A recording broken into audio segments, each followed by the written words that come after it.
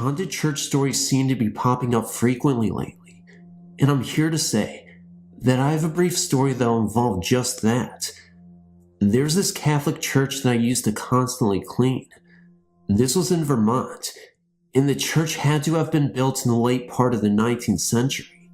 Very beautiful windows, looked immaculate. Anyway, I used to work as a janitor cleaning the halls late at night, when I would be the only one there. There were many times when I would hear the organ notes playing repeatedly. I would hear the echoes of human voices speaking together, like whispers, and sometimes even clear words. One night, I was cleaning around the church once again. I was all the way at the end of the church when I heard the organs going off. It wasn't the usual sound either. It sounded monstrous, as if someone was literally stomping on the organs. I looked immediately in the direction of where the organ sounds were coming from, and I could have sworn I saw a cloaked figure at the organ and playing it. It was the typical transparent-looking apparition, and when I walked even closer to get a better look, the figure had seemed to disappear. That was, of course, the worst of what I had witnessed, but there were times where I would see the organ once again playing by itself. I'd see a note or two being pushed down by itself when nobody else was in the room, and it was quiet. Anyway, that's all I have to report. I don't work at this church anymore, I'm happy to say, but I thought it was worth sharing. I wish I could say that this wasn't a real experience, but unfortunately, I can't. At least this will always make for an entertaining read.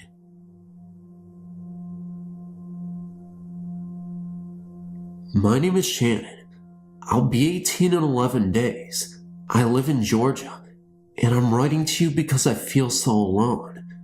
For as long as I can remember, I've dealt with ghosts. I don't know what they are or what they want from me, but they seem to follow me. For the first 5 years of my life, I lived in a trailer in Mississippi. I can only recall one incident from them, because I was so young. I remember it was a beautiful day in spring, and I was sitting on a picnic table in our backyard, making mud pies, when suddenly, I heard what I thought to be my mother's voice calling me from the woods. I started to follow it. The closer I got, the further out into the deep woods the voice seemed to go.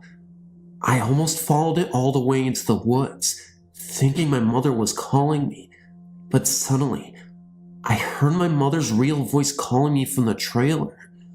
I turned and saw her waiting for me next to the picnic table, so I ran back and told her what had happened. She, of course, said that it was my imagination.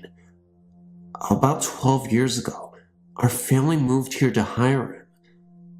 Every single night for years, I was terrified to sleep because I saw shadow people. They were like three-dimensional shadows that looked like people. I saw them in my room at night after my parents would put me to bed. When I'd call my parents into the room, they would turn on a light and the shadow people would be gone.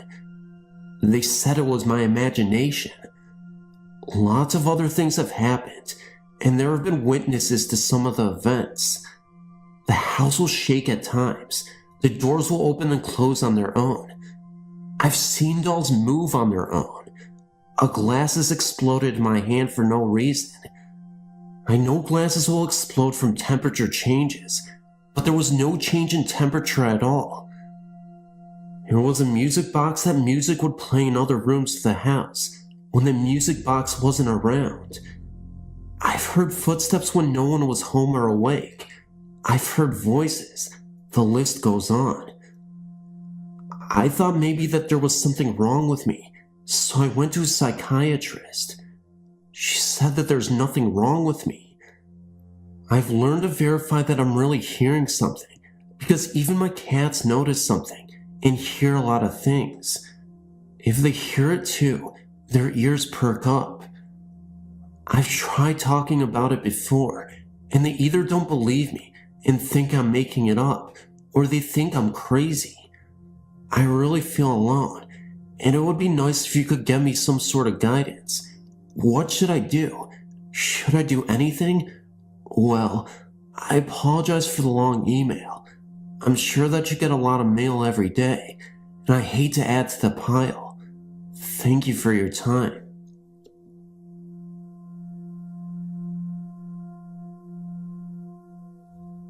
My name is Luann. I'm 19 years old and live in a little redneck town in Virginia. I live with my grandparents and have lived all my life. My mom was 14 and in the 8th grade. My mom had a very best friend named Wendy, who was 13. They did everything together. Soon after our house was built, Wendy's parents were not getting along and were going through some separation and divorce procedures. Wendy and her mother had moved to Woodbridge, Virginia, soon. During the time of the separation, Wendy spent a great deal at my mom's newly built house. They spent much of their time in my mom's room, which is now my room. Then came the time for Wendy and her mom to move. It was very early one morning. Wendy was in the back of the van, holding a glass coffee table steady. This was in the days before seatbelt laws. There was a drunk driver on the road and hit the van head on. Everyone made it out with semi-serious or minor injuries, but not Wendy. The corner of the glass coffee table hit her in the head and killed her instantly. Years later, in 1985, a week before my mom found out she was pregnant with me, she was in the family room talking to my grandparents about going on birth control. My grandmother and my uncle both caught a glimpse of a girl standing behind my mother, and after that 2-second glimpse, she was gone. My uncle and grandmother agreed that it looked like Wendy. Oh, and she was actually shaking her head when she appeared. We believe that she was shaking her head because she knew my mom was pregnant and didn't want her to go on birth control. Ever since then, everyone in my family has caught a glimpse of her in our house. I usually never get any negative feelings when she materializes, but there was one moment I witnessed her ghost that completely terrified me. I was in the shower, I was home alone, and I had the door completely wide open. It was late evening, and I heard the door to the bathroom slam shut. It startled me so much, so I got dressed and headed out the door. I could have sworn I heard my name being called in a gentle, quiet whisper. It sounded like a little girl. I go downstairs and walk into the living room, and then I see the lights flickering. I also start to hear the sounds of footsteps walking across our hardwood floors. At this point, I thought I had an intruder in the house. I go to call the police, and after I hang up, I rush upstairs to hide in my bedroom. The thing was, as I was running upstairs, I could have sworn I saw the presence of a little girl, in black, in the corner of my eye as I ran for the stairs. It was only for a couple seconds, and of course, my mind was just thinking about hiding from this intruder. I could have just been seeing things, but I swear, I saw a girl for a second. The police showed up, of course, couldn't find anyone, and all was quiet. My parents came home, and I told them what happened. They were just happy that I was safe. It wasn't until a few days later that I realized it could have been Wendy. Because my room used to be my mom's room, she's in my room most of the time. I feel her presence there a lot. When I'm upset, no matter where I am in the house, I can feel her there. No one has seen her until my mom became pregnant. My family believes that she was sent to watch over her best friend's daughter.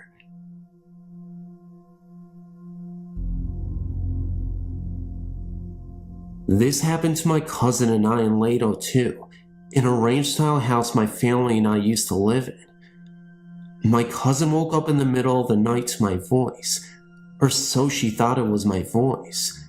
She looked at me, and I was sound asleep and not talking. Also that night, it was probably 4 or 5 in the morning, and I felt someone pecking on my knee, and it wasn't my cousin because she was sound asleep, so I just thought it was my imagination. As we were eating that morning, my cousin had told me what she had heard. I freaked because I knew that whatever had pecked me on my knee was not my imagination. Nothing was ever actually seen in this house, but a lot of things were felt and heard. A few months after that incident, my cousin was staying the night again. Everyone in the house had been asleep for 2 or 3 hours, but my cousin, she was so addicted to the game The Sims, and she was still on the computer. As she was shutting down the computer, she heard voices coming from the hallway directly to her right. She looked down there and saw nothing. The voices she heard, she knew were not any of ours, so she ran to the floor where she had made her bed and covered her head up. I guess the voices must have stopped after that. A lot of times I would hear cabinets shut, dishes clank together, and other odd unexplainable noises. One night, my brother got home from a friend's house around 1 or 2 in the morning. I'd been asleep on the couch in the living room for at least 4 hours, and my parents had been asleep in their room for about the same amount of time. As my brother got out of his car, he looked towards the door that went directly into the living room from the outside. It had a little window on it. He could see the light from the TV that I always left on at night, but he also saw a black figure looking at him from the inside. He ran in the house and noticed I was on the couch sound asleep. Then he went into my parents' room and asked if they'd been up, and they hadn't. What is scary is that the thing was in the same room with me. The next night, I slept on the couch again. Do not ask me why. My brother was not home yet, and my parents had went to bed. I was watching TV, and I got kind of uneasy, so I laid down and covered up my head. After a while, I heard the glasses in the kitchen sink clanking together. I started to sweat. Then I felt as if someone was coming into the living room, where I was. When my brother arrives home, and the noises stop, I got up and looked at the dishes in the sink, and none of them had been moved. About 14 years ago, we moved into a house that was built in the 1950s.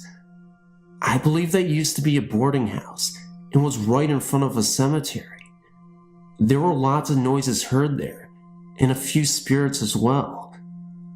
I remember staying home one day from school, and my mom was asleep because she worked nights, and I heard a voice say my name.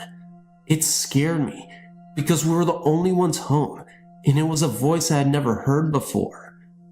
My mom would be home during the day by herself, while my brother and I were at school, and she would hear a music box playing.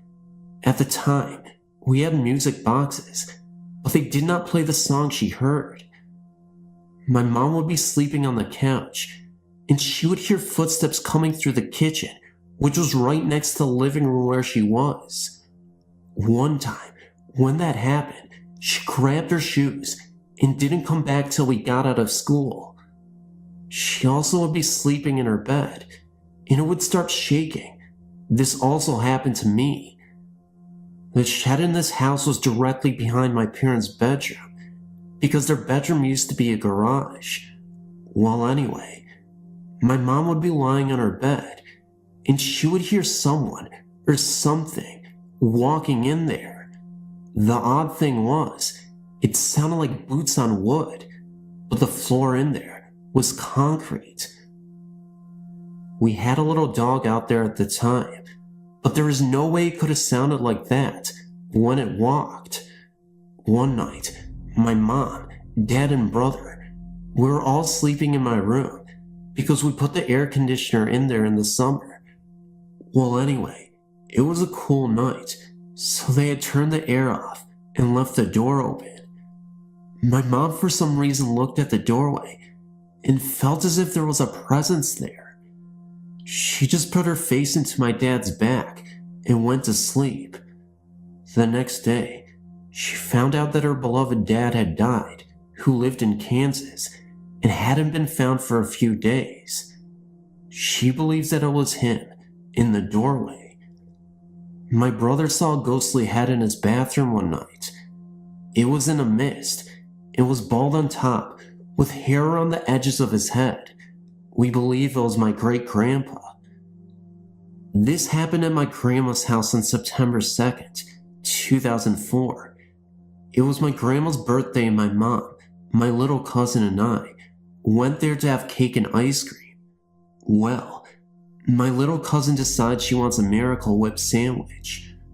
She pressed up against the door frame, asking my grandma if she could have a sandwich, when all of a sudden, she looked towards the microwave in the kitchen and screams, drops the jar, and runs to the couch where my grandma is, and my little is crying hysterically.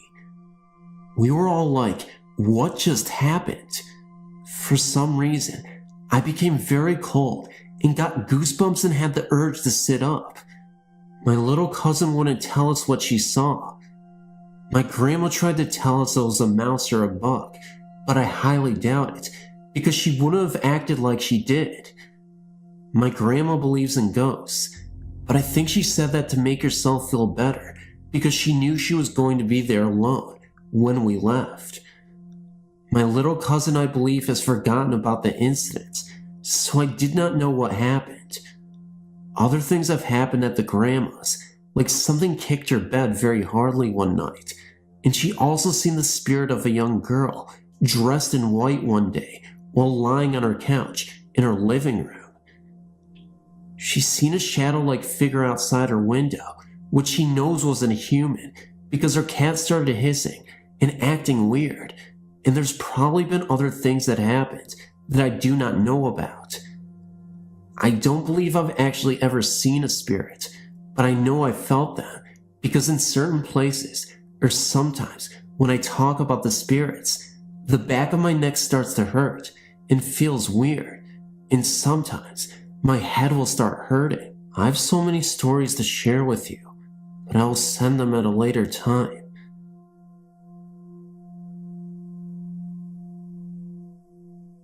My cousin and I were out in Glenpool, towards the boondocks where my grandparents used to live, watching TV late at night.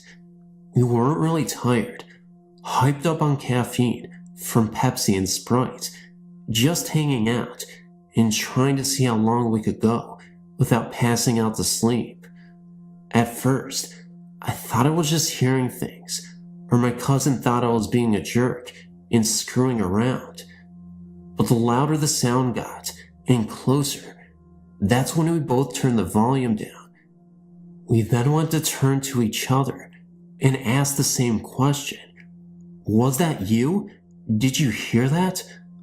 Of course, it was like a scratching, shuffling sound outside, and we both dismissed it, thinking that perhaps it was the family pets or wild animal, since the house was out in the middle of nowhere. Instead, curiosity got the better of us. I suggested that maybe it was a ghost, and she promptly crawled towards the window for a peek. She didn't say anything, standing still, like if she moved something would see her.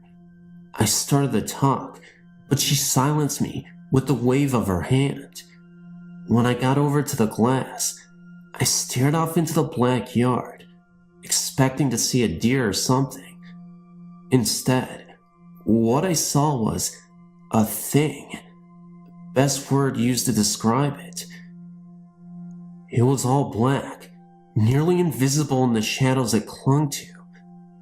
The only way we were able to see it all was due to a distant light pole. It was skirting around. I guess the dogs must have felt the tension in the air, because at that moment, they all went into wild barks at this intruder. It swung its head, or what seemed like a head, towards the sound of the barks, then up to the window we both watched it from. There was nothing there, no face, nothing at all. Needless to say, both of us were terrified to see a hooded, faceless figure staring back at us. It disappeared, melting into the shadows. The dogs yipped, dashing for cover.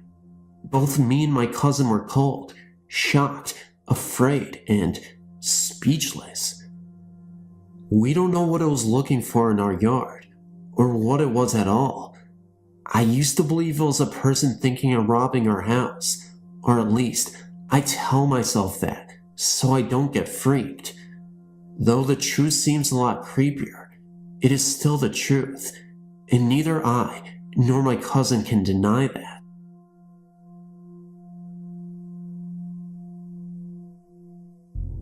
When I was 11 years old, at about 3 o'clock in the morning, I woke up to hear the sound of my dad plowing our driveway. He soon left for work, and I couldn't fall back asleep.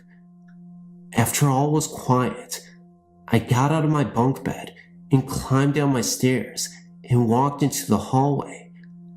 I went to the bathroom and then back to my room.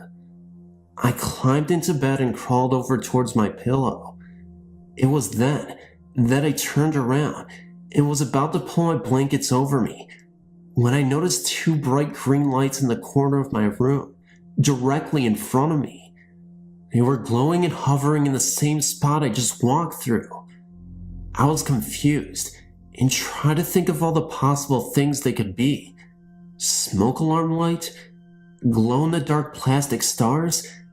Anything? I started to get more scared as the time passed because I tried to eliminate the fact that it could be a spirit. I tried to figure out if it was my eyes playing tricks on me. Perhaps I saw the lights from a clock and my eyes just needed to adjust to the darkness. I didn't turn any lights on while I got up. I blinked my eyes in a different spot on my wall and tried to see if the lights would follow my eyes. They didn't. At this point, I looked back to the spot and there they were. I was so scared.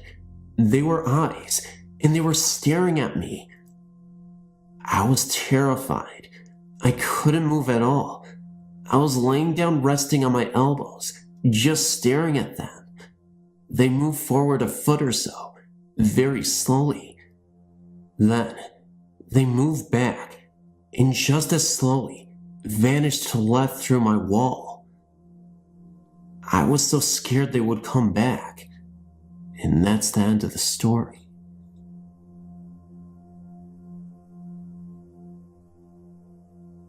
Riverdale Road has a lot more than just that certain place by 132nd. Riverdale Road is spooky throughout the entire road. It's weird.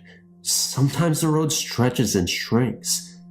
The bad side of the road actually starts on 104th, North Glen, and goes all the way to the end of the Highway 7, Boulder. But anyway, from 104th to Highway 7 is approximately 13 to 15 miles. I was paying attention to the mileage, and I was going about 35 to 40 the entire time. I started at 104th, and by the time I got to Highway 7, I had only gone 9 miles. When I turned around to go back the other way towards 104th again, when I got there, I went 16 miles. Now tell me that isn't creepy. If you pay real close attention to the road, you could almost see it stretching. There's also this turn called Dead Man's Curve. It's a real sharp turn. The recommended speed is 25, but easily done at 40. There's a cement block wall bordering one side of the turn. If you turn that corner around 2:30 a.m., you will see a woman in the middle of the road, holding her hands up, waving for you to stop. When I went around that corner, I didn't have time to stop because she's right there after you do a half 90-degree turn. I ended up hitting her I got out of my car and looked all around. Absolutely no one was around, but there were handprints on the hood of the car. Also, if you turn onto Riverdale from 112th and turn left, there will be a huge line of trees on the either side, and it just looks like a dark cave of trees. And there's a very mean jogger spirit that hitchhikes and jogs around there. My sister and I were driving around on that road and went through that little cave of trees, and she said she first got a glimpse of the light on his shoes on the left side going away from 104th, and as you get closer you can see that it's a person, and he was holding out his hands for hitchhiking. Then all of a sudden knelt down in the running position, and as soon as we got close enough he jetted out in front of us. My sister said that there were bodily fluids and body parts all over on the windshield, and she blinked and it was all gone. She said as soon as he knelt down getting ready to run, she saw that his face was just a skull and his hand was bones. So yeah, it's not just that spot right by 132nd. There are millions of ghost and spirit stories for that road, believe me. I've gone up and down that road billions of times. I used to do it about 5 to 7 times a day for about a year, so I know that road pretty well.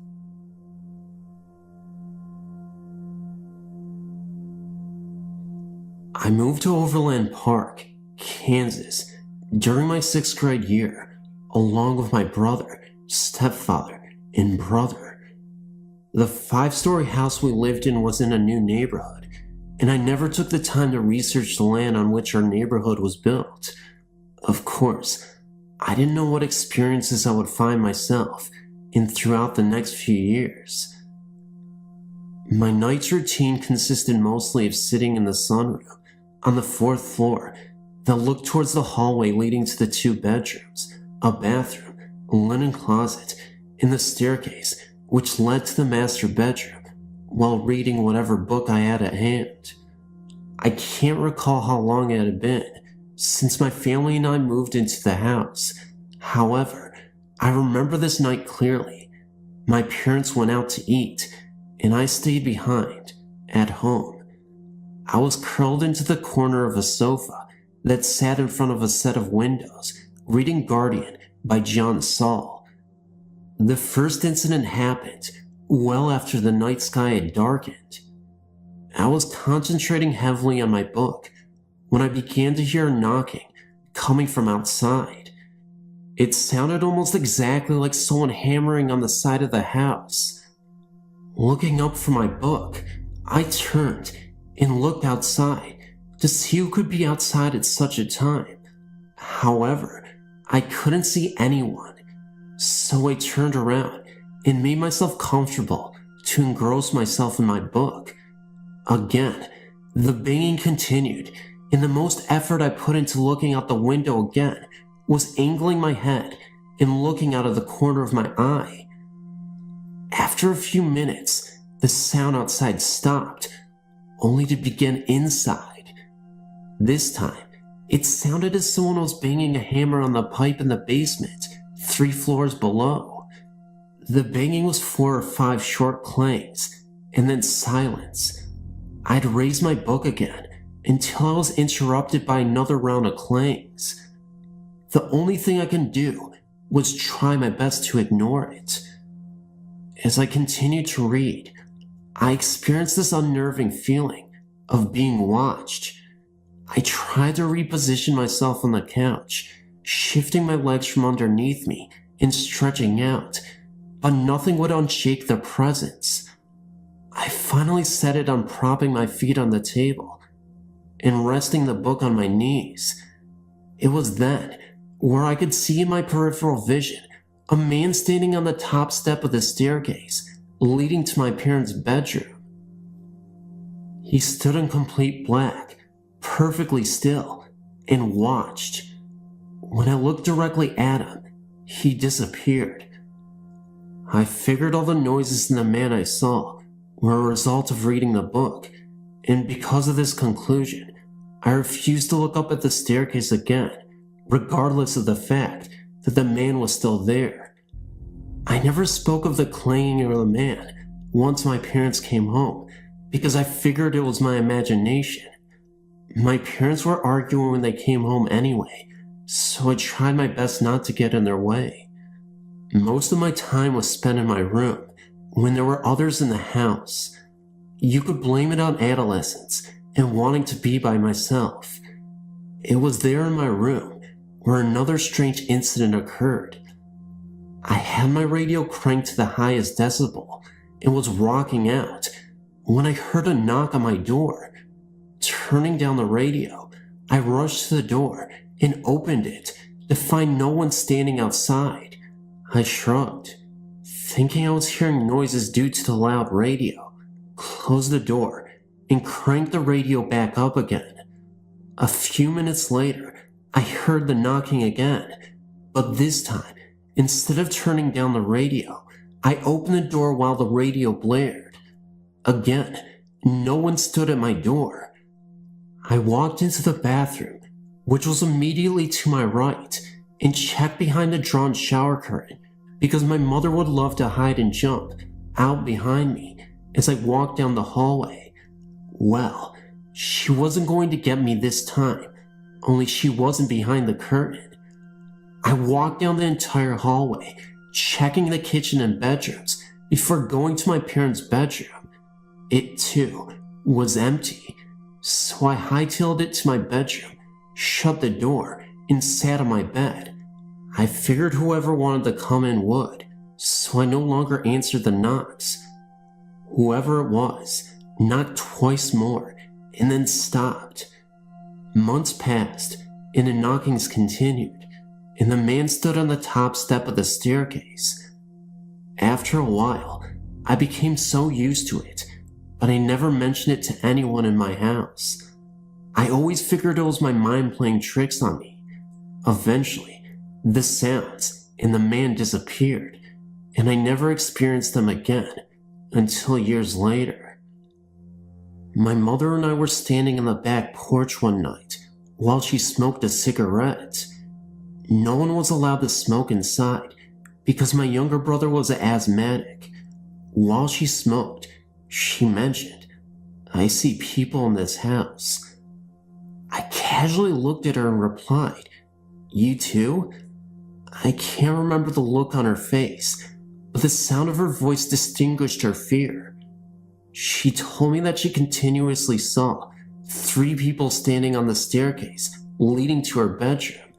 Only the people she saw were dressed in white. She said that the people she saw stood on the stairs day and night, whereas the person I saw was dressed in black and only stood at the top of the stairs at night. She told me of a night when she was smoking in the garage, and she heard a knocking on the door. Figuring it was her husband, she knocked back in return. Moments later, another knock, and she returned it, and again, until the door opened, and her husband asked why she was knocking on the door. Her answer was, "Because you were knocking." He informed her that he had been downstairs watching television. A year or so after I shared our experiences, my mother and brother, and me, of course, moved out of the house and into an apartment across the street from the neighborhood. My mother and her husband were separated, but he continuously stayed at our apartment anyway. One night, my mother decided to drive back to the house to feed our dog that we left behind at the house, while my stepfather was inside our apartment sleeping. I remained behind as well, sitting outside in the back patio. My mother was gone for 10 or 15 minutes before rushing back through the front door. The hairs on her arm were standing on edge, and she couldn't seem to collect her thoughts. She finally asked, "Do you think I'm crazy?" I laughed and asked why. She explained. While the dog was eating out in the garage, she had gone inside to close the blinds in the formal living room. while her back was the rest of the room, she heard a distant voice saying, "Get out of the house." She said she shook it off and walked up to the sunroom to close more blinds, where she again heard, "Get out of the house." Finally, while closing the blinds in the kitchen, she said that the voice was so close that she ran out of the house without closing the remaining blinds, jerked the dog into the garage, and sped back to the apartment. A year later, we moved to Georgia, where there have been no experiences in any of the houses we've resided in. I've been debating with myself as to why she and I would see people standing on the same staircase, and if their different clothing represented anything. Maybe because that's where most of my parents' fights would take place, or what was trying to get our attention by knocking on the walls. What I do know is that now that my mother is no longer married to the same man, we haven't experienced anything of the like since. My ex-boyfriend lived in a very old part of town, in a house that was built in the 1800s. At one time, the home had been a stately and elegant one, with a long and gracefully curving stair as the focal point upon the entrance into the foyer. Through time, and with the coming of rough economic periods, the home grew into disrepair and was eventually sectioned off into a two-family home. One side housed a family of bikers, whose moonshine sent many of folk into orbit. We didn't have any moonshine the night this happened. And then the other lived my boyfriend and his roommate. One night, myself, my boyfriend Nick, Nick's friend Dave, and my friend Stacy, who was dating Dave at the time, were at the house. We were descending the grand staircase I mentioned earlier, on our way out to enjoy our Saturday night. All was dark, except for the soft lighting coming from the kitchen, which was illuminating the front doorway. On the front door, we saw the unmistakable silhouette of a woman in a long old-fashioned hoop skirt, like women wore in the 1800s. She scared the wits out of me and Stacy, and we both refused to go any further down the stairs until the rest of the lights were put on. Chickens, aren't we?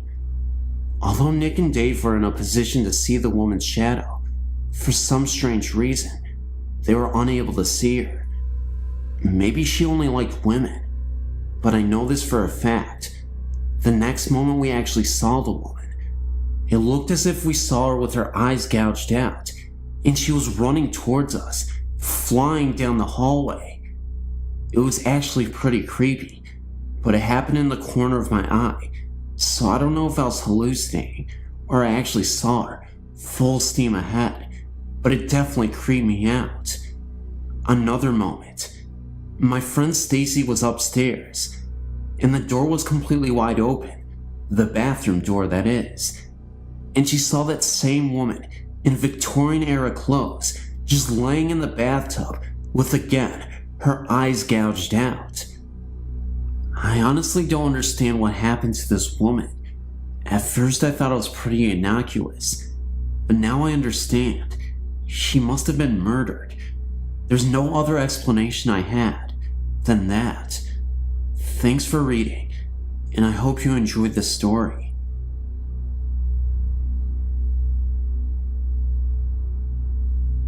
I've always been hesitant to talk about this story, but what I tell you is true. In 1992, when I was separated from my wife for the first time, I was living at Old Farm in an apartment. One Saturday night, when my kids were off to their grandmother's and my girlfriend, who was a teacher, had an event to attend, I found myself in my apartment, all alone. I rented a couple of movies, ordered a Pizza Hut, went on over to the whirlpool for a while, and sat down to enjoy a peaceful night, alone at last. I was really looking forward to a night by myself. When I was reading in bed, I noticed a black silhouetted figure standing in my bedroom door. The figure appeared to have a cloak drawn over its head. I couldn't recognize any features, nor was there any attempt to verbally communicate. I was wide awake, and I was terrified. My heart was racing, and I kept pulling the covers over my head. It seemed like every second was one of terror. The figure stood in my doorway well into the morning hours, and I knew my eyes were as big as they could get. When the silhouette disappeared, I was covered with sweat. My hair was rain wet. I rushed out to the front room because I really couldn't believe it had left me. No, the only thing I had to drink was a Diet Coke with popcorn. I'm not a big drinker. After the ordeal, I quickly showered and raced off to go hiking. I can honestly tell you that no communication with the figure was made. When I would ask who you are, there was no response.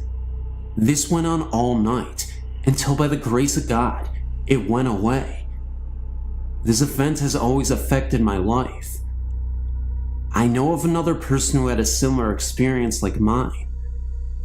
Can you tell me what was standing in my door, why there was no communication, and why me? Have you ever had any stories like this reported to you? Until now, the only person I ever told this story to was a good friend who is a Catholic priest.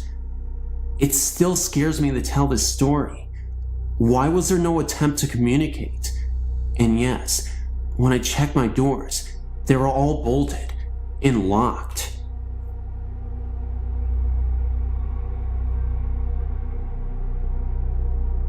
My father loved the state of Maine. Not enough, however, to give up his cush job in Boston to live on the going wage of a downeaster. So every summer, from the mid-50s until I reached high school, we would vacation on the scenic Maine coast. Very seldom would we stay in the same place twice. Usually, it was some remote cottage located on the outskirts of some tiny coastal town. A 2-week ordeal was in store for me, with no TV or friends to speak of. To keep me sane, my mother would buy me comic books and play board games with me, long into the night. We'd been at this cottage now for about 10 days, and I was counting the hours until we would leave. It was a chilly August night, and dear old Dad had a few too many and drifted off to bed. Our terrier, Joe, was snoozing on the carpet in front of the fireplace, and through the big picture window, the surf was something out of a South Pacific movie. The waves were gently breaking on the rocky shore, not 20 yards from the cottage. The only sound was the reverie coming from a cruise ship that was passing off the point. In summary, the night was calm. Suddenly, Joe jumped to his feet with his hackles up and growled at the door. I yelled at the dog to be quiet as he interrupted me over a card game. In an instant, the front door blew open, and with a bang, it hit the interior wall. Just then, a ghostly presence entered through the doorway. He looked as if he was from the colonial era, had a musket in his hand, and seemed as though only half his face was visible, even though the figure itself had a blur to it. This lasted a few seconds, then the figure disappeared, like a fog that evaporated. Joe cowered, and my mother's hair moved, like it had been ruffled by some invisible breeze. The playing cards scattered about, and before we could take a breath, the door slammed shut, and Joe went back to his sleeping position. We decided not to tell the old man, as he wouldn't believe it anyway. A few days later, we were filling up the old Plymouth for the return trip to Boston, and my father started gabbing with the local about his vacation. With the windows of the car down, we heard every word. "So where did you stay?" the man asked, with the Maine dialect. "Oh, down on the point at the Jensen cottage. My old man answered. Folks around here know that place well, the man said flatly. They refer to it as the front door.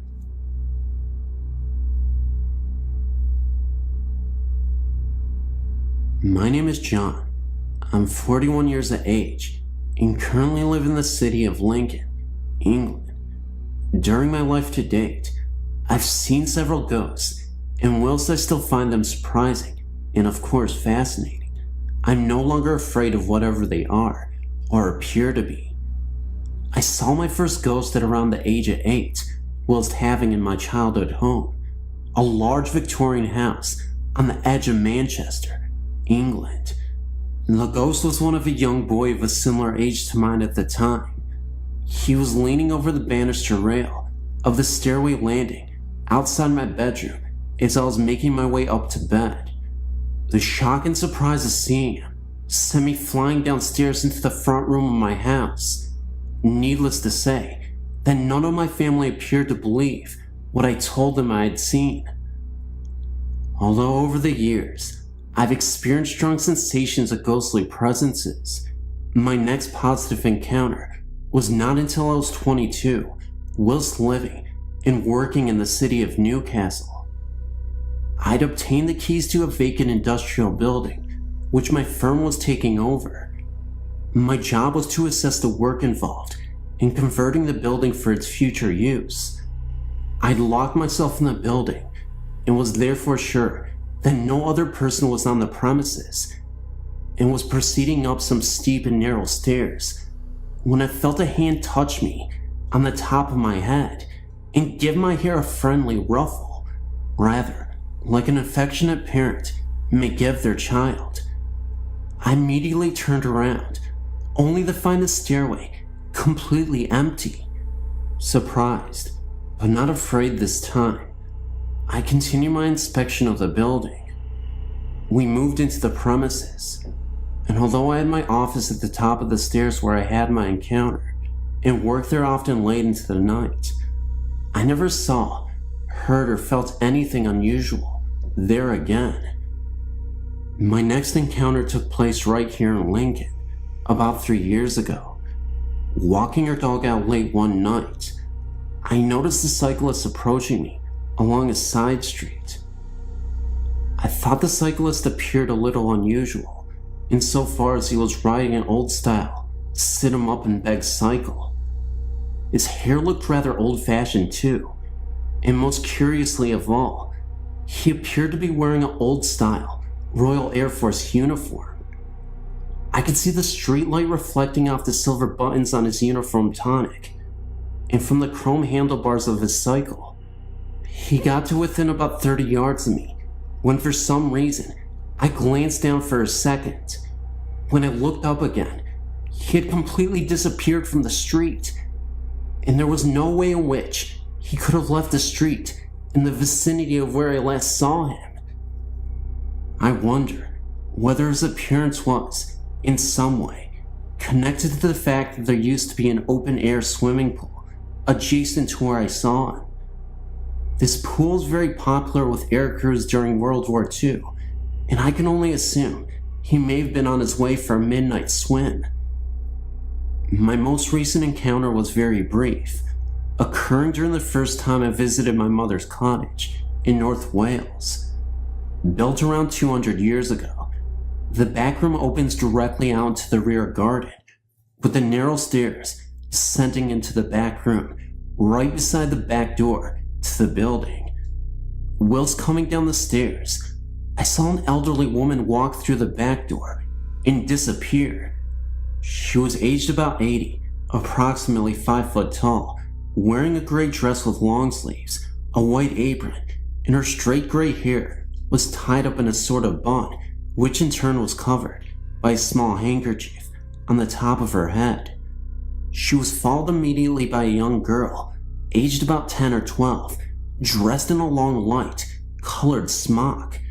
Her hair was very long, blonde and straight, falling down her back. She also disappeared straight away. I've no idea what ghosts are or why they appear. I do not see them as threatening, In fact, on more than one occasion, a curious sensation of contentment seems to fill the air after they have gone. I've noticed that my mind is not thinking about anything in particular at the times I've come across them. Thanks for reading.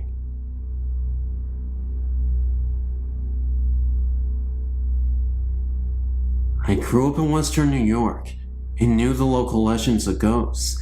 The Rochester Durant White Lady, for example. I never really put much faith in them. I never had an experience until I left New York. In October of '99, I was transferred to Elyria, Ohio. After a few weeks, I was asked to work in Sandusky. I accepted the promotion, but having just settled into a new apartment, I decided to commute rather than move again. Halfway between Elyria and Sandusky, there was a rest stop on I-90, Route 2, just outside Vermilion. I would stop sometimes on the way home for a bathroom break, or rest a bit. It's a funny design. You drive around and park in back of the building, between the building and wooden walking trails. I usually got off work after about 11 p.m., but it was usually pretty busy, so I never gave much thought to stopping there late at night. One night, in March of this year, I'd stopped for a bathroom break. I noticed that there was only a few cars in the lot. It was a warm spring night. I wondered why more people weren't out. As I returned to my car, I had this urge to walk into the wooded area. A stupid thing to do, as it would be easy for a human assailant to hide on the trails. I walked in about 10 feet, and the path split to the left and straight ahead. I walked a little further straight ahead and felt something in there with me. I turned and started to walk out when I heard a noise, kind of like a lumbering sound. Feeling foolish and thinking there was probably an animal, like a hedgehog or deer, walking through the woods, I looked back and saw a pair of yellow eyes on the path quite a whiles back. I knew it could not be an animal, as only the parking area was lighted. The only light in the woods came from the ambient light and the moon. I quickly closed the distance between myself and the parking area, keys in hand. To my relief, nothing pursued me, and the eyes were gone, or at least, I couldn't see them anymore. I went straight home. The next day, I felt rather silly. Thinking about the matter during the day, none of it seemed like it should have scared me. I rationalized the whole thing. That night, I stopped for a bathroom break. Feeling brave, I decided to once again check out the woods and dispel my fear once and for all. This time, I walked out only halfway to the fork, and I felt an overwhelming sense of dread. I was not afraid in the usual sense, rapid heartbeat, sweating, etc. I just had this feeling of not being able to walk any deeper into the woods. It was like the air got heavier the further I walked. As I walked out of the woods, the feeling went away, just as it had come. I decided to come back on my day off and investigate during the day. I'd never been in the day, and I didn't know where the trails led or what was in the woods that attracted people to them. I returned a few days later with my jogging shoes, ready to explore. The trails wrapped around to each other and only totaled a mile loop. There was a ledge, a cliff area, but it was fenced off and there was no way to get down, but I could see a stream in the distance. I didn't feel anything strange at all. Nonetheless, I made it a point not to stop there after dark.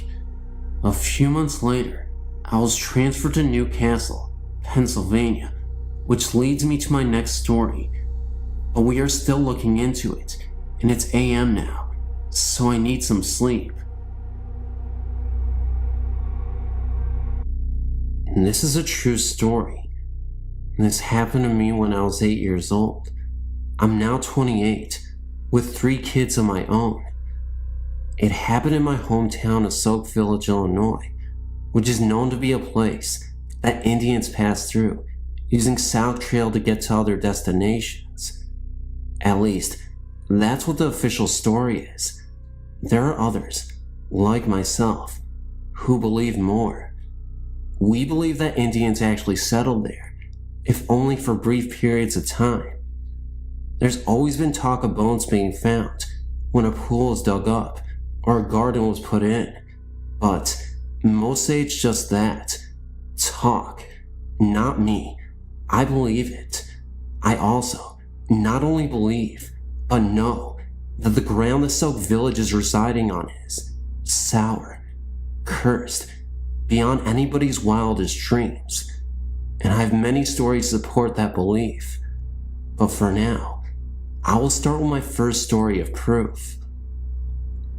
It was a cold, normal night in the season of autumn, cold enough to keep you inside your house and snuggled under a blanket. I was doing exactly that. An 8-year-old can only do so much during these times, and I chose to do my homework so I could read later. I'd been listening to a Rick Springfield album on 8-track. I was playing it on my 2XL robot toy. This was a toy that you could put 8-track cartridges in that was made by the company to be a sort of trivia game. You'd play the cartridge, and it would ask you questions and tell you jokes. It had 2 big red robot eyes that flashed red when you were correct.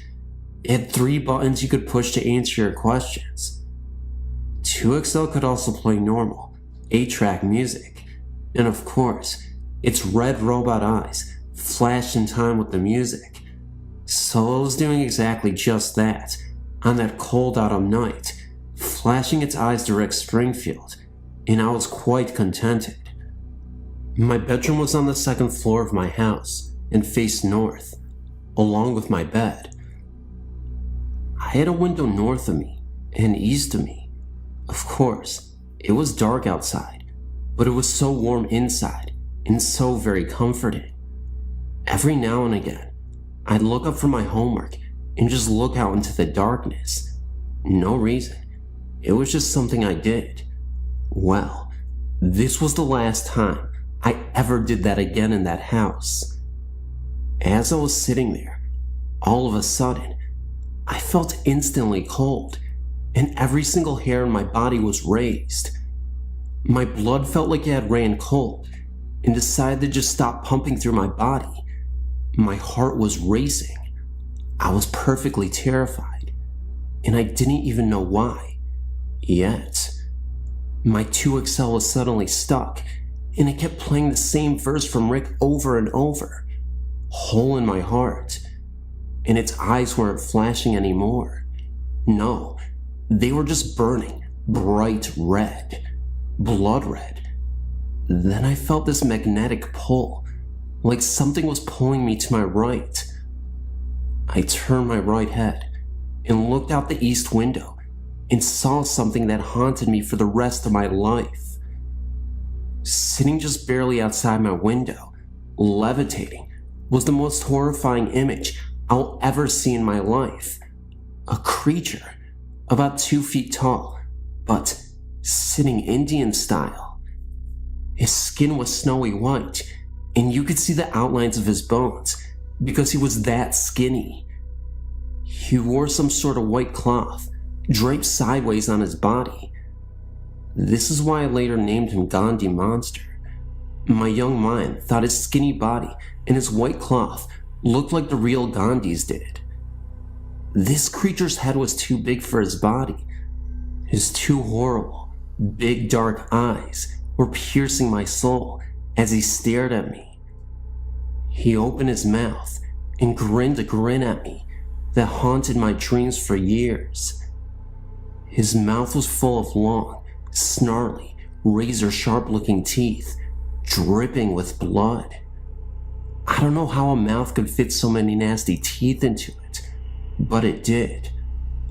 I watched as the blood dripped from his teeth and slid down his chin and onto his white cloth diaper shorts. He raised his hands and reached for me. The fingernails were at least 4 inches long, gnarled looking, and sharpened to points, also dripping with blood. I wanted to scream. I wanted to run, but I was locked into place by his piercing eyes. I couldn't breathe. I felt as if my brain was being scrambled and my soul was being raped. His grin became larger, and he opened his mouth wider. He kept looking at me, as if he knew me, as if he had been waiting for me. He started to lift his arms, and it looked as if in seconds he would actually be inside my room and not just outside my window. All traces of reason disappeared, and my mind snapped. I still don't know how I did it, but I managed to tear my gaze away and leap off the bed and out my bedroom door, screaming with every inch of my soul, all in like 2 seconds. I could feel him pulling me. I could feel that horrible stare penetrating my back as I screamed down the hallway to my mother. Of course, when her and my father and younger brother came back, it was gone. But they knew I saw something, and they did not try to tell me it was my imagination. They comforted me and taped up all the windows in my room. They actually had to pull down all the shades and seal all sides with duct tape. I couldn't even sleep in that room for almost a year. My brother even remembers coming into the room with my parents afterwards. The Gandhi monster was a story we didn't often tell, but it always brought fear to speak of it, to us and to others. My parents never spoke of it again either. As I grew up, I tried to face my fear and sleep in that room, but never did I sleep with my back to a window. Never. 18 years later, I moved to Florida with my own little family, and I found peace within myself. But I'll never manage to forget that creature, and I will never sleep or sit with my back to a window, and I will never forget the one thing I heard it say to me in my mind as I was running out of my bedroom door. Someday, I'm coming back.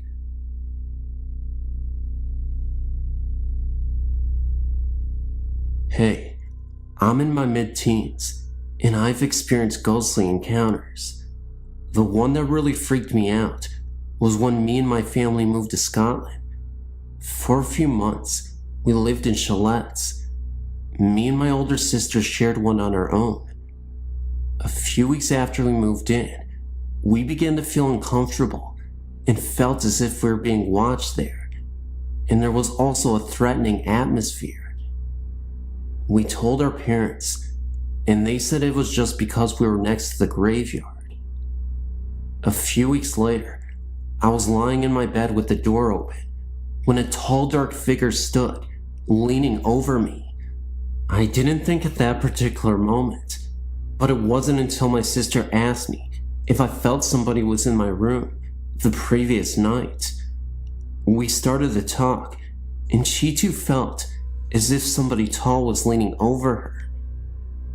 I then started to sleep in my sister's room, and the figure didn't return, so I moved back into my own room. But then again, the figure returned this time. It was kneeling beside me. The next morning I told my sister, and again, she felt the presence of a tall man. Our dad told us that the large house next to us was where the Vikers used to stay until the house was sold. One night, my mom came in, and she was holding 2 necklaces with crosses on it. Me and my sister aren't religious, so her mom thought it had something to do with that. So we went to bed, holding the crosses. That night, it was very uncomfortable in both rooms. After that, we haven't felt the presence of the tall man. The figure that visited did so on a few occasions. Each time, it felt as though it was getting closer and more angry. When the crosses were given to us that night, the figure seemed very angry. Its face was literally pressed into mine, and it felt as if he was gritting his teeth at me. My sister also had this very uncomfortable, menacing figure who was pressed into her face. All you could do was hide under the guilt, closing your eyes really tight and hope you'd fall asleep quick. Since that last visit, nothing has returned, and we've since moved then, and nothing. We don't even use the crosses anymore. Other things that we didn't think of as being connected at the time now do seem connected, such as the chalet that Mom and Dad were in, although the same, was different in feeling. Because Mom and Dad's chalets always had a comfy feeling, yet ours didn't. Whether it was because there was just me and my sister alone in there, and it was our imaginations or not, we don't know. Although in Mom's and Dad's chalet, there was only one more person over there. From the moment we stepped into the chalet, it was always cold, even with the heaters on. Plus, there was often a bad smell wafting around, a lot like fish, rotten. This was only in my bedroom, possibly me, my sister says. Also in my room, there was a strange noise of scratching, as if someone was sketching or writing. This noise accompanied the presence of another figure, smaller in stature and of the female sex.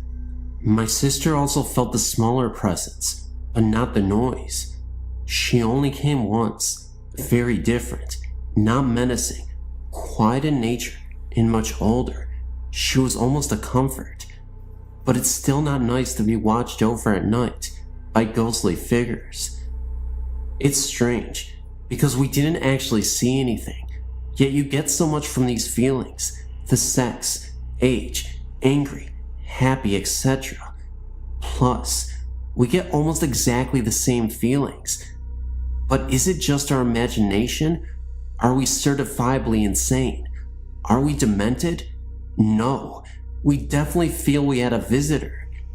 Previous to this experience, my sister had not really believed in it, ghostly visits and such, but now, I think she has had a change of mind. Me, myself, I've always believed. My mom's granddad often visits, a kind presence, bringing good luck, such as when she was having problems. He visits to let us know everything will be okay. He often visited when we were babies, watching over our cots. Our dad also saw what appeared to be him. Whenever he visits, we know him by the distinct smell of putty. He used to repair windows.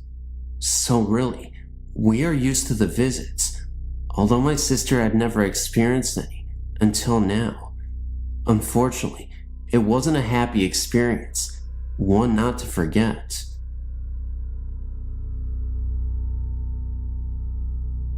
Happened to surf onto your website, and I just wanted to let you know that I saw Resurrection Mary in Justice, Illinois, back in October of '92. After getting off of work at 3 a.m. from a chemical plant, Whitco Corporation, near 51st and Central in Chicago, I was driving by that particular cemetery at about 3:30 a.m. on my way home from work. Driving by, but initially not thinking much of this site, as there was a nightclub with women of ill repute nearby.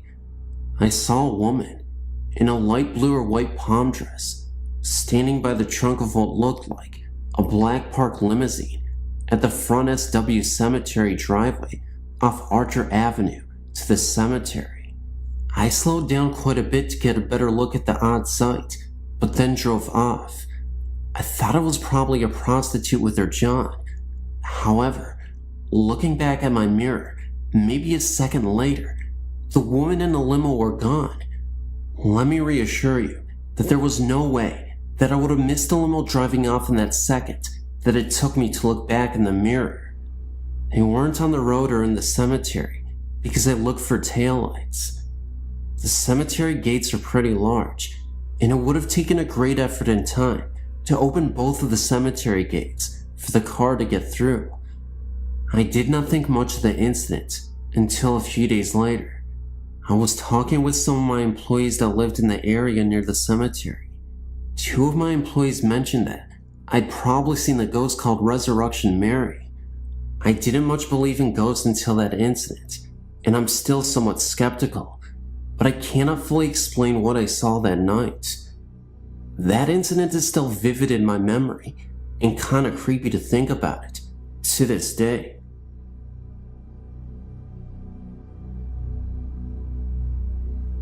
Ever since I can remember, I've always had an interest in ghost stories. That is why I'm writing you this letter.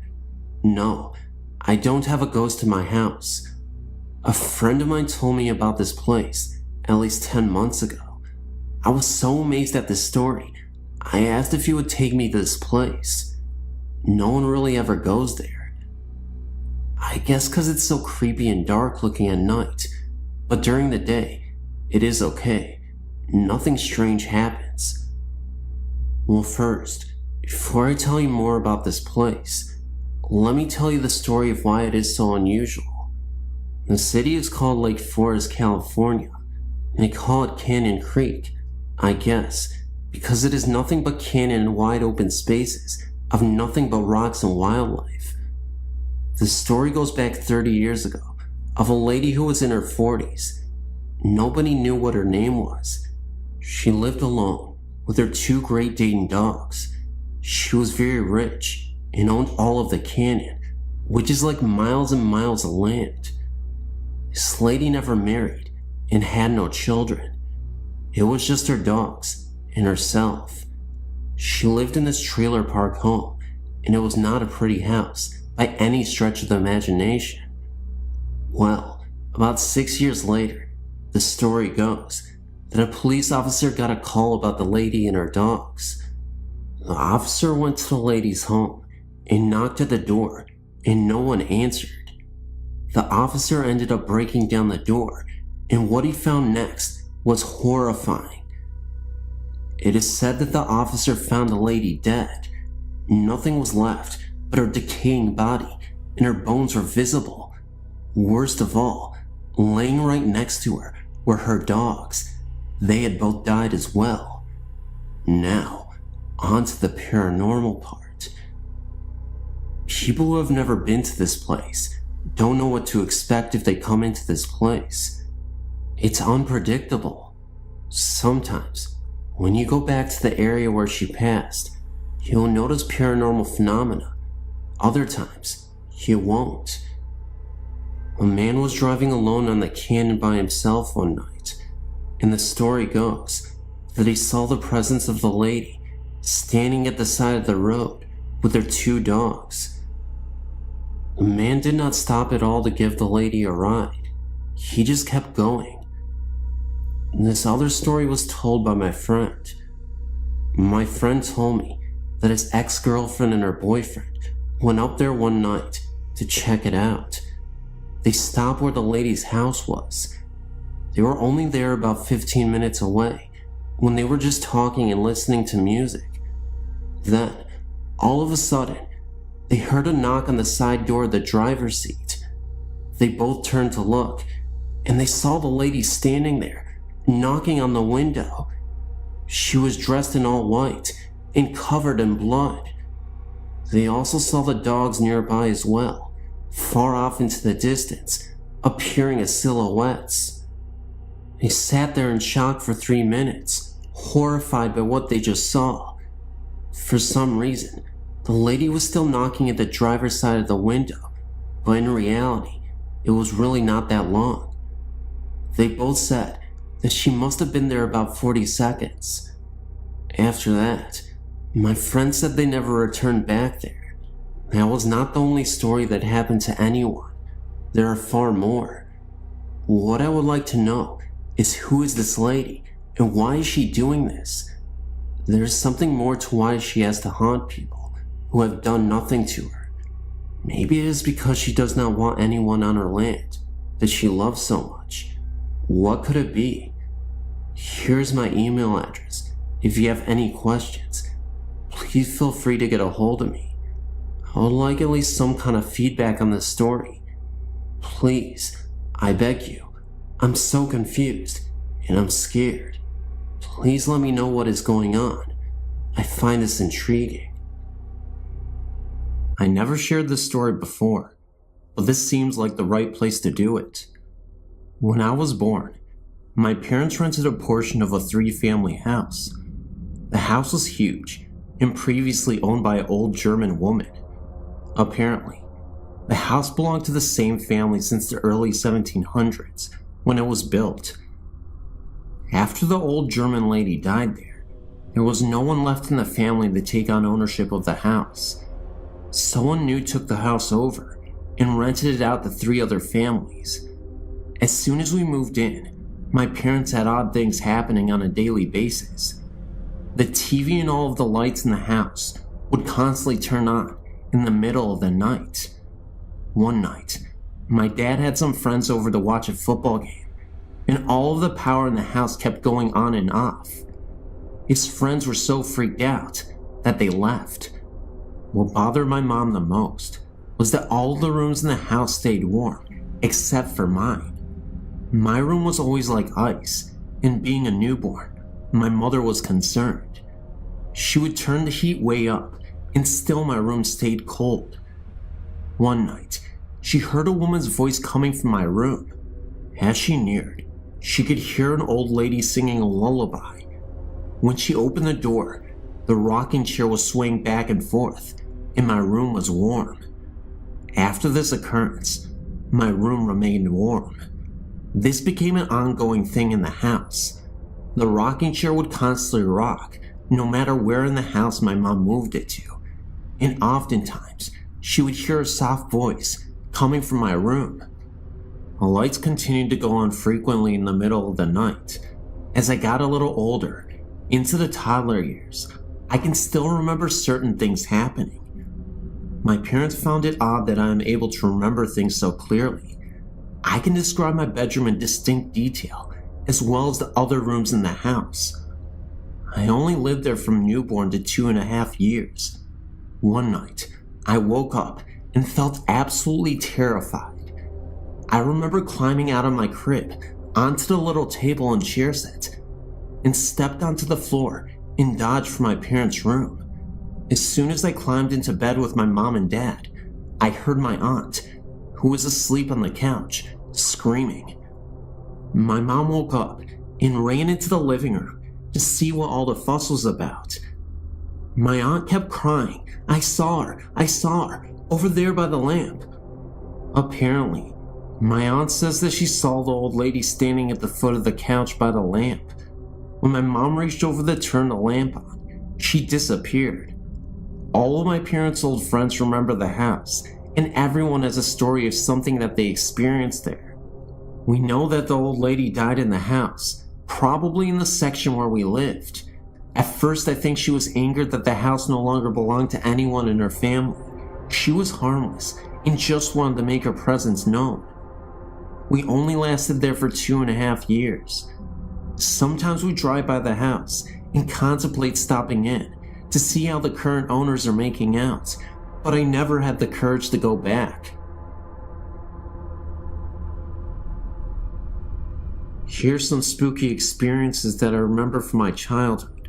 The first one didn't happen to me. It's something that my mother told me about.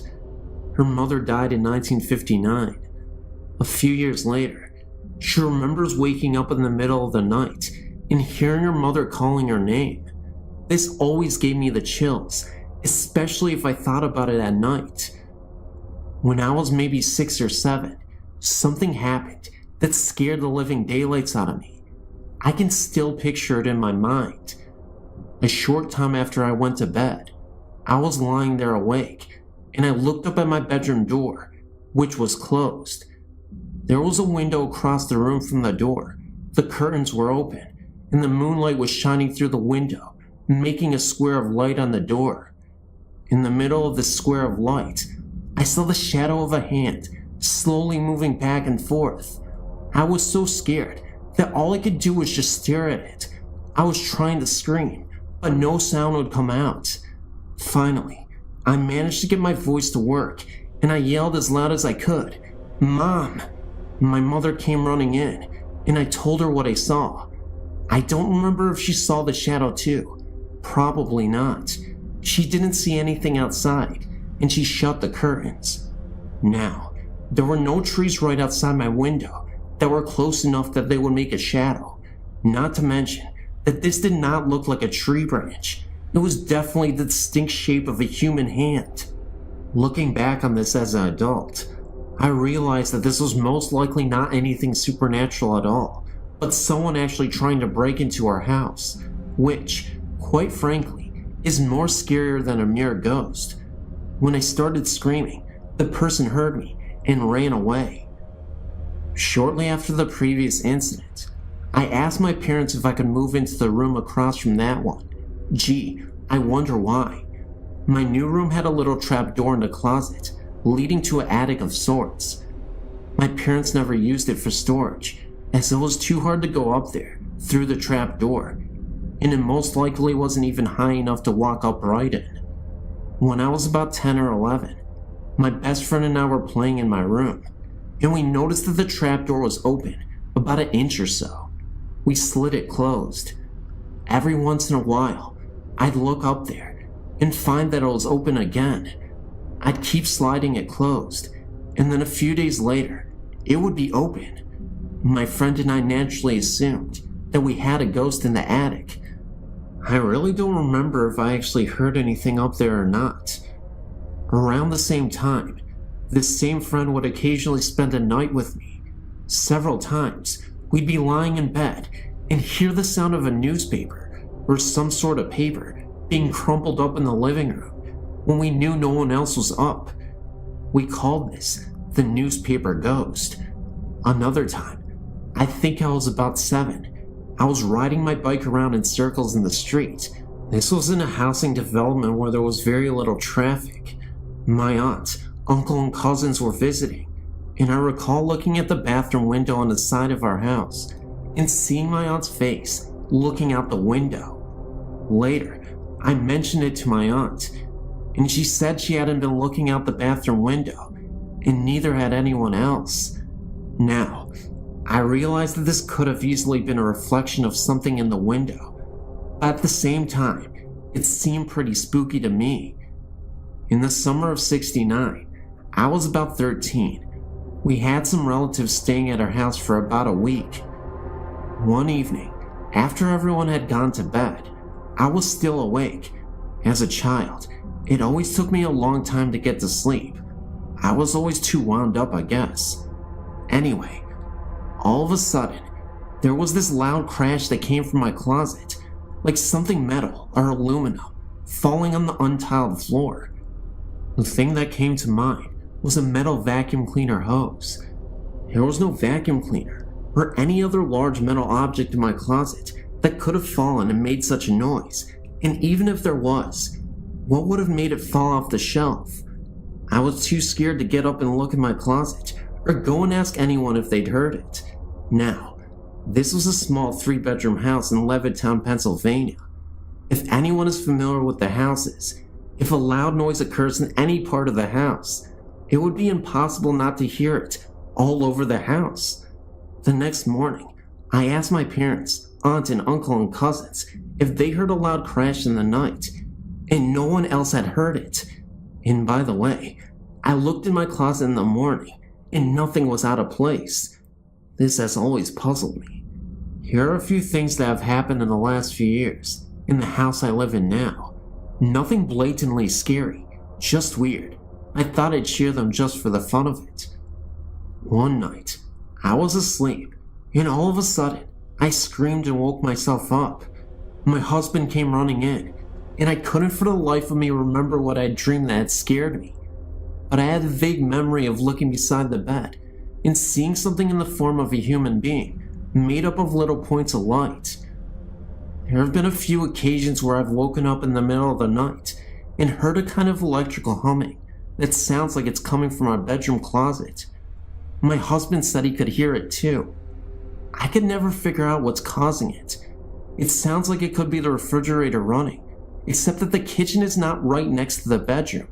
And if it was the fridge, wouldn't I hear the noise every night, since obviously the fridge runs all the time? I haven't heard it in over a year.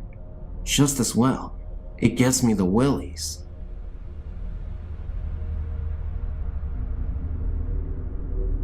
I want to say that I can sympathize with your situation, although other than apparitions, my experience varies greatly from yours. I do want to share what happened to me with you, but I do want to warn you ahead of time. I used to be a reporter, so I can get lengthy. My first experience happened when I was a child. I was 7 years old and lived a completely normal life. My parents didn't smoke dope or dabble in the occult, so I really had no knowledge of ghosts, other than the traditional Halloween experiences every child encounters. When I turned 7, my family moved from Metro Memphis, Tennessee, to rural Independence, Mississippi. We moved into a house that my father renovated. Rather than trying to draw a diagram that may get scrambled in transmit, I'll try to describe the layout of the rooms involved. The way the home was originally laid out, you walked in the front door into the living room. To the left was the kitchen, open without walls to the living room. To the right was a bedroom door. Straight ahead was a hallway leading to other bedrooms, laundry room, and bathroom. After my father was finished, the front door was added onto a new wing of the house. The living room was enclosed into a bedroom. The bedroom now directly led out into the hall, which now led to the kitchen also, and had a new doorway to the bedroom that previously opened up to the living room. Is that confusing enough? We moved into the house, and I immediately was terrified of my sister's bedroom, the one that had previously opened up into the old living room. I just felt that something was there, and it was watching me. I felt like it wanted to possess me or something stronger than a mere presence. Also, I never found out why, but hers was the only room with security bars on the window. No other family member noticed anything strange in the house. I ended up in the new bedroom, and sometimes at night, I'd hear noises. Being so small, I don't remember exactly what they were, but frequently, I'd see an incandescent, glowing form in the shape of a human walking across my room. What made me know that it had to be a previous occupant of the home was that it would walk from the bedroom I was so scared of, through my room, into the kitchen, the way the house used to be laid out. Once when my grandmother came to visit, my parents forced me to sleep in my sister's bedroom. I was so terrified, but I finally went to sleep. When I woke up, I saw what appeared to be an ectoplasm swirling above my head. I spent most of my childhood years terrified of sleeping. Being a middle child of an older sister and a younger brother, I'd hide my prized possessions, jewelry, money, whatever I thought I didn't want them to get a hold of. Almost every time I hide something, it would disappear and reappear later in a different location. Thinking my siblings had discovered my hiding place, I'd find a new one, each time to have them disappear and reappear once again. The really strange part came later. We sold the house when I was 13 to another girl's family I went to school with. After she'd moved in, I'd asked her one day if she noticed anything weird in the house, and she said no, but her sister refused to go into the bedroom that scared me. Sister's explanation was that someone was watching her, and she was a middle child also. I guess there must have been some connection to middle children. I said something years later about the house being haunted in front of my aunt. She said she'd always had a feeling that something was wrong with the house. I'd appreciate your input as to what you think my experience meant.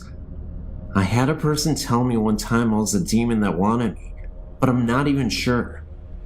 While I lived there, although I was the only family member that had strange experiences inside the house, I wasn't the only one who had strange experiences in the area. In the fall, between the hours of 10 p.m. and 12 a.m., my mother would see balls of light floating in the field and wooded areas across the road from my house. She would always ask me to come look, but I had enough terror inside the house, and as far as I was concerned, the woods were my only safe haven while at home. So I never looked and never witnessed the lights myself, but both my sister and my mom did. When I was 19, I started dating this guy who was friends with a neighbor from that house I'd lived in. Basically, he lived catty corner from me, with their house backing up to the woods mine faced. My new boyfriend asked me if I ever saw anything strange in the woods. I said no. He told me that his neighbor's kid, who was a friend of his, told him that he'd seen balls of lights in the woods.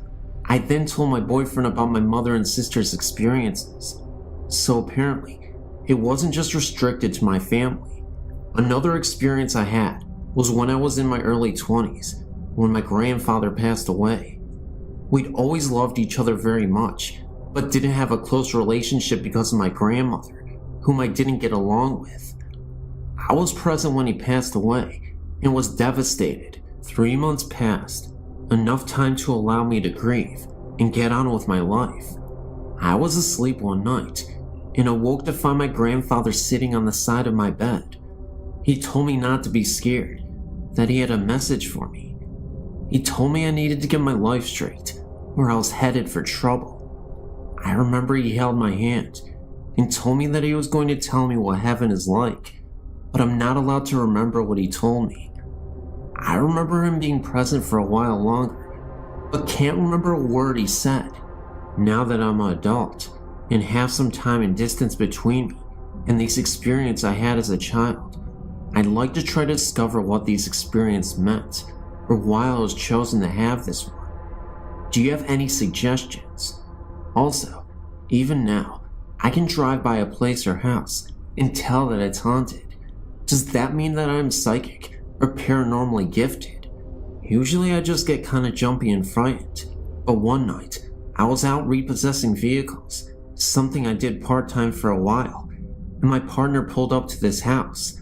I was so terrified of that house that I told him he better turn around immediately, or I was getting out of the vehicle and running.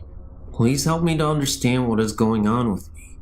I'm finally getting to a point I accept it and want to understand it, rather than how I've been so terrified in the past that I didn't even want to talk about it.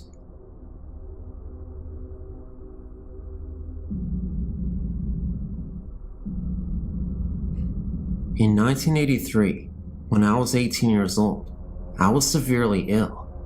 I woke up one morning and my face was badly swollen. My mother took me to the emergency room. I was placed in the ICU the next day as I went unconscious. It would take a team of doctors over a week to finally diagnose me. It was a rare disease. There was only 2 case histories. They both died from it years before. That's why my doctors had no idea what it was. It was from a sinus infection that had backed up behind my brain. From this, I developed a brain abscess. The night before they would make the decision if I needed brain surgery to remove the abscess, I was lying in my hospital bed, praying that the abscess would have shrunk a little. I felt someone standing beside my bed. I was sure it was a nurse, as it was very late, too late for visitors. When I turned to talk, it wasn't a nurse at all. It was my grandfather, who died 1 year earlier. At that moment, I wasn't afraid. He said to me, "You'll be fine." When I asked if he were sure, he then replied, "Do you doubt me?" I replied, "No." He then said, "Everything will be fine. You will be alright." This part has puzzled me ever since he told me. He said, "Take care of your mother." This was my mother's father, and he simply turned around and walked out of the room. The nurses came in, and I was wondering what happened to my grandfather. They didn't say anybody walked into the room, and they told me to calm down. I swear I knew what I saw. I knew it was my grandfather, but the whole situation was just weird, and it gets weirder. I thought he meant that I would do fine through the surgery. My grandfather. Now here's the kicker. He had brain surgery about 7 years before his own death. Even crazier. The next morning I had an x-ray, and they came to tell me that my abscess was completely gone. First of all, I have no idea what happened. Even the doctors were confused.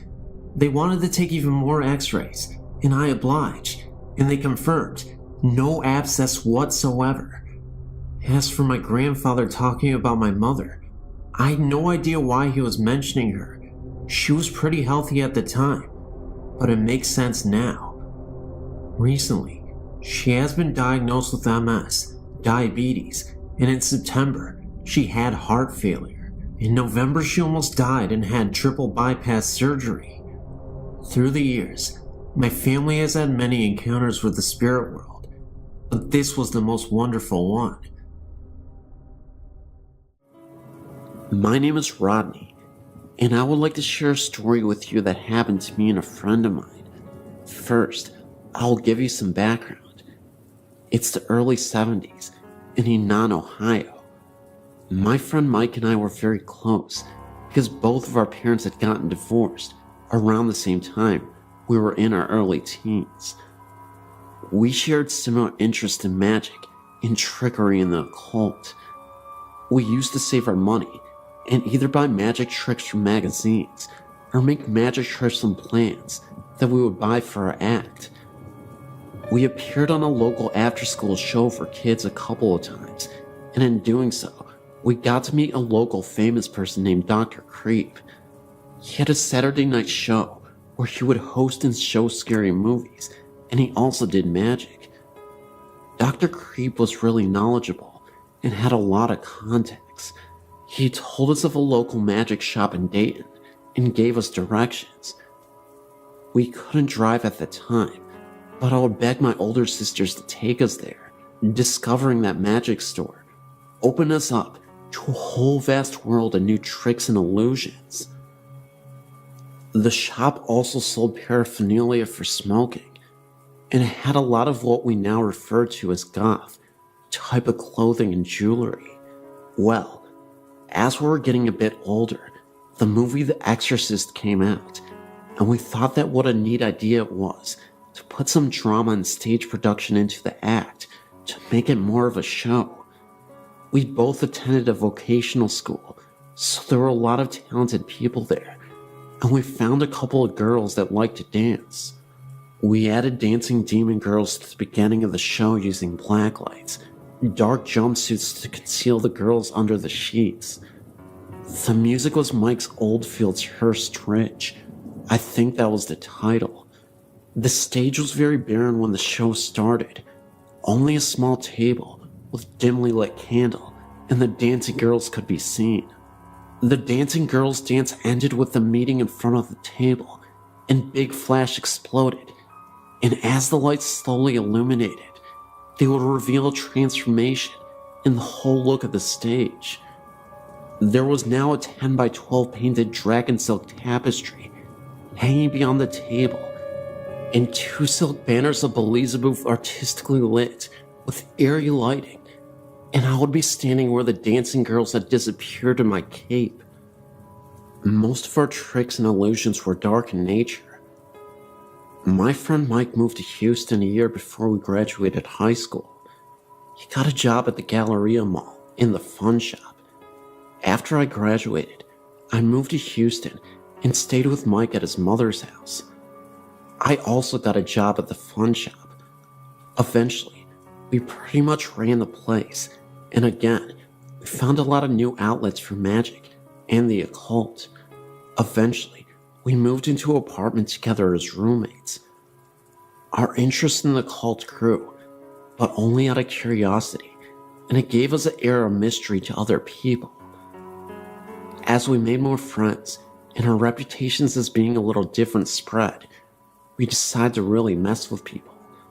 Mike's bedroom had a huge closet, and being young, he didn't have a lot to put in there. We decided to dress it up and make it look like a devil worship, after with the banners we had, and with the skull-shaped candles and the magic tricks. Our plans were when our friends would come over, we would show them that, and they would freak out. The very night we did this at about 12, I awoke to a pounding on a wall between Mike's room and my room. I sat up and yelled, "What are you doing over there?" The pounding continued unrelentingly. I got out of bed and went over to the wall and yelled, "Knock it off, I'm trying to sleep."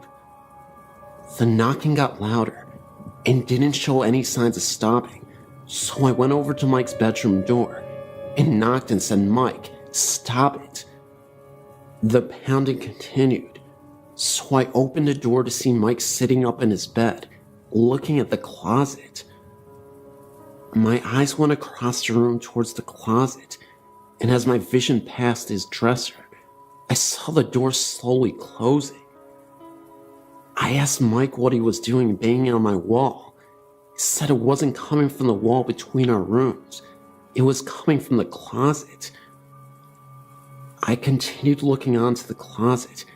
As I saw the door, it was breathing and jostling, as if someone was trying to get out. Then it stopped suddenly.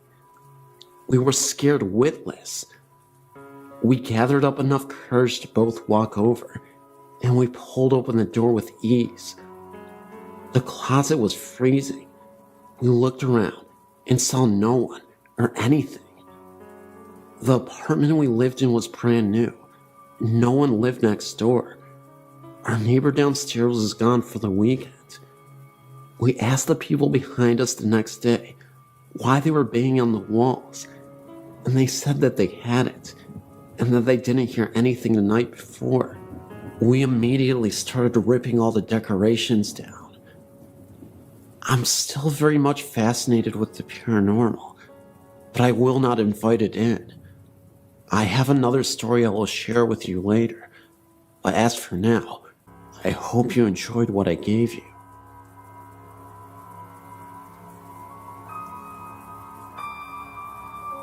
My parents own a lake house in northern Indiana, and we used to have a neighbor named Mr. Campbell.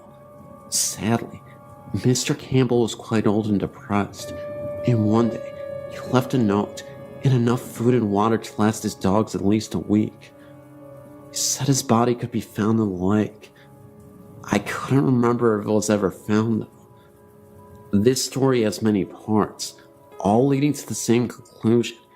Mr. Campbell's ghost haunts this property, but he seems to be quite calm and docile. The first instance, a rich man, Richard, bought his property, tore the home down, and built a $2.5 million house. Richard was extremely nice and was always coming over for dinner. One day, he told us that he thought his house was haunted. He had an entertainment system installed that requires him to climb a ladder to fully turn it on or off. For that reason, he always left it on and left the ladder in the garage. One day he had guests over and was going to put on the Indy 500, but the system was powered down. He said he watched TV the night before and no one had been in the house. At first he just assumed it was a power outage or something. He got the ladder and turned on the system. However, all of the settings were messed up. The volume was turned down very low, and the radio was on and set to a 50s station. The TV was off because of the radio. When he turned on the TV, it was tuned static rather than the Discovery Channel Richard had been watching the night before. He said he played it off as an accident to his guests, that it kinda spooked him. Later, after this happened, again Richard assumed Mr. Campbell wanted to listen to music, but didn't want to disturb anyone, because no one had heard the music. Richard also had a roommate named James. The thought is that they were lovers, but no one really asked. Richard would travel to Chicago a lot, and James would be home alone. One night, my sister and I were watching TV in our room and saw lights shining outside and heard men talking. We looked out our window and saw about 3 police cars and about 6 policemen walking all over the house, looking at windows and knocking on the door. We went outside with our dad to see what was going on, and the police asked if we had heard or seen anything suspicious. We said no. Why? They told us someone had called 911 from the house, but only breathed into the phone for a couple minutes and then hung up. We told the police that Richard was gone, and usually when he was gone, James would visit his mother down the street. My dad called James' cell, and he was at his mom's for a dinner and a movie. He said he was planning on leaving soon anyways, and came to talk to the police. James let him in, and they searched the whole house, but no one was there. However, in the kitchen, a burner was left on high. James said he made pasta to bring to his mom's and must have forgotten to turn off the burner. After the police left, James said he sometimes got a strange feeling in the house, like he wasn't alone when he knew he was, but that he never got scared. It was more like being watched over than stalked. My sister and a friend were sitting on our screened-in porch one Friday night after we got to the lake house late. They saw a man walk from the pier to Richard's house, and my sister called out, "Hi, Richard," or James, whoever it is. But the figure didn't stop or reply. He just walked up to the house and disappeared. The girl said a light never came on, and he never heard a door open. The next day, Richard was doing yard work, and my sister mentioned the night before and jokingly accused him of ignoring her. He told her he had not been home last night, and that he had just gotten back from Chicago early that morning. He also said that James was in North Carolina for the week for his sister's wedding. My sister and her friends were confused because they had both seen the man, and they were worried they had seen a robber. Richard asked if the outdoor lights turned on, and they said no. Why? He said he has motion detector lights, so if there was a person by the house, the floodlights should have come on, and his alarm didn't register entry last night. The next incident, Richard had to move to Chicago. It had gotten to be too much for him to constantly be driving back and forth, so he bought a flat in Chicago and put the house up for sale. James left too.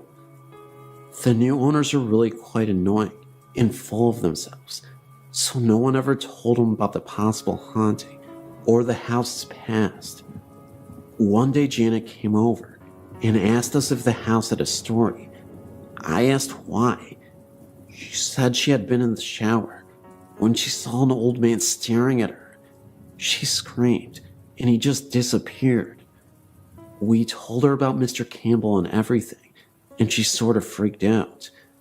They tried to sell the house, but couldn't. She still says the old man watches her every now and then. The housekeeper says she has never seen the old man while she was showering, but that she thought she saw him one day while she was cleaning. He was in the entertainment room, listening to music.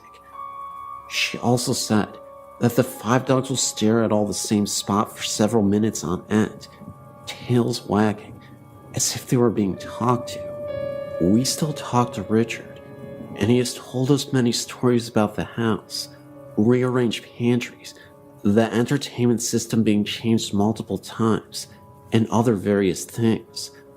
We think Mr. Campbell haunts the home because he can't move on. My mom says my experience must have been Mr. Campbell trying to get away from Janet for a while. That incident was before the shower, but Janet was already in the home with her husband.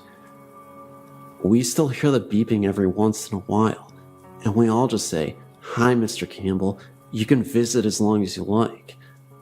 The dog stopped staring and following him after about the 10th time. They'll look up just after the beeping, and just before we hear him leave. I'm a bit of a baby, so I still get creeped out when I'm alone at night, even though I know he has never done any harm.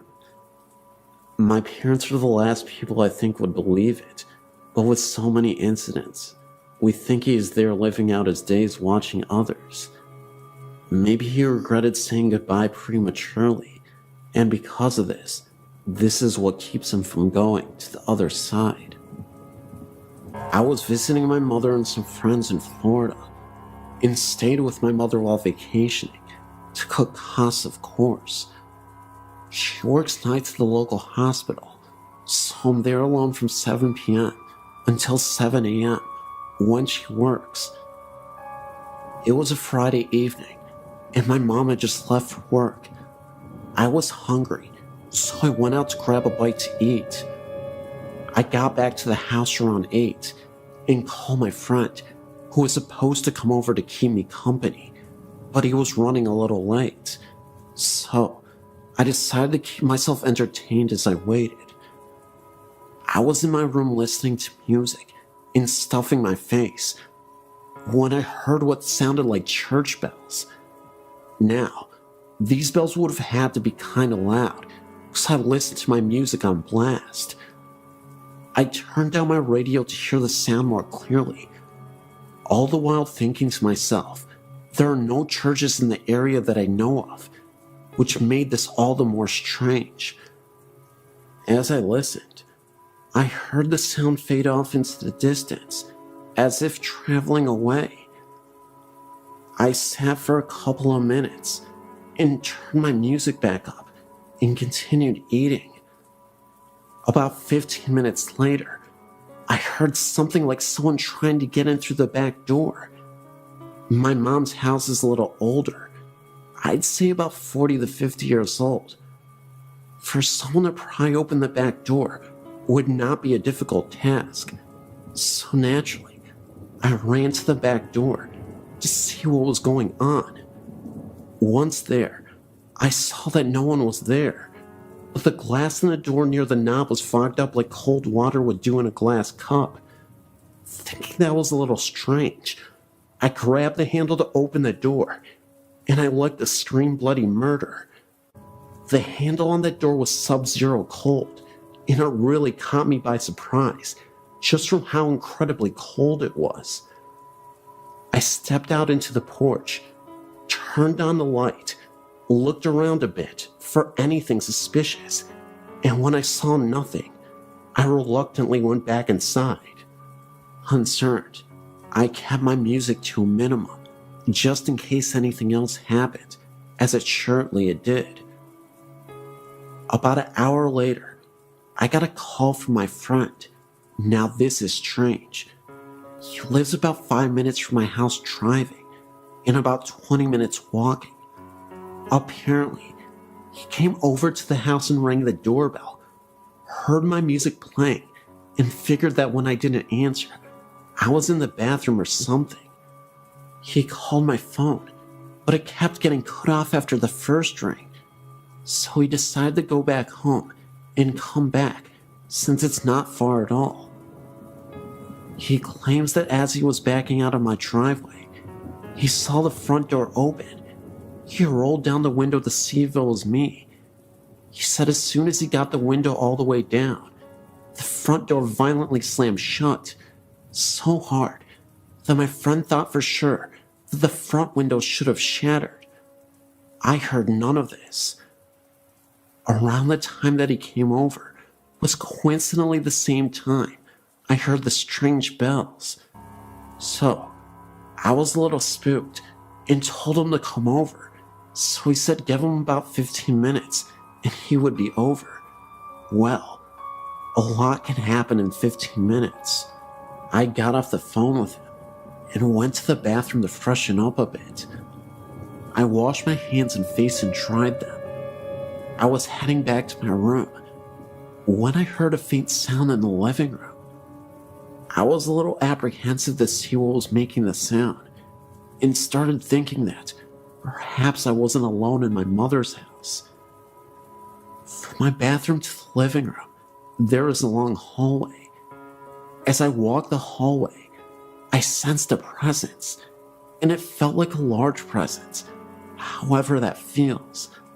Upon entering the living room, I looked up and saw what looked like a clergyman.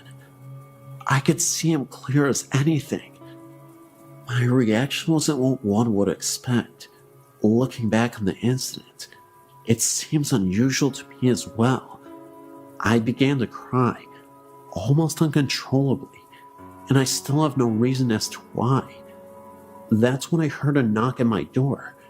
My friend had arrived, and as I stood there, I saw the apparition seem to fade to nothing as he continued to knock and rang the doorbell. I opened the door to my friend, who seemed a little shaken himself. He asked me why I'd been crying, and unsure on what to tell him, I simply said that I saw something sad on TV. He asked if anyone else was in the house because he saw someone leave out the back door. I told him it was my neighbor. I've had many things happen to me. Dreams and visions have been a part of my life for as far back as I can remember, but none of them compared to this incident.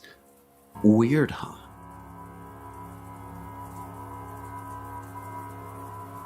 I was only about 3 years old when I first started seeing things in my old house. It started with the noises in the attic. I would hear a rocking chair rocking in the attic directly above my bed. However, that portion of the attic had nothing in it at all. The floor wouldn't even have supported the weight. My old house was a 1950s home. The basement still had an old coal room. However, the coal chute was sealed shut to prevent breaking in. The coal room was directly below my bedroom and was the only part of the house no one ever went into. I can only ever recall even seeing the door open once. It was an empty, depressing kind of room. In addition to the noises above, I would sometimes hear footsteps in that old room below me, or footsteps on the basement stairs. The first time I ever saw anything was, as I said, when I was around 3 years old. I woke up from my sleep in the middle of the night to see a young girl standing by my bed. She had brown hair and green eyes and wore a 19th century style green nightgown. She looked to be about 8 years old. She frightened me at first, but I didn't get malicious feelings from her, and gradually I accepted her. She appeared to me often throughout my childhood, and even now I see her occasionally. The other ghost I saw was much scarier. I wasn't the first one to see him. My younger brother was. He was a tall man who held a knife in one hand and wore black. My brother began seeing him when he was about 5 years old. The man would appear in his closet, began to walk towards him, and then my brother in his fear would scream, and the man would disappear when my parents came running. I've never told anyone about my experiences with ghosts, for I was afraid I would be called crazy. But my brother told us all about what he saw. He saw the man a total of 4 times, once in each of our bedrooms, and twice in mine. I saw the man twice, but I didn't begin seeing him until I was much older, around 9 years old.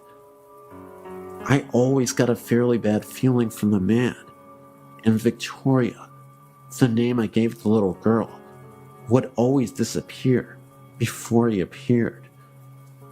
I got the sense that she was scared of him for some reason. In addition to this, when my great-grandma passed away, I inherited her jewelry box. The first night I had it, I'd left it sitting open on my bedroom floor. When I went to bed, I was around 6 years old. I was lying awake in bed when suddenly the movie in my VCR fell out of the VCR and onto the floor. A few minutes later, my TV turned on. There was no one else in the room at the time. As I got up to turn it off, it turned itself off. A few nights later, I'd once again been playing with the jewelry in the jewelry box. I awoke to find my basketball bouncing itself repeatedly against my dresser, sideways. There was no one else in my room at the time, and it kept it up for over a minute.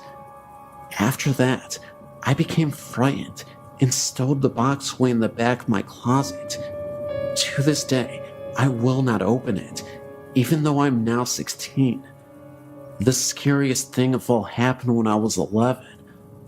I awoke in the middle of the night, unable to move the lower half of my legs.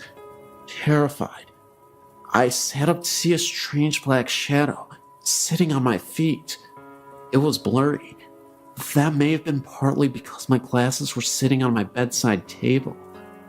At first I thought it was my black cat, but quickly realized that it was much too big. It was transparent.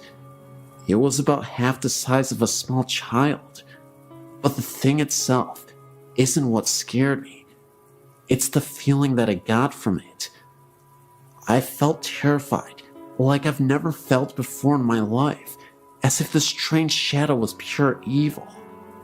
I struggled to move my legs, and then ran into my parents' room and woke them up. It's the only time I've ever told them of my paranormal happenings. My dad came into my room and turned my light on, but of course, the thing was gone. He insisted I was dreaming and tried to get me to go back to sleep, but I slept on their floor for a week straight after that. I've since moved into a new house.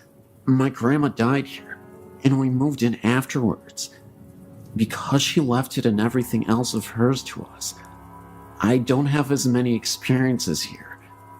But there is one that really stands out in my mind. I awoke in the middle of the night, and I could feel someone laying against my back, their knees curled under mine, and their arm around me. I freaked out and literally jumped onto my floorboard and flicked my light on, but nothing was there. My mom was woke up from the commotion, and I told her about it.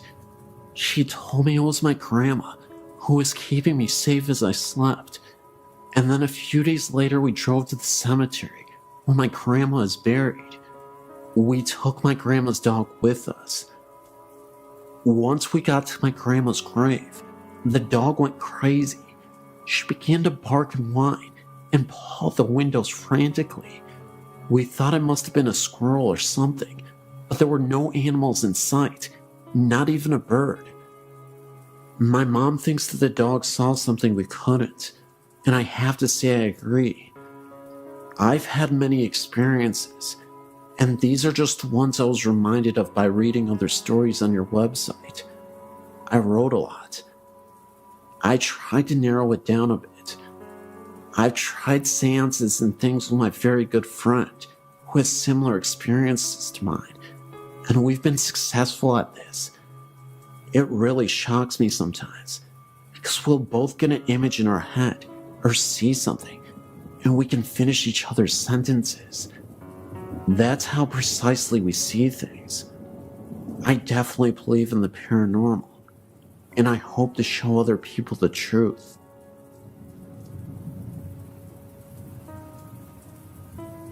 I lived in this area for over 30 years. Robinson Woods is the home of the Chief Chichi Pinque, as it is spelled on the sign, in the site of his burial marker. He was the last chief of the Potawatomi Indians, and he was related to the Robinson family. He died in 1953.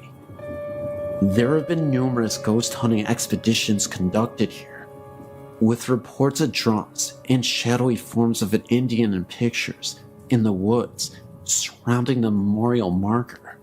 These woods are connected to Catherine Woods, west of East River Road, south of the Kennedy Expressway. There's a trail that leads from behind the Chief's memorial marker, going to a small branch of the Des Plaines River. It is along this river that John Wayne Gacy buried several of his victims.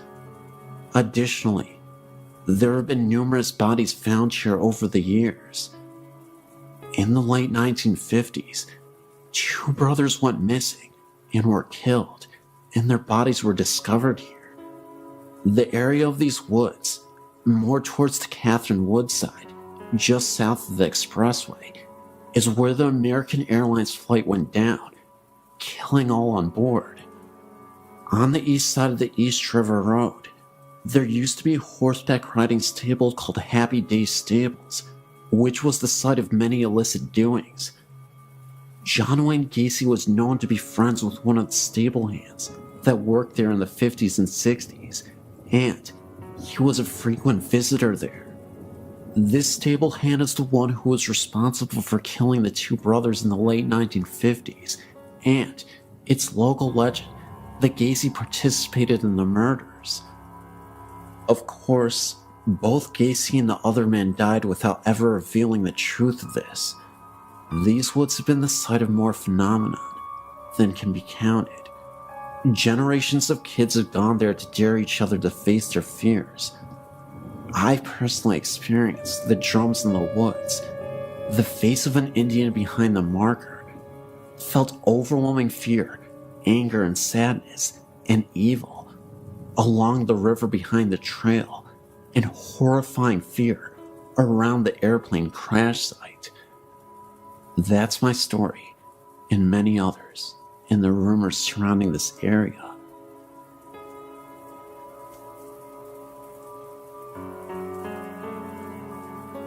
When I was around 7 or 8 years old, I lived in Norwalk, California, with my mom and my soon-to-be stepfather in a 2-bedroom apartment.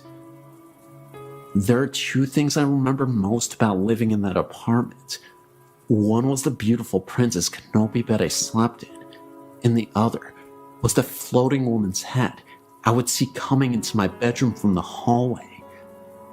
I have and will never forget that image. It looked like an older woman with long, coarse gray messed up hair with some kind of hat. The first thing I think of when I remember her face was she looked like a witch. Pointy nose, moles on her face. From the moment I started seeing her float in, she just stared directly at me, went around the poles of my bed, and coming right at me. I would always put the covers over my head knowing she was right on top of me, and shut my eyes hard, and pull my fingers in my ears until I felt ready to look again. I've always believed and been interested in paranormal and ghost stories. After my grandmother died, I felt her hand on my shoulder in my then boyfriend's house. I turned around. Nobody was there, but for some reason, I knew it was her, and I didn't feel scared. I felt she was letting me know she's okay and with me. Lately, my sister and I have been looking at paranormal sites and researching videos and pictures of ghosts, paranormal stories. Your site is my favorite right now.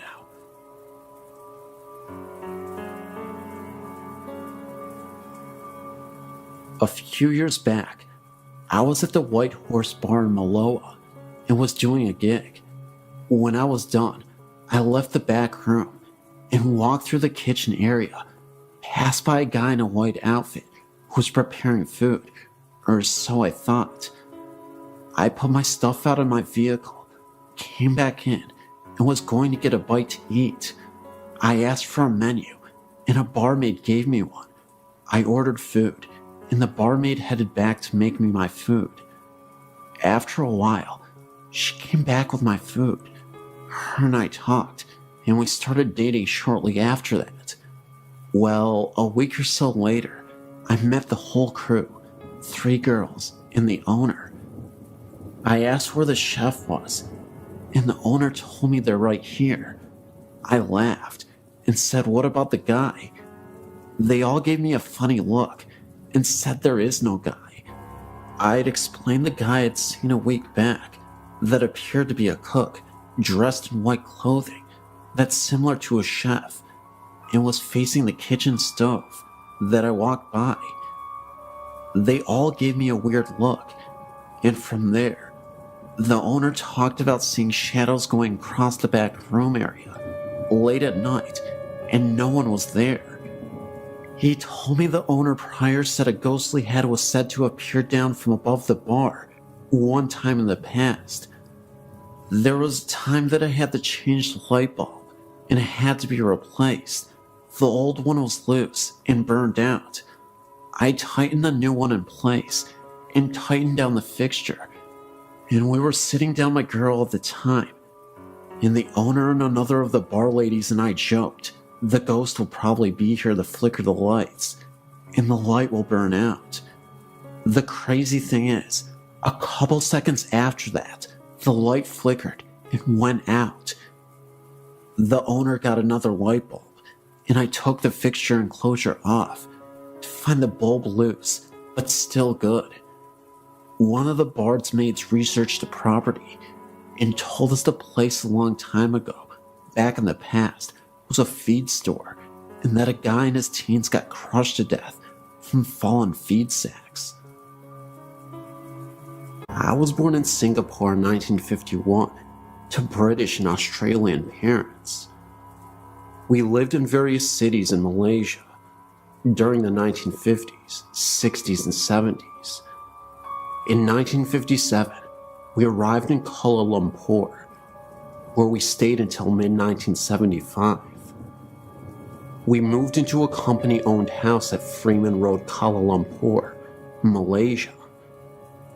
The history of the house is as follows. It and the house next door, number 17, were built just before World War II by the late Dato Gunlay Take, a then well-known architect, who became an early Malaysian High Commissioner to either Australia or Canada. He built them for his daughters. During World War II, the two houses, along with a large semi-detached house immediately behind, on what was then known as Gulfview Road, were taken over by the Japanese Army's secret police and known as the Kenta Pai, equivalent of the Nazi Gestapo. The two houses behind were used as compilation offices, and the three in jail in Freeman became senior military officers' brothels. The women in the brothels were both Asian and European, the latter being drawn from a pool of captured civilians and military nurses. Comfort women was the term used by the Japanese. Male military POWs were used as gardeners and cooks, etc. These staff, if they fell from favor, were executed, and some were obviously buried in the ground surrounding the houses, as some years later, we did find scattered human remains when excavating the gardens for our new orchid beds. On the advice of our doctor, who identified them as human in origin, we quietly reburied the remains. He said that if word got out as to what we had found, we would never get any Malay or Chinese domestic staff to work for us. After the war, the houses were returned to their owners who, knowing what the Japanese had used them for, promptly put them up for sale. They were all bought by large companies at bargain prices, who used them to house senior expatriate staff. Gunlay Take was no different, and in 1947, sold his two houses to the company my father worked for. The two company houses were 3-bedroom houses of 2 stories, double brick construction. There was also a long narrow room, forming a roof over the carport at the front door. This room was to play a significant role in what we were to experience over the following 10 years. In our house, this room was turned into a large walk-in linen press and storage area. To enter it, one would take one step down. When we moved into the house in early 1957, the first thing my mother noticed was that this room was extremely cold, as if it was air-conditioned. In tropical Malaysia, a non-air-conditioned room this cold is not even practical. Our dogs would never go into this room, and when passing the entrance to that room, always hurried past with tails between their legs. Nobody would really stay in that room for very long. It had a very uncomfortable atmosphere. However, sometimes after running around and playing and getting very hot, I would go and sit on the step at the entrance to the room to cool off. I was 5 years old and knew nothing about ghosts at this time. The main bedroom, on the extreme right-hand side of the upstairs part of the house, as one faced out towards the main road, had its own full bathroom, and the other two, also upstairs, shared a bathroom via separate doors leading from the bedrooms to the bathroom. These latter two were adjoining each other. One was on the extreme left-hand side of the house, and the other at the back, with windows looking out over the back lawn. This eventually became my room. All the doors were heavy solid, with solid brass latches. Windows were hinge teak framed and had a bamboo awning type blind that rolled down over the window to give shade from the sun. Downstairs was a separate formal dining room, lounge room, kitchen, toilet, and downstairs storage room, as well as a storage area under the staircase. The lounge room opened up onto a rear veranda area. Remember, the temperature was over 85 degrees Fahrenheit plus all year round. As per usual, European expatriate practices of the times in India, Malaysia, Indonesia, Hong Kong expats had domestic servants to look after the household chores. All expat houses built prior to the early 1960s had separate servants' quarters on the property. This house had a 3-roomed building with shared kitchen and bathroom, and it had a car garage building sited at the rear of the property, about 20 meters from the main house. About 3 months after we moved in, funny things started to happen. The first incident was the appearance of a white cat. Interestingly enough, it always followed the last person who went into my parents' bedroom at night, the bedroom at the right-hand side of the house. This cat made no sound, but appeared from nowhere and scuttled into the room as the door was opened. This bedroom was air-conditioned. A thorough search of the room failed to find the cat, but next night, there it was, entering again. At the time, we had no cats. This cat was seen every night until my parents moved to the middle bedroom, which was nearer to the room that my younger sister and I shared. Their old bedroom was then turned into a guest room. Over the years, visiting guests who stayed overnight with us also saw this cat. One evening, about dusk, my mother, looking through the lounge window, witnessed a woman with long red hair, wearing a sort of white nightgown, standing near the front gate.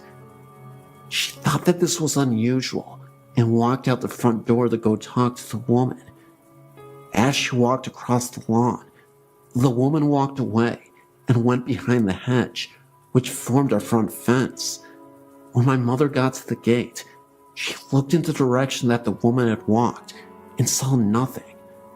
3 nights later, my father saw the same woman walk into the entrance of the servants' quarters.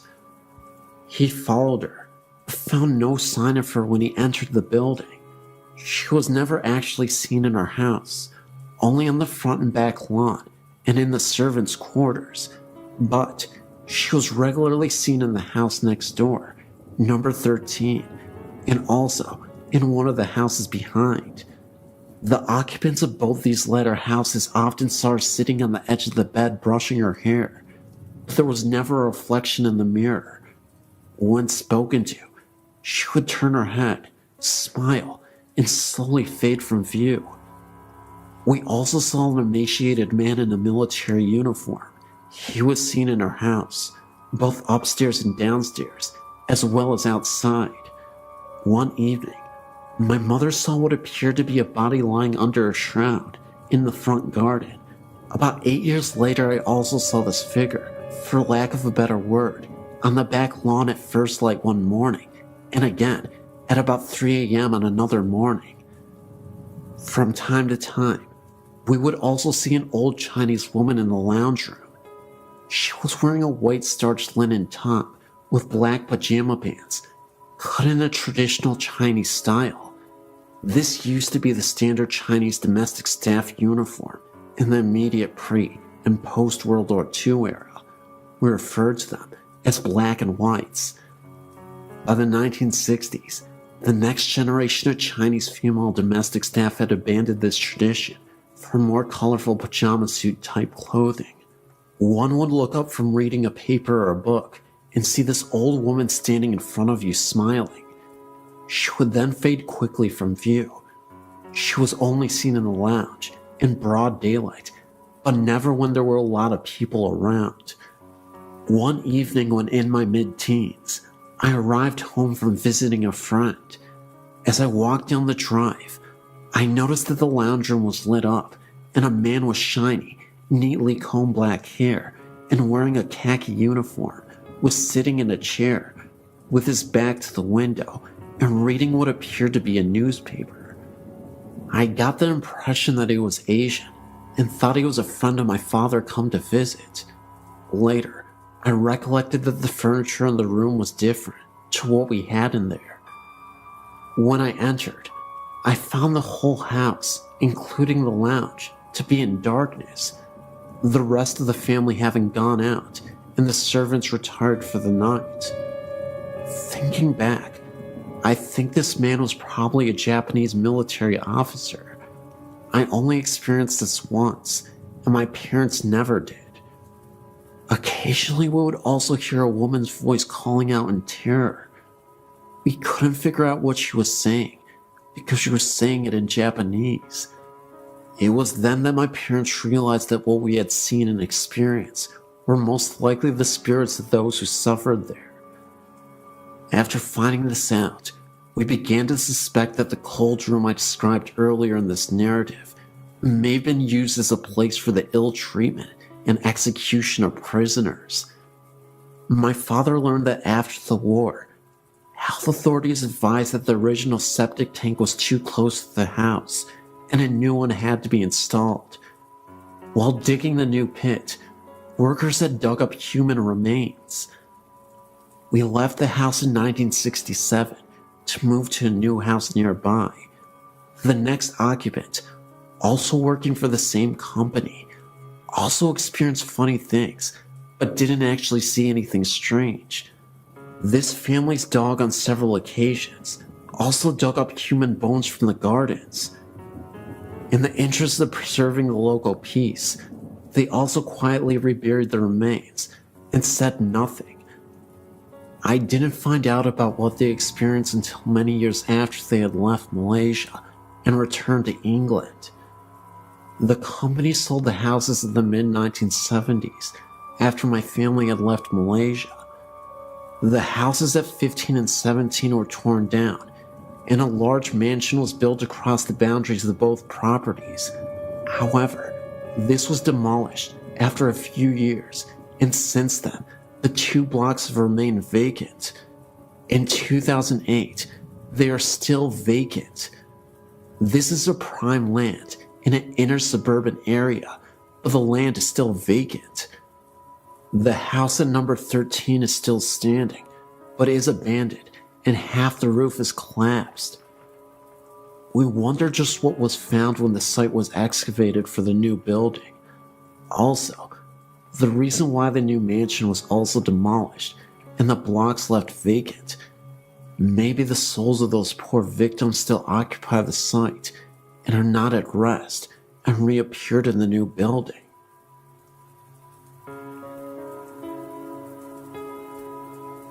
I was shocked to see that in Lovejoy, Georgia, there were apparitions. I too had an experience, but didn't think much about it, especially after everybody looked at us. My mother-in-law also saw it, as if we were crazy. We used to live in a new apartment complex. One day, I was sitting on the counter eating lunch, and my mother-in-law was in the living room. As she came towards me to get to the kitchen, we both saw a man going towards the room at the end of the hall. Our first instinct was that one had broken into the apartment. We did get a chill, but at the same time, we didn't seem it was a big deal. We just figured it was the fact that we had gotten scared. I grabbed the phone, and we walked towards the hallway. When we looked, we saw nobody. We thought they had gone into the bathroom or the laundry room. When we saw nobody, we looked in the closet of the room, but again, didn't see anybody. After we came to our senses, we realized that nobody could have entered because we would have heard the door and the alarm would have went off anyway. 2 guys that slept in that room told us afterwards that they would have trouble sleeping for a long time. On occasion, they would hear the water running, but they thought it was the other one. After sharing these experiences, we have come to the conclusion that this was in fact paranormal. We called the leasing office and asked them if anything had happened in that apartment, or if they knew of anything of this nature in that area. They obviously thought we were crazy and replied that they didn't know anything. Now that I've found this, I feel relieved that now, thanks to this, my family believes us. I'm of course referring to your site. Thank you for letting me share my story.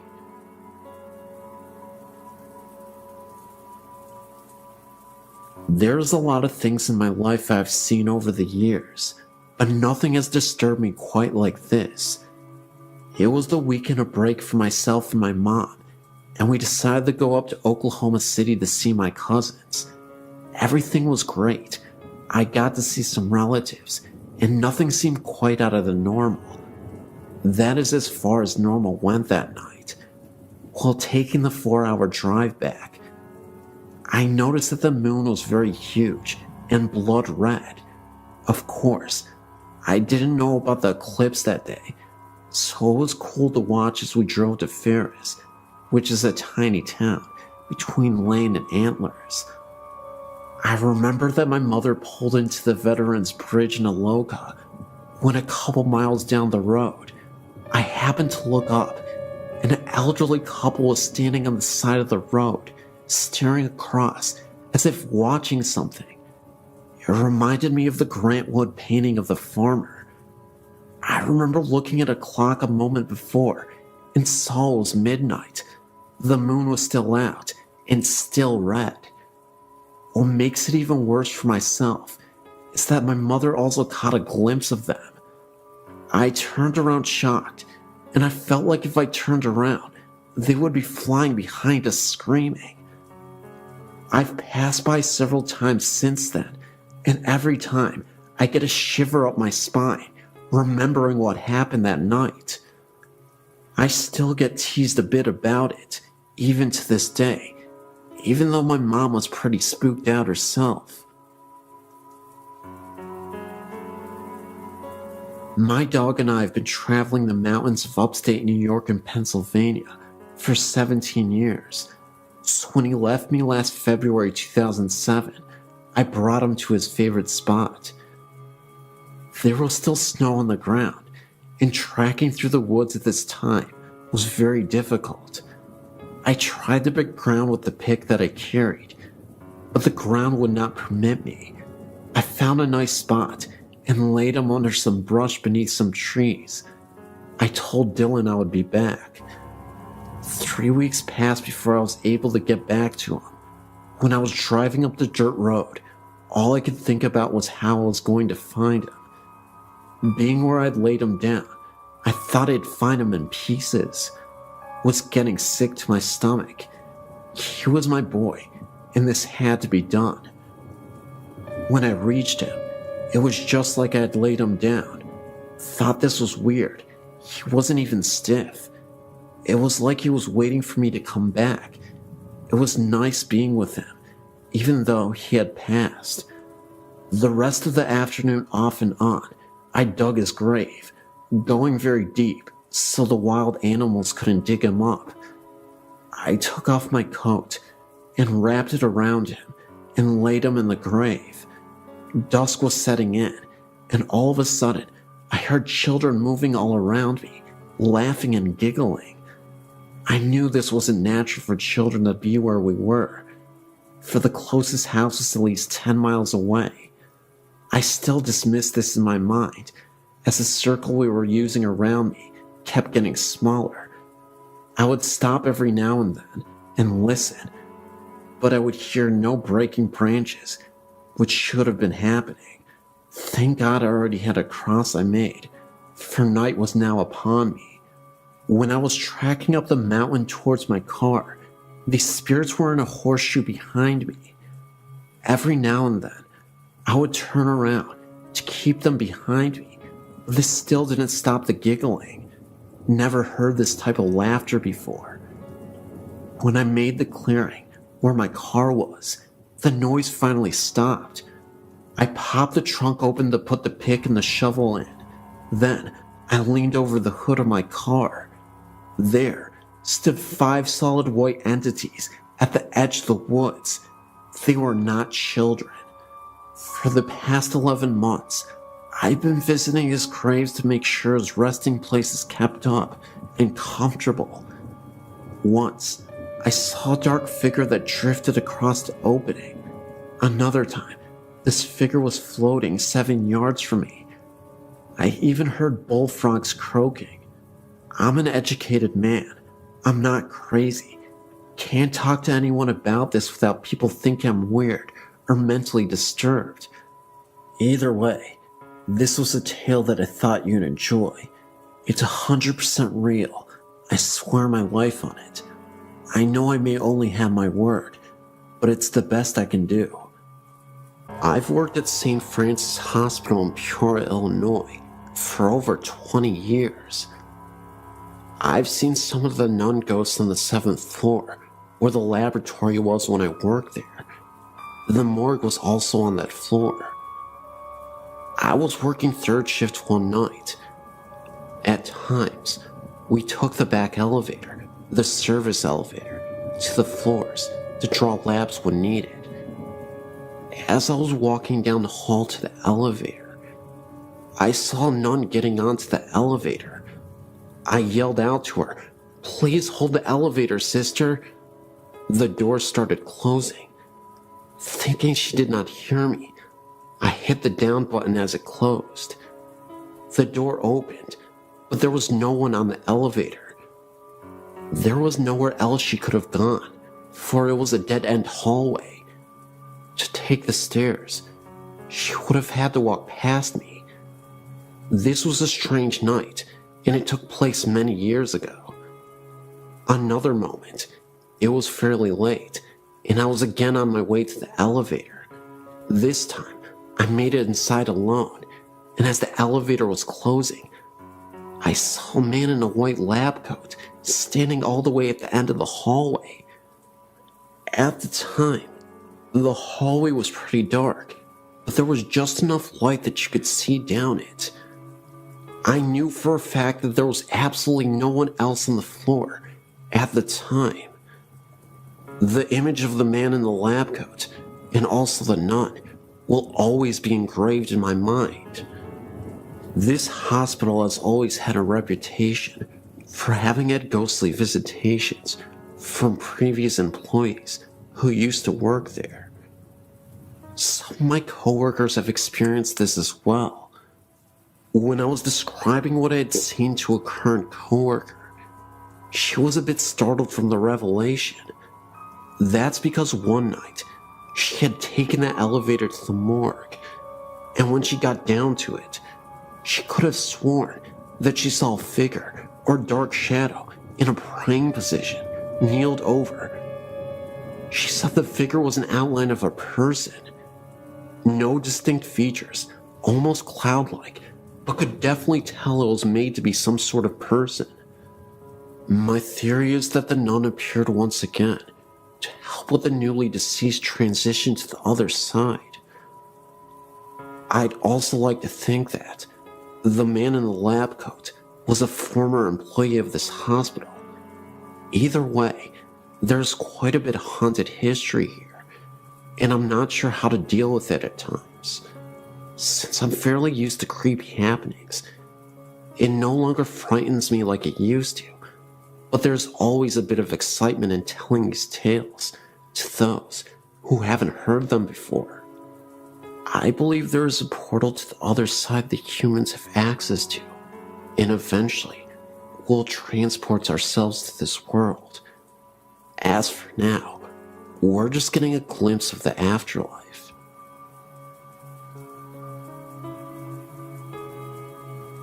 This is an authentic story, and it happened to me.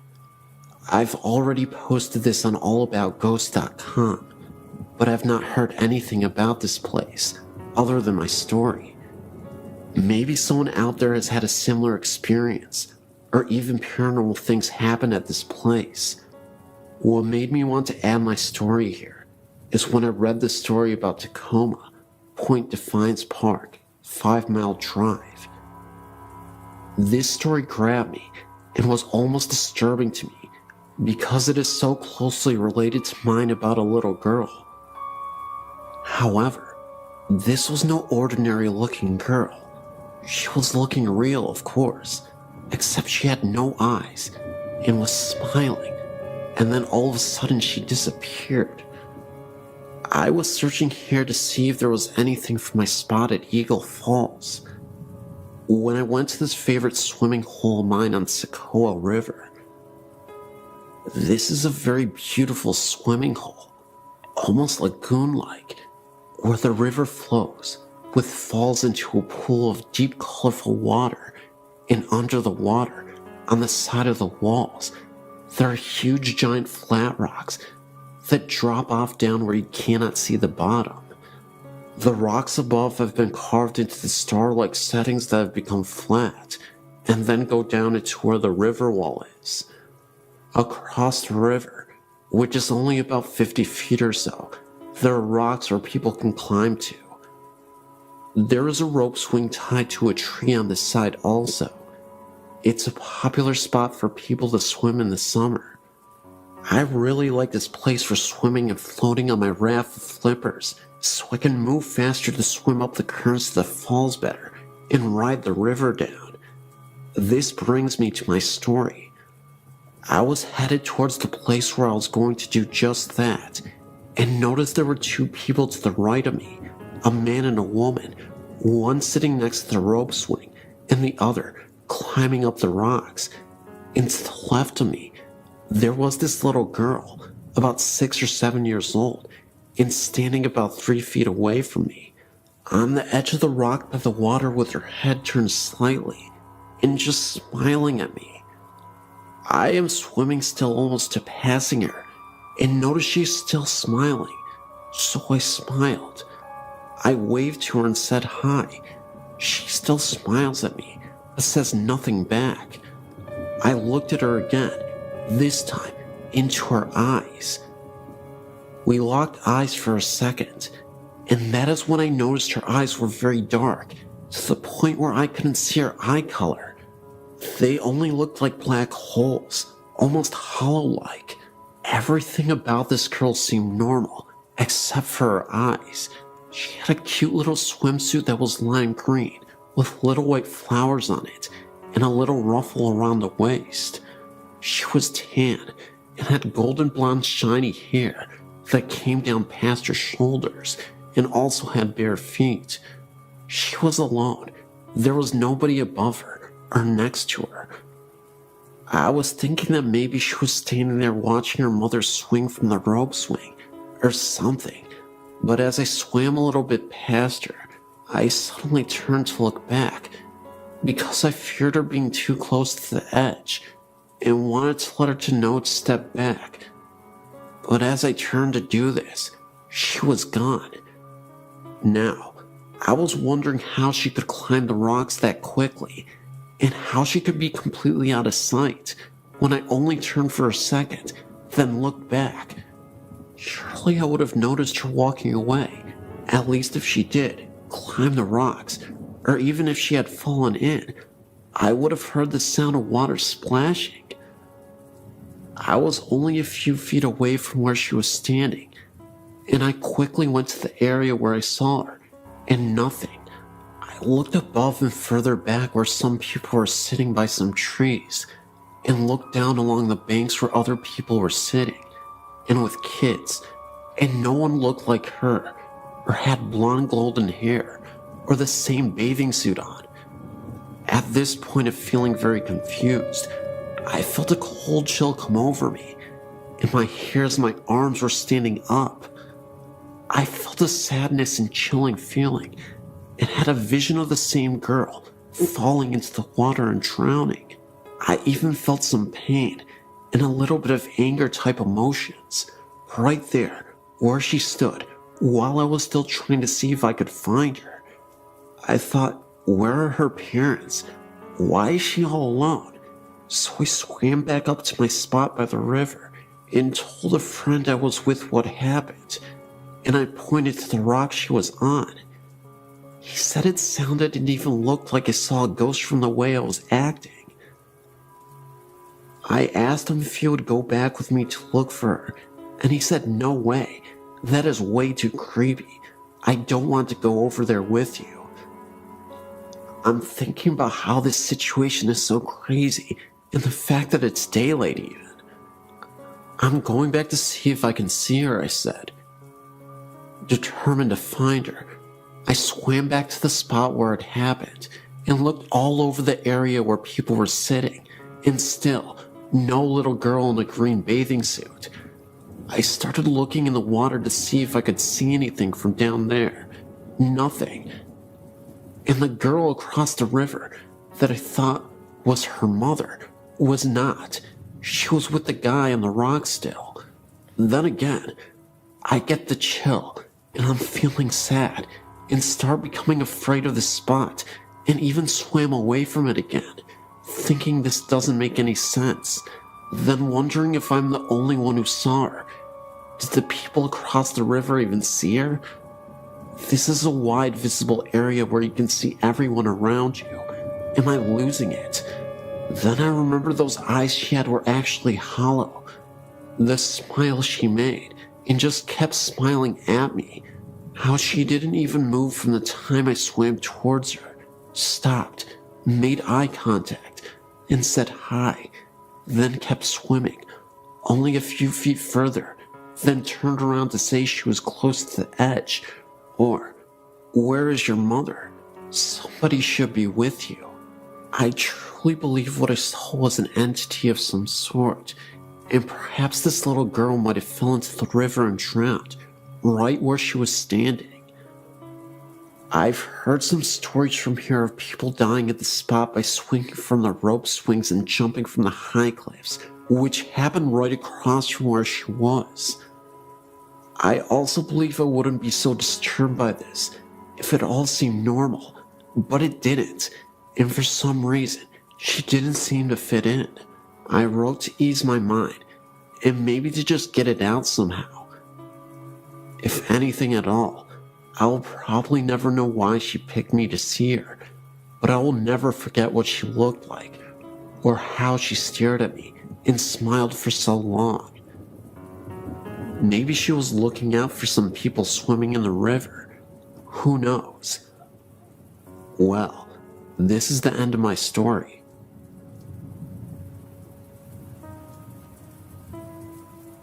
Up until I was around 10, my mom, sister, and dad and I lived in a house called Fielder's Green, which was in Lanark, Cornwall. The house must have been around 50 years old, and was originally 2 cottages joined together, meaning it was fairly big.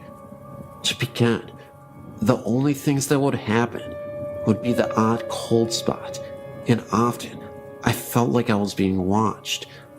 Another time, my mom went to use the downstairs bathroom, leaving my dad in the kitchen, when she heard a man cough loudly outside the door.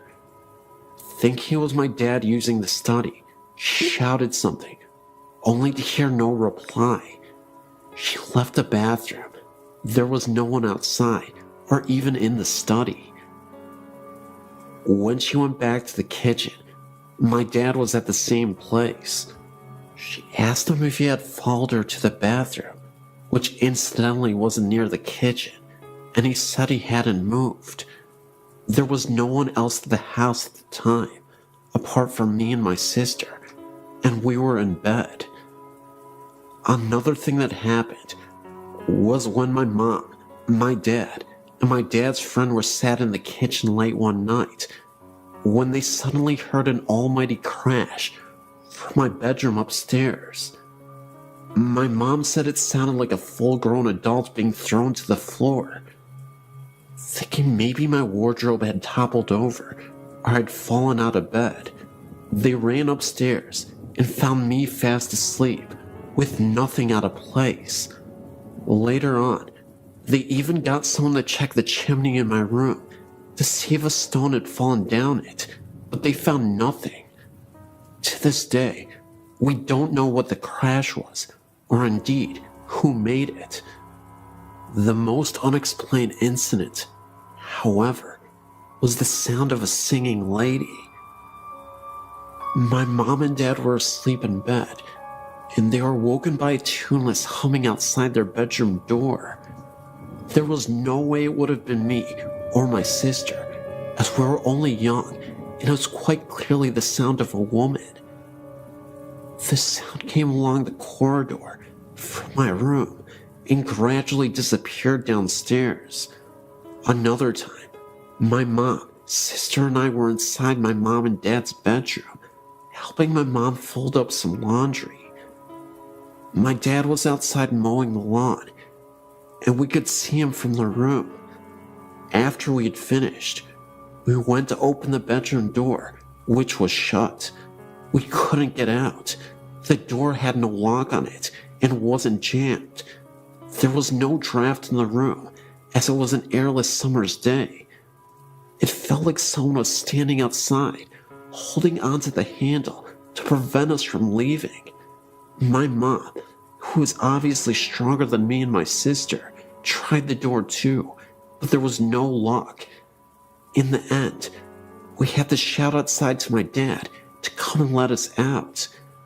He opened the door easily, and there was no sign of it ever being stuck. We left that house when my parents separated, and I found out from someone that knew the current inhabitants that they too were experiencing strange things, such as their child's toys being turned and turned off during that night.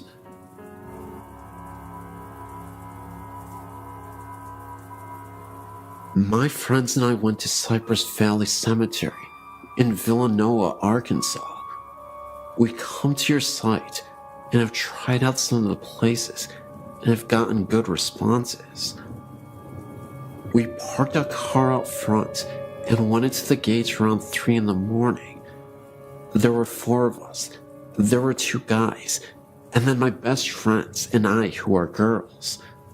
The guys went in first, and we followed them soon after. Immediately entering, we all had a very strange feeling come over us. My best friend and I decided to go back to the car and let the guys walk around and explore some more. We were alone in the car for nearly 20 minutes with the windows rolled down because we were smoking when we started hearing screams from the distance. They sounded like they were coming from a woman. We saw no one else there.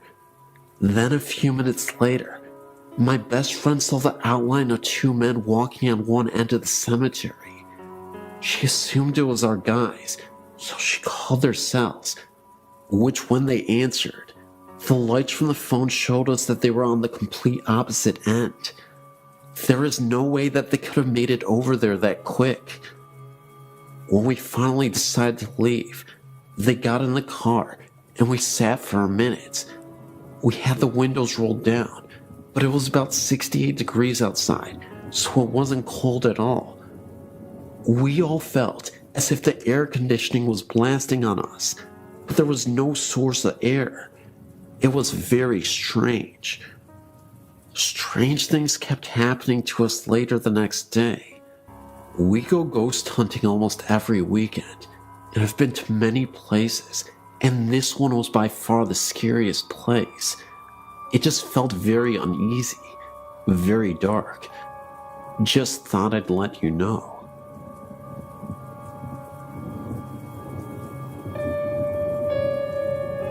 Here's one of my stories of paranormal activity. From being very young, my brother and I had always experienced things we knew were not normal, but of course, our grandparents, whom we had lived with since we can remember, brushed it off as childish imagination. As we were growing up, we saw less and less unusual happenings. It all began when I was 15 years old. My brother at the time was 17, and our grandfather passed away. My entire family reported seeing him the night after he passed away. Now, my family has its skeptics and its believers, and every one of them reported seeing him laughing and looking much younger and healthier than they'd ever remembered. He smiled at them all and said goodbye. Now, My brother and I had not seen this apparition, so we brushed it off as their subconscious projecting an image they all wanted to see. Of course we were believers, but we thought if anyone would have seen him, it would have been us, for we had been there for him when nobody else had ever been. Well, our thoughts came to reality one night, around 5 months after his passing, and this supposed collective haunting. My brother and I were up in his room playing on the PC. My grandmother was out, and my little sister in bed. Now my grandfather, or Daddy, as was his nickname, always enjoyed his music and always had it on extremely loud. We were laughing at something on the internet when John Lennon, Imagine, began playing very loudly downstairs. Well, at first, we thought it was a cruel joke by our neighbors. This particular song had been his first choice for his cremation, and so I, being the braver of us, stormed downstairs to find it was indeed coming from the office room that was my grandfather's. I walked into his old room to find it was freezing, and there were no windows or doors open, and the CD player was not on, and the music was still going. Then, there was a knock on the back door. Usually our neighbors used our back door, and the music stopped. My brother was now downstairs with me, and we thought it must have been our neighbors there to complain, and the noise, so he unblocked and opened the door. Opposite the door was an outside toilet, and as my brother opened the door, he froze. His face paled, and I could tell there was something wrong. I looked outside to see nothing, but incredibly shaken by the music, I slammed and locked the door, turned every light on in the house, bar my sister's, as she was seemingly sound asleep, and sat downstairs, waiting for my grandmother.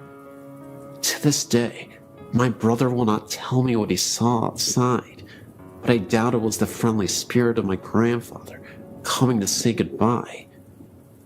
The reason I believe this is because the morning after, my little sister said, "Do you believe in ghosts?" I didn't react and merely asked why. She then replied that the night before Daddy had been in her room when she was crying about his passing, telling her to shush, that everything was okay and he was happy. Also, my neighbors, who were really quick to complain, never mentioned any loud music coming from our house. So I really want to know why only us heard this music, and more importantly, who had been outside when my brother had opened the door. There is a 2-story house right in the center of town that I lived in 1958 or 1959. It is known as the Old Van Delzum House. Both my cousin and I experienced odd things in that house. There were many times that we would hear footsteps, such as a man wearing boots walking from the upstairs front bedroom towards the back bedroom to the left of the stairs. My cousin also said that she saw an old apparition in the backyard. I went to see the psychic Carol Pete this week and showed her a picture of the house. She said she felt it was a soldier from the Civil War era. Also, she said that many horrible things happened on the property. No one ever died in the house, so it is connected with the land it sits on. We stayed there only about 2 or 3 months and moved to another location in the same town. I also found out that I am a psychic medium, have had many unexplained things happen through the years. This soldier is not threatening. He does not know he is dead. Wish the house was mine so I could try to help him. All this has been burned in my memory for nearly 50 years. Hi, my name is David. I'm a French student, and I wanted to share some eerie things that happened to me and to some of my friends with you readers. My grandfather died last year. He was a total atheist and believed that supernatural was just some bullcrap, and that people who got interested in it were pitiful fools. What's more, he was a convinced internationalist communist and often led some speeches against God and the church. I was the contrary of my grandfather, a conservative Christian loving God and fatherland, so the situation often led to arguments between my grandfather and me, as we were obviously on a different wavelength, but it didn't matter. He was my grandfather. I was his grandson. He loved me, and I loved him as well, and we would often laugh together. Well, as a Christian believer, I believe and still believe in hell, and I feared that my grandfather would go there after his death because of his resolute anti-God feelings. So I said a lot of rosaries so that God would put him on the right way. One day, as I went back from the university, I got a phone call from my mother. She told me that my grandfather had been sent to the hospital in order to cure a little pain in the knee. But when the doctors started to inspect his general state of health, they found out that my grandfather had a generalized cancer, and that is why he felt so tired. I got so upset hearing that I rushed to the church and put a candle to the Holy Virgin so that she would get the forgiveness to my godless, communist grandfather. I went to visit my grandfather in the hospital, where he was sadly ending his life, and I could notice no changes in his mind and moral, and his Calvary in the hospital bed lasted for months. Here's the moment when my story becomes interesting. In my prayers, I would always ask the Holy Virgin to save him and let me know by a sign that she had taken him to the right place, near the God and far from hell. It was an ordinary night. I was reading in my bed with my bedlight and listening to the outside noises as usual, and I closed my eyes to sleep afterwards. Oh God, I can never forget what I lived this night. It was about 5 a.m. because it happened just a moment before I woke up. I had a very powerful dream, and it looked so real that it is still sculpted in my memory. I dreamt about a giant curtain of red velvet with a portrait of my grandfather hanging on it. I looked at this picture, and my eyes looked leftwards and saw that the curtains were open like on a theater. Behind these velvet curtains, I could see the sky filled with orange clouds, lit like on a wonderful sunset, or dawn, I don't know. And suddenly, I saw a boy kneeling in the darkness in front of the scene, and I recognized myself. I can't figure out why, but I know that the boy in this dream kneeling was me in person. A short moment after, a young woman went out from behind the curtain, from the lit side. She had a blue dress and a blue veil. Both were blue, one dark, the other clear. She looked like Raphael's Holy Virgin in the painting. I remember her peaceful face that made me feel peaceful and tranquil. The lady sat in front of the kneeling boy, me, and started talking to him. I would see the lady's lips moving, but no sounds coming from her mouth. But I distinctly remember her beautiful eyebrows. After talking, she showed me something behind her. It was a ladder, a beautiful multicolored ladder that went in the orange clouds. The ladder went through a hole in the clouds, and this hole had incredibly powerful light coming right from it, and it throwed rays of light. It was noisy like a storm, though not frightening at all, not at the contrary. My dream stopped with this vision of delight. I'd forgotten the dream on the following morning and went downstairs for the coffee. My mother was standing in the kitchen, and her eyes were painful. As I held my cup, she told me that my sister called from the hospital and that my grandfather passed away. I was waiting for this event with pain, but I got psychologically ready. Anyway, tears began to go out from my eyes, and I began to cry and go in the garden to think. And as I was walking through the trees in my garden, I suddenly remembered that strange dream of the night. And I was thinking that it was the sign I was waiting for, and that I beseeched the Blessed Virgin to send me. I was so grateful. I went to the church and told the Holy Virgin thank you. But I wasn't expecting such an intervention, but another prayer of mine had been made. However, if you're thinking that this story is going to be about light and positivity, you thought wrong. Because one day, a few days before the funeral, I was visited by a spirit with horns. That's right. I was lying in my bed asleep when the door slightly opened a little bit, and I was greeted by this creature, this horned figure. It was definitely a black mass, but it was just standing there as I was trying to regain consciousness in the middle of the night. It stared at me with its red glowing eyes. That's all I remember, the dark outline of this dark mass and the horns protruding out of its head. It was there for about 40 seconds, and I'll never forget the sight, and it just slowly disappeared.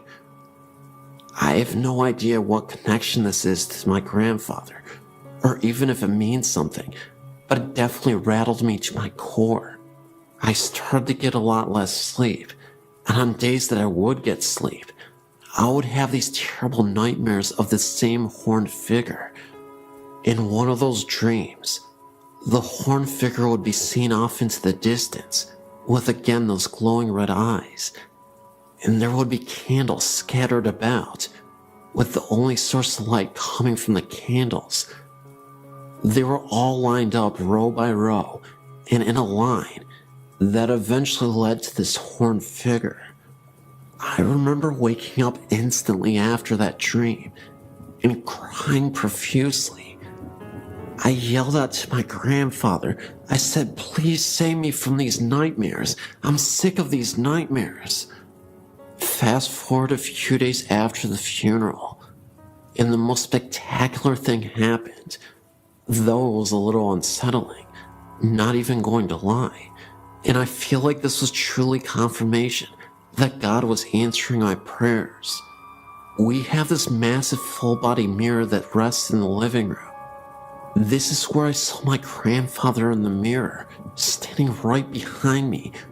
It happened so fast, and it disappeared so quickly, that I had to regain my composure and not freak myself out too much, because I knew deep down inside that my grandfather was here to tell me it was okay, and that I shouldn't fear evil. Was it a possibility that I was so distraught over losing my grandfather that I thought I was losing my mind in the process, and I was just imagining everything that I was seeing? I don't know. I can see why people would think that after this story, but what I do know is that I contacted my grandfather and maybe some unruly spirits, maybe deep below the surface, that we can't always reach. And it's truly terrifying, but also comforting to know that my grandfather has my back, even in the afterlife. One early morning, I'd been sitting in my family room, reading the newspaper. It was a very quiet morning, and I was all alone. The sun was coming through a bedroom window off the family room and shining down the hallway. It was one of those extremely bright sunrises, the kind where you can see dust particles floating through the air. I glanced up as I was turning the newspaper page. I then saw in the sun rays the outline of what looked like a man. It had a light black to gray color. It had no details, just the outline of its body. It was about 3 feet off the floor, and had no legs from around the knees down. I could see the arms. It had no hands either. I just remember telling myself, wow, it's a ghost, and I took it all in. I told myself not to turn my head or blink. The ghost appeared to be looking into the bedroom. It turned its head slightly to the right. At that point, I had to blink. My eyes were drying out. When I did that, it was gone. I then got up and put my hands through the spot where it was. I guess I wanted to see if it would be cooler or something, but it was the same temp.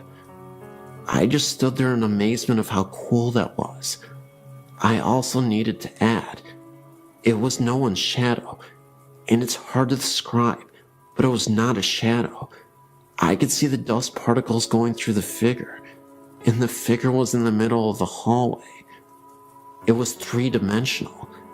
It actually looked like a hologram. I really love those rare ghost encounters.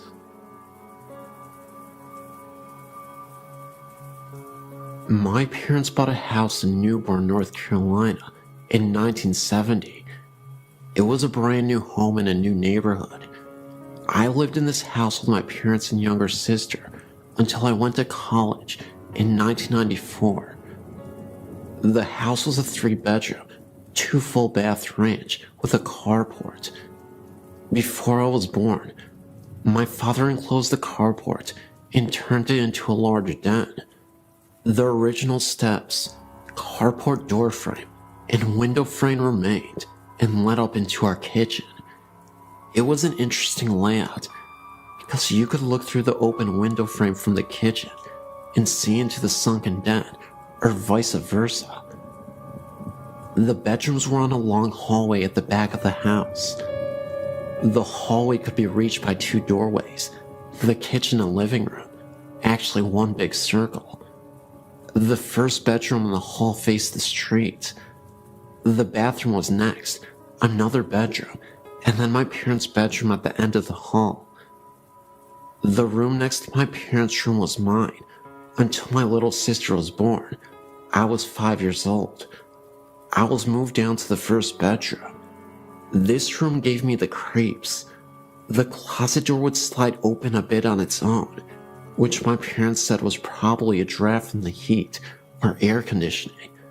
However, after someone broke into my bedroom window while I slept and stole a few things from my room, I never stayed in there again, usually sneaking into my little sister's room and sleeping with her or sleeping on my parents' bedroom floor. I constantly slept with the bathroom light on and a bright night light or lamp. I would wake up in the middle of the night and hear odd noises that made me feel paralyzed and cold all over. One would think these irrational fears would subside with age, but they seem to intensify over the years. One recurrent incident that still bugs me occurred in the kitchen, den area. Whenever I would be sitting on the couch watching TV, I would see the silhouette of a person walk by the window frame from the old carport. I would assume it was my mom or dad because the shape was tall. What would scare me to death was the fact that no one would appear at the door leading to the steps after I would see the shape walk by. Many times I would call out to my parents, thinking it was one of them, but no one would answer, and then I would walk up the steps and look into the kitchen. There was never anyone there. Most times, this would happen when I was home alone. On numerous occasions, my parents would come home to find me sitting on the front porch steps or sitting in my car with the doors locked. This went on for years, and I was very excited when I moved out to go to college. Years later, I went to visit my little sister and stayed with her in her college dorm room. We were telling ghost stories with some of her friends when I told her my accounts of the shadow. I was in mid-sentence when my sister finished my thought and described the incident in perfect detail. I had never told my sister about this because she was much younger, and I didn't want to scare her. Needless to say, we were both shocked and had goosebumps. We compared stories, and it seems we had very similar experiences in that house. My parents eventually built a new house about 10 miles away and sold that house. I wonder to this day if the new owners have ever experienced any of the oddities that my sister and I did.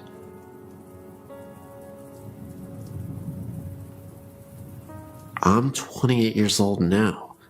The paranormal has always interested me, but only recently have I started to research it. I've come to believe now that some things I've experienced as a child were probably more than nightmares. I believe my encounters were that of the paranormal, edited with a touch of child's imagination. Contrary to what you might believe, I think my touch of a child's imagination is what scared me the most. I decided to share with you those experiences that could be considered nightmares for your entertainment, but also those that I truly believe are paranormal. At the age of 5 to 7, I can't recall for sure. One night, I was lying in my bed, asleep. I felt something moving at the bottom of my bed, and the next thing you know, I felt like I was being dragged out of my bed. My covers had tightly wrapped themselves around my legs, so tight that I couldn't move them. I yelled, "My bed is eating me! Help!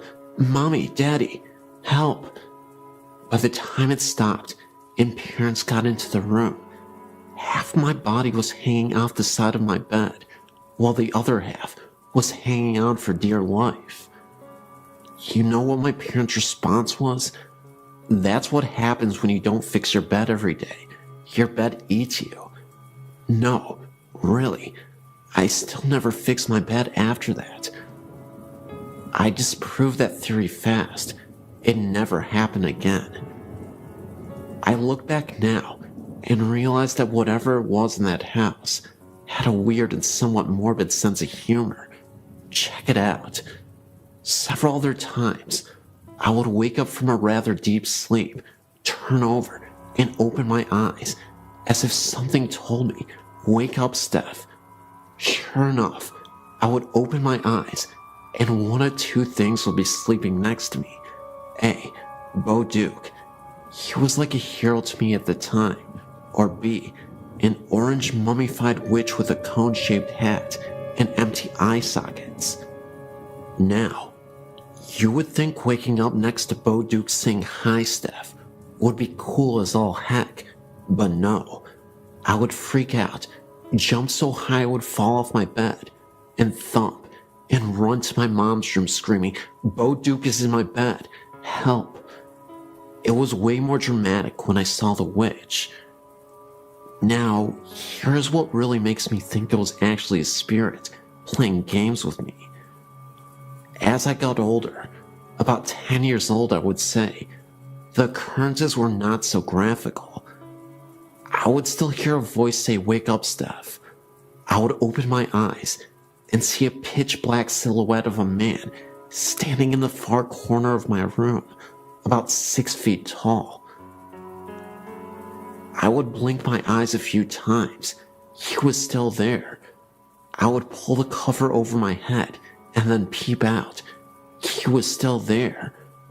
Of course, I then freaked out and ran to Mommy's room screaming, "The boogeyman is here to get me. Help, Mommy, the boogeyman is here." This would happen several times a month, for a good year or so it seemed. The last occurrence was years later, when what believed to be the same silhouette mentioned above ran across my room. First, I saw a blur run down the hall to my left and stop at the middle of the wall near the footboard of my bed. It took a moment for it to take shape, but it was definitely the silhouette of a human. I started to dart, and the moment I moved, it darted towards the other wall and vanished. I freaked out and flew to my dad and told him that there was someone in my room. Years later, when I was old enough to understand, my dad told me of the ghost of an old lady that dwelled in the house. She was a nice, but sometimes grumpy old gal. However, that doesn't explain the man that was in my room. I still can't figure out if the Duke witch thing was truly a nightmare, or a spirit messing with my head, using the touch of a child's imagination.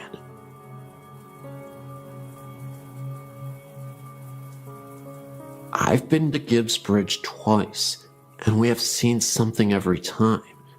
The first time the signs kept changing. There would be a lot of writing on the signs, or not every time we came around.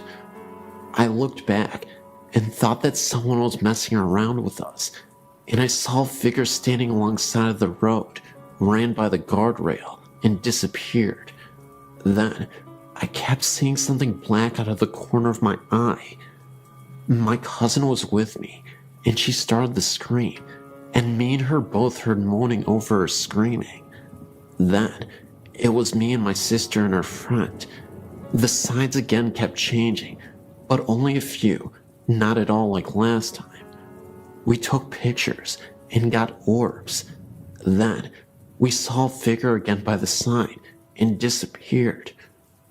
We went all the way down the street and turned around and saw a big bright light. I told my sister it was probably a car, so flash your lights to let them know that you're coming. She did that, and the light was gone. It kind of looked like a motorcycle light with handlebars. I know the whole story about it. Then, we turned around again and saw it again.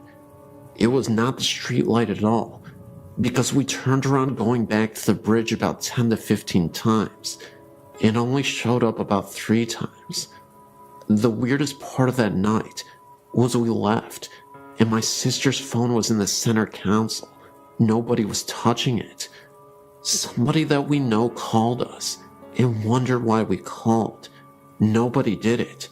It was in the center console the whole time. My sister looked down and saw her phone hanging up, and they said we left a message. It was all 3 of us talking, and it was muffled. Tell me what you think, and go out there sometime again. Thanks for reading my story.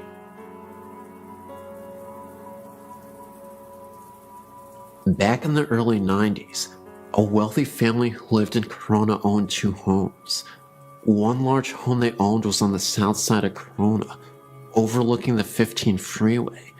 The other home, used later as an office, was the old in-town district on Corona's famous Grand Avenue.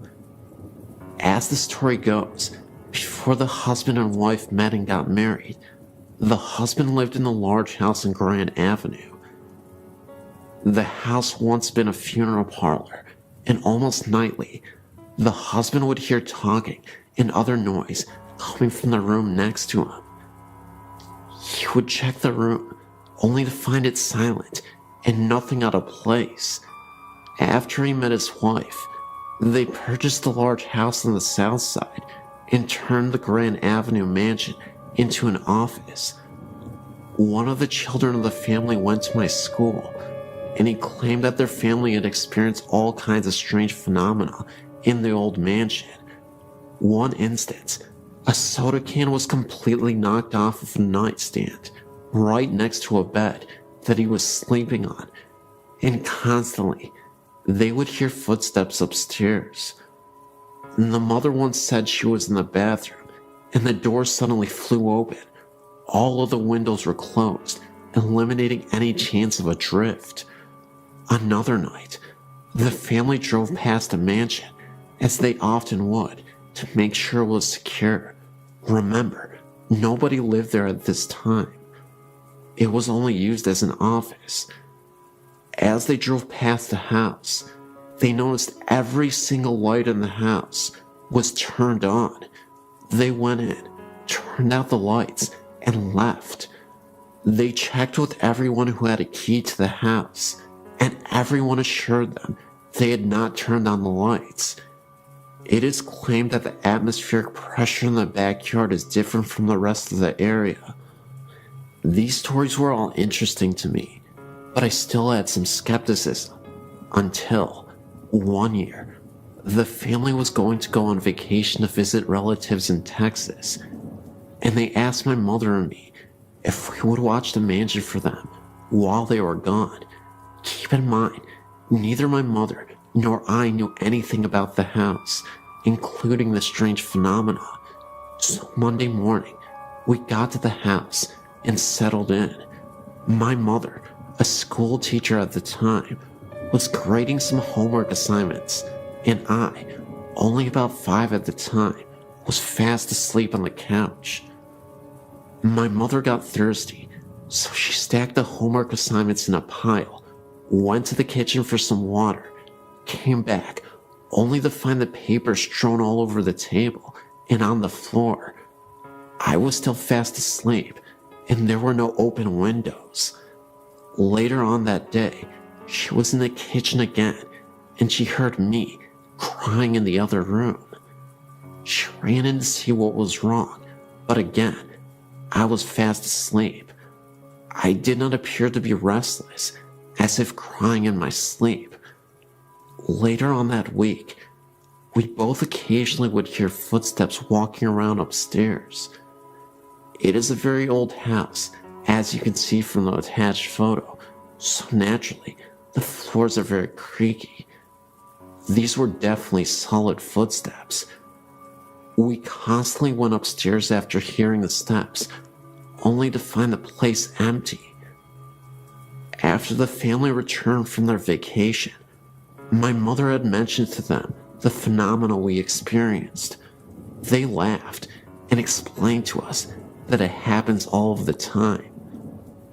They described the entity as a friendly ghost who likes to play pranks on people, hence the bathroom door flying open.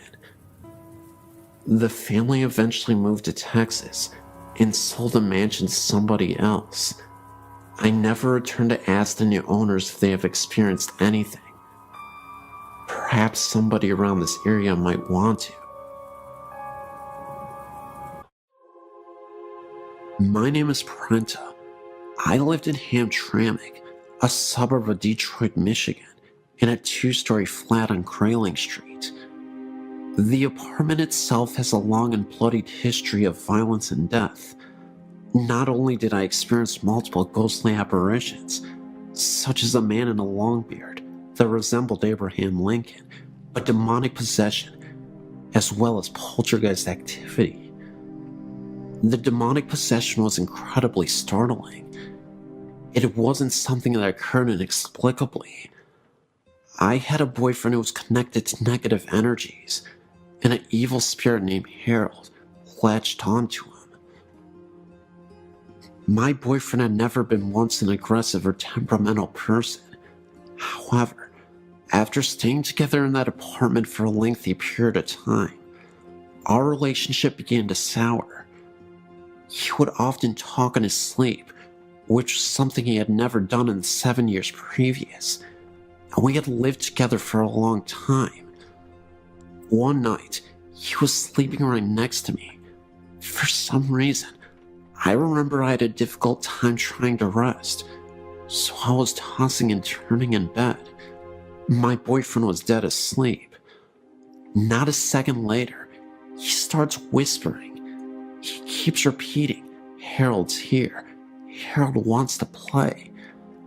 Although it scared me half to death, what he said after that truly shook me to my core. He uttered some unnerving words, something about how he was going to take care of my suffering soul. At that point, I couldn't take it anymore, and I woke my boyfriend up. He was in a pure state of delirium. I told him he was talking in his sleep, and when I told him what he said, he looked at me as if he were terrified. That's because he said he had a dream about a man named Harold.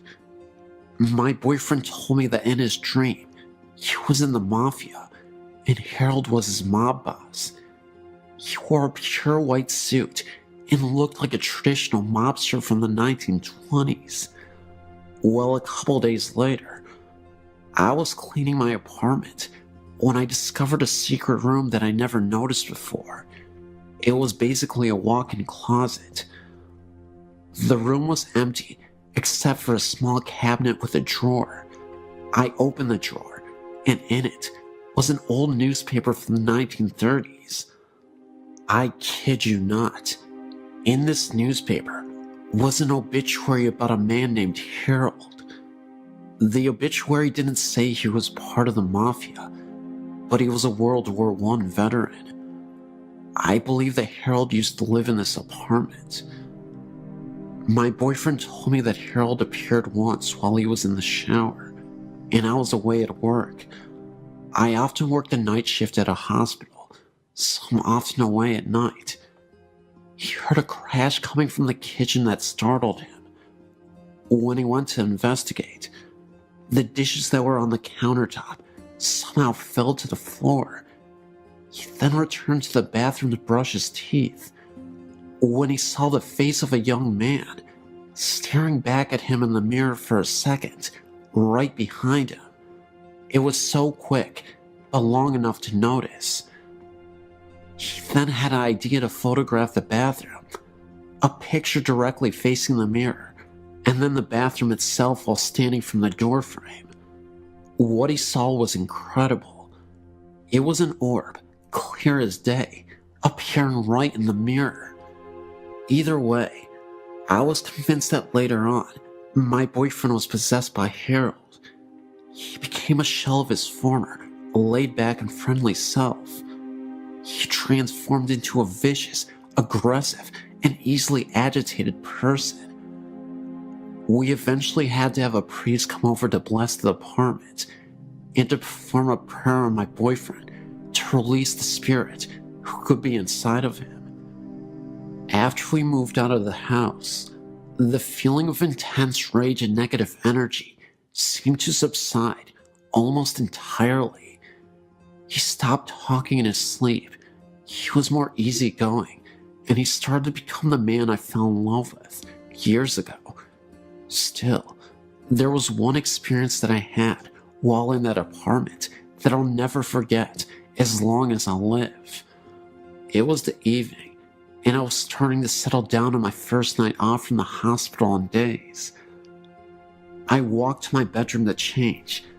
In the bedroom, there is this huge mirror that I often use. As I was walking through the bedroom, I was looking at myself in the mirror.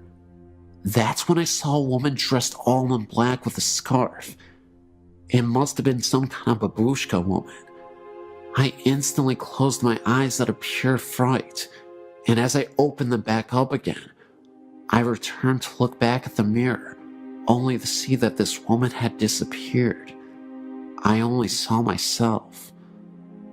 All of these events are 100% true. I know sometimes when people tell these types of stories, they are often met with a high degree of skepticism. I should mention, though, that I have high integrity, and I think it is foolish to tell pointless lies just for attention or to have a good story. The possession, Harold, the poltergeist activity, and the babushka woman were all signs that something awful wouldn't leave that apartment. At this point, I'm just thankful that I don't have to experience that ever again, and that my boyfriend isn't being used as a vehicle for paranormal entities. I would say this is a story of a haunted house, but it isn't. Until about 10 years ago, it was just a haunted house in my book. I met my husband over 30 years ago. He told me about a house that he used to live in that had some very strange things happening in it. It was local, but he never wanted to go anywhere near it. He said that it was very old and had been built by a young person who had some of the wood and granite that made the fireplace sent from Ireland. Anyway, the story is that when he married his wife, She came with her mother, a real shrew. She harped at him and distressed his wife to the point where he went mad and killed them both, then ran screaming that the demons of the house had made him do it. My husband's family moved into the house in the early 60s. During the years they lived there, they heard doors closing and footsteps on the stairs, as well as the smell of coffee and frying bacon in the middle of the night. His mother was quite a gardener, but could never get flowers to grow in the yard. He said the whole family was quite uncomfortable in the home and eventually moved. We had been together for a few years when we heard that the property had been sold for a mini storage lot. We were talking about it with my sister and some friends when my husband told the story. The friends asked to see the house. I'd never seen it to this point, and I'll admit, was more than a little bit curious. We finally talked him into going, and away we went. When we turned onto the street, we got a really creepy feeling, but when we pulled up to the house, I was absolutely terrified. There was not a living blade of grass or anything else on that lot. We live in Washington State, and this was March. The house was dark and very ominous. I refused to get out of the car. So did my sister. The guys, 3 of them including my husband, took a flashlight and headed around to the back of the house to see what they could see. After a few minutes, we saw a flash of light on the 2nd floor. A few minutes later, we saw the front door open, but nobody came out. After a few minutes more, they returned to the car. We commented on the fact that we had seen the light, and they told us that they had never turned it on. Then we asked them why they didn't come out the front door. They told us it was locked, and that they tried it before going around back. I was always skeptical about the stories connected with the house, but after they tore the house down, the mini storage was plagued by problems and eventually went out of business. The property sits abandoned and barren. Still nothing lives there, and it's still as creepy as it was years ago.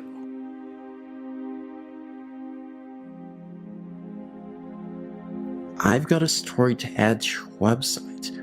I've gone back and forth about someone having come check it out. Just not sure I'm ready for it. But here goes my story. My husband and I moved into a new house built on a minor Civil War battlefield. We know there was another house in the vicinity. There was also a tree that was referred to as the hanging tree, not far from our backyard, on which about Union soldiers were hung. Soon after moving in, we noticed odd shadows and white lights that seemed to move across rooms with no apparent source. We tried to account for them by cars passing on the road, but never could pinpoint anything. One evening, we were watching TV when a shape ran past a door to what eventually would be our deck. The door was a good 4 feet off the ground, but the person running past ran level with the door itself. My husband and I ran for the door, flung it open, and my husband jumped down and ran in the same direction. At that time, we were the only house on that end of the street, and, being a very small town, it's very quiet at night, and sounds carry for quite a distance. We didn't hear anyone running, nor did we see anyone. We were spooked, but figured it was a kid, and our eyes played tricks on us. Not long after that, my husband jumped off the couch and ran for the door again because he said someone was standing there looking in. Again, level with the door and no deck. There was no one we could see when we went outside. Some months later, I was up around midnight cleaning the kitchen. My husband had gone to bed and shut the bedroom door. The bedroom was at the top of the steps and the door in plain sight. I was watching TV across the great room when I saw out of the corner of my eye a man leaning around the corner of the hallway wall and smiling at me. As I turned my head, I was ready to yell at my husband for sneaking up on me when I realized the man's hair was long and blondish, and my husband's is dark brown and short. I also realized the man was wearing a white t-shirt with full sleeves, nothing my husband owned. I couldn't see anything from the waist down. While I stood there staring, he simply vanished. I immediately ran to the hall and noticed that the bedroom door was still shut, and if anyone had gone out the front door, I would have heard it. There was nothing, no sign of anyone. When my husband got up for work, I told him what happened. He said it was my imagination. I didn't think so, but we left it at that. However, I started turning on the lights when he left the house for work, since he left at 3 a.m. A few weeks later, though, my husband was in the front room at the computer. To the left is a table with an antique mirror hanging over it. My husband saw movement in the mirror and turned thinking it was one of our cats on the table. Instead, he saw a man's shoulder and arm, wearing a white shirt, walk past in the mirror. My husband simply got up and walked outside until I got home. During this time, my son, who knows no fear, would never stay downstairs at night by himself. He said he was creeped out, like someone was watching him from outside the door. My daughter, a typical teenager at the time who kept to her room, would often come downstairs to hug me and sit close to me. When I'd ask her if something was wrong, she told me that sometimes she felt someone was sitting on her bed, and that she saw things move out of the corner of her eye. The strange thing is that my husband and I never told the kids what we saw until they were 18 and 19. There was a time when activity seemed to stop after my husband, getting the idea from my friends, stood in the center of the house and asked whoever was there to not show themselves to him. He was left alone after that. However, recently, we've been experiencing marital problems, and my husband moved into another bedroom. I'm now hearing footsteps in my room, and I'm constantly woken up by what feels like someone sitting on my bed. I'll roll over, but there won't be anyone there. One night was unusually bad, and I had to get up earlier than normal the next day for a class. Around 10 p.m., I said out loud that I needed to sleep, and he wasn't letting me. If you wanted to bother someone, to please go harass my husband.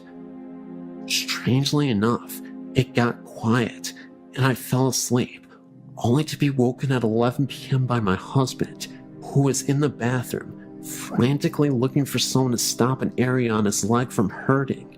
He has psoriasis, but this particular time, he said it felt like someone was poking him with needles. The area was deep red and gave off heat. A very odd coincidence to say the least. We've also had things go missing: a tablecloth, a 15th century style costume, and various little things that turn up in different areas. We have yet to track down the tablecloth or the costume. I did tell the ghost not to hurt my husband.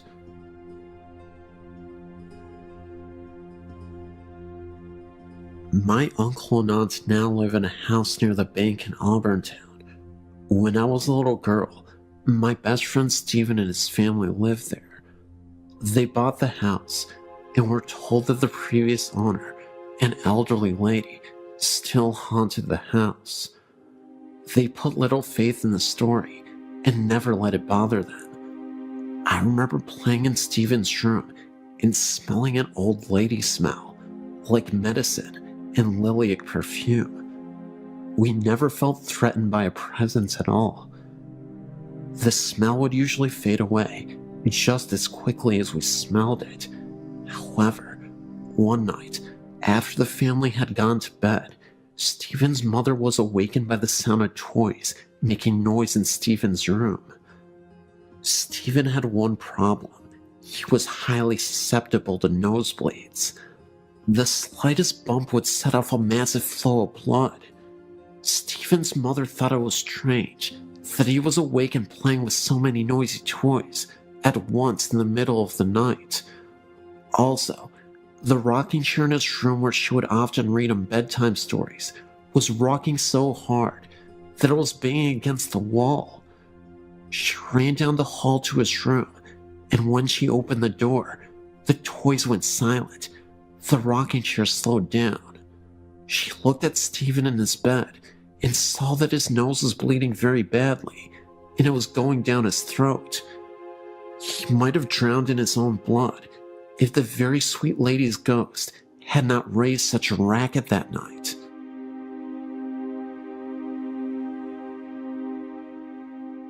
My grandmother Emily was a hard-working wife and mother, and during the Great Depression, she held her family together, even when her husband, Grandma William, died suddenly. He left her widowed with several children to raise. She was a down-to-earth person and a practicing Catholic, so was not given to superstitions, but nevertheless had some encounters with the otherworldly. One time, for example, she was on her way to visit one of her brothers, an elevator repairman. On the way there, getting off the train, she had a sudden premonition of his death. She got a hold of herself and rushed to where she was supposed to meet him.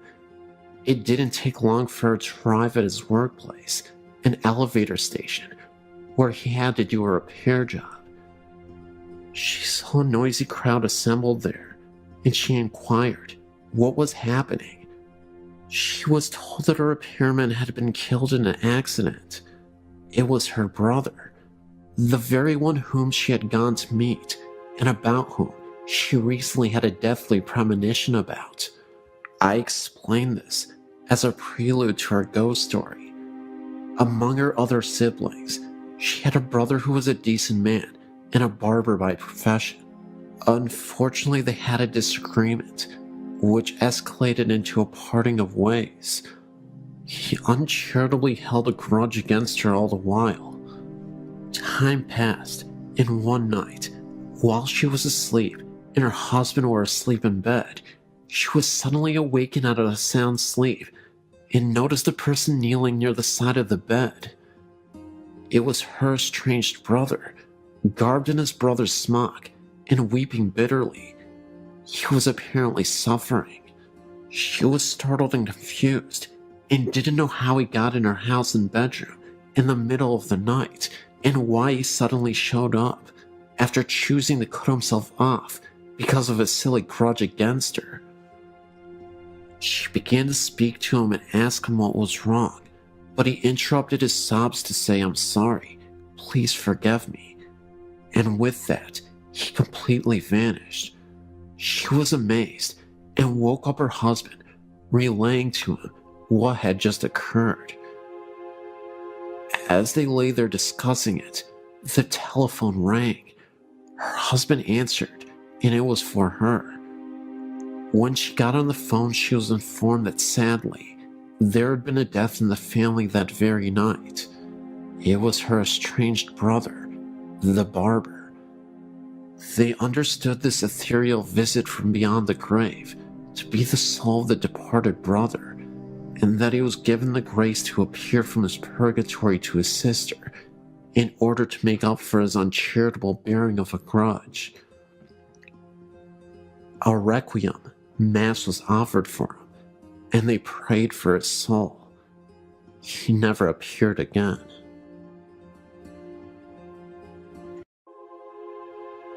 I come from a long line of psychics, and I must have been about 7 when during an afternoon nap, I woke up after a very frightening dream.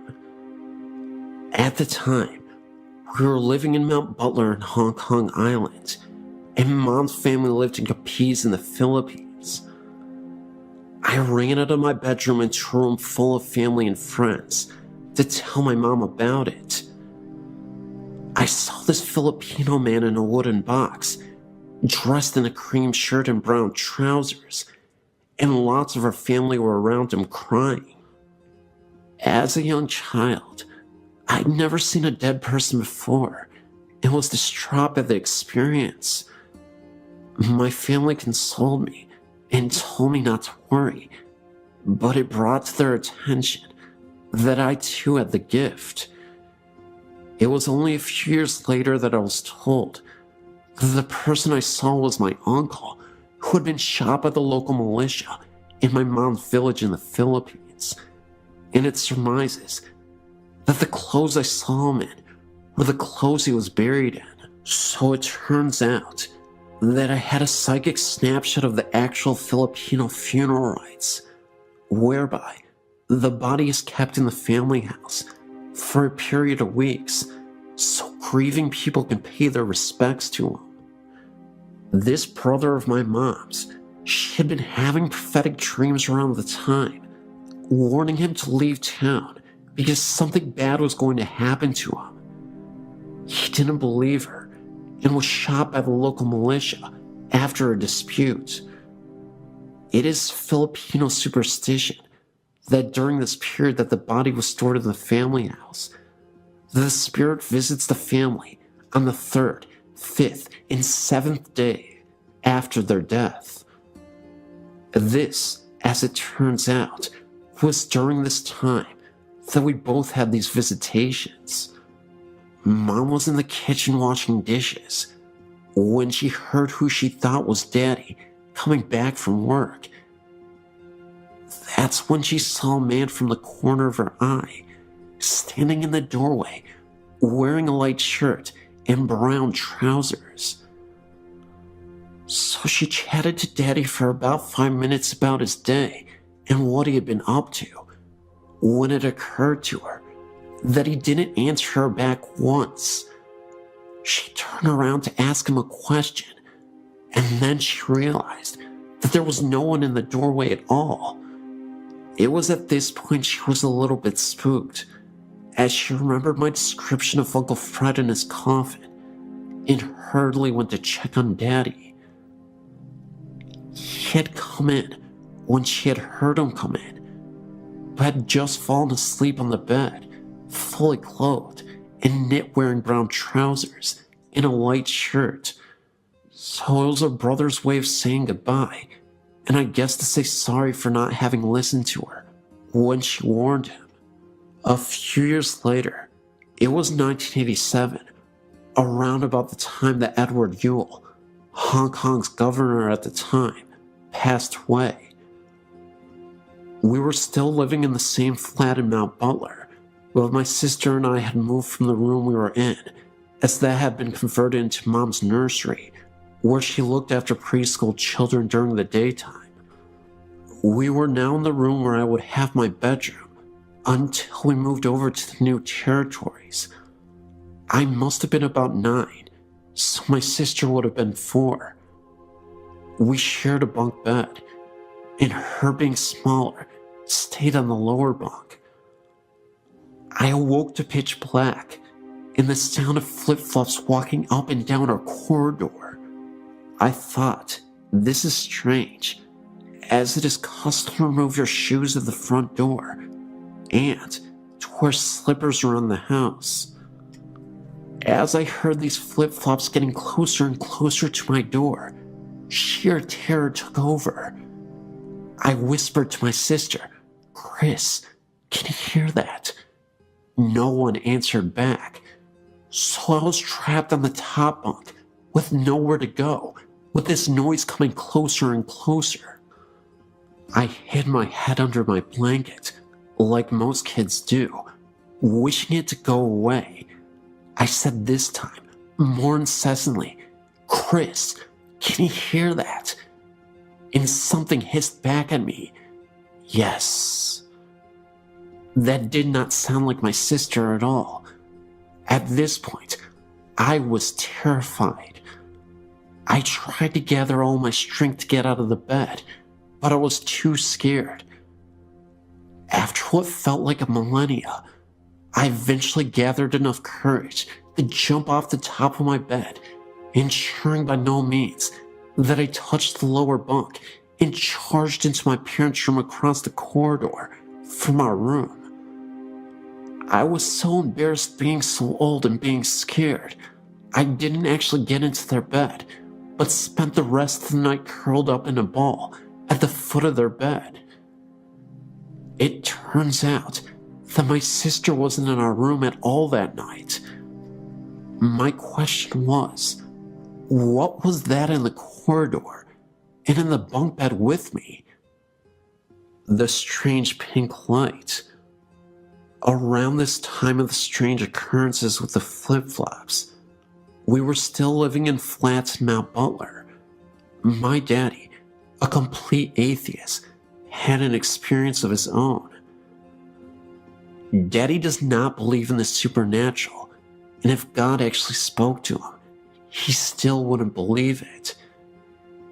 He was lying in bed one night when he woke up for no reason to this pink sphere to appear on the wall opposite their bed.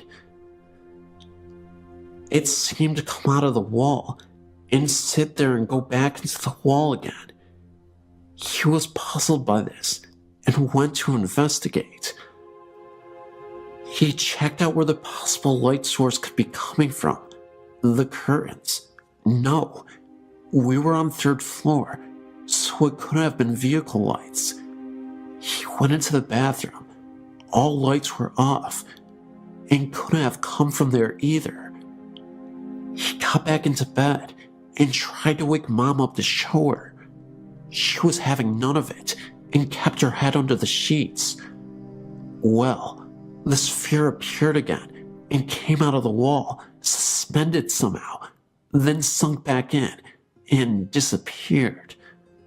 He never did figure out what that was or where it came from. Running ghost. When he was working in the Royal Hong Kong Police, he had another experience.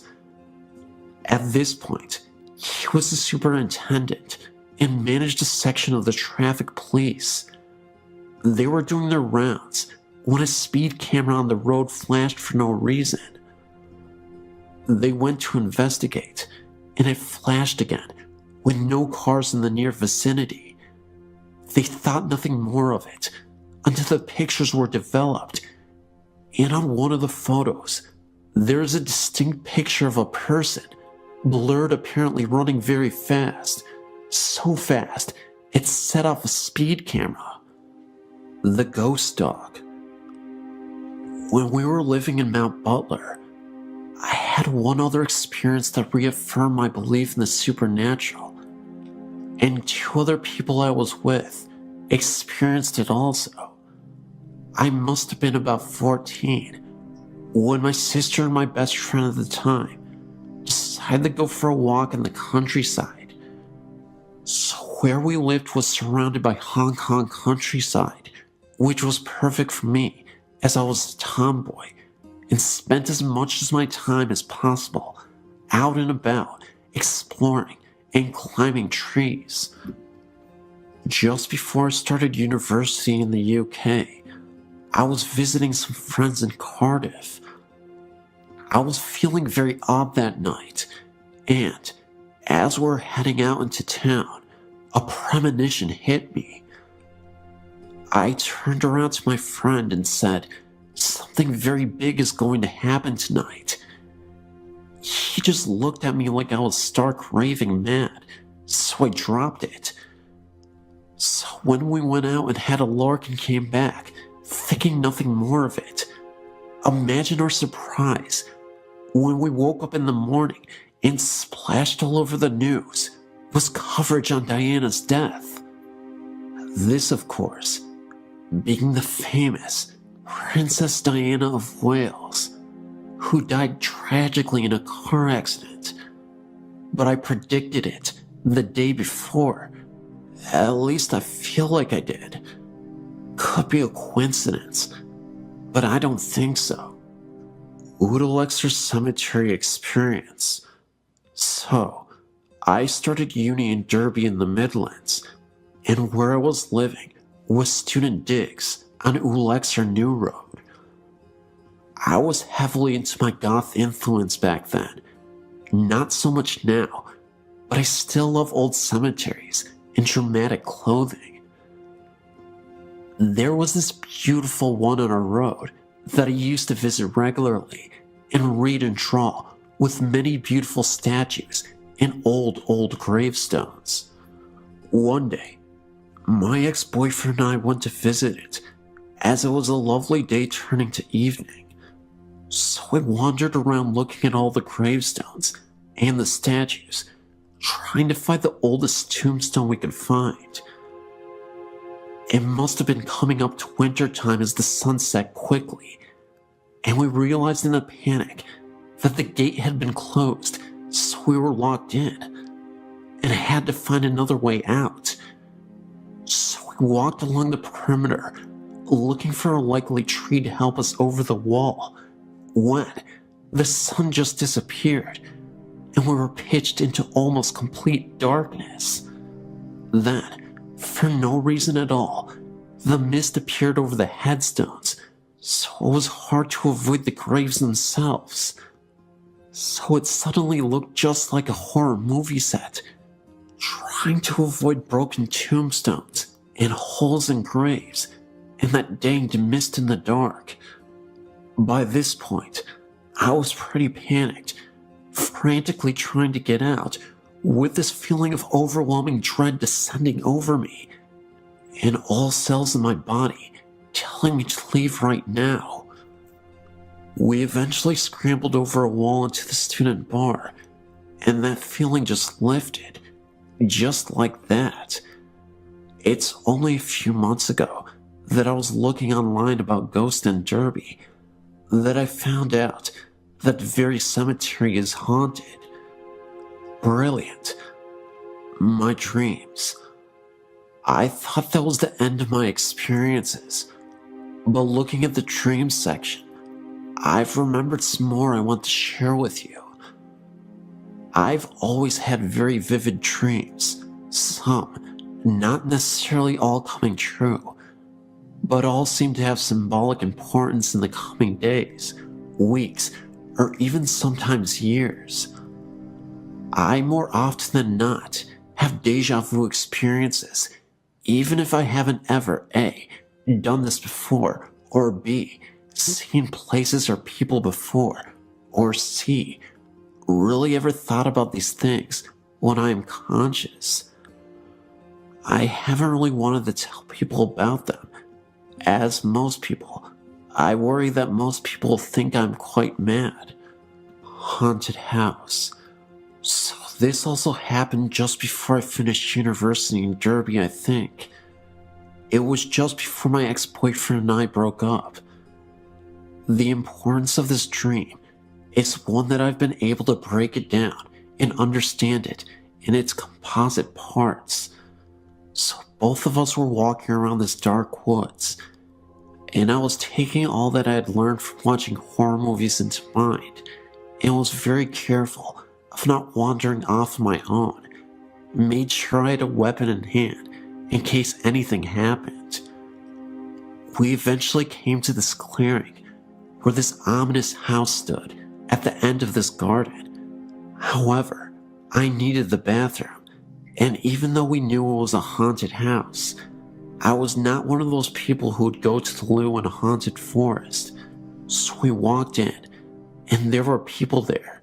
Thankfully, none looking like psychopaths or zombies. Strangely enough, they were people we knew too. There was a feeling of dreaded sadness throughout the house though, and I refused to go anywhere by myself.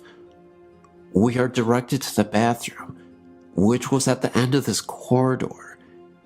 He decided to sit and chat with people whilst I did my business. So, I started walking, but the corridor was like the one from the poltergeist. It just kept getting further and further away. until I had to break into a run, desperately needing to go and leave this house as soon as possible. I eventually made it and threw the door open and did what I needed to do. Then I woke up and realized that I still needed to go, so I ran for the loo. Luckily, I had the foresight to write this dream down once I had gotten back to bed and knew that we were doomed.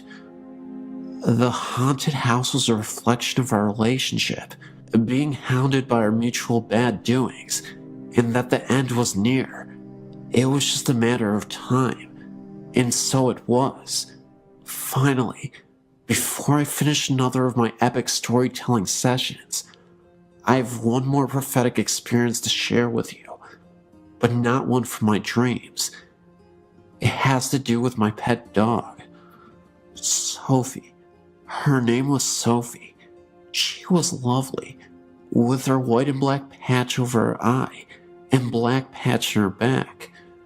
She was only 6 months older than me and had been with her family for 16 years.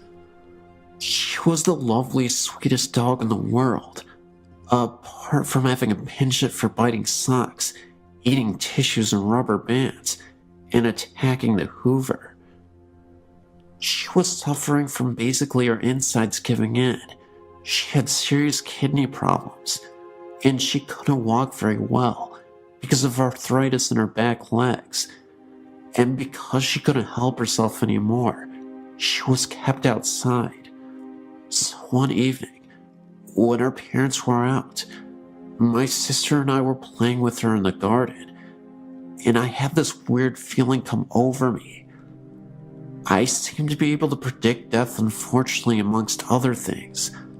I turned to my sister when I saw this shadow fall on her Sophie that looked like a cross. It was like it was a sign saying she was going to die tomorrow. So that's what I told my sister, and she kind of brushed it off. She didn't believe me, being much younger than me. But sure enough, after a hard day at school, I was only 14 or so at the time, we came back, and our parents were in pieces. And that's when I knew it had happened. They had to take her down to the vet and have her put down, as it was too cruel to keep her suffering like that. I've never seen my daddy in pieces like that, but because I was strengthened by my foreknowledge, I supported him in his time of need. My poor cat was distraught, as she basically brought him up from when we adopted him as a very small kitten. On a happier note, I had a dream after this terrible day. I was watching my crazy dog run from the front of the house, in and up the stairs, with much zest and energy, like she would have had as a younger dog, running up to our level of the house, looking like she was having the time of her life, back and forth, giving little yips of happiness, grinning in her quintessentially silly Sophie way. As because of her health problems and her incontinence, she was not allowed in except for very cold weather.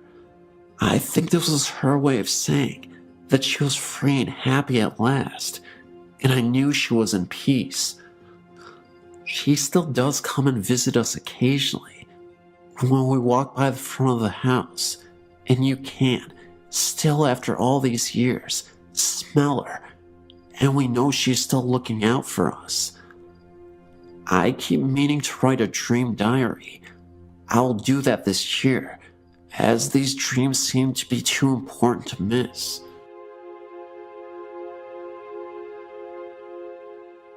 My husband and myself and my brother were all watching our mother's house while she was out of town on vacation.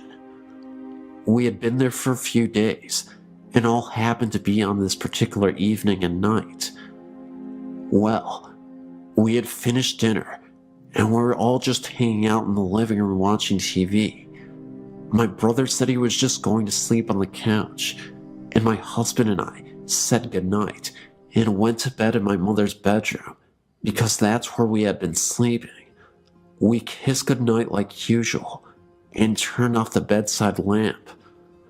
I myself just can't close my eyes and go right off to sleep, so I was just laying there, looking off into the darkness and trying to wind down.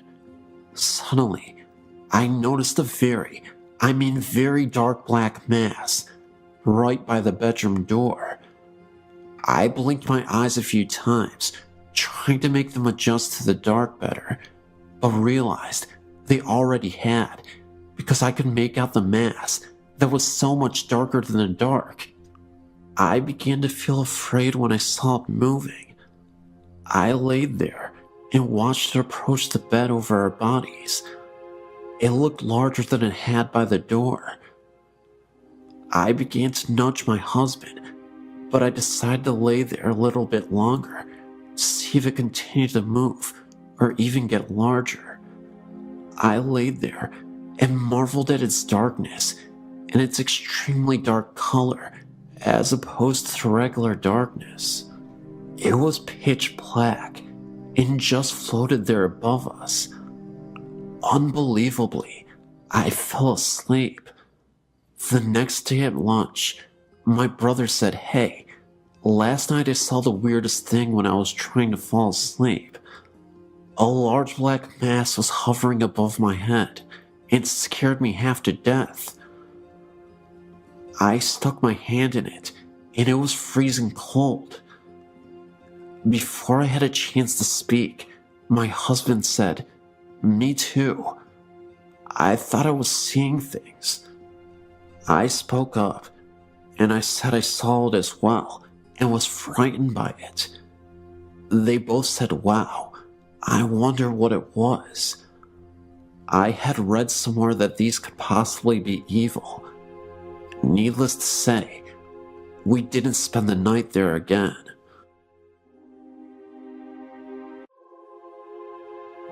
I'm a nurse and run our family's assisted living, and recently we had some strange things happen in our care home. I understand with caring for the elderly that sometimes strange things occur, and doing this for almost a decade. Recently, I had a resident that started to decline at the age of 93. One night, after helping her get into bed, she asked me if Bernie, her husband, who died 10 years before, knew where she was. I reassured her that he did. It caught me off guard, since her mind was intact and she was not forgetful. A week went by, and again, I assisted the woman into bed. She says to me, "I hear Bernie in the hallway. Can you tell him that I'm in here?" I told her to call for him and he would come in. She refused and asked me to. So I went out to the empty hallway and said, "Bernie, E is in here if you would like to visit with her." As a nurse, sometimes you do things out of the better judgment for yourself, as long as it helps your patient. Later that night, I heard the elderly lady talking to no one quietly. I've had some odd things happen in my personal life through the years since childhood, but that is another story. I was once told by an elder Japanese woman not to talk to the dead or invite them into my home. Another week goes by, and my resident took a drastic turn for the worst by refusing to eat or drinking fluids. After a week's stay in the hospital, she returned on comfort cares in hospice. The end was near, and we knew it. However, while she was in the hospital, I received a frantic call from one of her nursing assistants asking if I would please come back to work because she was really scared. When I got to work, all the lights in the house were on, and she was sitting on the couch with her back up against the wall.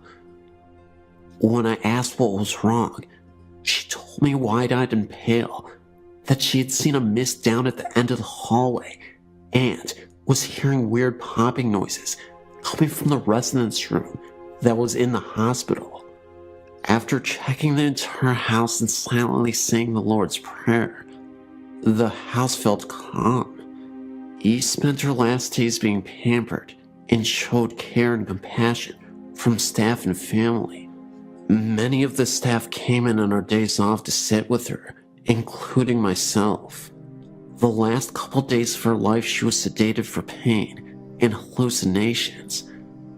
When no one was in her room and she didn't know we were checking in on her, she was reaching up towards the ceiling and mumbling. The day before she died, we had XM music playing on our TV. A couple of the nursing assistants were performing for their evening cares when the TV changed to CNN for 30 seconds and turned back to the music by itself. The TV remote was on top of the TV. Since our favorite lady passed away, things have stopped for the most part.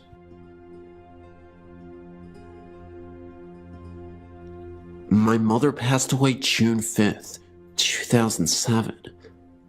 Me and my husband were in New Jersey at the time, waiting to get unloaded. We drove an 18-wheeler for a living. My sister had called me the day before and told me that my mom was in a coma, and the home healthcare people said she only had about 24 hours to live and that I needed to come home. So I called our dispatcher and said we needed to be routed back to the Chattanooga terminal so that I could see my mom before she passed. He said no problem. After you and your husband have put tires on, go pick up that load and head for Chattanooga. Well, while they were putting tires on our trailer, we decided to get some sleep. The cell phone rang, and it was my sister. She told me that Mom had come out of it. It was sitting up and laughing and talking to everybody, and that she was okay. So I called my dispatcher and said we don't have to go home. We can do one more load out here. So it was late that night when they finally got the tires on the trailer, and we decided to just stay there in the parking lot till morning so we could get some much needed sleep. We get up that morning and pull out. As we're heading down the highway, my cell rings, and it's my sister. She's crying. She tells me that Mom passed away that morning early. So to make it a little shorter, our dispatcher gets us home 36 hours later. Now at this time, we are at my mother's house, and she has already been picked up by the funeral home before we got there. Later that day, my husband's cell phone rings while we are nowhere near it to answer it. So when we do pick it up to see if our dispatcher is called, it shows we have one voicemail and no number. So my husband listens to the voicemail, and it's my mother, the day after she died. The message said, "Connie, this is your mother. Call me." We decided to check if it was a delayed message, but it wasn't.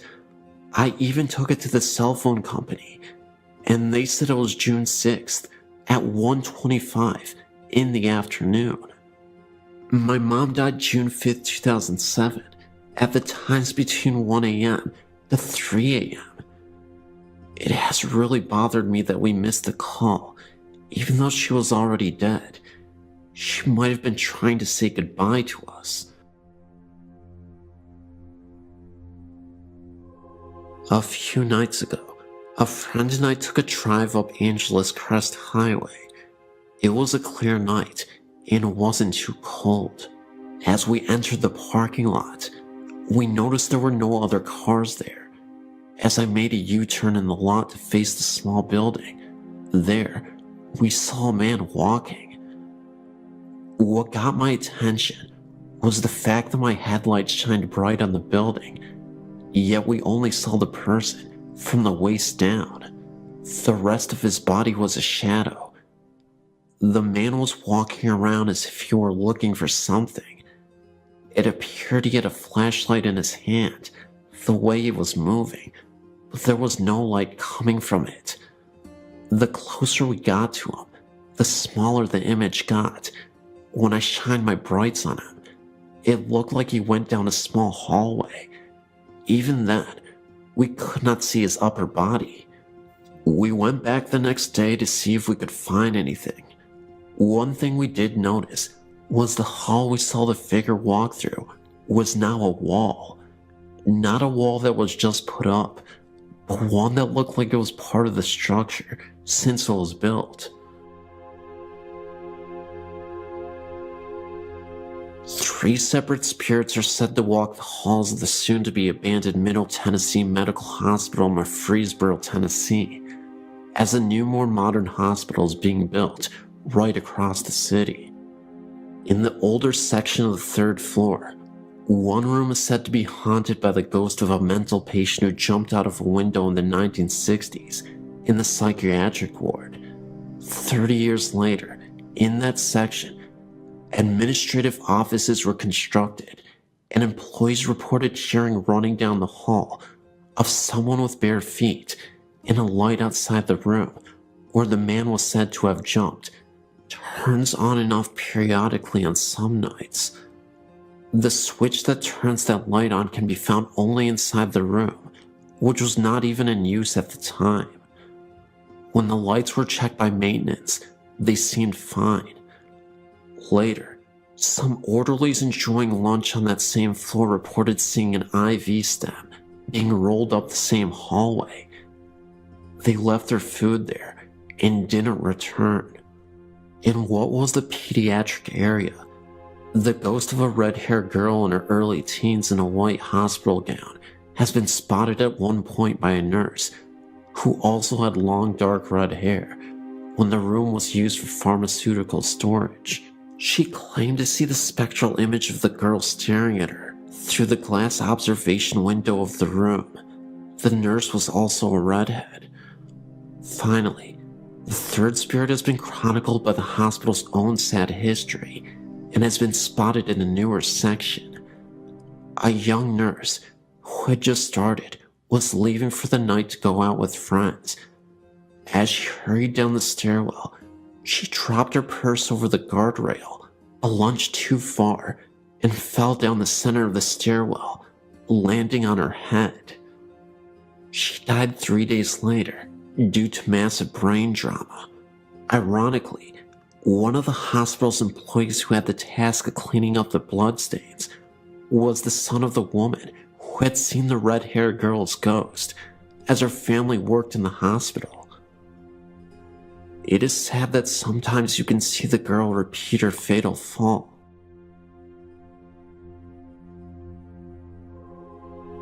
I have many stories to share with you, but I'm going to start at the beginning.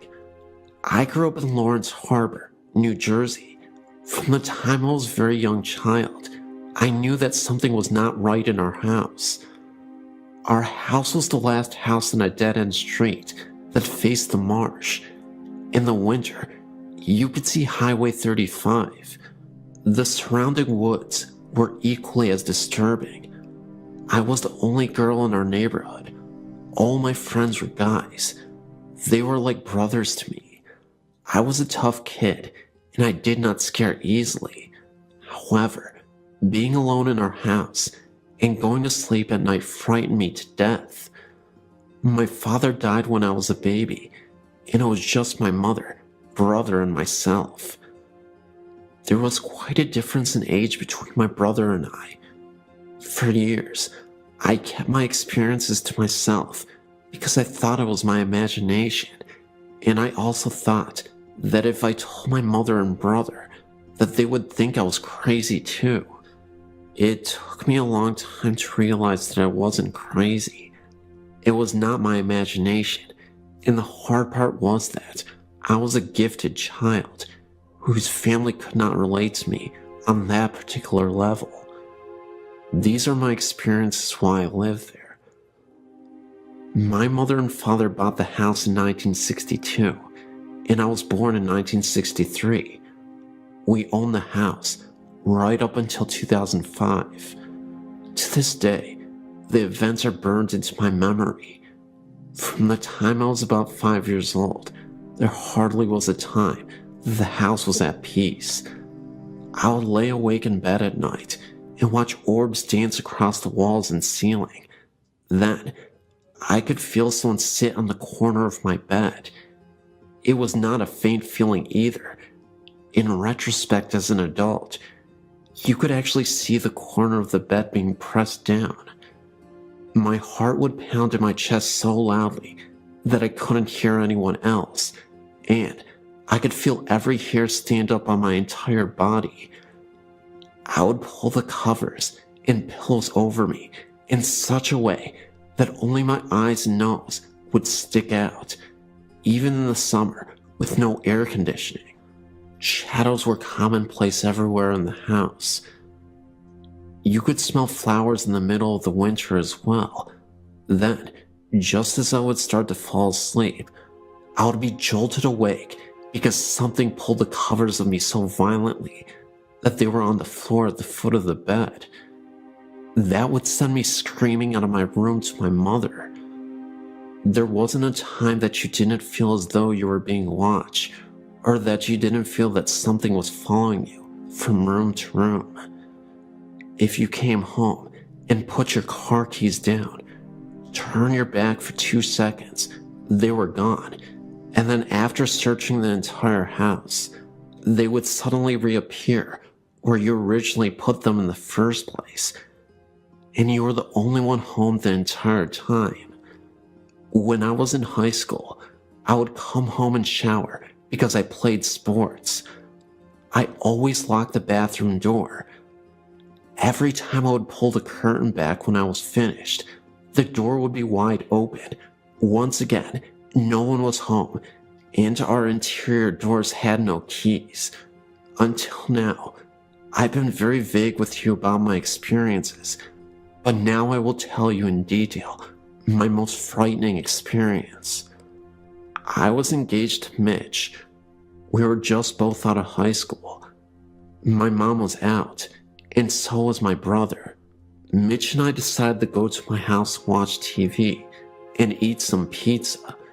From the time we entered the house, I could feel that something was really wrong, really out of sync. The air seemed electrically charged. It was as though us being there had interrupted some unseen gathering. I ignored it, even though I was goose flesh from head to toe.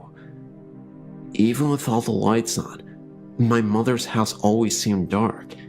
Mitch was sitting in the room watching television, and I went into the kitchen to heat some frozen pizza. We were having a conversation as I did so. My back was to the living room as we were talking, and I was placing the pizza on the baking sheet. I heard what I thought was Mitch leave the living room and walk into the kitchen. I became aware that he was standing directly behind me as I was still talking.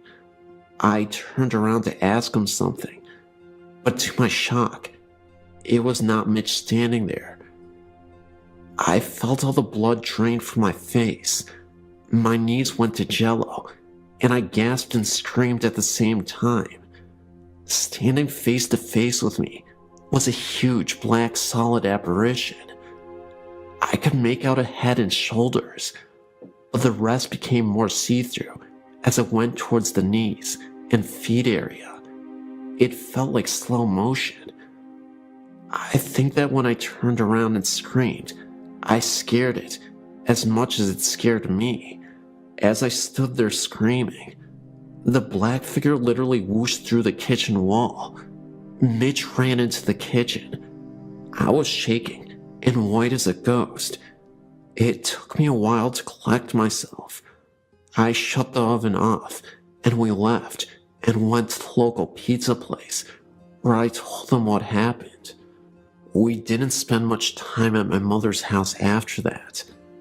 This is just one story out of countless stories that I would be glad to share with you.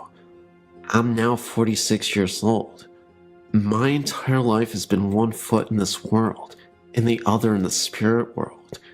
Years ago, I'd contacted Sylvia Brown, who told me that my mother's house had many spirits in it, but two stood out. There's the ghost of a baby and its mother.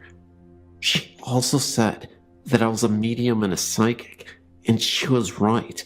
This is what I now do. I'm no longer afraid. It gives me pleasure to be able to connect with grieving spirits, with their departed loved ones. I consider this wonderful gift that I will not trade for anything. Thank you for listening.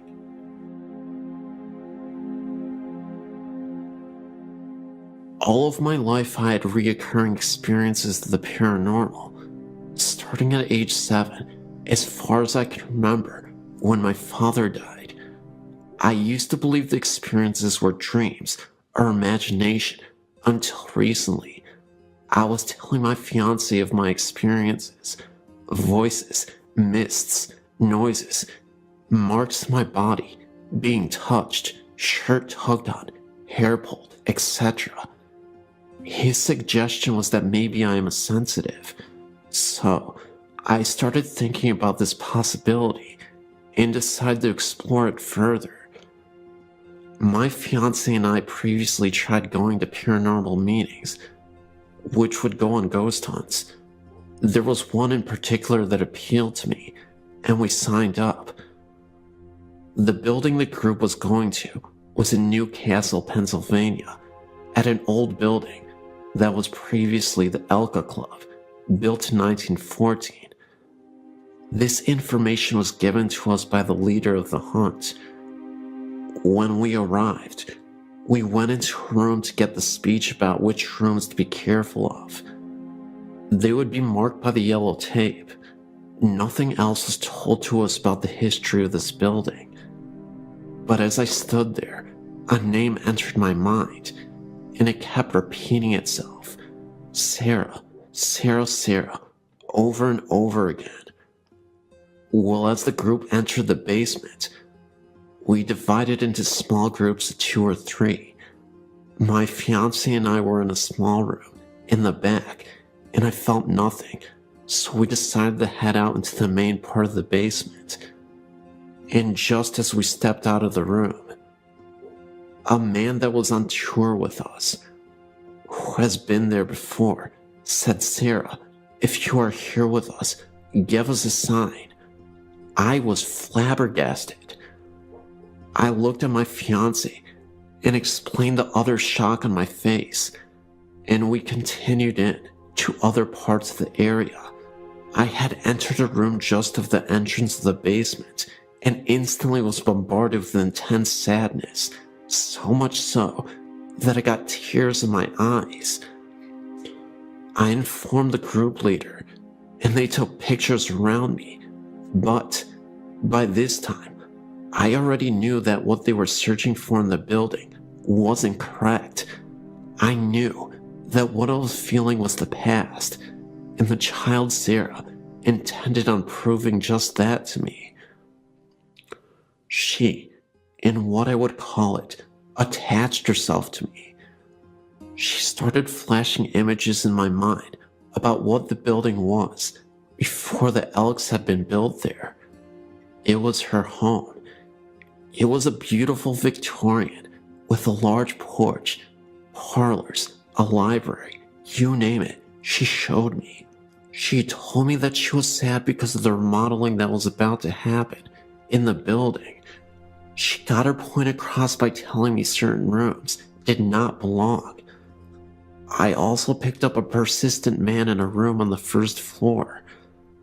I was flashed an image of a podium and people sitting and listening intently to this man. In the ballroom, I was given images of people dancing, only black shadows of such. And at last, the third floor, I approached the end of the main hall and was shoved by something not seen.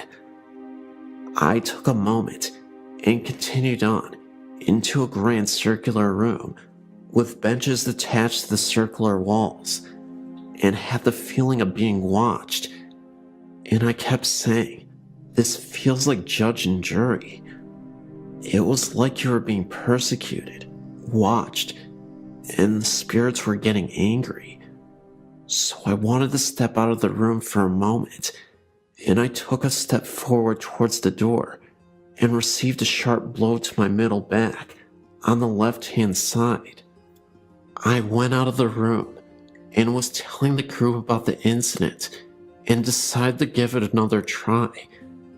And as I entered, I again got another blow to the right side of my back. At that point, I wanted out of there for good, so the group agreed to leave the third floor.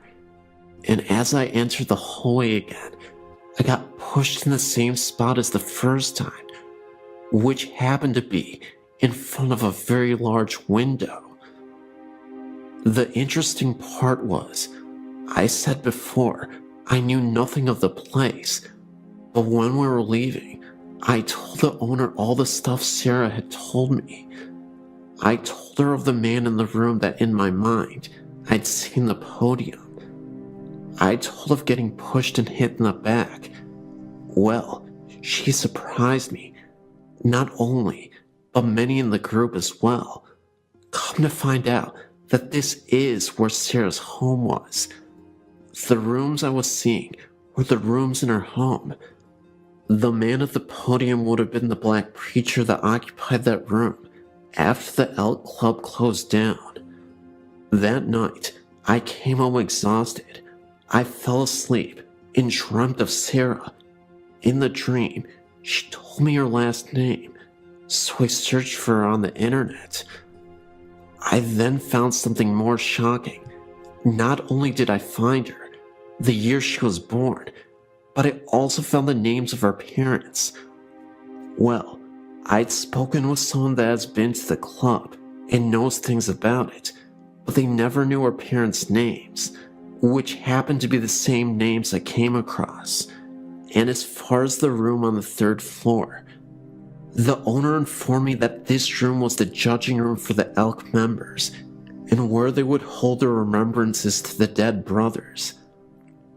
The interesting thing was, the women were not allowed in this room, and there was also an EVP that picked up stating, "You are being judged."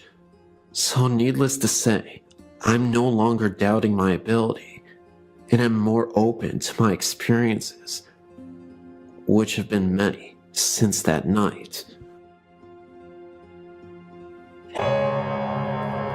Growing up in rural Michigan, I had several what the heck was that experiences. Most were minor, a moving shadow or an uneasy feeling, but one stands out. I was 8 to 10 years old in the mid-80s, and my family had just returned from a vacation. When we got out of the car, my dad headed to the mailbox, my mom to her garden, and I lugged my suitcase inside the house. All of the windows were shut, and I pulled the garage door closed behind me. Walking through the house, I passed the bay window, from which I could see my dad still on the road, and my mom picking some vegetables. The house was silent, except for my footsteps on the carpet. I walked into my room and put my suitcase down in the corner. I heard a male voice laughing behind me, maybe in the doorway 8 feet away. It was a hearty laugh, loud and clear. I spun around, and there wasn't anyone in the doorway. I ran back to the garage, through the door, and outside. My father was just grabbing his suitcase from the car, and my mother was pulling weeds. I wasn't scared when I heard the voice, but not having a tangible body to put it with did unnerve me a bit. Following the event, I was able to forget and had no issues in the rest of the house. It was only after I got older and interested in the paranormal did I realize that I must have had a run-in with something. About 2 years ago, I bought a 126-year-old, 8,000 square foot mansion in Missouri just outside of Kansas City where I grew up. My mother had owned and lived in the house for the previous 15 years, slowly maintaining it. She had done a great job maintaining its mid-1800s character, slowly bringing the woodwork back to life, adding insulation, and replacing all of the plumbing and wiring. I mention this because I've heard that a disturbance in the environment can cause spectral activity to begin. I'd seen the house only once, as I live over 2,000 miles away, but I fell in love with it immediately. The first night I stayed over, I woke in the middle of the night to huge blobs, about a dozen, from golf ball to basketball size, floating around the room I was sleeping in. This is the one and only time I've ever experienced anything like that. I closed my eyes, said a prayer, and fell back to sleep in time. I said nothing to my mother the next day until she asked me, "Well, did you see the blobs?" One of the workers stayed down there the other night and said he wouldn't stay in the house after dark because of the blobs floating around him. She had not seen them, and still hasn't. However, the previous owner told my mother a few years later that he loved what she had done to the front room, but he could never stay in there while the house was his because of the blobs. During the summer of 2007, I went back to see my family. I stayed downstairs again and had several things happen. It is important to note that I've never felt in danger, only uncomfortable. My mom and her boyfriend went upstairs to go to bed. I stayed downstairs in the first floor master suite. For the next 45 minutes, the heavy footsteps above my head were attributed to the two of them settling in for the night. Finally, I decided I would go up and find out what was going on. The entire upstairs was dark and still. They were both lying in bed. I returned to my bedroom to hear the continued walking above me. So, I went out on the living room to sleep on the couch. The walking continued above me, although there is only one attic above that living room. I could also hear a distant, quiet talk between a man and a woman, but I couldn't make out what they were saying, and it seemed to always be somewhere else from where I was. The next morning, I decided maybe I would have a chat with myself out loud, and if anyone else heard it, then maybe it would be for the better. I sat on the end of the bed. It was now daylight, so I felt comfortable to be in the bedroom again, and said that I was the new owner and the son of the woman they probably knew very well by now. I really liked the house and hoped to continue my mother's good work, but for now, I lived elsewhere. I also mentioned something that I don't suggest, but in this situation, I felt comfortable in doing so. I told them that they seemed to have been there a long time, and so long as they agreed to stay out of the bathroom while I was in there, we could get along just fine together. The following night was as quiet as it could be. I think their interest in me was satisfied. This past summer, 2008, was my third visit back. Absolutely nothing happened. I was ready, and nothing. Hey, that's fine with me. But one side note, my mother sat down to look at an album she had kept for all these years she had been doing the refurbishing. She was showing me the huge change in the house, from walls being ripped out and then rebuilt, and so on. In well over half of the pictures, there were huge light anomalies. There were smears, blobs, and strange twists of the image.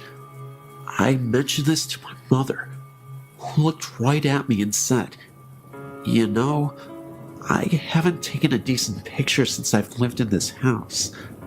I've owned one crappy camera after another. All the pictures look like this. I have to throw most of them away because they are no good. I just smiled. Right, Mom. Every digital and disposable camera she has ever had in the past 15 years has had the same problem.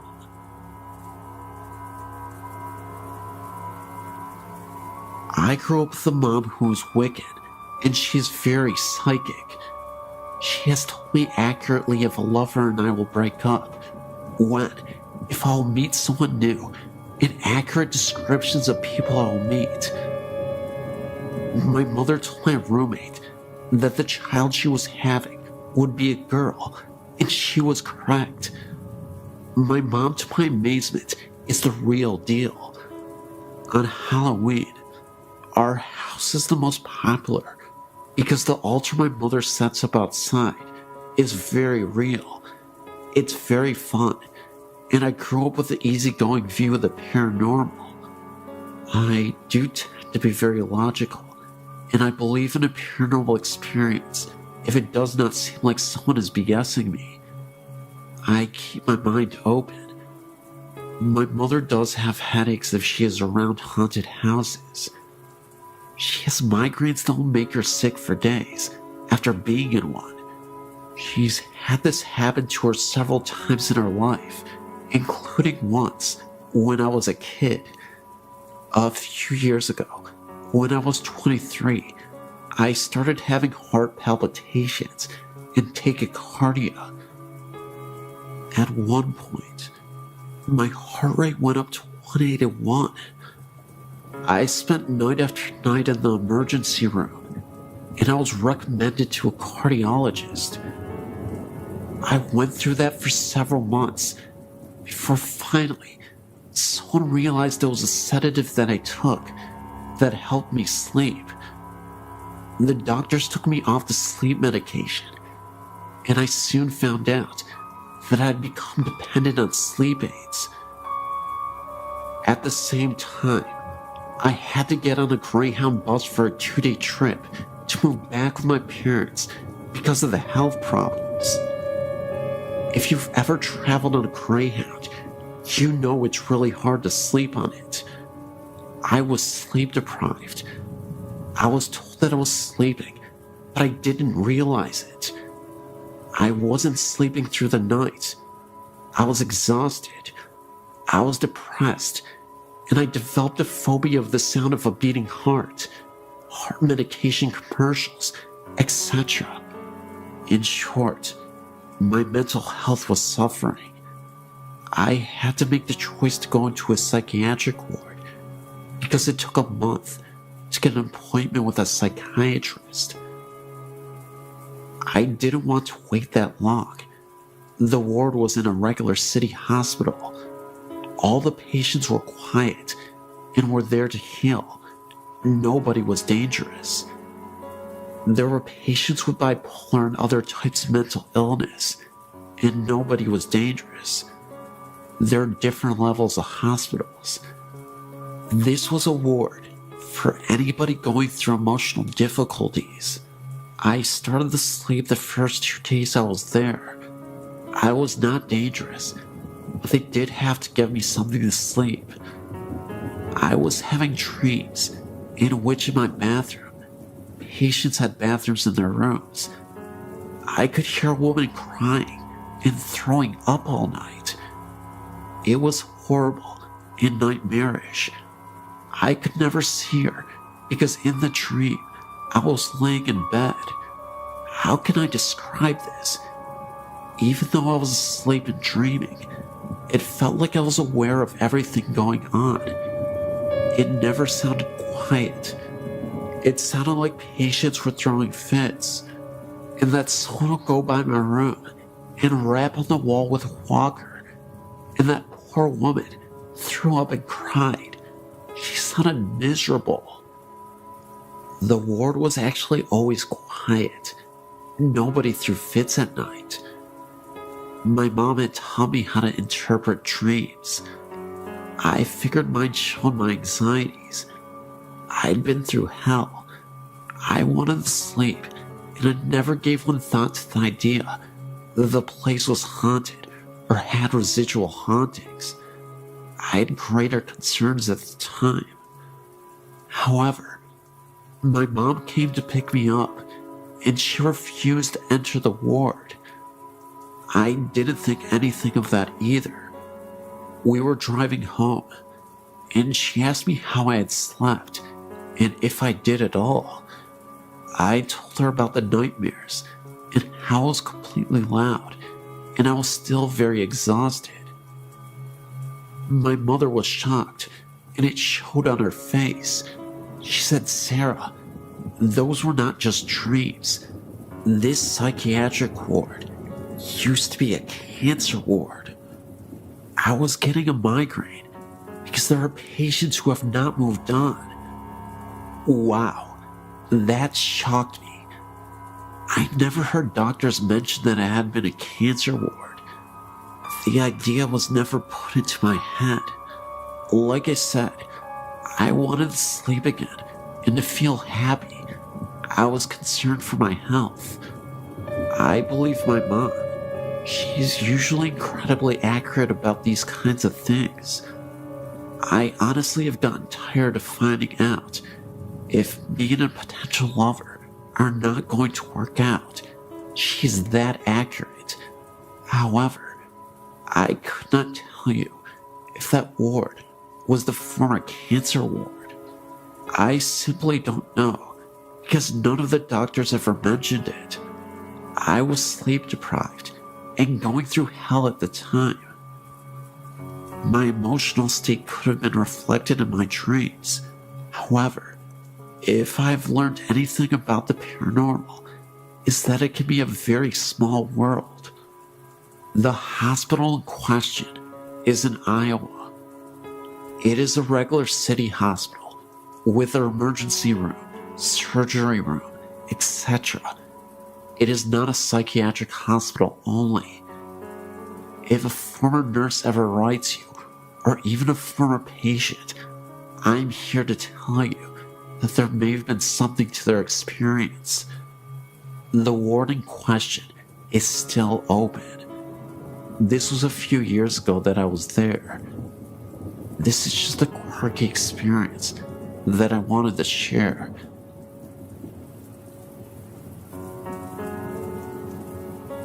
My story has been going on for a couple of years now.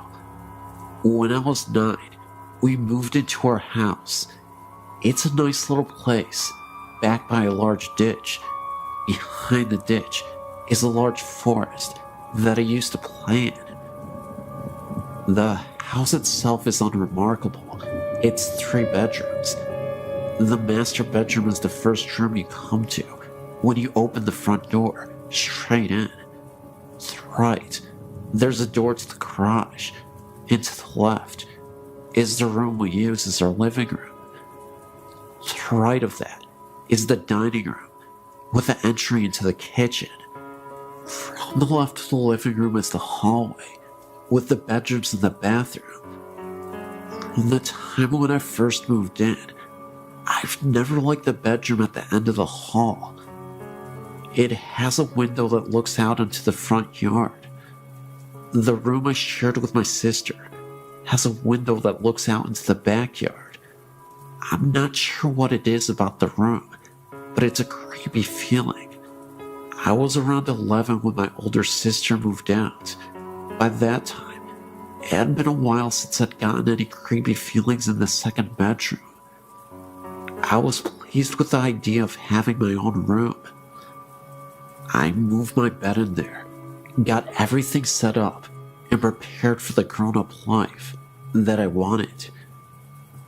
The first couple days were okay. I had strange nightmares about something coming in from the ditch, something I couldn't explain. Finally, after about a month after I'd been sleeping in the room, I woke up suddenly from one of those dreams.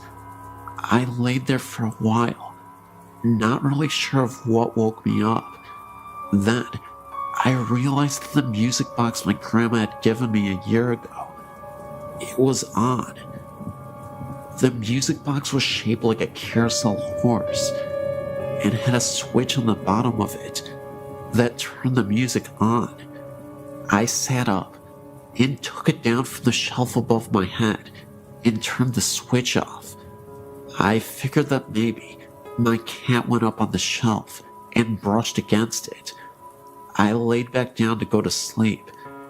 It was lying there that I first saw him. I don't know what made me look up into the doorway of my bedroom. At the time, I slept with the door open, but I did, and standing there was a man, clear as day. For a moment, I was sure that someone must have broken into the house. With the light coming off the nightlight near the door, I saw that his mouth was moving quickly, and no sound was coming out. It was almost like he was screaming at me. He took a step forward and vanished. I slept in the living room that night. I finally got the nerve to sleep in my room again, after about a week of sleeping on the sofa. And that night, I had the same creepy nightmares and woke up to find a child's shape sitting on the end of my bed, staring at me. It vanished when I turned the light on. I ended up spending the next year sleeping on the floor in my sister's room because my mom wouldn't let me move my stuff in with her. I also couldn't change my room without getting the feeling of being watched. I would glance at the mirror. It's the type that sits on the dresser, and see a face staring at me, one that wasn't my own. My older sister finally moved back home, and I ended up back in the other bedroom with my sister. I thought that would make it go away, but I would sometimes see the man standing in the doorway late at night. He'd stand there staring at me, mouth moving, forming words I didn't understand. 3 years ago, some major changes happened.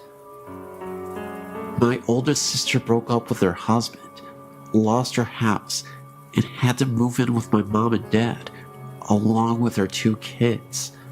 My oldest sister had her boyfriend living in the house with her.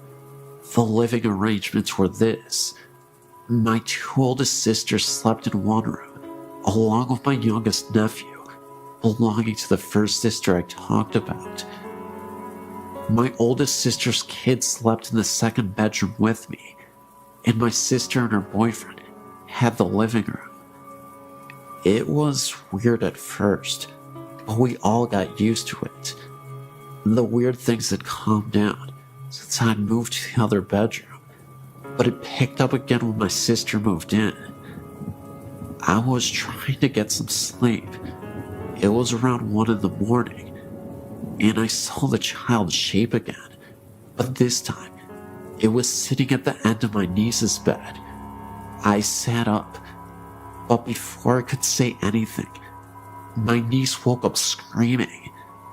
She said it was a nightmare, and I had a feeling it was probably the same one I had when I was younger. They moved out last year, and things calmed down for the most part, until my oldest sister moved away. I now had a bedroom all to myself. I was trying once again to get some sleep. I've always had trouble sleeping in this house, and I looked at my doorway, and the man was standing there, but this time I could hear him whispering. It was gibberish. I turned over and pulled the pillow over my head, but the room got so cold, I ended up turning my TV on and closing my bedroom door. Another time, I was messing around with a couple of the other teenagers in the area. We were crossing the ditch and going over to the woods behind the houses. The way we crossed is there's an area with 2 large pipes that stick out in the water. Surrounding the pipes are these rocky things that you can slide down but also grip with your hands. They're kind of smooth and hard to hold when wet. We were coming back. The others had crossed just fine. I was the last one over. The first thing that happened that was really odd was my hand slipped and I started sliding down. I felt as if someone had grabbed my arm and stopped me before I reached the water. I was about to step down into the water to get across when I heard someone yell my name and say very loudly in my ear to stop. I looked down and there was a snake in the water, right where I was about to put my foot. My friend came back across and got rid of the snake. I got home okay. When I went to take a shower later that night, I looked at my arm and I had a hard handprint bruise on my arm. I don't know if it was one of the ghosts from the house, but something stopped me from falling and from getting bitten by the snake. So, I guess even if the ghosts scare me, they're looking out for me too. Bonito City, a rather grand name for the cluster of log buildings that housed a saloon, post office, schoolhouse, church, general store, a hotel called the Mayberry House, and a number of comfortable residences. Set amid lofty peaks 12-mile northwest of Rizzuto, apple orchards and livestock of the Bonito settlers flourished in the 7,000-foot meadows at the edge of the forests. Trout fishing was excellent in the Bonito River. God was in his heaven, and all was right with the world, or so it seemed, when two events took place that would cause the serene and pleasant community to literally disappear. The centerpiece of Bonito City was the 2-story log hotel called the Mayberry House, operated by Mr. and Mrs. John Mayberry. They had 3 children, John, Eddie, and Nellie. On the night of May 5th, 1885, the Mayberry House leaped into the record books with one of New Mexico's most bizarre crimes. Earlier that evening, a number of miners ate supper there and left. Only 2 guests had rooms, Dr. R. E. Flynn from Ohio, and a youth named Martin Nelson seemed to be pleasant and inoffensive roomers. All were in bed by 10 o'clock. About 1 o'clock in the morning, Nelson arose and knocked on the bedroom door of the 2 Mayberry boys. John awakened and opened the door, at which point Nelson fired 2 rifle shots, killing him instantly. He then turned on the 7-year-old boy Eddie, who was screaming in bed. Nelson killed him with a single blast. Dr. Flynn, hearing the shooting, rushed from his room and was shot through the head. John Mayberry, after hearing the screams, was making his way up the dark stairs from the first floor when a shot through the heart dropped him on the landing. Blood was everywhere. Mayberry's daughter, Nellie, appeared and was shot through the side and left for dead. She later recovered. Miss Mayberry ran upstairs where Nelson shot her in the chest, but failed to kill her. She stumbled downstairs with blood streaming all the way to her feet, leaving bloody footprints visible on the stairs, even years later. She fled to the nearest cabin for help, but Nelson followed, executed her, and threw her body into an irrigation ditch. Nelson, the saloon keeper, no relation to Martin Nelson, appeared on the scene, grappled with the youth, who was no match for the murderer. Mark Nelson shot him to death and left his body bleeding in the sandy street. The next victim was a storekeeper, Herman Beck, who came out to learn the cause of the gunshots. Nelson killed him with one bullet. Bonito's terrified citizens locked themselves in their homes until morning, while Nelson roamed at large, finally climbing up a nearby mountain. Next morning, as Charlie Berry, Rudolph Schultz, and Don Campbell were standing in the street discussing the murders, they sighted Nelson returning down the mountain. He saw the man, brought up his rifle to fire, but was an instant too late. Berry failed him with a bullet through the heart.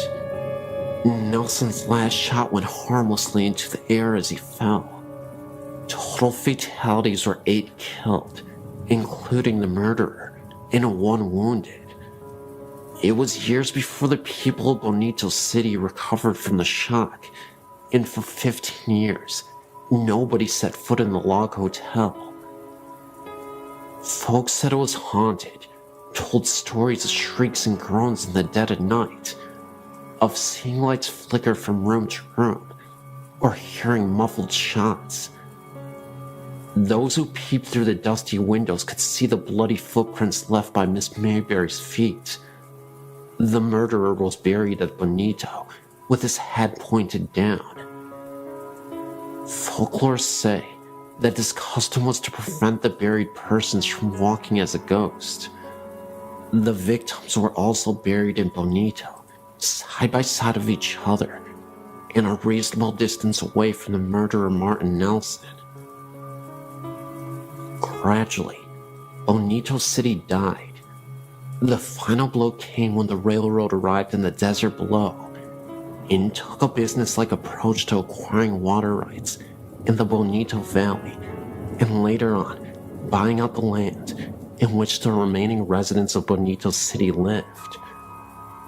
In 1930, Bonito Dam was built by the Southern Pacific Railroad. The remains of the victims were moved to Angus Cemetery. A large stone marks their resting place, and as for Bonito City, it is presently resting under 75 feet of water that is now known as Bonito Lake. Since then, Bonito City has become an old memory and a murder mystery of the past. Some people have claimed that during a well-moonlit night, they can see the top of the church steeple shining below the serene resting water of the night. Is it really the church steeple being seen 75 feet below the water's surface? Or is it a haunting image, reminding us of the presence of the city below? You decide.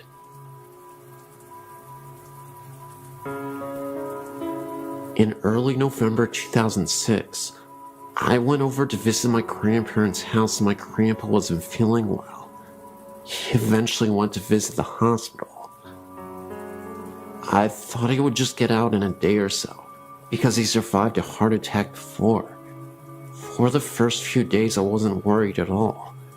But after a week in the hospital, I was getting a little worried. About 2 weeks later, he passed away. I was absolutely devastated. Before his funeral, his brother and sister came down to visit. While they were sleeping in my grandparents' house, this is 2 days after he had died, my uncle was leaving. He looked back to see if things were all right, and saw a rather tall figure, wearing a hat, walking in our room. At first he thought it was my grandpa's brother Robert, but he was fast asleep in a different story of the house. He went looking in the room, and the ghostly figure was gone. We all think the figure was our grandpa. He was about 6'1", and always wore a hat. Every time my grandma went to go get food, or to pick up my little cousins, we would get a feeling someone was watching me, but in a good way. In early December, I was decorating the Christmas tree, and I saw a face peek out at the top of the stairs at me. It looked exactly like my grandpa a few years before he died. It kind of feels like a little bit of him follows every one of us.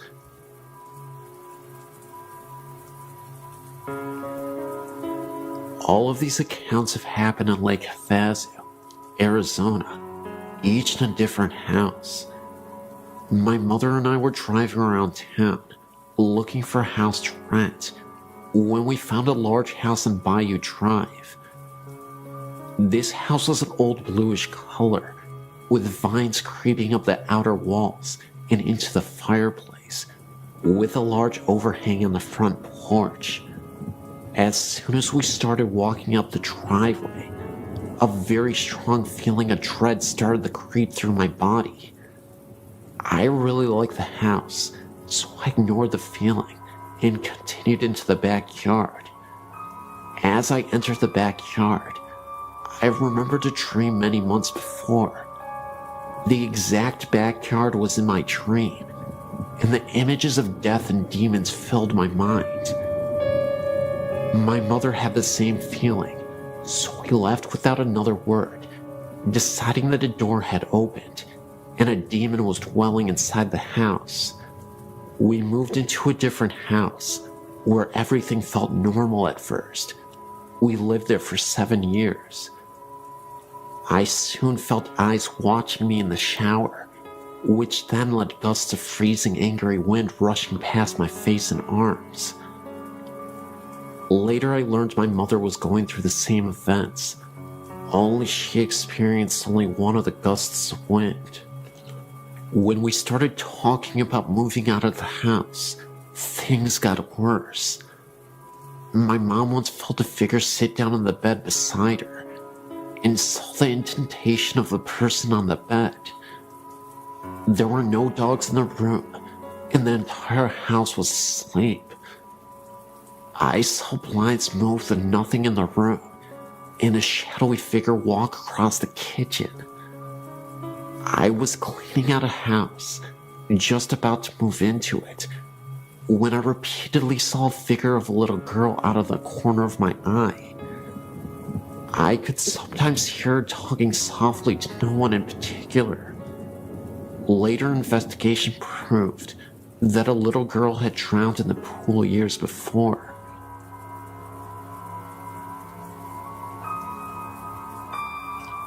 I've had a lot of things happen to me in my life, from seeing eyes in the corner of my room to being slapped by something I couldn't see, so I'm very open to anything and everything that someone would think was weird or crazy. My mom, however, is not, so for her to tell me about what happened to her, I know it's true. I'm 28 now, and this happened a few years before I was born. My mom was an FHA teacher for 15 years, so she went to FHA meetings a lot. One night she was at a get-together for school, and it was getting late, and as she was getting ready to go, one of her friend's cars wouldn't start, so my mom said she would take her home. As they were driving, her friend and her were talking, not even thinking about how far out in the middle of nowhere they were. Finally, they got to her house, and my mom dropped her off and started home. It was a very calm night, and very dark, almost eerily calm. As she was driving down the road, she started to feel uneasy, so she tried to blow it off, until she turned down back road to the highway. I can't think of the name of the road right now, but I do know there was quite a few fatal accidents on that road because of how windy it is. So, as she was driving, she looked over and saw this thing running right beside her. It was as big as a cow, and its eyes glowed green. She got so scared, she stepped on the gas and was going 85 miles per hour. And the thing then disappeared.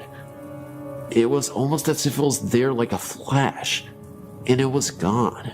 She never found out what it was, nor did she ever go down that road again. But she figured it might have been a banshee or something after a long look at things.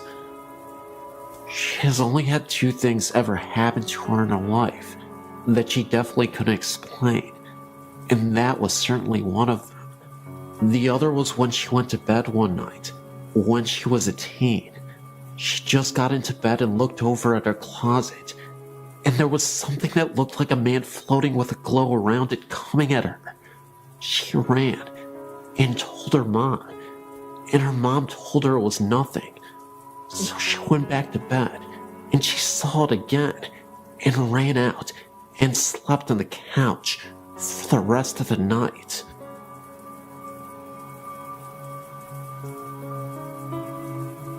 I'm a clairvoyant, and I'm used to not being alone. The last house I lived in had a number of distinctive entities, and will only share a couple of my experiences with you now. There was a young girl, probably around 4 or 5, who was very prevalent around the time my son was 3. One night, I had a contact dream. Usually my dreams are surreal and nonsense, but when I contact someone, they're usually set in whatever house I'm in, and are more out-of-body experiences.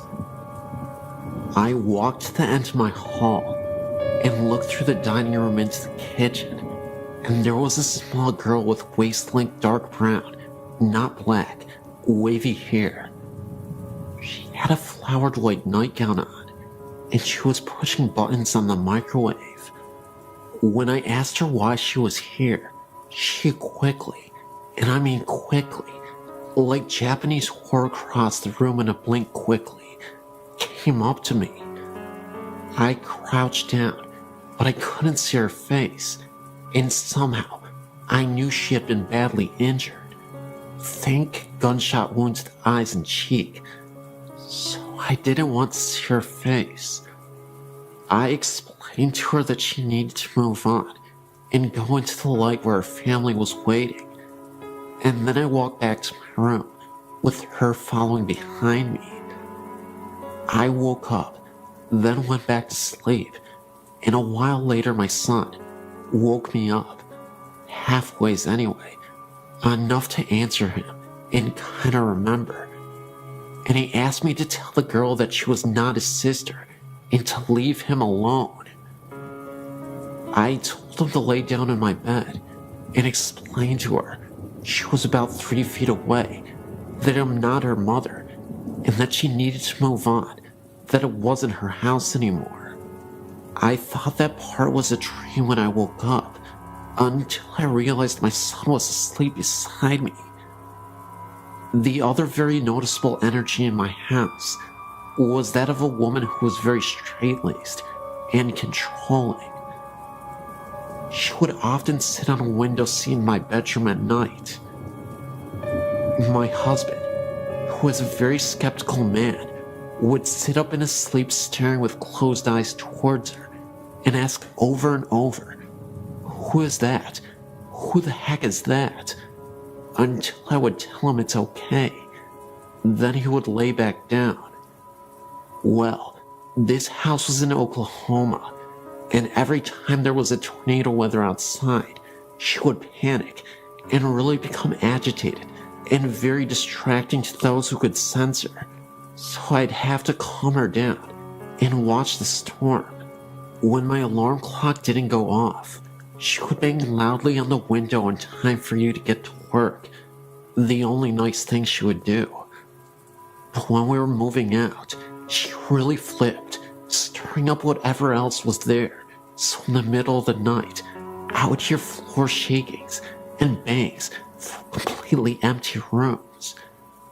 Tape would be peeled off boxes and placed across the room. Things would be removed from boxes overnight and put in different rooms, like books stacked in the middle of the kitchen after they were packed, and sounds of the TV coming on after it had been unplugged and wrapped in protective sheeting. All in all, it was not a very fun move, especially when I was alone the last 4 weeks of packing, and she kept opening the valve on my air mattress at 2 a.m. My new house is nice, but I keep hearing a little boy talk to me from a corner of my bedroom. Oh well, I guess.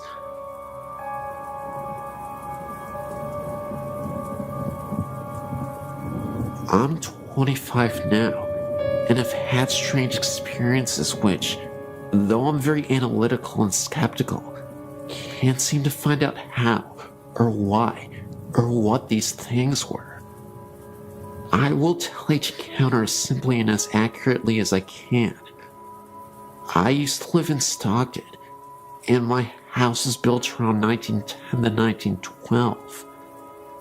I was an only child, and my parents were very busy doing their own things.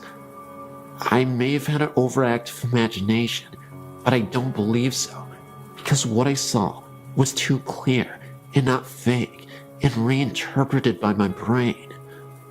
The sliding redwood doors that separated our living room from the dining room began to shake before my eyes, as if it was locked and someone wanted in. I got up and walked around to the other side, thinking it was my cat, but I didn't see her paw, and she never shook the doors, just nudged them apart. I walked around to the other side of the doors to the kitchen. All the lights were off, and I saw no one. I felt very scared suddenly, and went to bed, closing my door. Another time I was laying in bed, and my mother was on her hands and knees sniffing the floor. A bathroom connected our rooms, and I assumed she had begun sniffing in the bathroom. I asked her what she was doing, and she replied, "Your father and I smelled rotten blood." I can't remember what happened first, but I saw a clear apparition in my living room as I tied my shoes. A man dressed in black with a top hat and coattails, had a cane with a black long beard, walked briskly through the living room, and disappeared. I had a dream that I pulled the back out of the carpets in my parents' bedroom and saw blood stains. I don't know if she was moving them. She denies it still to this day, but I know I wasn't moving them because I was determined to find the truth. The board told this story. A married couple named Mark and Melissa Twain lived in the house with a woman's sister. One day, in jealous outrage, she killed them both in the room with a shotgun. I thought it was very fishy the wife had my name, and the husband's name was Mark Twain. Like I said, my cousin says she didn't make the Ouija tell the story. I was under the house one day, bored and playing around, when I found a small handful of large brass bullet casings. Not as large as a shotgun casing bullet, I don't think. Other things have happened. I heard a knock on my door late at night. One huge knock, but I was too scared to open it. I told my father in the morning, and he got very angry and shouted at me that I was too stupid. I don't know why that angered him. I surmised the knock was from my dog changing lying positions on the porch. Once a baby bottle just sitting on the counter just seemed to be thrown in the floor. My father said it was because I stomped into the kitchen, perhaps, but the powerful way it fell, I doubted it. I was never able to tear my parents' carpet or find any information on the house that could point me in any direction. Though I did get all the paperwork on who owned the house, and no name Twain ever owned the house. My aunt, who claims to be a psychic, came over to the house and said that several ghosts live here. That was something I didn't hear myself. Another family member told me that. The house, which was always a bit odd, had a stained glass window on the front, not very large. It was of a cross. Later in life, I was in high school, living with a friend. I was trying to go to sleep, and heard someone say my name very clearly right next to my ear. I got up and asked my friend what he wanted. He was in my grandmother's room, which they shared. I didn't call you, he said. The voice didn't sound like his voice. It had a lisp, as was very girlish sounding. We went to the house in the Delta, abandoned and run down, as well as vandalized. I walked ahead of everyone, always ready to take on whatever. As I walked past a bush, these birds just exploded from it. Before, I heard no bird song, and they surprised. The house was elevated with a basement that had openings for water to flow through. Everything was pretty much ruined. A door opened nowhere, as the staircase had been brought down. It felt like a cemetery, not in a morbid sense, just so quiet and hollow. We went to the basement, where trash was everywhere. On the door, which had been removed then, placed back up, was a crude black painting of a devil or satyr. Being mischievous, I took a wooden bed frame topper. It was painted brown with a carved flower on each side, and it was painted red as well. After I took it home, that's when I heard the voice. My room was cold, and I saw something in the garage, and I had a really weird nightmare. The kitchen was being renovated, so we had to wash and get dishes in the garage. I went out to get a cup and felt very nervous in there. As I was walking to leave, I heard a loud boom in the wall to my right.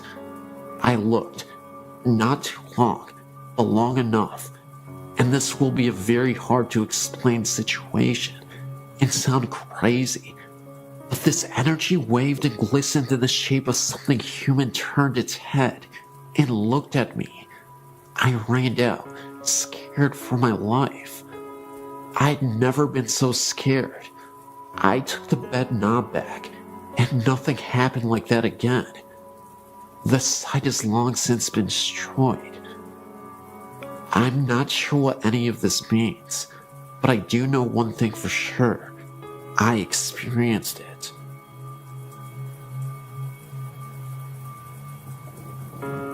Both of these accounts took place within the same week of each other, happening to my brother and I when we were on vacation in London. The Hyde Park Ghost. I was on vacation with my family in London for Thanksgiving, 2001. About 10 in the morning on Thanksgiving Day, we decided to go for a walk around London, starting with Hyde Park, which was about 3 blocks from the hotel. The park was beautiful against the autumn sky, and both my brother and I found it strange how time seemed to skip, as the park just lay kitty corner from a highly modernized tourist strip. As we waited on the corner for our parents to catch up, I turned to see a great black carriage standing behind us, pulled by a glamorous-looking brown and white Clydesdale. I tugged on my older brother's jacket and pointed, and we watched it for a while, thinking it was the coolest thing we'd ever seen. Others in the park didn't take much notice of them at all, walking by in a hurry to get wherever they were going, or that's what we figured. My brother, having his camera with him, took a picture of the carriage and the driver, a slightly portly man with a contented smile and a formal air. He looked at us as my brother snapped a picture, and I felt an unexplainable tingling. Shrugging it off as the autumn weather, I continued to watch the driver. Our parents called our names, and we turned back to look at them, agreeing that we should all go for a ride in the carriage. My mom asked what we were looking at, and I turned back and pointed. What happened next is the strangest thing I've ever experienced. There was no carriage standing on the corner with us. My brother just looked as puzzled, and we continued the search about the corner, thinking it must have driven off after we turned to look at my parents. But the carriage, driver, and horse were nowhere in sight. I found it odd also that we had not heard them drive off, as one would think a horse walking on stone could not be terribly quiet. A week or so later, we got the film developed. My brother and I searched through the pictures at least 3 times, trying desperately to find the one he had taken off the carriage.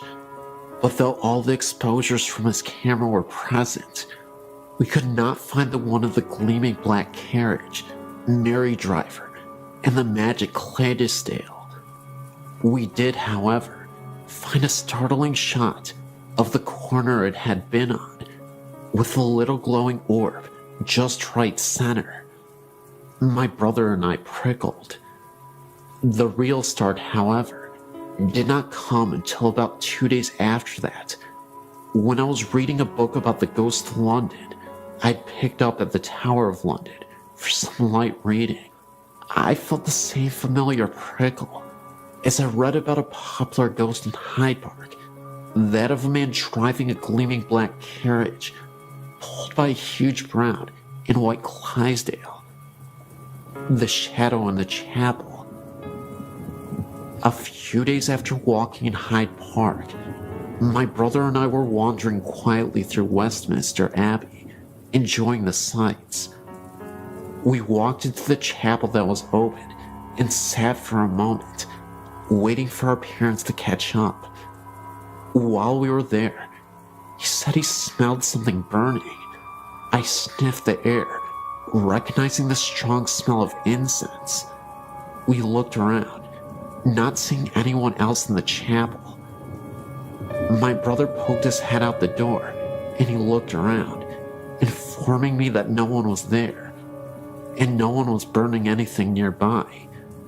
Thinking this was strange, but not terribly creepy, we hung around in the chapel a while longer, chatting quietly. Our conversation was broken, however, when we heard someone chanting from in front of the chapel. We jumped, thinking we were alone. I looked up towards the front, certain we had been alone. The chanting continued in a foreign language I didn't understand. My brother, a Latin student, said later the chanting was a prayer or something. We stood there, watching the front of the chapel, looking around for anyone who might be chanting. I nearly fell over when I saw someone flicker to my left. A figure, wearing a dark robe and moving slowly, walked in front of us at the head of the chapel. I remember taking a sharp step backward and falling into my brother when, after a moment's reflection, the being looked up and straight ahead. We couldn't see its face as its profile was towards us, covered by the robe's hood. That didn't matter, however, as in an instant, the being was gone. There was no more chanting, no smell of incense, nothing but me being supported by my pale and terrified-looking brother. We didn't know what to think, neither of us thinking too much of ghosts before, but neither of us could really explain it. One minute, someone standing right in front of us, and the next minute, it was gone, completely and utterly gone, not a trace of it.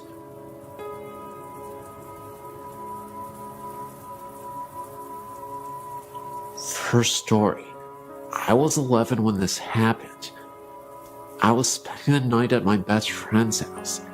It was a pretty Victorian house. It still had the original barn. It was in the back. But anyway, one night we were staying up well past our bedtime, down in the living room, watching TV and talking. Well, our room, which we were supposed to be in, was directly over the living room. Well, we were sitting there, and all of a sudden, we heard what sounded like something being dragged the length of our bedroom. It was something heavy. We were so scared, so we stopped talking and muted the TV to listen. It sounded almost like a dead body. All you could hear was thump, thump, slide, thump. It was freaky. We checked on everyone, and everyone was asleep. And my second story. This is my fiance's story. He's in Germany right now. He would probably be mad at me for telling this, but I have to, because it scared me. Anyway, he's not the type of guy to get scared very easily. He doesn't believe in ghosts. We live in a town called Tacoma. It's south of Seattle. Anyway, a poor town of Tacoma is Lakewood. In this town is an old insane asylum that was torn down about, guessing, 30 years ago, and then rebuilt across the street. Go figure. It's called Western State. My fiance and a couple of his friends went to the hospital for the fun of it. The ruins are still there. They were down in the basement, which also happens to be the boiler room. They were walking down there and came around a corner and saw a bunch of bugs and such. They figured a bum was staying down there. As they turned to leave, Dave is a pretty small guy, so he got pushed to the back. As he was about to leave himself out of the window, he felt someone tap him on his shoulder and heard someone whisper something to him. He figured it was the bum, so he turned around, but there was nothing there. He freaked out because it was a split second that he'd heard something and felt the tap. So he started screaming for his friends to come and get him. His friends had to pull him out of the window because he was freaking out the whole time. A third story. I was sleeping one time in my bedroom, and it was like 3 o'clock in the morning, and I suddenly woke up because I had the feeling that someone was in the room with me. I had my own room at the time, and it was pitch black in my room. But I looked in the corner where my door was, and I could just barely make out the outline of a man. He was just standing there and watching me. I couldn't breathe or think. I just stayed there for about 2 minutes, trying to figure out what to do. I finally got the balls to reach over and yank on the lamp. When I did, nothing was there. Fourth story. Me and my sister were at my grandma's visiting, and recently, my uncle had passed away in the house. He had gone missing for about 2 weeks. My grandma didn't think anything of it, because he did that sometimes. She went in his room looking for something, and there he was, lying on his bed, half decomposed. She said it took forever to get the smell out. On my grandma's TV was a plastic face with a flake flower in it. The TV was off, and my grandma was at work, so me and my 2 sisters was sitting around and talking. I believe we were talking about my uncle, when all of a sudden, the vase went flying off the TV. When I say flew, I mean flew. It flew like 5 feet. We all stopped and decided to go to bed. Fifth story. I was spending the night at my best friend's house. I was like 15 or something. My godmother had just told us to go to bed. We were just getting ready for bed when I hear my godmother yelling at me to get my butt in bed. I came out of my best friend's room and said we were. She then proceeded to tell me that she had seen me in the reflection in the window, walk by from the stairs to the kitchen, but the room we were in was right next to where she was. Freaky. The sixth and final story. I was babysitting my nephew one night. I was sitting on, listening to music and relaxing, when I heard my sister laugh. Thinking that was weird, because I hadn't heard them come home, I got up to check. There was no one there. I know my sister's laugh. About 30 minutes later, I heard my sister cough. Again, I got up to check. Nothing. I don't know much about this house. I've only been here about 8 months. It's my brother-in-law's house. This house is kinda weird though. When all sounds have died down, you can hear clicking, and sometimes even what kinda sounds like walking sounds. I sleep with my door open, so I'd hear if my sister had opened her door. But they're like soft walking sounds. Odd. Anyway, I have tons more stories. I'm a very strong believer in ghosts. So if you want to hear more stories, just email me and let me know. I was reading your site around Halloween and noticed Green Man, and instantly knew what the reference was. I had heard this story dozens of times by my dad who visited Raymond. Then, I realized the legend was not correct. The legend states that late at night, you could witness a ghost wandering around the tunnels and bridges around town.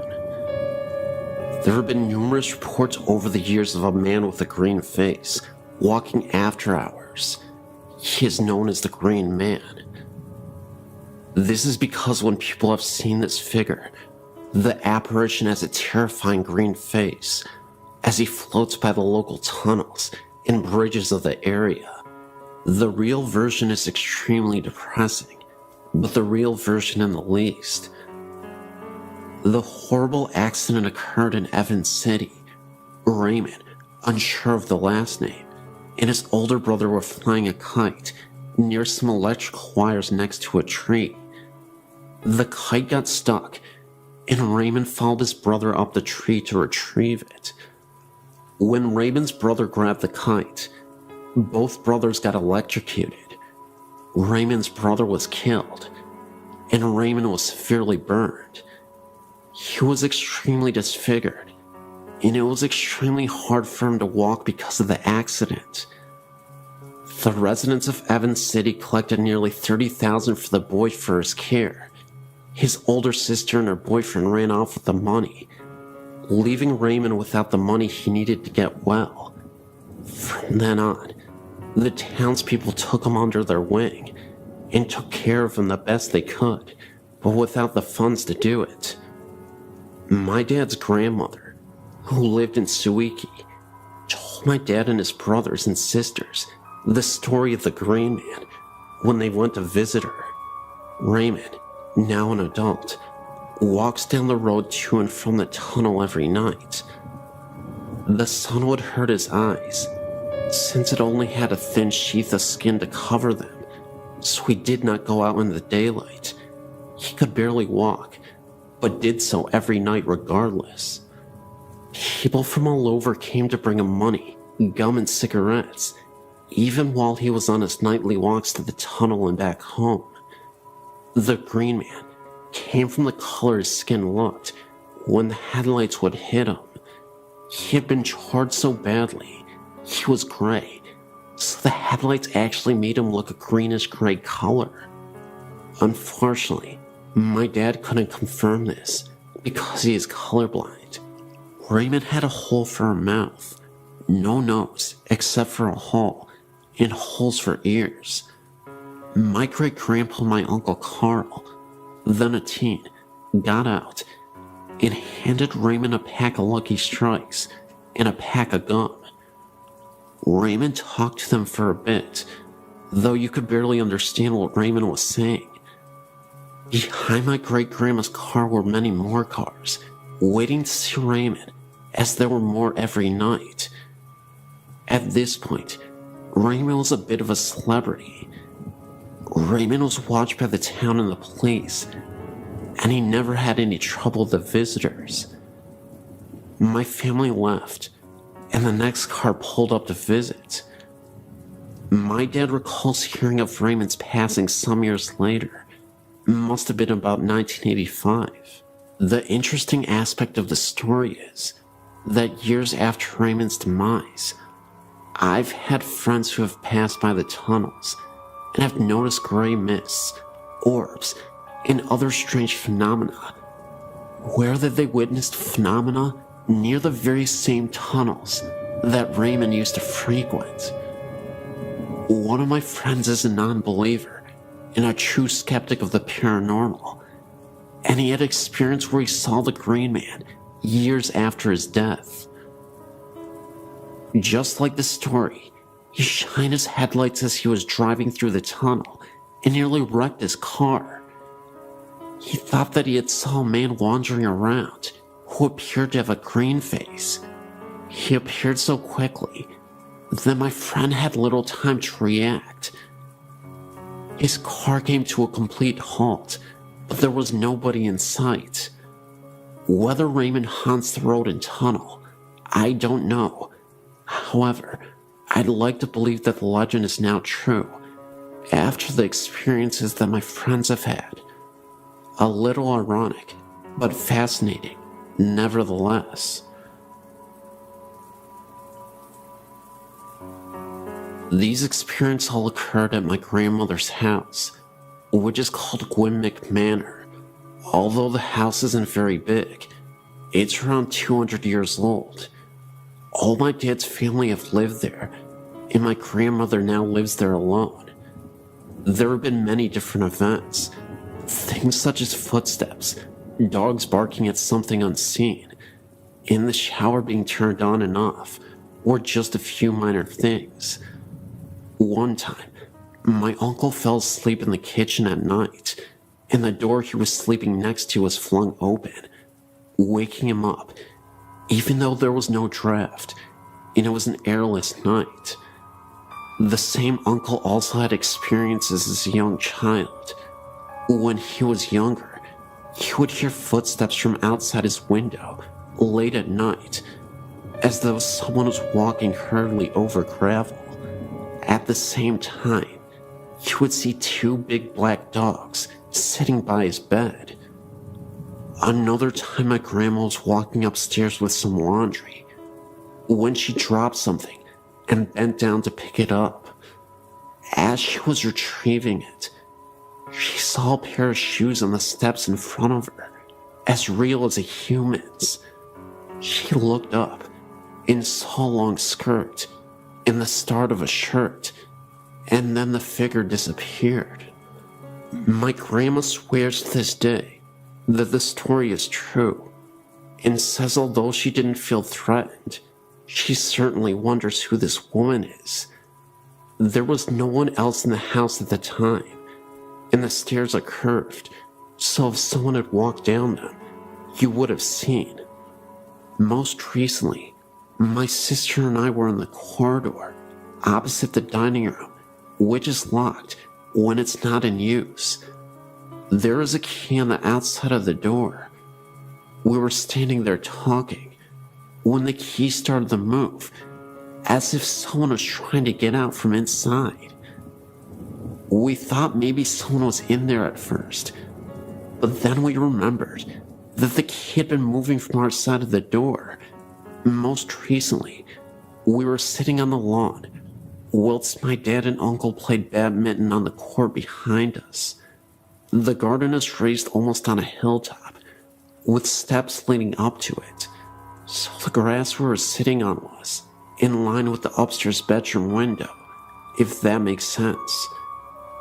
We were facing the window, talking, and looking in at my grandmother's two dogs, who could have been sitting on her bed. My grandma had gone out shopping and had left her dog shut in her bedroom. First, we saw one of the dogs start barking urgently at something in the far corner, which was out of sight from us. This continued, and the dog then jumped onto the bed again and started barking directly at us. We thought this was strange, but what happened next couldn't be explained. A white mist, almost in the form of a hand, passed over the dog's head, as though it were stroking her. She then stopped barking. We both looked at each other in horror, knowing that we both had seen the same thing. There was no sunlight that could have reflected through the windows, and I honestly can't think of another explanation for the hand we had seen. I still feel scared when I go into the house.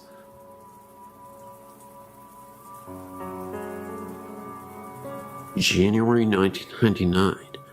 I'd been working for an American company in Evesham in the UK.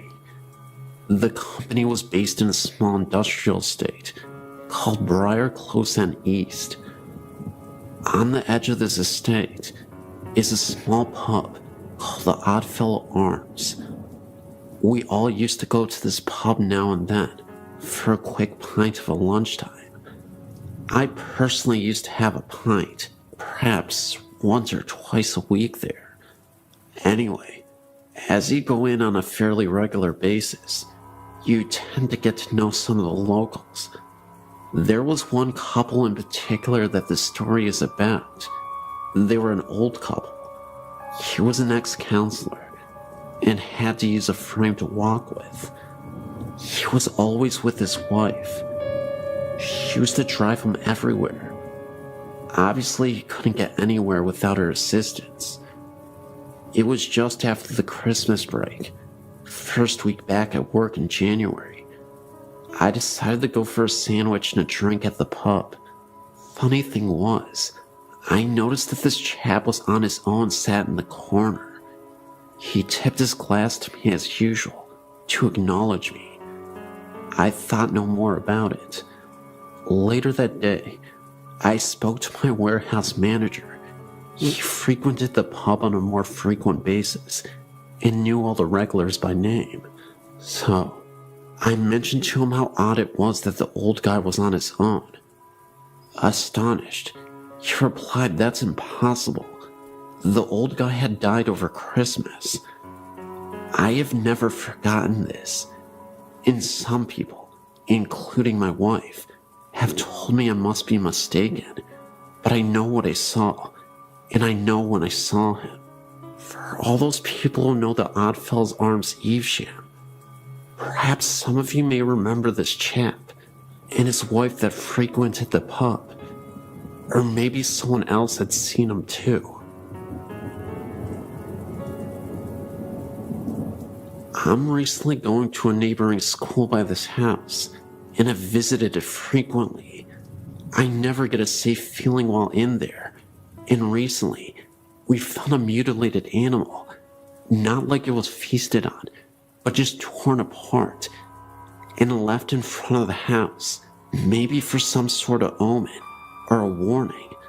The body was ripped to shreds, and its skin on the hands were ripped off, just showing its appendages.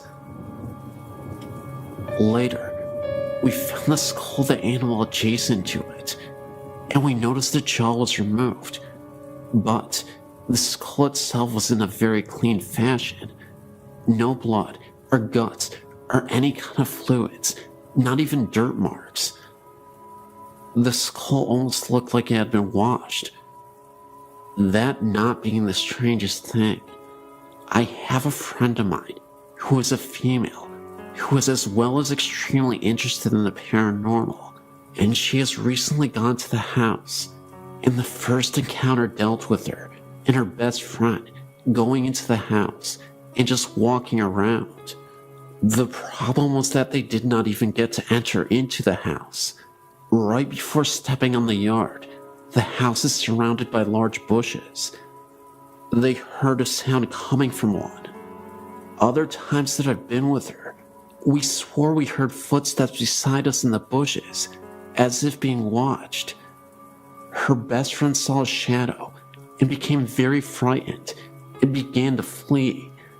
My friend was not as scared and refused, and her being the determined person that she is, continued to go forth. The sound was continuing this whole time. Her friend left sprinting, and so just to be a good friend, she decided to go catch up. She was not running so fast, and in her light jog, she turned around and noticed a woman with bright blonde hair, this being the only thing sticking out, chasing after them, and even got off the yard and continued in the pursuit. When seeing this, my friend began to run even faster and eventually ran to the church where they parked their car. She called me while this was happening, I guess to help us believe, and also she knew I was very interested, and I could hear the fear in her voice. When she returned, she told us the story, and one of the girls who was a local asked about what she had saw, and when she said the thing chasing them had long blonde hair, the local freaked and admitted that the woman who was murdered did in fact have long blonde hair. This scared and excited all of us because my friend who was chased had no idea how the woman looked or anything of that sort. Not being enough for us, we decided to go back with another group of kids who swear they know much about demons. We weren't allowed to go on because the demon group refused to get on because they swore they could just feel the evil. Well, they went back, and we ended up going another day with other friends. We just heard small sounds and footsteps. Other friends' stories deal with the chair in the living room that has two missing legs would be dragged across the living room. But one day, my friend, being the brave girl that she is, went into the house by herself one night, and she was walking around and really did not notice anything. She made a comment expressing how upset she was that nothing was happening, and a few minutes later, she heard a high-pitched shriek, and right then she was pushed, what she guessed to be about 4 feet, and pinned to the wall. She stumbled out of the house, and when she got home, her best friend noticed the scratches on her forehead. She still has them right now. This incident is very recent. That same night, her friend later called me saying that she had fallen asleep and was not responding, and that she was breathing normally, but her body was extremely cold. We haven't gone back yet, but we noticed that activity is much higher when fewer numbers are around. I look forward to giving you updates.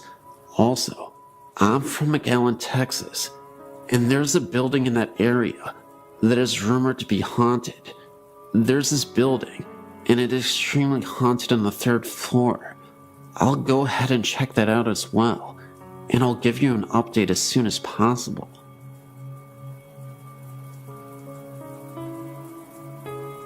My name is Andrew Pierce, and I'm a local ghost hunter here in Warwick, Rhode Island. Having experience in paranormal investigation helps every time I tell my story, because living with ghosts and experiencing ghosts are two different things for me. I moved into my home 15 years ago, at the age of 6.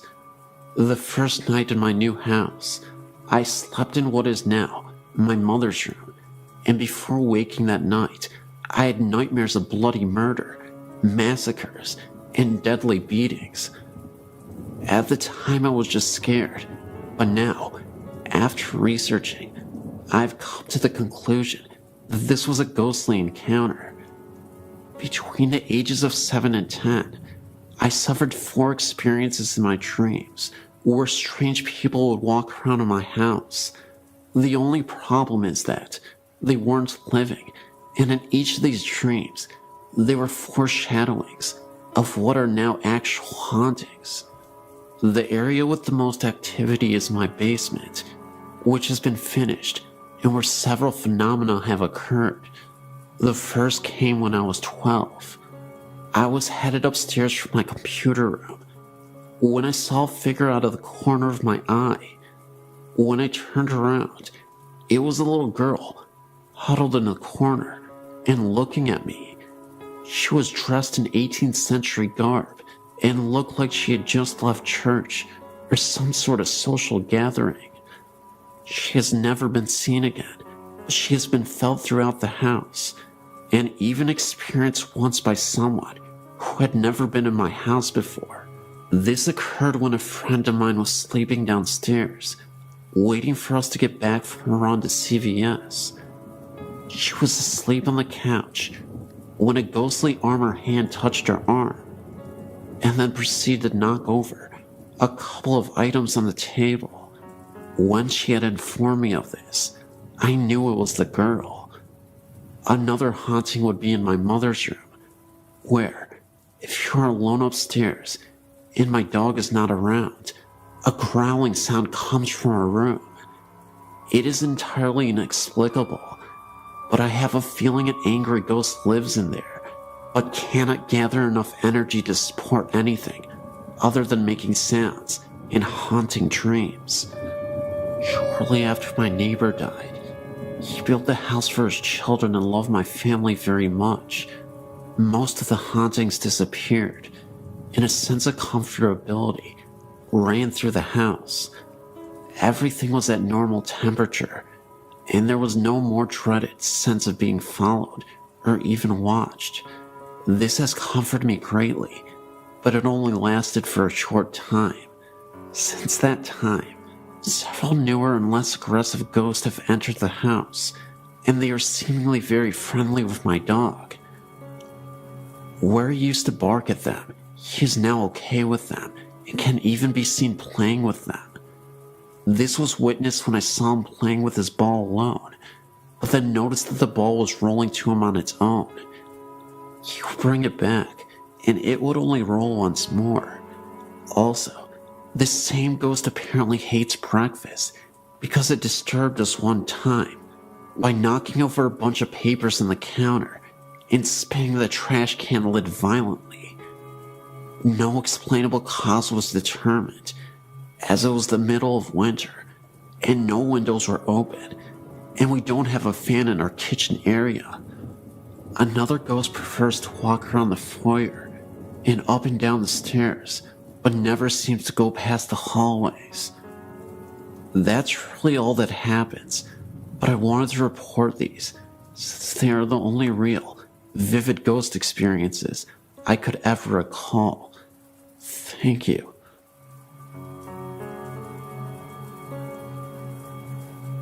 We bought a house in Yucca Valley in 1988, built during World War II, from what we were told, 2 bomb shelters. House added on to the years to come. Interesting old place, but nothing special other than the fact we thought we could turn it into our dream house. 2-story, white picket fence, etc. A couple weeks after moving in, my husband and I were in the kitchen, talking, when I thought I saw something. A fog, an image of a lady going through the dining room, not saying a word, thinking my husband would think I was nuts. He said to me, "Did you see that?" My husband and I choose to sleep in the downstairs bedroom, and the girls upstairs at that point. We were in a king-size waterbed, framed firmly on the floor, so it's not logically possible for something to be placed underneath it. After we began renovating the upstairs, we moved our bed up there, and the girls had the downstairs to sleep. Full-size beds, sitting on regular bed frames. There was nothing on the floor when we moved our bed out. A few weeks later, one of my daughters informed us that something was under her bed. My husband investigated and found a black and white photo, as well as some silk scarves. We called the former owner to ask if he knew who or what it might be. He came to look, said the photo was of his dead wife, and the scarves had belonged to her. A few months later, my husband found a painted portrait of a young man in his workshop. Again, called the former owner. He said it was of his dead son. A year or so later, one of my daughters saw the same image, the fog, image of a lady. He or she never caused us any harm, except for the fact that money we hid in one place or another had disappeared. After living there a while, we met the neighbors. They informed us Former owner's wife had died from cancer in the bedroom photo, and scarves were found. His son, portrait found, had offed himself at the Yucca Valley Inn. Ashes had been spread on the property, according to them, the neighbors, but these facts were not disclosed to us at the time that we bought the house. After living there some 19 to 20 years, we decided to move, not because of spirits, just now that the kids have grown up and moved out on their own and wanted to downsize.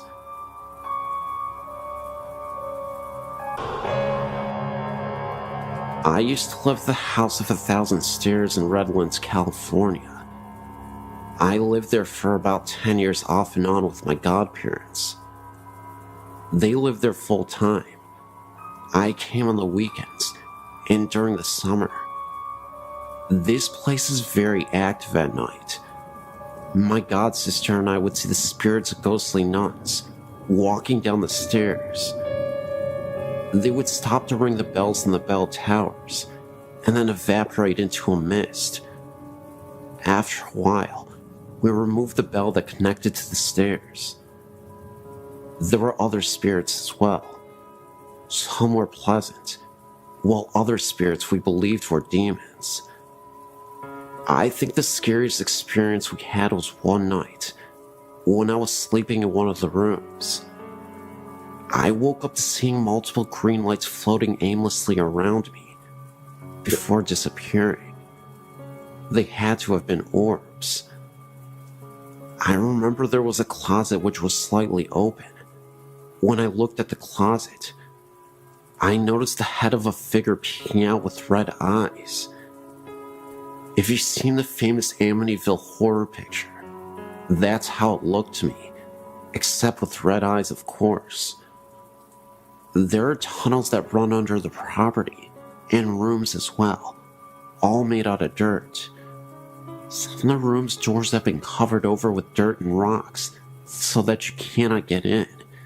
If you stay down there at night, you will see nuns going in and out of these rooms that have been covered over. I'm not sure what the nuns did in this house, but there are many restless spirits here. I also believe this place draws mentally unstable people to it. While we lived there, on multiple occasions, we had to call the police because people would break into the property, knocking at our door, telling us the spirits told them to come here. There are so many stories I could tell you, but it's a very unusual place after a while. My godsister and I would sleep in the game room next to our parents' room because we were too scared to stay in our room. That's about all I'm willing to share for now, but I hope you enjoyed these stories.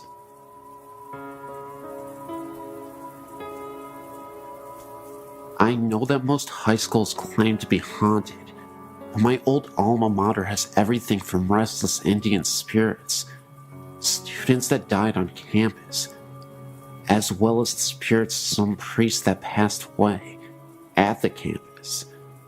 Its name is Bishop Olney High School. It's located immediately next to the San Fernando Mission Cemetery, and is directly across the street from Eden Memorial Park, a cemetery for Jewish believers. To make this easier, I will list the different stories I've heard and my own limited encounters. 1. Our school's built on what used to be an old orange grove. It was also used as a burial ground for Native Americans who built the mission. Several different faculty members have heard the sounds of an old woman crying right inside our alumni hall, and one claiming to have seen her pacing back and forth. I myself went there late with 3 friends one night in an attempt to see if we could prove anything for ourselves. We heard the same crying noises and saw a brief glimpse of a black silhouette through the all-glassed walls of the building. Other faculty members have claimed to see an Indian chief in full ceremonial garb near the school's chapel and the hallways behind it. 3. Members of the water polo, swimming team, and marching band have heard a young boy crying from the old archives located underneath the buildings on the west side of campus. The water polo and swimming teams used to use the old showers that were built for the priests when the school was a seminary, and the band used to store its equipment in spare rooms down there. One story of an eyewitness who saw the spirit is one of the creepiest our school has. A few of the girls on the swim team went down to the showers after practice and found all the shower heads on and a little boy standing in the middle of the room. The boy didn't respond to any attempts at conversation. The girls left to get a coach to try and get the boy to talk.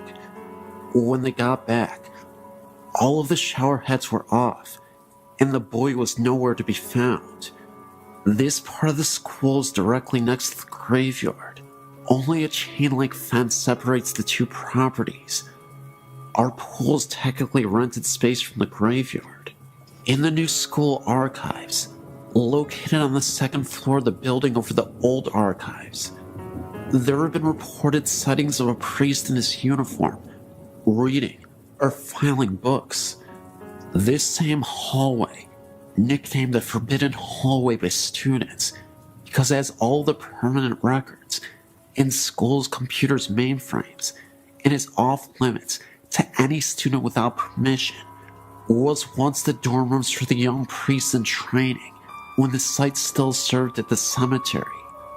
A lot of men of God passed on at this location. 5. The hallway behind the school's chapel has had several sightings. The Indian chief, the little boy, and shadowy silhouette have all been seen here. The boys' bathroom is a hotspot for strange happenings late at night.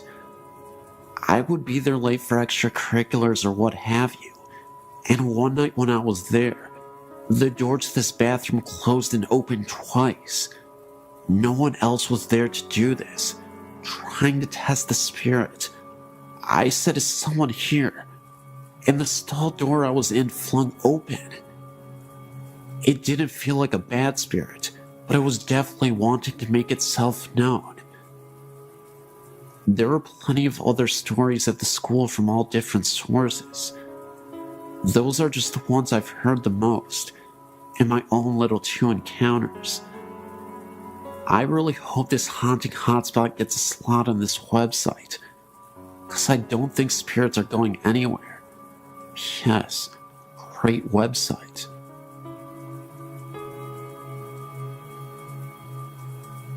When I was a little girl, about 4 or 5 years old, I remember this clearly as if it happened yesterday. I did something bad to be sent to my room as a punishment.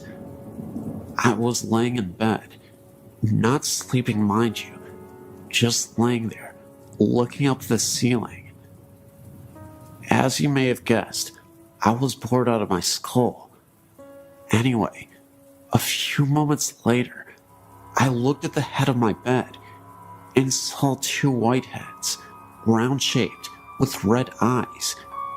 No teeth, or any body for that matter. They just kept staring at me. I screamed as loud as I could, and my mother came running into the room. As soon as she did, the image or ghostly figure, or whatever it was, had vanished. This house that this happened in was known to be haunted. I'm not sure by what. I asked my mother years afterwards if she had any odd experience in that house. After I told her what happened, she said yeah. When she was down in the basement doing laundry, she heard someone call her name. No one was in the house at the time. I'm not sure where I was, or my brother were at the time, but I know we didn't call her. We call her Mommy, not by her first name, as this thing did. She answered it. Now, as I recall, if something unknown calls out your name and you answer it, isn't that an invite? This house is located in Vermont on West Road in Burlington. I forget the number of the house. My mother said I was a gifted child. Gifted, meaning able to sense things, as well as sometimes able to predict the future, which I've had in the past. It's not something that happens to me all of the time. Just once in a blue moon, I'd get visions in my dreams that'd come as warning signs. For example, my brother was going on spring break during the days of his high school years, driving his Jeep over to coastal beaches in Florida. I recall having a dream of him doing this, and his Jeep caught fire while he was driving down the road. Odd how this dream came about. I told my brother not to go. He thought I was crazy, of course, and he didn't believe in that sort of thing, nor does my husband. Anyway, my brother called me up one day and said that his Jeep caught fire. He had a flat tire and parked on the side of the road. He wasn't going to spring break. He was just heading over to a friend's house when this happened. Come to find out, some punk started the fire to his Jeep.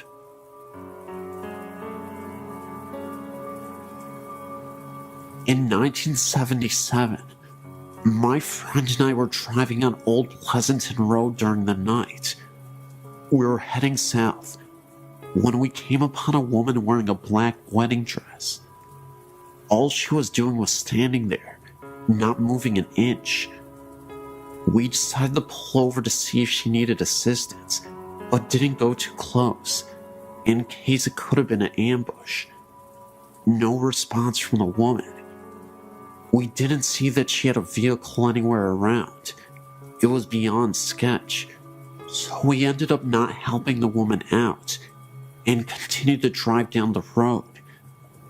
As we were driving down the road, we could have sworn we saw the lady through my rearview mirror. She was following us. The only difference was, she was not walking. She was floating towards us. This was after we had driven a mile from where we originally saw her, and there was no way she could have caught up with us in time. Within seconds, the lady disappeared, and she was nowhere in sight. We had to stop the car on the side of the road to gather ourselves, because it almost felt like something out of a movie. When I got home, I told my grandma what happened to us, and she was stunned just like I was. A week after this incident, around the same time period, I received a phone call that my friend was found murdered with a knife through his heart at the same location where we spotted the lady a week ago. My grandma told me that it could have been death coming for him. I still tremble at the thought of reliving all that happened that dark night in 1977.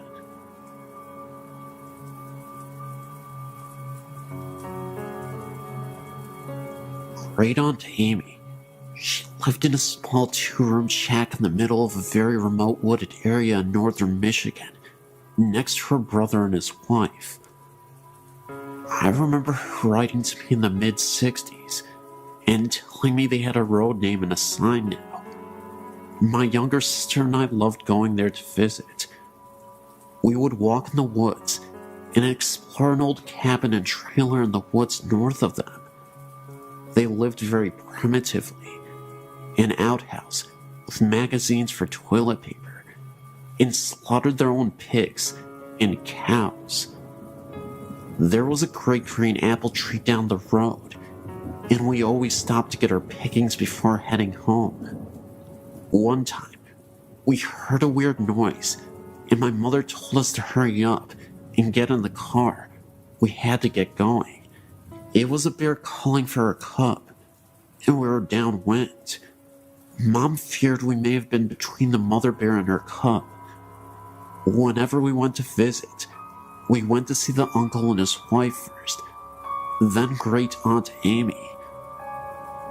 Although we would see her peering over the tiered kitchen curtain when we arrived, Great Aunt Amy was very short and stout, and you could just see the top of her head from the eyes up, over the lower curtain, and I'm sure she was on her tiptoes at that. But she was always so surprised to see us, and just happened to have cookies or rolls just out of the oven. The day of her funeral, the late 1970s, my sister Kathy and I got out of the back seat of the car on opposite sides. I looked at Great Aunt Amy's cabin and then looked over the top of the car at my sister. I knew she saw her too. Great Aunt Amy's little head, eyes peering up over the curtain, as she always did when we came to visit. I could almost smell those rolls baking that she just happened to be making. Recently, my sister and I took a random trip to the area and went by to see the little old cabin again. But this time, it was gone. A new home stood just to the east of its location. I was very disappointed.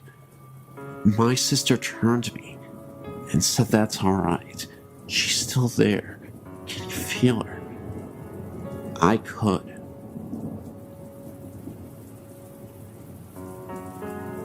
My father remarried 3 years ago, and when we moved into his wife's house, I began experiencing paranormal things. I've experienced things ever since I was a child. My mom and siblings were always sensitive to the paranormal. My siblings were pretty used to it, but I'd never seen anything significant until we moved into our new home. It started slowly. I couldn't sleep well at night and had been hearing bangs. I dismissed it all at first as being in new surroundings, but it continued. My sister moved in, and we began sharing stories about things we had heard in the house. They were matching up pretty well. One night I was laying in bed, and I heard hand slams against my window and slide down it. I freaked out because my window had a screen on it. So I went into my sister's room to sleep with her and kept hearing banging from my room. There was no one in there. I slept in my sister's room a couple of times before I could sleep in my room again. I began seeing black masses for brief moments after a while, and my sister had one in her room that was about 8 feet tall and human-shaped. We began doing all that we knew, which was praying. After a few years of this, I got a little used to it, but couldn't wander the halls at night without being terrified. One night, I was playing on the computer and heard a very loud bang like a door slamming, so I went to my room. I shut my door and leaned against it and heard running up and down the hallway. Things like this began happening on a regular basis, and at the time, I felt like my sister was the only one I could talk to. Then one day, something on a different level happened. I was in bed at night, and I had a bunch of glass carousels on my dresser. I'm a firm believer in 3 a.m. being the witching hour, and at that time, all my carousels went off playing music, and a couple fell off the dresser. Once again, I played and slept with the lights on.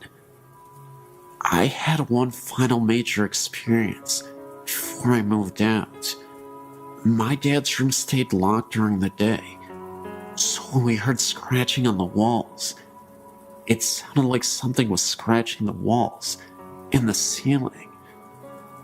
I ran to the bedroom door and it stopped, but could see a shadow moving around under the door.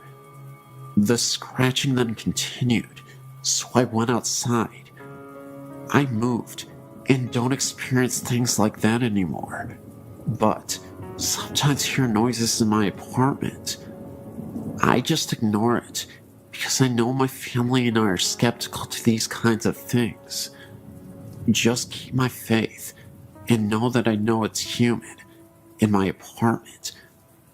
My dad's house, I'm not so sure.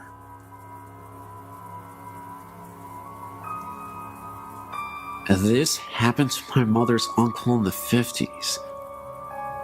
Her aunt and uncle were coming back to San Antonio, Texas, on Highway 87 when their car broke down during the night. Uncle Steve went walking during the midnight hour to get help before he told my aunt to lock all the doors. She did just that. About 3 a.m., 3 men in a car stopped to help her. They told her that they would help her, but she told them that her husband had gone to get help, and he might be coming back. So, the men told her that they will leave, and they were going to leave her some food in a brown paper bag, which they left on the hood of her car. Hours after she thought about the food in the bag, but she was too scared to get out of the car. Soon, a highway trooper arrived. She told them that her car broke, and her husband had gone and never returned. The trooper asked her if she had seen a few gentlemen in a 57 Chevy. She told him about the 3 men that stopped, and before he left, he asked her about the bag on the hood of the car. She told him that the men left her some food in case she would get hungry. The officer grabbed the bag and peeked in it, and out of the bag, her husband's head came out.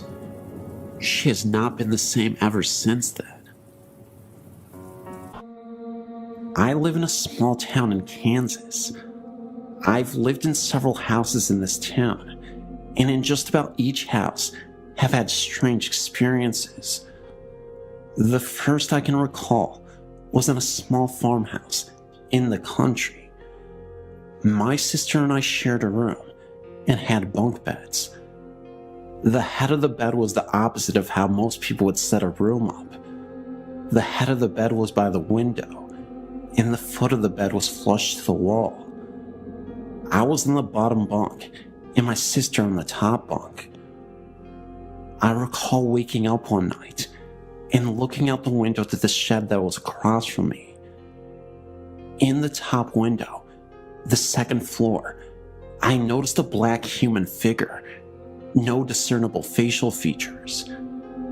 It had a pale yellow light glowing around it, just purely out of fear and not wanting to experience this alone. I asked my sister, who was supposedly asleep on the top bunk, if she was seeing what I was seeing, not expecting to hear her to really answer me, and she said yes. We still joke about our psychic connection. When I was in high school and living in a small town as I do, my friends and I would drive around the countryside, mostly because we heard that there was some scary haunted place outside of town, and we always liked to investigate.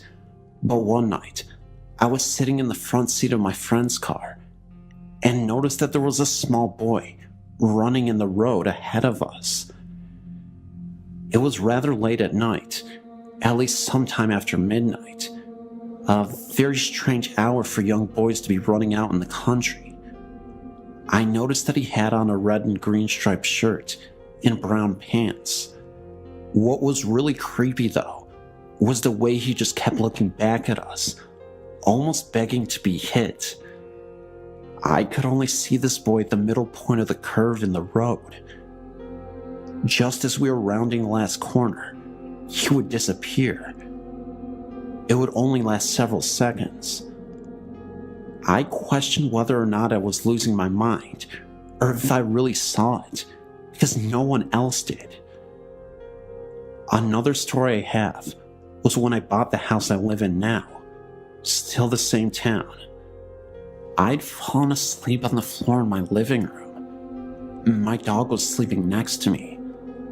I'm not even sure what exactly woke me up, but when I looked towards my bedroom, I could see a small girl in a white nightgown.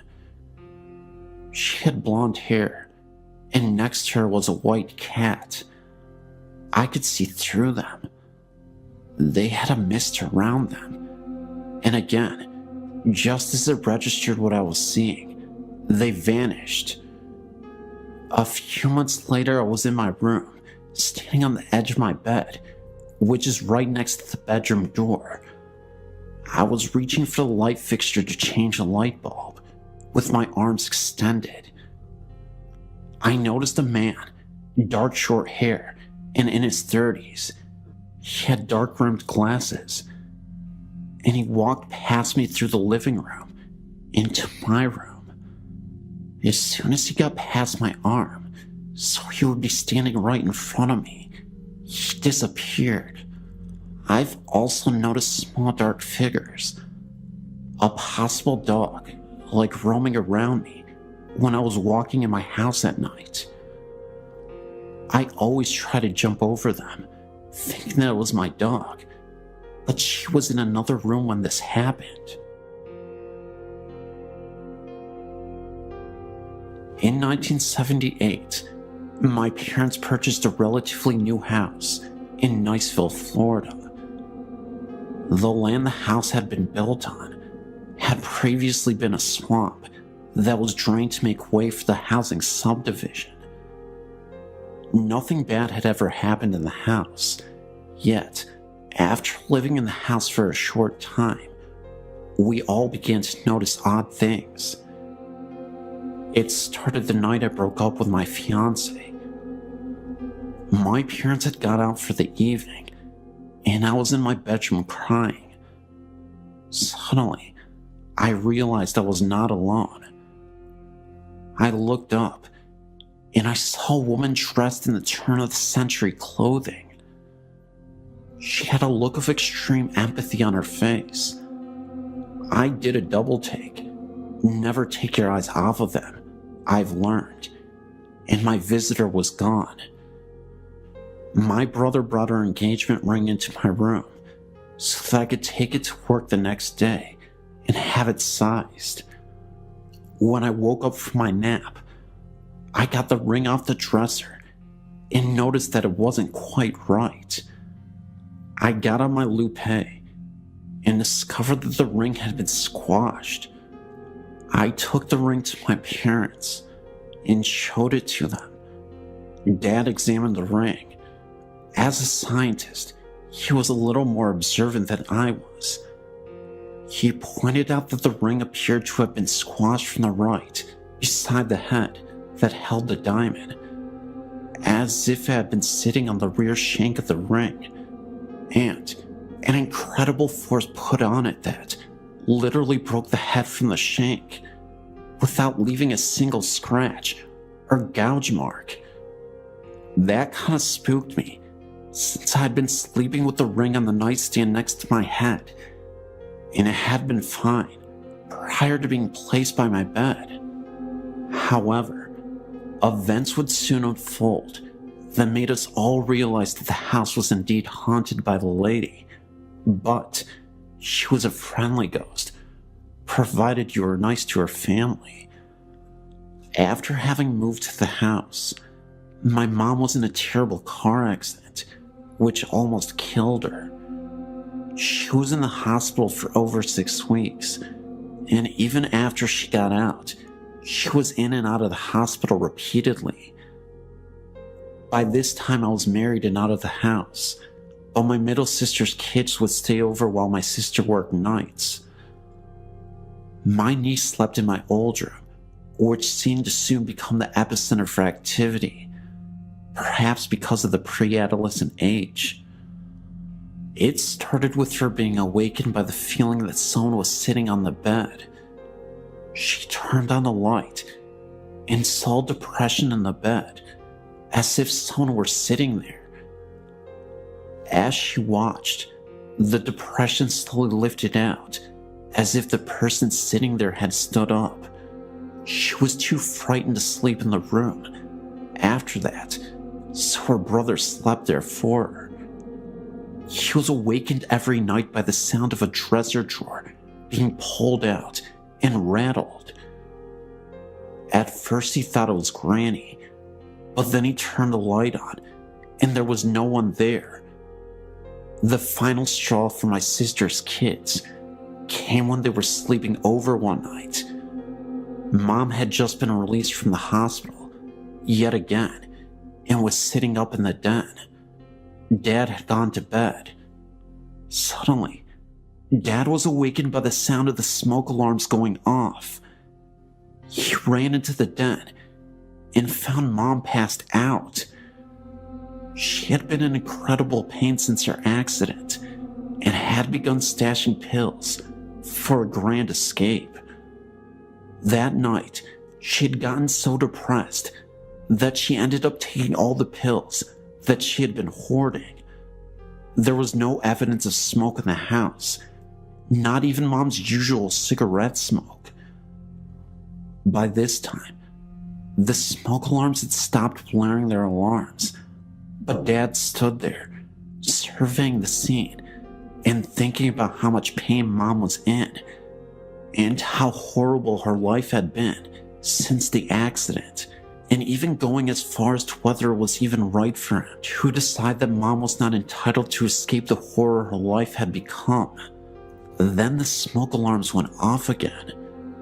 Dad figured somebody was trying to tell him something, and he called 911. The next day, after we had all been to the hospital to make sure that Mom was going to be okay, we all gathered at my parents' house.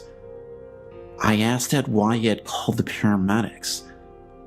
I felt like the doctors who had saved my mom's life after the accident had not taken into consideration the lack of quality of life she would have, and I felt like Mom was entitled to a reprieve from the constant torment she was in. Dad looked at me kind of funny and explained about the smoke detectors. Then he said that when he had gotten home later that night, he had torn each of the smoke detectors apart, and there was nothing wrong with any of them, nor was there any reason they should have gone off in the first place. Once Dad told us this, we all sat there with odd looks on our faces and started talking about the lady. By this time, I'd seen her twice. My older sister had seen her once, and my skeptical scientist dad even admitted to having seen her. We began comparing notes and found us finishing each other's stories and descriptions. We had all seen the same lady dressed in the same clothing, and none of us had mentioned it to the others for fear of being ridiculed. As time went by, the lady continued to watch over her family. After my dad's death in 1998, my then husband and I were in the den of the house after we had cleaned out the possessions and cleaned the house up. I'd left a book on the counter, and X went back to get it. Our marriage was on the rocks, and he was becoming increasingly abusive to me. Something that the lady didn't seem to care for. He had always laughed at our family ghost stories, up till the day. But when he went back in the house to get my book, he came out of the house shaking and white. He had felt a cold hand brush across his face. Then, when he didn't leave fast enough, he felt the same cold hand pushing him in the back, propelling him to the door. The lady was trying to tell him that she did not appreciate the way she was treating one of her kids, nor was he welcome in her home. After that, the lady began dropping by my house. I always knew she was around because the stove timer would go off for no reason and the dresser drawers would rattle. After I left the abusive hubby and moved to the Midwest, the lady would come by and visit me there from time to time, always setting off the timer on the stove, rattling drawers, playing tricks with the blinds, anything she could do to let me know she was keeping an eye out for me. I realized that this is unusual for ghosts to leave their primary residence and to actually follow people from home to home, but I talked to some friends who all felt like the lady was probably a female ancestor who had died in childbirth, so she felt responsible for looking out for her family. After going through the family archives, We found a photo of my great-grandmother. She had died of appendicitis when she was pregnant. The baby also died. The woman in the photo looked like the lady. My sister is now living in the house.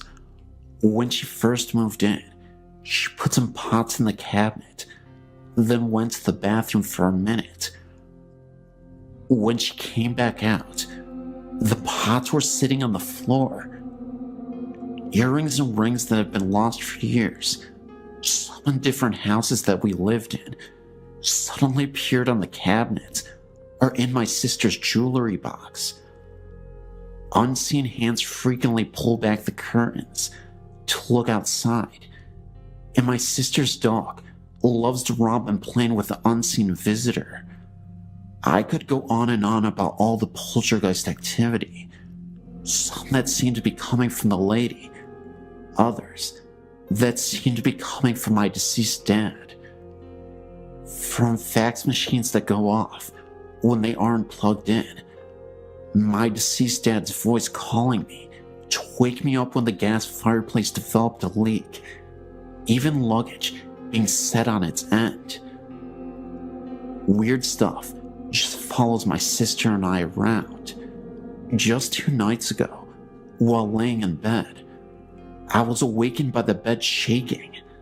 I sat up and looked around and found my husband sound asleep and the door securely closed against kitty visitors.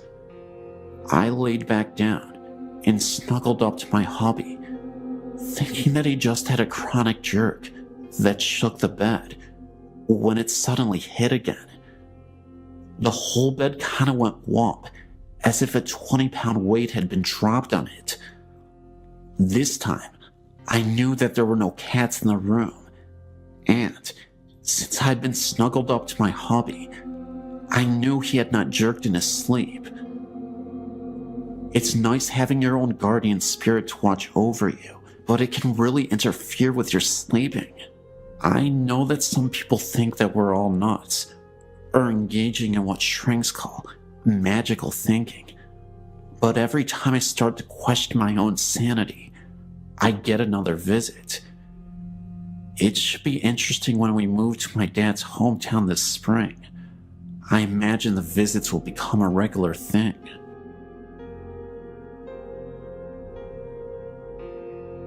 Growing up in rural northern Wisconsin, there were few opportunities for earning cash, aside from service positions and agricultural work. Coming from a farm family myself, as a youth, I would hire myself out to farmers to help with the work on their respective farms, mostly crops and dairy cattle. If you never have this experience, it may come as a surprise that these farms are usually isolated and could be quite unfriendly, creepy, and sometimes dangerous. Physical injuries like losing an eye or a limb or even a life are not uncommon. This is the setting for my story. One January, I was a hired boy at a dairy farm owned by an elderly couple with whom I was acquainted with through a parish church. The farmer's house was heated by a wood furnace in the basement, where I was lodged, and among my other jobs, I had to bring in the wood and tend the fire. One day, while carrying wood down the steps, I felt pushed, which caused me to slip and fall down the stairs, landing on the concrete floor, which knocked me out temporarily. I must have been out only a minute or two, as I woke in pain and found the wood scattered all over. The farmer was very stern, and I feared how he would react to a mess and me not being busy with the work to which I had been assigned. When he did see me, he asked where I'd been and what I had been doing, and so I explained it to him. As I suspected, he was cross with me. Later that night, over supper, he told me a story which made me rethink my staying there.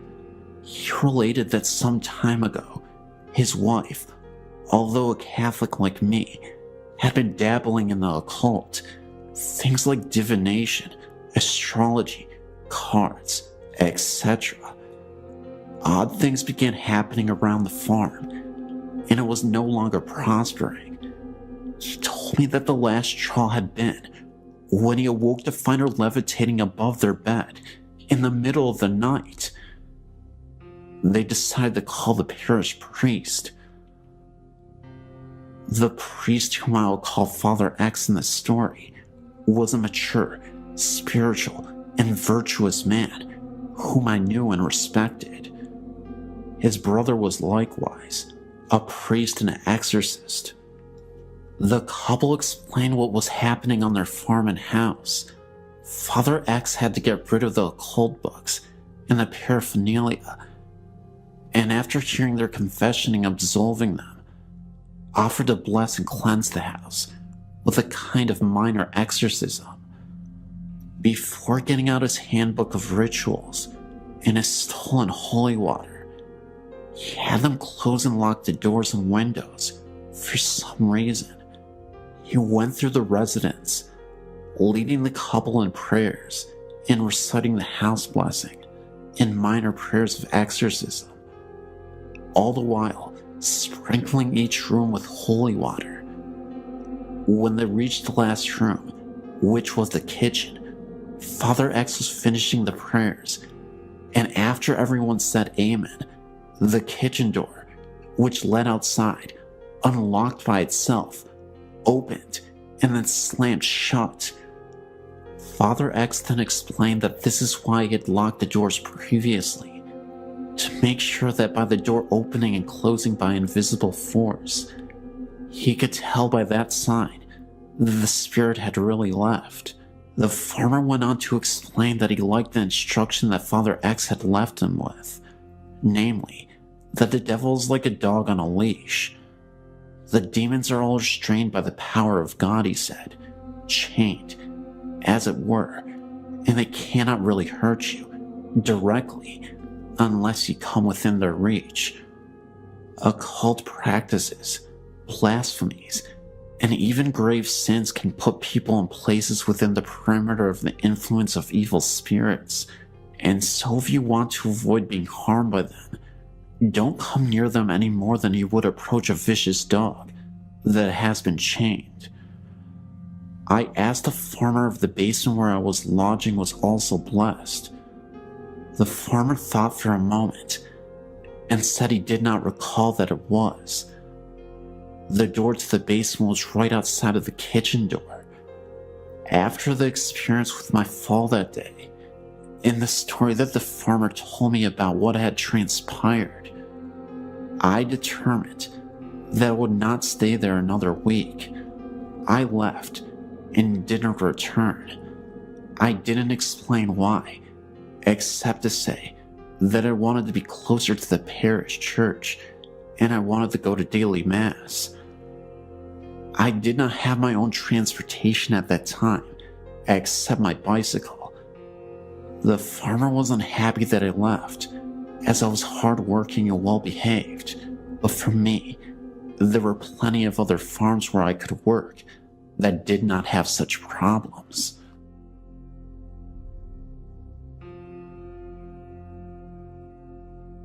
Throughout my life, I'd seen and experienced a few things that I can only describe as supernatural. Everything I'm about to tell you about actually happened, and I will describe each experience as I remember them. The first thing I can remember happened whenever I was only a young boy, growing up outside a village in Northern Ireland called Besbrook. It was during the winter, because we had a heavy snowfall the previous night, and I was outside playing with my two brothers. After a while, I went inside to warm up because my hands were frozen.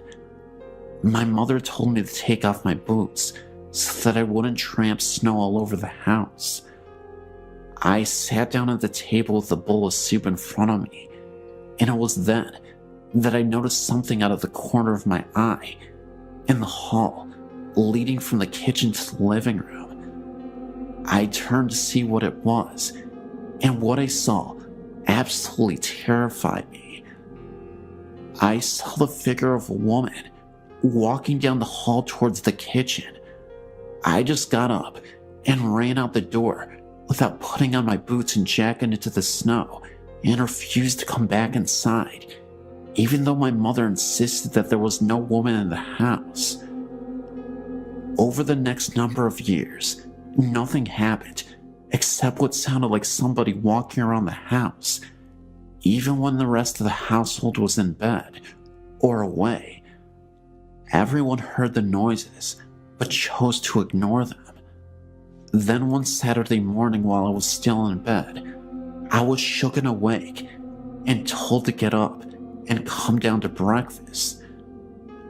Whenever I opened my eyes, there was no one in the room, so I assumed that they had already gone downstairs. While I was getting dressed, a voice was calling from downstairs for me to hurry up. When I did get down to the kitchen, there was no one around. Everyone else was still in bed. A few days after, my youngest brother claims to have saw a young boy standing in my parents' bedroom who just stood there looking at him. Shortly after this, someone unknown attacked my brother in his bed, leaving him with a black eye. The next few years were quiet, except for the noises. Nothing else that I know of has happened in that house, except for the noises.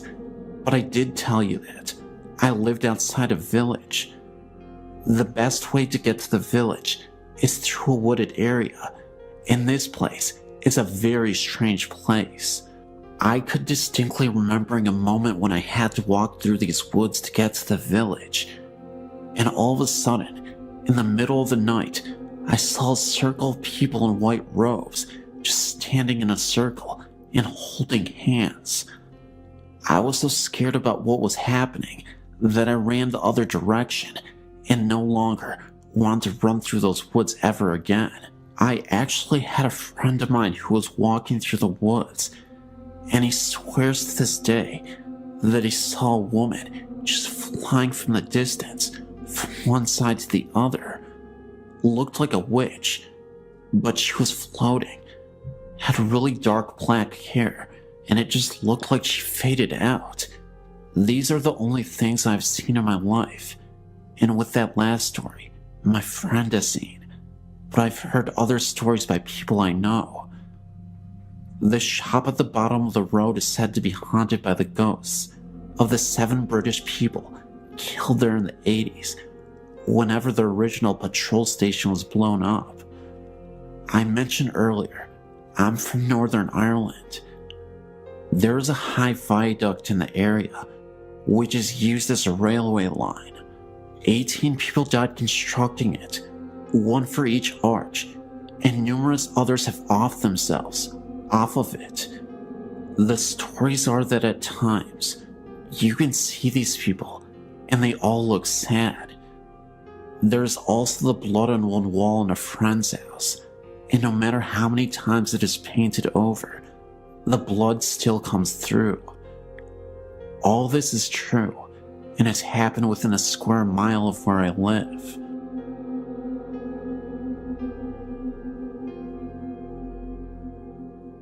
My friend from Arizona and I made our first trip to the Queen Mary together. We happened to run into a paranormal researcher when we were on a tour and decided to stay the night. We rented a room with 2 beds so the researcher could stay with us and show us around the old boat in the middle of the night when the most activity had been reported. We attempted to fall asleep around 11 p.m. I managed to sleep quite easily and wasn't scared about sleeping in one of the reported haunted rooms. About 5 minutes after I fell asleep, my friend wakes me up. The first thing I remember was hearing a staticky voice and thought it was a radio. It wasn't until she asked me if I heard the voice. That was when I realized there was no radio anywhere in my room. My instant reaction was to turn on the light and look around the room. I reached up and tried turning on the light, and nothing happened. We were really freaking out now. The light had just been on. My friend finally turned her light on, and we laid there in bed for a few more minutes, and I decided to try the light again, and this time it turned on no problem. We tried to fall asleep again because we wanted to wander around the ship at 3 a.m. to avoid security guards. As soon as we turned off the lights and laid down, I saw my blanket pushed down and felt something on my arm. My friend also reported feeling things brush against her arm. As tired as we were, we just decided to ignore it all and go to sleep. 3 o'clock rolled around and we went to the pool room, reported to be the most paranormally active area on board. We took several pictures, and the researcher and my friend called out to the known ghosts. I didn't want to because I really felt like I was intruding. I felt sad and angry feelings throughout the whole area. I was looking around when we all heard a man moaning. My friend and I booked it back up the stairs and stood against the wall. After a few minutes, we joined the researcher again, and he continued to call out to a little girl named Jackie.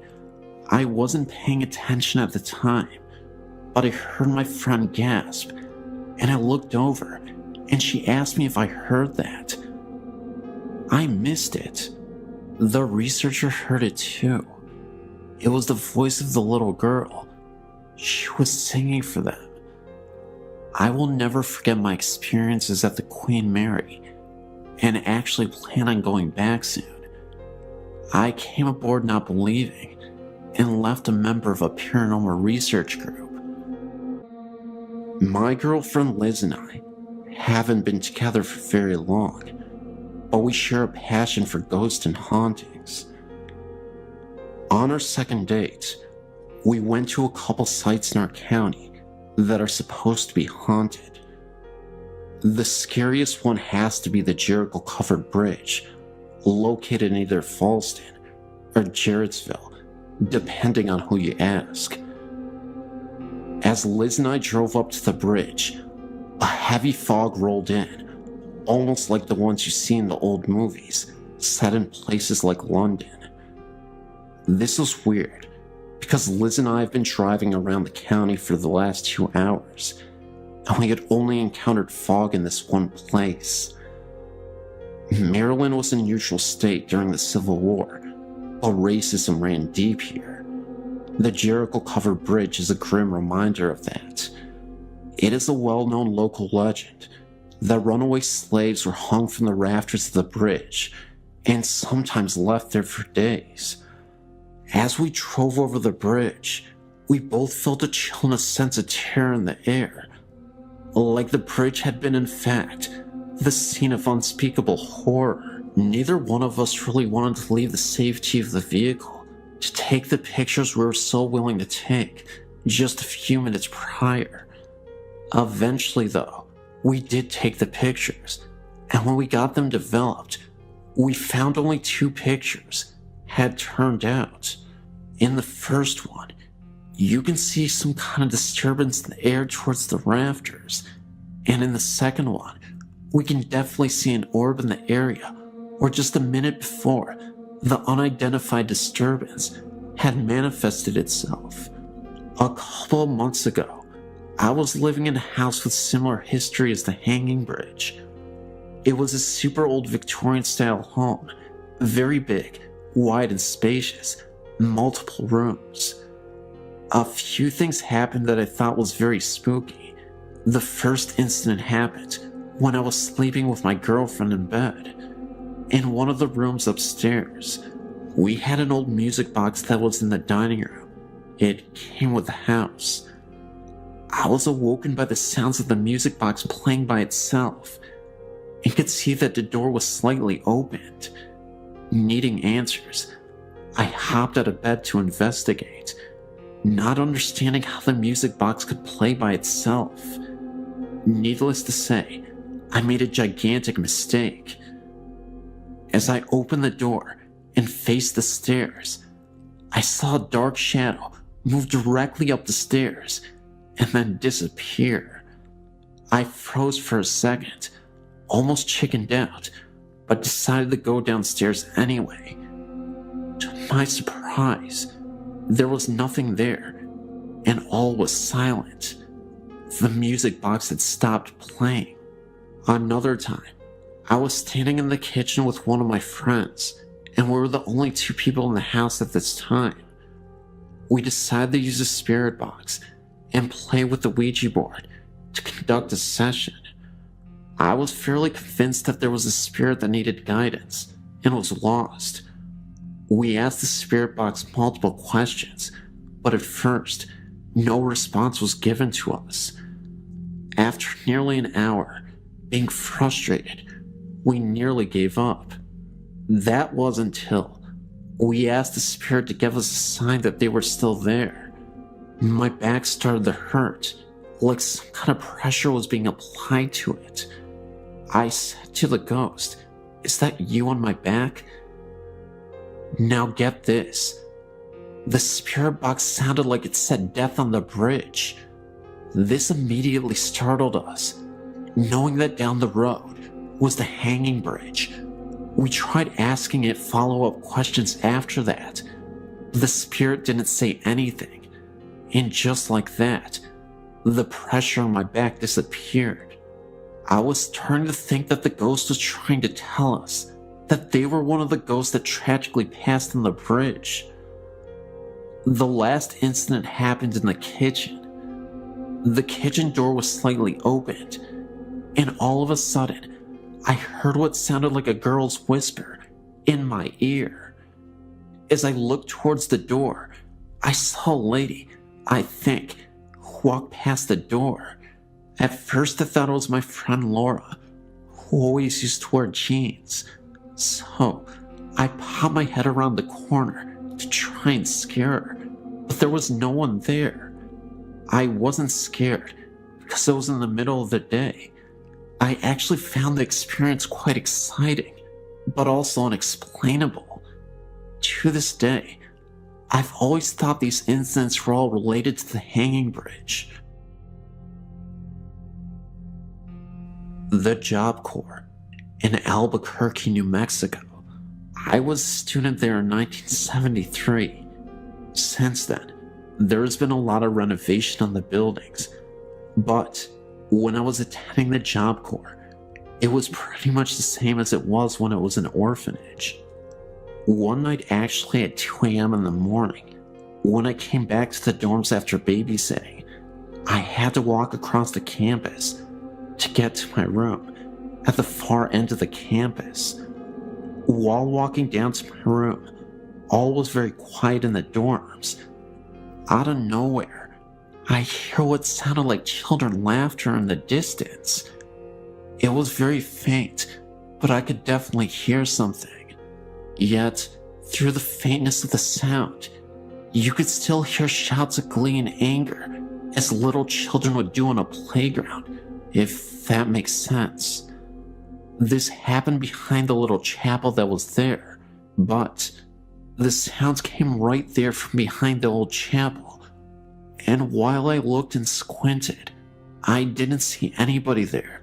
I thought to myself at the time, why would parents allow their children to play so late outside? It was cold and it was dark. Meanwhile, my hair was standing on end, and I tested the wind to see if the noise was carried from another place. Noises can carry long distances. There was no wind at all. At the time, I didn't know that the Job Corps used to be an orphanage until the next morning, when I was talking to my friend about hearing those children. This service worker told me that she used to work there as a service worker for the orphanage. She told me the voices I heard were probably the little children that died of broken hearts while she had worked there. Her face went pale as she told me that the children she thought were treated cruelly.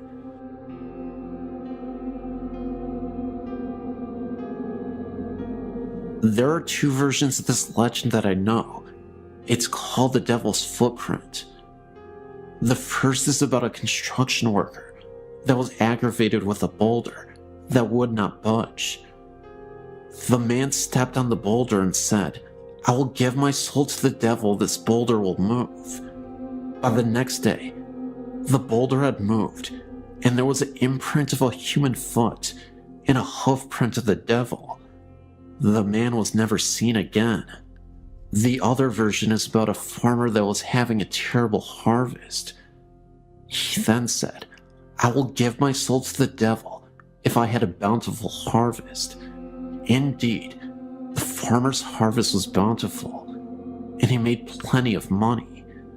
The farmer was quite pleased with himself until the day the devil came to collect.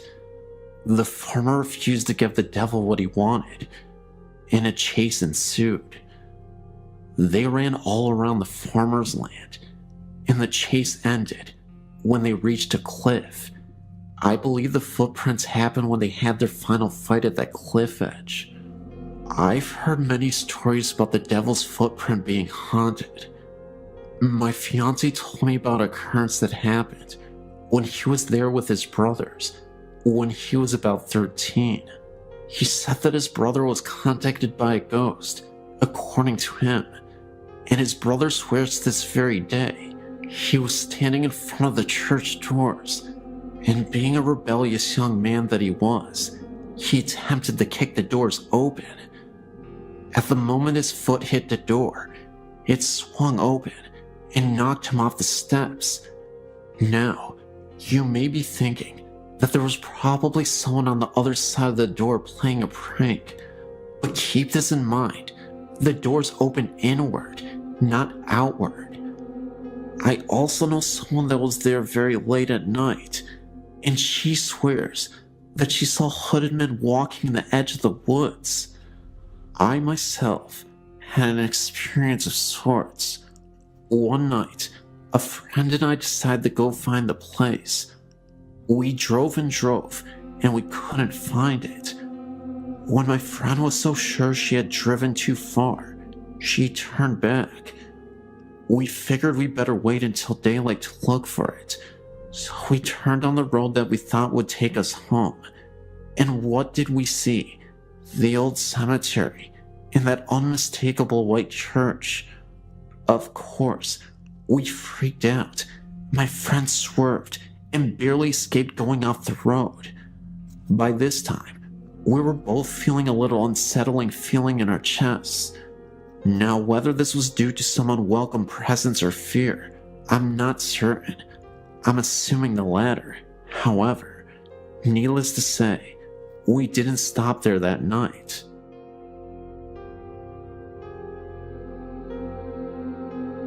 My name is Bobby, and I was checking out your website, and I decided I should send in my own story. We live in Grosse Pointe Shores, Michigan. This event happened on Monday, August 15th, 2005. One day, my brother named Vince was on the computer at about 4 o'clock when he heard a scream. He ran upstairs to find me and my older brother named Sam. Vince asked what was wrong, and we asked him what he was talking about, and he said he heard a woman scream, and we said nobody screamed. We were also the only ones in the house. We got scared, but eventually thought that Vince was probably hearing things and forgot about it. But a week later, me and Sam saw this website and decided to check if something was haunting our house. We checked everywhere, but found nothing. But just as we were about to give up, Sam said to me that we never checked the attic. This was the first time that anyone was up there in the attic in a very long time. We got to the attic door and opened up the hatch, and a ladder came unfolded from the top of the door. We started climbing up the ladder and got to the attic and it was all dark. I felt the wall right behind me and found a light switch. I flipped the switch and a dim light turned on. There was this old rocking chair rocking back and forth, the one that my grandmother used to have before she died. We totally forgot that we had gotten it and threw it up in the attic. Either way, we were freaked out. After about 2 seconds, we heard a scream so loud that it knocked me backward against Sam. We climbed as fast as we could down the ladder and shut the attic door. We were so scared that we didn't tell anyone except Vince about what happened. We checked the time, and it was exactly 4:06. We now know that Vince heard the scream from the attic a week earlier. All we know about the people that lived here before us is that they were the Andersons, and that they were an old couple that lived here and raised their kids here. I don't think it was my grandma's spirit, because she was always a gentle soul and wouldn't scare us like that.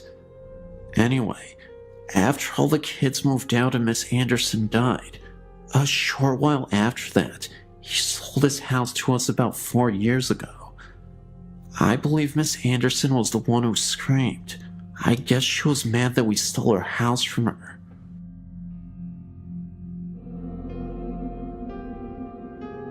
When I was a freshman in high school, my parents moved us from the city in central New York to a big, empty house in the country. Little did we know that the house is haunted. So many things happened there that even my skeptical dad began to believe that we were sharing the house with someone or something else. My best ghost encounter occurred in the middle of the day. I walked into the bathroom and saw, from the corner of my eye, someone that I thought was my youngest sister. I said, "Hey, Lori," but she didn't answer me. Annoyed, I turned to find out what her problem was, only to realize that it wasn't her at the sink. An old woman with gray hair up in a bun, a pink flower dress, and a white apron was drying her hands. She turned to look at me, and then she disappeared. We weren't often frightened of the ghosts and missed them when things seemed to be quiet for too long. We would lament that they didn't like us anymore. One day, I was in the house, and I went into the shower. All of a sudden, there was a huge noise. I thought a plane hit the house, or at least there was a terrible car accident outside. I jumped out, grabbed my robe, and went to investigate. I found nothing out of order at all, so I got back into the shower. Not 2 minutes later, I heard that huge noise again. I jumped out, shaking this time, and checked everywhere, but again, there was nothing to find. I decided to skip my shower. I had a ghostly nightmare about this house before even moving in. My family moved into the house, and from day one, things were creepy. People before had moved out in a hurry, and their family broke apart almost instantly in 4 months. They all spread to 4 different places. When we moved in, we all got terribly sick within the first month. My mom had a life-threatening experience. My sister ran away. All the pets in the house died mysteriously, with no known cause of death. My parents divorced. All of this happened in only 4 months. I walked into the house after school one day, and I heard my name being called. I knew no one was home because none of the cars were in the driveway. The voice calling my name sounded exactly like my mother, and I looked all around for her, even though I knew that she was presently in the hospital. Within the next few days, and a few more creepy paranormal events, all 4 of us left in just as much of a hurry as the one before us, leaving most of our personal belongings. We all split, each of us in a different car, to different places away from each other and away from the house. I will never go back to see it, nor would I wish the haunting of the house on anyone else.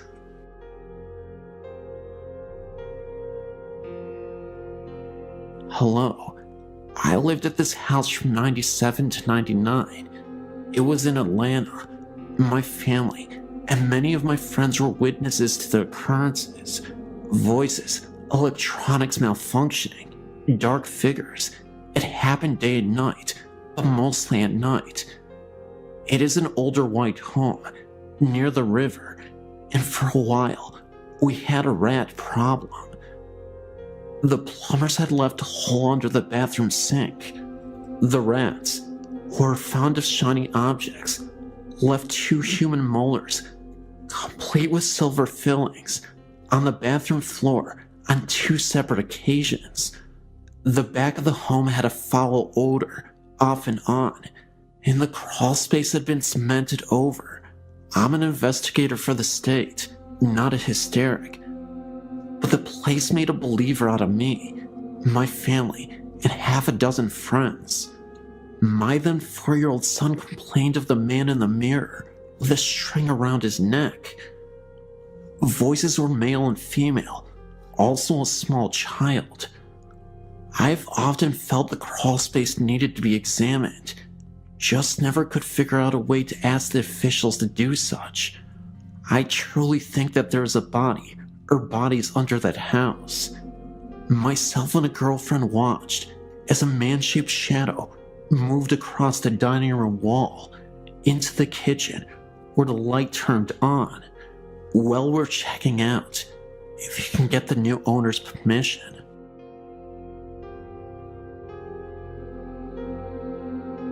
So when I was about 17, my family had just moved back to Canada from living in the USA.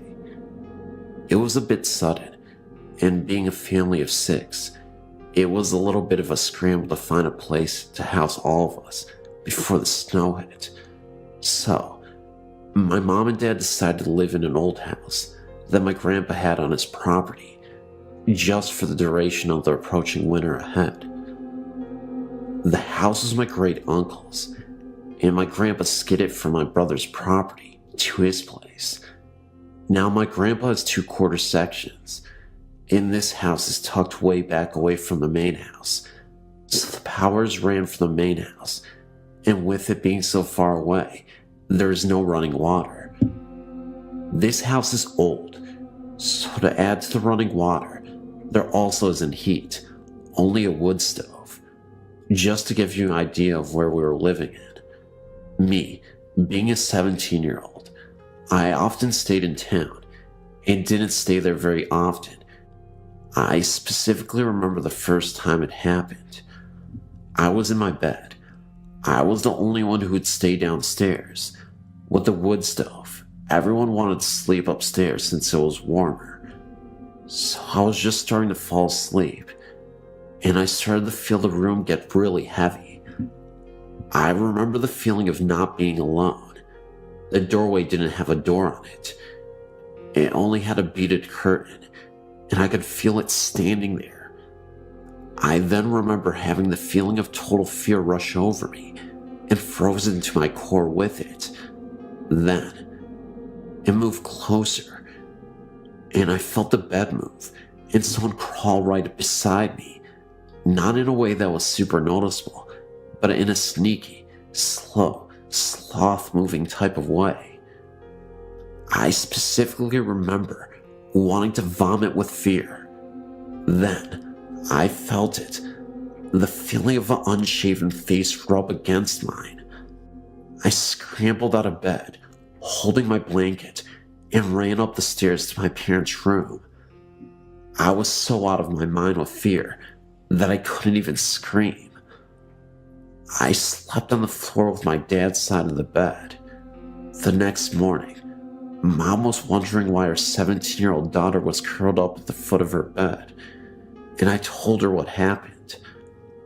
Later that morning, we walked over to my grandpa's house to have breakfast. and go chat. My mom brought up my wild story. My grandpa and grandma silently listened, as my mom was laughing at the last bit of the story. My grandparents got really serious and turned to each other. Apparently, this has been an issue in the old house, and they didn't want to tell us, hoping we didn't acknowledge it, then it wouldn't bother us. I can honestly say it didn't feel angry or upset. It just wanted to cuddle. I didn't stay there much after that. I moved in with a cousin in town. Ghost stories are the most popular types of stories to talk about in the curious world that we live in. Some of us are skeptics, while others truly believe that the supernatural world is real. I truly believe that entities are real, and this is a true story involving my cousin. He didn't see a ghost, but he felt our presence, and is now fully convinced that we are visited by spirits, even though this event happened years ago, and at the time, he was truly skeptical. My cousin is a doctor, and he lives in the USA. A few years ago, he went out of the United States to Vietnam on business. He ended up visiting Hanoi, Vietnam, which is Vietnam's capital city, and stayed in a hotel with his wife at the time. Immediately after entering the hotel, they were both surprised to see a woman sprinting out of her hotel room and screaming bloody murder. It was such a shock to us at the time, it immediately gave them bad vibes about the property. Nobody knew what happened to her, and for a while, she refused to speak to any of the staff about why she felt so horrified or what happened. She looked sickly and pale, as if she had just seen something grisly. She was breathing heavily and hyperventilating. My cousin, out of curiosity, came up to the front desk and asked what happened. The staff said they weren't sure exactly what had happened, but my cousin mentioned that he was a doctor, and if they needed assistance, he would be happy to help. After a few minutes had passed, she collected herself. My cousin approached her and had a little chat. She swears that she wasn't just having a wild episode of hallucinations, and insisted what she witnessed was real. It was early morning, and the sun was barely starting to shine through the windows. The room was still dim, and the light was off. The woman had just woken up from her sleep. Again, still dark, but light enough to see the room. The hotel room she was staying in was massive, and she was in the kitchen making tea. From the kitchen, you can see into the living room. That's when she saw a man standing right next to the bed. It was the ghost of former president Nubo Dim Dim. He was president of South Vietnam in the early 1960s, who passed away in a very terrible way. She also said that the night before, she saw a former Vietnam soldier staring at her from the window during the evening. My cousin, being a practical person, kinda dismissed it and advised her to just go home, take some medicine, and relax the rest of the night. Even after she had just calmed down a little, it was obvious she was still visibly shaken by this whole ordeal. My cousin and wife didn't take the room, but there was another couple that checked into the same room. When my cousin woke, he went down to the hotel lobby and noticed just outside the main entrance was an ambulance and a stretcher pulling two bodies into it. He asked the front desk attendant what happened. They said that the couple that checked in mysteriously passed away in their sleep, and nobody knew the cause. They suspected it was a heart attack. At this point, my cousin was starting to act a little apprehensive about staying the rest of the week there, but he continued to sleep at this hotel.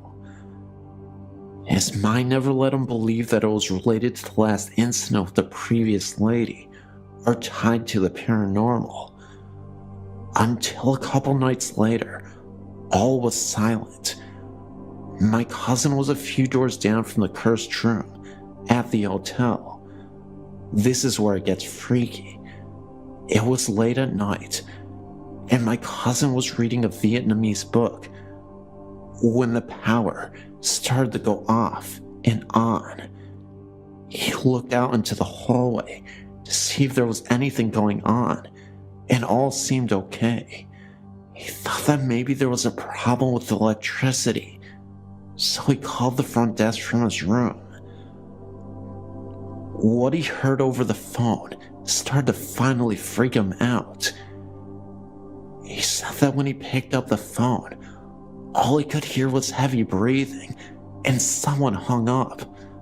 Concerned, my cousin rushed to the desk. A woman was standing right there. He asked her why she didn't say anything over the phone after he had called. The woman said that he didn't make a call. My cousin insisted that he did, that he heard heavy breathing, and that someone else was on the other line. But the woman refused to accept his story.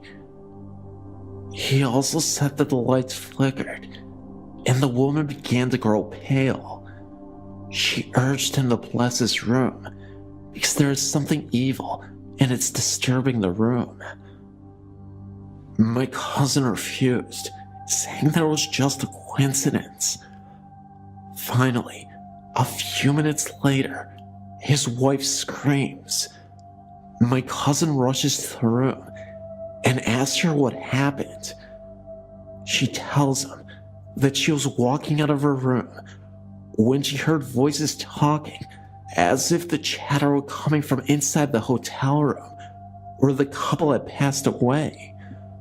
The doctor then demanded the staff open the room, but to their surprise, nobody was there. The staff even claimed that when they went into the room, the bathroom door was open and a dark shadow moved out of the bathroom and then disappeared. My cousin still dismissed everything. He said that things were just chaotic because of the first lady that stayed in the room, and everyone was on edge because of the death of the couple in the same room. He admitted it still creeped him out, but chalked it up to merely a very scary coincidence. However, if it were a coincidence, then how can anyone explain what happened in that room? It seemed to be the only room having issues, aside from the one my cousin was staying in, where he heard the voice over the phone. Either way, this was a pretty insane experience, and I don't know how I would have reacted if I was the one who was there instead of my cousin.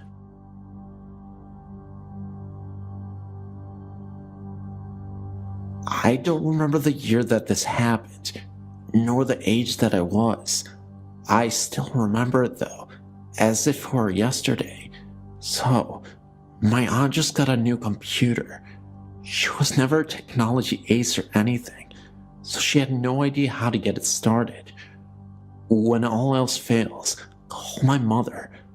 My mom was a whiz at computers, so my aunt asked her to come over and hook up the darn thing. My mother, being the lovely lady that she is, agreed to do it within the week. It was actually that weekend that she decided to do it. So, Mom decides she wants to go over my aunt's house, kinda late for some reason. I was very young and couldn't stay by myself, so she took me along, since calling a babysitter at the last minute would be very rude. We finally got there. I look up at the house, admiring its large size. I did think it looked pretty scary though. We struggled getting inside because my mom couldn't see the keys. As soon as we did get inside, I was frightened. All of the lights were off and nobody was there. Or so I thought. My mom wanted to get started with her work since it was maybe 9 o'clock already. She told me to stay upstairs and watch TV while she was in the basement, hooking up the computer. After a while of whining and staying upstairs all alone in the large house, I totally agreed. My mother stayed with me for about 5 minutes, showing me how to work the TV. I begged and pleaded for her not to go, but it was her duty as a sister to fix the computer. She finally went downstairs, and I was left alone in the huge living room. I decided to turn on the cartoons, thinking it would cheer me up a little. I finally started to calm down and even laughed at the silliness of the cartoons. Then, all of a sudden, I heard the loud noises in the kitchen. Apparently, my mom didn't hear it, and to me, she was God, so anything she said went.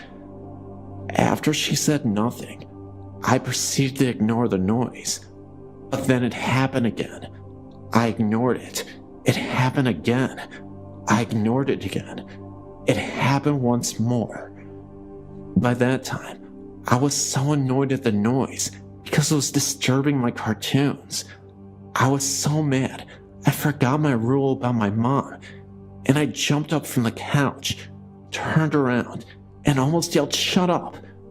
When I saw this mist in the kitchen, it seemed like it was in the shape of an elderly woman with a long white dress and long white hair. I was so shocked, I couldn't scream. So I ran as fast as my little legs could carry me, downstairs into the basement and into my precious mother's arms. I didn't tell her what happened, as I was still in shock, awe, and amazement at the creature that had stood before me. I only explained about the noises. She said she was hearing little noises, not loud noises, around where she was. I stayed down there with her because she said I could, especially when she saw my little white face. As I was sitting on the couch, playing with numerous toys that were scattered about, I heard a soft bark. Then I heard a whimper, and then another soft bark. I knew it was coming from the room that held the water tank and such. I thought about the dog, Oreo. It must have been him. But then I remembered he died about a couple months before. My aunt and uncle at the time owned no animals, not even a bird, and it was way too late for someone to let their dog out. Besides, I don't think I would have hurt a dog, as I don't believe anyone in the community even owned one. What frightened me the most was that poor little Oreo, a dog that had been banished to live outside for no reason and was never fed, died on the ground right above where I had heard the noise. I told my mom about this. She said that she heard nothing. I told her to hurry up with the computer, which she did because she was hearing things too. We both ran up the steps and out the door. After we looked, we ran to the car and got in. I was scared because the car was not starting up. Then all of a sudden, it did. I was so happy to be out of there. My cousin had heard noises such as the one I had heard in the kitchen, except they were outside of the room. Also, my other cousin claims that he heard a noise in the oven, like something was in it. He opened the oven, and nothing was there, but he swears to this day he did hear something. Now, I mentioned in the title of this story that this was a traveling ghost. I say this because most, if not all, of that family's houses have had some sort of scariness to them. My cousin's current residence is just as haunted. Doors will open and close by themselves. One time, we were watching a movie. It was over, and I wanted to turn the lights on. When I turned them on, I heard a strange buzzing sound in the laundry room. It sounded like when the dryer is done drying clothes, only it was a steady, non-pausing sound. I walked over to the doors and started to put my ear up to make sure the sound was coming from that room. As I did so, all of the lights went off and the DVD player suddenly turned on, much louder than we had it on. But the thing was, the DVD player had been turned off the whole time. When everything came on, I jumped 5 feet into the air onto my poor cousin, where I proceeded to scratch her neck, holding on for dear life. I don't remember ever watching a movie down there ever again. Later, we asked his mom if she was doing laundry. She asked why, and we told her about the sound. She said she didn't even think about doing a load of laundry. To this day, I'm still scared to stay over my cousin's house.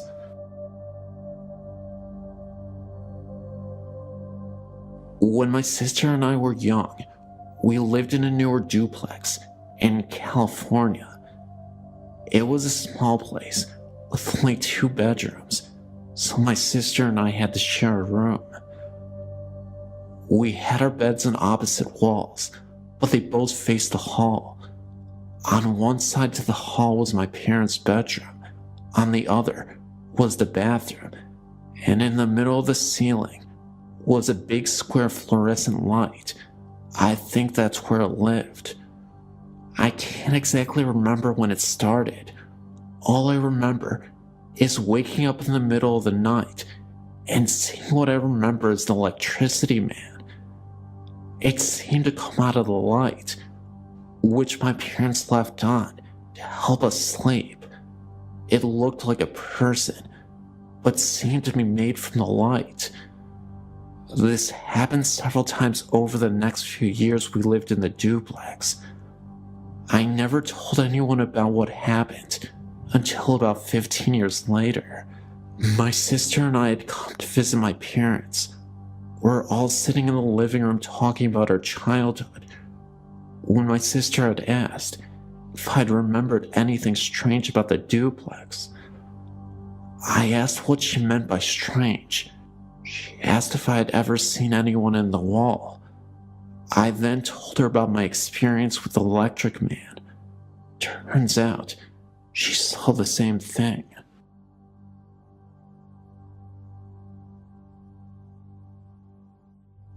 This is an old story, pushed out of my mind for years and years. It was 1964-65. I was 4 or 5 years old. Our family, because of my mother's recurrent mental illness, bounced around from apartment to apartment, from shelter to shelter, with or without one or both of our parents in tow. There were 4 of us, and I do not recall if any of my siblings were with me when this happened. It might have been at a foster parent's house. I just don't know. I remember sitting on the side of a small cot in the waning light of a Chicago winter. There was an odd, really dark shadow on the wall to the left of me. It was the size of a small man, and I stared in disbelief, because it had a hat on and was in profile. The outline of the lips, the nose, the forehead was perfect. I was a pro at discerning what was real and what was not real even at that age, because of my mother's problem. And I tell you, I knew that what I was seeing was real, that I was not asleep, and that no shadow could have occurred that so accidentally duplicated the perfection of the human figure that I saw before my eyes. We stared at each other for a very long time, the figure never moving. I never told a soul, as I didn't want to be thrown in the loony bin too. This is the first of many encounters over the years. My mother had the gift. My sister really has it, much more than I.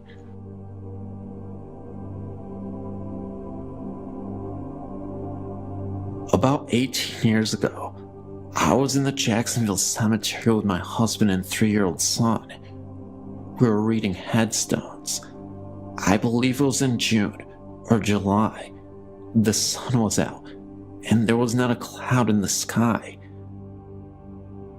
As we were walking through the headstones, we saw a woman walk through the trees. Both my husband and I saw her. We thought there was something odd about her, but couldn't figure out what exactly though.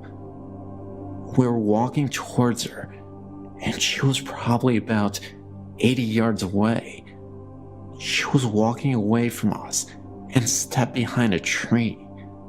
Then, we didn't see her again. I said to my husband, "Where did that woman go?" He said, "She stepped behind the tree." We continued to walk towards the spot where we saw her. All of a sudden, rain poured down on our heads.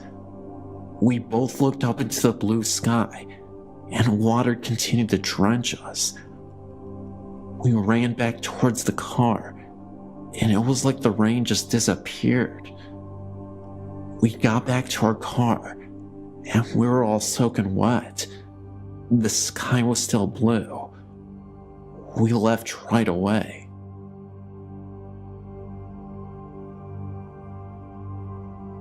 Hello, my name is Wanda. I've experienced a few things in my lifetime. This one recently, not scary or anything, but just strange. I lost a pet 2 years ago when he was still a puppy. Bernie got hit by a car and died all alone on the road while at my mother's care. I came home from work and we buried him. My brother and I loved him so much, I painted a stone on his grave that I'd done 1 year. Well, like I said, that was 2 years ago, and twice recently, I've experienced the oddest sensations. Both times I was laying in my bed trying to fall asleep when I felt something like little feet walking up my leg and settling in down around my knee area, like a cat curling up or a small dog. It felt so real, but I tried to explain it away, thinking maybe my circulation was doing something weird to my leg. Then a couple weeks later, it happened again. It walked up my leg and curled up on my knee area. This time, I had no delusions. I was sure it was Bernie, who came back to lay down and be with me. Since then, I shared my experience with a girlfriend, and she claims that when she spent the night here on my couch, she felt the same thing. We even got a ghost picture. My sister's dog was here, and my friend Yuri took a picture with her disc camera of the dog, and there's a big white circular mass over the dog, with what looks to be a foot appearing, or taking shape rather. I've no doubt it's Bernie, and he's been playing with that dog even as spirit. Sign me up as a believer. Yours truly. This occurrence is my one and only paranormal experience. I'd love to have more. For the past year, I've had a part-time job working for an ambulance company. This company is one of the few running combination funeral home EMS services in the region. One day, I was sitting in the ambulance bay, resting between calls. The ambulance bay is in the same building as the embalming and body preparation area. I was in a meditative state, but had my eyes open. Out of the corner of my eye, I observed a girl about 9 years old walk through the back wall of the ambulance bay towards me. I remained motionless, and when she arrived at my side, she smiled and blew a puff of air onto my cheek. I could distinctly feel the breath, and at this point, I realized that day I was not daydreaming. The child was dressed in a slate blue jumper with a white blouse. The outfit she wore could have placed her anywhere from the late 19th century to the middle of the 20th century. It looked like a school uniform. She was slender, with mousy brown hair and dark eyes. After blowing on my cheek, she smiled and walked past where I was sitting and disappeared through an exterior wall just to the left of a door. Later, I asked some of the other paramedics if this apparition was familiar to them. It was not. However, 2 of the medics stated that they have seen and or heard ghosts in the ambulance bay building and an adjacent former residence, now used as a dispatch center. Although I've tried sitting in the same place and being quiet and meditative, I've failed to see the little girl again, but I will keep trying. There was no fear involved with the paranormal event, only a sense of love and gentleness. Thanks for reading.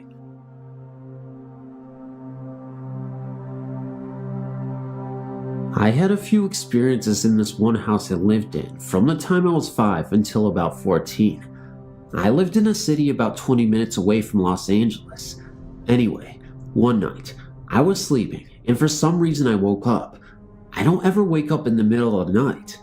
When I woke up, I saw a white figure, which looked like a soldier standing in front of my bedroom door.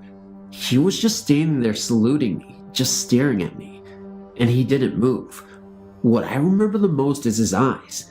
They were bright white. I was scared because yeah, it was a ghost, and it's not normal for me to see something like that, but at the time, I felt safe. I knew that he wasn't there to hurt me or he wasn't trying to scare me. What I wanted to do was run to my mom's room, but instead, I pulled the blanket over my head and prayed. The next morning, I told my mom about it, and I remember she got this weird look on her face, but then was like, "It must have been the lights from outside. You probably imagined it. Now stop scaring your sister." After that, everything was fine until about a year later, I had the worst experience. My mom had rearranged my room so that my bed was right in front of the door. One night, I was sleeping and I heard what sounded like a baby wearing a diaper crawl by. My baby brother still wore diapers, so I thought it was him. I looked out my bedroom door and didn't see anything. I checked on my baby brother and he was sound asleep in his crib. I went back into bed and started to doze off when I heard it again. I didn't feel like getting up again, so I called out his name, and just like that, the noise stopped. Then about 10 seconds later, I felt something tug on my blanket. Now remember, my bed was right in front of my door, so if my brother came in, I would have seen him. I grabbed onto my blanket, but whatever was tugging started pulling on it harder. I was so scared, but I wasn't about to let whatever was pulling me on my blanket take it. That's my favorite blanket, so I laid on top of it. Then the tugging stopped. I guess I passed out because I woke up again on top of my blanket. Something had woke me up. I didn't know what though. Anyway, I had long hair and it was hanging off of my bed because of the way I was laying. All of a sudden, I felt like something was pulling my hair very gently though. Then all of a sudden, it felt like someone had started at the top of my head and put their fingers through my hair, but it didn't feel like fingers because it scratched my head. It was sharp. I know I was not imagining it either because my head jerked back since I had a lot of tangles to my hair. That was it. I ran so fast out of my room. I ran into my parents' room crying hysterically. It took them a while to calm me down. When they finally did, I told them what happened. Again, my mom told me it was my imagination. I was not imagining it. Well, I slept on their room floor for about 6 months after that. There was no way I was going to sleep in that room. That was the last time anything bad happened like that. I remember I was always freezing in my room. The rest of the house would be hot, but as soon as you would go into my room, you were freezing. No matter what time of the year it was. One day, me, my mom, my brother and sister came back from my aunt's. I was the first to walk in. My mom was right behind me, and bro and sis were still getting out of the car. It was dark in the house, so I was walking to go put the light on when out of nowhere, this bright white ballish figure flew straight from the kitchen into my room. My mom saw it too, because I looked at her, and all she said was, "Don't say anything." We finally moved when I was about 14. One day, my mom and I were talking about that house, and I brought up that soldier I'd seen. That's when she finally told me what happened. The street we lived on had this one gang. They were always doing drive-by shootings, fights, and cops everywhere. Anyway, a year we both moved in, I guess there had been a little shootouts between the gangsters and the cops. Well, a cop was shot, and he called up to my front porch to get help, but before an ambulance could get there, he died right there on the steps. My bedroom window was right next to the front porch, so it turned out that it wasn't a soldier, but it was a cop dressed in full service dress that he was buried in. I actually felt fortunate to have had him with us. I feel like he was protecting us. A lot of the kids on my street that I grew up with had been beat up bad, shot, joined a gang, got pregnant really young, etc. Everyone except for me and my siblings. There's 6 of us. It was a dangerous neighborhood, but I always had this feeling when I was in that house, like I was safe and I had nothing to worry about. But at the time, I always felt like something or someone was watching me. Well, that's my story. Back in 1972, my family moved into a house on Upland Avenue in Fontana, California. The house was haunted. Just after that, the house at the other end of the street also became haunted. I'll start with the house down the street. I was friendly with the woman that lived in that house. She had a passion for gardening. The house is or was on the corner of the street. In front of 2 sides along both streets were 2 flower beds. I would see her outside caring for the flowers. I think in 1973 she died. I saw an ambulance out in front of the house one day. I just thought she got sick. Later, one of the boys that lived on the street told me that she had died. At the time, I didn't believe him because I had seen her just the day before taking care of her flowers, and the ambulance had been there about a week before. The next thing that happened was one day, I was walking past the house and I saw a woman tending to the gardens out front. I stopped to say hello to her. To me, she looked just like the woman that had lived there all along. I told her I was glad that she was better. She told me that she had not been sick and that she had just moved in. I don't know if I ever saw her again. A couple of years later, a family with a boy moved into that house. In the meantime, I was still seeing the first woman from time to time. I didn't know at the time that a family had moved in. I saw the boy in the driveway playing with a ball. I told him that the woman that lived in the house would not like him playing with the gate open, and she said she would be mad about it. He then told me that he lived in the house and could play in the driveway if he wanted to. I then pointed out that the woman was in the window watching him and that she looked mad at me. He then looked at the window and saw the woman turn white, started to run around to the front of the house yelling for his father. Later that year, the woman that lived next door stopped to talk to me about the house. She told me that the first woman had died years before. She also told me that all the women that lived there since 1972 had all gotten sick. She told me that she had seen the woman in the window also, and she thought she was mad because the other woman kept taking out the flowers she put in.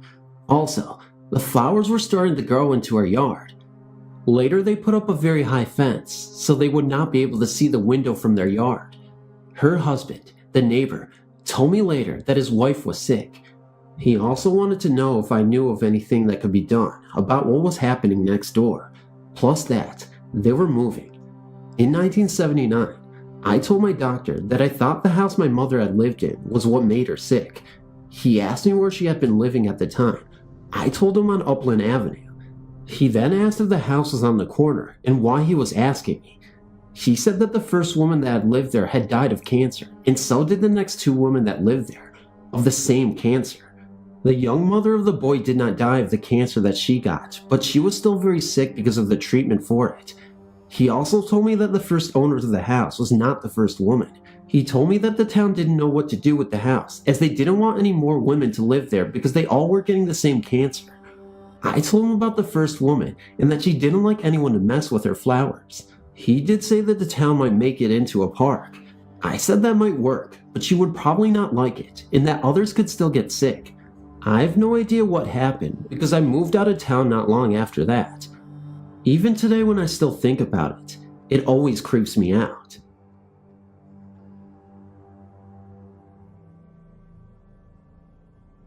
I'm 28 years old, and I'm currently an honorary member of a volunteer ambulance corps in New Jersey. Honorary, because after 10 years of active service, I resigned to pursue training in advanced life support as a paramedic. After 4 years as a paramedic, I left EMS to focus on what always has been my full-time career, a credit rep for a major electronics company. These stories have taken place over years and are not daily occurrences, and while other members have similar stories, I will not speak for them. Fortunately, I've had witness to see some of these happenings. Most of the occurrences seem to focus around the garage area of the building, where the ambulance is parked. I happen to believe a man and a woman occupy this building.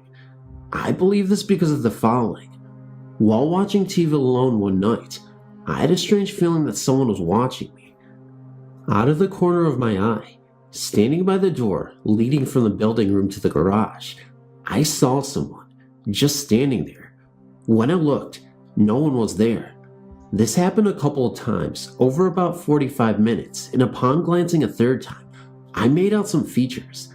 It was a man in his late 30s maybe, standing about 5'10", with full dark hair and a mustache.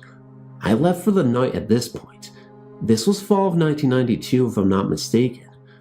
In 1991, I was sitting on the couch with my girlfriend at the time watching TV again. We distinctly heard the door from the garage to the outside slam shut. It was a wooden door at the time and unmistakable with its sound. When no one entered the meeting room, we wondered what member may have come down. When no one came inside, I went into the garage to look. There wasn't anyone there, but heard the door slam once again back inside the meeting room. This continued about 5 times. The last time, when my back was turned and standing about 12 feet away, there wasn't anyone in the garage or outside. Nicole wanted to leave pretty quickly.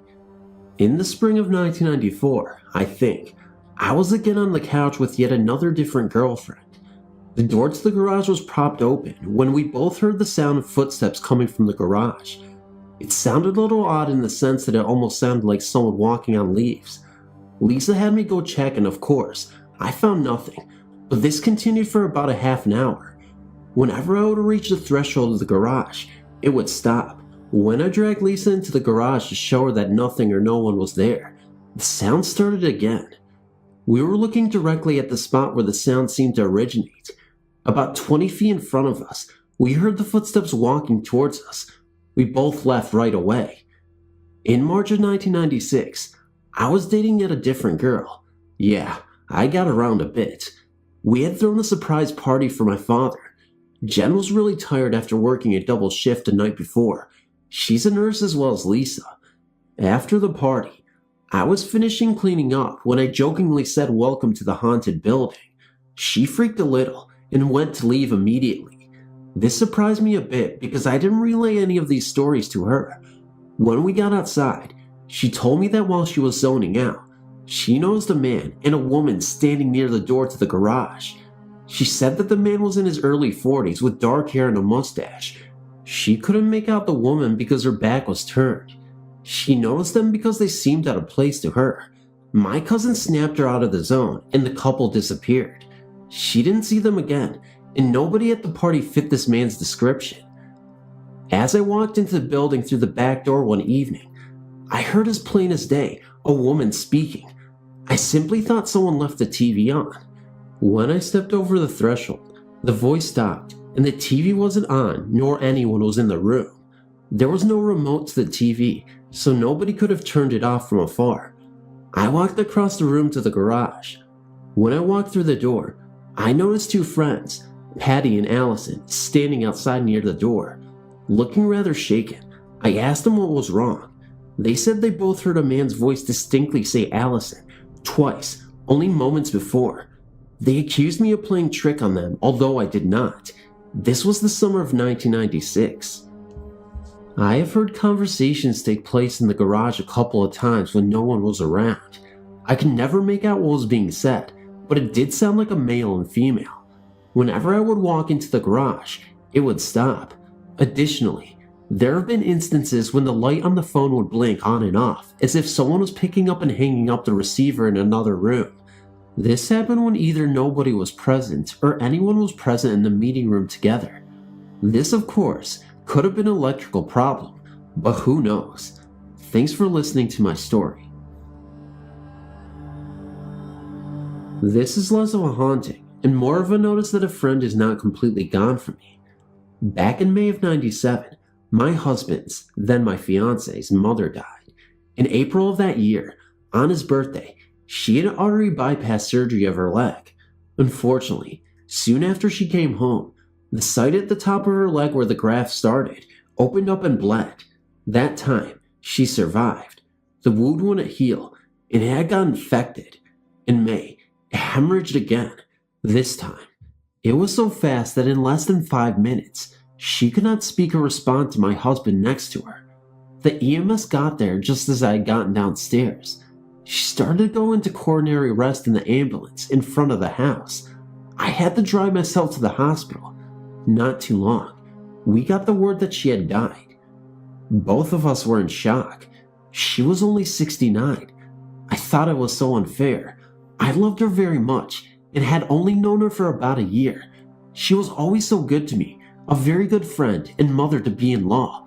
It just wasn't fair. Now, so you know, I am an atheist. I have a very hard time when loved ones die because I don't believe that I will see them again. But every time something happens, I kind of look to God for solace. Somehow, my faith returns, if only to get me through a difficult time to which I cannot control. I pray to her, hoping she would hear me if there is a place for those who have passed on. I asked her to give me a sign if she was okay and if there was another side. One night, I was alone in my bedroom. Since I am an artist, I thought that making the thank you notes for her funeral would be a good tribute to her memory. As I was sitting there, I said out loud, "Rose, I'm making your cards. What do you think of them?" At that moment, I hear a noise from the stairs that traveled into the room to the wall next to where I sat. I didn't feel scared. I'm a scaredy cat by nature, just happy. Then, just as the sound ended, a puff of cold, gentle air hit my back. Okay, so I had the air conditioner on, and that is behind me to my right. So, I sat still waiting for yet another increase in air movement. Never happened. Now, this house is very creaky and noisy, but I've never before or since heard this traveling sound. Well, I had to go to work for the next week. While in the car, I asked Rose to once again give me a sign. The other one wasn't too convincing. I had to be sure. One of my husband's friends told us a hilarious story about the first time he met Rose. She was a short second, generation Italian American. She was cooking dinner when he came over. He told us that he went to say hi to her when she looked up at him with fish in both hands and said schmelz. She was basically asking if he wanted smelts for dinner, but the friend exaggerated it in his telling. He told me about that while she was still alive. While in the car, I noticed that I had not turned on the radio yet. That is rare. It goes on right after the engine. I turned it on. A DJ said schmelz exactly the way the friend did. Then everyone on the station laughed. I did not catch the ending of a word. It was start and finish. They were indeed talking about smelts. Now, I didn't convert, though I do think more of her as being alive somewhere else. What I don't understand is why this is only with her, and not with my grandmother who died the year before, or my husband's father who died 2 weeks before our wedding. By the way, my wedding gown is cursed. The day before Rose died, I bought it and showed it to her. The day I tried it on for a fitting, after my bridal shower, Joe, my husband's dad, goes into the hospital, never to come home again. The day of my husband's bachelor party, Joe dies in a nursing home, close to my final fitting. Not too long after my wedding, my dear seamstress was battling cancer died. That was the last dress she worked on. I don't believe in curses, but this one takes the cake. Just so you know, I'm hearing a number of bumps that normally don't occur here, so maybe I'll stop now. I'm starting to get freaked out. I've been a reader of the Shadowlands for quite a while.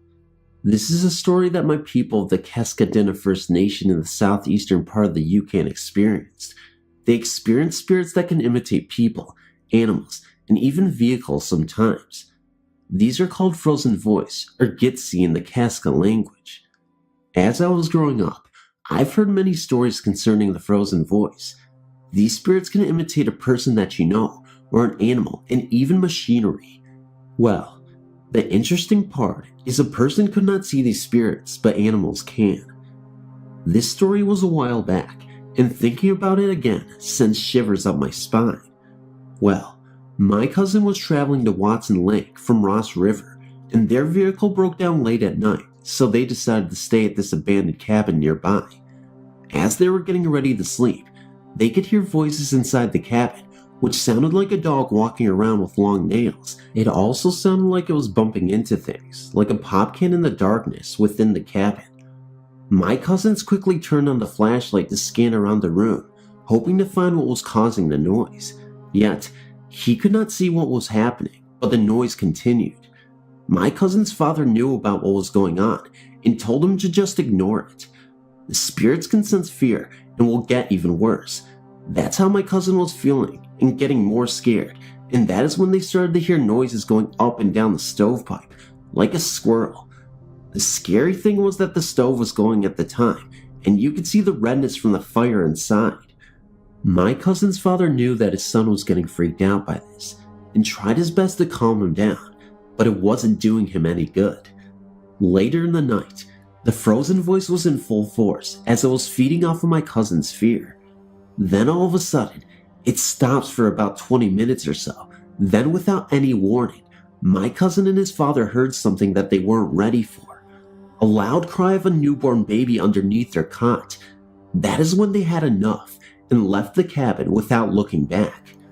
My grandfather said a long time ago, they used to kill people and said that they could see a person get torn to pieces in front of them. But this was a long time ago when Sagigi, a good person, was a person with good medicine that made them stop. To this day, there are many places that these spirits reside.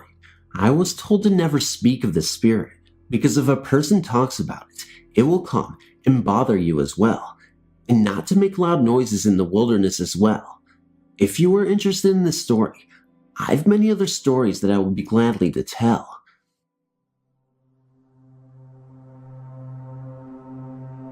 I have never seen a ghost, but I've felt the presence of one a few times. It is at my stepbrother's house. I went there because my dad was taking my stepmom out. When I got there, we were messing around for a bit. Then we sat down to watch TV when we heard banging in the bedroom above like a ball bouncing. We experimented with the ball and found the sound was just like that. I was scared and the room was freezing cold, not because of the ghost, because she forgot gas and couldn't get it anywhere. The next time I went, it was worse. It sounded like someone had opened the door, ran upstairs, and slammed the door shut again. We both went into the kitchen, and the kitchen door was not open and was no longer locked.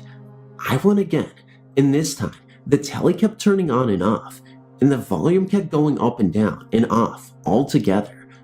Then we heard shuffling in the kitchen, like someone was messing about in the cupboards, but again, no one was there.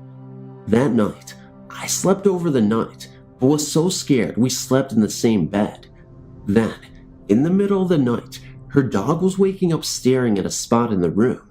Then the banging started again. I have to truly say that this was a truly horrifying experience, and I would never want to experience it again. Even though it seems innocent, it was truly terrifying to me.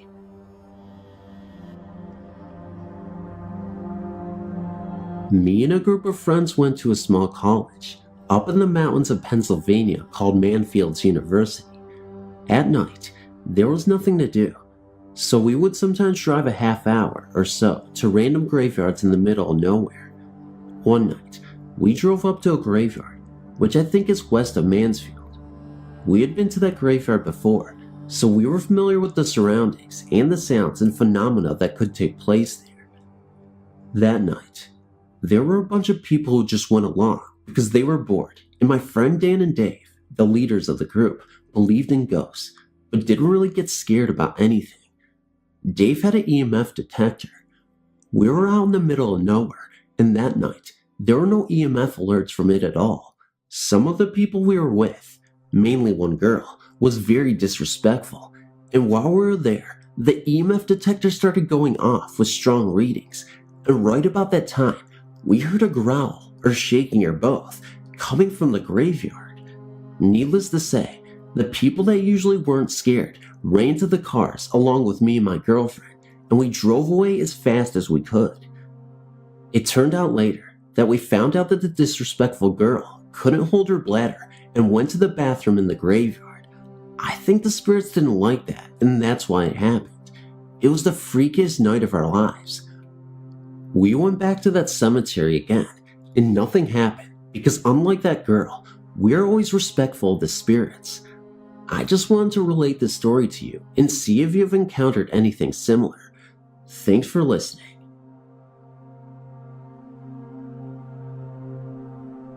I was raised by my grandparents in a very small town north of Marshall, Texas.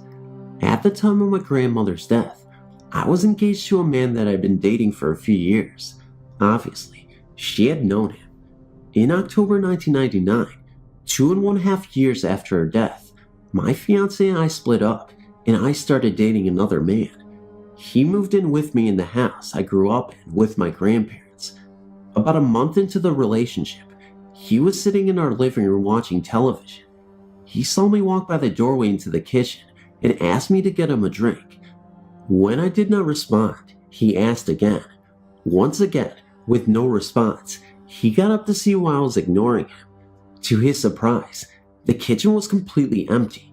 He figured I left the room without him noticing. He came to the bedroom where I was folding laundry and asked why I didn't answer him when he was talking to me earlier. I told him that I had been in the bedroom the entire time and had no clue as to what he was referring to. He asked if I had changed clothes as well. When I said no, he became a little edgy. He told me he saw me walk by him to the kitchen. Then I said I was wearing a green t-shirt and white shorts. He also thought my hair was pulled back because it seemed short. What he was describing to me was how my grandmother usually dressed when she was alive. She had short hair, and she always sat at the kitchen table to read while my grandfather watched television in the living room. I told him this, and he got a little nervous.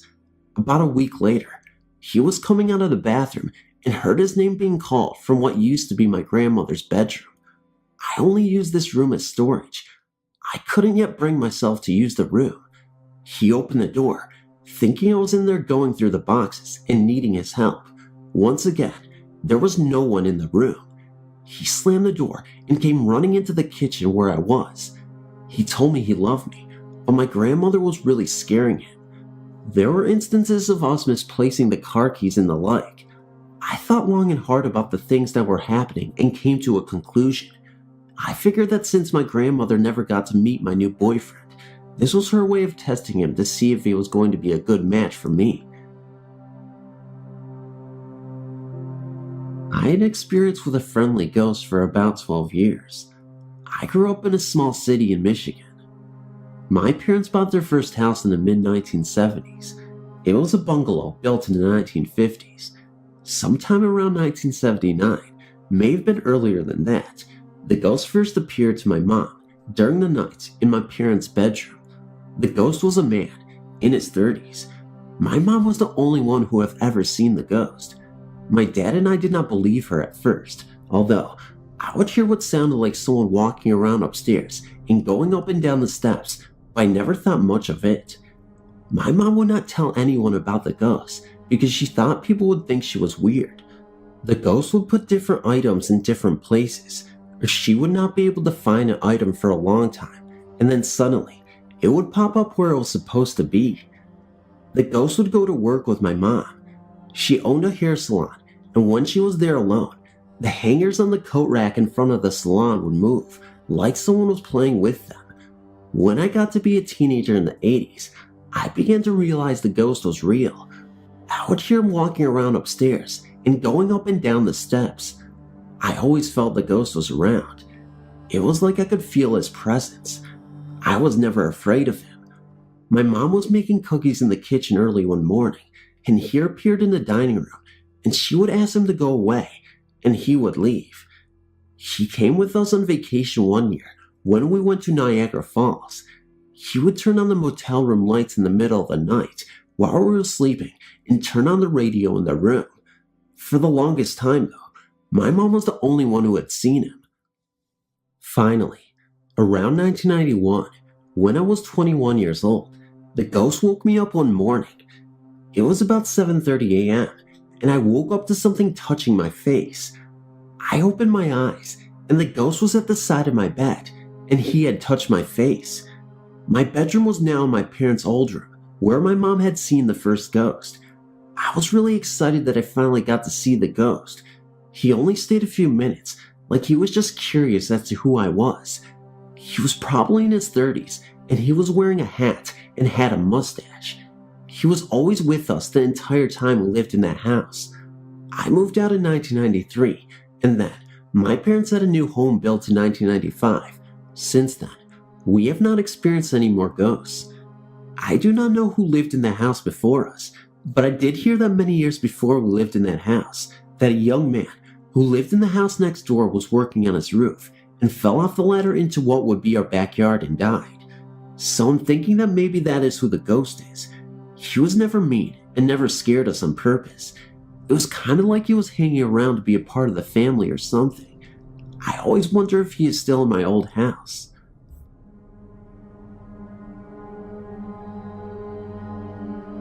My parents bought some underdeveloped land in the country, in southern Texas in the mid-1970s, and built a 3-story house, 2 above ground, 1 below.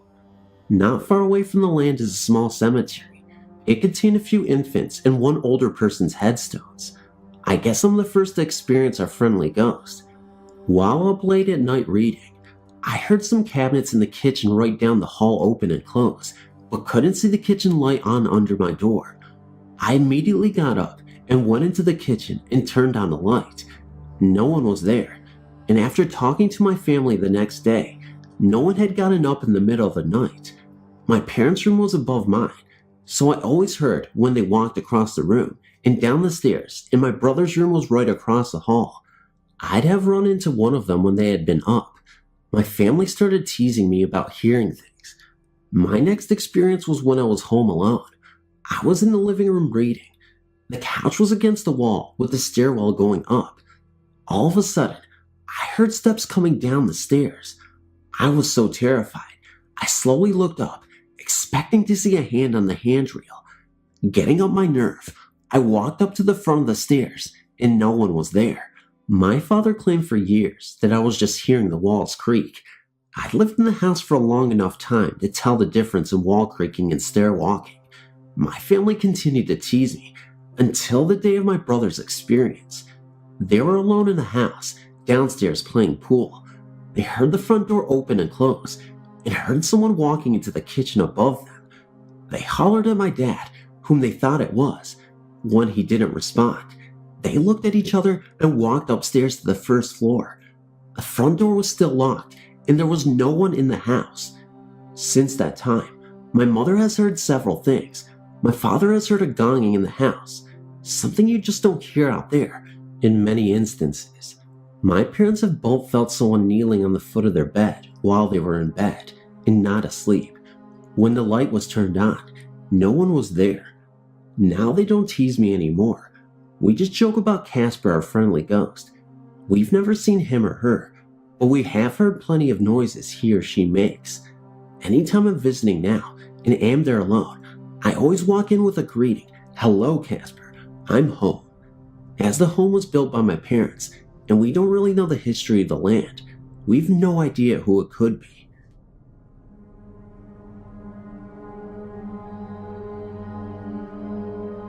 Hi. I have an experience I would like to share, and perhaps get some answers to my questions. 3 of us went to check out the Amity Hall Inn, listed in your Pennsylvania Hauntings directory. 2 adults and 1 teen. We didn't intend to enter the building or take any photos. We just turned around in the parking lot and shined the car lights on it. We didn't see anything there, but we smelled a freshly opened can of coffee and an odd smell, like a decaying smell. We were only there for about 5 to 10 minutes and left. We proceeded back on the highway to Lewingstown, Pennsylvania. About 3 to 5 minutes after leaving the inn, we saw a bright light flash in the passenger side of the window, but there was no cars on the highway at that time. Almost immediately after that, I saw a hand appear from my rear bumper as if to grab something and tag along. I was startled and then saw an old man's face floating in my back seat. I was crying and closed my eyes in hopes it would all go away. I calmed down and we drove a little more. Another bright light directly in front of us zoomed up and flew over the top of the car. We heard something let loose from the car and sounded like a large rock hit the bottom rear end. We continued driving and felt like our hair was full of static, like after a balloon is rubbed on your head. There were tingly sensations all around. It lasted almost the whole trip home. We pulled in at our local 24-hour grocery store and checked out the rear end and passenger side of the car. My hubcap looked like someone put an auto-body grinder against it. We found some scratches on the paint and a small handprint on the rear passenger window. The handprint was made from the outside, so it was not made by the teen in the car because no one of us got out of the car until we got to the supermarket. I've had many ghostly experiences, like ghosts following you house to house, but never one that tagged along on a moving car. Can anyone please tell me what may have happened and why? Thanks for reading.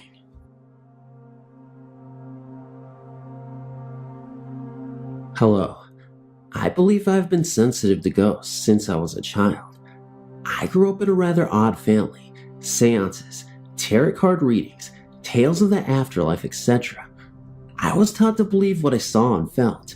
So here is a story that truly occurred back in 1988 in Riverside County, California. I was living in a domestic violence shelter in an old home built about 1880.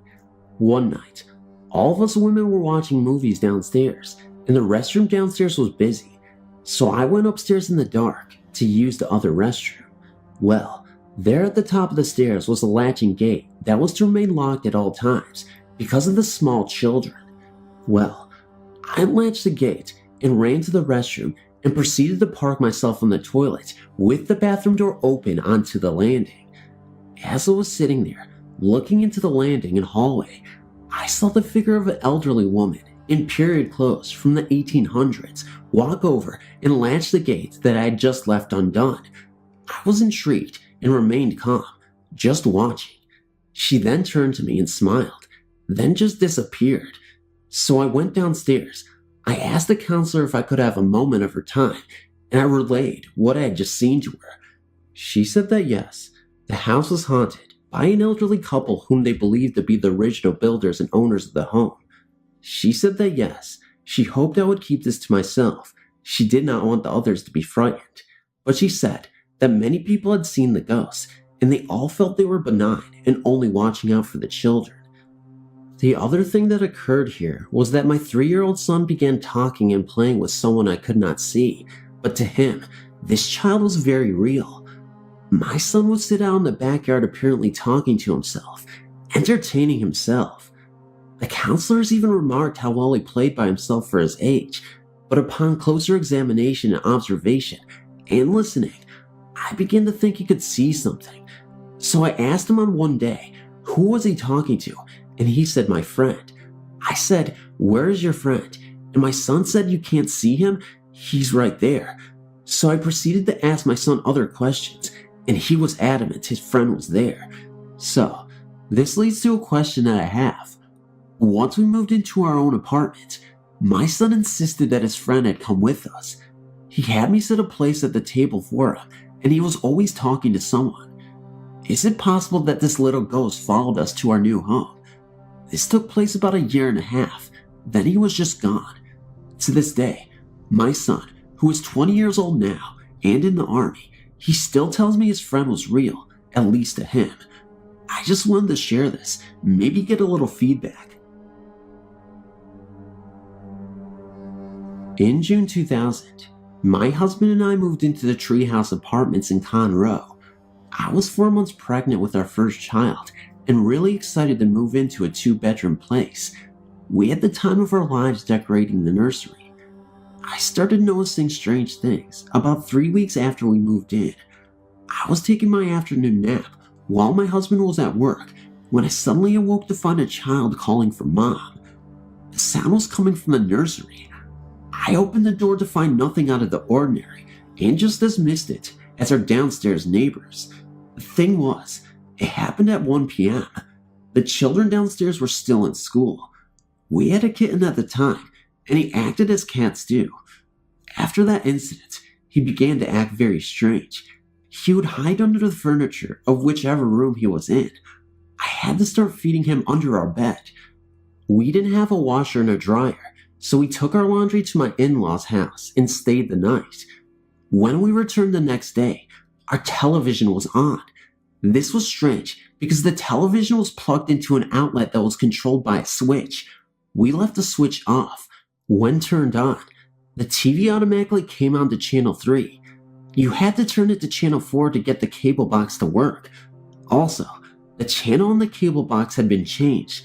No one else, older than the apartment complex, had a key to our apartment, so it was really strange that this had occurred.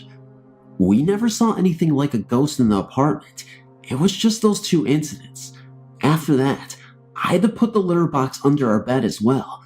My poor kitty would not leave the security of under the bed. One night, while we were sleeping, my cat jumped up onto the bed with us, yowling loudly. We could not get him calm, and he refused to come out from under the covers.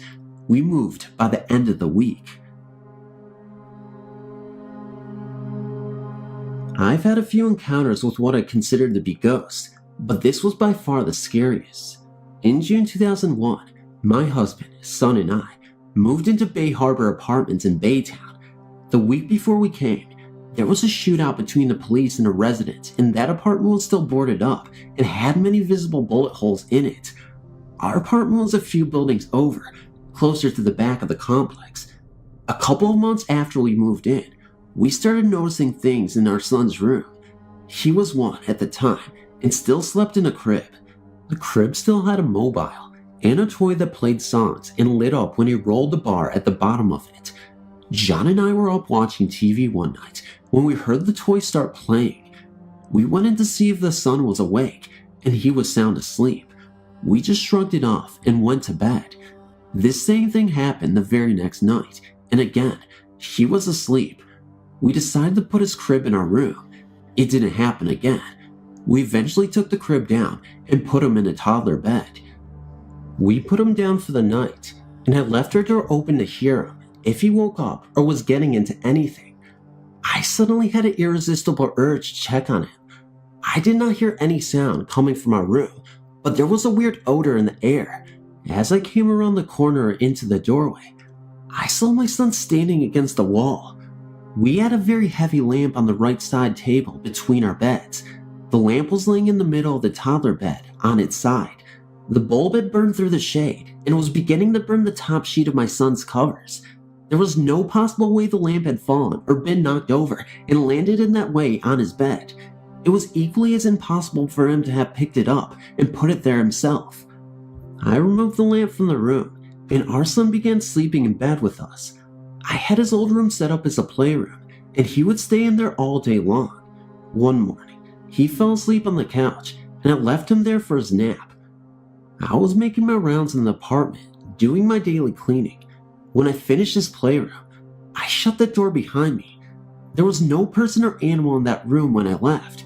My son's great-grandfather bought him a toy that had a motion sensor in it.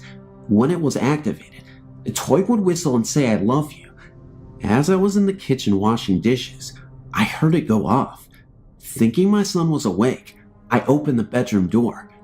I saw nothing. I shut the door again and went to check on my son. He was still asleep on the couch. During the course of his 1-hour nap, the toy continuously went off. I went into the room, grabbed the toy, and changed the batteries. I thought this would solve the problem. It did not. I finally took the batteries out and removed the box entirely so that there would be no way it would come to life again. The majority of toys that he played with were moved into the living room. No one ever really went into that room again. I remember what happened before we moved in, and I went to ask the management if anything similar had occurred in our apartment. I was told that management had recently changed, and the current people had no record of anything happening there. We stayed until our leave was up, and then we got the heck out of Dodge, our lease ending permanently after that. Hello, I thought this experience was worth sharing as it freaked the hell out of me and a few people I've shared it with. I was 19 at the time, and me and my best friend Sally had just moved into a flat in an old, dilapidated building block of flats. The flat was a bit run down, but we were really excited about redoing it, and we were so happy to have a place of our own at last. It was the middle of July, so we weren't thinking of school yet. Sally was working at her day job at the local department store.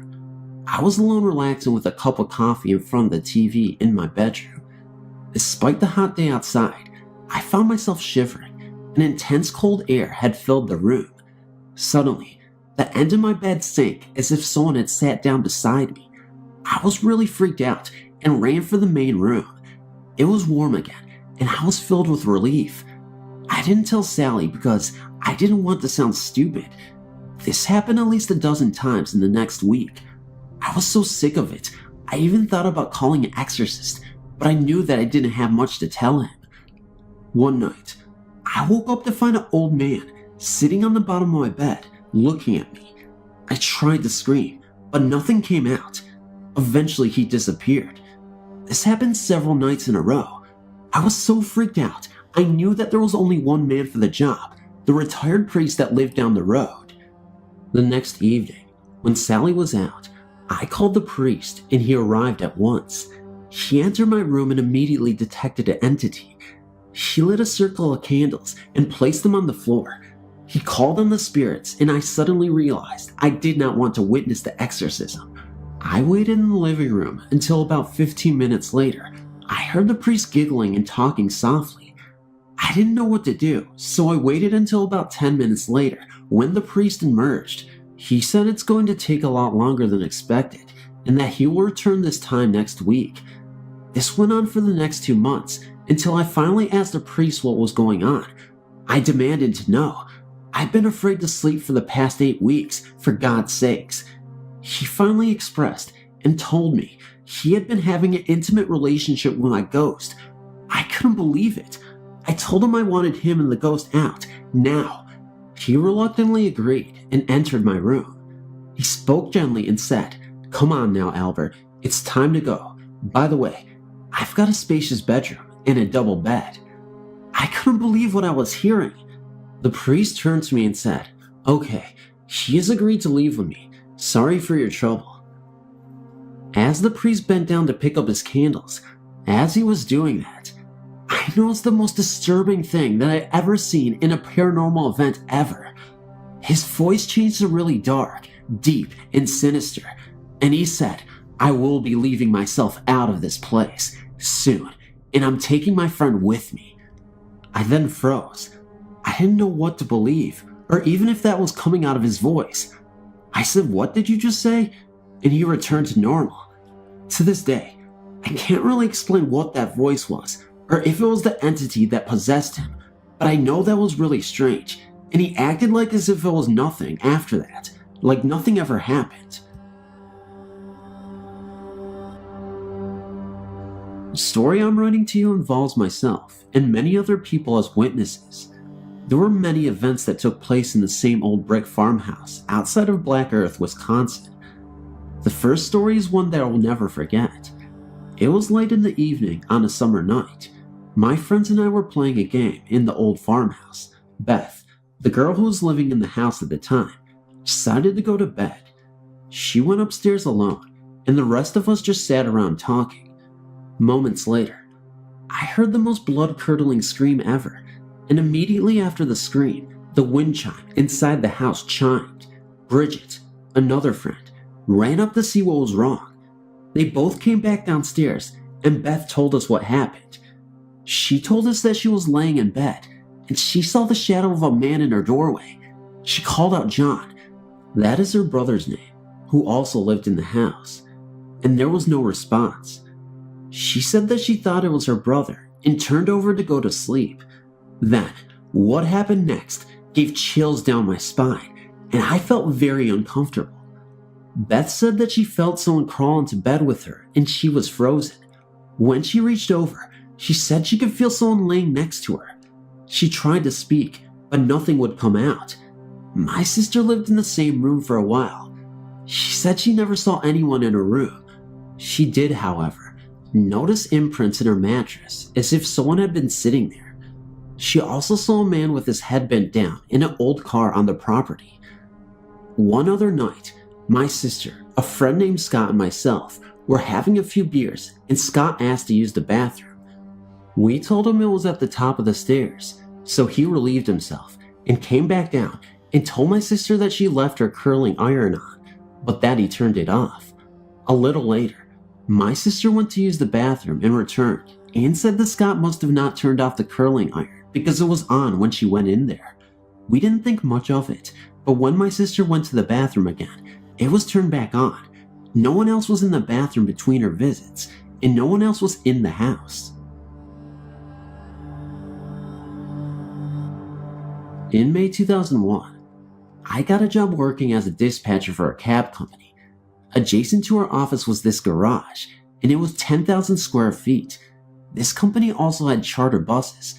When I first started working there, the owner told me I might hear weird noises. And growing up, my father was a truck driver, so I was aware of the air brakes, ticks, etc. But I didn't expect what was adding to the noises in the garage. This would be my third ghost experience. It all started on the third night I worked there. My boyfriend had called me on the phone when all of a sudden, there was this loud banging noise coming from the garage. So loud, I could barely hear him on the phone. I was working midnights, so he came up there. By the time he got there, the noise had stopped. We hung out there, and about midnight, my boyfriend went to go lay down in the garage. There was a front bed just outside the office door. He was out there about 2 hours. Then he came into the office in a tad bit of a hurry and sat down. The look on his face was a Kodak moment. He asked if I had just tried to wake him up, and I told him no. He said he was lying there and someone kept saying hello. Then he said he sat up to put his shoes on, and the voice was right up in his face and sternly said hello. Also at that time, a driver had called me and asked if he had jumper cables. I asked my boyfriend to go look. He wouldn't go out into the garage till I went in and turned on the lights. Then he told me what happened, and I was just like, wow, too cool. Then in the days after this, I started experiencing my own little visits from now who we called Casper. It was weird. I could get out in the garage and sit by myself. I could actually feel the energy moving, like it's sweeping around the room. Then he would go and knock on things. His best one was turning on the air compressor. It was unplugged. Then one day Casper must have gotten upset about something. He started being on the garage overhead doors, and my boyfriend and my son and myself were in there. Between the two overhead doors was a regular door. When the beating started, my boyfriend went out the regular door because he really thought someone was out there, and he opened the door and no one was there, but the beating continued. After that, I was working one night, and one of the bus drivers came in. We were sitting in there talking and watching TV. Then all of a sudden, the channel changed. The driver asked why I changed it, and I said I didn't. The remote was next to the TV. I got up and changed the channel back. A few minutes later, it was changed once again. This went on for an hour. That's when the driver told me that he believed there was a ghost. I was convinced already. Me and my boyfriend used to sleep in the garage when things got quiet. Of course, as you guessed, Casper was there with us. Back in the corner of our garage was a portable basketball net, and we would go out and shoot hoops. Then one day, the basketball vanished. We couldn't find it anywhere. About 2 weeks later, at about 6:30 a.m., me, my boyfriend, and 2 other drivers were sitting in the office talking. The door from the office to the garage was open. We were sitting there, and we were starting to hear a basketball bouncing. Me and my boyfriend looked at each other, and we were like, what the fuck? So we ran out there, and the bouncing stopped, and no basketball was anywhere to be found. The other 2 drivers heard it too. Then one night, my boyfriend and I were sitting in the office. We were asked not to smoke in the office, so we would go out in the garage. I was on the phone. I saw my boyfriend grab a cigarette and go into the garage. When I got off the phone, I went out there to join him, but when I got out there, he wasn't there. Above the office was rafters used as a storage space. I sat in the chair. I heard someone walking around up there, and I kept calling for my boyfriend, but he didn't answer me. thought he was trying to scare me. I kept calling up to him, and then he came walking out of the bathroom. I told him to listen. There was someone in the rafters. He started to go up there. He got about 2 stairs up, and Casper ran across the ceiling of the garage. We followed the sound with our eyes. Then we looked at each other and ran back in the office. There were so many other occurrences that I could be up all night here, but that's my story, and I'm sticking to it. I quit that job at the end of summer. When I was born, I had a twin sister. She died shortly after we were born. My mom and dad didn't talk about her much, but I always knew that she was my sister and that she had died. In fact, I remember talking to her all the time. I don't remember talking back, but my mother told me a story that suggests that she did. I think I was 3 or 4 at the time. Mom heard me talking to someone in the bedroom, so she came in and asked me who I was talking with, and I said Mindy, my twin. Mom wanted to know what we were talking about, so she asked what we had been talking about. I guess it was around our birthday, because I told Mom that Mindy wanted a birthday present. As long as I can remember, we had plastic toys put on her grave on her birthday, but I never knew why. When Mom told me the story, it explained quite a bit. Just over 2 years ago, my darling dad died from 2 cancers. When he finally died, my sister, mother, and I were there holding him as he left his life. The hospital window was filled with sunlight. The radio was playing a classical piece, and my father died the way he should, with family holding him close and not leaving him to die in the sterile hospital environment where most die unseen and alone. Dad was a Roman Catholic, but one who had lost his faith and truly believed that after death there was nothing. My family of 3 had spent 4 days and nights in Southend Hospital, Essex, England, hearing the rasping breathing and waiting for my dad to go.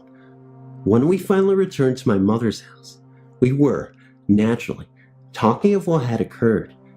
Exhausted and drained, my sister joked about how Dad may come back as an angel. We didn't believe in those. We're British after all. At that moment, a large, white feather came floating past the French windows and landed, oh so gently, upon the patio. We just looked at each other and said, oh. Since then, my non-believing father has come through to my ex-partner in a dream. For his treatment of my daughter and myself, he has been seen walking in South High Street. He has held me above my shoulders after my heart attack. I was only 41 at the time, and when I was recovering, asked him to be there if I died. At the anniversary of his death, my daughter saw a white feather and felt the presence of her granddad. This was only after she realized the significance of the date.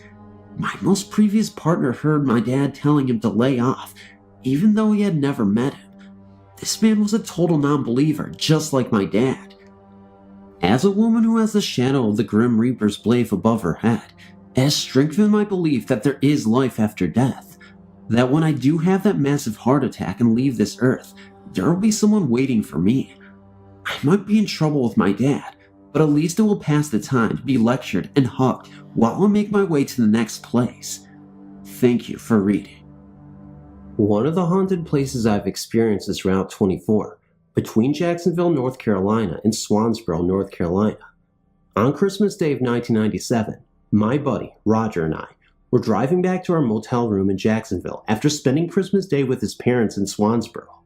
It was 10 p.m., and Route 26 had light traffic. As we approached the area around Hubbard, we both heard the sound of a 2-stroke engine coming up from behind us. We assumed it was a motorcycle. I looked in the rearview mirror and saw no headlight for a cycle behind me. The buzz of the 2-stroke engine became louder and louder and seemed to be overhead. We both looked and saw nothing. Soon the buzz seemed to be on top of the cab of the truck, causing it to vibrate fiercely. We were both sure something was going to crash down on the cab of the truck. The roar of the mystery engine was deafening. Suddenly, the sound seemed to pass in front of the truck and vanish. We saw nothing at all.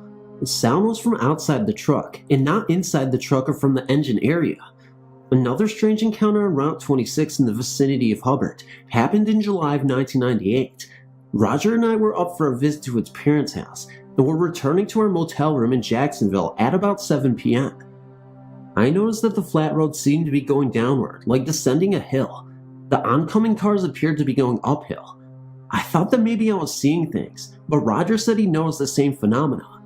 We traveled the road other times and never had this happen again. Could Route 24 be a haunted highway? I don't know. It was Christmas time just before my 18th birthday. Me and a couple friends decided it would be a laugh to do the Ouija board. It all started off okay. We were pushing the glass around to freak each other out. A few hours later, we stopped playing, but the glass didn't. It kept moving. We were all in shock. I ended up tipping the board just to stop it. From that day on, I've seen this face in the wall. It is not human. It looks pure evil. I can only describe it as a beast, like it has moved from wall to window to mirror and keeps threatening me. It chants and screams at me. It told me its name, but I refuse to say it or even write it down. As I've read, if you take notice of it, it gets stronger, and I don't want to invite it in. I no longer have any mirrors in the house, but it has started visiting my dreams. I am alone in a room when it appears and tells me that I am its meal. It will have me and won't rest until it has gotten me. I'm 25 now, so this has been going on for a while. I'm scared it will go after my children, as my oldest won't sleep in her room and is too scared to tell me why.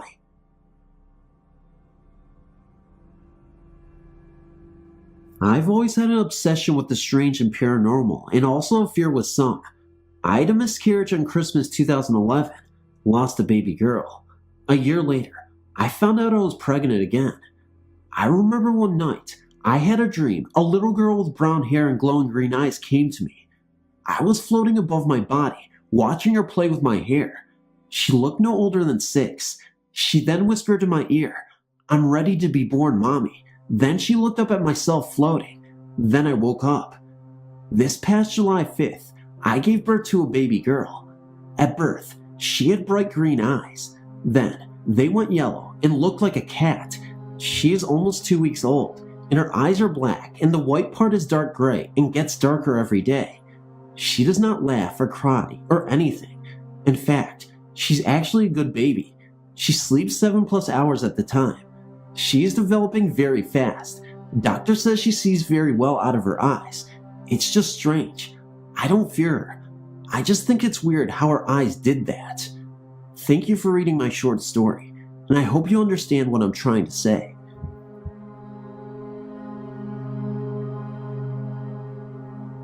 I'm not one of those whose beliefs are for or against the paranormal. During the time of the event I will tell you about, I was your normal freshman in college in Oklahoma. Anyway, myself and 3 other fraternity brothers were looking for a house to rent in Ada, Oklahoma, when we found this great house not far from the college, but still pretty isolated. It was a 2-story brick house with 4 large bedrooms.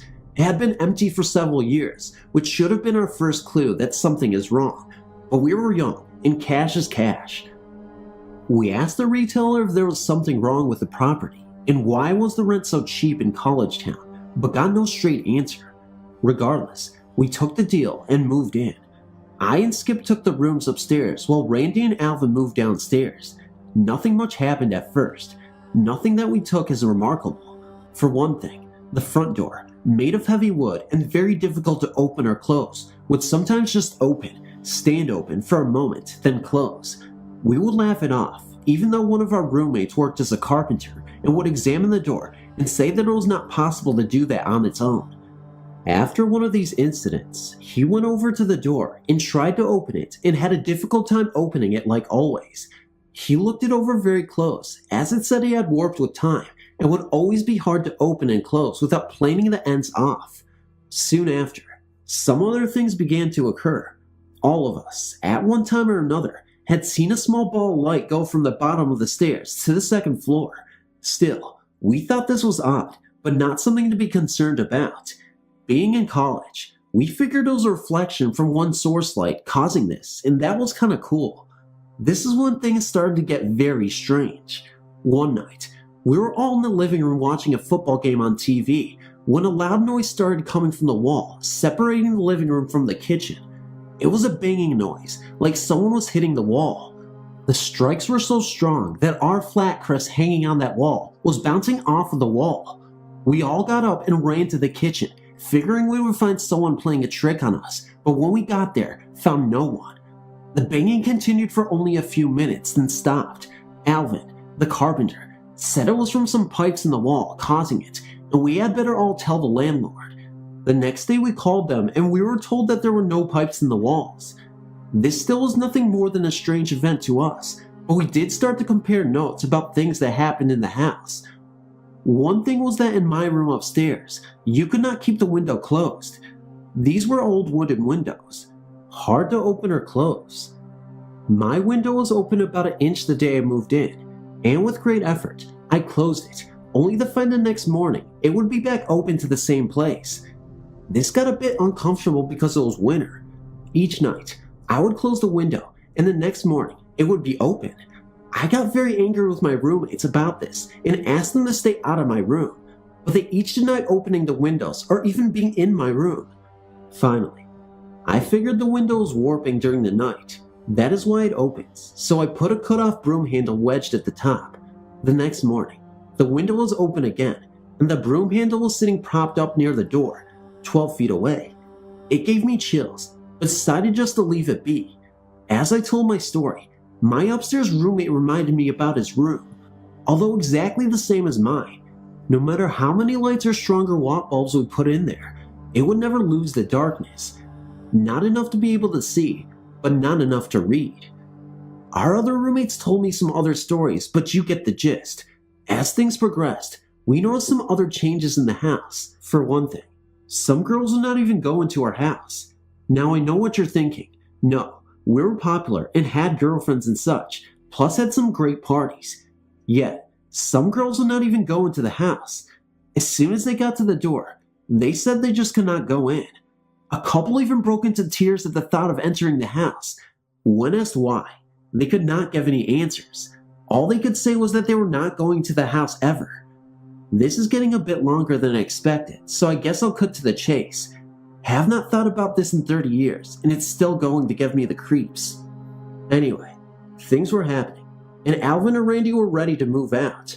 Randy's girlfriend was one of those that could not come into the house.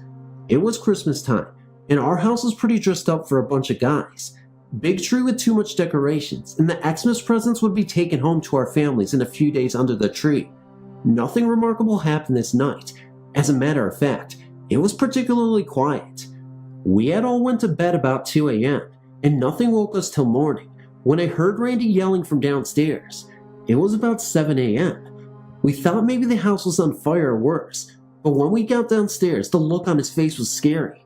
There, in the middle of our large living room, was our tree with all the tinsel and trimming stripped off of it. All the presents, all the furniture, all the dishware, every stitch of clothing we all owned, everything piled in a heap that reached the ceiling. 16 feet of ceiling, I might add. In the haste to get downstairs, none of us had noticed that everything in our rooms had been removed as we slept. After a few minutes of just staring at the sight in our living room, we checked the house from top to bottom. Everything we had brought into the house was there. Everything. This was it for a couple of the guys. We all said it was a trick another frat had played on us, or some of our friends that had heard some of the stories that had started to get around about our house. Still, Alvin was done. He moved his stuff out that day, and the rest of us said we would do the same when we got back from Xmas break. That night, my girlfriend and I was lying on the couch that faced the stairs. She was one of the girls that was not afraid to come over, when suddenly, the door did its trick by opening and closing, but this time, it was followed by the dim light darting up the stairs. I could feel her body tense, and she was trembling, and I told her not to be scared. She is highly aware of what goes on in this house, and this was no different. But she let out a scream that I'll never forget. She pointed to the top of the stairs, where steps joined with the ceiling, and there, in plain sight, was a face looking straight at us. No body, no expression, just a face between the top rug, stair, and ceiling. No one could have contorted themselves to a point to get into that position, but there it was. I remember my muscles were tense so much, I had a black bruise for weeks. Just as soon as we both got a good look at it, it moved from sight upstairs. No, it did not vanish. I've never wanted to run more in my life, but being a young man at the time, I grabbed a baseball bat and ran upstairs ready to kill someone. I tore the house apart looking everywhere to find no one. Jane was still in tears, about to have a complete breakdown. I grabbed all my clothing and everything I knew I could live without and left. I knew I would not go back there again. Not sure I would want anyone to believe me or not. I guess if I had a choice, I would choose not. Never had any experiences like that before or after, and I guess it just does not matter. I just thought you might get a kick out of the story by someone with no reason to tell it. Also, postscript to the house. They were never able to sell or rent it. It was finally torn down, and now is just an empty lot. The follow-up to Alan's true ghost story is this. Several years ago, our friend had a reunion and I and a couple of the guys from the story were having a few when Skip brought up the house. We had never talked about it afterwards, as if it never happened. Way too proud to admit we were scared, you know? Funny how difficult the conversation was. Maybe not difficult, but guarded. Anyway, after a few more drinks, we opened up a bit, and Alvin told a few events that he never revealed before. Said he thought we'd think him nuts. He said that one night, he was in bed asleep. This guy sleeps like a rock, when suddenly, he woke up. Did not know why, but he felt like something was in the room with him. He said he was so scared he could not move. By the way, this guy was not afraid of anything. Big, strong, and never told a lie in his life. His room was just off the living room closest to the front door and stairs. He noticed his bedroom door was open, and from his room, he could also see the front door was wide open. He figured that was what woke him up. One of us had come in late from a party and had left the door open. He said he got up and went to the door and yelled, "Who the hell left the door open?" To this day, I think he spoke the truth when he heard a voice that seemed to be right behind him say we did. He said he spun around there and there was no one there. As a matter of fact, he checked the rest of the house and we were all asleep. You'll remember Alvin was the first one to say he was leaving, but he never said why until that day at the reunion 20 years later.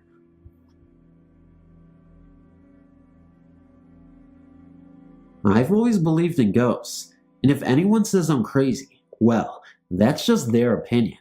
It's nothing I've ever seen, mostly just feelings. I think if I actually saw a ghost, I just might pass out cold. My son passed away 2 years ago, and I get visits from him once in a while.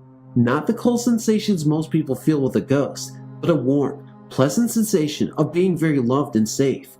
He's my guardian angel, and he proved it to me just last night. My fiance and I had gone to his aunt's house in Warren, Pennsylvania, which is 70 miles from where I live, which is near Erie, Pennsylvania. It was snowing pretty badly by the time we left Warren, and the roads were awful. No visibility, slippery, and drifting snow made for a very unsafe experience. Every time we thought we lost the road, another vehicle would come along and show us the way. I just knew it was my baby protecting me. I'm pretty sure my house is haunted. By who? I have no clue, but it is an old house, and I'm in the process of investigating its past. I used to work 11 p.m. to 5 a.m. and would sleep till 2:30 p.m. when my fiance would come home from work and wake me up. My bedroom is upstairs, and to get to it, I have to walk through the other bedroom. I would keep the other bedroom's door shut to keep my cats out so I could sleep in peace. One day, I heard the bedroom door open and footsteps walk through the other room to the side of my bed. I thought it was my fiance coming in to wake me up, but when I turned over, no one was there. The clock read only noon, so it was way too early for him to come home. Needless to say, I got the shivers and was awake for the rest of the day. This has happened several times. I also see things out of the corner of my eye, like movement or someone standing there, but when I turn to look, of course, no one is there. Sometimes, I go to check on my cat to see if it was them, but they're usually asleep downstairs, and these things always happen upstairs. I refuse to go into the basement because I get really bad vibes down there. Don't know why, but I won't mess with it. Same with my attic.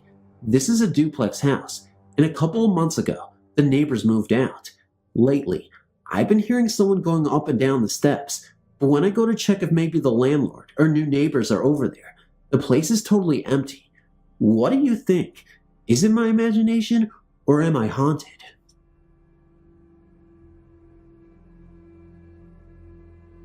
I was living with my grandmother and mom and two sisters while we were looking for a new house in a different state. I was in the 4th grade when this happened. It was snowing outside, and the school bell rang as I left the building and headed towards the bike racks. I got a very sickening feeling in my stomach, and immediately, I knew that something bad was going to happen. As I rode my bike out into the middle of nowhere and on the long dirt road that led out to my grandmother's house, the feeling got worse. I was really freaked out by the time I got to her house, and I discovered that I was at the house alone.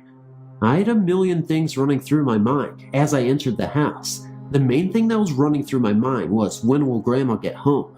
I picked up the telephone and called my grandma in her store. She said that she would not be home until the 2 hours after the store was closed, which would be around 8 or 9 o'clock in the evening. My mom and baby sis were with her, and they had to wait to go home with her. My uncle and other sis were spending the night at the friend's house. My grandpa at the time was at his job, and he wouldn't be arriving home until 8:30 that evening. So I asked my grandma if my friend Nikki could come over. She said it was okay, so I hung up and called her. She told me that she could, but I would have to meet her halfway down the paved road that goes all the way through the little town my grandma lives in. So I left. It was still snowing when I met up with her. She said, "I don't feel right. I feel like something bad is going to happen. Do you feel that way too?" And I said, "Yes, I'm really scared." We rode up the long dirt road to my grandma's. As we pulled into the driveway, the snow got thicker. We propped our bikes against the tree next to the doorway to my grandma's doorway. We went into the garage and gave my uncle's dog Blondie a doggy treat. When we came out, we shut the garage door behind us. My grandma's garage door is temperamental and it will come up again, so we stood there freezing cold waiting for 5 minutes to see if it was going to go up again. After 5 minutes, we went inside because it wasn't going to go up again. We put in that movie Grumpy Old Men to get that ill feeling of danger to go away. At the funniest part in the movie, I got this sudden funny feeling, which isn't unusual for me, so I asked my friend what flavor of Crystal Light she wanted. I went into the kitchen and got out the lime flavor and started making it. By this point in time, I'd forgotten all about the sick feeling. All of a sudden, the sick feeling rushed over so fast, I almost threw it up all over. I shook it off to the point where I could stand it and continued to make the drink. My friend cried out, "Oh my God, what was that?" She startled me by using that kind of language. I turned to her and said, "What?" She replied, "I don't know, but it was running very fast and it was really tall." I said, "Don't try to scare me, you know how I'm feeling." And she said to me, "I'm not trying to scare you." We kind of brushed it off, and for about 5 minutes, everything was fine. Then I got another whoosh over the feeling over me. She squealed and said more like a shrill whisper, "What the hell is that?" I turned and looked at her and turned my head back to my drink and looked up at the window in front of me just in time to see a rather tall man running by the window. I said, "Holy God, what was that?" I immediately dropped to the floor in fear of whatever it was that was running around would see me. I told her to drop on all fours. She did as I said, and I crawled over to her and picked up the phone and called my grandma at the store. She said that she would send someone over to check on us. Shaking uncontrollably, I hung up the phone. Almost 2 seconds after I hung up, a loud bang was heard coming from the door. I, terrified, crawled over to the door to see what it was. The figure was banging on the door with the handle part of a hatchet axe. The blinds were bouncing wildly around from the harsh banging.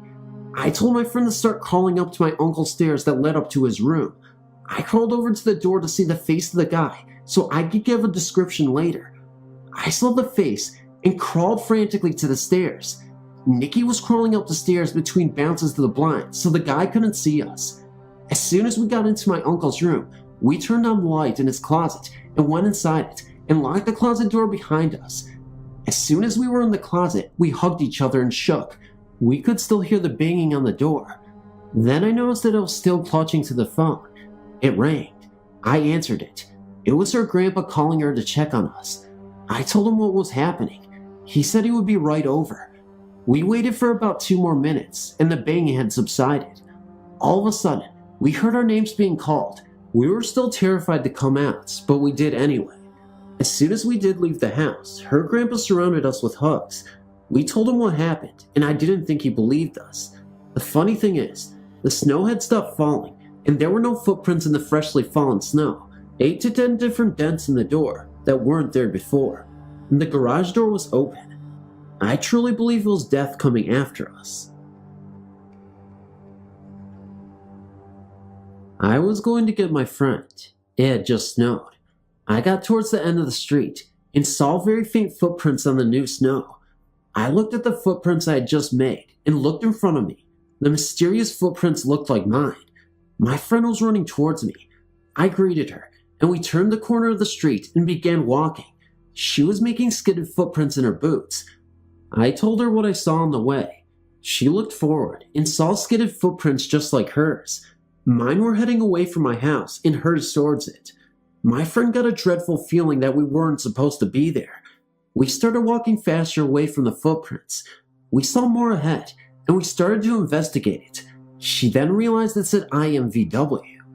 Then she saw something pointing to the yard ahead of us, so she went over there to see what the footprints wanted.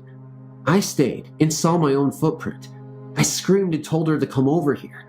She came over, and she was freaking out too. I never walked here at all, I said, half crying. She said she saw something on the grass which looked like a young girl's body. Then we both turned and saw a barefoot print in the snow. Just one. I don't believe in ghosts, but I started crying and running like never before. My friend said, "Leave us alone. You are not welcome here. We can't help you, VW. Now leave." When we were finally safe, my heart and my friend's heart was beating like never before, and as I sit here typing this, I still can't breathe as easily.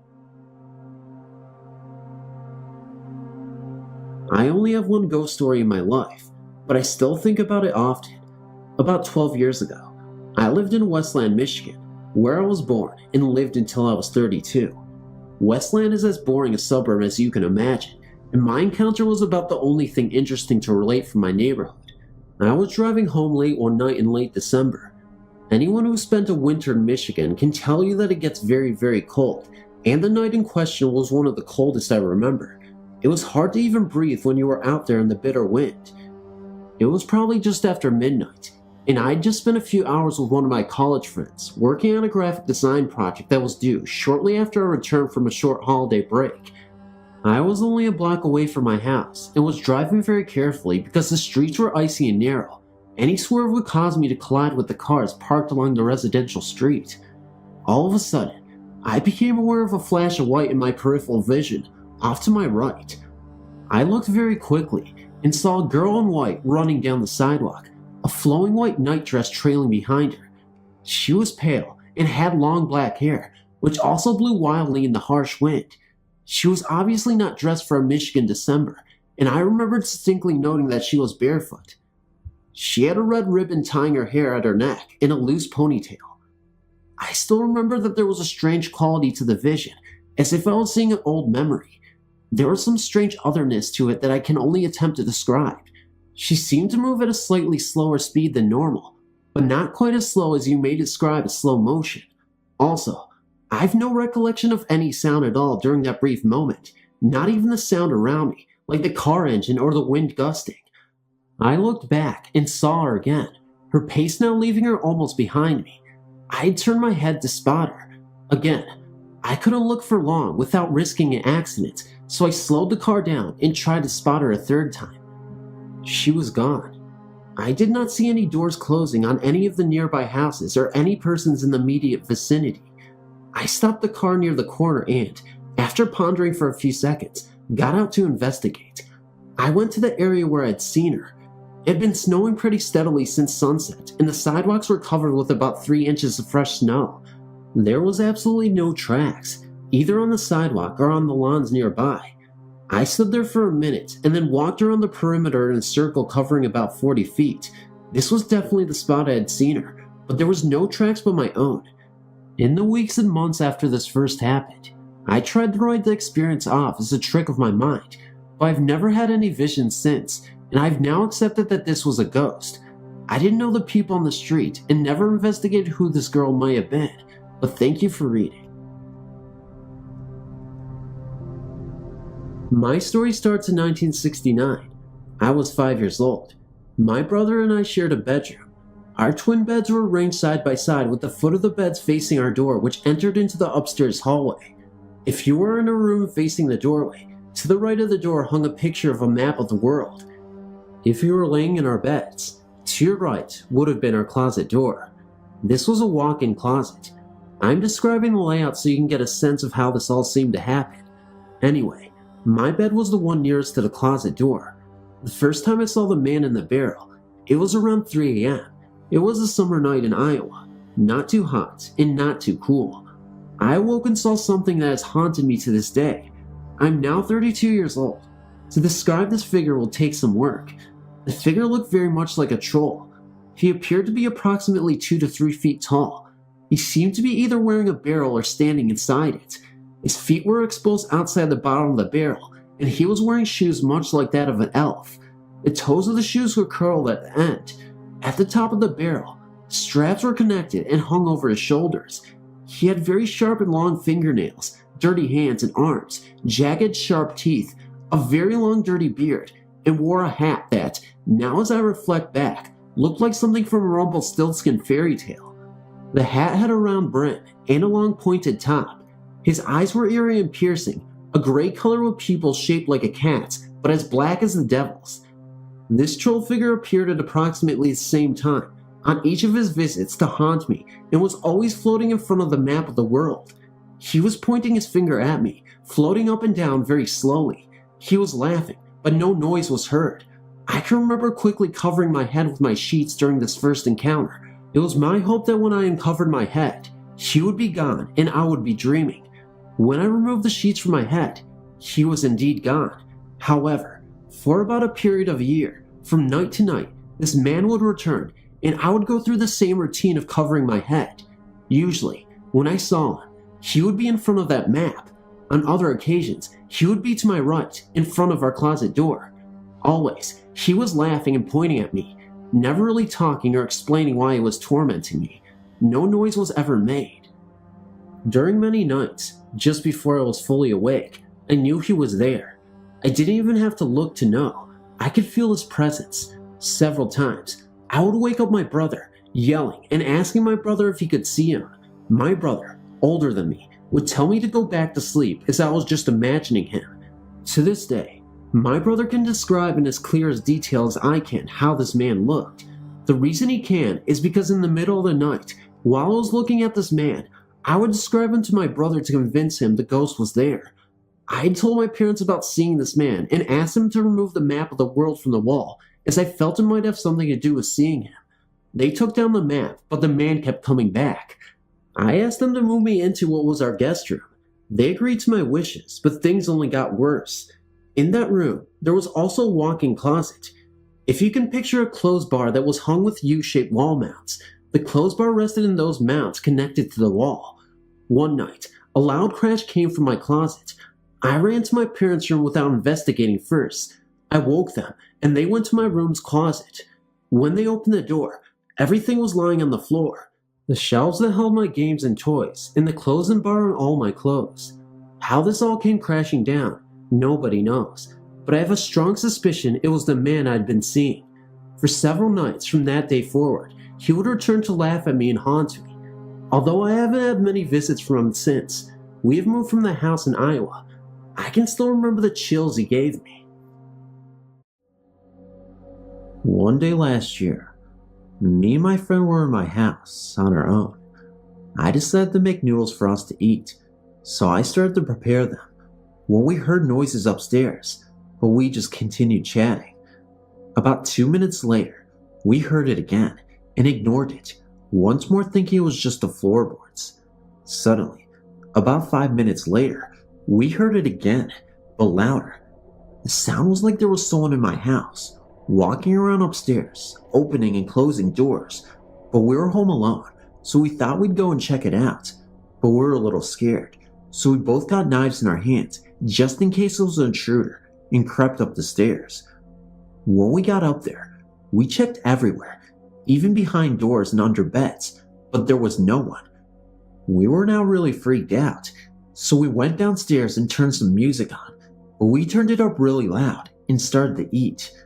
Again, about 10 minutes later, We heard footsteps, but this time coming up and down the stairs, but not actually walking into the kitchen, just on the stairs. Now we were getting really scared, so we went outside with knives in our hands just to check our neighbors weren't in. I live in a semi-detached house, just in case it was them making the noise, but then I checked and remembered they were at their caravan for the weekend, so it couldn't have been them. So we went inside again, and immediately after we sat down again, we heard a loud drop, as if someone had dropped and hit the floor. We decided we were going to go upstairs again, so we went outside again and found my friend's mom, and she came in and checked the house with us. We checked everywhere for about 5 minutes. When we were convinced there was no one there, she asked me if anything was missing, and I said no. Later that night, I was going to bed, and I noticed one of my cuddly toys was missing. Yes, I still have a cuddly toy. But what happened earlier that day didn't cross my mind, and I just assumed it was down the side of my bed, but I was too tired to look, and I just forgot about it. The next day, I was in my attic looking for something when my eye came across another thing. I went to look, and to my amazement, it was my cuddly toy. I am convinced that I'd never had it up there in the first place. I'd only been up there a few times before and never took my toy up. I'm still convinced to this day that it wasn't just me and my maid in my house that day, but another person as well. Just recently, a new boy moved in and has since become my friend. I never told him about that day, but one day, he came up to me and explained that he was sitting downstairs the night before and had heard what sounded like footsteps upstairs, and it stopped. But 5 minutes later, he heard a bang that sounded like something had been dropped and landed on the floor. Then, he went up to check and noticed his computer was turned on and logged him in, signed him into MSN, and started downloading a song. The only problem was, he had never heard of the song before, and he was home alone. He asked his parents if they knew anything, and they both had never heard the song either. His sister is disabled, so she couldn't have done it. We checked the internet and found a site that had death records of our area. We checked it out and typed in our street, and it found results of 3 people. 2 of them were mother and son, and the other was a girl who lived with her parents. But the boy, the girl, and the boy's mother had been out walking one day when they had been hit by a car, and all 3 died. The son and mother lived in my house, and the girl lived in my friend's house. This was very interesting to them, and we checked them out, and one of the children's interests had been listening to the band whose song had started to download on my friend's computer. We now believe our homes were haunted, but now the spirits have moved on, and they only stayed because they wanted to have one last look at what used to be their childhood house. Thanks for reading.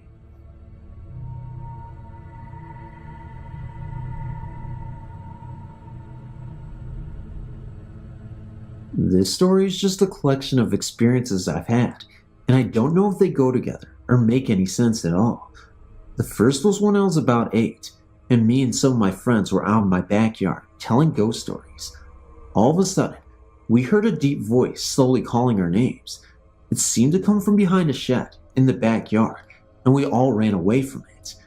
We ran into the house and then calmed down, thinking it might have been my father, but then I realized my father was at work, and all of our neighbors were pretty up there in age, and I doubted they even knew our names. We were calming down in my room when I looked out the window, and about 200 feet away, in an empty field, I saw the outline of what seemed to be a man, but was totally black.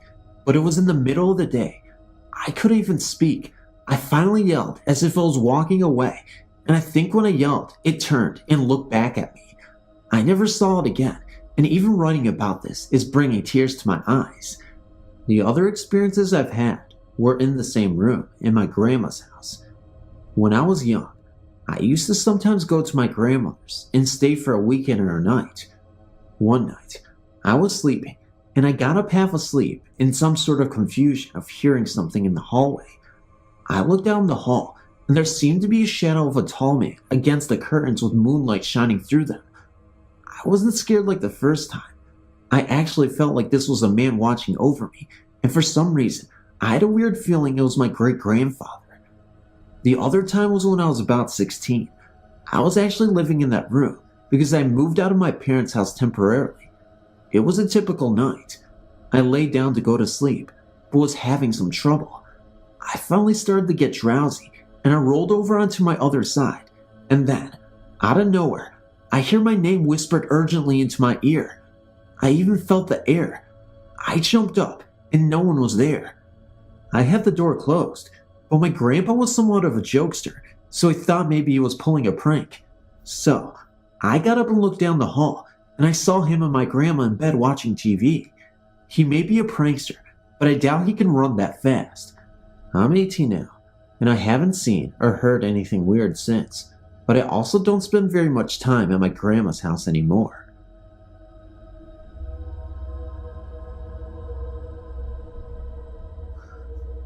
I know that many of you may be skeptical about the appearances of ghosts, apparitions, etc., and so was I, until one year, when I went to spend the summer with my father in Grand Coulee, Washington. I didn't ever think about ghosts until I had to babysit for our neighbors in an apartment complex that my father managed. I put the kids to bed. One was 3, the other 2, and there was also an infant child I was looking after. I put the 3 and 2-year-olds in their beds for the night, and the infant's crib was down in the living room with me. I just laid him in the crib when I heard a loud bang and then footsteps running across the 3-year-old's room. Now, she had a tendency to not do as she was told, but she normally stayed in her bed at night. But when I heard the footsteps, I assumed it was one of her cries for attention. So, I made my way up the stairs, trying to be as quiet as possible so I could catch her in the act. When I got to her room, she was sound asleep in her crib. So I went back downstairs, thinking it was my imagination.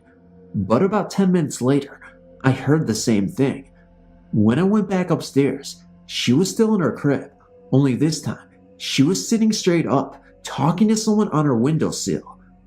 When she saw I was in there, she turned around and lifted her sippy cup up and said, "Kenny wants a cup too."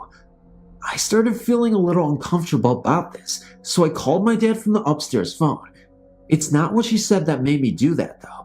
It's what I saw. Now, the setup of the house has a light in the stairs hallway, so that the only shadow cast is at the bottom of the stairs. I was seeing shadows of a little, what looked to be a boy, at the top of the stairs, and I was the only one in the house besides the girl and the baby boy. The girls all have fairly long hair, and the shadow had very short hair. This shadow kept on dancing in a ritualistic Indian manner. There are a lot of Indians in Grand Coulee, and the people I babysat for are Indians. Anyway, my dad told me to get the kids and go outside, and he would meet me there. He was skeptical as he might be, but as soon as he stepped foot in the house, he heard what I was hearing. He checked things out, and when he and my stepmom got upstairs, she admittedly noticed something that made all of this a little scarier. You see, Roma, the lady I babysat for, was Catholic and hung crosses above each bedroom door. When I was up there, they were fine, but when they got up there, all the crosses were turned upside down. Now, what many don't know is that an upside down cross is a sign of the devil or his demons. Later, when she got home, she informed us that she had been trying to get rid of the spirit for years. She tried moving, but the ghost must have attached itself to something in the house, or maybe to even one of the children. So, she finally had a priest come bless her home. That only made it angrier than it already was, I guess, because about a year later, her new house caught on fire, killing the infants I once babysat, who we like to call Puddles, and her newborn child. The police could not find the cause of the fire, but the only thing that survived were the crosses above each door. The 2 girls in Roman doorway crosses were fine, but the crosses above the infant's room were turned upside down once again. Perhaps the first time was a warning, or maybe he was just playing games with us. I'll never understand. The only thing I know is that I won't ever tamper with the other side again.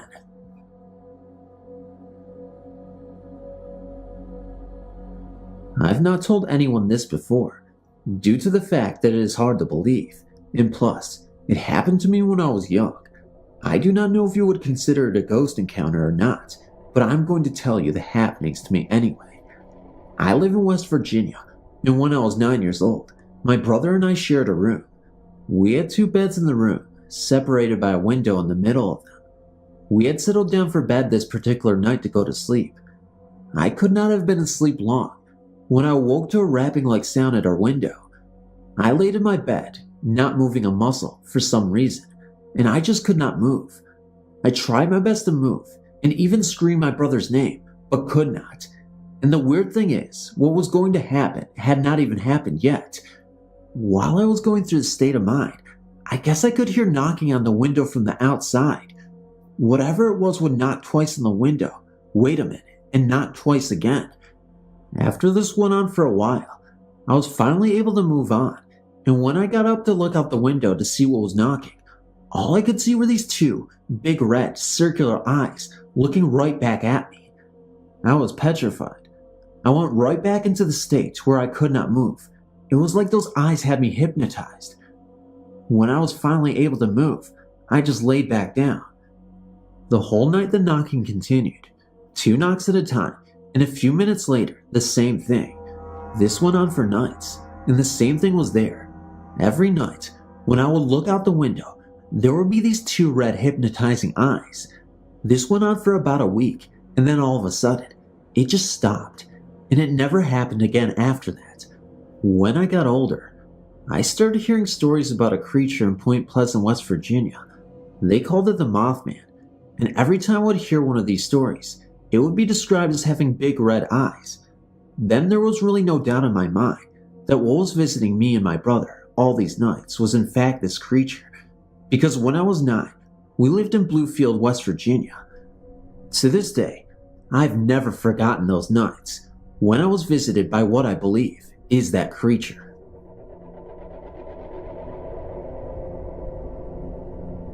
A lot of weird things go on around our home. My grandparents' house is also a little strange. I've experienced many things numerous times at both my house and my grandparents' house. First of all, when I was 6 years old, I was awakened by a raspy humming sound. I sat up in my bed, wiped my eyes, and looked to the left of my bed. Sitting there in a rocking chair with a baby was a woman dressed in an old-fashioned type gown. She was also wearing a bonnet and had her face turned towards the baby. I thought it may have been my mom, so I whispered "Mom," and when the lady in the chair looked at me, her eyes glowed red. So I yelled louder for my mom to come to me, and when she came to the door, the woman disappeared, but this chair was still there, very faintly, and rocking slowly.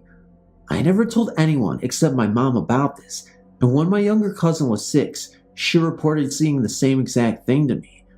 One winter when the electric was off, my cousin accompanied me as I went to take a shower in the old house. Because it was the only one with a gas water heater, I ran nothing but hot water into the bathtub and got in. The water wasn't scalding hot, but very warm. I heard whispering and asked my cousin if it was her. She said no. I heard it again, only louder this time. I became alarmed and listened more closely. This time it was very loud and very clear. The whispering was the Lord's Prayer. I was very scared and I couldn't make myself move. The water became very cold and the whispering grew louder. I told my grandparents and parents what happened and they shrugged it off. My grandparents reported hearing gospel music, preaching, the Lord's Prayer in the old house. My papa was going to take a nap one day and felt the bed move and saw an indentation as if someone were sitting beside him on the bed. Many other things happened, but these are only a few. If anyone is interested, I'll post more later.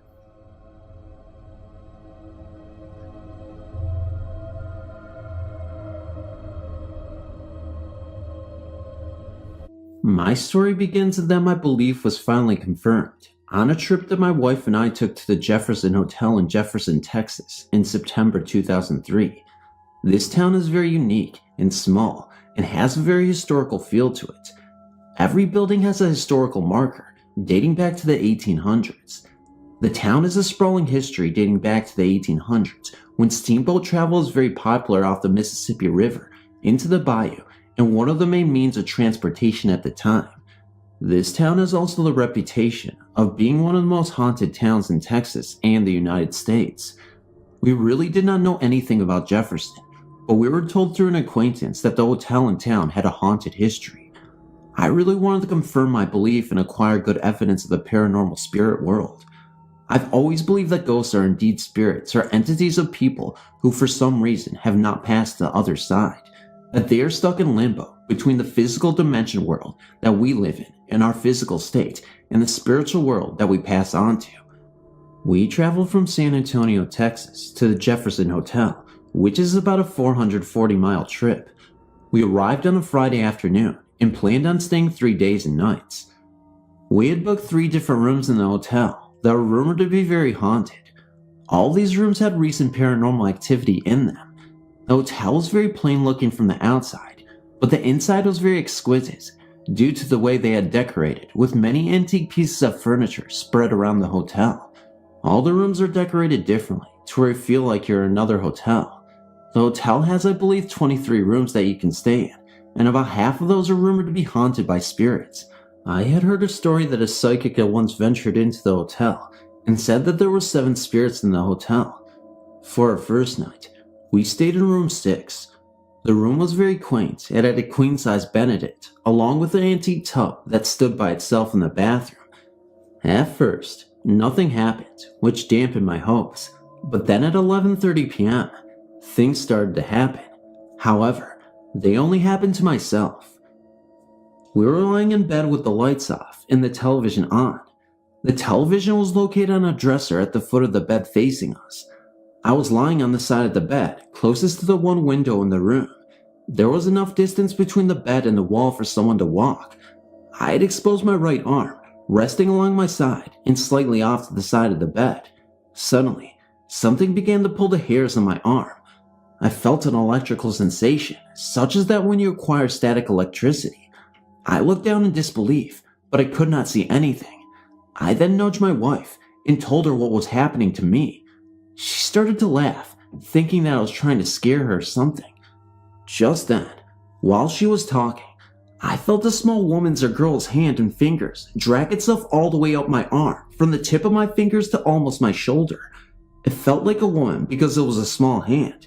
This really got my attention.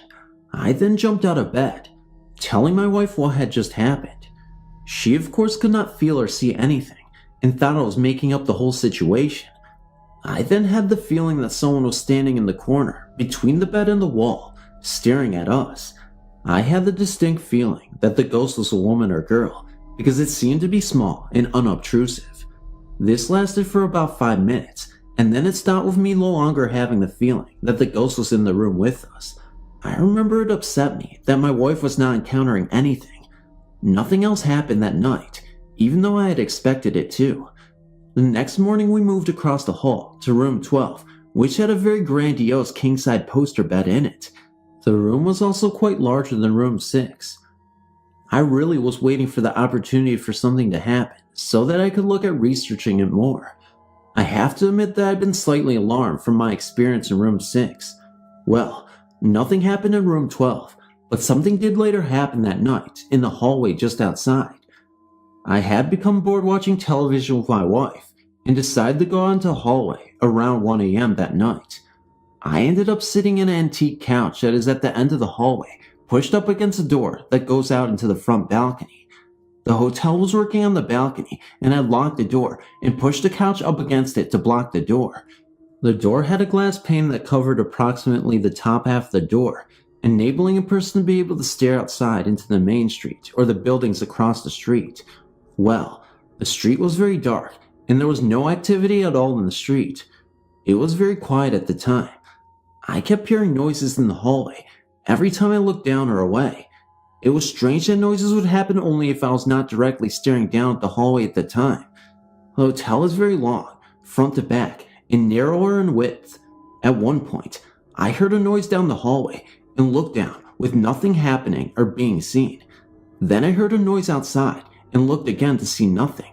I then heard the noise down the hallway again and turned to look.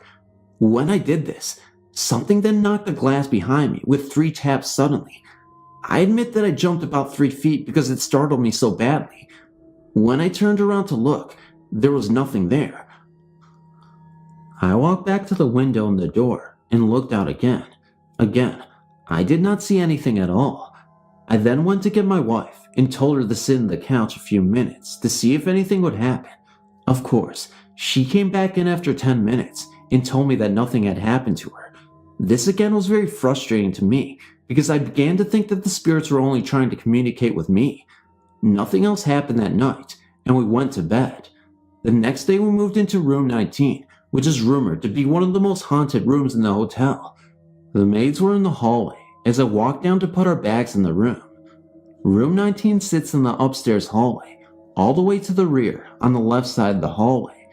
The maids began to tell the story of room 19. They said that a blonde lady spirit haunts the room and that the bathroom is haunted. When a person goes into the bathroom, you are supposed to run the hot water in the bathtub and the sink at the same time, and then close the door and turn out the light. The spirits are supposed to turn off the water sometimes, and you are supposed to be able to see the words in the mirror when you go back in and turn on the light. As the maids were telling me the story in the hallway, a woman suddenly stepped out of one of the rooms adjacent to room 19. This woman began to tell me that her friend had stayed in room 19 the previous night, and that they had brought a Ouija board with them. She told me that they had been trying to summon the spirits of the hotel. They had asked the board if there was a spirit that haunts the room, and what the spirit's name was. She said that the board had told them that yes, there was a spirit, and the spirit's name was Laura, which I had spelled out. When the board had stopped, the woman's friend had been lying on her stomach on the bed, watching the other two people on the floor do the board, when something suddenly grabbed her exposed legs from behind and pinned her down to the bed for a few seconds. The woman had not been able to move and was terrified by this. Later that night, the woman had grabbed her pillow and blanket and went downstairs to spend the rest of the night with the desk clerk that was there all night. Apparently, other things happened to the woman in the room to make her want to do this from what the woman explained to me. This really got my attention, and I could not wait to conduct our research of room 19. We also were the only guests in the hotel that night, and the desk clerk went home around 9 p.m.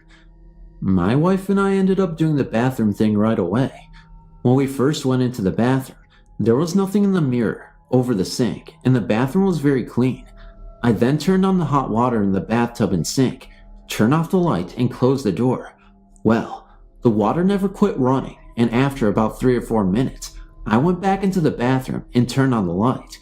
My eyes were in amazement at the words that had suddenly appeared in the mirror. The mirror had been steamed up by the hot water, but the words were very clear in a sort of film on the mirror. The words read "Help, Judy, help," and the word "murder" was written backwards in the mirror on the bottom.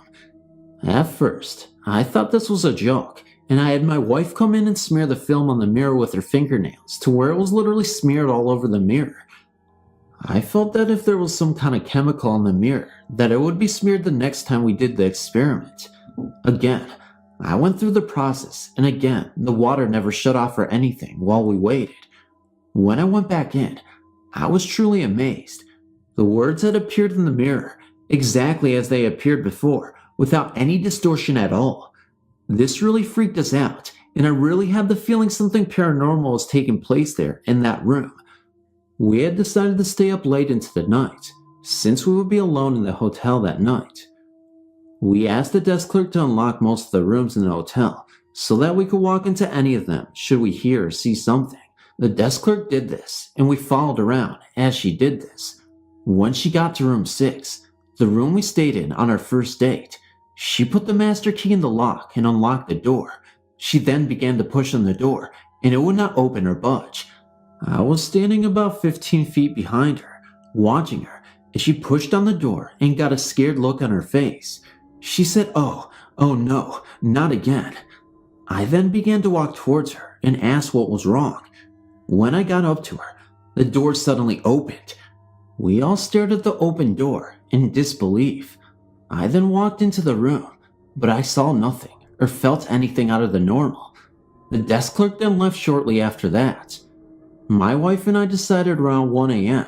to sit in a couch in the middle of the upstairs hallway and wait for things to happen. Of course, nothing did, since we were sitting there prepared for anything. I then got up and decided to go downstairs to the lobby. When I was in the lobby, I had the distinct impression of being watched by more than one person, and I kept turning around to look, expecting someone to be standing there. I got this really weird feeling, and I decided to go back upstairs. When I got upstairs, I decided to go into room 14, which has a bed rumored to be haunted in it. This is a queen-size bed with an ornate, sculpture wood headboard that goes almost to the ceiling. The bed is actually kind of spooky the more you kind of look at it. I did not turn on the light when I went in because the hallway light was bright enough under the door for me to see. When I got into the room, I immediately got a chill from the room.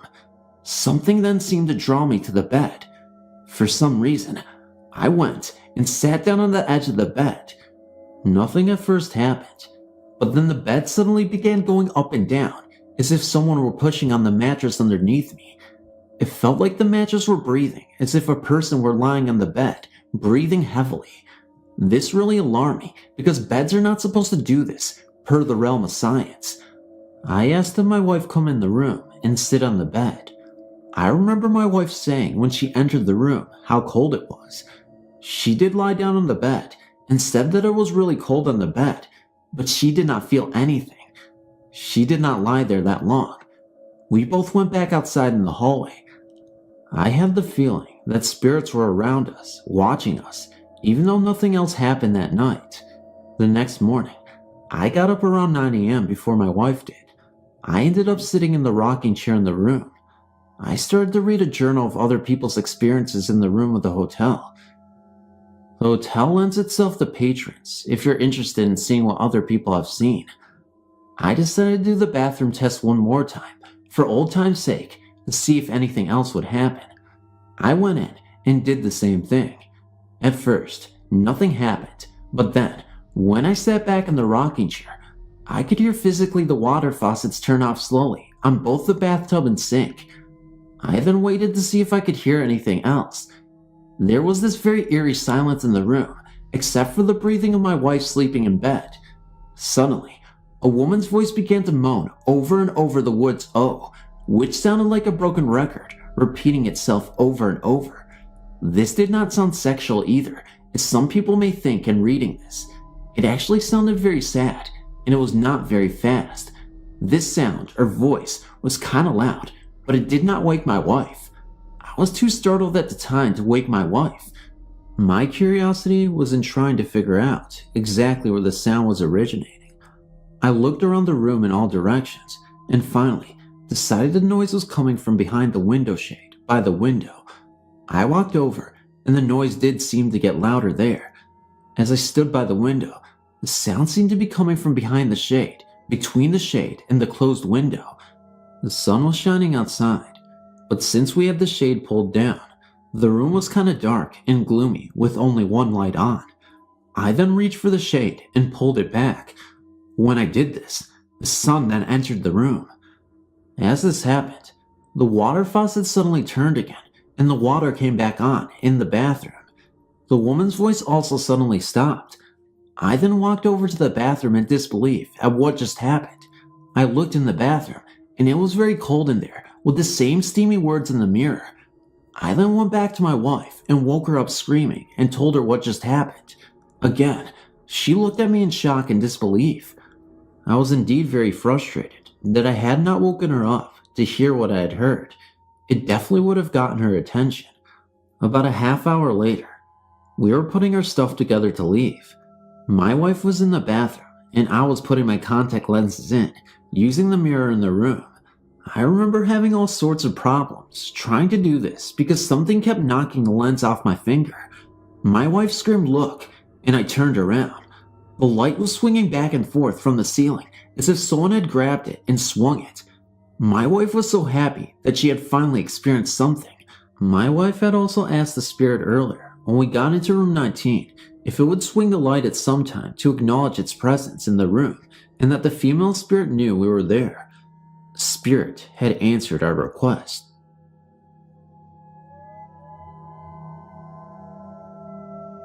My name is Jamie. It was late May, and I was at my friend's, Anna's birthday party. It was a sleepover. Around 5 or 6 giggling girls showed up for a night of pizza and movies.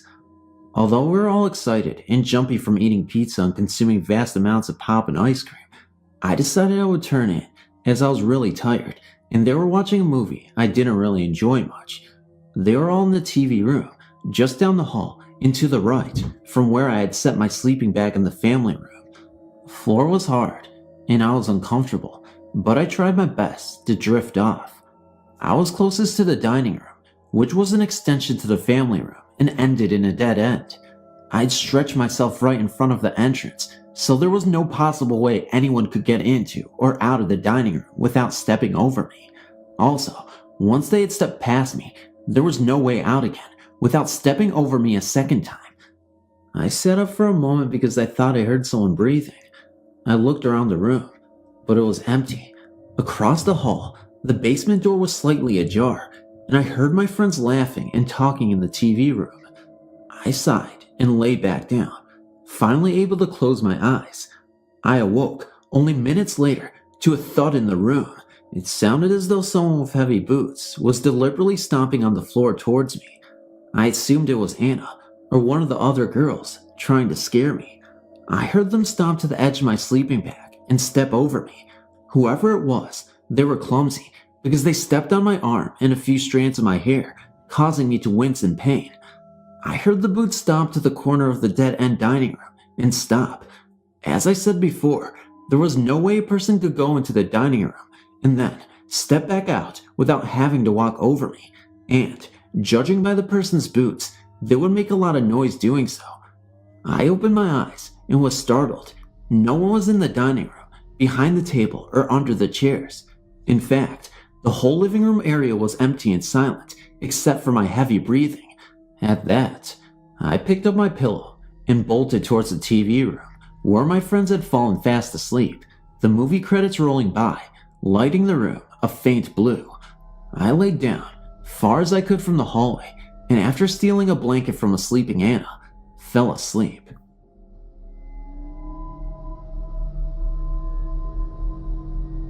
I wrote previously about the place I work and all the ghostly happenings there. Up until now, I've not seen a full apparition, only shadowy figures and strange sounds. The other night, myself, my assistant, I will call her Amy, and a maintenance guy, Robert, were working in the area where most of the activity occurs. It was 11:30 p.m., and we decided to take a smoke break. I need to explain the layout of the building for this to make sense. Our building is smoke-free, so we have to go outside to a smokehouse. In order to get there, there's a long-tiled corridor, about 50 feet long, leading to the door. There are no fences or areas along the corridor. The three of us headed to the smokehouse and exited the heavy safety door. Amy was first, I was second, and Robert was last. Just as Robert came through the door, Amy turned and gave a startling scream. I turned, and right behind us was a woman. What made her appearance so shocking was we had not seen anyone walking behind us down the corridor, and there was no place for her to have come out of. Also, as she walked on the blacktop, there was a loud, sharp clicking of her high heels. I fell back against the wall of the building and was speechless as she walked by. What scared me the most was one, her clothing. She dressed in all black. Black skirt, shoes, coat, gloves, and a large 1940s-style hat with a veil covering half her face. And two, where did she come from? And why did she not acknowledge us? Amy had screamed, and yet she did not turn her head, look at us, or acknowledge us at all. After she had walked by us to the parking lot, I told Robert to see if she got into a car. I ran after her, but within 10 seconds of us seeing her, she was gone. Needless to say, we were all pretty shaken up that night. The next day we scouted the building for a woman who matched that build and asked people if they knew of someone who wore that style of hat. Everyone said no. This is not the first supernatural occurrence in this building, but it is the most intense to date. I should add that one of our old employees said our description of this woman sounds like the founder's wife. She died in 1957. I've posted to this website before and have something else I would like to share. It was 1986, and I was 18 years old when this occurred. My sister and I were on our way home from a Bruce Springsteen concert, and I'd fallen asleep in the car. I had a very vivid dream that my boyfriend at the time was involved in a car accident. So vivid, as a matter of fact, that I dreamt that there were 4 people in the car. Him and his friend Sean, and 2 girls that I did not know.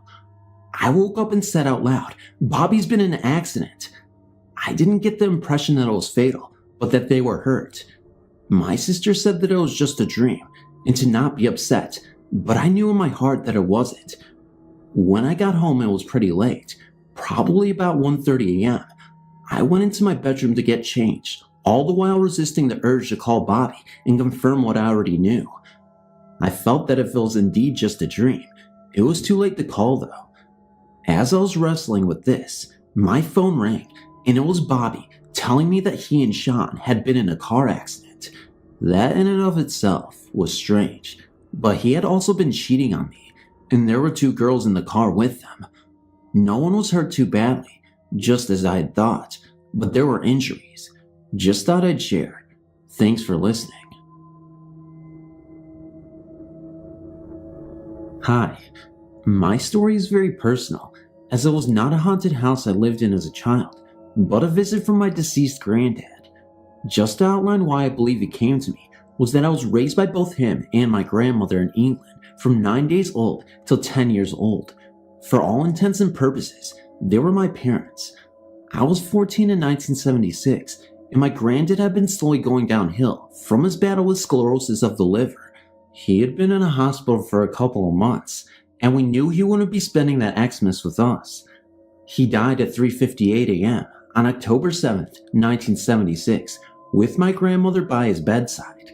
She had all the monitors, IVs, tubes, pumps, and everything else that was keeping him alive removed, so that he may die with dignity in a side room, privately, without the impersonal ambience of intensive care. I was devastated about this loss, and automatically went into a crying fit. This went on for about 2 weeks. I didn't eat, sleep much, stayed out of school, and in general became very ill and depressed. I vaguely recall the funeral, but was very overcome with emotion. I was a 14-year-old girl who had lost the most important man in my life, and it was killing me. One day, I recall getting up to go to the bathroom and hearing my mom telling my dad that they should take me to a psychiatrist due to my emotional state. I went back to bed and cried, telling my granddad that I wish he was here, eventually crying myself to sleep. Now, most nights before going to bed, my dad would check up on me, and in the half asleep, half awake state, I was aware of his visits. This particular night, I was turning over, but found that I was stuck on my bed, on my right side and totally unable to move. It was that dead weight type of feeling one gets with a tingling sensation, like when your leg falls asleep, but this had no sensation, just weight. I was scared, and this caused me to look across directly at my bedroom door. In the doorway, dimly lit by my nightlight, I saw the dark gray, not black figure of a heavy-set man outlined, but yet I could see through it, kind of. The left arm was outstretched towards me, but I dare not to move. After what now seems roughly 30 seconds to a minute, the shape disappeared, and I felt a sense of calm. I was hungry and fixed a cheese and pickle sandwich for myself. I went back to bed, but oddly enough, this incident didn't bother me really. I woke up the next day, showered, dressed, put a little makeup on to hide the bug eyes I had, and went downstairs. My mom was washing dishes, and my dad was reading the paper, and they both commented on my presence, and more so, state of apparent well-being. I knew, I guess, deep down, that it was my granddad who had visited me, but although I had no proof or words to back it up from granddad, I still wanted to test my feeling. I asked my dad if he had come in my room, and he said no. He said, "We didn't hear any noises, crying, etc., so we thought we would let you sleep in peace." I said, well, in that case, it was granddad who came to see me. With that remark, my mom threw the dish towel into the sink and said, "That's it, we're taking her to a doctor." Fortunately, my dad stepped in and suggested they hear me out. He believed me, or at least looking back, pacified me, as it obviously made me feel better, so we went along with my visit from granddad's story. My mom didn't believe me, but it didn't matter. I believed it. This isn't the end. Although I only had one visit, granddad did appear to my grandmother. Ironically, when I called her up to tell her, She went very quiet and said that the very same night he came to her too.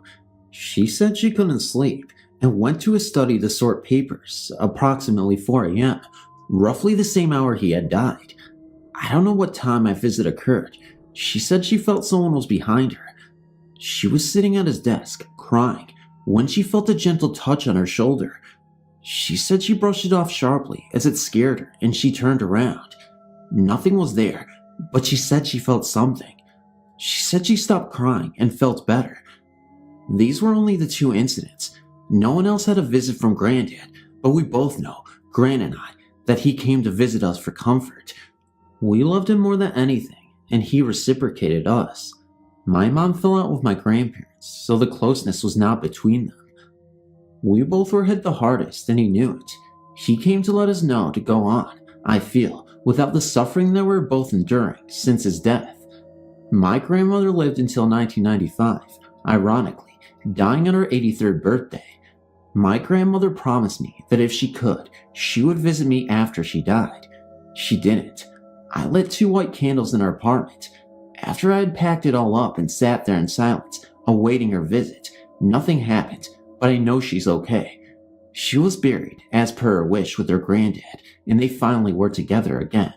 That made me happy. They had been married and in love since 1932, school sweethearts, survived wars and hard times, and now eternally peaceful.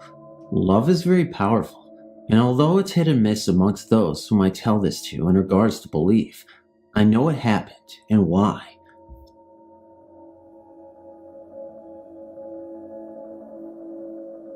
I've seen 2 of these things. They're called green orbs. I've known people who have seen them, and I've seen videos of them on TV that people have filmed and say that they are ghosts. First time, I was at my grandparents' house, which they seem to think is haunted. They joke about it because they are very religious and have trouble incorporating their beliefs with their senses. I was going to bed and was having to share a bed with my grandfather, who was already long since asleep. I crawled into bed and laid there for a while, my eyes adjusting to the darkness. Eventually, my eyes focused on the brightest object in the room, what appeared to be a reflection. I stared at it for maybe 15 minutes before a realization hit me. It was the brightest thing in the room. I considered maybe there's something outside brighter that it's shining off of, but my grandparents live in the sticks and have only one light outside, and it's quite some ways from the house. I had originally thought that it was a reflection from the brass hinges on a door. After deducing that the light was of its own source, I investigated. I got out of bed and walked up to it. The closer I got, the more apparent it became that this was not a mere reflection. It didn't move much. It hovered there, like a green rip in space and time, waiting. I experimented a little by turning on the light. It stayed there for a split second, after the light came on and then disappeared. I wasn't able to go back to sleep for a while. Second time I actually saw one, I was at my in-laws, lying in bed with my wife. It was near the ceiling above our heads. I woke my wife up and asked her if she saw it. She said she did, then went back to sleep. I watched it until it disappeared. After it was gone, I woke her back up and asked her if she could still see it. She said that she could not and went back to sleep. In between those times, I was at a known haunted house, unknown to us, but known to the occupants. We were staying the night, and while some of us were in the kitchen, 2 of my friends burst out of their rooms, asking for flashlights or candles. They refused to go to sleep without them. They told us of an object we originally thought was a glow-in-the-dark mini frisbee, only it didn't move like a frisbee. I don't know what these things are, but I would very much like to study them.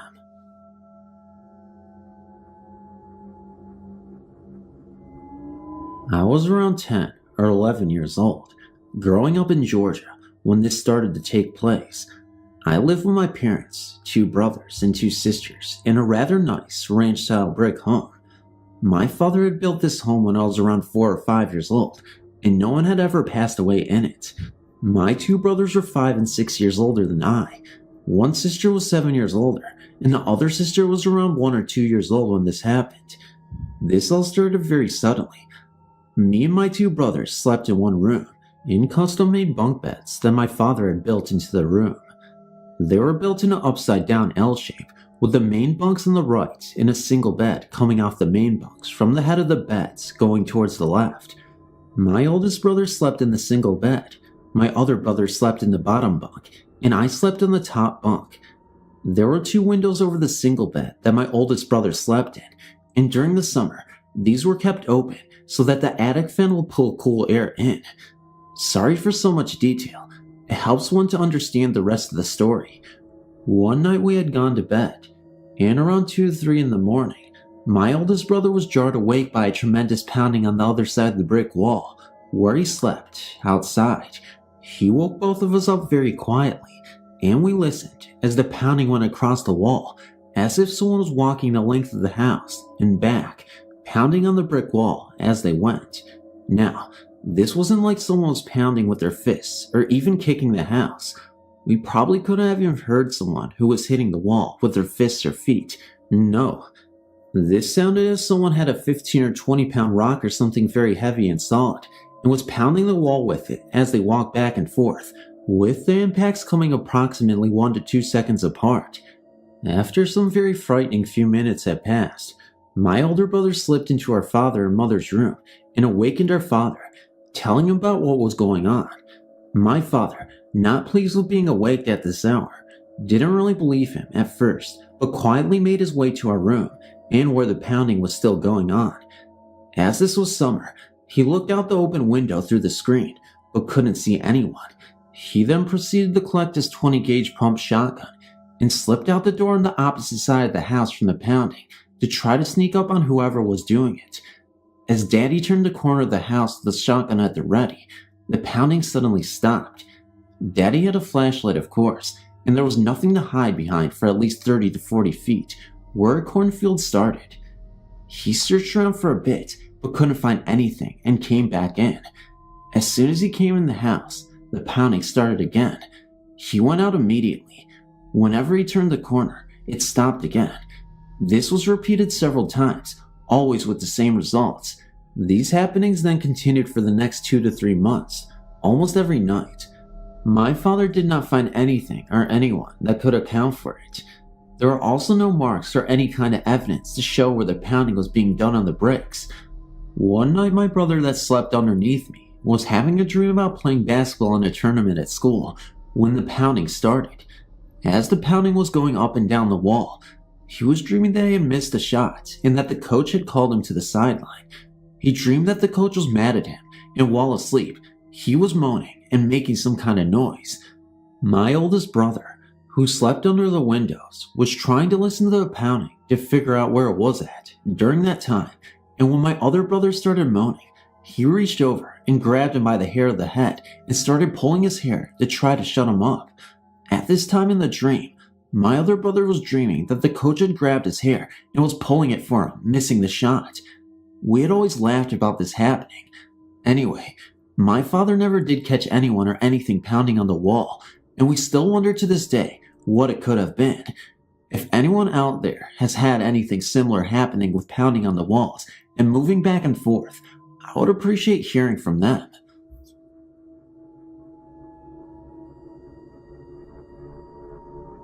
This is really weird because it happened about 2 days ago. My house doesn't have any history of weird stuff or hauntings. That's what made it strange. I lived in this house for about 6 years now. I'm 17, and I've yet not experienced anything like this. It's not really a haunting, but I thought it was really weird. It was about 1 a.m., and I was in my room on the internet. Both my parents were asleep, and nobody else was in the house, other than me. My parents were in their room, which is all the way across the house. The living room, the kitchen, the family room, and a small hallway separate my room from theirs. The only lights that were on were the lights in my room, because I was on the computer. As I was looking through the website, I heard my name whispered in my ear, so I stopped and looked around to see who had whispered, but saw nobody. So then, I tried to get chills and decided to go to bed. So I turned off the computer, and this was now about 1:20 a.m. As I was getting ready to go to bed, the phone started to ring, so I turned on the lights of the hallway to go to the living room. As I went to go see who it was in my caller ID, it read unavailable, so then I picked up the phone. When I picked up the phone, I said hello, but nobody answered. Again, I said hello, but again, nobody answered. I started to get pissed, but I tried to listen to see if I could hear anything. What I heard gave me chills. As I started to listen, I heard whispering that sounded like mumbling. I couldn't make out what was being said. It was like someone or something wanted to tell me something, but couldn't.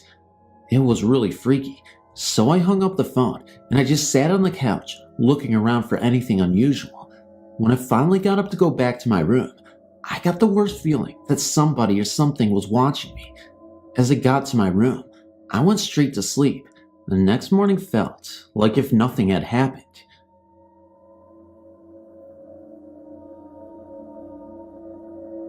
This is the house of many tenants. The house is well over 200 years old and has many tenants over the years. I was 18 when we first moved in. It was a 4-bedroom house with high ceilings, an attic, and basement. My parents and nephew had the 2 downstairs bedrooms, which left me to the upstairs rooms. The first night we moved in, my friend and I were setting up the upstairs rooms as my bedroom. As we were standing in the hall by the bathroom, a little boy ran out of the other bedroom, ran down the hall towards us, peeked out around the corner, and ran into the bathroom. We went into the bathroom and saw that no one was there. Let me explain. This couldn't have been my nephew because he wasn't even in there at the time, and there was no other small boys in the house. Also, sometimes I've seen a man who dressed in what I can only call colonial walked up the stairs and walk into the attic. The weird thing is, I've never seen him walk up the old wooden stairs. Sometimes you could hear someone moving boxes and stuff around in the attic as if they were looking for something. All the people who had stayed in the house in the span of 6 years that had lived there would never sleep upstairs by themselves, and many reported the feeling as if someone was going to push them down the staircase as they stood at the top of the staircase. On more than one occasion, you could hear a woman crying, the toilet flushing, and doors slamming. My older sister stayed with us for a short while. During her stay, she had the shower doors cave in on her, pinning her to the wall, and a fan cord lightly wrapped around her neck during her sleep, in which she had found the following morning. Foul smells and shadows were a constant reminder of the ghost's presences. I was glad when we moved from the house because I found it very unnerving and somewhat frightening. I don't think I've ever had a sound night's sleep.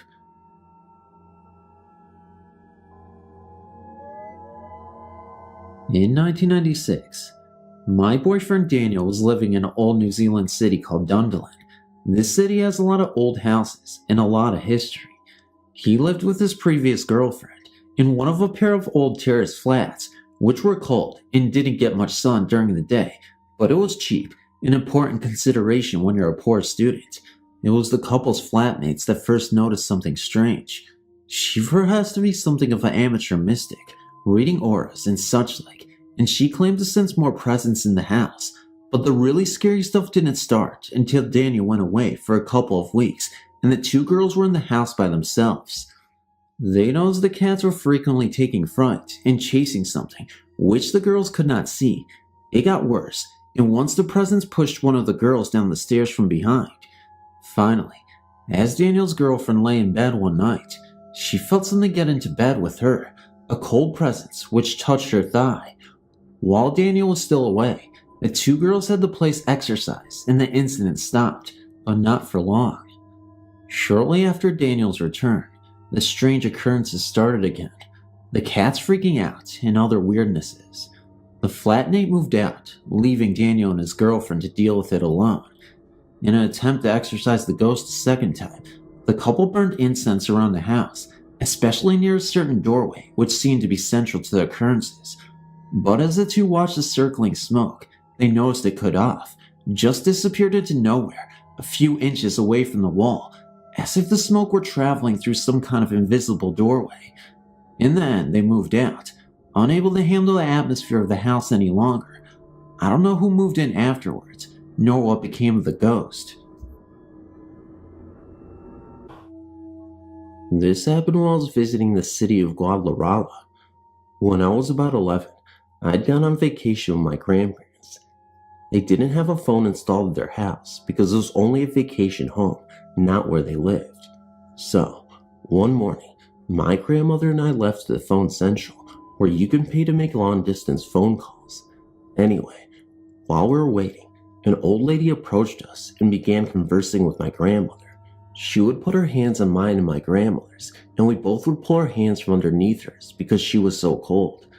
She also had a very beautiful necklace with the Virgin of Guadalupe on the side. The image itself looked so real, like if it could move. Well, she was asking us to go to a church not far from our house to donate some food for a church carnival to raise money to repair a huge hole that had taken part of the main aisle. So, we agreed, and she asked us to ask for her by name. The old woman had also told my grandmother exactly what to prepare. So, when the day came that we had to go, we set off to the church, and once we arrived, we asked the priest for this woman. The priest went silent for a moment and then said in a very low voice, "She is no longer with us." I didn't understand until he asked us to go into the office where he could explain. This old woman had promised many years before to take a certain food to the carnival.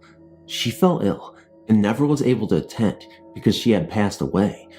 Interestingly enough, the priest had also stated that we were not the first one this had happened to.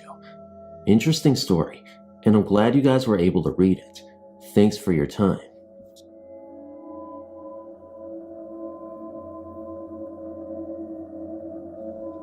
I've always believed in ghosts, and now I live in a 100-year-old haunted building.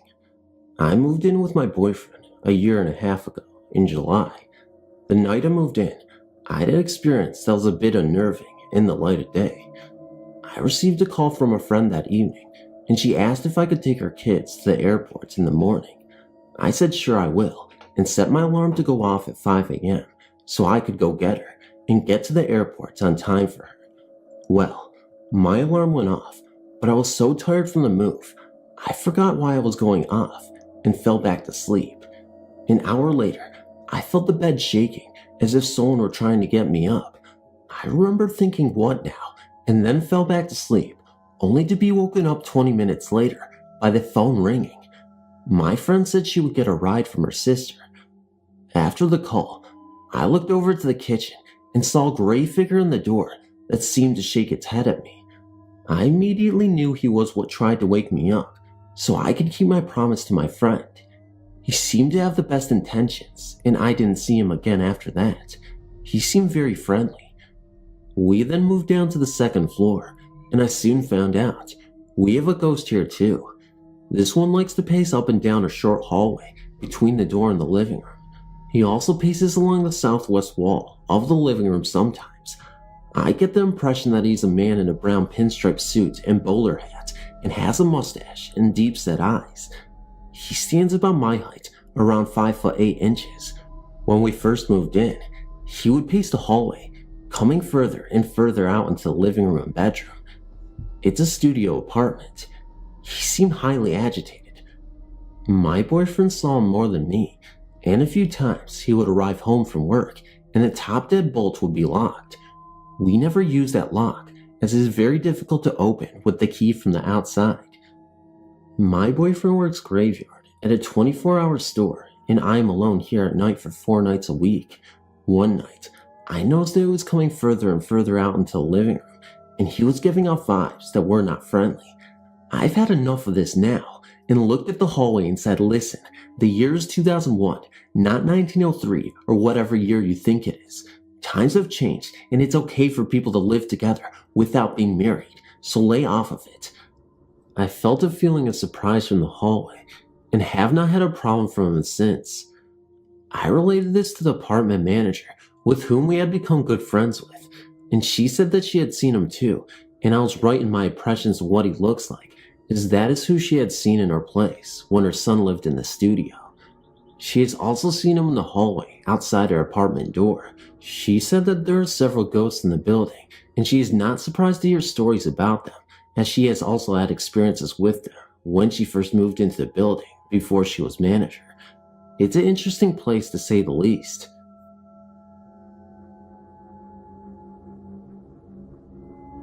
The incidents that you're about to read happened to me when I was a college student several years ago. We had inherited an old apartment from my grandfather, and 2 years after his death, our family moved in. The fact is that it was okay in the beginning. Weird things started to happen soon after my dad transferred to another town, and my parents left both me and my sister in the apartment. During the day, we could hear noises coming from the ceiling, and we wondered what the neighbors upstairs were up to. We didn't give much thought to that until we started hearing them in the middle of the night. It sounded as someone was dragging chairs and tables around the apartment. We knew our neighbors upstairs. They were an old couple and had one son who occasionally paid them a visit.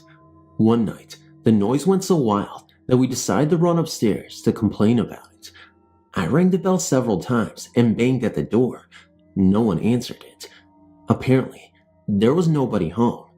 This situation went on for months, and we finally talked to our neighbors. The old lady was baffled and claimed she would never do such a thing. That was crazy. Anyone who came to our home would hear the noises. One morning, my maid was working in the kitchen when she heard someone open the living room door and walk along the hallway. She was scared to death, but she never thought it could be a ghost. She quickly took out a knife and searched the whole apartment for a burglar. Again, there was no one there. It was not uncommon to sense someone watching us or in the room, just a presence. Once, I was writing a paper and I clearly felt someone behind me.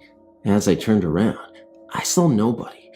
My sister was so afraid to stay alone in the apartment that she would wait for me downstairs. The most frightening thing was to come. We were sleeping in our bedrooms when we heard bangings inside my closet. They were so loud that I woke up and jumped out of my bed immediately, thinking the shelves inside had tumbled. When we opened the door, we saw nothing. The closet was in the corner of the room, and we didn't have neighbors next door. It couldn't have come from outside the apartment either. The noises were so real that we didn't doubt that they were there. When we sensed someone around us, we didn't wonder if they were ghosts because the whole thing was so real. The ghost idea only dawned on us on some time later after the incidents. We are not ghost freaks. Well, after that last incident, I grabbed my mattress and slept in my sister's room. On the next day, I went to a church and brought some holy water with me, which I sprinkled all over the place. Things calmed down for a while. A year later, we moved out, and we heard that the family who had bought it moved out 1 year later. Hi, my name is Lisa.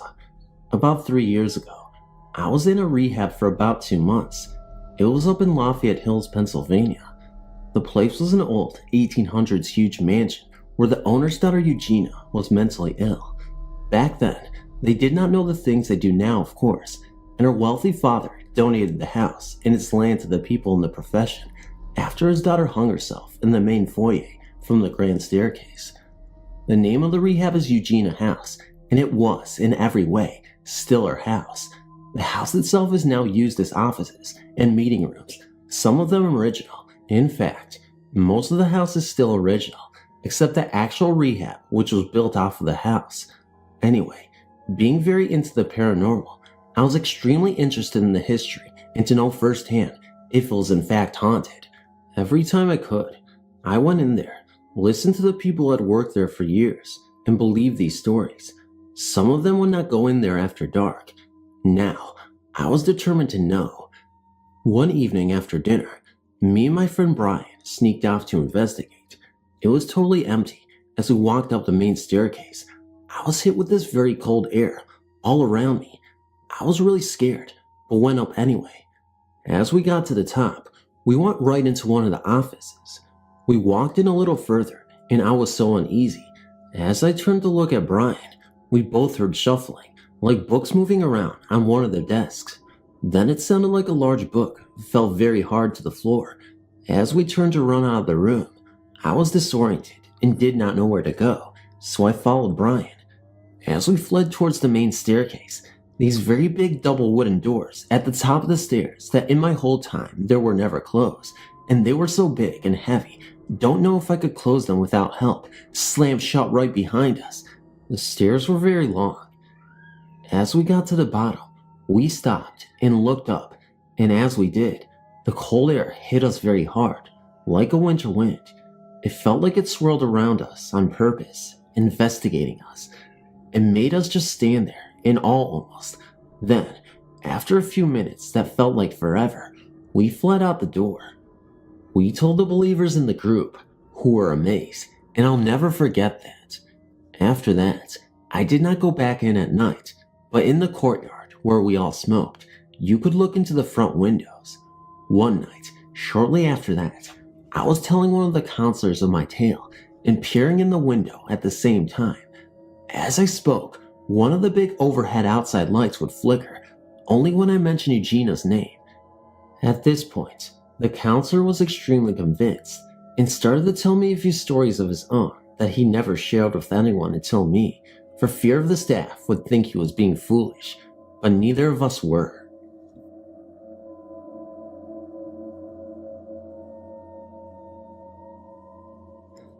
Hello, my name is Rob, and a few years ago, I lived in St. John's, Michigan.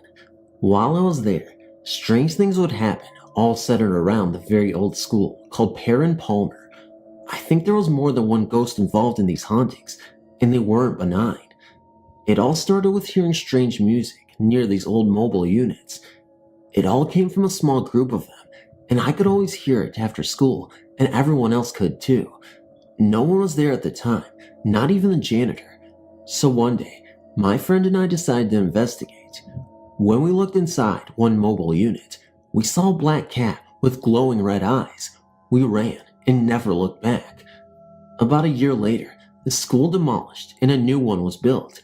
Whatever was haunting this school didn't like having its home destroyed.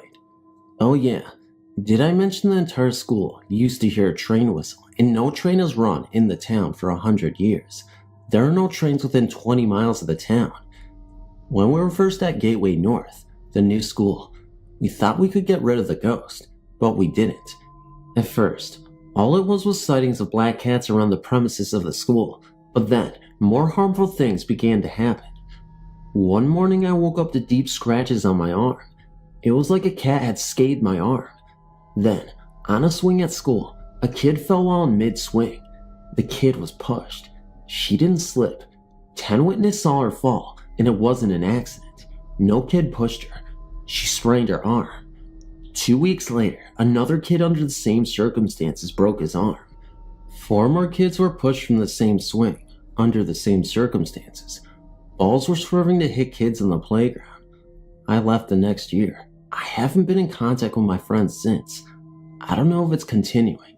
I hope not. About 10 years ago, when I was stationed in Japan, I had an experience that still makes the hairs on my arms stand on end. I was sleeping one week at night about midnight. I lived in a dormitory with other military members, and this particular night, I woke up from my sleep to see a dark figure standing in my room.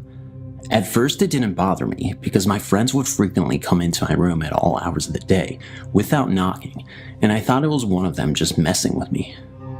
So I called out to them to let them know that I saw them and the joke was over. However, at that time the figure laid down on its belly and started to crawl towards my bed.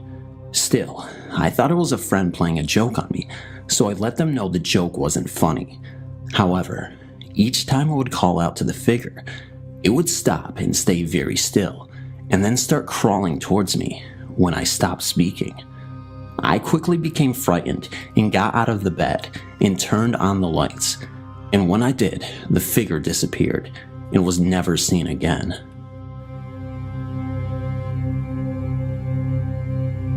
I'm currently a student studying in Japan, and I was invited to my friend's house in the Fuki Prefecture, on the western coast of Japan, one of the most haunted prefectures in the nation. It has more graves than any other location in Japan, and is home to the infamous Chernobyl cliffs. I was with my friend and several of his classmates at around 2 a.m. in a family restaurant when the subject of ghost pictures came up, and several of them said that they had taken pictures at the Chernobyl cliff and had seen the spirits that float around the area. My friend could even see them, a couple who jumped off together, standing on the edge of a cliff. I did not believe him, and I challenged them to accompany me up the cliffs. There was 8 of us in all. About 5 of them refused to go, but the others managed to convince 3 of them. The other 2 that had refused to go had very bad experiences there. One of them was a victim's cousin, and the other took a picture, only to have the ghost cling to his shoulder, and was plagued with nightmares. He saw people throwing themselves off a cliff. The nightmares continued until he visited a shrine where he was blessed and a Buddhist priest performed a ritual that would send that spirit on his way. We take the spirits of the past very seriously. On the 13th, 14th, and 15th of August, there's a national holiday called Oban where we could go to the family grave and light a fire of barley to lead them back to the family house so they can protect us. Many elderly Japanese pray in the morning, offering fruit, rice, sake, rice wine to their family shrine. Anyway, please forgive me for the detour. I shall continue with my story. The Tingible Cliffs can be separated into 4 main parts. The cliffs itself, a red bridge where the bodies wash up, an island that the red bridge connects to the mainland, and it is said to be the resting place of spirits of the deceased, and a statue of Shinto god in a tunnel, which is said to show displeasure in his face if something bad will happen. We arrived at the cliffs around 3 a.m. and went directly to them. There is a total of about 10 of them, and we stood at the end of them and looked out.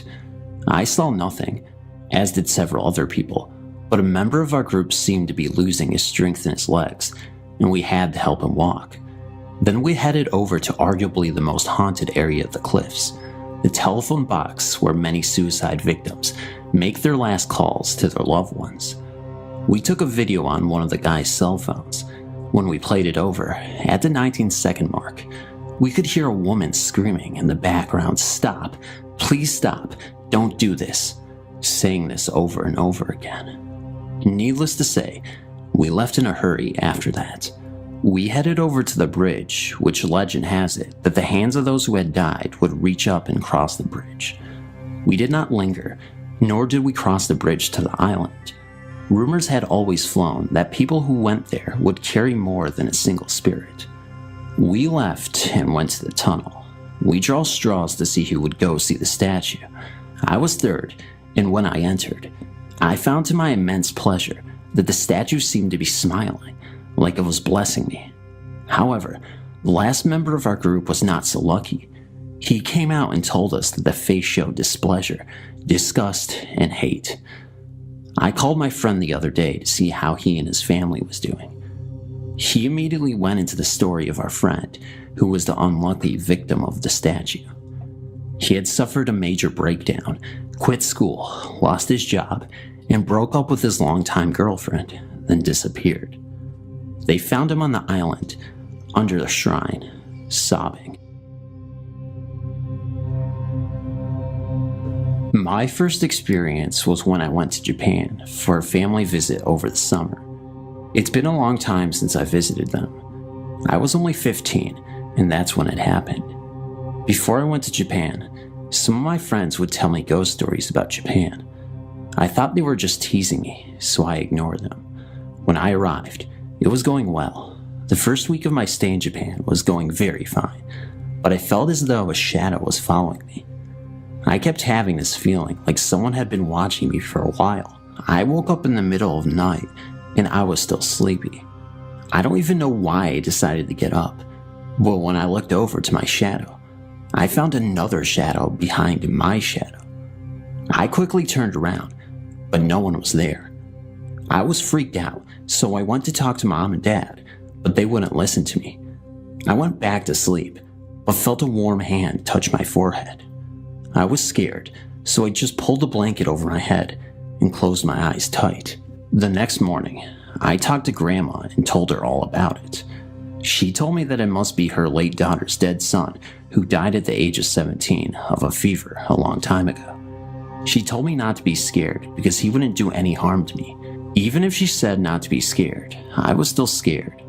Ever since I told Grandma about it, she would tell me stories about the time when he was still alive and that he was a nice man. For some time, a few weird things happened, but I just ignored them or forced myself to sleep. Back in July of the year 2010, I had a trip to Okinawa, located on south of Japan. To be remembered, Okinawa is one of the places in Japan which had suffered the consequences of World War II, being attacked by US military. Because of that, many people died, including Japanese civilians, Japanese military, and US military. Since I already studied about Okinawa's story, I had a strange feeling that something spiritual will happen there before I visited Okinawa. I've already had another experience, but I'll submit it later. And Okinawa is one of the places that have a US military's base. I believe that was on the second day of the trip. We were guided by a local person to an underground-made cave called Gamma, which used to be a local's people place of refuge in case of aerial bombing runs. And because of the low hygiene, many people had died there, such as children, women, elders, and even sick or injured people. That's not all. Even the Japanese military said to civilians, when the US soldiers come to you, suicide before they kill you all. Die for glory, die for Japan. The cave itself was slippery because of the rain and too dark, or should I say, pure darkness, pure black. Because of that, we have to move with hand lights. While we're advancing, we had a moment to turn off the lights to see how dark it was. The cave was also chilly rather than too cold. A few seconds later, I could have sworn I heard a woman's crying voice in the cave, but I noticed that wasn't the voice of the girls who were with us at the time. No, there were only 2 girls with us. And then I started to think myself, this is not a living person's voice. Later, we went out of the cave, and in order to confirm, I asked the girls if one of them cried, but the answer was, none of us cried there. And I asked the boys too, but same answer. I really wondered what the crying woman's spirit really wanted to tell us. I'm in Okinawa, and this all started a couple weeks ago. First, I kind of ignored it, but it kept going on. First, I thought I saw something from the corner of my eye. Next, while sleeping with the lights off, I saw the light light up a little. After that, in the middle of the night, I didn't feel part of the blanket on my foot, so I sat up and looked up, and the blanket was being lifted up a little. The other day I was hanging my clothes up, and I had a hanger on the bed. While hanging my clothes, I heard a noise. I turned around to see my hanger was now on the floor. I told my friend about it on the phone while in my room. After I hung up, I heard a whistle sound and I got cold. I had goosebumps on my arms. Recently, I was trying to fall asleep.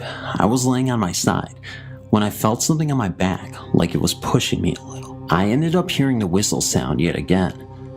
The whistle sound is more frequent. It's a very faint whistle. I have no idea what it could be, but it hasn't hurt me. It's just like trying to get my attention and never leaves me alone when I try to sleep. And the last experience was when I was sitting in my room watching TV. I saw a goldish light orb in the corner of my wall, all the way up to the ceiling. I hope you guys can help me out. I'm out of ideas of what this could mean or be, and I'm so sorry if this sounds kind of jumbly or incoherent, but I wanted to get my thoughts down as fast as possible. Thank you so much.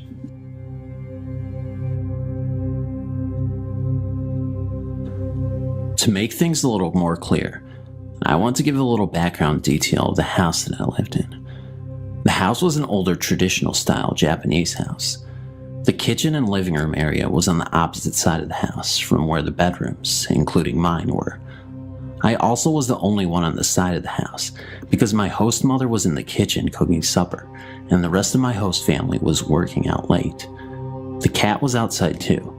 My bedroom door was a fancy sliding door that was made of frosted glass, so I would have seen someone walking by.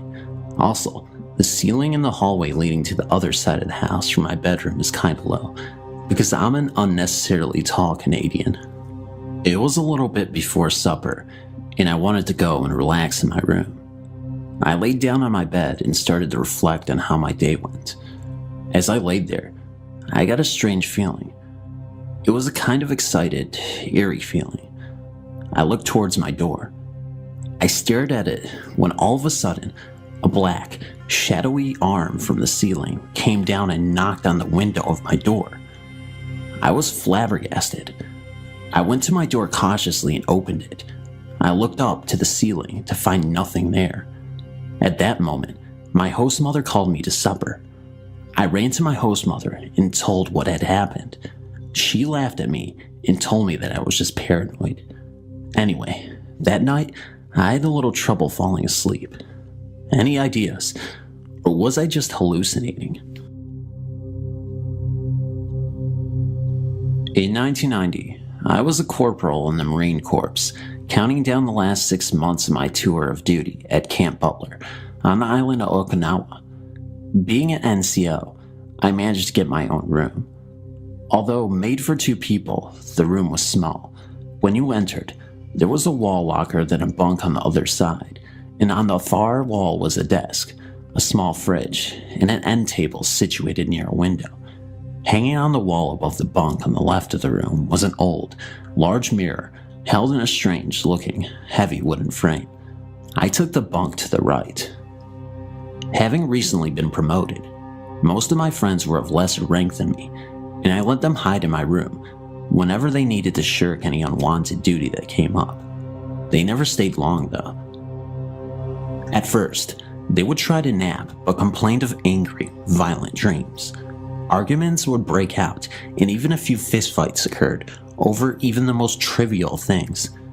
People would enter the best of friends, believe, angry, sad, or even depressed.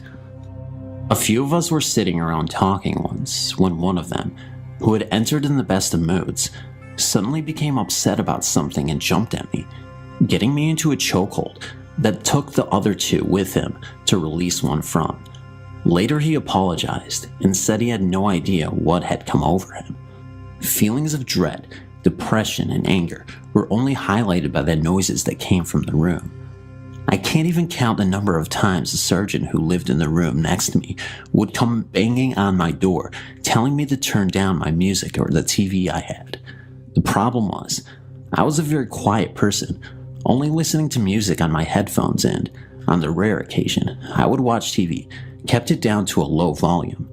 Numerous times he would complain about loud parties I was having, only to find that I was alone in my room, writing letters or reading when he came in to see what was going on. During this time, I had used an acoustic guitar and was writing my own songs.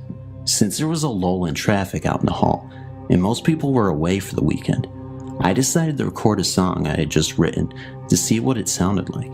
I am a horrible singer, but wanted to hear how the words flowed with the song, so I turned on the recorder and very quietly strummed out my tune and sang along.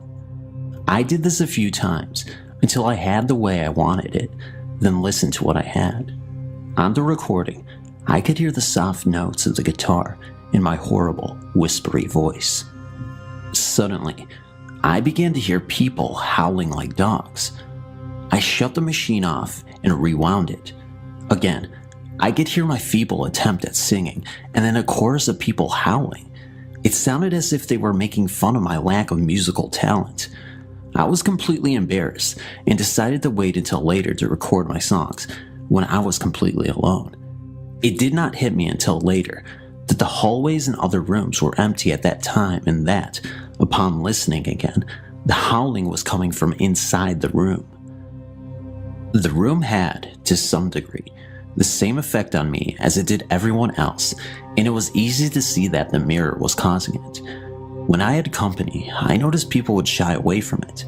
They would sit as far from it as possible and glance towards it now and then, as if to make sure it hadn't moved. The mirror stood out, and although I used it, I didn't like to. I tried to avoid looking at it whenever I came or went, which was nearly impossible since it was so big. Once, after work was over for the day, with the sun still shining bright, I was getting ready to go out.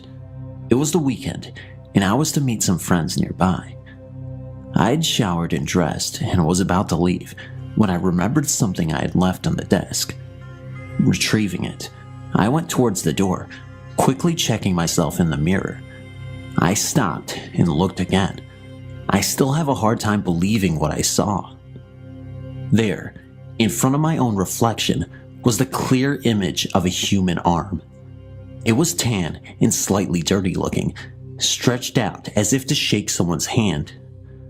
There was no body or blood or anything, just an arm from the shoulder to the fingers. I am unsure as to how long I stood there staring at it. A full 30 seconds at least, before it quickly faded away. It seemed as if I was in a trance the whole time, just looking at what should not be there. I couldn't move, or really even comprehend what I was seeing. Once it was gone though, I came to feeling cold, as if I were going to faint. I bolted for the door. Not quite sure what to make of all this. I met my friend feeling strange and confused, but said nothing. I needed more time to think about it. Soon after, the friend who had me in the chokehold was promoted and moved in with me. It took a week, but he finally said what everyone else had been thinking. He told me he couldn't stand the mirror and refused to stay another night in the room if it was not removed from the wall. He couldn't pinpoint one exact thing, but he said that the mirror was really strange to him, like it had a strong sense of, well, evil. Hearing this, I blurted out my own story about what I had seen, and we both agreed to do something. There really wasn't any place to store the thing, and when we tried to toss it out, we were told by an anal superior we couldn't dispose of government property without proper permission and to put it back in the room. Yes, he kept checking to see if we did. So we took it off the wall, wrapped it in a heavy blanket, and placed it behind the refrigerator with the glass facing the wall.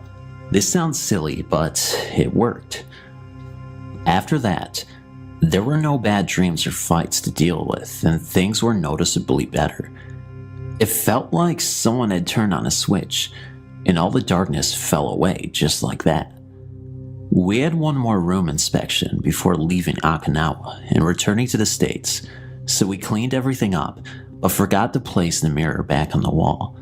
The officer giving the inspection was a friendly, easygoing lieutenant, and he gave us only one bad mark: the wrapped up mirror behind our fridge. When he asked why it was like that, my roommate, much to my embarrassment, told him the whole story. The lieutenant listened, nodded, and then ordered us to unwrap the mirror.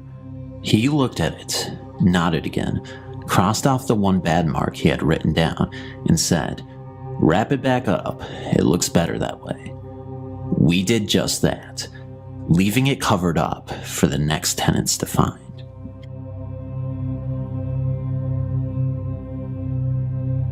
I was at the camp I had been going to for the past 4 years.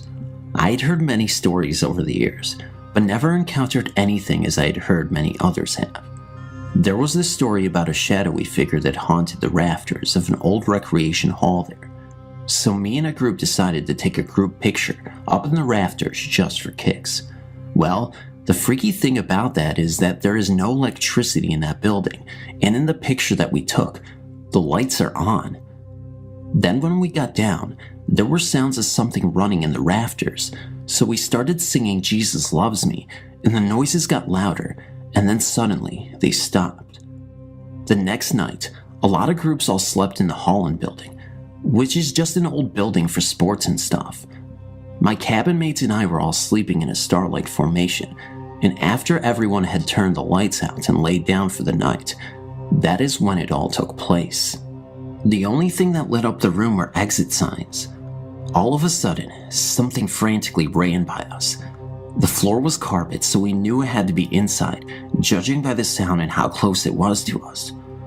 I'd kind of been jinxing people all week, like I would think something and it would happen, so I told my friend that I thought about me opening my eyes and someone would be standing in front of me. The next thing I knew, Caitlin, on the other side of me, screamed and was so terrified she automatically went into tears. When we asked her what was wrong, she said she had just opened her eyes and saw a shadowy gray figure was standing right in front of her at the end of her sleeping bag. Then this big noise occurred right beside us. It sounded like a crackling noise of some sort. My counselor said she woke up and saw the same figure sitting in a chair near her. Then I felt like a presence was in my sleeping bag with me. Like there was a pressure on my body, and something was playing with my toes. It's unexplainable. Honestly, I think we may have pissed off Rafter Man by taking our picture where he lives. Freaky, right? Not to mention this all happened at a Christian camp. Thanks for reading. It was told to me once that my grandfather attended this summer camp. At that time, I'm sure the camp had a different name like Camp Gregson or something. It was told to me once that my father and my uncles attended this camp too. I'm sure it's possible. It was an old camp. Now Shell Fresh Air Camp, nestled in Greenfield, New Hampshire, on Sunset Lake at the base of Crooked Mountain, unfortunately closed now, was my home for a few weeks every summer from the age of 6 to the age of 12. My story takes place when I was around 10 years old, 1988-ish. I was being punished for that night. I had a horrible temper. I decided to punch a fellow camper in the back at dinner because he wouldn't stop slurping his tomato soup. My punishment: sit outside the nurse's office on a small group of boulders and get eaten by mosquitoes. Horrible time to be punished. It was mid-season and everyone was celebrating with a bonfire down at the waterfront.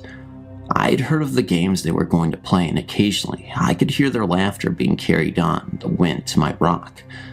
Mosquitoes are ruthless, and even though I had tented my t-shirt around my legs and tucked my arms inside, they managed to still bite me on every surface possible. For a bit of relief, I concocted a story that I had to use the bathroom or something and entered the nurse's office. I shouted for the nurse but received no answer. I shouted for a counselor and received no answer as well. After a little exploring, I discovered that I was alone. I decided to go back to my cabin and read a book. There were 4 main cabins that I knew of that were reserved for campers. Bunny Hole, for the newest and youngest of campers. Eagle's Nest, for those who were a bit older. Hawkeye for the oldest campers. And Dugout, which seemed to have a different use every year I went to camp. That year, Dugout was being used for the oldest campers, and Hawkeye had been turned into a cabin for camp counselors. And this is where I stayed that year, Dugout. To get to Dugout, you took a narrow road or trail from the nurse's office, past the other 3 cabins which were relatively close together on the right side of the trail, took a left turn after the bathrooms onto a new wide rocky trail leading up the mountain. This trail ended at Dugout. Each cabin held 24 campers. 4 single wooden beds lined the walls on the left and right side of the cabin. The center of the cabin held 8 sets of wooden bunk beds attached head to toe and side to side. There was a large room at the front of the cabin, as you walked in, where cubby holes were found to place your personal stuff in. This room was separated from the sleeping area by a wall with 2 door frames, one to enter the left side of the sleeping area, the other to enter the right. At the back end of the cabin was a single room reserved for the camp counselor. My bunk that year was bottom bunk, third towards the back, on the left side of the cabin. When I arrived at my cabin, the lights were on. I called out a hello or two, but nobody answered. I checked the counselor's room and found it empty. Fine by me. I wasn't supposed to be there anyway. I crawled underneath my covers and broke out my collection of choose-your-own-adventure books, careful as to not get too comfortable in case somebody should enter the cabin and I'd be forced to slip underneath my bed quickly. I must have read for a while because when someone did enter, I didn't hear them coming. I was startled from my reading. The front door of the cabin swung open and slammed back again viciously, bouncing off the door frame as the spring tried to return it. A heavy set of footsteps entered the front room. Those footsteps told me it wasn't a camper. Darn. Busted. I'd been lying on my stomach propped up on my elbows, so I flattened myself down on my bed and hoped that it wouldn't be noticed. The footsteps circled the front room relentlessly, and it sounded like whoever they belonged to was searching through the cubby holes. From my position, I couldn't see who it was because they weren't walking far enough left or right to reveal themselves in the door frames.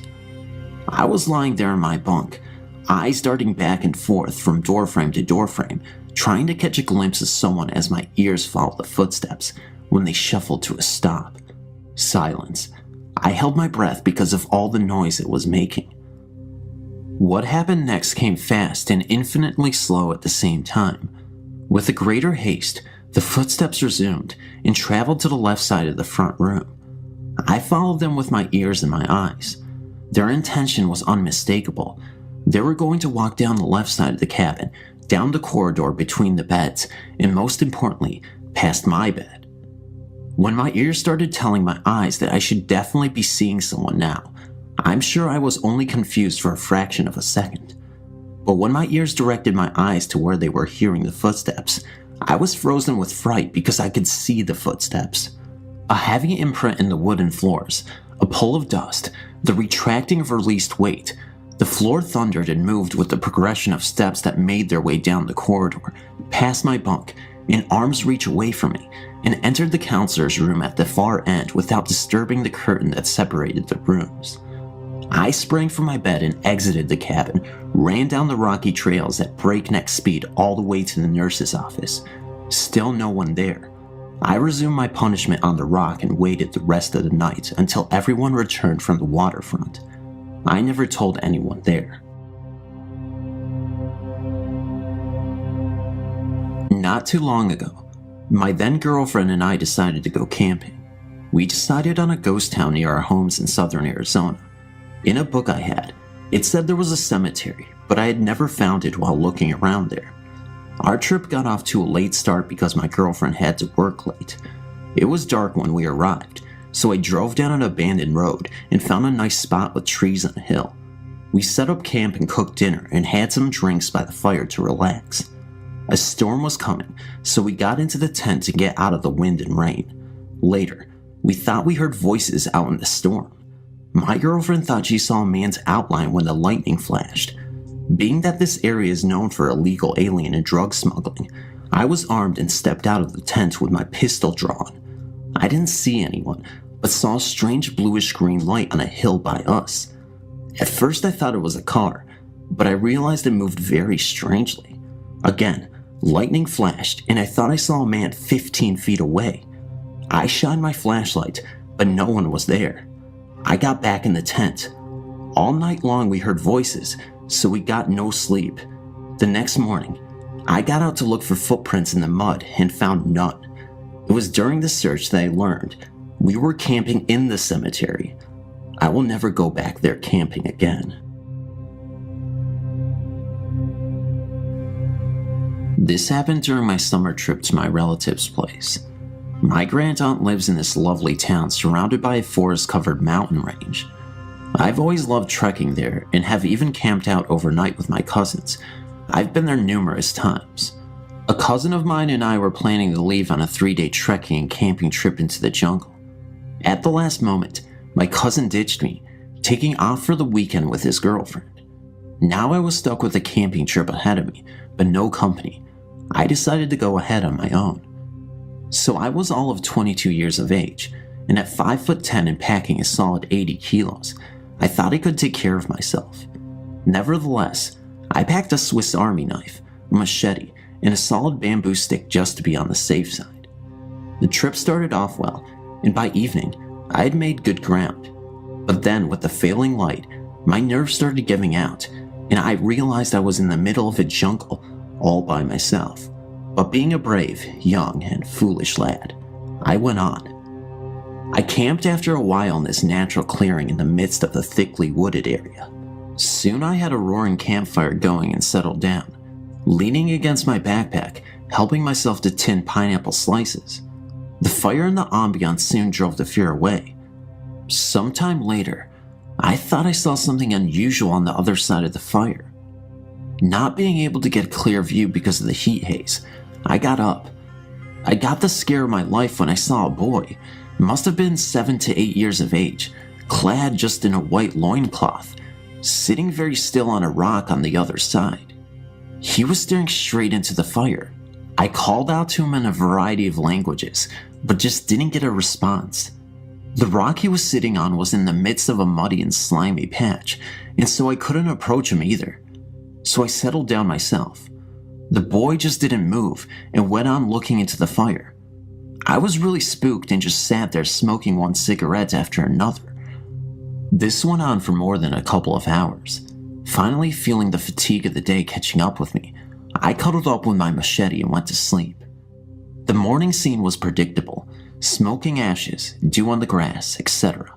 And of course, The kid had disappeared. I went close up to the rock and examined the surroundings. Not a single footstep or mark. Spooky experience. So, did I end up dreaming the entire thing? No way. I had a dozen cigarette stubs lying around as proof of those tense, sleepless hours. That's the end of the story, people. I asked around a lot, but couldn't trace the story of a lost 8-year-old boy, living or dead. Maybe someday I will, but till then, this remains a mystery.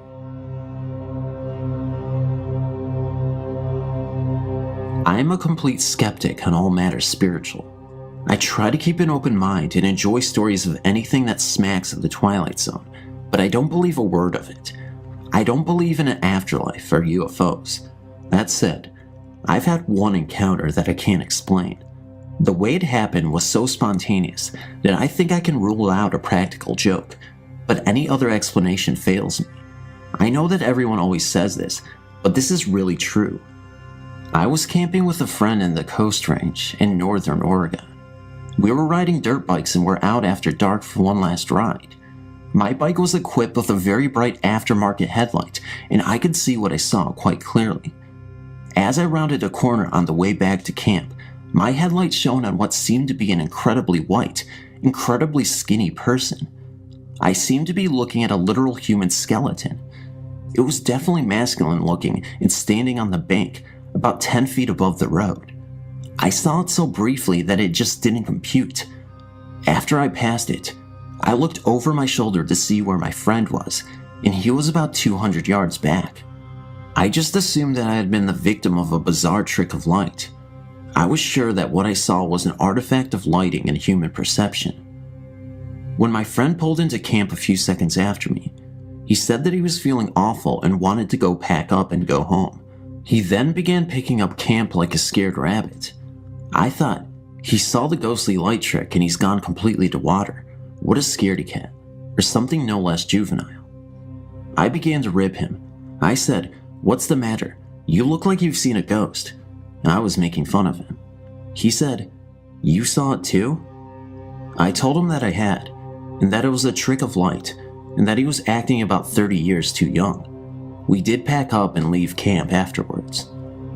On the way home, I found out what he had seen couldn't have been the same trick of light. The being I had seen was about 10 feet up the bank on the left side of the gravel fire road. What my friend had seen was at road level, on the right side of the road, and it was holding a large, scary white dog on a leash. But we both thought we had seen what amounted to a walking skeleton, something that in no way resembled a living human being, but looked like nothing so much as a skeleton puppet. It was so much striking, a real event, that I have no doubt that we both saw the same thing. It's been almost 10 years and no practical jokers have come forward. I've camped and ridden there dozens of times since that night, and have never seen anything else that was so strange. Thanks for reading. Forest Park Cemetery was the place. I will never forget it. There's been so much said about the spooky, forgotten graveyard. Many stories that don't make any real sense. On a dare by my classmates, I went there with my friends and sister, after religious class no less. I figured that no spirit would bother me after religion, right? When we got there, it was desolate, and the only thing we heard were the dry leaves rustling along the grass and weeds. It was a very windy day. Things are quite overgrown there. As we made around the iron gate, we started to walk towards the mausoleum. Through the overgrown brush, my friend Marissa fell and cut her knee on some broken glass. It must have been from a previous party, no doubt. As we approached, we noticed that the wind had stopped completely, and it was very quiet. That scared my sister, Tony. She was saying that we must have walked through a time gate and into another world or something. She was saying things like, "We can't get back now unless we find the time gate." I yelled at her to shut up and said to her she must stop staying up late watching those freak shows. I had to practically drag her along. With the exception of our constant bickering, we heard nothing until a faint wailing that Marissa picked up on. I said it was a cat or something, and the other two were telling me that it was the sound of a baby's cry that everyone told us about. As we came up to the building, we noticed torn clothing scattered about. I picked up a dirty red t-shirt, and it had 4 tears along its back. I said, "Holy cow, maybe someone was recently murdered here, and we would be the ones to find the body." By this time, the 2 others were shaking in their shoes. We walked around the building and noticed some new sneakers on the ground. As I picked one of them up and began to jokingly say that it must have been from the last person that was here, and that she must have been so scared she bolted out of here so fast that her sneakers fell off, I noticed some hair stuck to the corner of the building stone. We all went over to take a look, and it was someone's hair, and parts of the roots were there too. All of a sudden, the wind picked up real strong, and a white sheet floated into the air and spun around in a devil spiral. It almost looked like a ghost. That was the end of my joking, and we got out of there quick. There were just too many coincidences that day for me to not look back at and say it was nothing. When I worked at an inn in New Hope, Pennsylvania, as a live-in housekeeper, I always knew exactly how many guests we had at the house. I always took time out to talk to each guest, trying to remember who they were and their names for the next morning when I served breakfast. That night I knew we only had 1 room left unoccupied, and I always felt relieved to have even 1 less room to clean in the 8-room inn. I knew that all of the guests were in their rooms one night, and I looked down the hall to see a man in coattails look up the long stairway to the upstairs of the old house. I thought that he looked upset because he's bolted upstairs 2 steps at a time. I remember thinking at the time that the manager or the innkeeper may have checked this last guest in, and he was possibly part of a wedding. I told the manager the next day that I wasn't looking forward to cleaning all the rooms. He said, "What are you talking about? You don't have to clean all the rooms. Only 7 were rented." He said in a voice that I can only describe as annoyed, confused. I asked him who the man in the gray coat was that bolted upstairs last night. Was he one of their friends? He wasn't any of the guests that I had checked in. I knew that for sure. When I told the manager about the gray-coated man, he looked at me like he had seen a ghost. The manager said, "Don't tell me that. I don't want to hear any more about this." Still confused, I said, "What do you mean he wasn't a guest?" He said, "Oh no, it's Ann Miller, the movie star, all over again. She stayed here and started talking like this." Apparently others had seen this ghost before, and there was an old newspaper story on the wall about a ghostly soldier staying at the inn, or something like that. I'm just really, really glad that I didn't realize that the ghost was a ghost, or I wouldn't have been able to sleep that night in my room on the top floor. I had also nights in the inn where I was sure somebody was watching me, standing right over me. I used to hear very loud, almost insanely loud ringing sounds in my ears at the time. I remember thinking how cruel that was, that loud ringing sound, and I wondered if I was going to die. The energy was very, very strong. I was also uncomfortable after that, and couldn't stand to have the vacuum cleaner on, because I felt cut off from the real world when I was in the inn by myself. Evening Magazine did a story when I was still working there too, about the best inn in New Hope. As you may have guessed, yes, they did mention that ghost in the story.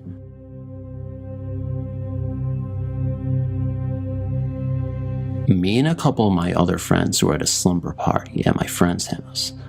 All of a sudden, my friend starts talking about these people that went into the cemetery and never came out. So I automatically yell out, "Let's go check it out." So we did. We didn't go in the cemetery, but we saw some really freaky things, and I think you deserve to know what we saw. At first, I did not believe her, but then I saw this strange figure sitting on a pole on top of the fence. So I'm like, "You guys see that silver pole?" And they said, "Yeah." Then I said, "Look up." We all saw it. It was a faint sight of a woman, her head facing downward at first. Then she looked up. I screamed. We all did. Then we ran inside the house. After we were calm enough to talk, we started dancing around to the music. When we had come in, we closed the shades. But then something strange started happening.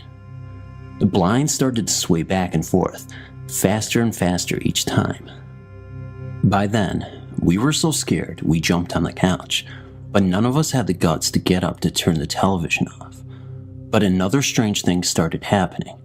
The TV started turning on and off and changing channels slowly. It was about 3 o'clock in the morning. We were tired and freaked out, but me and one of my friends were still up, so we look out the window. We didn't get up, but sure enough, we looked out a crack in the window and saw a ghost looking straight at us. We screamed and woke the other girls up. They saw it too.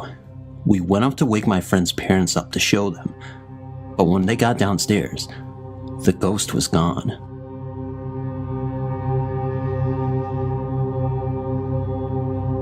I've always been a Stephen King fan, and have always wanted to visit the hotel that inspired The Shining. I got to do just that in September. We checked in, went to our room, turned on the light, left our bags, and turned the light off.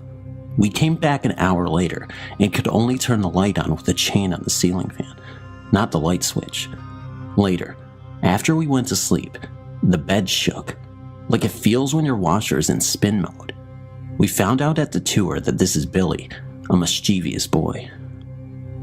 Then we heard the hotel ghost children, described the next day in the tour, giggling and running up and down the hall outside our room of 416.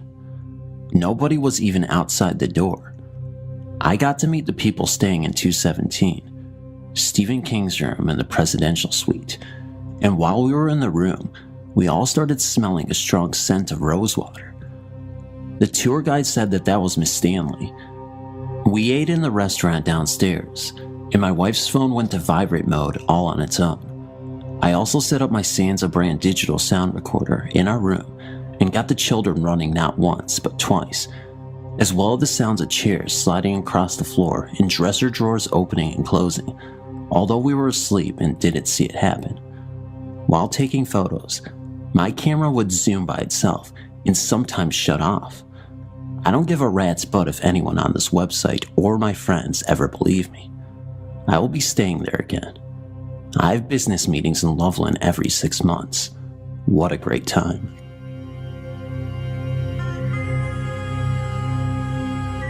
My daughter had just passed away. She was only 31 years old. She had a grand mal seizure, so it was sudden. After the funeral, I took some of the cut flowers and used twine to hold them together. I then hung them from a pipe in the basement to let them dry. A few days later, I was in the basement doing laundry when I got a really uneasy feeling, and it was getting worse. It got so bad that I started to feel that someone was in the room with me, but I was also too scared to turn around and look. I then turned to my right as slow as I could to walk towards the stairs. I never moved my head.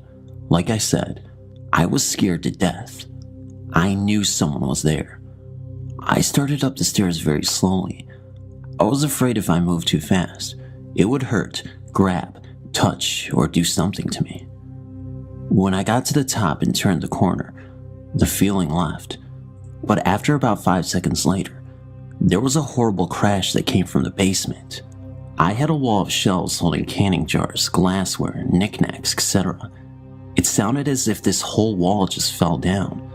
The noise was horrible. That was it. I packed a few things and got the hell out of there and went to a friend's house. After 4 days, I went back with my friend. We waited a little while because we were both apprehensive. But then we went into the basement. I expected to see a disaster on the floor, but there wasn't. To my amazement, the only thing on the floor were my daughter's funeral flowers. Fluffy, dried up flowers that couldn't have been heard falling if you stood right next to it. I also know that it would have been impossible for them to just fall because of the way I tied them up there. I've been trying to contact people who know about this stuff, but hit a dead end because they all want money to answer my questions about this. When a close person dies, it's natural that you would feel and hope that if possible, they will send you a sign. In this case, I don't think this event was my daughter's doing. She would not have scared me like that. That presence was one of evil. It felt evil.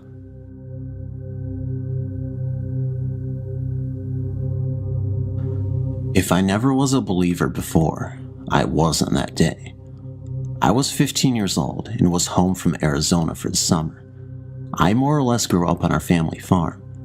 The house there is an older style 2-story farmhouse. I play guitar and like to play in the stairwell because the acoustics sound good there. It was early one afternoon in the month of June, and I was taking some time to play, sitting on the middle landing. It was a warm day out. As I was playing, I'd noticed the air leading upstairs had gotten cooler. It was weird. Appearing from the north bedroom was an apparition of an older woman with short dark hair, wearing an older style dress, apron, glasses, and holding a rag. She had no feet, but moved to the south bedroom across the hall. Then she came back and looked at me and smiled. She then went back to the south bedroom. The air by this time was noticeably cooler. My first reaction was to get out of there, but I really did not feel scared. I talked to my father a few days later about it, and that was when I found out my then grandmother was not my real grandmother, but my grandfather's second wife. My father told me his real mother died from a fall down those stairs, resulting in a blood clot to her brain. My father was 14 years old when she died. Her funeral was also in the house. She was a lover of music, as all her children played from one form of instrument or other. I, of course, had never seen her. My father just stared at me when I described her to him. Then he took me to visit my grandfather, and I was shown a picture of her. That was her. For some reason, when I go back to the house, I still feel a presence there. I can remember my first experience with a spirit, and it frightened me to the point where I was almost petrified to get out of bed. Okay, let me back up. I was quite a few years younger, probably 8 or 9, when the usual bedtime routines would begin. My younger brother, age 4 at the time, was making his commonly nightly advance for the light switch on the wall. He'd always switch it on right before bed, because he was afraid of the dark, to a point where he would scream like the uncanny themselves.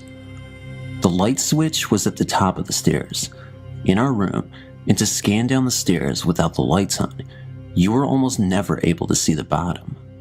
I believe there was at least 18 stairs, and at the very bottom, another light switch. Above the switches were the light fixtures themselves, just 2 tiny fixtures lighting a long staircase, which would leak beams of light right into the bedroom and keep it well lit. The night continued like any other. Our parents tucked us into our beds, gave us each a kiss on the forehead, told us they loved us, and we'd sleep content knowing they were there. No more than an hour or 2 passed and the light bulbs went out, one after the other. I thought nothing of it until my brother began to toss and turn in his bed as if he were very ill. He sat up in his bed and buried his head into his hands, looked up, and cried for our parents to fix it. Some time ticked by.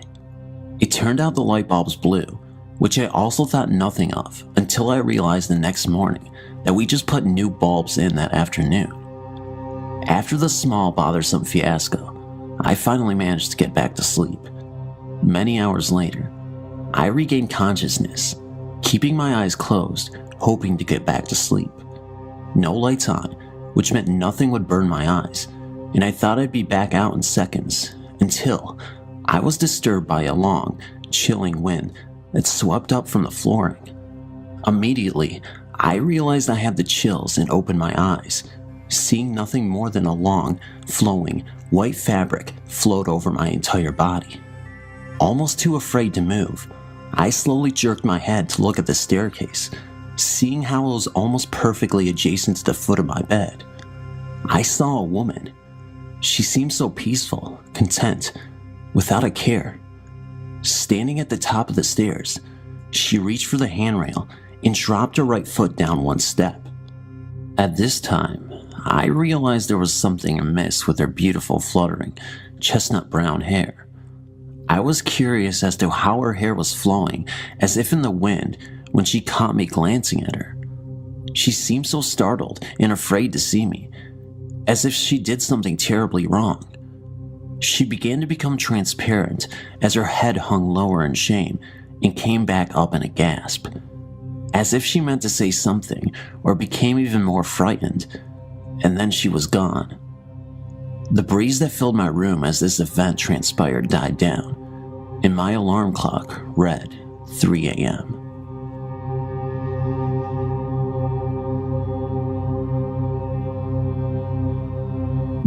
My husband and 2 children moved into a house that we had rented while we were waiting for our new house to be finished so we could move in. We had only been in a rental a few days when strange things started to happen. My husband worked long hours and wasn't home much, so my children and I spent many nights alone. At first, I dismissed what I was feeling was nerves for being alone in a new house and not knowing any of the neighbors. I would be startled awake in the middle of the night with the feeling that I was being watched and someone was trying to get my attention. I would sit up in my bed and there was a dark figure standing in the doorway of my bedroom. Like I said at first, I dismissed it as my imagination. However, the events continued to take place on a nightly basis. Then my 4-year-old son started to talk about the monkeys that were counting his fingers when he was in his room. I asked him to tell me what the monkeys looked like, and he described a dark figure that I had been seeing. At this time, I was getting a little spooked. It really got to me, and I realized that I was dealing with a spirit when one of my kids' wound up stuffed animals kept laying in the middle of the kitchen floor, and I would pick it up and put it in the toy room, and within minutes the toy would be in the middle of my kitchen floor again. Finally, I gave up and put the toy on top of the fridge to keep the toy away from the kids. We left shortly after placing the toy up out of the reach of my children. We were gone for most of the day. When I walked into the house from being gone for the day, the toy was in the middle of my kitchen floor, playing the song it plays when it has been wound up. This made the hair on my back of my neck stand up. Later that same week, I had the kids in bed asleep, and I was laying on the couch watching TV.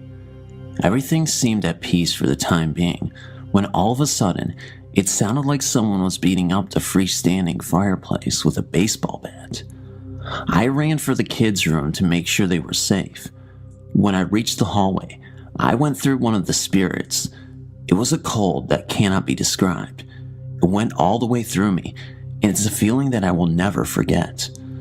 When I got to my kids' room, I saw that the children were fine and sleeping like babies. I went into the living room and started yelling at whomever it was, and I told them that they are welcome to stay in the home if they would quit scaring us. I said if they let us be, we promised that we would move out as soon as possible. The events calmed down quite a bit. However, they let their presence known on a daily basis. The monkeys continued to count my son's fingers, and I would be startled nightly with a dark shadow standing in my bedroom doorway. We moved out about a month later, and my son stopped telling me about the monkeys. My son is now 20 years old, and he still remembers the monkeys and brings the subject up from time to time.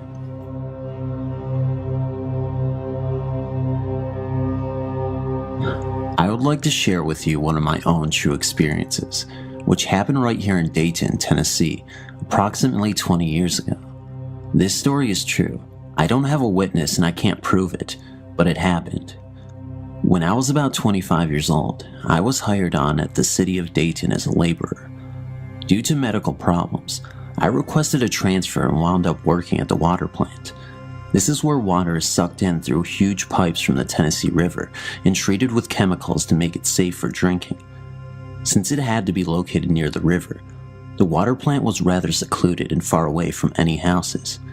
It was a lonesome place on the graveyard shift, from 11 p.m. until 7 a.m. Nobody there but me and sometimes my little dog, Rustus. But it wasn't really scary either. It was spotlessly clean and well lit. There were no cobwebs or dark corners, and best of all, it was easy. The only place in the plant that made me nervous was the basement. That's where the huge pipes from the river entered into the building, and the atmosphere down there was just creepy. Anyway, I've always been sensitive to spirits, somewhat psychic, and I know my way around a deck of tarot cards, and that intuitive voice, that gut feeling, told me that I should stay on the upper floors, at least above ground level. So I did, and everything was cool for a long time. But then, things changed. I went into work that night at 11, same as usual. Nothing out of the ordinary was going on, and after saying goodnight to the guy that worked the evening shift, I started the filters, checked all the chemicals, and then settled into the chair behind the desk in the office with a book. It's kind of strange, the little things that we remember. The name of the book was One Flew Over the Cuckoo's Nest by Ken Kesey. Why do I remember that? Oh, well, that's not important. I was really getting into the story. You know how sometimes you can get so absorbed into something like that? You forget about everything except the book, and the next thing you know, a couple of hours have slipped away without a whisper. Well, that's what happened. I looked at the clock and it was 3 a.m., straight up. It's a true witching hour. That's exactly when I heard the noises began. Slam. Something in the hall had fallen onto the tiled floor. Bang. It happened again. But that wasn't possible. I was alone, and there was nothing in the hall that wasn't bolted to the floor. So I took a deep breath, slowly eased out of my chair, and peeked through the doorless opening into the hall. First to the left I looked. Nothing. Just the closet door, which was open slightly. Then to the right, and there, about a halfway to the door that led down to the basement, were 2 of the cabinet doors laying flat out on the floor. The same 2 cabinet doors that I had carefully closed and latched earlier. I decided that they weren't hurting anything by being there instead of on the cabinet, at least until the sun came up. I reasoned would be okay, and I could just stay in the office in case the phone rang or anything. I turned back to my chair and book and wished that there was a door that I could close and lock, but there was no door. It had been removed years earlier by Charles, an enterprising ex-employee who would never tell where he hid that door after he got fired for trying to disassemble the whole building in 8 hours. When questioned by the supervisor, Charles pulled a knife and began to babble about the Bible, the Great Beast, and the Book of Revelations. But back to it, my chair and book. I sat back down and tried to read more, but it was impossible. You see, I began to feel that I wasn't alone. I knew that there was someone else in the building, in the basement to be precise, and I knew that it was not friendly. So I just sat there behind the desk, looking through the doorway, waiting. I didn't have to wait long. I felt it before I saw it. A terrible air of hatred and evil seemed to settle in like fog in a graveyard. I was scared, really scared. And then I saw it. As I sat in the chair, looking out into the hallway, the shape drifted into view. It came from the direction of the basement, floating slowly about 6 to 12 inches above the floor. It was the shape of a man, solid, but at the same time not solid, and it was totally black, like a human body dipped in tar. I saw the arms, the legs, the head, but no face and no eyes. When it was exactly in the center of the open doorway, it seemed to notice me for the first time. It turned in my direction, and when we were face to face, with no more than 8 feet of open space and one small desk between us, it almost killed me. It very nearly scared me to death. It began to scream and reach for me, but for some reason, it seemed that it could not cross the threshold from the hall. So it reached and reached, and the arms started to get longer, getting closer with every effort, but never quite touching me. The monster leaned inward through the door and screamed its frustration. Now let me explain that it never made a sound that I could actually hear. It had no mouth. When I say screamed, I mean that it sent wave after wave of negative energy towards me and through me. Hate and fear of such intensity that I had never felt before and never want to feel again pulsed through my body with every lunge of that black demon. I truly thought that I was going to die from the fear, but I didn't want to die in the presence of such a creature. So I sat there for the duration of the attack, at least 30 seconds.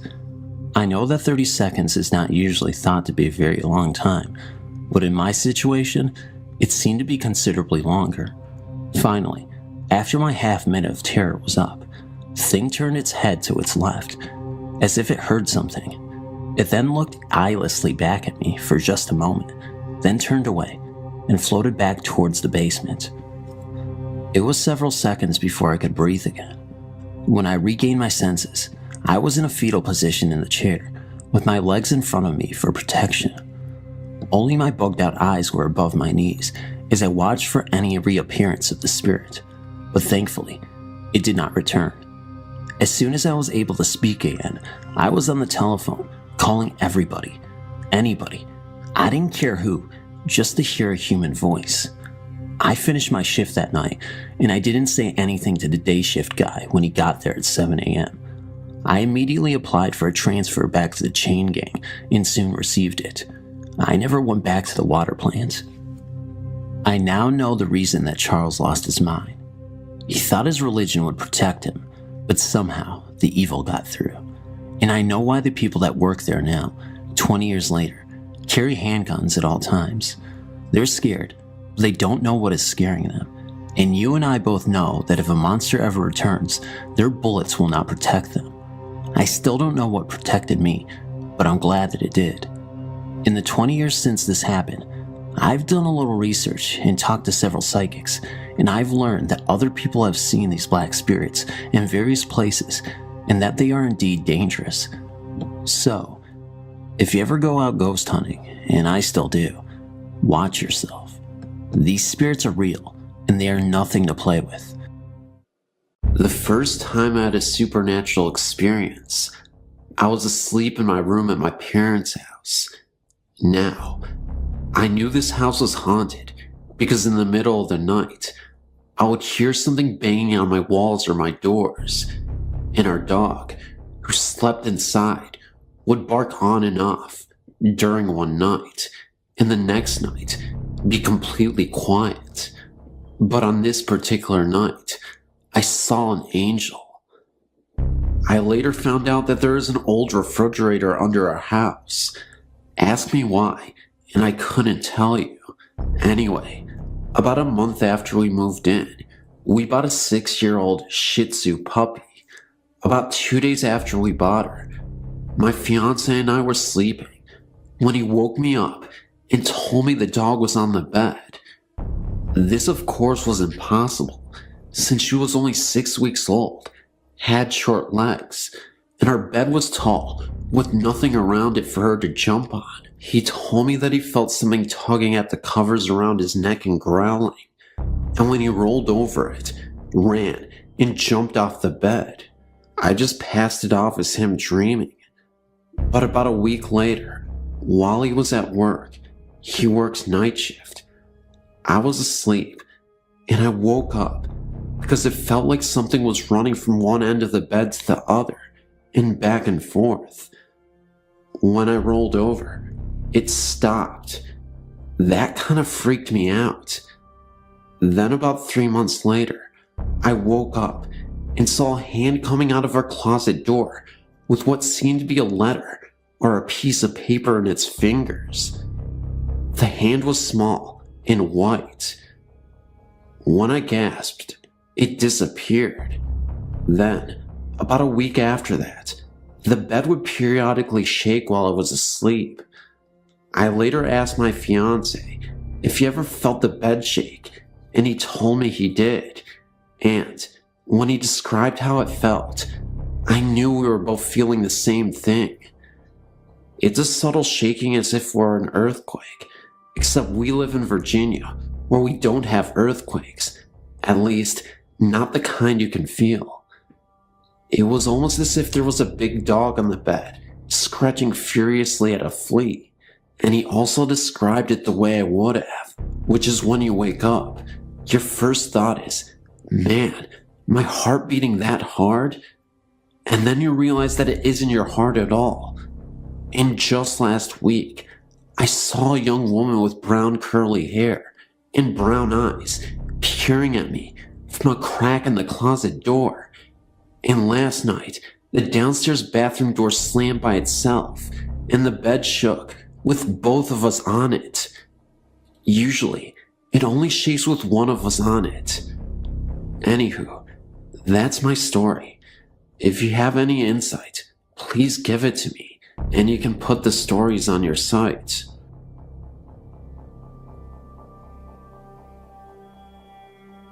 I've had the special gift of seeing those who passed on to the afterlife, often seeing those who have long departed Earth. It happens periodically, but when it happens, I have some pretty vivid and memorable experiences. This has been happening since I was 8 years old. One of the scariest ghost encounters I had was when I was 23. I was a teacher at that time, and when I first started teaching, it had gotten very late, and I was in school grading papers. I remember it started to violently storm for a few minutes before it stopped after some time. At this point, it was so quiet. I was the only one in the school at the time. I had left the classroom door open when I heard a loud banging on the school lockers right outside the door. It startled me so much, I flinched so hard. I wanted to make sure it wasn't a break-in, so I went outside in the hall to investigate. That's when I was floored.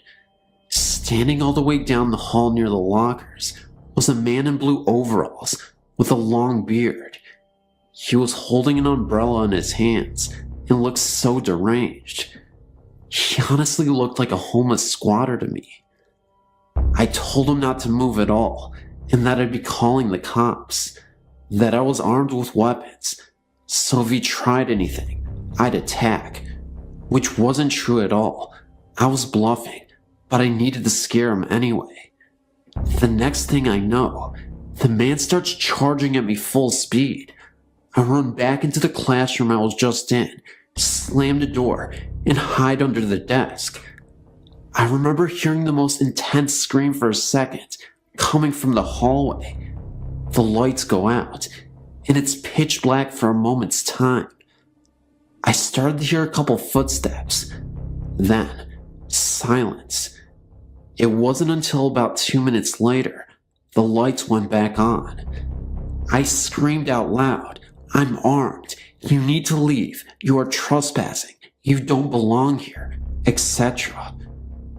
I waited a minute or so under the desk and eventually got out. Still quiet enough to hear mice. I opened the door and head out into the hallway. There was no sign of life. Nobody was there. No deranged, homeless man. Just nothing. The school is pretty small. It's 1 floor and about 10 classrooms. There are, of course, 2 entryways to get into the school, the front and back. I went to check the doors, and to my utter surprise, they had been both locked the entire time. I thought to myself, how could anyone break in? The doors are locked, no windows are open, and all of them are locked as well. Was I hallucinating? No, not at all, because the man looked as real as any person I could see. So, I made sure to check all the classrooms, even open the lockers, to make sure this man wasn't hiding in there. But there was no sight of this guy. I did end up calling the police. They checked out the school as well, and saw absolutely nothing. By morning, everyone was aware of what happened. I think they actually canceled school for the kids that day, because they were worried that a maniac was on the loose. I think they made the right decision. To this day, I have no idea what it was exactly. Of course, since I'm gifted, I lean towards the idea that this was a ghost. If it wasn't, then I'm really lucky I was unharmed. It could have been a lot worse, and I'm honestly thankful that it was just me that evening. I should mention that the school does have a history of oddities and ghostly phenomena. Supposedly there was a rumor that years ago, in the indoor pool at the school, a teacher went mad and drowned a student right in front of everybody. Legend has it that you could hear the moans and cries of a young person in the pool from time to time. One of the school janitors once swore that they saw a blue figure hovering right above the pool. Unfortunately, nobody took him seriously. He actually lost his job and was put into a mental asylum because he had a mental breakdown after seeing that. Anywho, that's my story and the surrounding rumors of this haunted school. I hope this was thoroughly entertaining. I don't work there anymore. I moved to a different state and work as a teacher currently. After what happened to me, I honestly couldn't stay. Thanks for reading.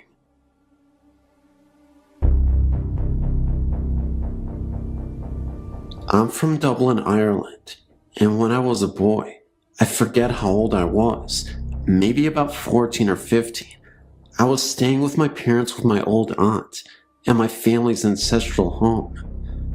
There's a very old church just up the road from the house. It's so close that you can take a shortcut across just one field, and you're there. It used to be part of an old Franciscan monastery. Anyway, I was in that church on my own one summer's afternoon. It was a hot day, and though the church was naturally cooler, it was only a degree or so cooler. I remember feeling a little uneasy. All of a sudden, the hackles on my neck rose. I thought my little sister had followed me in, but then the temperature literally nosedived from somewhere in the high 90s to the mid 40s in a matter of seconds. I sensed that someone, or something, was watching me from the choir balcony, above and behind me. Something told me that it sure as hell wasn't human. I don't know how, but I knew. I slowly turned and looked up. 3 seconds later, I was tearing down the road as fast as my legs could carry me. What I saw was the semi-transparent, cowled figure of a Franciscan monk regarding me from the balcony. He was barely there, yet details, the folds of his robe, the heavy cross about his neck, and the shaded outline of a face was visible, yet weirdly see-through. I'm now 20, and still refuse to enter that church alone. I've since asked the parish priest about it. He explained that he had seen an apparition a couple of times when he was alone in the church, but refused to comment or speculate further.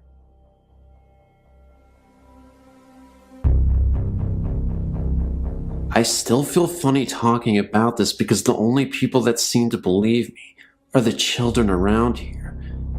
You described some of the things that have happened in your number 2 list of types of ghosts, so maybe I'm not crazy.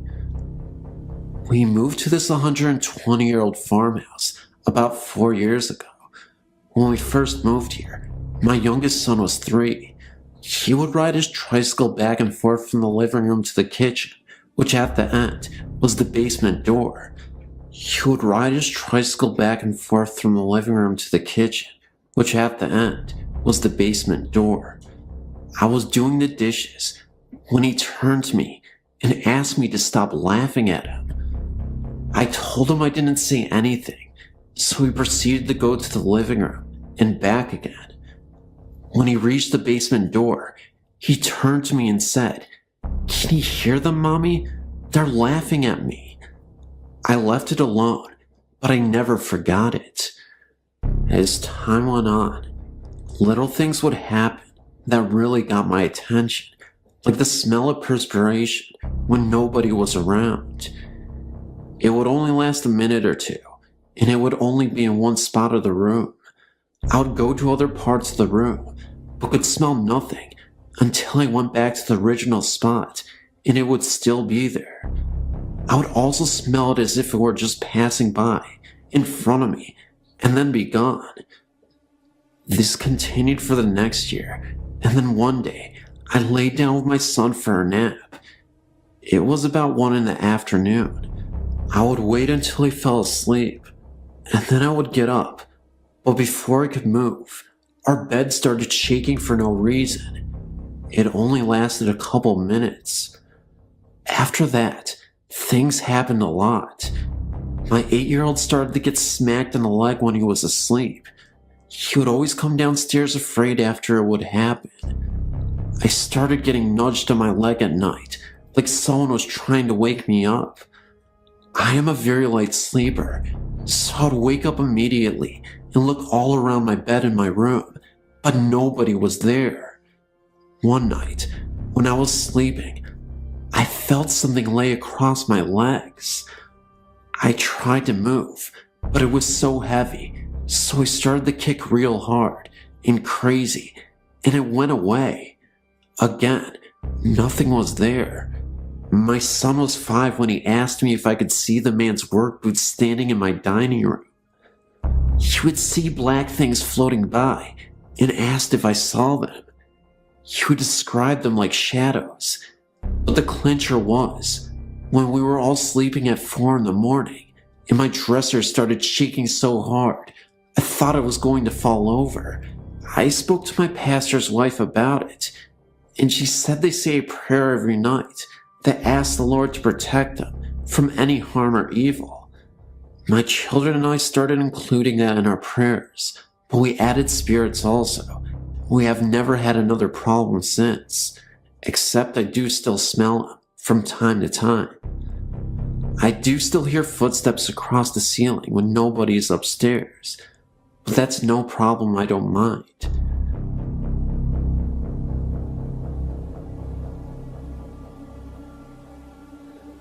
My mother, brother, sister, and I moved into an old house in Cambridge, New York in 1995.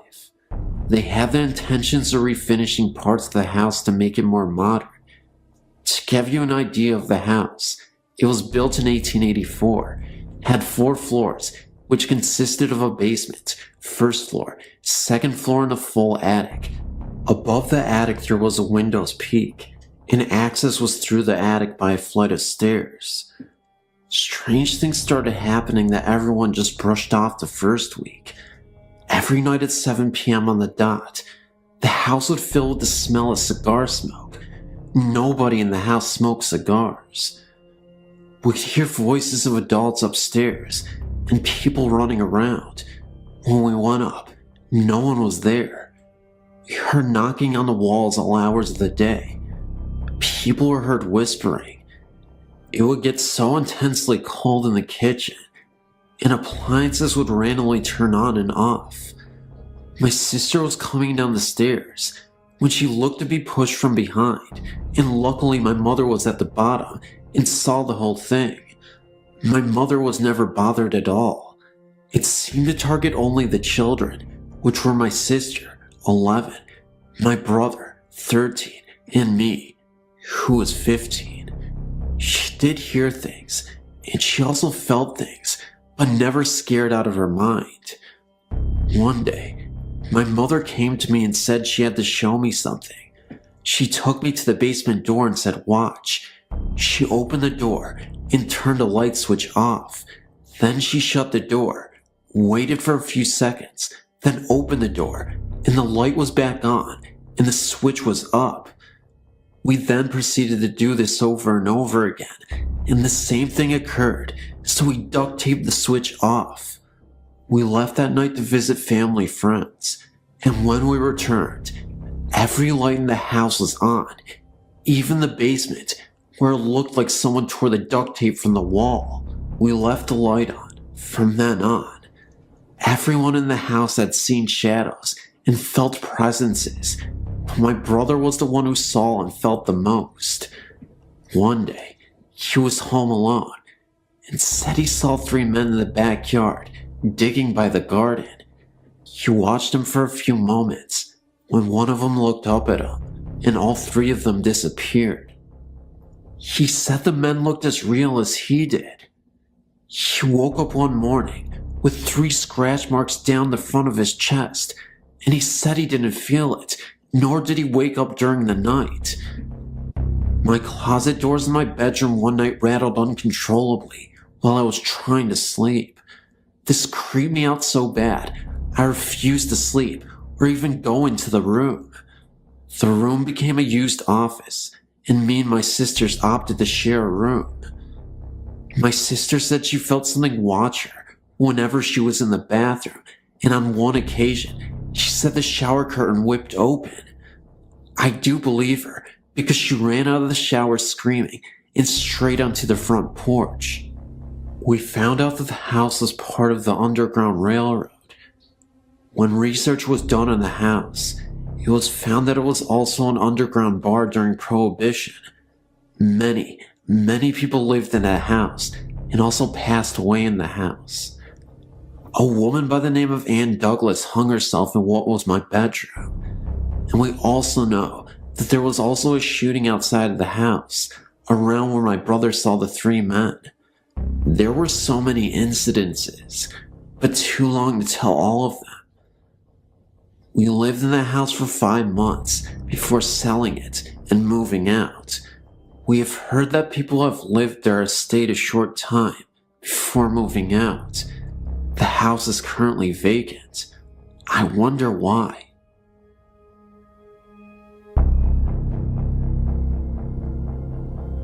I had many paranormal experiences when I was young. As I grew older, I dismissed them as fantasy of the young mind. As I grew older, they became less, but 2, as an adult, stand out in my mind. One happened when I was in Germany, and the other didn't happen to me. The first time was when I was in Mittenfing, Germany. I was about 23 years old. I was new to the country, military, and looking for a place to rent. We, my ex, an atheist, and I found one. Our apartment was on the 2nd floor. The landlord lived on the 1st, and there was an attic.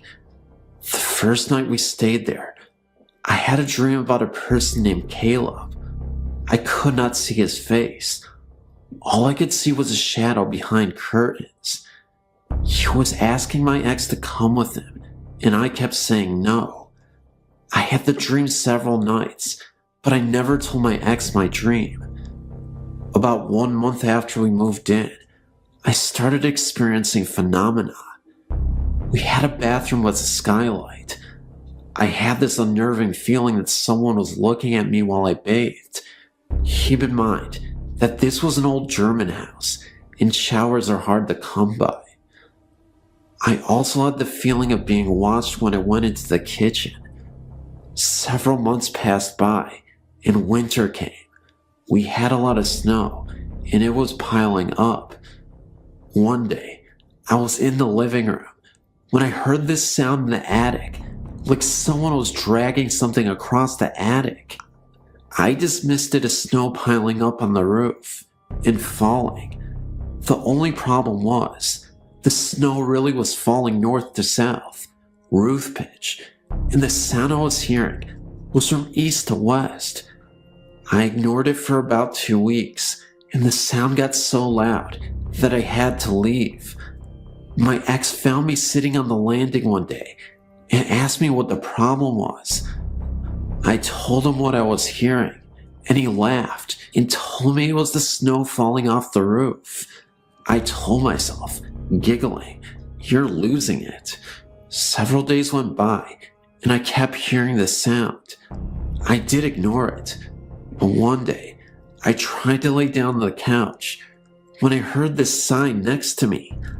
I left the apartment again, but one night, we had a party, and my ex told people that I was hearing things. They laughed, and I was embarrassed, but I told them open the attic door, which was between the bathroom and kitchen, and see what was up there. They did, and everyone stopped laughing. I didn't really want to see what was up there, but then again, I did. My ex told me there was nothing up there but old rags. He tried to persuade me from looking, but I wanted to see for myself, so I climbed up the stairs and looked in the attic. What I saw took my breath away. There was an old black German baby buggy sitting up there. It was full of cobwebs, and someone pushed it, and I knew what that dragging sound was. It made a distinct sound that could be heard by everyone. I actually felt sick to my stomach. We stayed there for about another month, and nothing happened. Then one night, we laid down to go to sleep when I heard this knocking on the wall above us. 3 knocks. I asked my ex if we had heard that, and this is what he said. "I'm going to tell you I didn't, But I did. Well, it was about 2 weeks after that when my ex told me we were moving. I didn't know it, but he was looking for another place. No explanations. We were just moving. As we were moving, I asked him why, and all he said was, "Let's leave this place." I asked him why, and he got really mad and told me we were just moving. Well, we moved, and about 6 months later I asked him why we moved, and he told me that he looked up to the kitchen window, and there was a man looking down at us. I know there was nobody left in there, because I was the last person to leave. He also told me he was experiencing the same things I was, but wouldn't tell me, because he was afraid to scare me. Keep in mind, my ex was an atheist. I felt chills go down my body. The next one didn't happen to me. It happened to my husband. Keep in mind that he is a Gulf War vet with over 20 years active duty military. Brooke Army Medical Hospital in San Antonio, Texas. Where it stands now is not where it used to be. You actually have to go on post to see the real hospital. It was abandoned many years ago.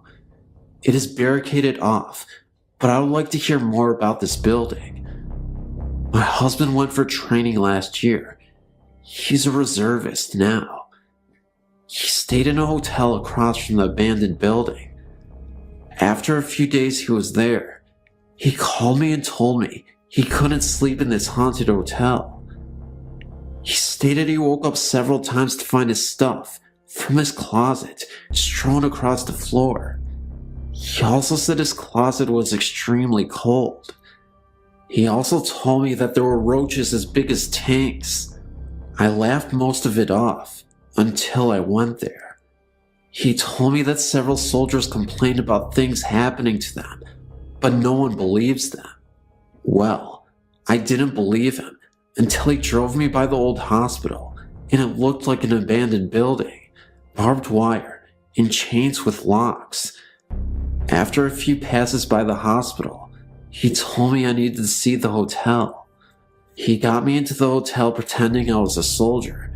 I felt more like a prostitute, the way the CQ looked at me. I will tell you, this place looks as if you stepped into the 30s. I swear they haven't changed the wallpaper since then. He kept telling me that when he looked out his window, the hospital would have lights on and the windows would be open. Keep in mind, this is an abandoned building. He took me to the room he stayed in, and yes, the whole room was cold. I could see the hospital from the window and no lights. When we left, I looked up at the hospital and I saw a room with lights on and a window open. I got the creeps. As we were leaving, he drove closer to it, and there was no way anyone could have gotten in there. Firstly, I guess I'm what you call a sensitive. I regularly see things, hear things, and feel things that others don't. I'm usually the first one to point out when something doesn't feel right, and I've been like this all my life. During my first year at university, I stayed at Hillhead Halls, and I had the strangest experiences. For about the first month of being there, it was fine. One day, I was walking by the kitchen, and I felt a huge blast of cold and loud whispering, which really frightened me. Seeing strange things doesn't usually bother me, because it happens quite regularly, but this really bothered me, because it felt so bad. I asked my flatmate if she had heard anything, but she said that she hadn't. Just after the Christmas holiday, I came back to the worst time of my life. Firstly, there was a man walking around my flat. He was very tall, wearing all black, including a black hat or hood, and you could not see his face. I saw him outdoors and inside the flat. He frequently had a black dog with him, which often walked by my bedroom door. My flatmate got really scared of being alone in her room, as she felt there was someone watching her from her door. It was about a week after seeing this man that electrical appliances in my room started to go wrong. My electrical alarm clock, for example, would just start to beep much louder than anything it had ever done before, and did not stop when I pulled the plug out. It has no battery backup. My printer would just print out random rubbish, even if it was not switched on, and light bulbs will blow if you looked at them for a long time. The electrical stuff would only happen in my room. Objects would disappear from my room, reappearing elsewhere in the flat.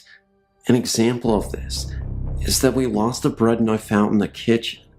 Bearing in mind that I don't eat bread much, especially not in my bedroom, we found it on top of my wardrobe at the back about 3 or 4 months after it got lost. At night was the worst. Me and my flatmate would drag our mattress through to my room and sleep there because we're too frightened to sleep in separate rooms. I would have the most horrendous nightmares, which I never got before and have never got since.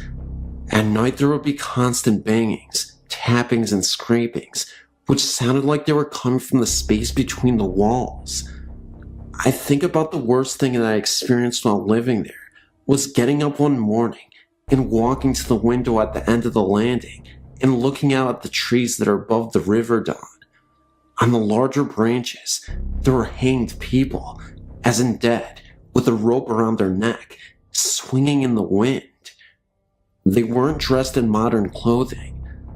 I wanted to run away and stop seeing it, but maybe I was too frightened because my feet wouldn't move and I found it really difficult to breathe.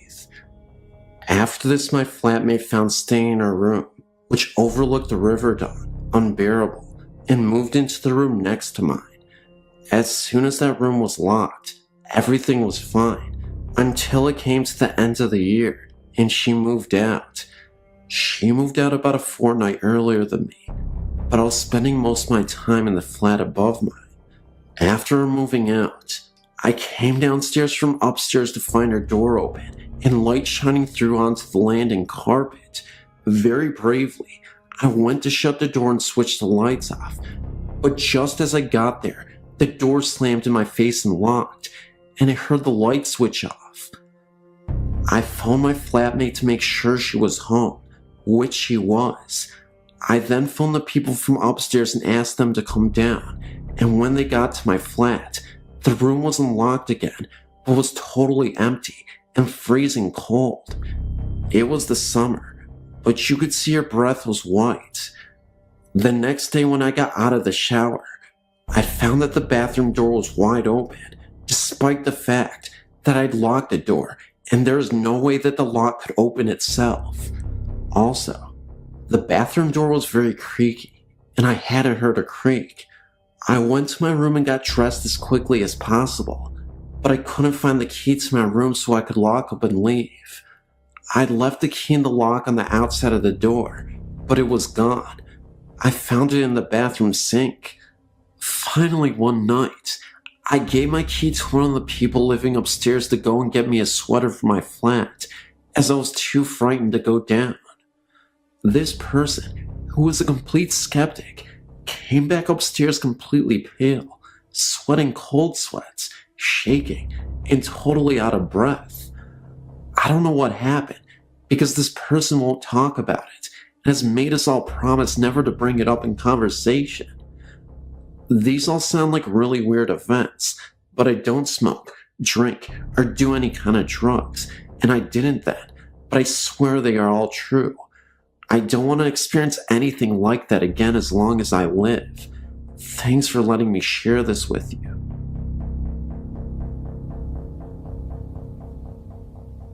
My friend and I went to Alabama during our senior year in high school to visit my grandparents. Now, my grandparents lived in the middle of nowhere, little town. You blink, you miss it. Anyway, there wasn't much to do, so one day we went exploring. Down about a half mile from my grandparents' house, at the end of the road, was a huge pasture. It hadn't been inhabited or cared for years. There was a large gate with a no trespassing sign. This made us curious to see what was hiding back there, in the middle of nowhere. We crawled under the gate and started walking. There was a gravel path and nothing else but trees, grass, and insects. We kept going for about a mile until we were in a fully wooded area. This is where the strangeness happened. First off, we stumbled across an old graveyard with only about 3 graves in it. Looked like a family. The tombstones were dated back to the early 1800s. I took photos that I can send at a later date if you'd like. Across from the graves was a waterfall. We decided to sit and take in the sight. While sitting there, we heard horse hooves galloping closely. We turned and saw nothing. A little while later, we heard what sounded like something being swung through the air near our heads. Nothing visible though. It spooked us, and we decided then that we should probably head back to the house.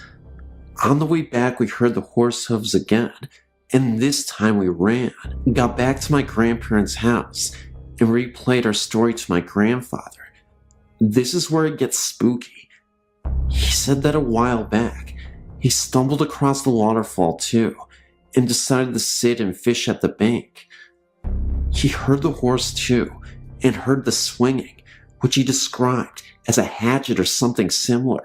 Only he said that he turned and he saw a man on a white horse, carrying a machete, and appeared to be clearing the fields, but it wasn't really there, like he and the horse were transparent. He said that's when he took off running too. The only thing I can think of is that at one time, someone lived on that land, which is why they were buried there. I can tell you one thing, it spooked me then, but now I just realize that people just stayed there where their home was. I haven't had any opportunities to get back to that area, but if I do, I may go visit them.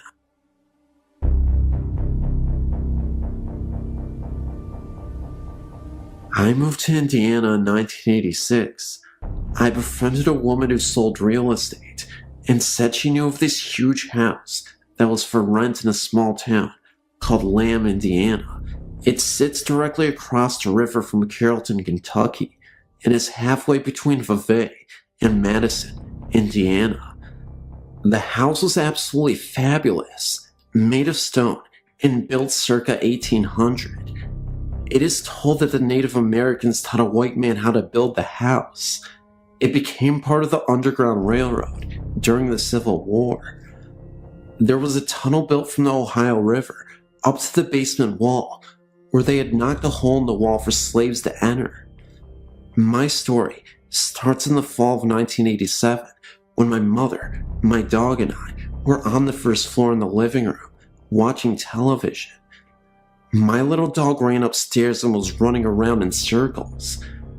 I could hear little toenails on the wooden planks. I felt a cold chill, like a burst of cold air, and became puzzled by it. There were no doors or windows open in the house. It was cold out, and we had built a fire in the wood stove. I went up to check on my little dog to see what she was doing, and there it was. My room had a door that led out to nothing. I assumed there was a balcony at one time, but at this time, there was no evidence of one, so the door stayed shut and locked. When I had gone upstairs, I noticed the air was more frigid, and it seemed windy. I went to my room and the door was standing open, and it looked as though a small child had breathed on the window of the door and wrote Amy's room on the window. I think the most interesting experience in this house also happened to be the most terrifying. One night, I'd been sleeping in bed with the door open when I was awakened by what I thought was my dad. I remember the door squeaked open slowly, and I heard a whisper. I couldn't hear it too clearly. All I knew was that it was some sort of talking. That's when I started to open my eyes slowly and saw what appeared to be a nun with an axe on her head, kneeling down and praying in front of my bed. I screamed. My parents rushed into the room, and I told them I saw something. My dad did his best to reassure me that everything was okay, and after I explained what had happened to me, I feel like he was just as creeped out as I was, even though he tried not to show it. Well, that even frightened my dad, to the point at which he told me he couldn't sleep the rest of the night. I ended up falling asleep, and my dad stayed up. He told me he went to the bathroom and turned on the light, when all of a sudden, it went out. Needing to use the bathroom, he grabbed one of the flashlights we had. When he shined the flashlights towards the mirror to wash his hands, he looked at the mirror for a second, only to notice an old man's face right behind him. He only saw this for a few seconds, but he couldn't forget the man's face. He had 3 large gashes on the side of his face, like he had been mauled by a tiger. Claw marks. He was a balding man, with gray hair only on the side of his face, and he looked about 70s. Of course, when the bathroom light came on, there was nothing there anymore. The basement had some creepy occurrences as well. You would hear a very young voice, often singing softly, not super loud. In fact, very faint, but a voice was there. When he'd get downstairs and into the basement, you wouldn't hear it anymore, but it was always something you heard whenever you were in other parts of the house. About a year or so later, we had some family staying with us for the weekend, and my cousin set up a large tape recorder in the basement to see if there were any noises. My little nieces and 3 friends bedded down in the living room by the wood stove to stay warm, and we all went to bed. The next morning, one of the little girls thanked my dad for stalking the fire that night because it was getting kind of chilly. My dad hadn't been downstairs all night. My cousin went down to the basement to get the tape recorder, reel to reel by the way, brought it back upstairs, and played it back to us. You could vividly hear a little girl say, "Mommy." My family lived in that house for almost 15 years.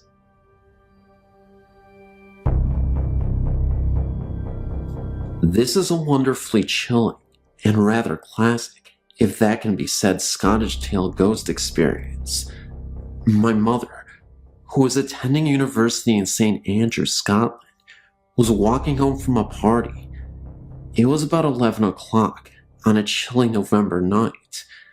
It should be noted beforehand that St. Andrews was, centuries ago, the religious capital of Scotland, and the ruins of the great cathedral still stand in the middle of the town. Anyhow, she decided to take a shortcut to the dorms. Instead of taking the road, she began to make her way through the soccer pitches. These were surrounded by spinnies of trees. As she crossed the fields, she noticed what appeared to be 3 policemen at the road at the end of the pitch, where she was heading. Though not that close, she could see that they wore heavy clothes, like the Scottish policemen's coats traditionally worn in the winter. She didn't want to be found by them at that late hour, and went to the nearby trees to hide. To her chagrin, they began to move towards the center of the field, though not directly at her. She stayed put. As they came closer, she realized that they were walking on the air, about 3 feet above the ground. Furthermore, they were not policemen, but monks in clerical robes. 2 of them were supporting a third in the middle, who seemed to be wounded. They passed only a few yards away from her, so that she saw them very clearly. Oddly, their feet moved very slowly, but they were moving through the air very quickly. When they came about parallel to her, my mother, mad with fear, ran as fast as she could back to the dorms, clearing a fence that was as high as her, with one leap on the way. A violent wind kicked up against her as she ran, as if trying to blow her back. The next day, she went back to where it happened. At the very spot where the 3 monks had passed near to her, she found 3 black cats eating the carcass of a rabbit that they had just killed. In another note, the mystery as to why the apparitions were floating is easily solved. The ground was leveled in order to make a proper playing field. The monks were simply walking on their own terrain, as it would have been in medieval times, 3 feet higher than the leveled field.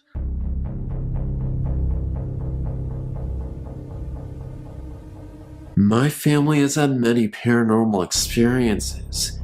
When my mother was a child, they purchased a house near Martins Ferry, Ohio, that had some strange occurrences there.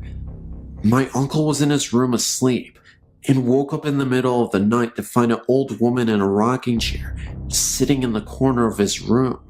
He said she told him to get out of her house. My uncle was so frightened, he literally dragged his mattress into my mother's room and refused to ever sleep in his room again. My mother-in-law also saw the woman and can vouch that she was real. My great-grandmother would also see a small black devil-like creature with glowing red eyes outside her window at night. None of my family's pets lived very long in that house either. Their fish were found dead in their tank one morning. All of them. Here's the thing though. The water was somehow boiling hot. My mother's hamster was found dead in its cage too, and I've been told it looked like something had maybe scared it to death from the expression on its face. Also, every night, my grandmother would dream that the house was on fire and they couldn't get out. After living in the house for 6 months, they moved out. The day after they had moved out, the house caught fire and was almost burned to the ground. To this day, my aunt still has ghost experiences. At one of their old houses, they would turn out all the lights, lock the doors, and would come home to find that every light in the house was on. I never felt comfortable being alone in the house upstairs. I would feel like someone was watching me when there was no one else upstairs. And in the house they live in now, they were in bed one night when they heard a blood-curdling scream coming from their living room. They ran into the living room to find nobody there, and all the doors in the house were unlocked when they knew that they had been locked before they went to bed. Also, my aunt was in bed, and someone told her that her baby's daughter's face was covered by her blanket, but no one else was home. I was recently staying at a youth hostel in Cornwall, England. The manager warned me jovially when I arrived that there were 3 ghosts in the hostel, all linked to different areas in the building. He added with a mischievous grin that one of them had a particular dislike for the new computer that had been installed and seemed to keep switching it off. He chose to tell me this because the reason I was there was to do some work with that very computer. After an evening of unproductive work on the computer that obviously wasn't working properly, I retired to the small private room I had been given. I dropped off to sleep fairly quickly, but woke up after about an hour feeling cold, the reason for which became clear very quickly. The duvet from my bed was lying in a heap on the floor around my feet. I picked it up and covered myself, but then had trouble getting back to sleep as the couple in the next room were being very noisy. Eventually, they quieted down and I started to relax, but before I managed to fall asleep again, the duvet began to slowly slide down the bed as if pulled from the bottom. I let it move about 6 inches to see what was happening, then got hold and pulled back. Whatever was pulling gave up with relative ease, and I was soon covered again. At this stage, I can remember that rather than being frightened, I felt as if some silly game was going on, and I was almost giggling about the fact that some impish ghost had chosen me for an adversary in its little game. As a result, after a half hour or so, I had no trouble getting back to sleep. It seemed, however, that I hadn't taken things seriously enough and had managed to cause offense. The next time I woke up, it was with a startle, as the duvet began to quickly slide off the bed, again, in the same direction towards my feet.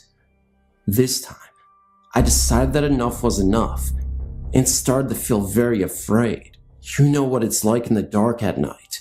A simple duvet can seem to offer so much protection and security, and the potential lack of it made me feel very vulnerable. I think I managed to move about an inch before I found myself suddenly unable to move anymore. I couldn't actually feel any force or weight holding me or pressing down on me, but I was totally unable to move my arms or any part of my upper body except for my head. In fact, it felt like it was suddenly made from lead. I was then greeted by an old man's laugh.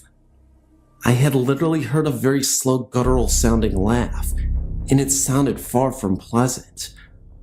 I fought and eventually managed to get my fingers to move slightly. As soon as I achieved this one small movement, everything was fine. The inability to move evaporated quickly, and I was left back in full control of my body. I stood right side up, surveying the entire room, and what I saw next terrified me. There were a pair of red eyes looking at me by the door for about 30 seconds before fading away. Just then, the door opened, and there was a light mist that moved through the door and then evaporated. I screamed, "I'm not afraid of you, and that tonight's rest will be a peaceful night's rest." I pulled the duvet back over myself and surprisingly only felt any kind of fear for a few minutes and was soon relaxing again. Whatever the game was about, it seems that I had won and that my adversary had admitted defeat fairly gracefully. I slept peacefully well for the remaining few hours of the night and woke up perfectly refreshed in the morning.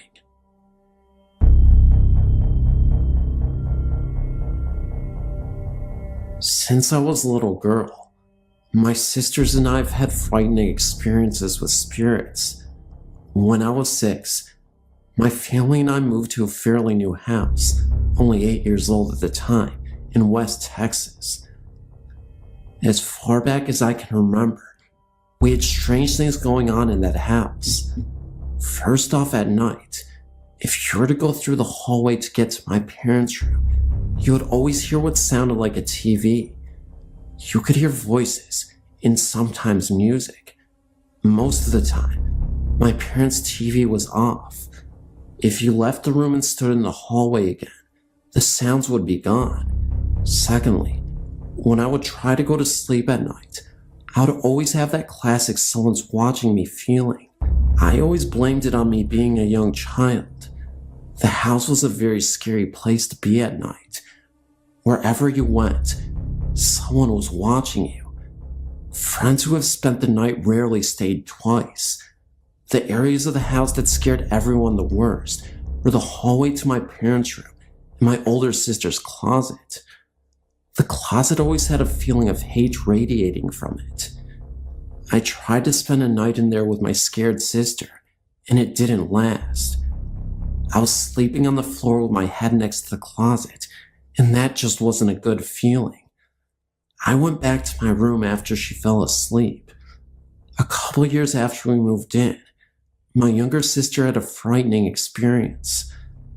Her and I shared a bedroom with our beds parallel to each other, with a nightstand in between us. We were about 3 feet apart. One night, I woke up to her screaming my name. I woke up and asked what was wrong.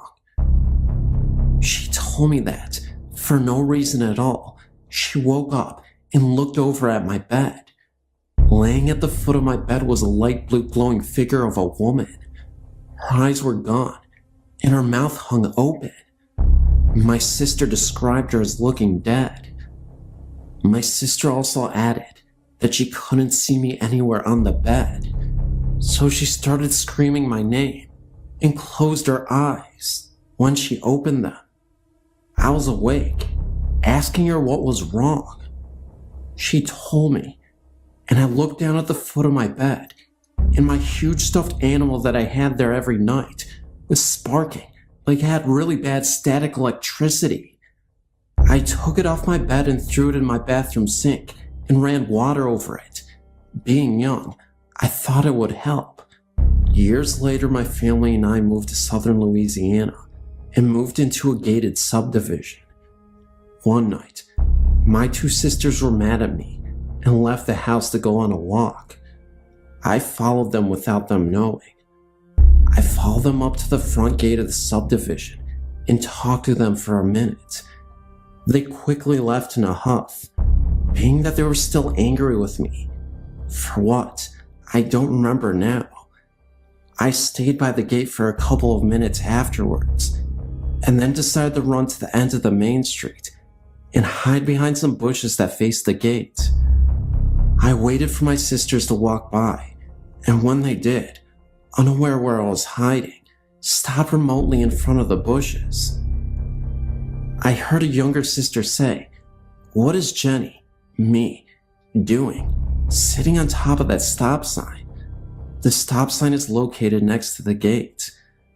After that, they walked on. I was a bit confused and was about to chase after them, but then, through the leaves, I saw a shadow of someone running past the bushes I was behind.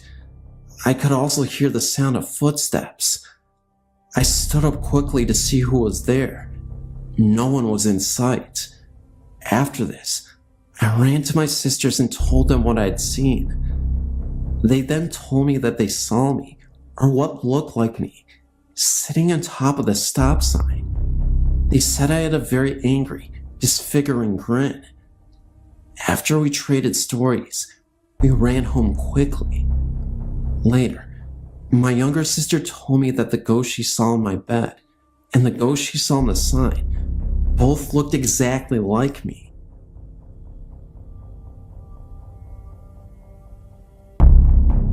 It all began around the 1st of June this very year. The incident took place in my grandmother and grandfather's home. My grandfather had been diagnosed with cancer. In the summer of 1998, I didn't know that those last few months would be the last time I would ever see him alive.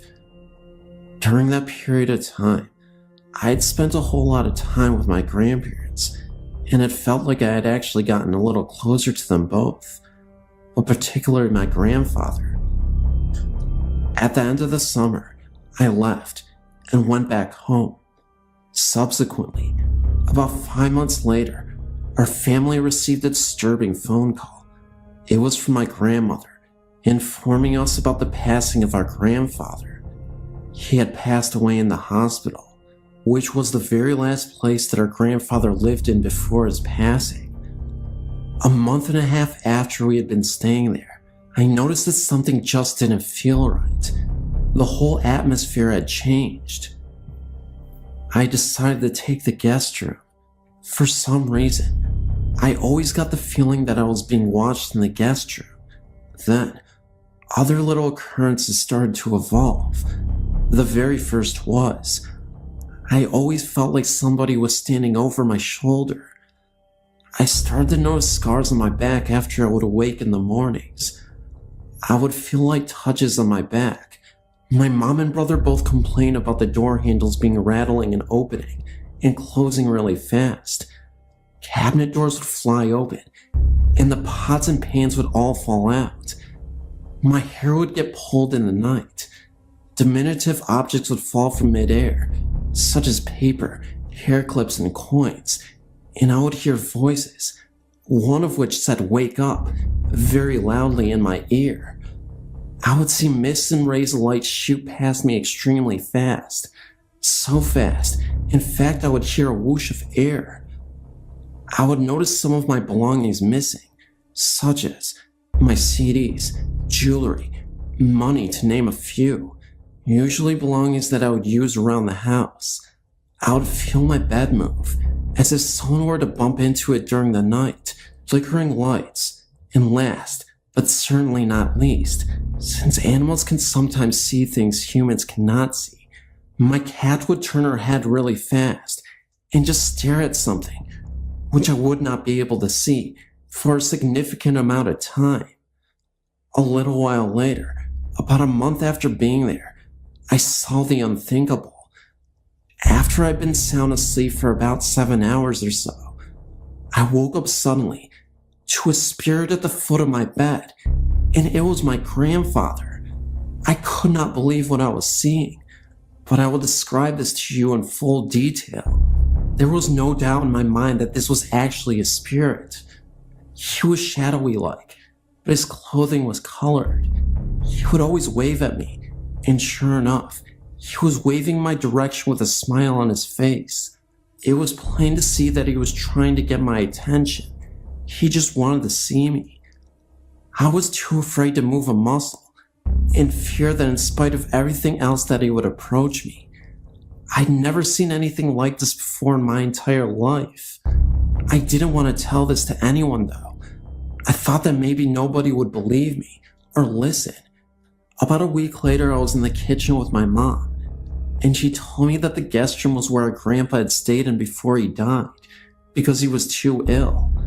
That explains the reason why that very room felt like the most eerie room in the house. I almost fainted when I discovered that, but I knew that a spirit can travel anywhere in the home, even outside or in back of the house. But it wasn't until a month later that I decided to come out with the news. I first confided in my mom and my brother, and my mother believed me, because she said that before I brought up anything that I'd said, our grandmother had experienced the exact same thing, that he was at the foot of the bed watching over her and smiling. I had a phone conversation with her, and I let her do all the talking first, and everything that she told me measured up with my experience, and it only happened to my grandmother and I, whom he was the closest with before he passed away. Everyone was wondering why I didn't scream or attempt to run out of the guest room as soon as I saw him, but I was too afraid. Whenever you're that close to something like that, it just takes your breath away completely. I was in my own little calm. It felt very uncomfortable. It wasn't until I started sleeping on the living room sofa that I felt appeased, albeit this has not been my first experience. Ever since the age of 5, my family and I started traveling around a lot, and we would move here and there. I've went to 9 different schools total. I'm 17 now. In previous homes, I've experienced a whole lot. I lived in a haunted house for a total of 3 years. Not only by all of the experiences that I've endured, I've been doing many researches involving the paranormal. I'm really good at picking up on things too, which I've found out. There was this one house that we went into that we were thinking about purchasing, but I felt like something was wrong. There were several rooms in the home that I could just not stop venturing off into. The main ones were the master bedroom and the study. After I left the house, I told my parents that someone from the house must have passed away. So my mom went to go look up the history of the house, and sure enough, the owner and his wife on a trip to California got killed in a car wreck, and they lived in the master bedroom, and the owner spent most of his time in the study. After I was enlightened with that information, I was in disbelief. I still am to this day too. My mom told me that it goes back to her being Jewish and Indian. She said that she can pick up on and see things too. She claims that it's an Indian thing, but I don't know. Maybe it is. Anyways, God bless everyone, and thank you for your time. Great website, by the way. I'm a current visitor. When I was in high school, my family lived in a rented farmhouse in the country. I was 17 and dating a very nice gentleman who had come to visit me for the evening. My mother worked nights and usually got home around 11 p.m. or so. My boyfriend and I were sitting on the floor in the living room leaned up against the couch watching TV, when the kitchen door opened and the light came on. We both heard a thump like my mother had put her purse on the table, and then the bathroom door opened and closed. We both thought that was odd, because usually my mother would not have turned on the light, because my dad is a light sleeper, and the light would have woke him up, and my mother would have at least said hi to us anyway. My boyfriend noticed that it was getting late, and he needed to get home. We had expected snow, and he didn't want to be caught in a storm. I got his coat, and we walked to the door together, and stood on the back porch watching the snowfall.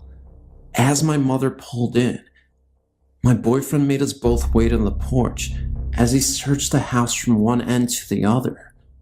No one was in there other than my sister, upstairs asleep, and my dad, who was sound asleep in the back bedroom. Many other things happened there.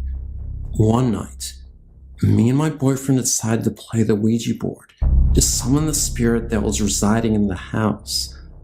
I remember it was a blizzard that day, and my entire family except for me were in another state visiting my extended family. We were asking questions about the spirit. At first we asked its name. Nothing happened. Then we asked if we were bothering him. Still nothing. After nearly 20 minutes of continuously trying to get in touch with someone, my boyfriend angrily grabbed the planchette and Ouija board and threw it out of the window. He said he had enough of this make-believe and that he was really starting to get tested. I told him he shouldn't have done that he could really upset whatever was living in the house. My boyfriend mockingly says, "Sure, why doesn't this stupid spirit just possess me if it even exists? Make some real noise." My boyfriend gets frustrated and ends up sleeping on the couch because he was tired of playing games. Later that night, around 3 a.m., I was awakened in the middle of the night to hear my telephone landline ringing. The only problem was, there was no landline telephone here. We all had our cell phones, and they were on silent. Seconds later, I hear loud pounding on the door to my bedroom, and it's slightly opened. I yell out to my boyfriend, but there was no answer. I hear the phone ringing again, but I couldn't locate the sound. Then, everything fell silent.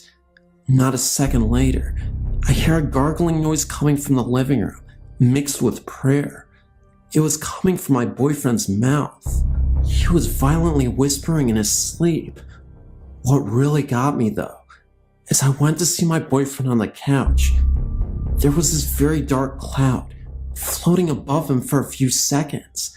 It disappeared, and then I heard my boyfriend choking, so I ran towards him. He was literally pale in the face, almost as if he stopped breathing. That's when I realized he did seem to stop breathing. I frantically shaked him, yelling at him to wake up. I started getting scared, and I cried. This time, my phone went off, and someone was on the other line. All I heard was what sounded like a low voice saying call, and the phone call disconnected. This was on my cell phone. I then called the paramedics. They arrive. Paramedics were in my house, checking my boyfriend's pulse. That's when he wakes up, delirious, but confused. He asked me what's going on. After talking with the paramedics and my boyfriend, they were convinced that he had a panic attack in his sleep, and they ended up leaving. But he told me something very scary. He said that while he was asleep, he had this odd dream that someone was trying to get him to go to the afterlife with them. There was this hooded figure who said nothing to him. He was just motioning towards the sky, and then all of a sudden, he was in a cemetery and saw himself in a coffin dead. I told him, this all makes sense because you threaten the spirits. This is 100% true, and all I have is my word. But believe me, these events happened. I can't explain the mysterious phone call, I'm sure that my boyfriend challenged the spirit to make some noise, because it certainly made some noise. I'm 14 years old. Even though I may be a teenager, and some may not believe me, please listen to my experience. When I was young, I was not scared of ghosts, nor did I really believe in their presence but slightly. One day, I went to a Japanese shrine with my parents in Japan. This shrine was close to my mother's house she grew up in. I was very attached to my mother. I was all just 7 or 8. I was a crazy little child. Soon it was time for me to leave. As a Japanese tradition, I threw in 10 yen my mother gave me to throw in and make a wish. Because I was really attached to my mother, I could sometimes feel the sadness of how much she missed her parents. Since I didn't really know my real father, I cared a lot more about my mother than anyone in the world. I threw the coin in and made a wish. I wish I could once meet my grandmother. I had heard many stories of her from my mother, so that was why I was so anxious to meet her. But the only thing was that she had passed away when my mother was around 21. After I made a wish, I saw a box with a whole bunch of paper in it. I ran over to my stepdad and anxiously asked what it was. He told me it gives you wisdom to your wish. So, as a whiny little child, I begged my stepfather to get me one, so gave me money, and I put it in the little slot. I slowly put my small hand in and grabbed a piece of paper. To my surprise, it really did give me wisdom to my wish. I remember exactly what it said. If you wait, nothing will appear, but when you least expect it. I shrugged it off and went on with my life. About 2 weeks later, I returned from my second country. I went to the washroom in the middle of the night. Normally my wishes never come true, but I was in for a big surprise. There, I saw an old lady who looked exactly like my grandmother in the picture my mom had stood there. She was smiling at me. She had a long white dress, and she was all white. Well, obviously, since I was small, I ran at a speed that could make me the fastest person alive. Or at least it felt like it. I didn't have to go to the washroom after that. But that's when it all started. After that, I've been having strange experiences. I've seen my future self twice. Once in grade 4, and the other I forget. In grade 4, I innocently walked to the washroom, and that's when the weirdest thing happened. That's when I saw the 12 to 13-year-old version of myself. I would say that maybe it's a doppelganger, but I'm not sure. And I know this sounds a little far-fetched, but it did happen. I told my mother, but she said it was probably my imagination. Many years passed, and many odd experiences had gone by. I'd moved during those years to Japan and back. This time, I was in a different building. It was in 6th grade. It was about 11:30 p.m. I went to the bathroom and washed my hands. I'd grown up a bit. I'd opened the door to only see a younger me. It looked as if it was in grade 4. Again, a ghost. She was staring at me, and I was so freaked out. I stood there in shock, unable to move. The only thing was, I was able to stare my younger self in the eye. Finally, I had the guts to run off. I couldn't help but notice that the younger me was wearing normal clothing. Then it hit me. When I saw a young woman, my grandmother, the very old version of me, they were all wearing a white dress. That must have represented that they had died. Just last year, I saw my stepdad's grandmother. who is healthy and alive, staring at my picture of when I was young, exactly like she was when she visited from Japan. Exact posture and everything. I thought I was dreaming and pinched myself many times and tried laying back into my regular posture and sitting back up to see if she was still there. She was gone. Next morning, I told my weird experiences to my mother at the exact time she was thinking of her. My mom told me this: "Maybe you see some of my thoughts. Tell me some experiences you had from the past." I told her one of the experiences, like how I saw a young woman, and described how she looked. My mom stared at me with shock. That description fit exactly her best friend's friend, who offed herself. In fact, a couple of months ago, I saw a faceless figure standing over my bed watching me. Earlier that day, my mom was imagining that and thinking how to see that it would be unpleasantly scary. Last but not least, at camp, I had this scary feeling inside myself. I'd never been so scared for so much a small thing. I knew that was fake. I fell asleep that night, having a dream that was extremely mysterious. I was playing capture the flag with everyone at camp. I wanted to go to the other side, but I saw a very pretty girl my age. She had a ponytail, beautiful skin, hazel eyes, a fit body, and she was wearing red clothing. She was blocking my way, so I decided I should run past her.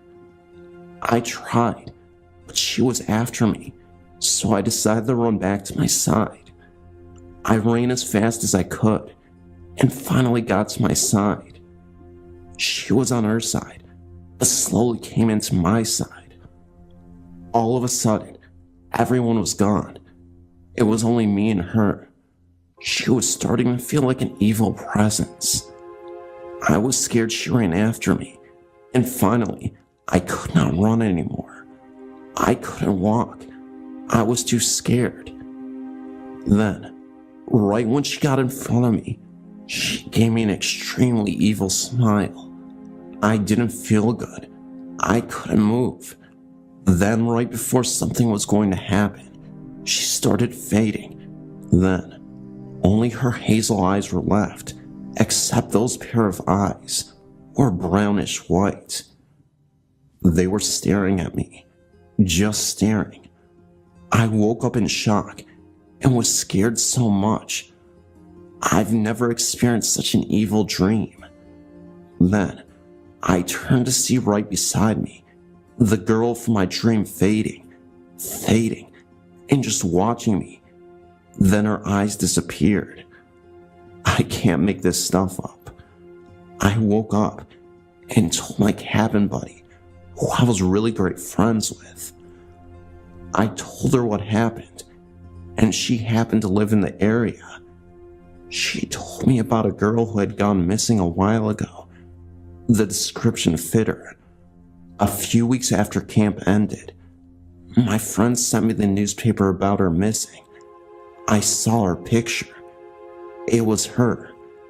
Was she telling me something? What caused me to see all these things?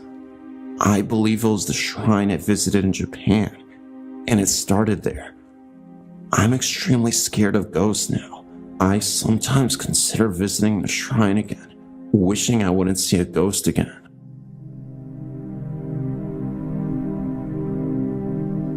I will try my best to try to make a long story short, which is something I've never been good at. I moved into a second-floor flat in South Utica, New York, in January of 2000. My husband was living in Watertown with a friend finishing up college. I always had an uncomfortable feeling in that house. When I would come home from work, it would occasionally feel as if someone had been there. You know that feeling. I thought maybe the psycho downstairs neighbor, Maria, had a key. One night, I think in March, I woke up to what sounded like someone walking up in the attic.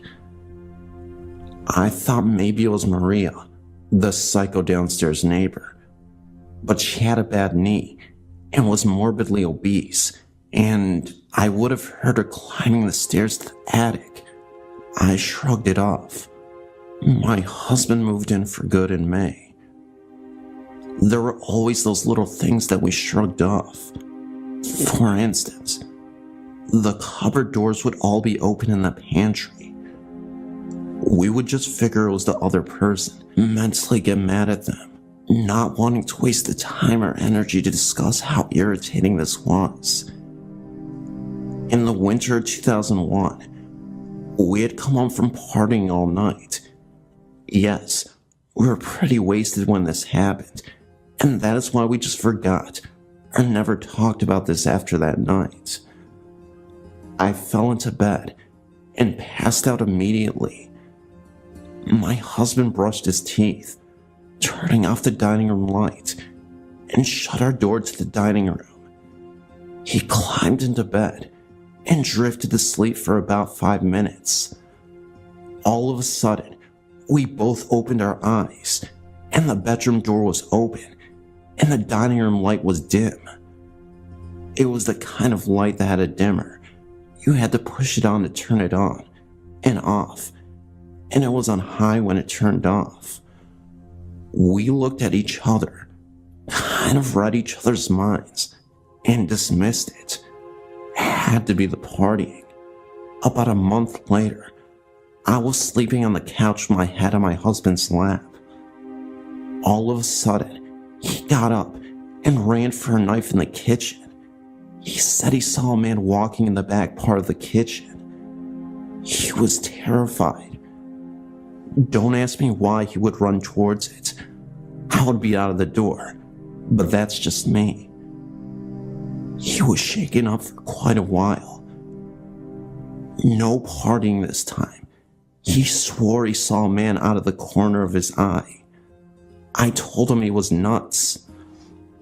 About a week after that, in the middle of the afternoon in February, he was home listening to the TV playing loud in the living room while typing a paper in the computer room. He said that he heard a loud slam, walked out, and our bedroom door, which is hung up on a throw rug, was shut. All the windows were closed, as it is as cold as the North Pole in February in central New York. I was at work when he called me, and he was really worked up. I'd never seen him like that. That was when we really became suspicious. I called our landlord and told her not to think I was nuts, but did anyone ever die in that house? She told me that her husband's godfather did back in the early 1930s, and it was of throat cancer. She wanted to know why I was asking. I told her what had happened. She then said that she thought they had taken care of that problem. She told us that the last tenants moved out suddenly after seeing the apparition of a man in his 60s, sitting at the kitchen table and reading. She told me that they had a Catholic mass to help Frank move on. He must have really loved this house. The downstairs tenants after Psycho Maria moved out also had experiences, but I promised a short story. We moved to Syracuse almost 3 years ago. I didn't want to live in a house where someone had died. I actually made a point of it. My very good friend told me the first time she walked in this house and that she felt as though she wasn't alone. I told her that was impossible. A couple months after my son, Peyton, was born, in September 2003, I was sitting downstairs typing on the computer. I had the video monitor on. I heard this strange, muffled, non-English whispering. I turned to look at the monitor, and his mobile was gently moving. He was too little to reach it, and again, no windows open, no air on. I ran upstairs, and his mobile was still, and no noise. My husband was gone on business, and no one died in this home, so I assumed that I must have been seeing things. Then, there was a picture of my son, Peyton, which I sent a copy. This was taken around November or December of 2003. My 7-year-old stepson came out of his room a few months ago and told me there was a boy in his room. He was wearing jeans and an orange shirt. He told me that the boy looked at him, then walked through his bedroom door. Lastly, the top to the kitchen trash can has fallen off, and my stepson in my presence twice. Lastly, the TV station has changed itself twice. And that's all I have to say for now. Thanks for reading. This story starts a long time ago when I was about 8 or 9. I was watching TV when I looked up, and I saw a man watching me. He had a blue coat on. He smiled at me and faded away. I didn't feel alarmed in any way. I even told my parents, and they believed me completely. Every time I was by myself or scared or sad, he was there, and he would sit by me and his presence would make me feel better. Then one day he just disappeared. When I was 12, he appeared again. I was home alone and cleaning the kitchen. We had one of those musical globe things that played music only if you turned the key that's under it. All of a sudden it went off, and we had not messed with it in years. I had put a bunch of napkins in the stove by the burners, heard a voice in my head say stove. I looked at the stove, and it was on. I feel chills run up my spine when I think about what could have happened.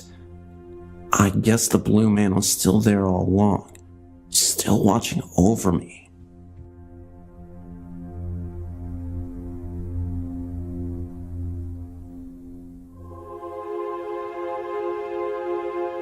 The year was 1947, and the place, Isle of Wight. It's off the south coast of England, a holiday resort. I'd been taken there for a week's holiday with my brother and my parents and aunt and uncle. There was nothing special about the hotel or its surroundings. I think it was the 3rd day of our holiday, and we were all in the dining room at the hotel for our evening meal. I was sitting next to my brother with my back to the windows, and consequently was able to see the whole room. I would mention at this point that the walls were lined with large mirrors, fashionable at the time, and the effect was rather fascinating, as no matter which way one looked, one would see just about any other part of the room in reflection from one or another of the mirrors. As far as I know, this place is still the same now as it was then, except the owners have changed. In those days, especially when there are 4 adults with you, children were seen and not heard. So as far as I was concerned, any conversation around me was ignored. During our meal, several guests came and went, as one would expect to happen. At some point, I looked up, and a man entered the room and sat down for his meal.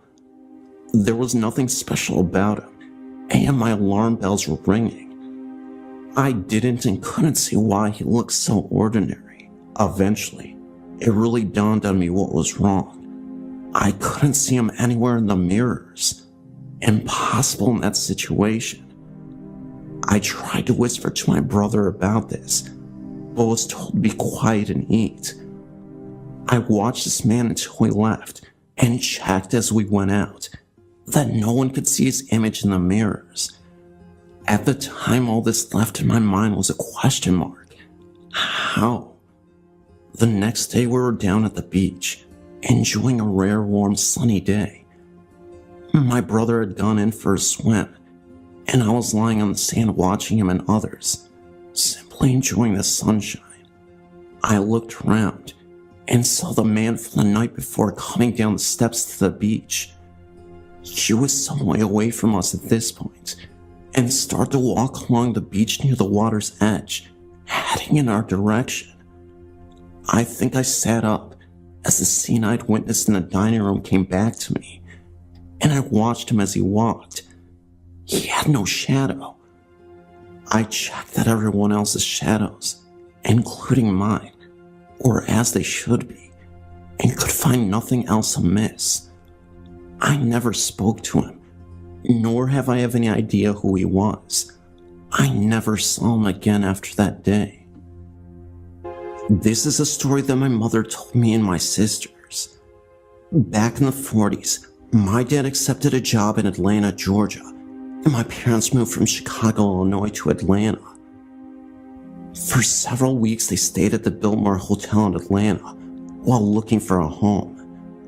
One night, my mother, who was 8 months pregnant at the time, was alone in the room by herself because my dad was on a business trip. She said that she woke up at about 3:35 in the morning and saw a man standing beside the bed and looking at her. The man was well dressed in a suit and smiling at her, but she knew immediately it was a ghost because although she could see him plainly, he was transparent. She could see through him. When she was growing up, the woman who had raised her told her if she ever saw a ghost, say the Lord's Prayer, and it would go away. She pulled the sheet over her head and said the Lord's Prayer, but when she looked again, he was still there. She would close her eyes and open them again, but he did not go away. She fell asleep with the sheets pulled over her head, and the next day she found out at the front desk that a man had died in that room at that exact time she saw the ghost. She described the man she saw to the clerk to ask if she knew him. She felt like the ghost meant her no harm and was there to make himself known and protect her. Her and her sister lived in an old house in Champaign, Illinois, and they both told me that they encountered ghosts several times in that home, and one time they both woke up and saw one standing in their room. So far, I've never seen a ghost, but I'm convinced that they do exist.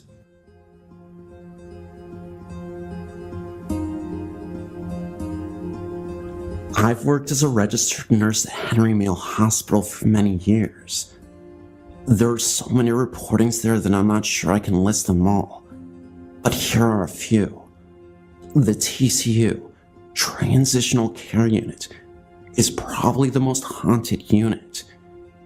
It serves patients who are not acutely ill, but are also not quite well enough to return home. So consequently, a lot of our elderly patients have spent a great deal of time there, including one that never quite made it home and died on the unit. There have been reports of a walker moving by itself down the hall at night. One room in particular, don't know the numbers, I didn't work there regularly, has a reputation for the call light repeatedly going off at night when it is empty of patients. So much so that the engineering has refused to come fix the bell when the nurses plead to have it silenced. I only worked there one night and had a heavy fire door slowly swing open in front of me and another nurse, as if someone was going into the room. No windows or doors were open as they were bolted shut, and the door is extremely heavy. The other nurse, terrified, screamed at me, "Close the door! Close the door!" That same night, I had a female patient who had been in her room for a few months and said she felt like she was going batty and that she was so thankful for her TV. Shortly after, it went to static, and I couldn't turn it off with the remote, nor by pushing the power on and off button on the set itself, and finally had to get a chair to flat out pull out the cord from the outlet that was situated near the ceiling. One night, one of the nurses was working a very late shift at night, and she went to go grab a mop after she spilled her drink all over the lobby floor. She went down to the storage area where she knew nobody was there at the time. As she opened the door to the storage closet, in the darkness, she swore she saw what looked to be the face of an elderly woman from the other side of the room, and two glowing eyes, barely lit. It was all just bright enough to be seen with the naked eye. She immediately turned on the light and ran all the way back. She refused to go down there the rest of her time working there, and even change careers. It was that devastating to her. On the medical surgical unit too, there are ghosts up and down the whole hallway. The end opposite the nurse's station is especially bad. Rooms 148, 146, and 142 are the worst.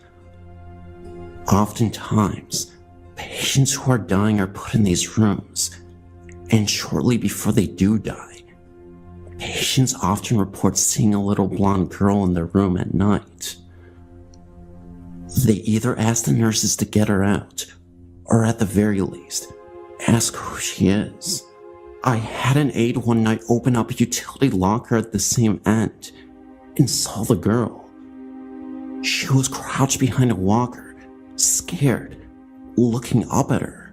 Sometimes machines won't work in those rooms, even if you trade them in several times from the supply department with different ones.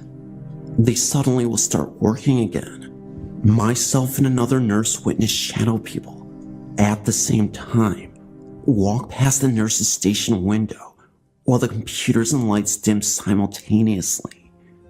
He saw the same night one shadow person standing in a doorway, just staring at him. He looked up and asked yes, thinking it was a nurse aide willing to ask him a question, only to realize it wasn't an aide. Aides have seen patients that weren't there earlier in the evening suddenly lying in a bed, and thinking it was a new admission, brought the vital signs machine back in to take their vitals, only to have the patient gone and the bed still made. Med-Surg 1 is next to Med-Surg 2, and though it isn't as bad as 2, I've had a patient complain that she felt little kids poking at her and pulling her down all evening. Med-Surg 1 was a pediatric unit for 1 year when the hospital was first built, but was shut down as it wasn't financially sustainable. The elevators near the cafeteria that lead down to the morgue are just plain creepy at night. I've known people that have had them slam open and shut closed several times before finally shutting and going down to the morgue.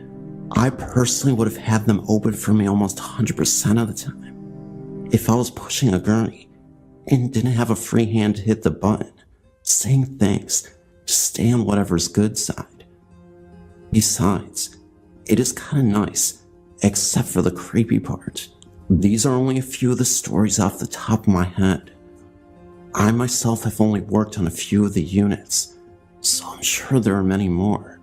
I made a dark joke one day to one of the old-time doctors that the hospital was built in an old Indian burial ground, as it has so much activity there. And he responded that indeed it is. Who knows if he is right, but all of Santa Clarita is that Indian tribe situated throughout the valley for thousands of years. In fact, we were one of the main trading hubs, if not the main trading hub, from tribes spanning down into Mexico, all the way up to Canada. I can't validate the Indian burial ground part, but the stories I related to you here, I either experienced myself or spoke with the Asian person firsthand who had just experienced something themselves, except for TCU. But there again, I used first-hand accounts.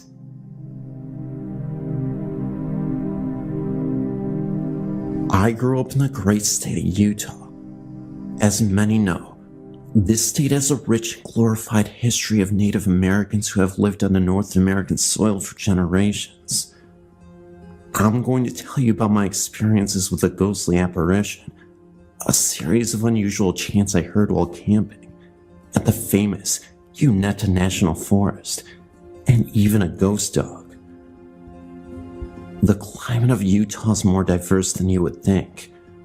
We have areas of lush vegetation, forests, and other greener parts of the state in the north, and in the south, we have dry, barren deserts. This first story is about what my grandfather witnessed when he was driving late at night on the road. This was in St. George, Utah. My grandfather was always a very straight-laced person. Never drank, never smoked, always got enough sleep, and had a good head on his shoulders. The reason why I'm mentioning this is to explain what he saw that night. He was driving late at night, where there were barely any cars on the road. In fact, it seemed like he was the only one driving on this road. It was pitch black, and the only visibility he had was from his headlights that shine across the road. He had been driving on the same road for about 15 minutes, a road that was completely isolated in the middle of nowhere. Out of nowhere, he saw what looked to be a Native American man standing in the middle of the road from the distance. He slowed down immediately after he saw this, fearing he would hit the man. As he got closer, the Native American man disappeared. Now, he knew it wasn't his imagination. The man looked real to him, at least from afar. His mind wasn't playing tricks on him, and he swore to this day he wasn't tired. He knew what he saw. My grandfather was so floored by the whole event, he had to pause for a second and pull off to the side of the road. Where he stopped was where he saw the man. There was absolutely nothing and no one there. No homes in the area, just desert and a long winding road at night. There was no way he could explain it. This was also in the 1960s, and St. George was way smaller than it is now. A population around 5,000. My grandpa's still alive, in his 90s, and he hasn't given up on the authenticity of his story. He swears he saw a real ghost, and I'm convinced he will take his story to his grave. As for my experience, my family went camping in the Unsettling National Forest, where we set up a tent deep in the woods. I remember it was a fantastic time. Just me, my dad, and my brother. We heard nothing but the sounds of nature, and were truly enjoying our time alone from civilization. It was getting later in the night, and so we set up a campfire. It might have been around 11 p.m. at night, when my brother, my dad, and I all heard what sounded like a ghostly chant, almost sounding like a group of Native Americans. It sounded almost as if the chants were as low as gorillas chanting to us, which was unusual, because gorillas definitely don't live in Utah, and I couldn't think of an animal that could make such a deep voice. And not only that, but multiple voices chanting at once. What made it so eerie was that it wasn't frantic. The chants had a peacefulness to it. But of course, we were all freaked out. It was definitely not a comforting chant, but it wasn't boisterous. So anyway, my dad told me and my brother to get into the tent to sleep at night, because my dad was genuinely concerned that maybe there were dangerous people out there trying to scare us. The chants only lasted for about a minute, and it eventually went dead silent, and we never heard it again. I think my dad must have waited outside the tent with the campfire for an hour or two, just to make sure everything was okay. He eventually went back into the tent himself. However, that night of bizarre events were far from being over. As we were sleeping, my dad said that he was awakened by the sound of rustling leaves. He woke up and noticed from the inside of his tent a shadow on the other side, as in when you are in a tent and you see someone or something's shadow moved by. He immediately jumped out of the tent to investigate, but there was nobody there. He thought nothing of it, and then went back to bed. On the third night after camping, we went to bed as usual, and this time, I experienced the same occurrence. Instead of it being a shadow of what my dad thought was a person, it seemed to be of a creature. My guess was a dog, because the shadow shape looked to be of that. It could have been a bear, because the shadow was small from seeing it move from inside of the tent. I immediately woke my dad up, and he went out, and again, nothing. Not sure what to make of all these events, but I'm certain there's more than meets the eye. I had a strange thing happen to me once when I was in the Philippines visiting family. The home I stayed in was part of a group of 3 homes around a central courtyard and a shared restroom and shower facility with the other 2 houses. My family showed me around the place the day I arrived, and then told me to be careful when going outside at night, because there was a ghost that haunted the area. My reaction, of course, was yeah, right, because I just knew they were messing with me. My third night there, I wasn't feeling well, and needed to go to the restroom a lot more than usual. Don't drink the water in the Philippines, by the way. So I ended up going out to the restroom facility late at night. The restroom facility was on the far side of the courtyard from the house I was staying in, and around the side of one of the other houses. And it was very dark, because the lights were out in all of the houses, and the nearest street light was pretty far away. I was on my way back from the restroom, and just as I walked into the courtyard, what felt like a force grabbed me from behind. It was such an odd feeling, like a major resistance pushing me back, almost like going against gravity. To clarify, I don't mean literally. It was just an overwhelming pressure, but I could feel the energy around me so strongly, it's hard to explain exactly. I ended up turning around and going in the opposite direction to an empty field that bordered the courtyard, because something was almost pulling me in that direction, like there were hands on my body. I say something because it felt like a force grabbing me on my arms. This force seemed to disappear when I got closer to the field.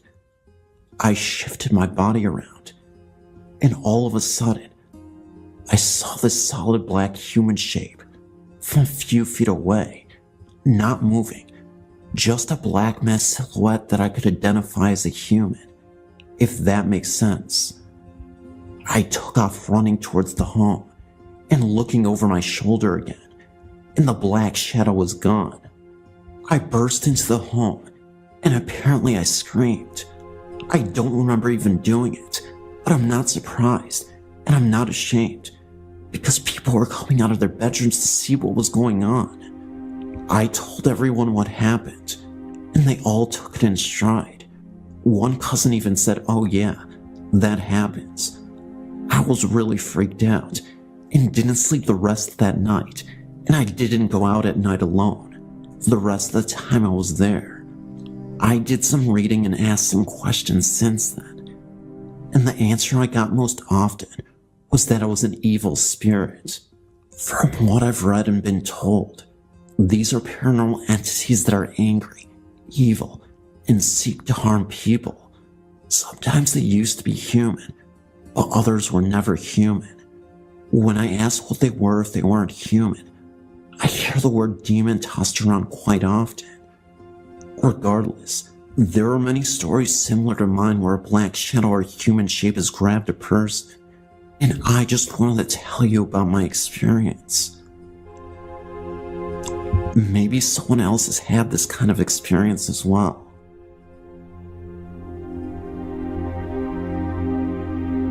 I grew up in a hip stone roof farmhouse that used to belong to my grandparents. We lived in a German-American neighborhood, and many farmhouses had a quaint old country sensibility, with the main living space a flight of stairs up from the entrance. Like many older homes, ours was large in size, but broken up into small rooms. One such room was my grandmother's old pantry, just off the kitchen. My parents had turned half of it into a small home office, with a desk for the telephone, back in the day of one telephone per household, next to a window that looked out into our backyard. When I was very small, I used to enjoy looking out of our windows at night, making wishes on stars, watching sparkling waves of snow fall through the glow of our yard light, waiting for my dad to come in from his evening milking chores in the barn, occasionally finding surprises, like the summer evening that a huge green Luna moth came to rest on the window of the door. This small, close telephone room frightened me, but I enjoyed the backyard evening view, so I'd bravely venture into the room, crawl up into the chair next to the window, and look outside. One evening, I had a desire to look out the telephone room window. As usual, I was somewhat apprehensive about entering the little room, but my curiosity overcame my anxiety. I took a deep breath and prepared to step over the threshold from the warm light of the kitchen into the darkness. As I did, I looked into the window, and there I saw, staring right back at me, the wizened face of an old man, hovering in midair. He was partially bald and had a long handlebar mustache, and he had a furious, even hateful expression. I remember screaming in terror and running outside into the arms of my perplexed mother, crying that a scary old man was floating outside. I remember my mother wondering if I'd seen a frightening program on television and had let my imagination run away with me. I was understandably afraid to venture into that room for a while. The fear and the memory of that night faded away. To the extent that I remembered my experience at all, I tended to explain it in terms of a vivid imagination, and I never had another experience like that in that room. Many years later, when I was a teen, I was sitting at the dinner table with my parents as they were reminiscing about their childhoods, their earliest memories. My father said that one of his earliest memories was of his father's original home, a small wooden home that once stood a short distance away from our farmhouse. He said that he remembered his grandfather dying and being laid out in the parlor of that little home, as was a common occurrence in that rural neighborhood, even in the 20s. "What do you remember about your grandfather?" my mother asked. "He was an old man, mean and strict. We kids were afraid of him. He didn't have a lot of hair, but he did have one of those old-fashioned handlebar mustaches," Dad replied. I felt the hair rise in the back of my neck as I suddenly remembered that vision of my early childhood.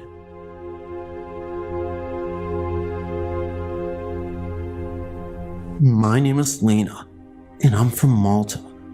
I was looking at your site because I have a ghost story I wanted to share with you. About 8 years ago, I was living with my ex-boyfriend, who had recently changed the house at the time.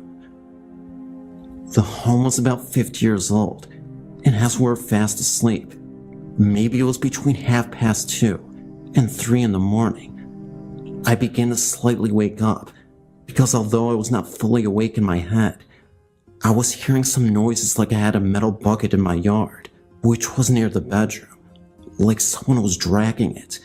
Then the wardrobe doors began like someone was shutting and opening them. The wardrobe was by the wall on the side where I was sleeping. I want to remind you that by then, I was still not fully awake. And then I could hear near my ear like people talking. Remember, I was half awake until all of a sudden, I was fully awake, and at the end of the bed, I saw 2 figures of 2 men, and although it was dark in the room, I saw them clearly. When I saw this, I was in awe, and I rose on my ankles, and these 2 figures, as I already told you, were of 2 men. One was young, and the other was older, and they were wearing white robes, and on their heads they had these white turbans, and they had no feet. They half turned and looked at me, and then they went forward like in a slow motion and began to fade until they vanished through the wall. I was not frightened at all. I swear that I was fully awake when I saw them, and in the morning, I told my ex-boyfriend, who did not see nothing, because only me they had woken up, and he didn't believe me, but I know for sure that it happened. To this day, I don't know who they were. Excuse me for my poor English.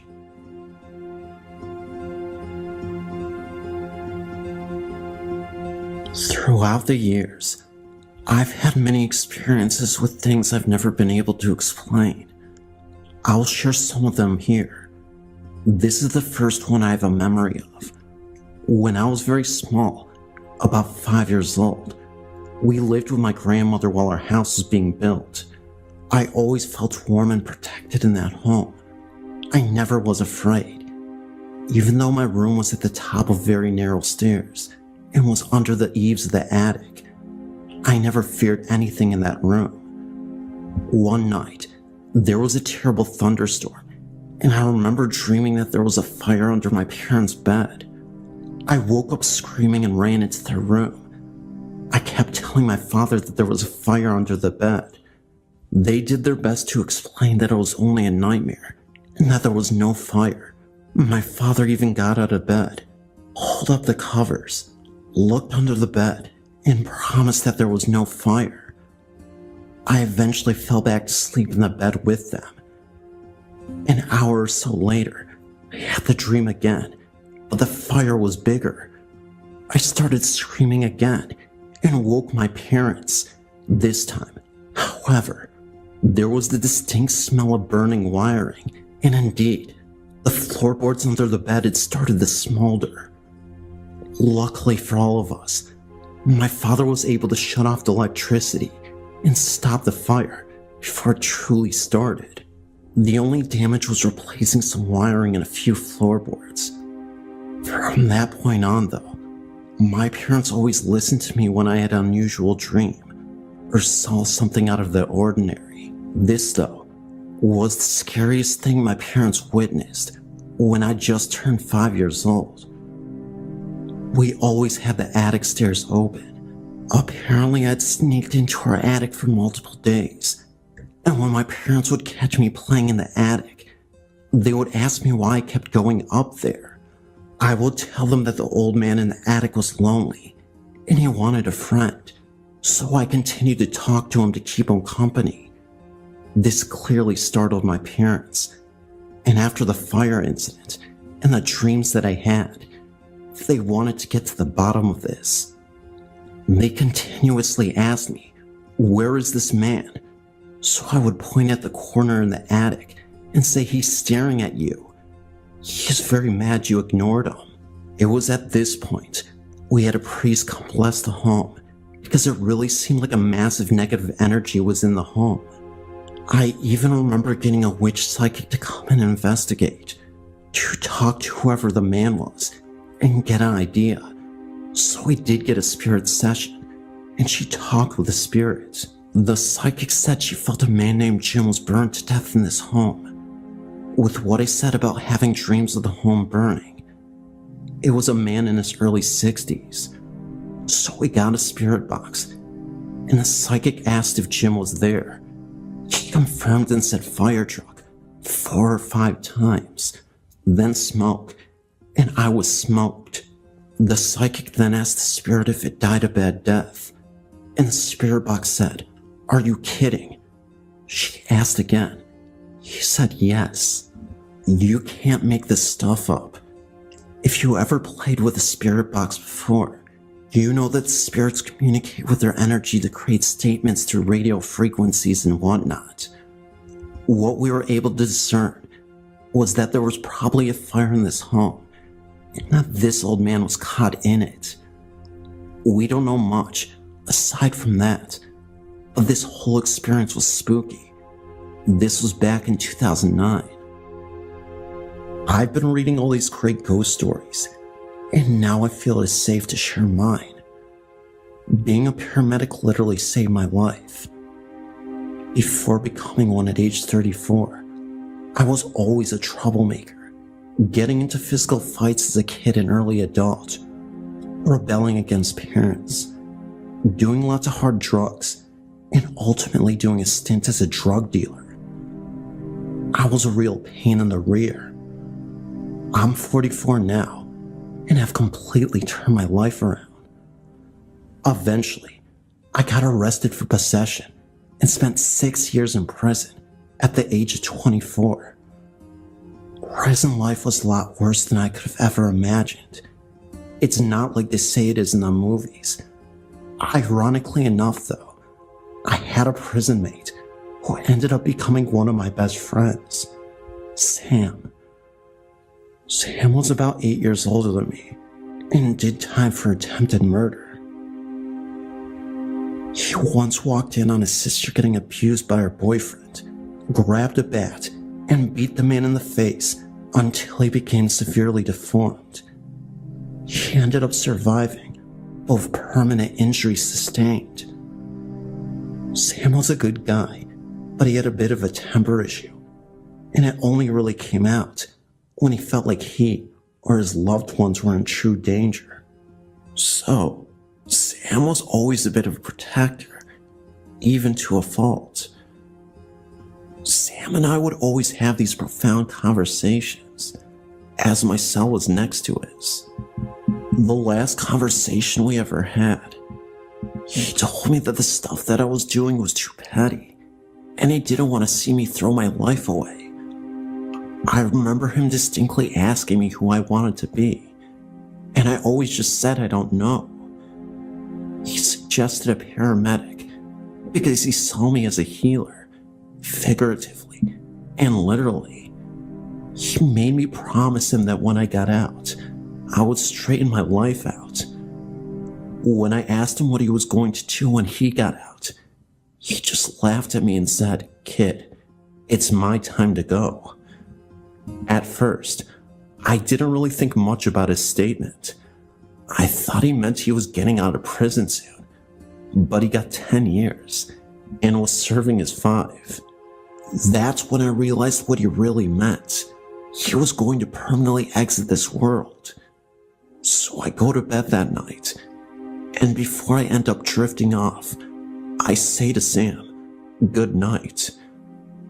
The next thing he said is something I'll never forget for as long as I live. Sam said to me, "See you later." The next morning I called for Sam, but he wasn't responding. A prison guard came by and noticed that he wasn't breathing. Before I knew it, my best friend, Sam, was gone.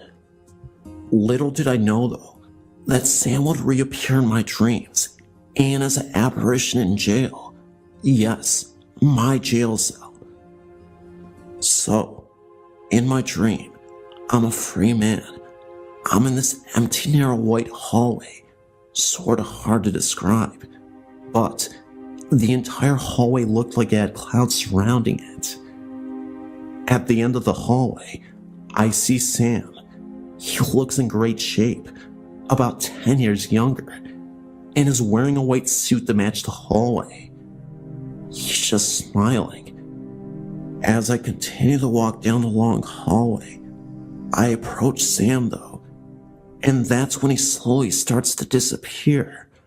I suddenly fall down to my knees and yell, "Why did you do this, Sam? Why? Your sister needs you." Suddenly, I wake up and I'm in my jail cell. This is late at night. Felt like it was midnight. That was when I saw a black shadow as I was adjusting my eyes. At first, I couldn't believe it, but it was the shadow and silhouette of a man. Somehow, I instantly knew that this man was Sam. I then watched as the shadow slowly moved away and disappeared down the hallway of the jail. Nobody was around at the time, and it definitely wasn't a prison guard. For the obvious reason being, prison guards don't look like dark shadows and silhouettes. So, fast forward a few years later, and unfortunately, I relapsed into a bad drug habit after getting out of prison, getting addicted to the powder. This was the last and final straw that led me to focus on my life and pursue my paramedic career. I ended up taking a hit and almost dying entirely. I remember taking one last hit of the powder, passing out, and not waking up for hours. At this time, I was rushed to the hospital because I was on the verge of losing my life. Apparently, I flatlined and became medically dead at the same time, but I came back to life. In that moment, it seemed as if it was an out-of-body experience. I could see myself in the hospital bed, and suddenly, I was in this light room, just like the dream I had in prison. There was Sam again. Sam looked at me, grinned, but didn't say a word to me.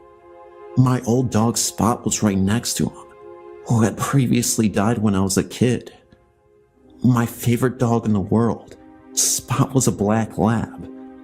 There was an overwhelming peace that came over me, and everything felt so good in the moment. It was a feeling that I didn't want to escape. Suddenly, I regained consciousness, and I'm back in the hospital bed, in tremendous pain. That's when the doctor told me I had basically died, and I was shocked. So, fast forward a couple more years, I finally became a paramedic. I turned my life completely around, and I truly believe that Sam was responsible. I believe that I did see Sam in the afterlife, through spirit communication in my dreams, and also the black outline I saw in the prison. I remember what he said about trying to be a medic, and it just sort of resonated with me. I did want to help people in the end, and it was the best decision I ever made. These days I wonder how Sam would have been if he was still with us, but I'm sure he would have been proud of me now. When I almost died, it was the ultimate wake-up call. In some deranged way, I think Sam was responsible for it. Thanks for reading my story. I know it's a bit unbelievable, but I promise you, this all happened. I know I don't need to prove to anyone that this really happened to me, but I truly believe that Sam is my guardian angel watching over me. I believe that he gave me a second chance at life, maybe because he believed in my potential. Thank you, Sam. I'll never forget you.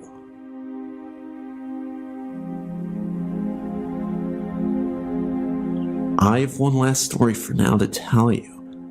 I was born in 1955, so I went to high school starting in 1970. Needless to say, the fashion and hairstyles I liked were very different from those which my mother was used to. We frequently had clashes over these things. Also, from the get-go of my life, I'd always been interested in things like camping, fishing, hiking, and nature in general. My mother, to say the least, was disappointed, because she had always envisioned having a daughter who was interested in clothes, makeup, and flirting with boys. I just wasn't the daughter she had envisioned. I ended up working in forensics for years, and I do believe she was proud of me during the last 20 years of her life. The year and a half after my father had intentionally left this earth, and she died, were filled with sadness for us both. Looking back, if I had known then what I know now, I would have done things differently. But that is Monday morning quarterbacking. I did the best I could to take care of us both during that time, but I feel like I could have done better, and I regretted it after she had passed on. First, I distinctly remember seeing my dad's ghost sitting in his favorite chair of the old house that we lived in, and the one that I own today. One day, I was in the kitchen and looked over to the chair. That was when I saw a gray cloud literally sitting in the chair for a few seconds, then slowly disappear. I tried to blink my eyes to see if I was just imagining things, but then something crazy happened right after. The picture of my dad that I had hanging on the wall somehow fell to the ground without explanation. I was shocked, and that's when I instantly put two and two together. I took it as a comforting sign that my dad was making sure I was okay, even if at the time, it still terrified me. Things weren't always so pleasant with the hauntings, though. I would constantly hear the sounds of boots thumping upstairs in the middle of the night, always at the same time, for weeks on and off. I wanted to believe it was my dad then too, but he never wore boots, and I don't think he would intentionally scare me off if he knew I was frightened. I remember hearing whispering in my dad's former room, and it sounded demonic, low, like multiple people talking to each other. I was always alone and by myself when these things would happen, so I know it wasn't just me hearing things. In that very same room, in the middle of my sleep, I once heard heavy breathing coming from the closet. I jumped out of my bed, opened the closet door to make sure nothing was there. I was right. Nothing at all. When I had my son at age 25, years after my dad died, he was 4 years old at the time, said he made friends with the old man in a fedora hat. This really shocked me, because my dad loved fedoras. He would wear them constantly during life, and even collected them as a hobby. My dad also smoked cigars a lot, and sometimes a light fog, would mysteriously appear in his room without the windows open. At times I would get paranoid and think that the house was smoking. Honestly though, I'm not sure if this was paranormal fog, but everything else was 100% paranormal to me. Now on to my mother. Unfortunately, I never had any obvious hauntings from my mother that were as obvious as my dad's. Sometimes I could swear I saw her face looking into the window of the front door, but because it wasn't clear, I wasn't sure if that was just my mind. One night, not too many months after she had died, I dreamt of her. Framing this photo in my dream were white and red lacy strands, as in a Valentine's Day card. As I viewed this picture in my dream, I heard her tell me I love you. Her voice radiated nothing but 100% love. It was as if she was saying to me, I know we had our differences when I was with you, but I can see things so much more clearly from where I am now, and so I want to tell you now I love you. This was a very intense dream, and I do believe it was a message from my mother.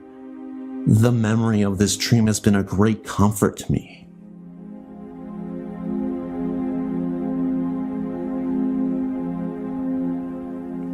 I've been a fan of this site for years, so here's one of my stories. When I was young, my dad's mother and her second husband, not my grandmother, lived in a 1920s vintage flat-top stucco house in West Orlando. My brother and I both spent nights over there. The room in which we would sleep had a bed that was, from a 4-year-old's perspective, about a mid-chest high.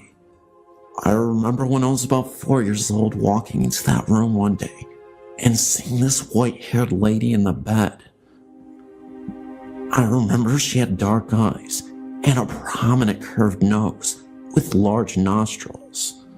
I remember that she and I looked at one another. She seemed to want something from me, but I didn't know what that could be.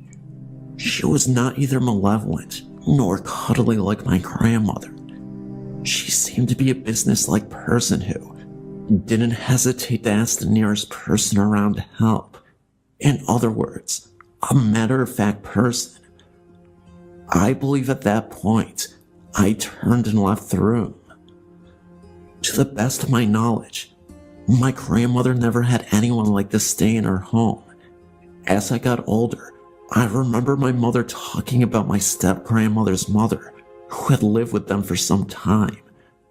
During one of these conversations, I said that I remembered her, thinking of the older lady that I'd seen in that bed. My mother said there was no way I could remember her, since she died before I was born. I never brought this up with Mother again, and since then, my mother has passed. I still can't help but wonder who that lady was.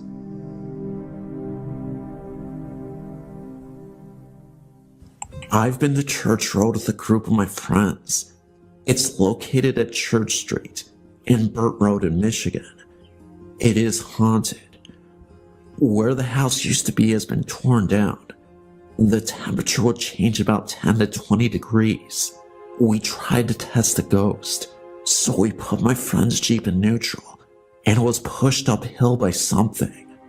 The red eyes are true. If you walk outside your car, he will follow behind you. We also had handprints down the side of our vehicle. We went out there every night for a week and experienced something every night. I've lived in Hillsdale County all my life, and my friend lives right down the road from the cemetery on Burt Road. The truth, it's haunted. I've never seen the sign change, but I will agree that the people who are buried there are not at rest. There are a lot of people who died there of murder, offing themselves, and accidents. I've seen people walk through there at night, and you just get an angry, uneasy feeling about the whole place. You also have to remember that right behind the cemetery is a gravel pit where a woman drowned while swimming out there with her friends. I love the ghost hunt, and I've seen spirits since I was little. I also know that the one on Church Road is not a nice man. I've watched him make one of the people that were in my car very sick, and she didn't get better until we got off the road. The legend is that you have to enter from Holcomb Road, and you have to exit from Holcomb Road. If you don't, he will follow you home. We tried that one night, and he didn't follow us home, but something did, because we woke up to a little girl singing one day, like legit singing, and then we went back. I can't make this stuff up, and I promise you, this is 100% factual. There is a ghostly presence that many have reported as a man who just lingers in that area.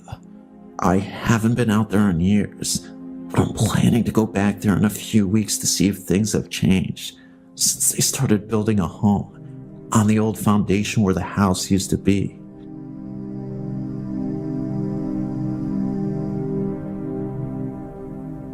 I grew up in a city in southern Ontario, and I've had several encounters with paranormal activity. When I was 8 years old, my mother and my brother had moved into a single-family home that was attached in the front to a store for clothing alterations and such. The home was built in the 1930s, and I was unaware as to what the history of the home was. However, there was always the strong feeling on the back of my neck that I was being watched in a way that made me feel horrid and vulnerable. There were certain parts of the home that had felt more evil than the whole house felt. The first part was the stairs going to the basement, and the upstairs bathroom made my stomach turn. I always felt eyes of anger on my neck. My little brother, who was 6 years old at the time, and I were rollerblading in the basement that was not developed enough to be a problem with the rollerblades. There was a separate room in the corner that had a glass pane door, and we had never gone into that room as it was just really creepy. We both very suddenly stopped blading and both looked to the less paned window, and we both had seen a clear apparition of an older man who had the evil look in his eyes, just like we always felt looking at the back of our necks. We ran upstairs with the blades on to tell our mom. She refused to go look, as she then admitted to having the same fear in the home. We did move out within 6 months, as it seemed to be getting worse with things going missing, and my Barbie dolls going missing for weeks, and then re-showing itself mutilated. It just felt horrid to be there for all of us. As an adult, I'd shared that story with a woman that I had met, and she knew exactly which house I'd spoken of. I showed her the exact home, and she said that the home had been a funeral parlor. The home was evil, and I could never go into it again. I live in a 2-story townhome. It was the middle of July, and it was very hot in Kansas City. I was sleeping on the couch downstairs, as the upstairs is hot in the summer months. I was sleeping, and I remember a low, heavy, dark voice saying I must help Laura, my cousin, understand. I woke up startled by the deepness of the voice. You could even say a little bit scared. My dog, which hardly ever barks, was looking into the kitchen and growling, and then slowly he started to bark. He was watching something, and when I looked in the direction he was looking, of course I couldn't see anything. The light from the outside street lamp was beaming through the window, so it was somewhat light. He started to back away and follow the presence into the den, and then to the wall that was straight across from me. He was watching something, but of course, I still couldn't see anything. But from the way I woke up, in a startled state, I was somewhat scared to move. Like an idiot, I just stayed still and watched my dog follow this presence that only he could sense. He then started to go to the door, located on the wall across from me, and which opens to my garage, growling at the door. He would back up and then move closer, and then he started to smell under the door. Still, I was too afraid to move. I just stayed there and watched. Within 5 to 10 minutes of this, the presence seemed to have left. My dog stopped growling and was going from the kitchen to the wall, into the door again, and again, as if to look for something. Finally, he gave up and just curled up at my feet, which have not moved an inch this whole time, and fell asleep. Feeling now that the presence had left the room, I went to the door, which led to my garage, and pushed on it to make sure the door was closed. Once again stating what an idiot I am, I did not dare to open the door. However, I didn't really have a choice, because that was when the door cracked open just enough that I could see the face and a body of a bloodied lady in a black robe. It appeared for 40 seconds, and I saw her long enough to make out that she had to be a nun. I just remember her face looking so badly bruised and beaten, as if she was hit with a bat or something damaging enough to give her a black eye. I turned away in fright, then opened the door completely to see that nobody was there anymore. It was like it appeared in a flash of lightning, then was gone. Just to give you some background on my house, the door that goes to my garage does not have a lock in it. Yes, this is dangerous, for if my garage door is open, anybody could just walk in, right into my house. Maybe this nun I saw was really a homeless person. Maybe it was someone who was trying to rob the house, but since they saw me, they fled. Nothing was stolen. Everything was in one piece. Feeling somewhat safe that the presence had left, I joined my dog and soon fell asleep. In the morning I awoke, went upstairs to take a shower, and dressed for work. When I came downstairs, I gathered up all my things and opened the door which leads to my garage and stood there in total amazement. My garage door was wide open. I left the door open all night and morning. I truly feel my spirit guide was trying to warn me, and I was too stupid and too afraid to listen to him. As I drove to work, I thanked him for trying to warn me, and I promised to try and listen more carefully next time. The reality sank in that I could have been robbed or beaten. Yes, today I'm buying a chain lock for that door and installing it right away. In hindsight, I wish I would have been more accepting of the events that were happening to me. If this has taught me anything, it's to stop, slow down, and listen to the ones who are trying to help me.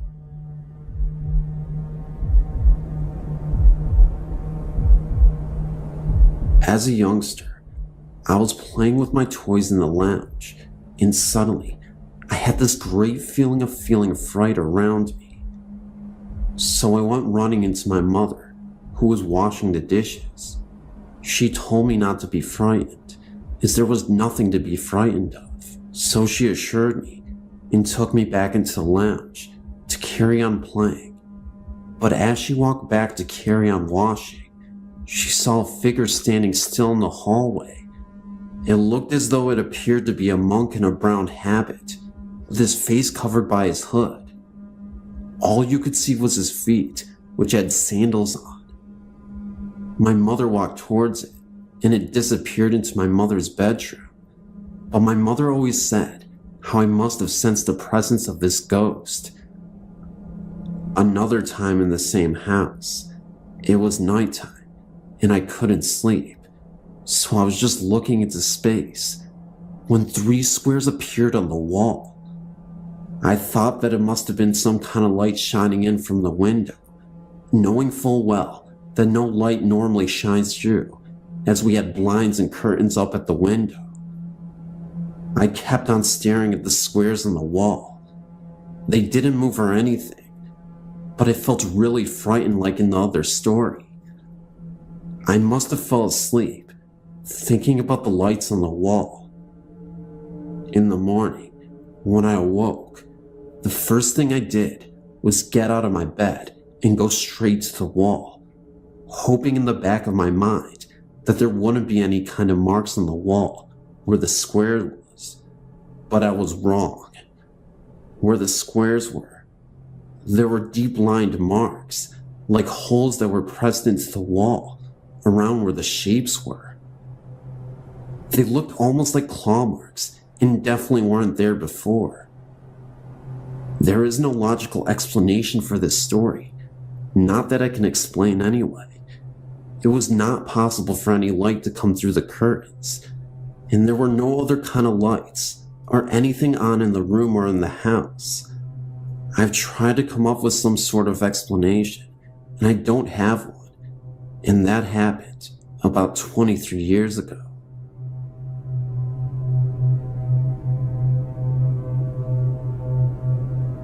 I've had some strange and incredible experiences over the years. Just posted one in the last batch. Some of them I haven't sorted out how to share yet, but the following experiences are pretty strange. My roommate and I were living in a Seattle neighborhood called Capitol Hill.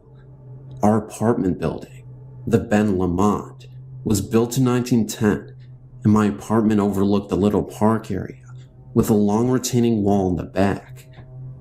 One night, I must have fallen into a deep sleep as soon as I went to bed.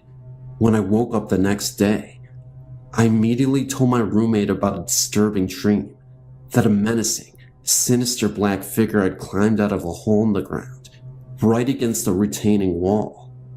He seemed full of rage and anger, and was coming closer and closer to our window, and meant real harm. It was a very real, fearful thing. After hearing my dream, my roommate said she tried to wake me up soon after I went to sleep, but I was out cold. She said she heard something like a gunshot outside in the park and walked through a darkened apartment to the living room's bay window to see if she could see anything. She said she saw a man who was built like a tank, fitting the physical description of the man in my room to a T. He appeared to be staring up at her. For whatever reason, I don't understand why she did this, considering she thought she heard a gunshot, but she shined a flashlight on him. When she did, she could no longer see him.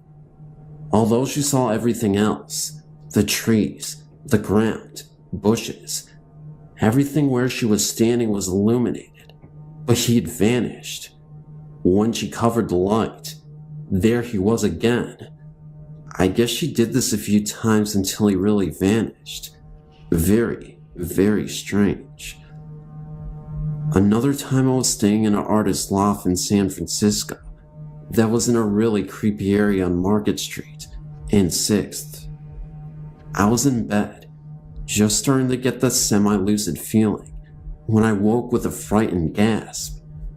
The only way to describe it is a flash vision. I thought for sure my throat had been slashed with a deep, long knife from left to right, and all this blood was pouring. I remember sitting up gasping, knowing it was fatal. Then on the news the next day, chills went up my spine when the anchor person said that someone's throat had been slashed at a hotel on 6th Street, right around the corner from where I was staying. Somehow, I must have picked up on the victim's fear, anxiety, and shock. Not really a ghost story, but still weird. Another time, a friend and I had an interconnecting dream. I dreamt one part, and she dreamt the other. They matched perfectly, and since we both dreamt this right before we were waking up, we assumed we had these dreams at the same time.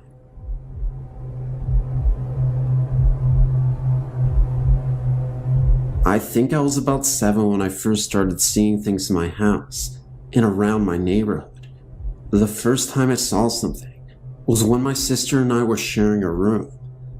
I knew that I always felt something in the room, but I never saw anything, so I really paid no mind.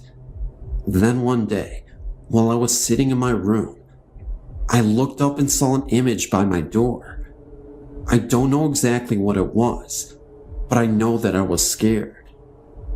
Over the next couple of days, I would hear things in my room, like people walking, the doorknob would jiggle, and things would just tip over. When I talked to my mom about these things, she told me not to be scared of them, just tell them to go away. The next night, I was sitting on my bed, and I heard somebody walking around. I did what my mom told me, and told it to go away. It didn't work. The sound became closer, and an image began to appear. At first I was kind of scared, but when I saw what the image was, I wasn't so scared anymore. It was a little girl, about 5 years old, who was lost. She was just staring at me for a while, and then she just sat down on the bed next to me. She was sitting next to me for about 2 minutes, and then she was just gone. For a few years, I wouldn't see anything, just hear things. When my older sister moved out, my sister and I finally had our own rooms. I stayed in our original room, and my sister moved to my other sister's old room. For a couple of months, things were cool, and then my sister woke up in the middle of the night and asked if she could sleep with me. The next morning, when I asked her why she slept with me, she told me it was because she was hearing people talking from the closet. Me and her had to switch rooms because she wouldn't sleep in her room. The first night, nothing happened, but the second night was completely different. I was hearing whispering and footsteps.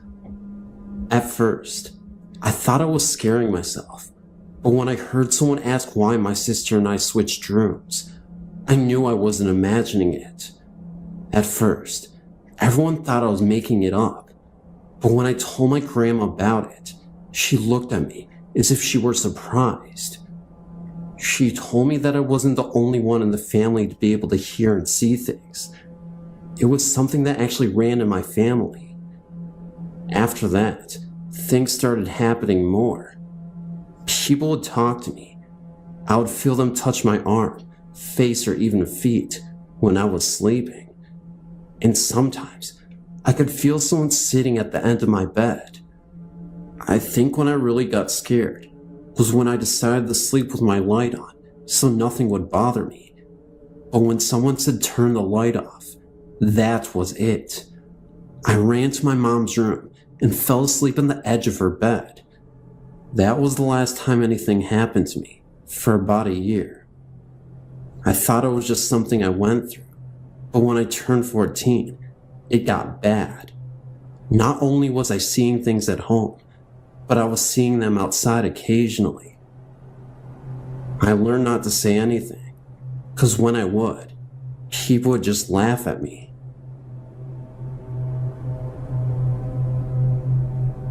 My family and I became aware of a particular area of a supposed haunting in the Jamestown, North Carolina area.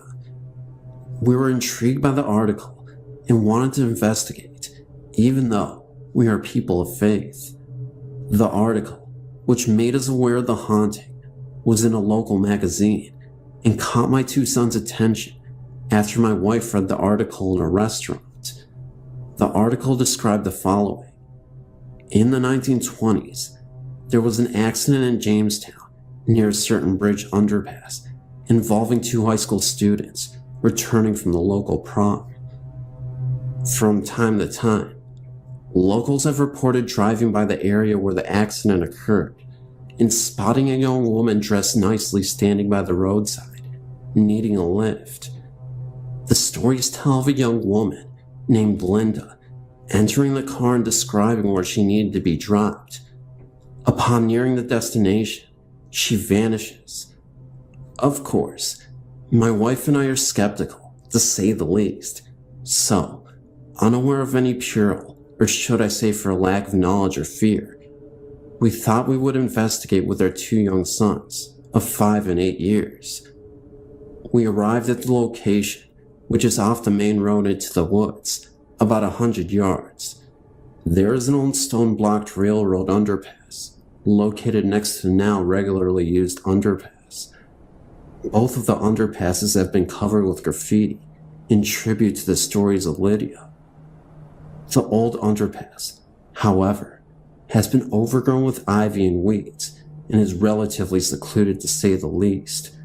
Nevertheless, we were determined to investigate despite the spooky nature of the claims. As we entered the underpass, the air became distinctly colder, which we all noticed. We all felt frightened and left after only a few moments. We got in our car and drove home. We thought nothing of the event until that evening. Strange things began to occur at about 2 a.m. Of all things, an old woody doll with a pull string began to speak in a toy box and would not stop. The electric van door opened and closed several times without any provocation. My boys thought someone was in their room. We thought we were frightened from our prior experiences and let our logical minds control. The house still seemed strange to me, and I had difficulty sleeping, even though my male ego would not let me admit my fear. Time went by, and although the supposed haunting events were less traumatic, they nevertheless continued for about a month. It came time for the van to have a regular tune-up, and we took it to the dealership. When my wife returned with the van, the trouble ceased. I don't know what we experienced exactly over that period in 2001, but it seemed real. My wife and I still question the validity of our haunting, but our youngest son still maintains that Megan, as he refers to her, often talked to him and was very nice. Anyway, it's a nice little story we often tell family members who don't think we're lost on cozy evenings. Hope you will enjoy.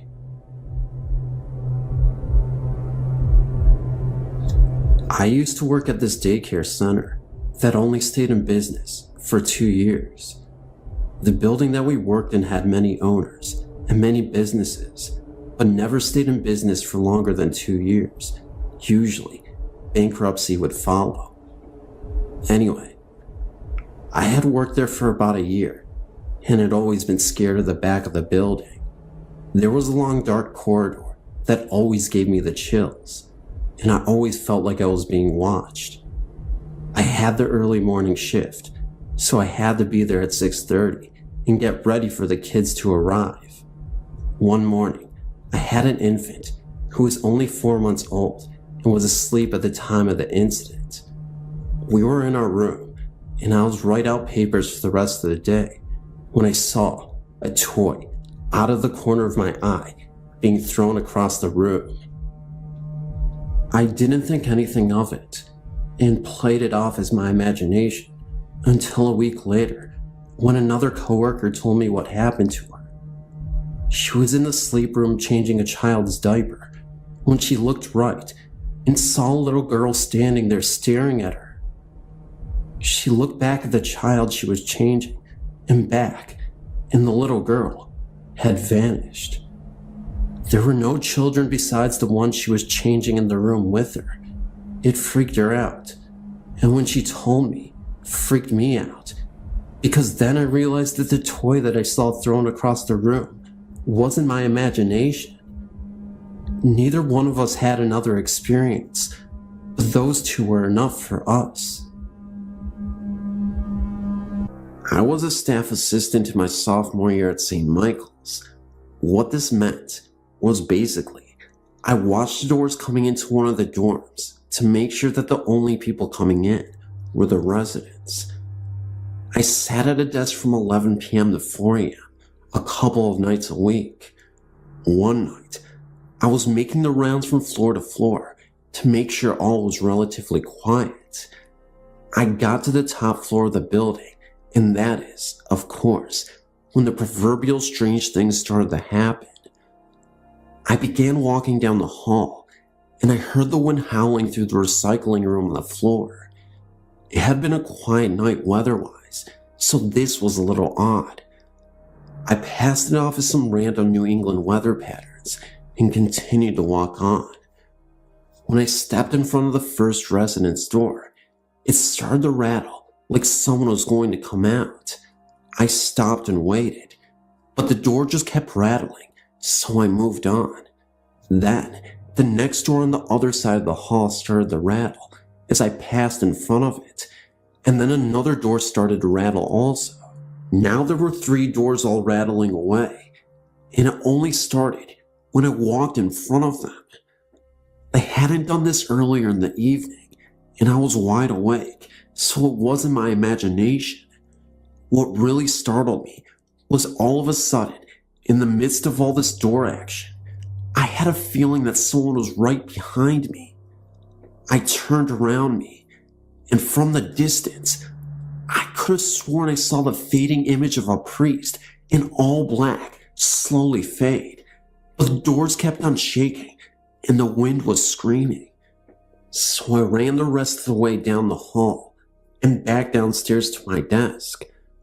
A check of the outside revealed that the weather was perfectly calm. I believe this is the oldest dorm on campus, so who knows what otherworldly beings reside there. The other thing that happened to me while I was there was sort of a strange religious experience, and I'm probably one of the last people something like this would happen to.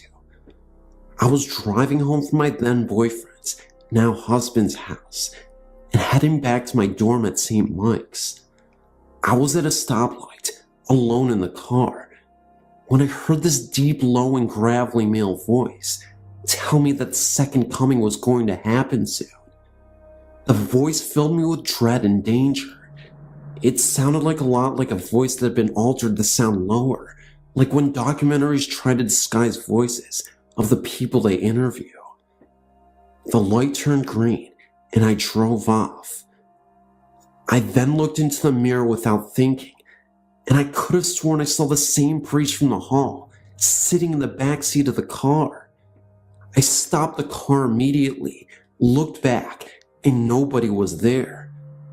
I felt like I was going crazy because I knew I saw someone in the back seat of my car. About 2 minutes later, I started to think about what just happened and got very scared. I talked to one of the priests at school the next day, and he felt this was a normal experience within the realm of St. Michael's. Partially because it was getting near Christmas time, and partially because he felt the campus was a center for both good and evil, the good being the chapel on campus, and the bad being the portal that was never shot in the boys' dormitory. He confirmed the story about the pentagram and my location discretion without me bringing it up. I've heard this godly voice once or twice since the original incident, but not to the degree that I heard that night. I once heard of an experience my boyfriend had in that same chapel. He told me that on one occasion he was alone. He walked into the chapel, and under the huge statue, he saw two figures in cloaks praying silently under the statue. He's a complete skeptic when it comes to hauntings, and he insisted that there was nobody there at the time.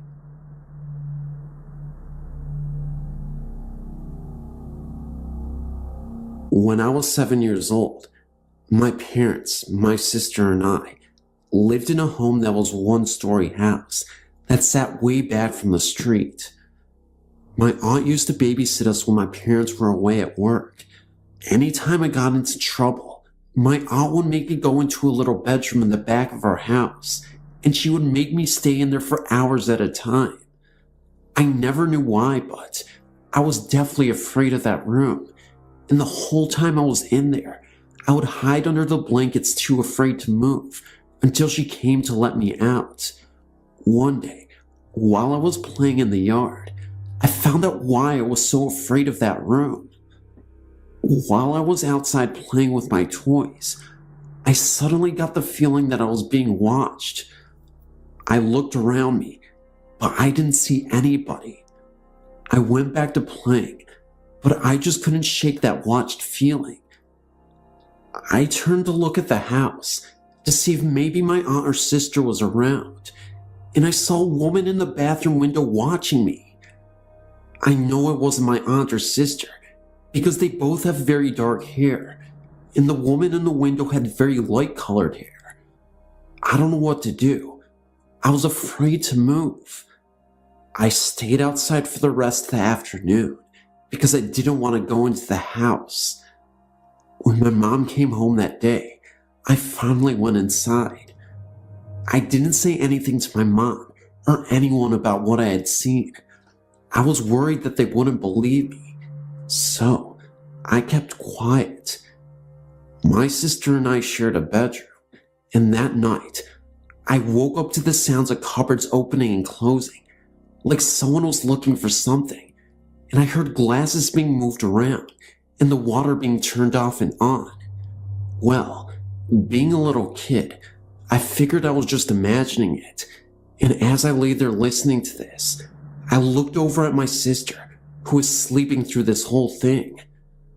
The next morning, I asked my mom if she was up last night getting a drink, and she said no, but she looked at me kind of funny. That night, my mom had some friends over, and she sent my sister and I to bed early. My sister fell right to sleep, but I just kept thinking about what I saw in the window and what I had heard the night before. My mom and her friends started talking about a lady who had hung herself in the back bedroom of our house. I could not believe what I was hearing. My mom then went on to tell her friends that she hears noises in the kitchen at night. The next day, as I was playing in the yard, I saw the woman in the bathroom window again. I started to cry, and my aunt got mad at me, so she tried to lock me in the back room again.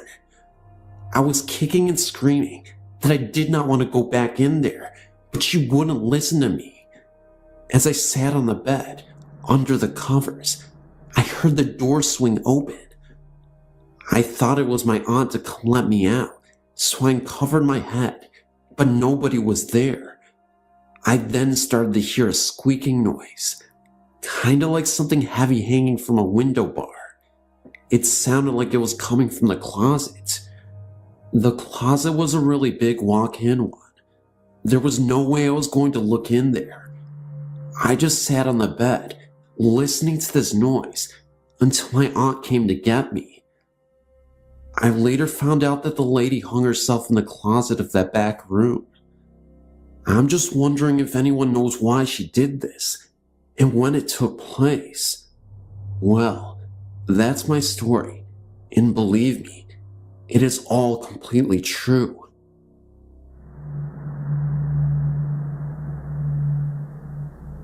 I'm an identical twin, and often because of this, most people ask us if we share experiences. You know, they say, like on television. My answer is always the same. Sometimes. It's true that twins, on occasion, may share certain emotions, even though they may be miles apart. This is what my brother and I have known for years. But everything changed when my brother and his wife and 2 children moved into my late grandfather's home in Norristown, Pennsylvania. The history of the house is nothing spectacular. The only event of any importance occurred when my grandfather, who had been diagnosed with colon cancer in 1987, decided to spend his final days at home before the cancer took him. He died in a hospital bed, which had been set up in the living room of his house later that year, and from that point forward, various members have lived in the house without any strange occurrences or bump in the night, until my brother Peter and his family moved in. The first week in their new home, my brother was excited as ever about living in such a large home compared to the meager apartment he and his family had been sharing for the past 2 years. Given the history of the house, i.e., my grandfather dying there, didn't bother him one bit, since he was the last person who believed in such tales. Then, about 2 months after moving in, he decided to clean out the basement to make room for his music equipment. He is a part-time musician, and a new washer and dryer my father had bought them as a Christmas present. While digging through the accumulated junk of a half a century, he happened upon a small Bible. Inside the front cover was an inscription denoting the Bible as a gift to my grandfather from my great-grandmother in 1906. He took it upstairs and laid it out on one of the coffee tables so that other family members visiting could see it when they visited. Remember that I had yet to hear of this find, since it only had occurred that day, but that night I had one of the most terrifying nightmares I could ever remember. I dreamt I was standing on the landing, overlooking the living room of my brother's house in Norristown, Pennsylvania, but something was wrong.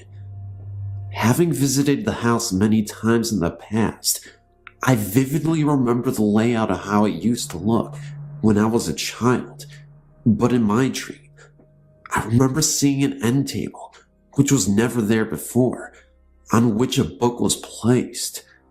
I was drawn to it for some reason.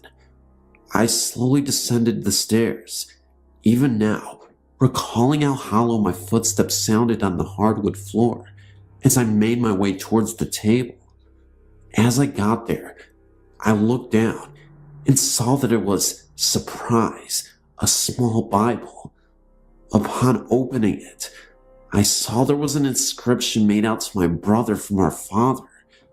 This is where things got really spooky. I remember hearing my brother's voice behind me say, "This is mine, which Dad gave me. Please give it back."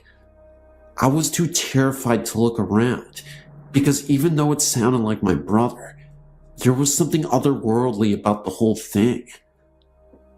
I finally succumbed to curiosity and turned around. This was, of course, when I woke up screaming something. I don't remember what. I startled my wife, who was then yelling at me to keep it down. The neighbors will think we're fighting or something. Later that morning, I spoke to Peter to tell him the strange dream I had, and that's when he told me about what he had found and who it really belonged to. I was startled beyond words. I told him I would be down in an hour. I live in Parksea, Pennsylvania, approximately an hour north of Norristown, to see the book. Too late, he said. Why? I asked. It's gone, he replied. The conversation went on from there about how he had placed it on the end table, an end table that he just picked up at a yard sale that day, but when he woke up, it was gone. I asked if his wife had taken it, but he said that it was impossible. They had flown back to Texas 2 days earlier to visit her folks and took the kids with her for the short vacation. After going around and around about what could have happened to it, as well as the strange dream I had and what the voice had said to me, in the end, we just didn't know what to say. I guess it was one of those things that will never really be explained.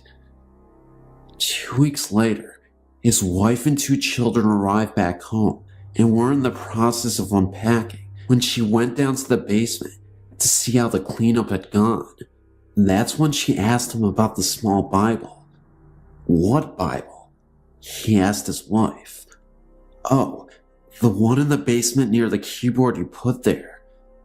Looking confused, I'm sure, my brother ran down to the basement, and sure enough, there it was on the door, right where he had originally found it.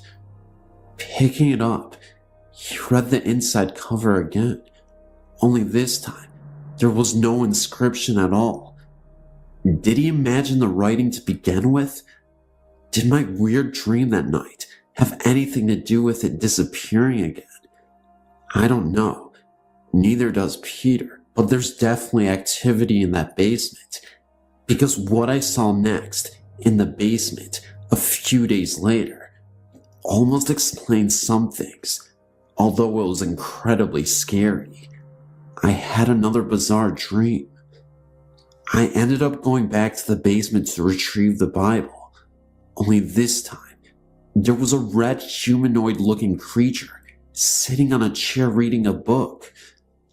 He had horns protruding from his head, and he looked like an ape crossed with Bigfoot. His face very human-looking at the same time. Frozen in shock, I approached him. He pointed to the book, and there was an image of a car on fire. I woke up in a cold sweat and screamed. A few days later, I got a call from a guy who sounded like my grandfather. I kid you not, it sounded identical to him. All this man said to me on the phone was, "Check on your father, something's wrong with him." I later found out that my dad had been in a car wreck. The car caught on fire. He managed to escape alive. The most shocking thing, my twin brother had the exact same dream on the same night, same exact creature. I guess they say twins are inseparable.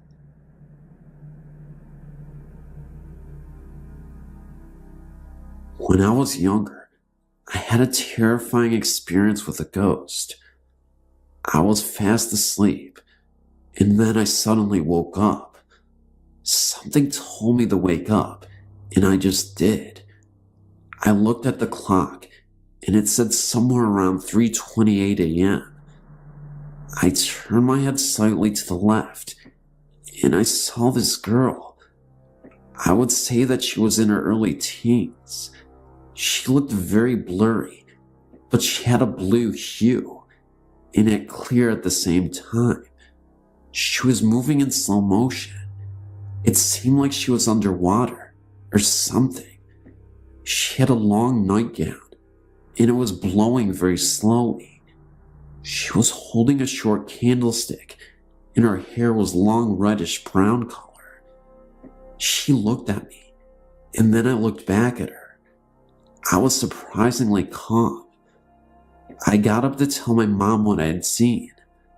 The next morning, I woke up and I asked my mom if she saw the lady, and she said, "What lady?" Could this have all been a dream? I'm not entirely sure. I've been deeply confused about this ever since.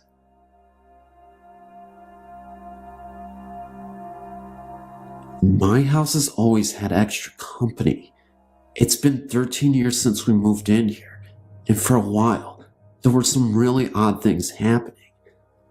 I was 10 years old when we moved in, and fell in love with the huge, empty attic upstairs. I would bring my toys and little sister up there to play with. She was around 8 at the time, so we had a lot of fun together. We brought our dollhouse up there and would spend hours making up stories and having fun. I would go up there and read by myself a lot because I was quieter than the rest of the house. Nothing out of the ordinary ever happened while my sister and I played up there, and I felt very comfortable. In the far end of the room were little racks where clothing must have hung before. One day, I was up there alone playing when I discovered this old-fashioned looking gold purse with a painting of a deer and a medal on it, and being a lover of old things, I was psyched. I brought it to my mother, and she said it looked like a pocketbook from the 1920s that her grandmother used to have, sort of a flapper type style. We hung the pocketbook in the back of the closet to keep it out of harm's way. About a year later, my father and a friend of his transformed my attic playroom into a bedroom for both me and my sister. My father had left a quarter of the room where the pocketbook had been found alone, and put up a wall and a door separating the rest of the bedroom from that area. My sister did not like her bed being up against the wall of the back room. Then, what I felt next was unexpected and unbelievable. I was laying there with my eyes open, frozen with fear. I felt as if someone was watching me, but I was afraid to move. I'd never felt like this before. I was never afraid of the dark as a child. My sister said, "Can I please come over and sleep with you?" Now, I usually said no to this and stopped being a baby, but I wanted her to come over, pretending to be reluctant. I said, "All right, but don't hug me," even though I really wanted to be. She ran over and squeezed me, and I squeezed back, and she said, "I'm scared," and I said, "Me too." And then boom, boom, boom. 4 loud knocks right on the wall, which our heads were practically up against. I could actually feel the vibrations from the wall. Then my sister, crying, said, "What was that?" I made it up. I said, "Me." I said, "Don't worry." I was trying to tell myself that it was me when it happened again. Boom, boom, boom. We both jumped up and ran downstairs at this point into my parents' bedroom, and my father went up to see if there was anyone hiding up there. No one was. However, my sister refused to go back up there and slept with my parents. I, however, went back up there scared, but mad that my favorite place was trying to kick me out. I felt almost betrayed and hurt, so I stayed up there for the whole night, refusing to leave, but hoping it would not try to scare me. It didn't. My sister would make attempts to sleep up there later, but would always run downstairs at some point. I couldn't blame her, since most of the time I really wanted to join her, but never would. Over the next several years, I often heard whispering and the doorknob being wiggled as if someone was trying to get in. At first, then it became a game. the doorknob would wiggle really fast, and I would say, "I'm trying to sleep," and it would stop. And then I got used to the weird noises. It's 13 years later, and in that time, I've had many friends tell me that they heard whispering or tapping on the wall, or someone breathing in their ear. To which I say, I told you there was a ghost in my house. But it sparked my interest in the paranormal, in which I'm an avid believer because of my ghost buddy. I don't know if the purse actually belonged to the ghost, but the house was built in 1940, after the Flapper times. But my mother did tell me that the old man who used to occupy the house had 2 wives who both passed on. Whether or not either of them died in this house, I don't know. The purse may have belonged to one of them. There is a log cabin in Ohio, and it is said from previous owners that there are many paranormal activities and images that go on during all hours of the day and night. One family that owned the cabin between 1989 and 1994 had many paranormal activities happen in the few years they owned the cabin. They heard glass shattering, doors opening and closing, and felt the presence of something strange within and out around the house. In one instance, a young mother woke up one night and found herself to be thirsty. She went into the kitchen to make herself a cup of tea to help her relax and put her to sleep. She was then grabbed by the shoulder and thrown into an old rocker they had in their living room. She was in so much shock that she ended up fainting and passing out in the rocking chair after having a panic attack. She ended up being knocked out the entire night and could have sworn she felt like a presence was holding her down. Before she completely fell unconscious, she could have sworn that she saw an outline of a shadow right in front of her with the most evil energy, and when she was out, she had the image of a man with a dark face screaming at her without sound. It was a bearded man, and his eyes were completely black. The next morning, when her husband awoke, he found her wide awake in the chair and asked her what had happened.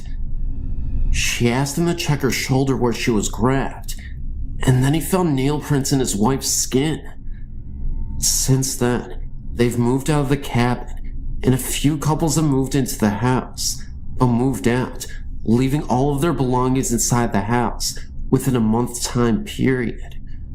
It is said that if you go to the cabin and sit in the old porch swing, you will feel an old presence of something that doesn't want you there, and on some occasions, you will see a shadow or outline of a person watching you through the window.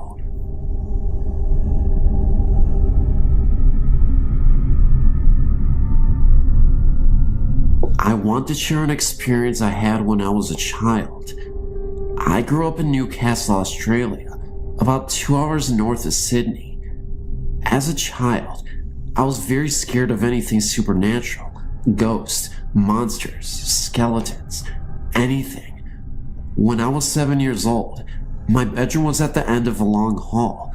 On the other end was the top of a staircase that led to the basement of the house. One night, I was woken by strong winds outside. My bedroom door was open. I always slept with the door closed. I looked down the end of the hall and saw my mother dressed in her nightgown, holding a hurricane gas lamp.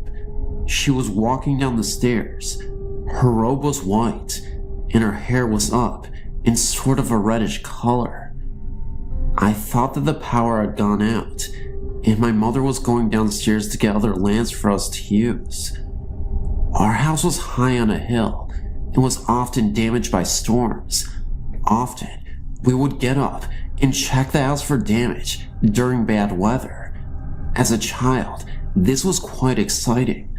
I quickly jumped out of my bed and went into my parents' bedroom. To my surprise, my father was still in bed, and I woke him. I asked him why my mother was going to get the lamps. He looked at me like I was on drugs, told me to go back to sleep. I then asked if he was going to help my mother. He replied, "What are you talking about? Your mother is in bed." I noticed my mother in bed and was totally confused.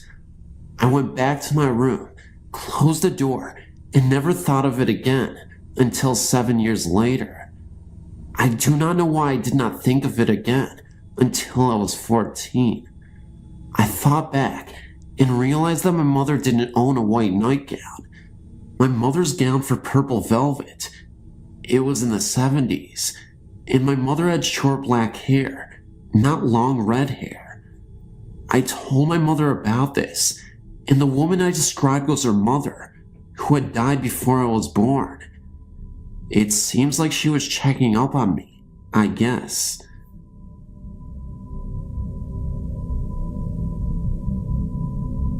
I thought my experience was a unique event, but after reading these stories, I realized that it's a common occurrence. I started to see a girl whom I worked with, and it became a fairly turbulent relationship. We used to clash a fair bit, but her sex life was absolutely fantastic. She lived in an older house that was converted into 4 apartments. The apartment she lived in was on the ground floor. I have no exact idea of the age of the building, but it is in a Sydney suburb of Kimbilly, very close to the Sydney Harbour Bridge. It is one of Sydney's oldest suburbs and was frequented by convicts, English soldiers, and working class people during the early days, but it is now one of Sydney's most high-class suburbs. Anyway, often I would walk into her room, and it often felt as though I was walking into someone or some heavy weight. There was always a heavy energy or weight around the entrance to her room. It used to freak me out having to get up and go to the bathroom at night. This went on for a few months. Our relationship was getting worse, and we argued more and more. One night, we were lying in bed together, both on our backs. We were not arguing, but the conversation was intense, and I was upset with her. We settled down after a few minutes, and things were fine. Suddenly, I felt an urge to leave, get out of there and run. I told her that I have to get out of here and go home. I lived over an hour away. She was shocked and did not want me to leave. I then tried to get out of bed, but then I felt a very heavy pressure on my chest and shoulders. My girl was still lying still next to me and not moving. I asked her if she could feel the weight, and she said yes. We were being held down in the bed. It is a weird feeling like no one is touching you, but you can feel your body weight pushing down in the bed. The room was dark, but I could feel someone only an inch from my face.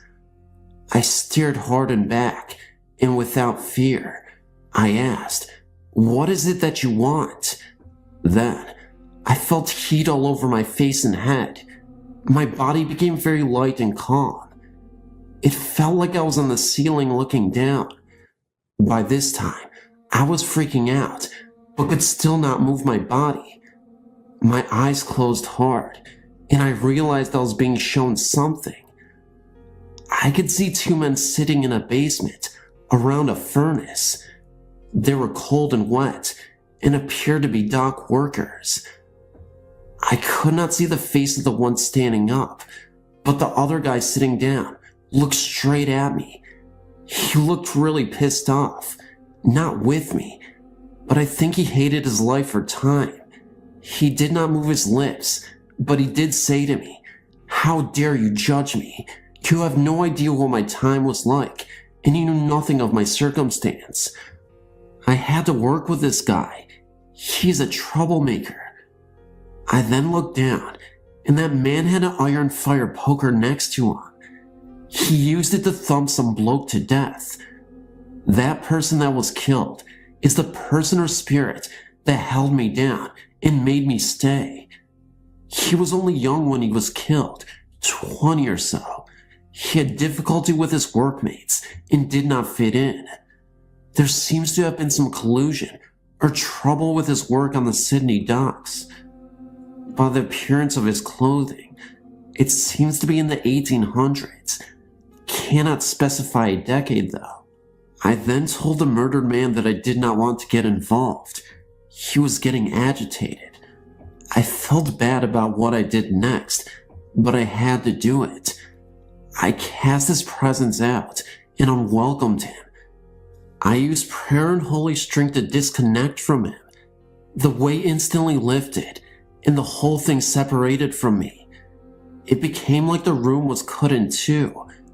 They were still there, but I was now on the living side. I feared that I had not cut them off completely and called my brother on the phone.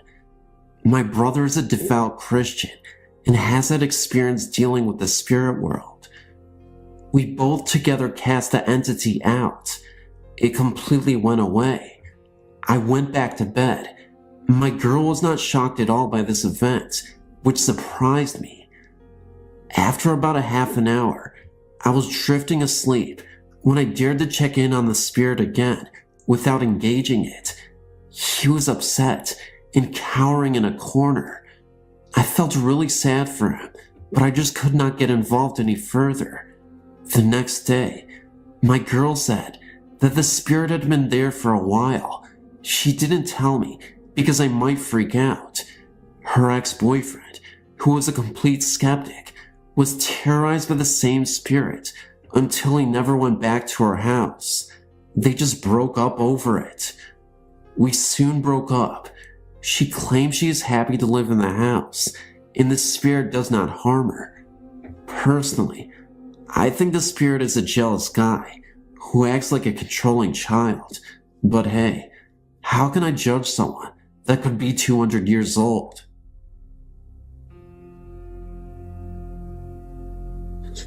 In 1986, I was a sophomore at Berea College in Berea, Kentucky, and lived in Pearson's female dormitory on the first floor. The dorm room was small, with a loft reached by a ladder. Underneath, we had a love couch and a couple desks. My roommate was a long-haired Pentecostal holiness church girl named Becky. Becky went to church every Wednesday and Friday, as well as Sunday mornings. She had been raised to wear only dresses and skirts and to never cut her hair. A Vietnamese-born man named Keoli, who was a foreign student photographer, went to her church. She would tell me stories of how he'd stand up to witness her in church, about his childhood experiences, and about how he was once a devil worshiper. He would go on and on about how he wanted to be saved by Christ and such. He had a very obsessive crush on Becky. She sort of was flattered at first, but he began to follow her around campus with his camera, and he'd tell her that she was going to be his wife. He wouldn't take no for an answer. She began to avoid him and eventually became frightened. This guy was stalking her big time. I remember once running into him on campus and trying to reason with him. A few minutes into the conversation, I realized that he was really disturbed and crazy. There was not a rational way to tell him he would understand that Becky didn't want him. She eventually told the school counselor, and the campus security was alerted to the stalking problem. He wasn't allowed around our dorm. She also avoided church for a while until she heard he'd stopped going. Meanwhile, I began having strange experiences in the dorm room. I often took an afternoon nap in the loft, and my dreams began to get creepy. I had a recruiting dream that I discovered a satanic cult under our dorm's front porch, and the group noticed me looking at them and began to chase me. One day during my nap, I dreamt I was in my own dorm room, and I stood looking at Becky, who sat on the love seat. Around my neck was a huge snake, like a boa, hanging down. I said, "Becky, there's a huge snake here in my neck. Quick, get it off me." Suddenly, the The snake broke up into 20 or so different snakes, hissing and moving, and they all began to slither away from me and around us in the dorm room. Becky disappeared, and I noticed I was alone. Next, the room began to swell inward around me and became alive with an evil presence. I countered this by yelling at the room, "I love you," thinking that since this was my dream, I could change it around to lightness and God. But the room responded by swelling closer around me with hate and regurgitated my words straight back, "I love you," in both a deep, guttural, and hideous voice, which vibrated in several low tones at once. I was horrified and ran out of the room, only to be chased once again by the reoccurring group of satanic people from other nightmares. A few days later, I was once again sleeping on my loft in broad daylight between classes. I began a nightmare again, this time of being surrounded by negative energy shadows who wanted to harm or steal my soul away from me somehow. Suddenly, my loft was full of stuffed animals, all floating around my head, just floating in the air alive and looking at me. A lion floated before me, smiling, right in front of my face. He just smiled this horrible, hateful, ghostly grin directly at me. I could feel the daggers of his attention. It was eerie. I raised my arm up and knocked this thing away from me, off the loft towards the floor at the base of the ladder. I looked at the floor below, and he was still there, his mangled head smiling up at me, still with that evil grin. I jumped down the ladder hard, knowing my feet would stomp him. I didn't look, but ran away, out of my dorm, without looking back. I opened my eyes, wide awake. The sound of a blood-curdling female scream rang loud in my ears, even with my eyes open and thoughts focused on being awake. I mean, this scream continued loud inside my head as I looked around me, wide awake. Never before or since I've ever experienced this phenomenon.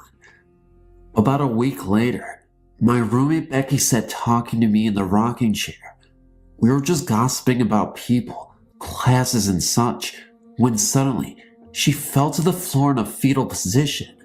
She was in so much pain, she couldn't move or talk. I rushed her to the hospital.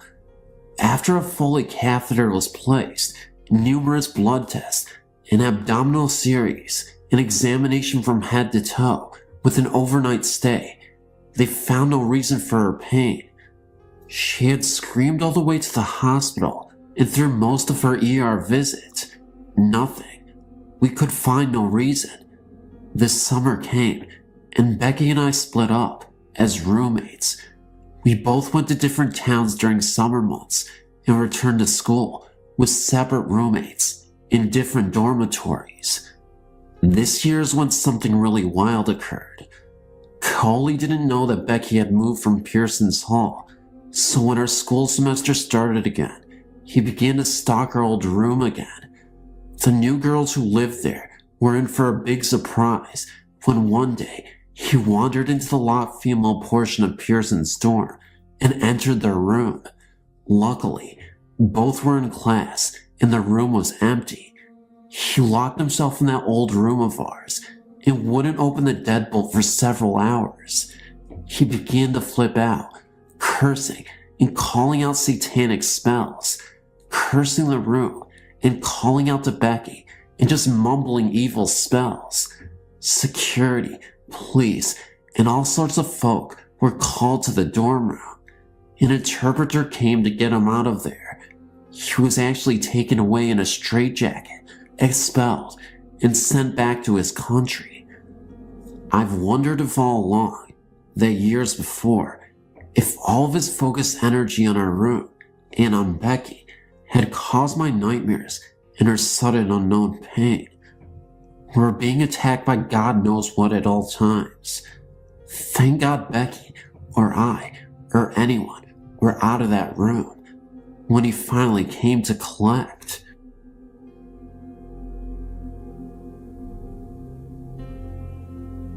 My mother and I used to live in this old house. We always heard dogs howling in the basement, and we heard stuff moving around in this room where this couple, an old lady and her husband, were murdered in. A few months after we moved in, we found out that the couple's dog were murdered too. We thought that nothing weird would happen because we haven't encountered that much stuff yet. My mother went to work at 5:30 in the morning every day. One day, she was like, "Am I that loud in the morning that I woke you up?" I did not know what she was talking about. She never woke me up. She said, "Then why is it every morning you wake up to wave me goodbye?" I said, "Mom, I don't know. I never wake up in the morning." So the next day, when she got in her car, she saw someone waving to her in the window. So she pulled up to the window so she could get a better look at the person. Then, she saw an old man with a long beard wearing overalls with a plaid shirt under. She jumped out of the car and ran as fast as she could to the kitchen, and she flew open the door. But when she looked at the window, nobody was there. She looked in my room, and I was sound asleep. I have 2 more experiences to tell you. We had this dog named Scooby-Loo. She was a big dog, so she panted a lot. One day, me and my mother were in my room talking. Then, my mother said, "Why is Scooby panting so loud?" I said, "I don't hear anything." So she looked behind her because she thought Scooby was right behind her, but she wasn't. So we looked everywhere in the house, but we could still hear panting. We couldn't find Scooby. Then I looked outside. Scooby was out in the field about a half a mile away. One night, I was awakened by a weird noise. When I opened my eyes, I saw an old lady with white hair, dressed in all white. The weird thing about her was, she had fresh blood all over her. She had stab wounds all over her. She told me not to go in the basement room. I was always afraid to go into the basement anyway, but I still had the urge to do so after everything that had previously happened. So, that's exactly what I did. I ended up going to the basement, and when I opened the door, there was a foul smell. It smelled a lot like rotten eggs. I ended up going down there, and what I saw horrified me. I had a flashlight because the light wouldn't turn on, and I shined a light at the walls. There was blood all over the walls, and there were scratch marks on the basement door as I headed back up. I ran to my mom and told her what I had seen. She calmed me down and insisted that what I saw was ridiculous. So we both went down there. The light started working again, and there wasn't blood on the walls or scratch marks. I thought I had been going crazy, but as the years went along, I was able to conclude that it was indeed real, and that was a ghostly experience.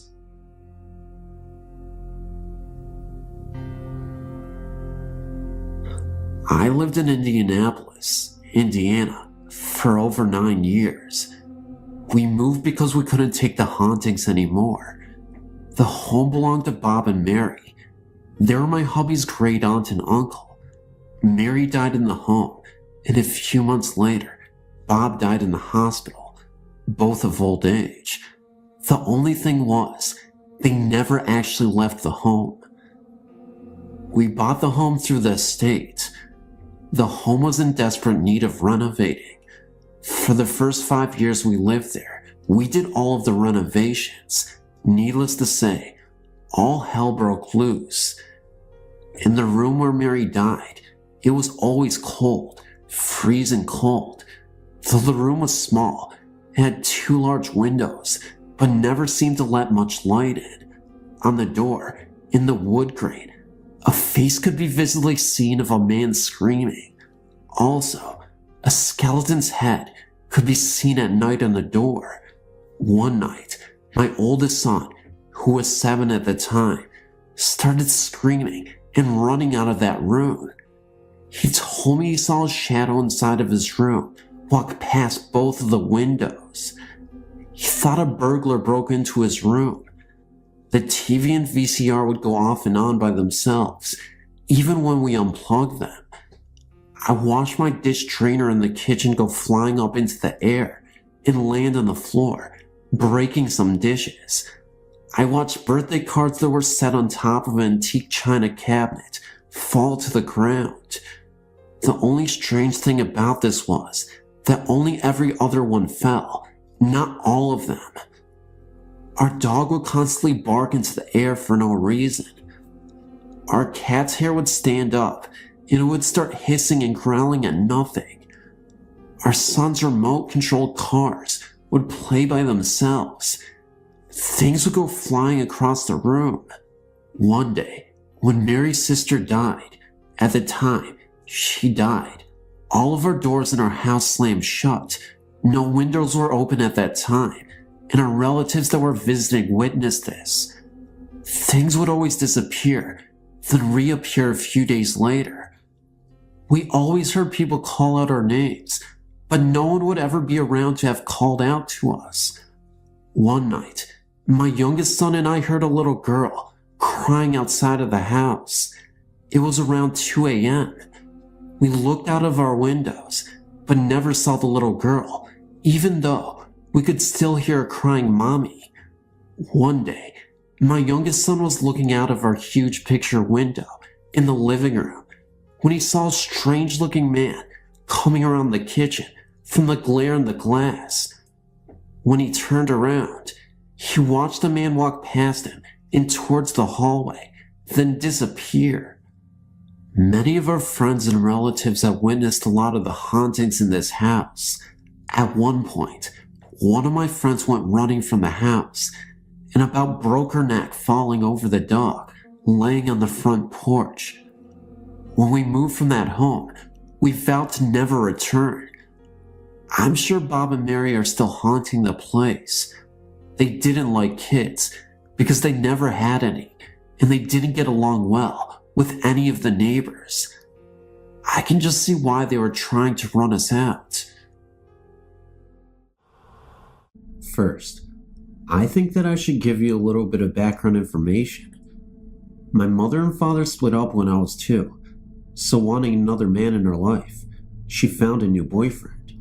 He wasn't what you would call a nice person. He was very abusive. One night, he stole $100 from me and my mom, and we decided that was the last straw. She called the police, and he was sent to jail. He always told us that there was a male ghost that followed him around, but no one ever believed him. As time passed, while he was in jail, our belief in his ghost grew. I was now about 8 years old, and I can remember these days like they were yesterday. Every day, when my mom and I got home, the cat scratcher, it was one of those really tall ones, was in the middle of our dining room floor. This was eerie for several reasons. The first being that our cat was not large enough to even move the object. The second was that the cat hated the toy. And the third and most important was that the cat scratcher was put at the bottom of our stairway, which was 3 rooms away. I was now afraid to go anywhere in the house by myself, so wherever my mom was, so was I. One night, my 14-year-old cousin decided to spend the night. My mom didn't want to scare her, so she didn't tell her anything about her recent happenings. I let her have my room, and I slept in the bed with my mom. About 10 minutes after she was in the room by herself, she ran into the room that my mother and I were in, screaming. She claimed that she saw an old man playing with the chain that hung from the light. My mom went in my room to see if anything was there. There was no man, but the chain was still fiercely spinning.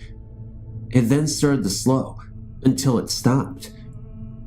When we entered the house about a week later, the cat scratcher wasn't in the dining room, but it also wasn't in the stairway. We proceeded up the stairs. My mom was ahead of me, and I was quivering behind her. As my mom flicked on the hallway light, she jumped. After I questioned her about what it was, I noticed it without her answer. Greasy handprints slid across the top of our 10-foot wall.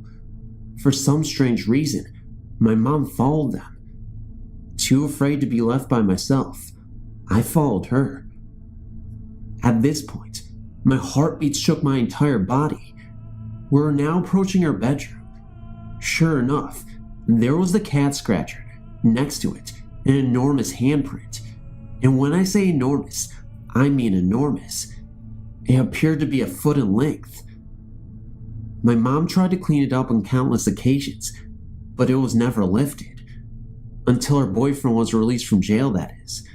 He was immediately kicked out, and everything stopped happening. The whole thing was just kind of strange to me, because the next time my mom tried to clean up the stain, it disappeared, and nothing happened again. I swear to you this is true, but you don't have to take my word for it. This story is for you to believe, or not.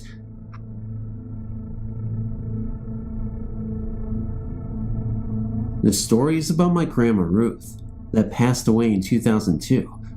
I loved her so much. Things have been happening up until this day, ever since she passed. The strange occurrences that happened to me was that at the time, I was living in Portsmouth, Virginia, with my father.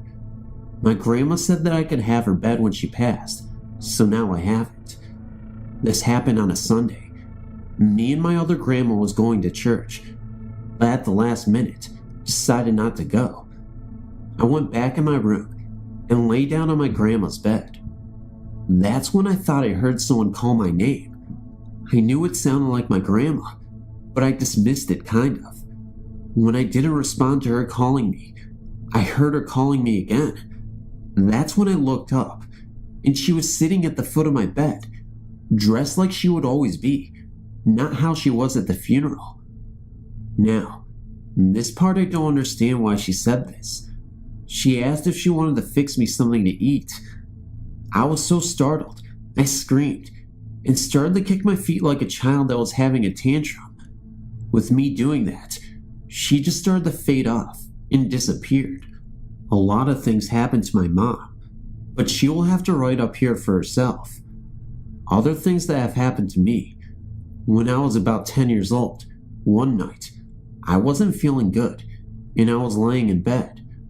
I went to sleep, but when I woke up, I felt someone tucking me in. I thought it was my mom, so I turned over to see her, but it wasn't her. I just saw this large dark shadow at the end of my bed. I was so scared and just put the covers over my head. Now, this next thing that happened to me, I've been looking on all sorts of sites to see if anyone has ever had this happen to them. Whoever reads this, if this has happened to you, or you know someone that it did happen to, would you write it down to the site? I would gladly appreciate it. Here goes. When I was 7 or 8, I was in bed at night, and all of a sudden, I felt like someone was in bed with me. I turned to my side, and I saw this man that looked like a troll. He had no color to him. He was just straight white. He was so scary to look at that I turned away and just stayed in bed.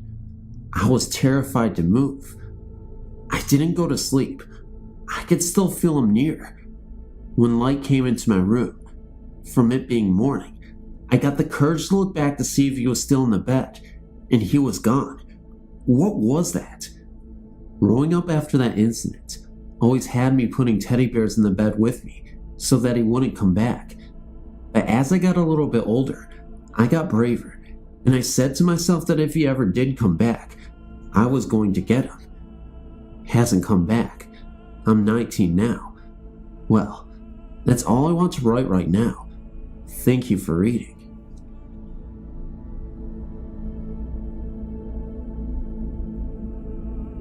I would like you to hear about my horrible encounter with a ghost, or unseen being. We're on vacation in Oklahoma, visiting some relatives that I'd never met before. They lived in a thickly wooded area. That evening after supper, and the sun had started settling, my mother and I decided to go for a walk and enjoy the beautiful new scenery we were in. We had been hiking for 20 to 30 minutes, so we were several miles from the house. Suddenly, a breeze swept over us, and before us was a small pond. I looked over into the water and saw a bright face staring back at me. I know that it was not my reflection. I jumped back and turned around, and my mother was nowhere around. I began yelling and calling out to my mother, but got no response. I finally got back to my relative's house and ran in. I asked everyone if they had seen my mother, and no one said they had seen her. This alerted my relatives because they had 100 acres of wooded area, and there were snakes and other dangerous animals, and the sun had already set. Me, my uncle and his wife, and 2 of my older cousins headed into the dark woods, all carrying flashlights. We walked towards the pond and hoped she'd still be nearby. I looked up, and behind 2 trees was a bright shining light. I walked towards the light and looked behind the tree. There was the same person I had seen in the water, but he wasn't easy to see. It was almost like you could see right through him. I freaked out and screamed, yelling for my relatives to come see. When they arrived, they stopped and watched the ghost float away over the water and into the darkness. Everyone stood in shock of what they saw.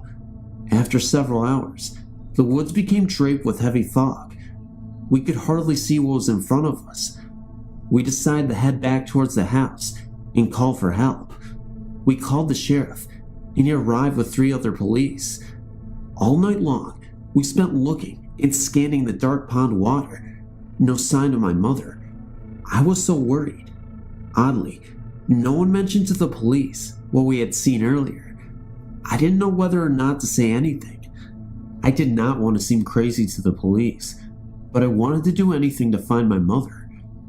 I asked my older cousin Charles if we should say anything about the sighting. He shook his head and said, "Come on, we didn't see anything. That was probably a firefly." I was totally confused. I knew I'd seen a person's face in the water, and then again behind the trees. I knew that everyone else had seen it too. I finally said, "Sheriff, I think there is someone or something in these woods." Then he asked me to explain what I had seen. At sunrise, the family decided to go back to the house and let the police continue their search. I was hesitant, but my family talked me into coming home with them. We walked into the house, and I sat down at the table. My aunt made me hot chocolate and asked me if I was alright. I couldn't believe what I had seen, and everyone else had seen, and no one was talking about it. I was confused and started hoping that this was all a nightmare. I drew myself a bath and climbed in. I cleared the vapor off the window and just stared. I didn't even know what to do. I wanted to feel hopeful, but the demonic stare of the ghost haunted me. I didn't have a good feeling. I kept imagining horrible things happening to my mother. I cried and rubbed water over my face. I prayed that God would help us find her. Several days has passed, and no sign of my mother. A missing persons report was made. I was starting to lose all hope.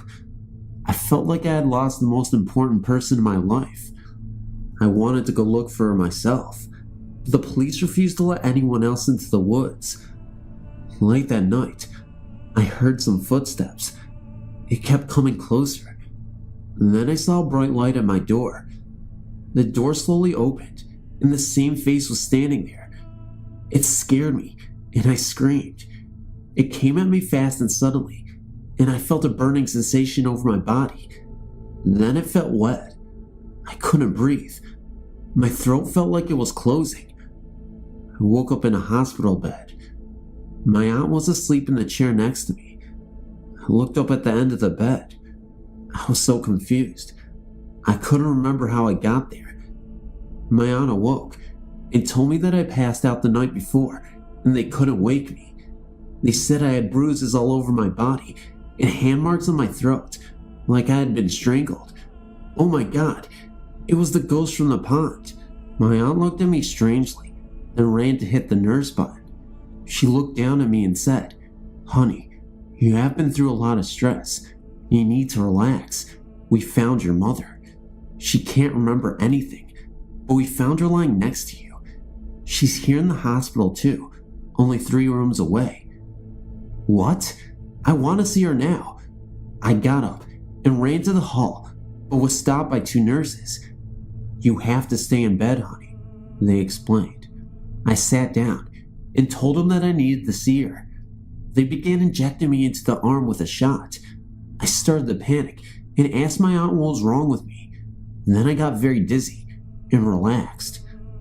I woke up to a nurse bringing my dinner. She brought 2 sedatives and a glass of water. I asked her where my mother was, and they said the police were investigating her. Then she came into my room and slowly walked over to my bed. She put her hand on top of mine and asked me if I was feeling okay. I asked her if she was okay, and she told me she was fine. She just doesn't remember much. I asked her if she remembers our walk from the night we were out on a walk together. She said she did, but didn't remember what happened to her after that. I asked her if she saw the face in the pond. She said no, nothing at all. Still to this day, no one knows who or what happened the night of my mother's disappearance or her reappearance. No one knows what really happened. No, don't laugh, but I believe that a ghost had taken her. I don't know why or what he did it for. It could have just been an evil ghost causing chaos. Police think there's someone behind it, like a kidnapper. And when he tried to return my mother, he saw me and panicked and tried to even kill me. The police had me describe the man's face that I saw. They have yet to find a person. I wish that I knew what really happened that night. It would answer so many questions for me.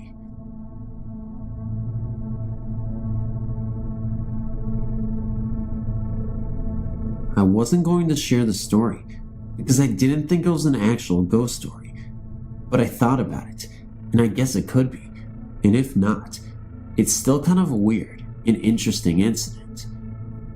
When I graduated high school in 1998, I went up to Ohio to visit a friend who graduated a year ahead of me and went up there to go to college.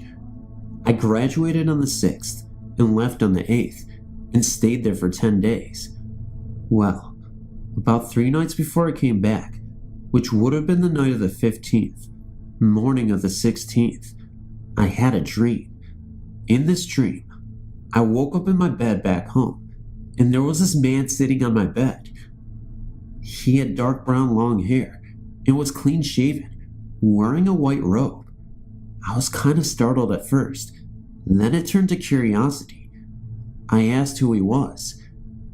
He says something like, "You know of me, but don't know me," and then goes on saying how we are alike and that he would be the same, and just a bunch of stuff like that. I was still confused because he never said who he was. He was telling me not to worry, that everything will be okay, and just a bunch of stuff that I couldn't figure out. Well, to make a long story short, I just passed off the dream as a weird dream. That was until I got home. I told my mother about it, and she asked when was the dream, and I told her the night of the 15th. She had this weird look on her face, and then showed me this letter. It was dated June 16th, 1998, and it was a letter she wrote to a brother that was born before me and died after he was born. I knew about him, but never knew the exact details like his birthday. She thinks that it was my older little brother coming to visit me on his birth and death day, and when I heard that, then it all started to make sense.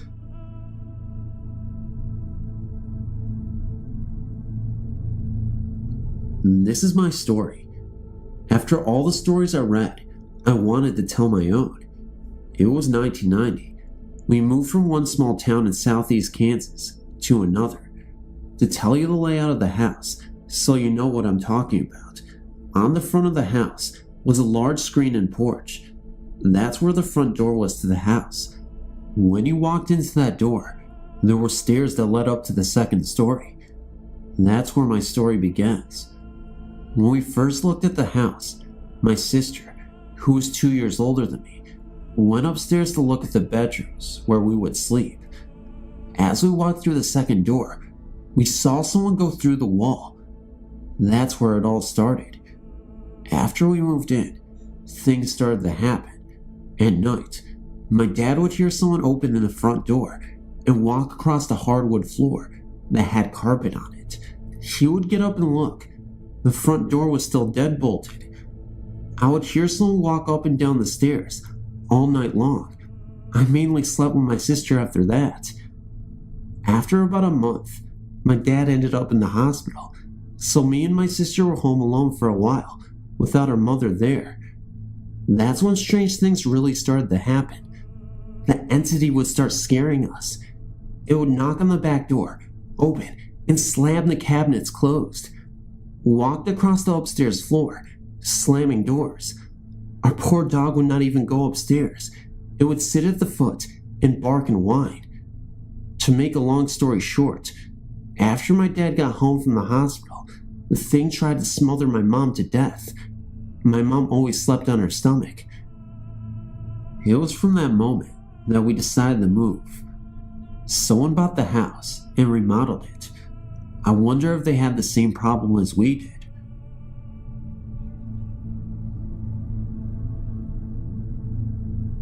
My sister and her family lives in a place that appears to be built on a graveyard. There are stone markers all over our yard.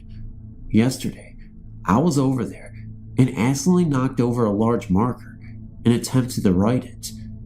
I could not budget to get it back in its place, and yet when I visited today, the stone was more erect and there was no signs that it had ever been otherwise. My sister also spoke of a lady that used to live there in the 1800s. The lady's name was Kathy. Reported to me by my sister, Kathy told her that she was glad to have a family living once more in the house. My mother has reported feeling someone patting her on the back and no one actually being there. I personally have seen a white form in the house and a darker gray form speeding by the window. After bolting the door to the crawlspace to the attic securely, the door opened by itself. That happened just yesterday. My brother-in-law reported that when he went into the attic via the crawlspace in order to access the roofing, he was pushed down and fell out of the attic. About a month ago, while my sister and her husband were asleep in bed, a small air conditioner that was securely bolted into the window was thrown inward into the bedroom floor. My sister has also reported an instance in which Kathy told her of a hanging suicide that occurred in an old barn structure on the property.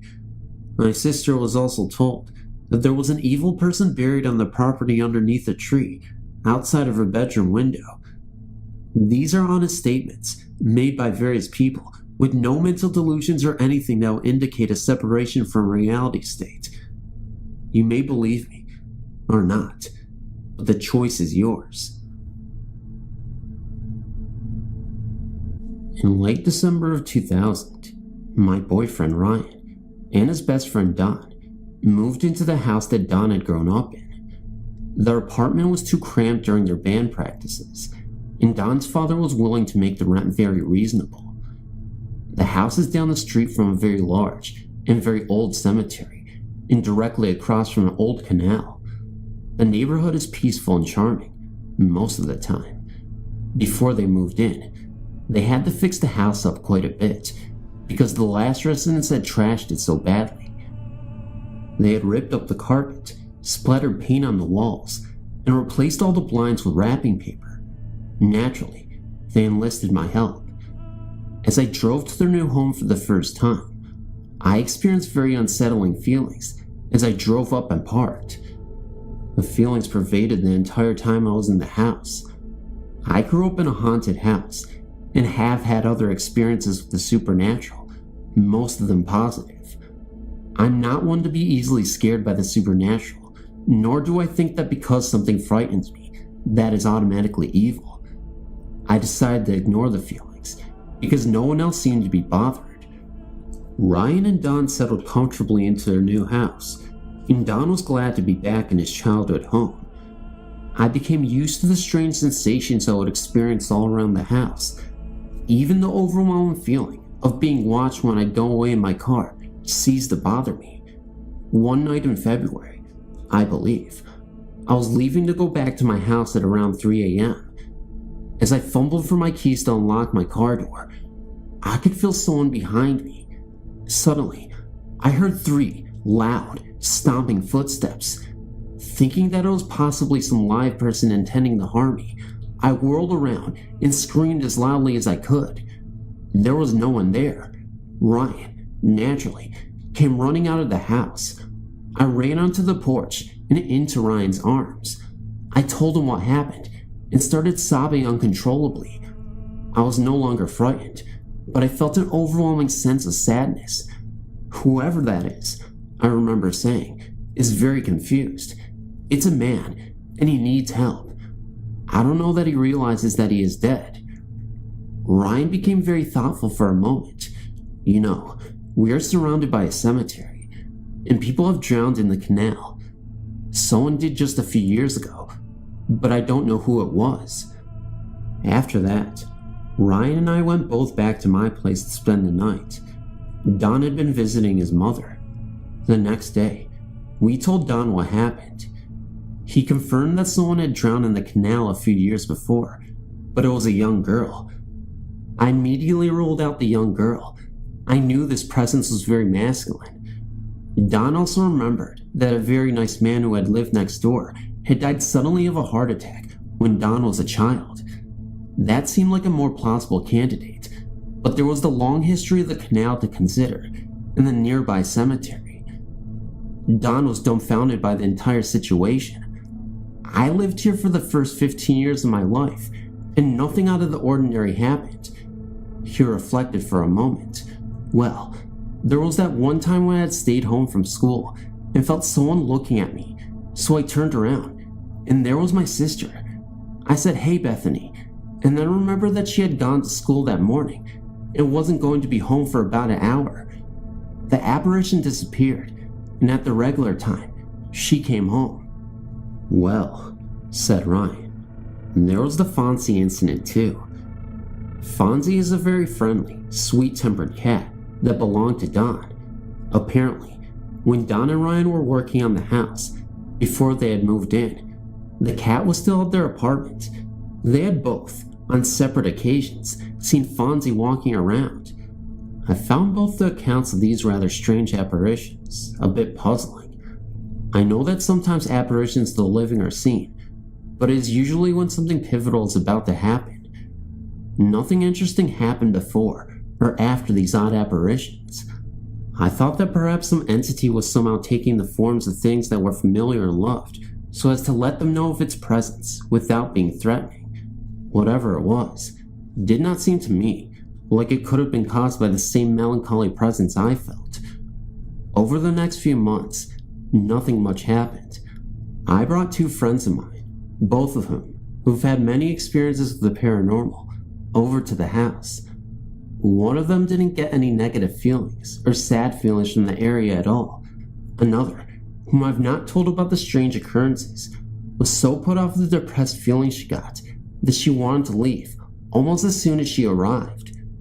One thing beyond sensing a spirit worth mentioning did occur in those several months.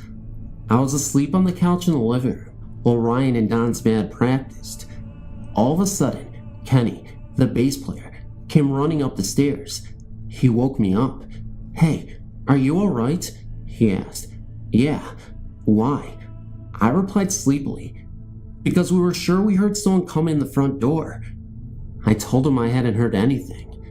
He proceeded to check all around the house for the suspected intruder and never found anyone or anything. During the summer months, a few torrential downpours caused Ryan and Don's basement to flood, nearly destroying a significant portion of their band equipment. After that incident, they decided to move yet again. I was staying at my own place, and Don was visiting his mother again. In the middle of the night, Ryan called me in a panic. "I just had the strangest experience," he told me. I was asleep on the couch when I was awakened by a baby crying. I sat up and realized that the noise was coming from Don's room. I looked up and stared down the hall. All of a sudden, this white, somewhat blurred figure of a woman came walking out of my room and went into Don's room. Then I heard a woman shushing the baby. Ryan was frightened, but he realized that the strange event was not threatening in any way. We talked about it and agreed that it was most likely some sort of residual haunting. Later, Ryan told Don about the experience and found that Don had witnessed the same event. Ryan and Don had not lived in the house for a few months now. We never figured out exactly who the man outside the house was, or who the woman and the baby were, or what caused the strange apparitions of Bethany and Fonzie. I only wonder if these things still go on in the house, and if the current residents have the powers of observation to notice them.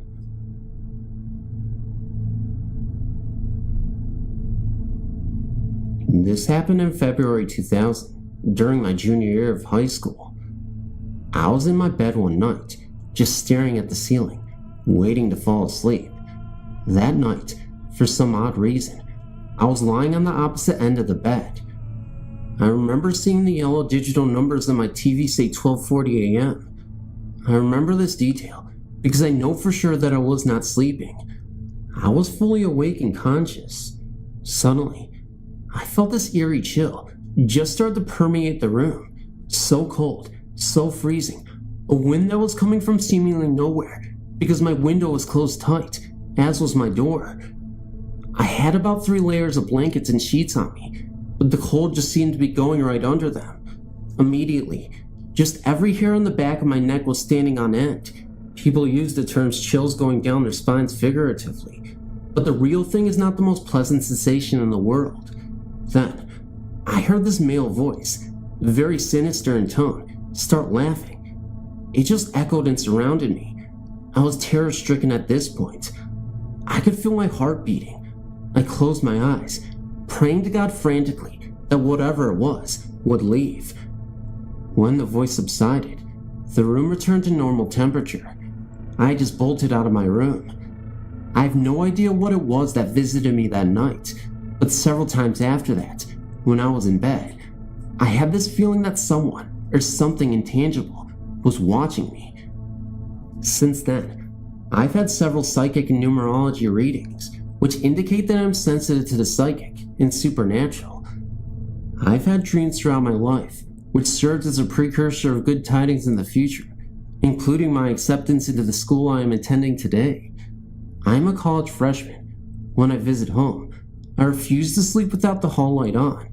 Call me chicken, but I don't think I'm quite ready to encounter what lies in the darkness again.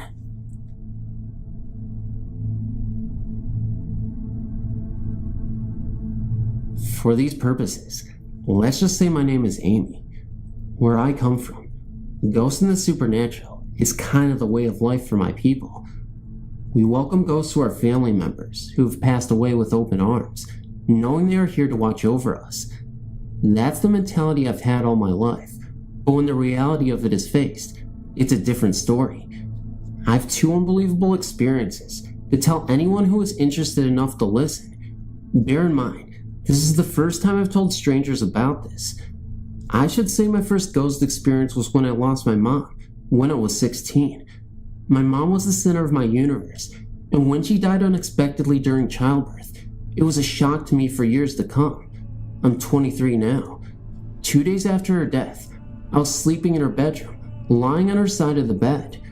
I'd been crying myself to sleep, and I had this dream. At least I thought it was a dream, because the way it happened, it was as real as it could be. In my dream, or self-conscious state of mind, I was lying in the same position in which I had fallen asleep when I saw Mom come into the room and just stand there watching me sleep.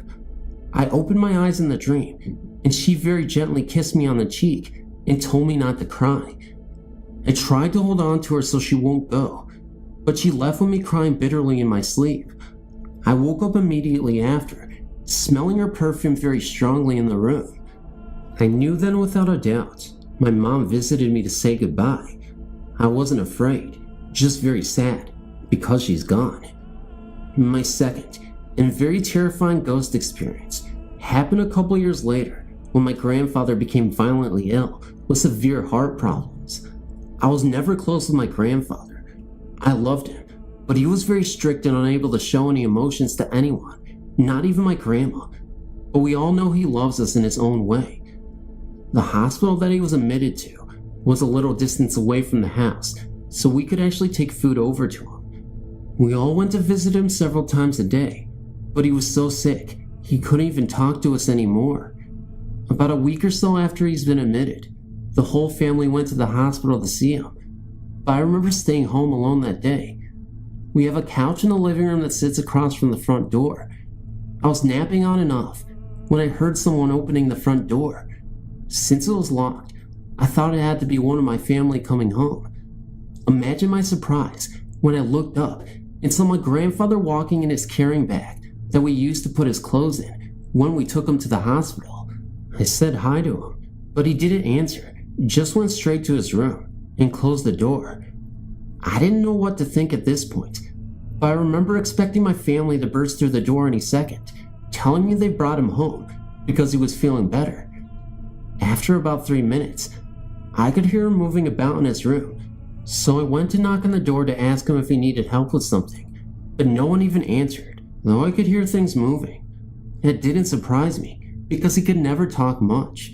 About 15 minutes later, my aunt burst in the house screaming at the top of her voice that we've lost Grandpa. I thought they meant they lost him when they were coming home, so I told her he's already here, and he's in his room. She looked at me as if I was crazy, and told me that Grandpa died right around the time he walked into the house a while ago.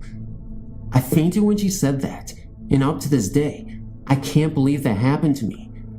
I don't know what to make of it, but it sure scared me for a long, long time.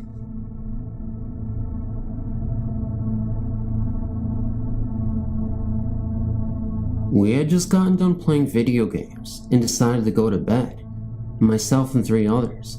One girl who would be my future goddaughter, her aunt, and their younger friend had enough electronic entertainment for one night.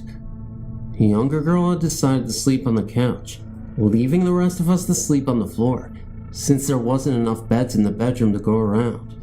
Most everyone was just laying there, staring at something in the dark, or randomly saying something here and there, getting ready to fall asleep. I stared straight at a digital clock. Suddenly, a figure had obstructed my view of the clock for a brief moment. It was then that I said, "Hey guys, did you see that?" Soon after, I heard my goddaughter let out a loud scream. They both claimed to have seen a figure heading towards the kitchen, and we heard a loud clatter of pans hitting the ground. The thing disappeared, and we didn't see it again all night. Neither did my goddaughter. But here's my second story. The week I started college, I noticed a change in my dog. He was acting quite a bit funny, almost sick. Within that week, it was found that he had slipped a disc in his back and was later put to sleep. I was emotionally torn for a while, as I was, and still am, very much attached to that dog. After a few months, I decided that even though I really loved my previous dog, I still did want a companion around, and got the dog I currently have. The morning after we had brought her home, I felt a weight on my chest. It felt like the size of a dog, about the same size as the one I had before. I thought it was the new dog, so I told her to get down. I heard her jump from my chest to the floor. It was then that I realized it wasn't the new dog, because my room's door was shut, and there was no way she could have gotten in here. That, and the fact that she wasn't anywhere around. At first, I was a bit spooked, but then I thought, good, he's still here with me.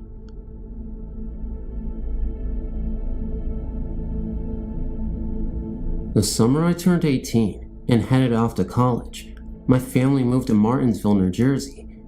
They built a brand new house on land that was once part of what my grandfather called Indian country. Whenever I would go home for break, I never slept very well in the house. I always had butterflies in my stomach and couldn't pass out until the wee hours of the night when my eyes just couldn't stay open anymore. One day, I was sitting in the family room watching TV. Above the TV, there was a 7 by 8 foot opening into the hallway upstairs. I caught someone out of the corner of my eye, walking by that opening and into my sister's bedroom. Immediately, I thought it was odd. The only other people who were in the house were my mother and grandfather, both of whom were to the left of me, in the kitchen. When I told them what happened, they just stood there, looking at each other. Finally, my grandmother spoke up. Apparently, both her and my mother had seen a figure walk by the doorways in the house on a number of occasions. According to my grandmother, the lights flickered every once in a while too. She was under the impression the house was haunted. That night, I was lying in bed, reading a book. It was about 4 a.m., and I was the only one up. I decided to brush my teeth before trying to get some sleep. I opened the door to my bedroom and was about to turn left to go to the bathroom when I felt the need to look down the hallway towards my mother's room. My mom usually kept the door closed, but that night the door was open and there was a man standing in the opening. He was tall and skinny. The only man that was in the house was my stepfather, and he's short and plump. The figure was just standing there, looking at me. No, watching me. I immediately ran into the bathroom, my heart pounding. About 10 minutes later, I got the nerve to run back to my room and hide under the covers. Needless to say, I didn't sleep a wink. From that night on, I knew that the butterflies in my stomach were because I felt something watching me. Although it frightened me like I've never been frightened before, and even though I still get the shivers thinking about that night, I've always known this ghost was just a watcher. I didn't feel any evil or ill will from him, but I have no idea who he was. Like I said earlier, the land was considered Indian country, i.e., it was wooded, until they cleared it for the new development. So, it's possible the ghost was an American Indian, but for some reason, I feel that isn't right. That this man I saw was in fact white, and possibly a farmer from the early 1900s. Either way, the shadows and flickering of the lights continued until my family moved 3 years later. It's possible they even continue today, but I don't think anyone ever saw the man as clearly as I did that night. Thanks for reading.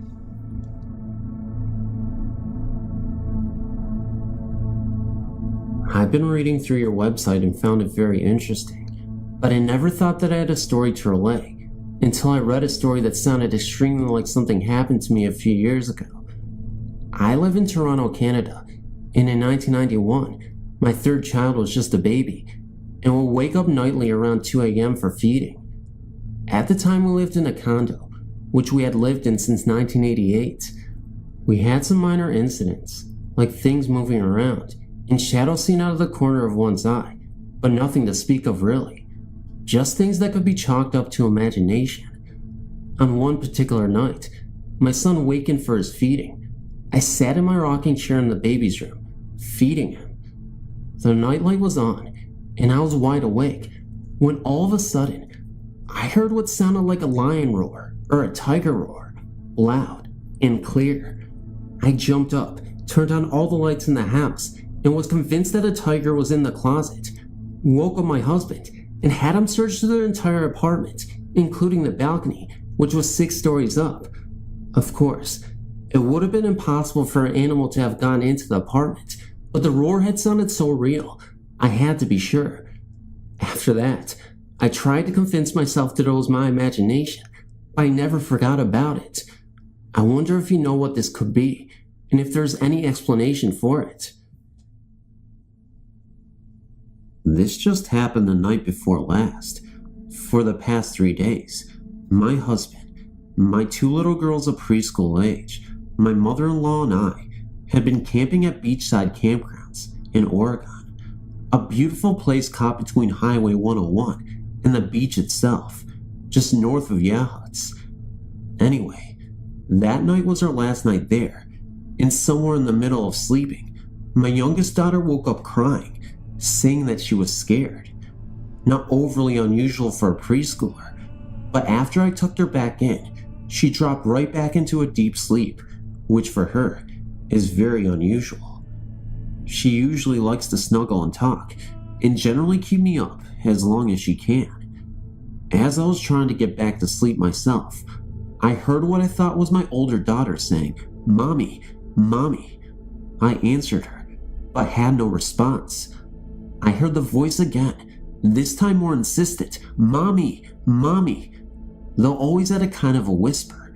I got up and physically looked at my two girls, who were completely sound asleep, the kind of sleep that is past dreaming, which was very odd because, you remember, my youngest one had just woken up a short while before. Then, as I laid down for a second time, I heard the voice again, only it seemed to come from all the way around me and in a constant stream. "Mommy, Mommy, Mommy," and it wouldn't stop.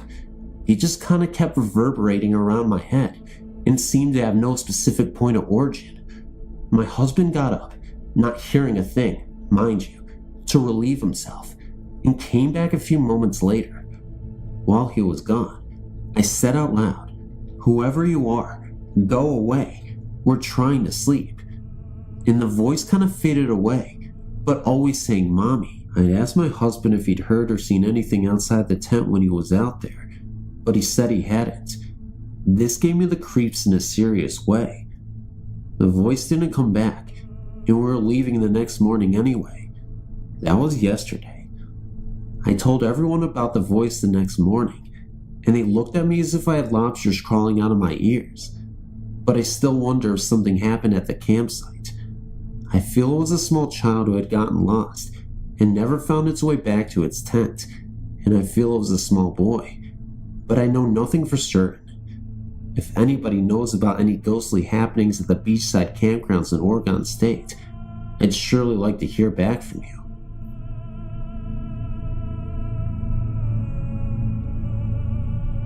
I'm not quite sure where to start this story, but I'll try it this way. I'm able to feel the energy around me. I've always felt weird things, but for the last 10 years of my life, my abilities have increased. I was standing in the garage in the daytime, getting ready to leave for work. Out of the corner of my eye, I saw a man in a black and white suit. He was very tall, about 6'2", and his clothes were old-fashioned. He reminded me of an old Western mortician. His hat was a black hat. I blinked my eyes to see if he would go away, but he just stood there. He reminded me of death. His form was solid, but yet not really. He was not transparent like the others I had seen. I put my purse in the car, and when I looked back, he was gone. I didn't get too close to him because I was terrified. But when I went to my Tai Chi class, I asked my Saifu about him. He asked, "Did you ask him what he wanted?" I said no, because I thought he was death. I was not about to invite death into my house. A few months went by, and I was in the kitchen doing the dishes when a shadow went by the window. I thought it was Ted from next door for a moment, because he is tall. I thought I would greet him at the front door. Well, there was no one there, so I said out loud, "Very funny." The next day, I was in the garage going to work. Again, the man in the driveway. This time, I was sort of brave and stepped closer. I could not feel anything from him except a low vibration on the cool side. It was so weird, so I said, "How can I help you?" He just tipped his hat and then disappeared. When I went home for vacation, I'm from Indiana. My sister and I were going through my aunt's pictures. She has since passed away. She was 85. I came across this picture. All the hair on my neck stood up, and I got the willies. My sister looked at me and said, "Oh, is that your great-great-grandfather McNeely? He was a Quaker and he shoed horses." Since I had found out who he is, he has never come back. I was wondering, since he was solid, so to speak, could he have been out of place in time, more than appearing as a ghost? Thanks for letting me share this story. My friends think I'm weird. I see and sense stuff. There's no way you can convince people of what you see. I don't even try anymore. When I see the ghost in the casino, for example, I just smile and keep on walking. I'm from Las Vegas, Nevada.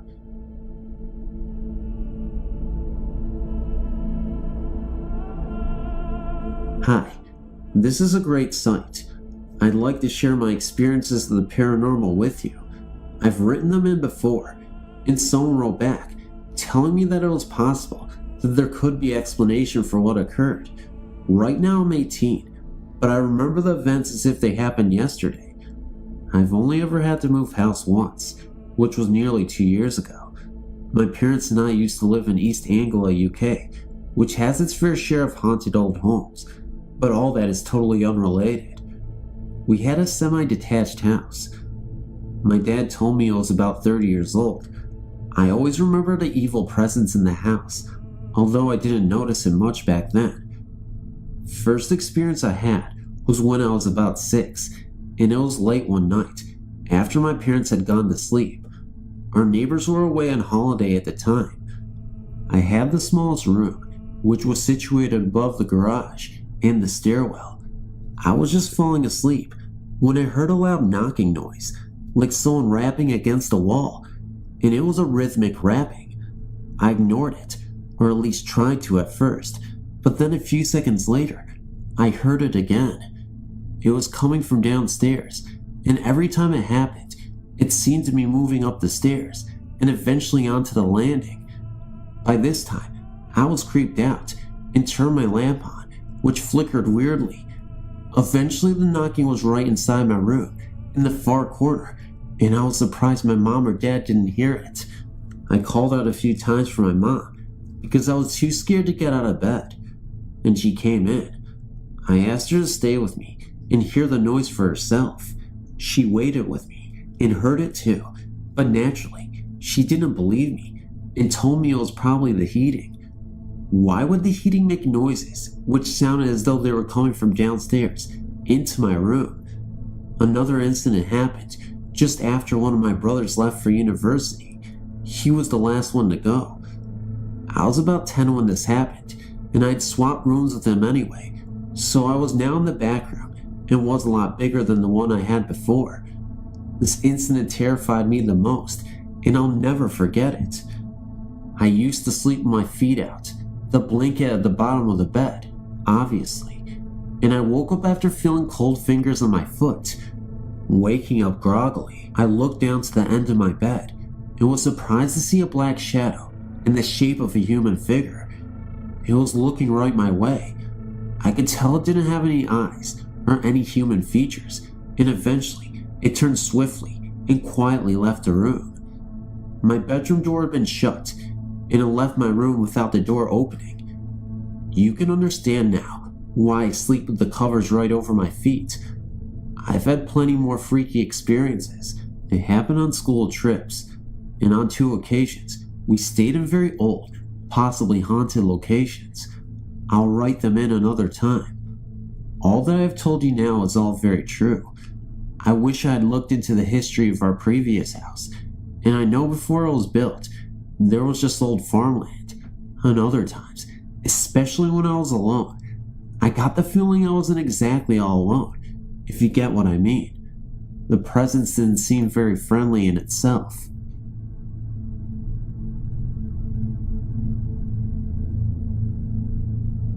This happened about 4 years ago, while I was a senior in high school. A bunch of friends and I were looking for something to do, and ended up riding out to a very old cemetery in the rural area of our small town. The story goes that there was a young boy who was buried there decades ago, and he has often been seen playing on the grounds. We, being arrogant kids, did not believe a word of it, and just parked the car at the cemetery and stood around talking. Pretty soon, the 5 of us started to wander from tombstone to tombstone, reading the names of those buried. I walked over to one that was under a small tree. I was busy reading it, and someone walked up beside me. I was sure it was my cousin, and did not even look at him. I just said, "Did you see this one, Robbie?" Just then, my cousin Robbie said, "Are you talking to me?" He was standing several yards away at the parked car. I could tell in my peripheral vision but the figure on my left was still there. I did not look at it. I ran screaming to the car, where my friends waited. I spooked them so badly that they all just jumped in the car and we sped away. I heard later that the tombstone under the tree belonged to the boy who is said to still haunt the cemetery. I may still be somewhat of a skeptic, but I will never, ever go back there.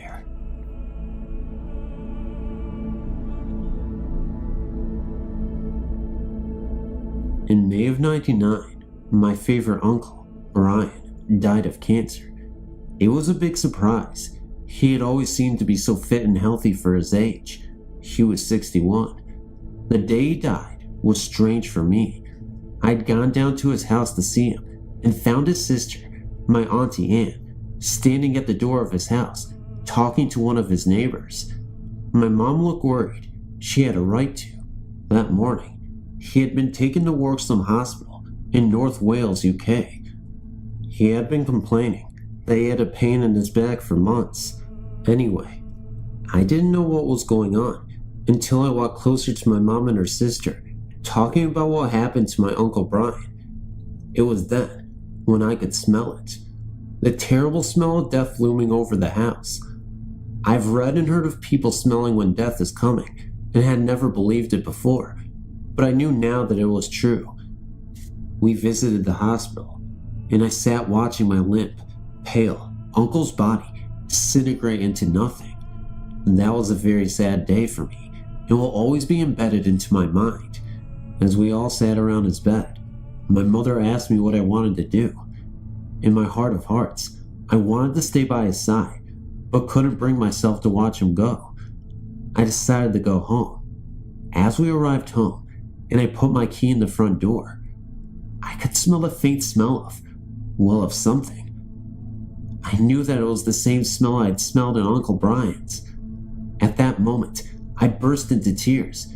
Just as I did, the telephone rang. It was Brian's son, Mike. Before anyone picked up the phone, I told him that he had died. Mom picked up the phone, and sure enough, my favorite uncle had died minutes before we entered our own house. That is no ghost story, but this is. My Uncle Brian used to stay with us all the time for the holidays, Christmas and Easter, and sometimes birthdays. We had a dartboard put up under my room in the dining room, especially for him. At night, when he was alive, we, or rather I, could hear the darts hitting the board with such force that he used to run right through the floor of my room. He used to stay up till late at night too, watching the telly and switching channels on cable TV. After he died, however, that all stopped. Christmas was as quiet as a mouse. There was no telly, no darts hitting the wall or the dartboard, nothing, just complete silence. That was until New Year. As soon as it turned 2000, the noises started again. One night, I couldn't sleep and thought I heard someone moving about downstairs. I thought it was my dad, who suffered 7 heart attacks. I walked over to my door and opened it a little to listen to what was going on down there. As I listened, I felt a chill run up and down my spine. I could hear the telly. I felt curious, so I made my way down the stairs. As I got to the living room, I found myself staring at a telly that wasn't even on, that hadn't been on for hours. I shrugged and told myself that it was probably next door. But as I reached the top of the stairs, I heard what I thought was someone playing darts. I turned on my heel and walked downstairs, again curious to find out who was making these noises. I got to the games room and looked at the darts board. Its doors were closed and locked. No one could have played with that if they wanted to, without whacking my father up for the key first. For the record, my uncle loved his tea. His cup was still hanging up on the mug tree. As I had gone back upstairs for the second time, I'd seen it with my own eyes, hanging there, still and alone. I got to my room and went to sleep, finally. But I had only been asleep about 15 minutes when my older sister, Rebecca, was waking me up. She looked terrified. I asked her what was wrong, and she told me the following creepy tale. She was in her room, laying in her bed, ready to fall asleep, when she just happened to look at the bottom of her bed. That's when she saw him. My Uncle Brian stood there in all his glory. He was holding his mug in his right hand and was staring at her. She couldn't move a muscle. It took her all her time to make it out of her room to my room. By this time, she was crying her eyes out. I don't know what it was that made me do the thing I did next, but I felt I had to check that this mug was still hanging up on the mug tree like it was about 25 minutes ago. With my sister holding onto my hand so tight, we made it to the kitchen. His mug was not there. I went into the living room and found a still warm cup sitting on the table, half full of steaming tea. To this day, he still plays darts and visits my sister's room. Maybe he wasn't meant to leave us as soon as he did.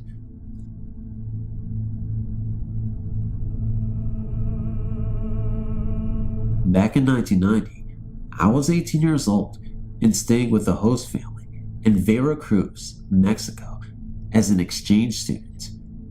One day, I awoke to a lot of bustling and nervous chatter around the household. I kept hearing the word Baruja repeated over and over. Unfamiliar with that word, I inquired about its meaning, which was explained to mean witchcraft in Spanish. Apparently, someone found a cross, laid down in granulated salt in the backyard, which according to the native residents was a clear sign of witchcraft. Being the consummate skeptic, I just nodded and secretly chuckled at the genuine worry that this superstition was creating. Later that evening, the day's excitement culminated into a sort of ghost story session in the kitchen area, where it was explained to me that witches and spirits have been known to travel in shadows or balls of light. Whatever happened to the broomstick, I belted as I laughed out loud. After a few more stories, I had heard enough and decided to show them just what I thought of their primitive beliefs. I ran out the back door and approached the cross of salt that started this whole charade as the group clamored after me. I stood above the cross and made a challenge. I said out loud, I challenge the spirits of hell to damn harm me. Anyway, they all thought I was taking a big risk, but I just laughed it off. Later that night, my host brother and I were dropping off friends with the family flatbed. As the last one jumped out from the rear, I turned my head and watched him enter his household. Before I turned my head back to a frontal view, the next image we saw both startled the both of us. Materializing from the upper window, there seemed to be an entity of some sort. It was an old lady, but a really disfigured looking old lady. You could see the detail in her face, but she had red glowing eyes at the same time. Besides the red glowing eyes, she had scars all over her face, and it looked like she was almost on fire at the same time. I don't even know how to describe it, but it looked very off-putting. The image of this witch lasted about 30 seconds before she dematerialized, and she was no more. Naturally, we bailed out of that area without really processing what we had seen. After what I just witnessed, I knew I felt a sense of regret. It was then when I realized that I should never make demands or challenge Satan himself to come see me. So, I'm not sure entirely if that was Satan himself coming to see me, but I know that it was something serious, and I didn't want to mess with it. Demonic. Challenging the spirits to come see me. I guess that was a horrible idea. And now I'm no longer a skeptic. I'm a little bit more open-minded now, but I guess you can understand after dealing with that kind of thing. So what's the big takeaway from here? Obviously, you don't want to challenge the devil. You don't want to summon anyone, because you never know what you may be conjuring up. I know this all sounds silly, but it's true. It happened, and I just wanted to tell my story.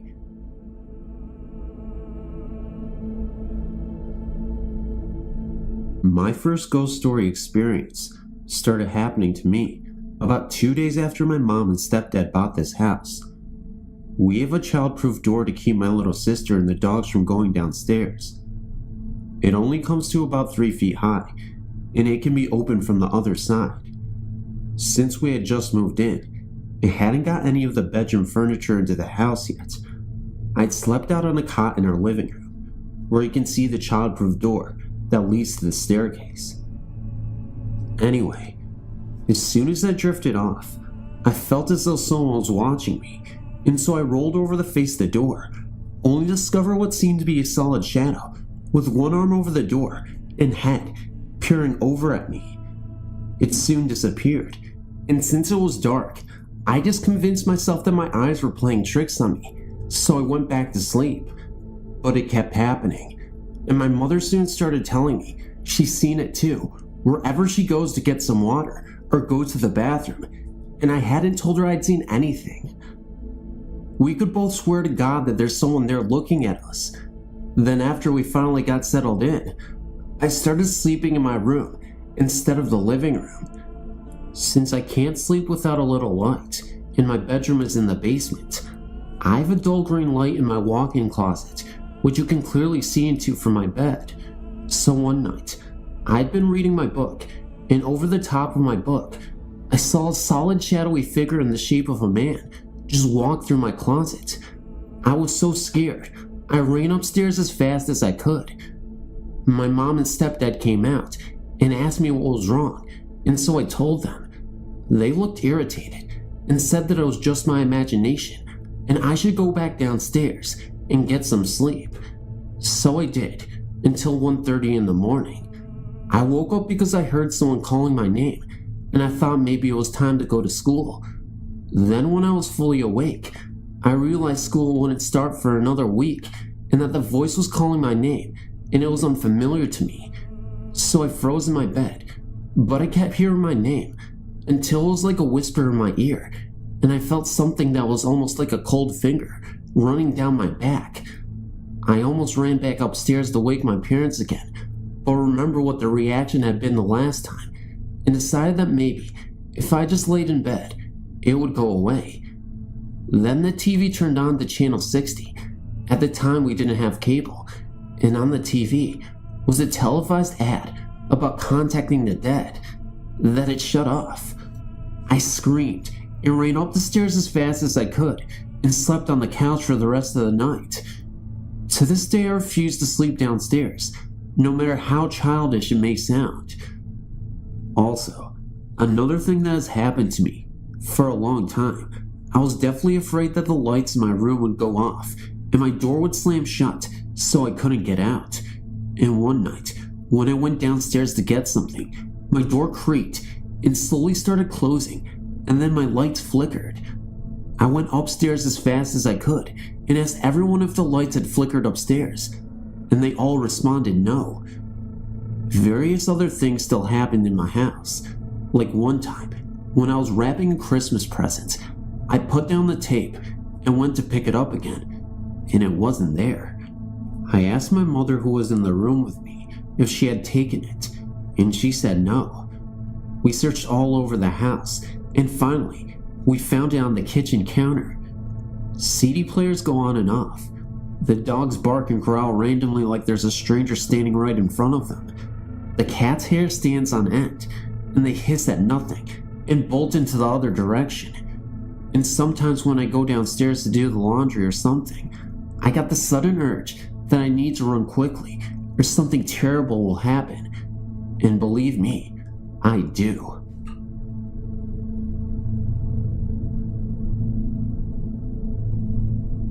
Hello, my name is Brittany. I'm not possible how my story will be accepted, but a few things that have happened to me are something to consider. There are 3 parts to my story. The first part is my parents' personal encounters. The second part is an encounter my parents and I both shared. And the third is my own personal encounters. Part 1, the noisy spirit. When my parents first bought out the house, it was very small, only a kitchen, dining room, and living room. Upstairs, there were 2 bedrooms and a bathroom. My parents had been inspecting every room one at a time to see exactly what they needed to fix up. My parents were upstairs in one of the bedrooms when they heard noises downstairs in the kitchen. When they got downstairs, according to their story, to investigate, the cupboard doors were swinging back and forth wildly. They walked over to shut them, and voices yelled at them to just leave immediately. They didn't listen. 5 years later, I was born. By then, they had built on 2 family rooms, 2 porches, a laundry room, pantry, and they even built on a shop where they conducted their own business. They normally heard music playing and voices yelling at them, but they ignored it for whatever reason. In the second story, the attacks, when I was 10 years old, a lot of very dangerous attacks started happening. My dad started being ferociously attacked during the night by invisible forces. Now, my dad slept upstairs in his bedroom alone because the bed hurt my mom's back, so she always slept downstairs on the couch.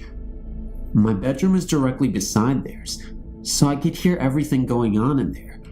Normally, my dad will wake up to feel as if he was being held down, strangled, bit, scratched, cut with a knife, carried around the room, etc. When he would wake up in the morning, he would have bite marks in impossible places on his body, cuts, scratches, red bruises around his neck and wrists, and long deep gashes across his chest. Now, this didn't happen all the time, all in one night, but things happen frequently. I was really starting to get worried. My grandma and Aunt Phil taught me an Italian prayer to keep the evil away. I would pronounce it right now, but I'm not entirely sure if I even did it right, so I'll refrain from doing so right now. But the prayer is the prayer to the Virgin Mary, and its purpose is to keep all the evil out. They told me to say that 3 times every night, and it would keep the evil out. I said it 3 times in dedication to my father, and things slowly started to get better. It was still very scary, because I never expected the entities to be so violent. But in my 3rd paranormal experience, these are my personal encounters. Well, now that I'm 16, certain things have happened to me. They aren't violent or even frightening, more so reassuring. To explain it a bit, my bedroom door is the kind of door that unless you prop it open, it swings shut again, and fast, too. Well, for the past year and a couple months, I've noticed that there might be a spirit that is checking in on me. When I sleep, or late at night, my door will swing open, wide enough for a head to look in, to check in on me, to make sure I'm okay. I'll look because it creaks, and see nothing there. It will stay open at that width for 2 minutes, as if someone is checking in on me. Then it will slowly shut, the doorknob will turn, and it will close all the way. Like I said, it was reassuring, because I felt as if someone, whoever it was checking in on me to make sure I'm okay, and they're just trying to tell me they're here for me. I'm glad I have it. I look at it as my spirit guide. I'm pagan, so on my website, you will understand my belief as spirit guides.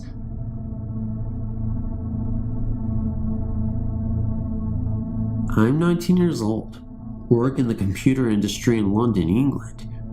When I was around 10 or 11, I used to live in another part of the county called Dudley, West Midlands.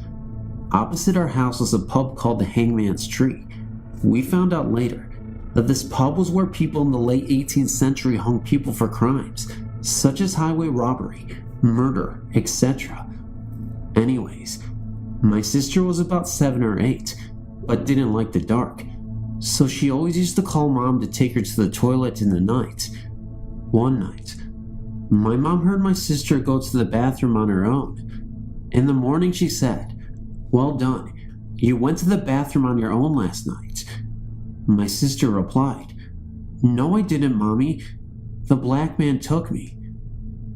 My mom panicked at this point and thought someone must have gotten into the house. She said, "What black man are you talking about?" My sister said, "He's my friend. He's a black mist, and he sits with me at night. and tells me stories. We're all getting really scared now. My mom asked me how she knew it was a black man, because when he smiles, I can see his teeth. We were all really freaked out by this, but my sister didn't really seem all that bothered by it. So we decided, whatever it was friendly. A couple of weeks later, I walked into my sister's room to check on her, and found that the rocking chair in the corner of the room was rocking on its own, and at a steady pace, and my sister was fast asleep. I don't know. It may be a comforting presence, but it definitely seems creepy to me.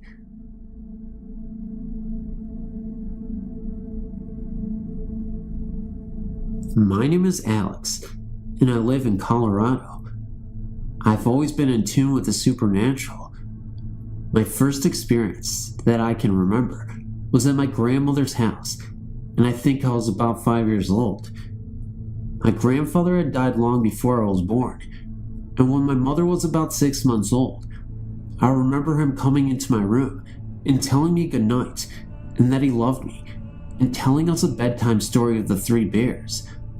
I asked my grandmother who the man was, and she said no one was in the house but her, my mother, my brother, and I. I told her the man's name, and she laughed and said my mother probably told me to tell her this. I said my mother was asleep. It was about 20 feet from me, in another room, and I don't think she could have heard him. Granny said that was true, and she called my mother in and said, "Hey Jackie, did you tell him about Pat?" My mother said no, that she didn't remember him themselves. My grandmother asked me to describe the man to her.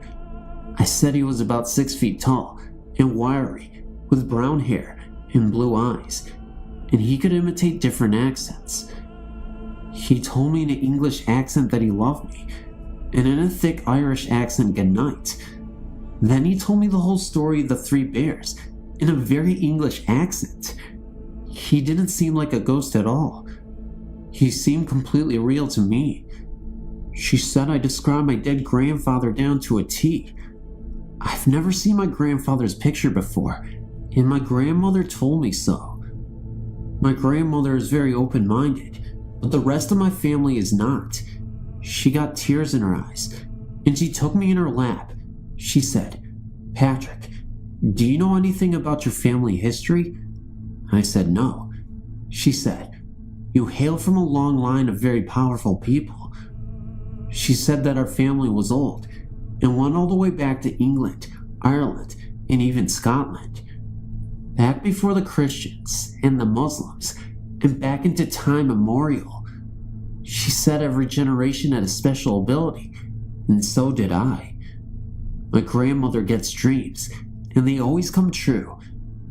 2 years before Mount St. Helens blew its top, she told us it was going to blow. She's like that. She told me our family practiced the old religion. I said, "What? Christians?" She said no. She said Druidry and Wicca. I was like, "What's that?" And she said she'd explain it to me when I was older. She told me to tell Pat she still loved him after all these years. The following night, however, I was not greeted by the same presence as before. The really crazy thing was, it was something entirely different.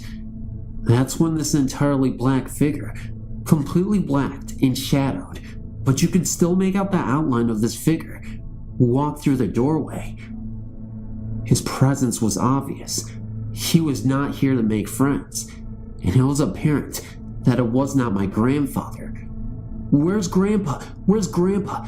I can remember shouting, but no noise was uttered by the black figure.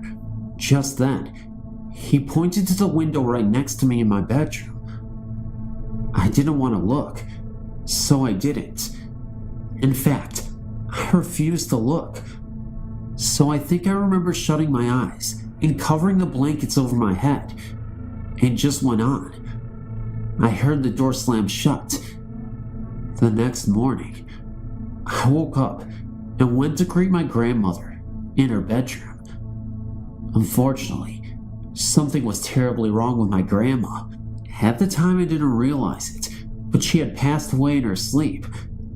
And to this day, I really wonder if that had anything to do with my incident the night before. Was it a coincidence? I'm not entirely sure, but it devastated me for years to come. You may criticize me and say that 5-year-olds could not remember such a thing, but remember, I remembered it clearly because it was a traumatic event. My family has a history of abilities, and my grandma even talked to me about this before she passed away. I don't know, maybe it was Grandpa, and he was secretly saying that he wanted Grandma to be with him and that he missed her or something. But why did it feel so dark? Why was this presence so dark? I can only conclude that now, as I think back to it, it had to be the death, the Grim Reaper himself, and there's no other explanation for it. One thing I still wonder to this day is that the Grim Reaper was pointing at the window. Remember, from earlier in the story, I always wondered, what if I did in fact look out the window? I would have saw something bizarre. Maybe my grandma's soul being transported into a different dimension. Or maybe, just maybe, it was just all in my head. Whichever the case, it doesn't matter. It was terrifying.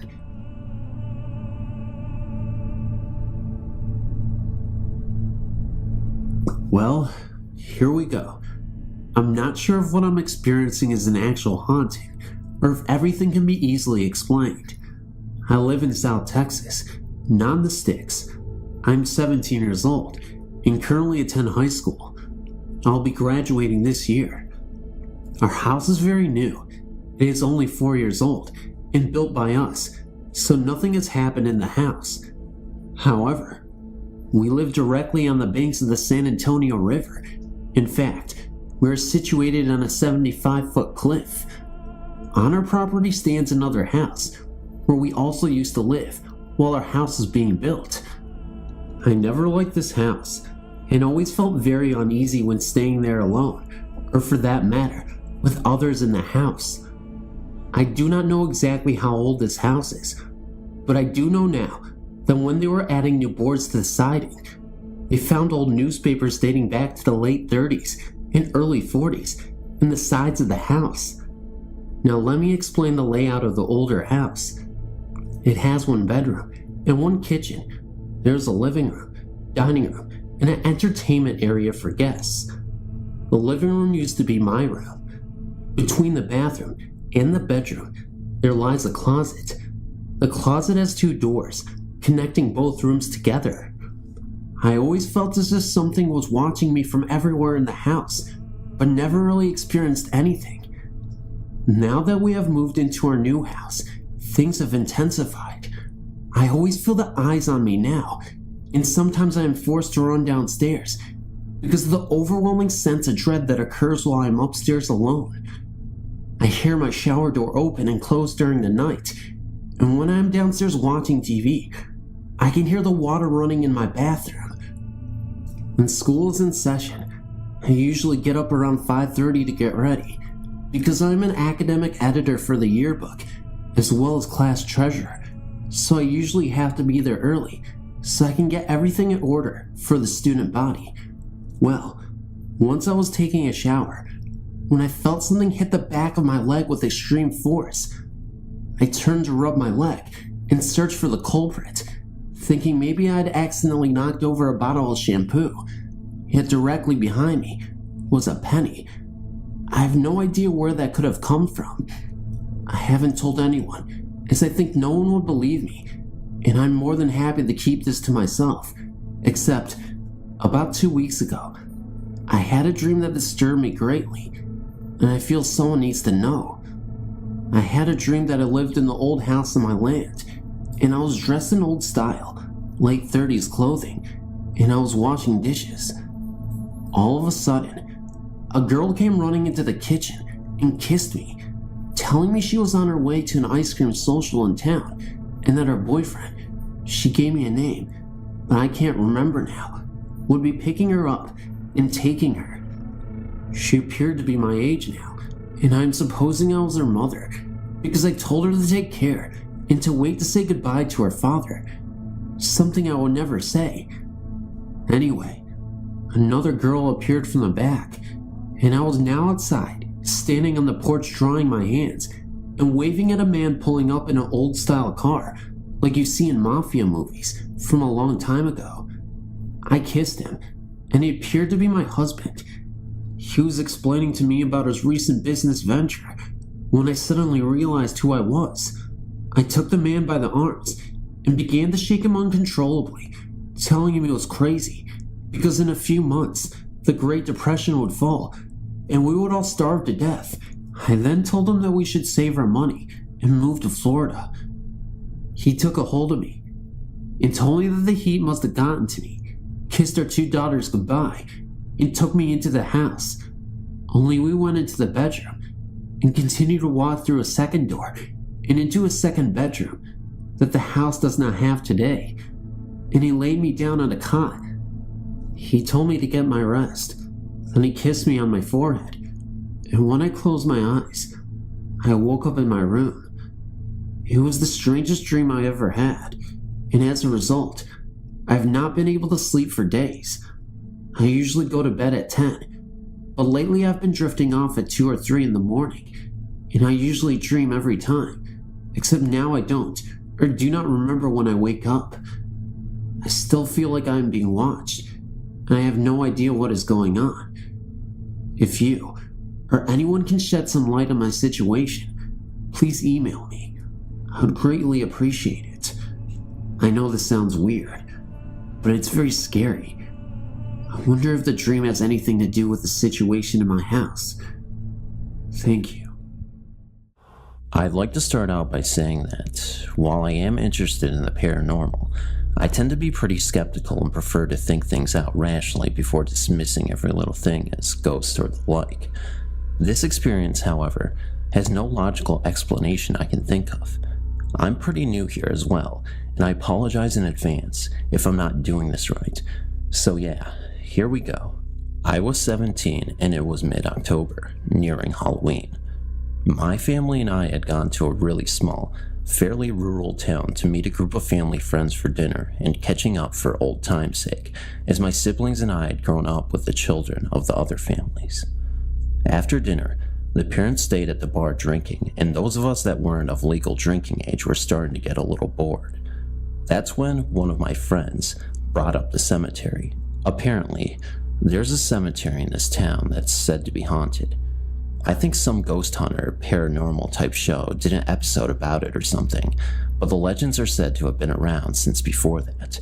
The story goes that a group of teenage boys wandered into the graveyard one Halloween night with the intention of causing trouble and maybe stirring up some spooky ghost action in celebration of Halloween. After digging around for a while with no unexplained phenomena, they decided to sit on top of this mausoleum, which is basically just a big tomb built up around a coffin instead of actually burying it in the ground. They were about to call it quits and head home when all of a sudden, unseen hands seemed to push one of the boys off the top of the tomb and onto the ground. All the boys are obviously scared shitless and hightail it out of there. All of them describe feeling an eerie, ominous energy following them around for weeks after the incident. There have also been numerous reports of orbs, headstones inexplicably moving or disappearing, ghostly apparitions, inscriptions being changed, flashes of lights, strange noises, the whole works. We arrived at the cemetery well after dark, and one of my girlfriends, we'll call her Emma, and I were the only two brave enough to go in. We hopped out of the car, careful to be as inconspicuous as we could since we didn't want the police showing up and ruining our ghost hunting experience, and headed towards the entrance. It was chilly and a bit windy, as autumn in Wisconsin tends to be. We gripped each other's hands and started down the gravel path. As soon as we passed the fence that surrounded the plot of land, everything seemed to get very still and quiet. We couldn't even hear the wind anymore, which was strange as it had definitely been breezy as we got out of the car. It was so silent that even whispering and our steps in the gravel seemed, pun absolutely intended, loud enough to wake the dead. Though there were no lights in or near the cemetery, There was enough moonlight filtering through the clouds to allow us to see pretty well. We soon realized we had no idea where the fabled haunted mausoleum was, but we kept walking anyway. We made a random left turn and, lo and behold, there it was, about 30 yards in front of us. Pretty good luck, right? As we approached, I began to feel almost an electric sort of energy in my fingers and hands, but I wrote this off as just nerves or something due to breaking the law. We reached the tomb, and this thing is huge. It was twice my height and at least made of weathered gray stone with moss growing sparsely on it. We stare for a moment and Emma whispers, "You should touch it." Being the badass ghost hunter I am, I oblige. There's nothing really remarkable about the cool roughness of the stone, so I decided to take it a step further and hop up to sit on the lip of the curved top of the thing. Again, nothing happens, so I jokingly shout, "If there's anyone here, any spirits or anything, come on out." After listening in silence for a second, I think, fuck it, and make my way to the very top where that kid is rumored to have been pushed off by ghostly hands. I have Emma snap a photo or two before climbing back down. Slightly disappointed by the lack of spooky encounters, we agree to head out and are about to do just that when we see a pair of headlights slowly creeping down the road that borders one side of the graveyard. We immediately assumed someone noticed us and called the cops, so we crouched down behind some bushes with the mausoleum directly to our left to hide. Both of us are completely silent except our breathing as we watch the vehicle slowly make its way down the street. I'm watching its taillights turn the corner when I hear a low, creepy, menacing laugh coming from my back right.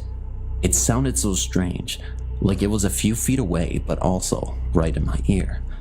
I'm freaked out, and I'm about to chalk it up to some kind of adrenaline-induced hallucination when Emma, who is standing to my left, whispers, "Hey, did you hear that?"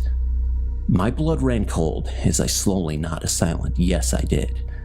I cautiously turn my head to the direction I heard it come from and, I shit you not, see a dark figure stand up from one of the headstones not 10 feet away from us. I scream bloody murder and somehow end up on the ground as the next thing I know, Emma is pulling at my arm shouting, "We have to run, we have to get out of here. Come on, we have to go." I let her pull me to my feet and led me blindly by the hand. We're full out sprinting, tripping over gravestones and plants and who knows what else in the dark, and we can't even find the exit in our panic. We finally reach a gap in the fence, and I can feel tears streaming down my face as I run for my life down the middle of the road, not even paying attention to the oncoming headlights until I nearly run into them. Luckily, it was the car containing the rest of our friends, and we rip the door open and throw ourselves inside screaming, "Go, go, please just drive," before we even bothered to sit in an actual seat or shut the door. I can't remember who was driving, but I think our panic and terror shook them enough that they did what was asked of them and sped away back to the bar. They kept asking us what happened and if we were okay, but we couldn't calm down enough to answer until we were back inside the bar and sat down. Still shaking and out of breath, we recounted our story to all of them, drunk parents included. I think a lot of them were pretty skeptical, and honestly, I would have been too if I hadn't experienced it myself. In the weeks that followed, I felt that same eerie energy the boys in the legend described hanging over my head. Personally, I attribute it more to paranoia after being scared out of my mind by something I couldn't actually see than some kind of curse, but it made me uneasy nonetheless. It's been a few years since this happened, and I still cannot think of a single logical explanation for what happened that night. While I have no idea how credible anyone else's reported experience with this place are, I know we were without a doubt the only people in that graveyard, or even on the streets for that matter, and we would have heard someone trying to sneak up on us. This sound of that laugh was so unnatural too. I can't get it out of my head, even now. I've never even been more scared than what I was that night. And I know now that people mean when they talk about not being able to fully believe in the paranormal until you've experienced it firsthand. Anyway, Just thought I'd share this experience with you guys, as it was my first and most memorable ghost experience.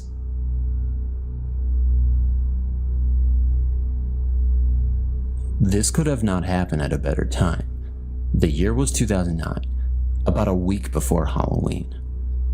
My sisters and I got a call that our grandmother's health had taken a turn for the worst, and that the doctors were calling the family in. My grandmother was in the LaGrange hospital, and we were in Newnan. It would take us 30 to 45 minutes to get there. Each of us 4 girls took off from work, and we all met at my house, where we would ride together to the hospital. Being in such a hurry, neither of us took the time to use the bathroom, so by the time we got to the hospital, me and my baby sister were about to burst. We got parked, and Kelly, my baby sister, and I ran into the hospital looking for a bathroom. The entrance that we took, we had to walk through double doors and turn slightly to our right, then slightly to our left before heading down a long corridor. The corridor led us to a gift shop that sat on the right. Just before the gift shop, there were 2 small bathrooms, one for men and one for women, to the left of the hall. My sister and I were racing to the bathrooms when we saw an elderly woman in front of us. She was about 25 feet away from us. She was stooped over a tad and wore an old, outdated black coat and an old black hat with a flower attached to the side of the hat. It was not cold enough outside to wear a coat. The old woman entered the bathroom, and my sister and I raced in after her. The bathroom was so small that it only had 2 stalls and 1 sink, and 3 people would be considered a crowd. My sister beat me to the second stall after she saw the old woman enter the first stall and heard her lock the stall. My sister and I were laughing at each other, and we were talking to each other while my sister was in the stall. I was play fussing at her for beating me to the only available stall. So here I was standing outside the first stall, waiting for the old woman to come out. All of a sudden, the door to the first stall slowly creaked open, and I stepped to the side so that the old woman could get out. Told you the bathroom was very small. After a few seconds, no one came out, and I peeked around and pushed the door open a little bit more. I was scared that I may find the poor old lady sitting on the toilet, and she had let the door come open on her or something, and we would both have an awkward moment. I looked into the stall, and no one is there. My sister was still in the second stall, and I said, "Kelly, wasn't that old woman in this other stall?" My sister replied with a yes and why. I said, "Kelly, she's not here." Kelly asked, "What do you mean she's not in there? I saw her go in." And I replied with, "Well, she has either gone down the toilet or she has disappeared." I remember Kelly asking me, did I see her go out? And I said, Kelly, she would have had to bump into me to get out, and no, she did not go past me. The conversation went on like this for a few more seconds, ending with my sister coming out of the second stall, fast as lightning, with her pants half buttoned. Flying towards the door, she turned to me and asked if I was coming, and I responded that I have business to take care of. Of course, my sister left me there alone while I took care of business in the first stall. I was either feeling brave or stupid that day. After I came out of the bathroom, my sister was waiting by the gift shop. We knew we just had a ghostly encounter. Retelling the story to the rest of our family members had them thinking we were off our rocker. I retold the story again to the nurse, who was assigned to my grandmother, and she confirmed that there had been several ghost sightings in the hospital.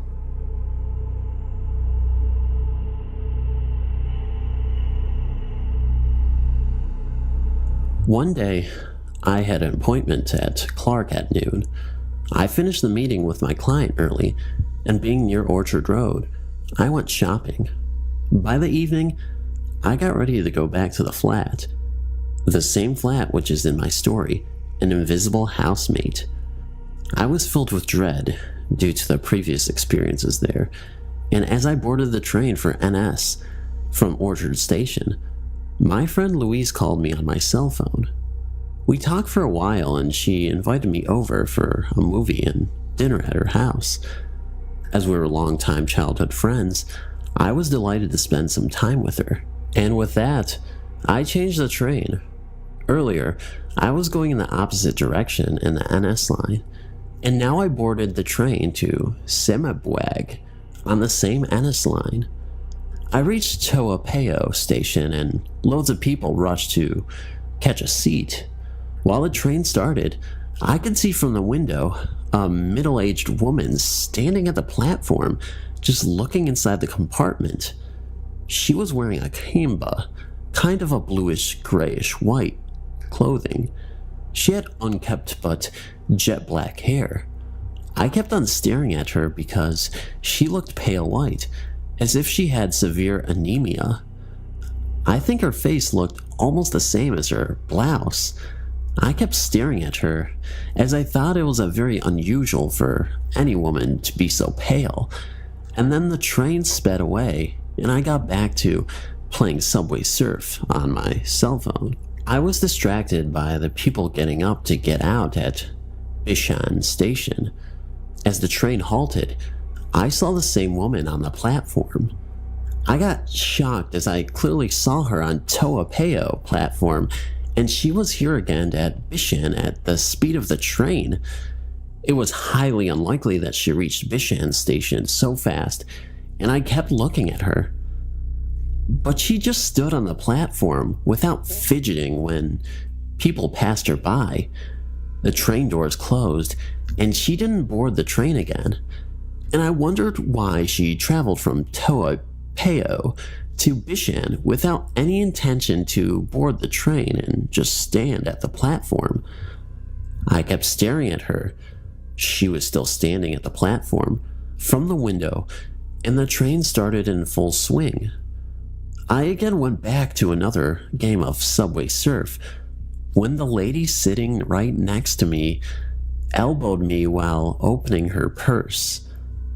I looked at her and she apologized, but that's when I looked towards the right side of the compartment, and to my surprise, the pale woman was standing inside the compartment, near the door. Now, at this moment, I still can't explain to myself how that woman defied the laws of physics, as last time I saw her, she was outside on the platform.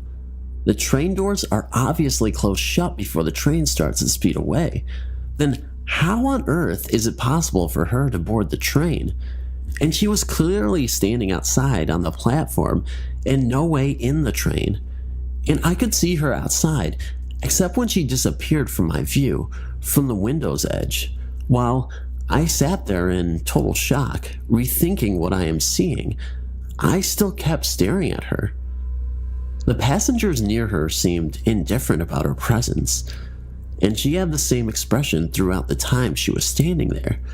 And her hair, which seemed unkempt from the front, was nicely tied in a loose hanging bun, which came until the center of her shoulder blades at the back.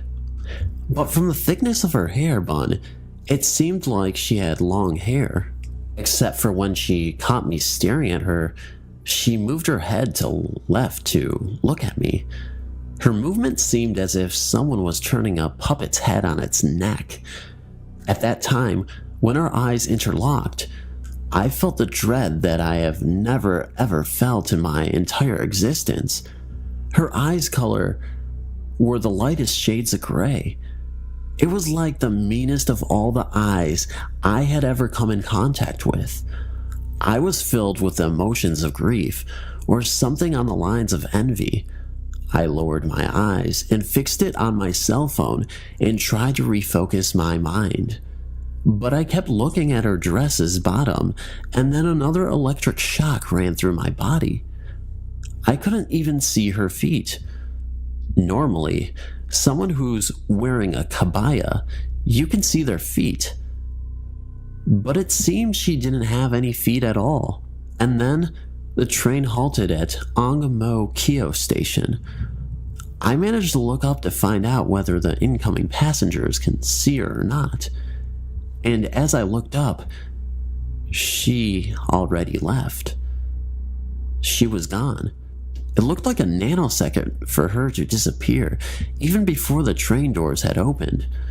At that moment, Realizing that it's impossible to get out without the train doors opening, and that she vanished in the moment, I rolled my eyes up to look at her. I just froze in terror. I looked around to see if anyone else also saw that or not, but nobody seemed to be influenced by the woman. Or maybe they couldn't see her. At this point, I was horribly scared. This was the second incident for me in which something, in this case someone, vanished in thin air. Though I didn't see her vanish, but she was there at one moment, and like a microsecond later, she wasn't there. It wasn't even humanly possible to get out of the train or get into the train in that moment. So I put on my headphones and music and closed my eyes shut so as to not see anything else. I got out at Semabwag Station. At first, she joked that I rode with a Pontiac, and I gave her a smack on her arm. A Pontiac is a bloodthirsty ghost of a woman and quite popular ghost in Southeast Asia. But after calming me down and realizing that I was actually frightened to my core, she told me that the pale woman could be the white ghost of Angmo Kyo MRT station. And when I checked it on the internet, I found out that almost all the stations I crossed today on my way to Semabwag are supposedly haunted, and yes, White Woman is one of them. It was rather amusing, as how can ghosts haunt a train and station for that matter, but it was written that white ghosts targets lonely people. But I was in a filled compartment, so why did I only see her? Paranormal is a part of everyone's life, but not everyone noticed it. My first encounter was around 18 years ago, when I was 10. It was Christmas morning when I lost my father. It was a devastating loss for all of us. Since then, I don't want to celebrate Christmas. Anyway, let's get to the point. The day after the funeral, I was sitting in my room. I was bummed. I didn't want to accept the truth. And then it happened. I heard my father's voice, calling my name not once, not twice, but 3 times. I couldn't believe my ears, and I raced out of my room into the kitchen. My eyes were starting to water because I didn't see him. I started to cry and headed back into my room. Then I realized that it was very bright winter's day. I mean, it was freaking December 26th, and then I saw him. My dad was standing before me, smiling, surrounded by that light. I stared at him for what seemed to be hours. Then suddenly, light started to flicker, and I heard him talking directly to me. He said to me, "I'm sorry. Be good. I have to go now. Goodbye." And then he disappeared with the light. That was the last memory I had of him. The next experience was 4 years ago, when I was in my neighbor's house. My neighbor, let's call her Z, lived with her father, let's call him A, who by the way was a creepy guy. However, Z was gifted. She could see the future through cards. I was stunned when she told me things known only by me. I went there often times, but every time I took even the slightest look to A, my head started to hurt like hell. When I shared that to Z, she told me that I was sensitive. Every time, when I get a headache, I was in a way cleansing the negative energy. I shook it off because that couldn't be true. After the seance, you know the cards. She told me that I have a big hole in my heart, a hole full of pain and sorrow. She started to cry and told me that soon, very soon, I will lose someone very close to me, and I needed to be strong at that moment. After that, I stopped going there, and a week later, she died, leaving behind her awful father. I know it's a terrible thing to say, but he was evil. I can't explain how I know, I just do. 10 days after Z's death, A got ill and died. I know my stories aren't as exciting as the others, but they are true.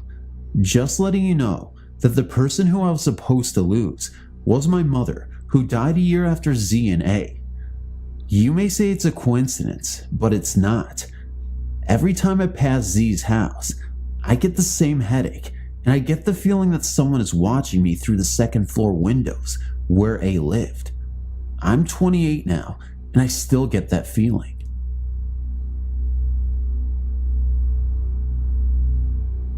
About 20 years ago, when we lived in Navy housing on Oahu, Hawaii, my daughter and I experienced something that still haunts me. Honestly, I'm not sure what it was, and that I'm not sure if it was a ghost. At the time, my husband, our 2 daughters, and I were living in Navy housing. I never believed in ghosts or the supernatural, and we didn't entertain such stories or thoughts in our home. It was a summer sunny day. My husband was at work, my oldest daughter was out surfing with her friend, and my youngest was at home with me. We had just finished lunch and decided to watch some TV. The TV room was just off the living room, dining room, and filled with windows and 2 doors, one to the kitchen and one to the backyard. There was a wall composed of 2 large sliding doors that separated the living and dining room from the TV room. Against that makeshift sliding door wall was a love seat that my daughter was sitting on. I was sitting on a chair opposite the love seat.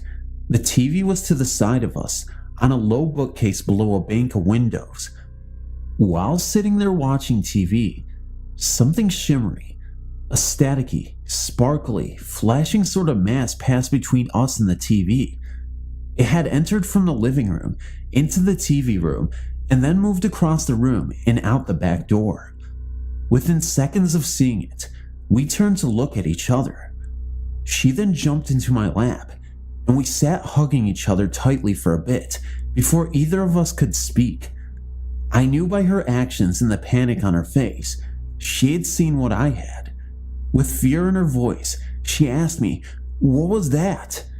I had no idea what it was, but I tried to reason it away. Staying as calm as I could, I told her it was probably the sun reflecting off a car passing the house. With a trembling, soft voice, almost a whisper, she replied, "But all the blinds are down." Not wanting to give in to the panic, I told her that the shades don't fit the window so tightly that light can't find its way in between window frame and shade. I then changed the subject to picking up my oldest daughter and going for shaved ice, a Hawaiian snow cone, but better. Other than telling family and friends for the next few weeks, we didn't and haven't talked about it since. We put it behind us. Fast forward 2 years later, my husband, reassigned back to Rhode Island, had moved back to the mainland to open our old home and get it ready while the girls and I were still in Hawaii. The girls still had a few months of school to finish, so he went ahead without us. The last few days on the island, I spent alone, cleaning our base housing. All our household belongings had been moved out the day before, and we were on our way back to Rhode Island. While I cleaned the house, readying it for inspection, my girls enjoyed their last few days with friends on the beach. I had cleaned the kitchen and laundry the day before and was now cleaning the bedrooms, bathrooms, and on into the living room and dining room. The whole house was floored with floor covering, which I had to sweep and mop spotless. I was mopping the living room and dining room area. The only thought in my mind was how warm it was now that the air conditioner was gone. Then, out of nowhere, appeared that same shimmering, sparkling, wild flashing mass. It crossed the room right in front of me. Being all alone and startled by what I was seeing, I packed up and left. I still hadn't mopped the TV room, nor finished the living or dining room. I didn't care. I was out of there. I grabbed my cleaning supplies, my purse, and locked the door. I left the mop and bucket with the curbside trash and got in the car and didn't look back. I have never ever seen anything like this before or after Hawaii. I've also since become more open-minded to ghosts. Once back in Rhode Island, I started watching the many supernatural and ghost hunting shows that had since started appearing on TV, and although I am open-minded now, I haven't seen any real proof. I say that because I'm still not sure what I saw in Hawaii. I still feel like there might have been a logical explanation. I'm still waiting to come across someone, somewhere, who has experienced the same thing. Someone who can tell me what it was that my daughter and I saw.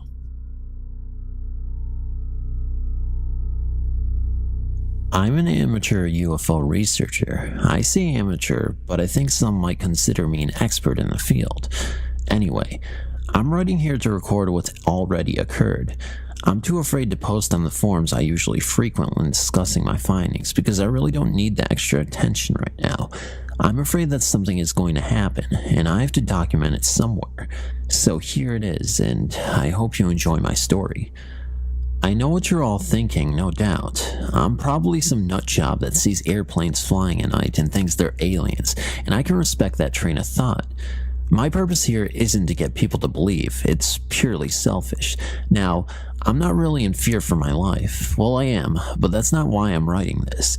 It's my research I'm concerned about. All my years looking into extraterrestrial life, I've had a number of experiences, some more notable than others. I've seen orbs in the sky maneuver in ways aircrafts never could, and I've picked up radio waves with no point of origin on Earth. Those types of things I've looked into, but no real proof has ever come out of it. But what happened the other day changed all that. I live out in California, pretty much the middle of nowhere, out in the desert. Gotta be close to the action, you know? At night, I routinely go out in my pickup and see if I can get a glimpse of anything. I've numerous outposts I go to where I've had experiences and where I know people have known to have seen UFOs. I was at one such place, sitting in my truck in the absolute darkness of the desert, sipping my coffee, when out of the corner of my eye, I saw a bright light streak up into the sky, like really bright. It was coming from the middle of a rock plateau in the distance. Naturally, I revved up the engine and headed over. I parked about a quarter mile away and walked the rest. I didn't want the noise to scare off whatever it was, so I snuck up and wormed my way in between the rocks to get to the middle where the light was coming from. I peeked in, and in an instant, everything I've ever believed was validated. I saw two creatures, pretty short but humanoid, no doubt. They had big eyes with no pupils, pure white, and I could see that their flesh was moist and scaly. I could hear them speak to one another. Their language is difficult to describe. I can't really put into words what it sounded like. It was high-pitched and echoed, though that was more their voices and not the language itself. Hearing an alien language sent chills up my spine. I was so excited. Anyway, sorry, I'm getting sidetracked. There were two pods behind them, and they were both standing around some sort of metallic rod stuck in the sand. That's where the light was coming from. It was shooting out the top, like some sort of beacon. I assume it was transmitting back to the mothership, but I don't really know. To me, it appeared to be sucking something out of the earth. I could hear the device humming. I inched closer for a better look, but I cracked the rock, and they both turned to me in unison. I froze, their eyes cut through me, and my excitement turned to terror. I was so scared, but in that same moment, I could see in them the same thing, fear. One of them reached out and touched something on the rod, and the light exploded out, blinding me for a moment. As my eyes adjusted back to normal, all I saw were the two pods jet straight back up into the air. There was no noise made, only the sound of the sphere ripping through the air. Now, as much as I'd like you people to believe what I've just told you, that's not really my concern. Because when they left, lying on the ground was the rod. They'd forgotten it or dropped it. I don't know. All that matters is that I have it. Actual proof of intelligent life. And if you looked at this thing, held it in your hand, you know it came from another world. I mean, with how bright the light on top can get, there's nothing on Earth that could power something like that. You'd think I'd be on top of the world, and believe me, I was. Until the next day. I woke up to a knock on my door. It was early that afternoon, but naturally I was sleeping in. The knocking was persistent. It didn't stop, just a slow-paced knock, over and over, until I finally got to the door. I opened it to see two large men standing in front of me. They were both bald and pale, with no eyebrows or eyelashes, and they were wearing crisp black suits. Everything from their ties to their shoes appeared to be brand new, like it was the first time they'd been worn. The man on the left was the only one who spoke. He introduced himself as Agent Quinn and his associate as Agent Reed. Then he addressed me by name, my full name. I didn't think it was odd at first. I mean, he was at my house. I'd buy he knew who I was. But then he asked me the question that almost made my blood freeze.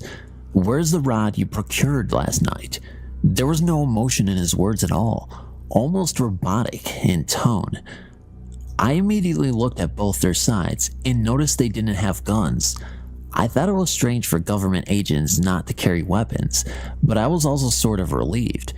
I denied knowing anything, saying I'd been at home all night. Agent Quinn, however, didn't seem to have any interest in talking about whether or not I had what he wanted. As far as he was concerned, I had it. It is your best interest if you simply oblige us and gave us the item we have come for. I can assure you it would make life much easier for you. But I stuck to my guns and told them to leave. I stood firm and raised my voice, getting upset with them. But when I said leave, Agent Reed reached out his hand and grabbed me by the arm. Now, I'm not a strong man. I don't work out or anything like that, but the strength in his grip was inhuman. I've no doubt about that. He held me in place while Agent Quinn got in my face, our noses almost touching. I was staring in his eyes, and I could see how lifeless they were, like what made him human had been stripped away. It is unfortunate that you have chosen to lie to us, he said. My sincerest hope is that you will reconsider, and soon. Agent Reed then released me, and the two of them walked back to a black van that was parked out on the street. That was the other day. I'm freaking out. How could they know that I have it? How do they know about it in the first place? I've heard the stories, stuff similar to this, and I'm afraid of what's going to happen to me because I'm not going to compromise myself and give them what they want. I was smart enough the night before to hide the rod, but I'm hesitant to say where. But I do want to. I want someone other than me to know where it is, but I have no family or friends, so I've turned here. I'm not really looking for advice as to what to do, but I'm not adverse to it either. I only want to have what is happening to me be out there. I can't let them cover this up too. As long as they don't find these posts, I'll keep posting about what's happening. I need it documented. Alright, things have gotten pretty crazy. I'm not much of a drinker, but I've since took up the habit. I'm 2 drinks in as I write this. I appreciate the comments and advice I've been getting, but I don't really have any intention of handing the rod over.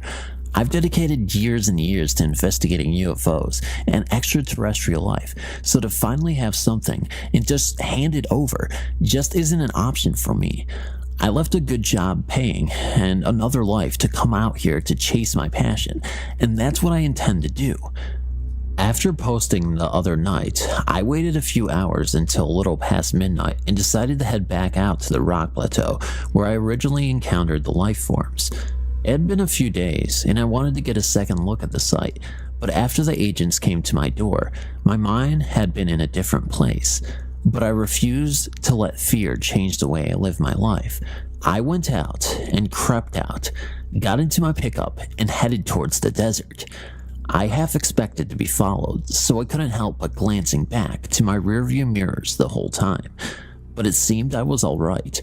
I got out into the desert, no problem, but as I got closer to the rock plateau, I could see it was illuminated.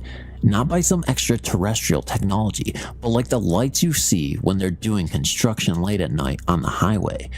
The entire thing was encased in what looked like a white quarantine tent. I parked quite a distance away and got out my pair of binoculars to take a closer look. The tent seemed to be surrounded by black vans, the same that I'd seen the agents leave in. There were men similar to the agents all around, no hair and in the same fine suits.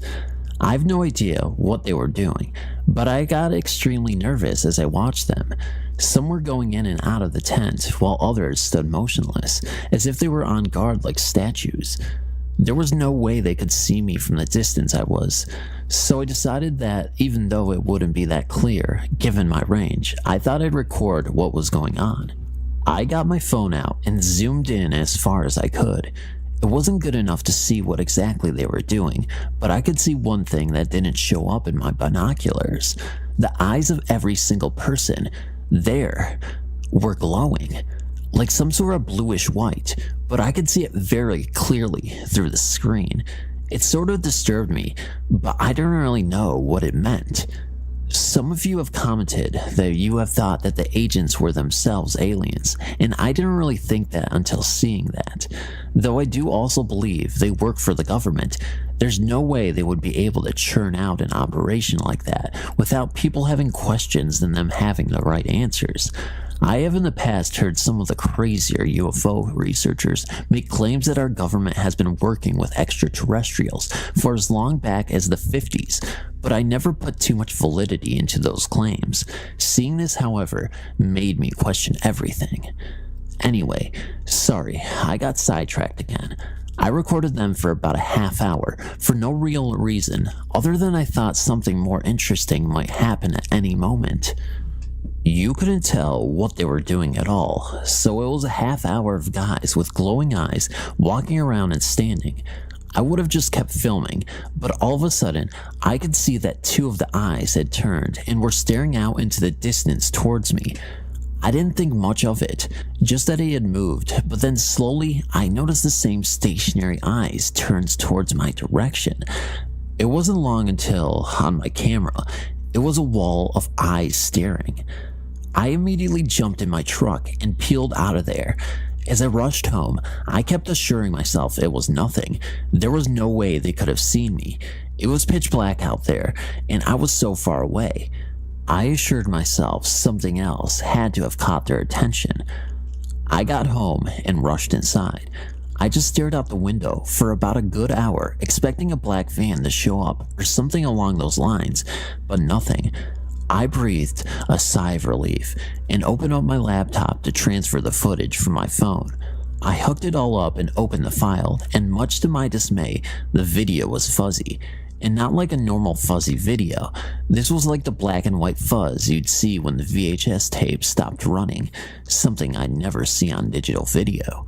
To say I was pissed is an understatement. It had recorded so smooth, it makes no sense that it was corrupted like that.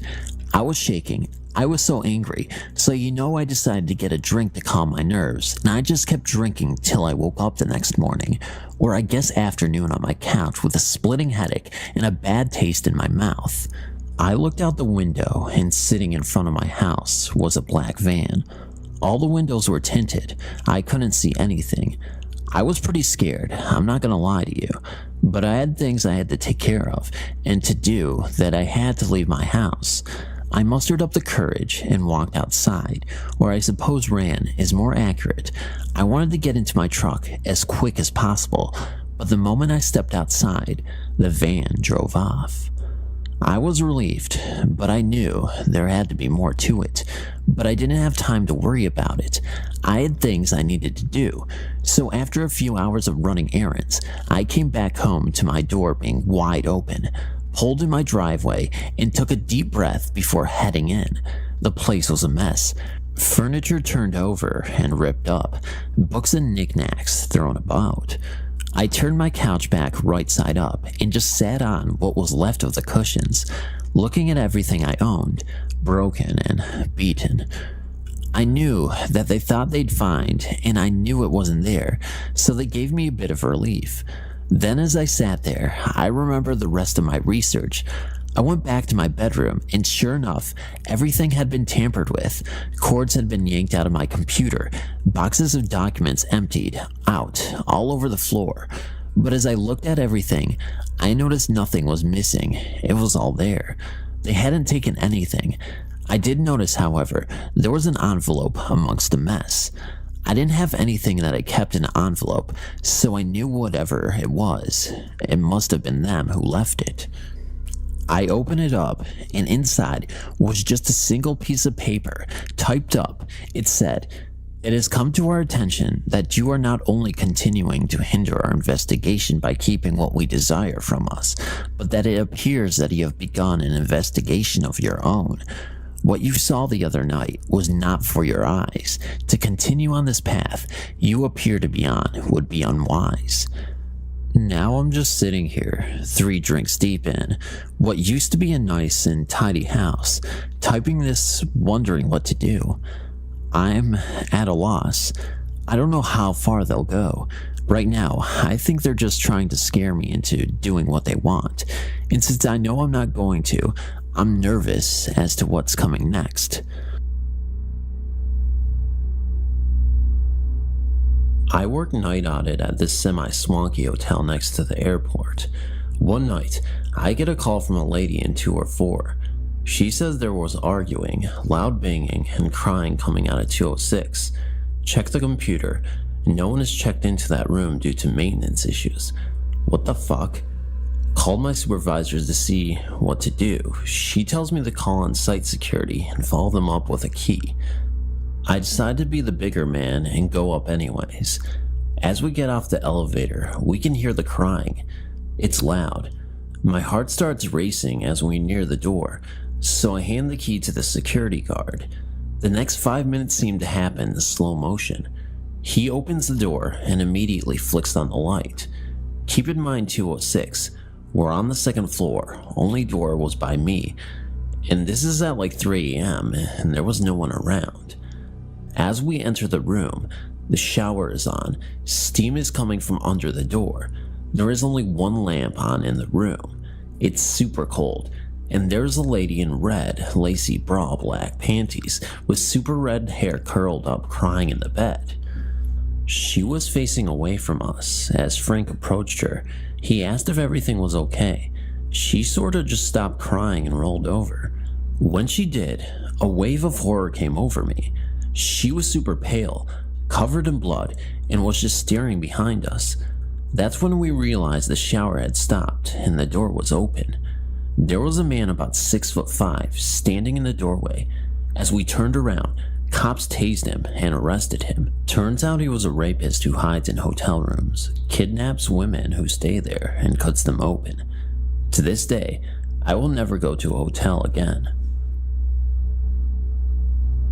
I'm currently a janitor at a gym. We have a stairwell that leads down some stairs to a door that doesn't open because we lost the keys years ago. One night, there was a loud banging sound coming from the door. Sounded like someone was banging it every second for a couple minutes. I stood at the top of the stairs and listened and watched, and it stopped. It started up again a few minutes later. I went back up there to see, and it stopped again as soon as I got there. Told my manager the next day and had a locksmith come in. He got the door open, and it's just an old supply closet that's empty. Every so often, someone hears a banging sound coming from the door at the bottom of the stairs. 3rd shift gas station attendant. My first night alone. I'm out cleaning trash around the pumps and refilling the windshield fluid containers. Cop pulls in, drives by really slow, staring at the store, doesn't see me standing near pumps, parks, and walks into the store really fast. He's clearly looking for an attendant, so I walk into store. He jumps when the door opens and I say, "Hey, what's up?" The Dunkin' Donuts, 2 streets over, just got hit and the guy doesn't fit any profiles. We think he just likes to shoot people, so we're letting people know. He gets in his car and drives off. Was sitting at a desk in front of a good-sized window, reading a binder. Sort of had that feeling like someone was watching me, so I looked up, and there was a face pressed to the glass. No idea how long he was there before I looked up. Ran out to the foyer, where there was a glass door on the porch that should be locked. It wasn't. He started shaking the door trying to get in. Ran to the next room, and he just followed me around the house while I was on the phone with the cops, watching me through the windows. They didn't catch him. That night, he came back the next night. They caught him. Creepy as fuck. Surprise. Sometimes patients come in for other problems and don't mention that they sleepwalk. There have been a few occasions where I've been sitting in my office, watching vitals and writing reports, when I turn around to get something and a patient has sleepwalked into my office and is standing right behind me. At 2 a.m. in the dead quiet, that gives one quite a shock. Right out of college, I got a job as a nanny for 2 elementary school-aged girls.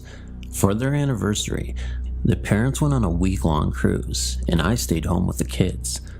The first few nights, the 8-year-old would come into my room multiple times a night and wake me up. It was obvious she hadn't pre-planned what she was going to give me as a reason for waking me up, so she would stumble through an excuse on the spot like, "I just wanted to make sure we are still going to the park tomorrow," or "I think I forgot to brush my teeth and wondered if I should do it now or wait till the morning." I figured she was just missing her parents and feeling out of sorts, so I let it slide at first. But by the 4th or 5th time, knowing I needed sleep to keep up with 2 active kids, I told her that she wasn't to wake me up unless there was an actual emergency. I got a couple more hours of undisturbed sleep, but wake up with a weird feeling around 5 a.m. I turn over and nearly piss myself. The girl had brought over a chair right next to the bed and is staring down at me.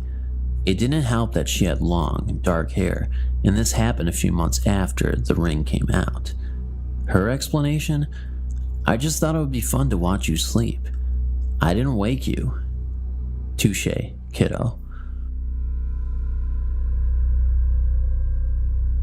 It was the summer of 1992.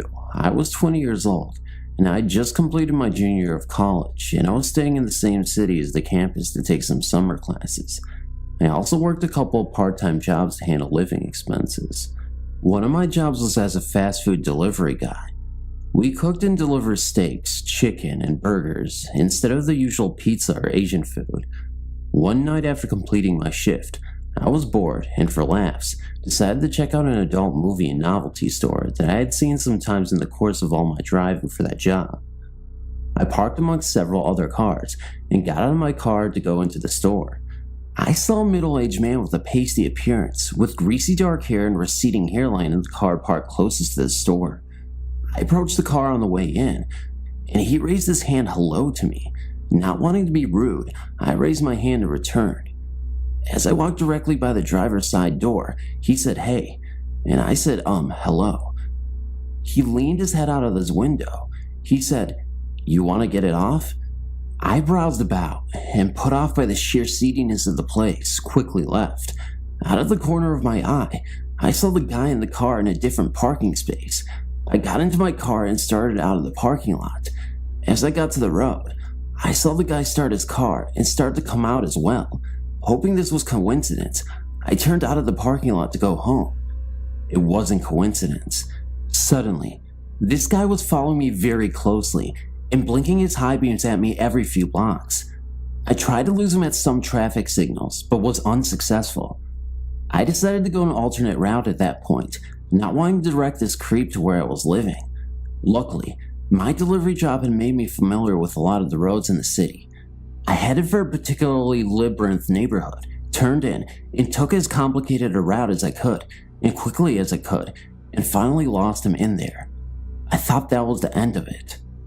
A few weeks later, during work at the takeout place, I stopped at a convenience store in the course of delivery to get a soda. After I checked out, I saw this same guy. He smiled and raised his hand hello again. I hurried outside to my car, but this time I was in my shirt and hat from the takeout place. Now he knew where I worked. By the time I left the convenience store, he followed me again. Fortunately, I was able to lose him again, but spent the rest of the summer afraid to see him pop up at the place of my work, or worse, order food and bring me to his house. Thankfully, that did not happen. The skeevy guy who likes to follow people, let's not meet again. Do you believe in ghosts? If so, then boy, do I have a real ghost story for you. Being so involved with the paranormal from an early age on, You tend to open yourself up to experiences that you've never previously had before. I'm of the belief that if you commit to actively hunting spirits, they will start to manifest and make themselves known to you. However, if you close yourself off to this realm, the chances of finding yourself in a paranormal situation are slim. A lack of commitment will result in most spirits ignoring you. Just think about it for a second. If you have absolutely no desire to see paranormal activity, why would a ghost waste their time trying to communicate with you? It would be just like talking to a wall. Just like the saying goes, seeing is believing, or in this case, investing is believing. This story I'm about to share with you, though just a story, is undeniable proof that ghosts are living among us in the human world. These experiences occurred late in September of 2005, and at the time, I was 15. My mother tragically perished in a car accident the year previously, and that left my dad to care for me alone. It was an absolutely miserable existence from then on, as this was the love of his life. My dad ended up being so depressed that I would often find him crying alone in his room at my house every single day for the next month and a half. I personally have never seen my dad suffer so much, and although I was also hurting, I was more concerned with my dad's well-being. It was then that I would start praying for Mom to return and give us a sign to at least help comfort my dad and let him know that she was okay. However, all that praying didn't seem to help. All of the nights begging God to send her back down to us for a message almost seemed futile.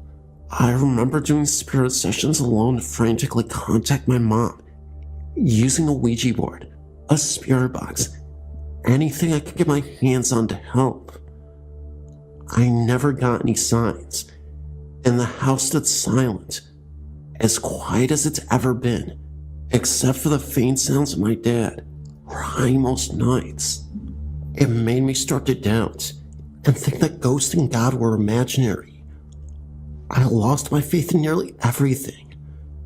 I remember angrily saying to myself that God and ghosts don't exist. My dad is hurting so much. I wanted to connect with the afterlife so bad, and yet nothing is coming through. Show me something.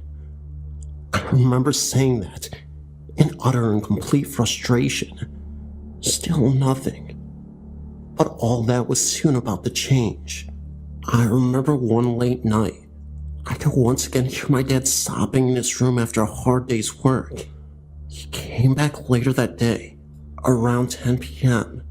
He was lying on the bed, and to comfort my dad, I went to sleep with him in his room. We had a bed across from my dad's that I would sleep in. I reassured Dad that everything would be okay, even saying, "Dad, I can't lose you too. Please. You have a daughter to raise. Mom wouldn't let you go on like this." My dad simply smiled and told me that he would never give up on me or his life. So he fell asleep. I tried to fall asleep as well, laying in the bed across from me. This was the moment when I was finally going to see a sign that I had been desperately seeking. Although, this was not the sign I was looking for. An hour or so passes. I was drifting off to sleep when I saw a shadow, outlined in the form of a person. This wasn't a good shadow, because I felt a very negative energy. There were no features, except the shadow person looming over my grieving father. I then got up, turned on the light, and that shadow was gone. I went to wake my dad, and he wasn't waking up.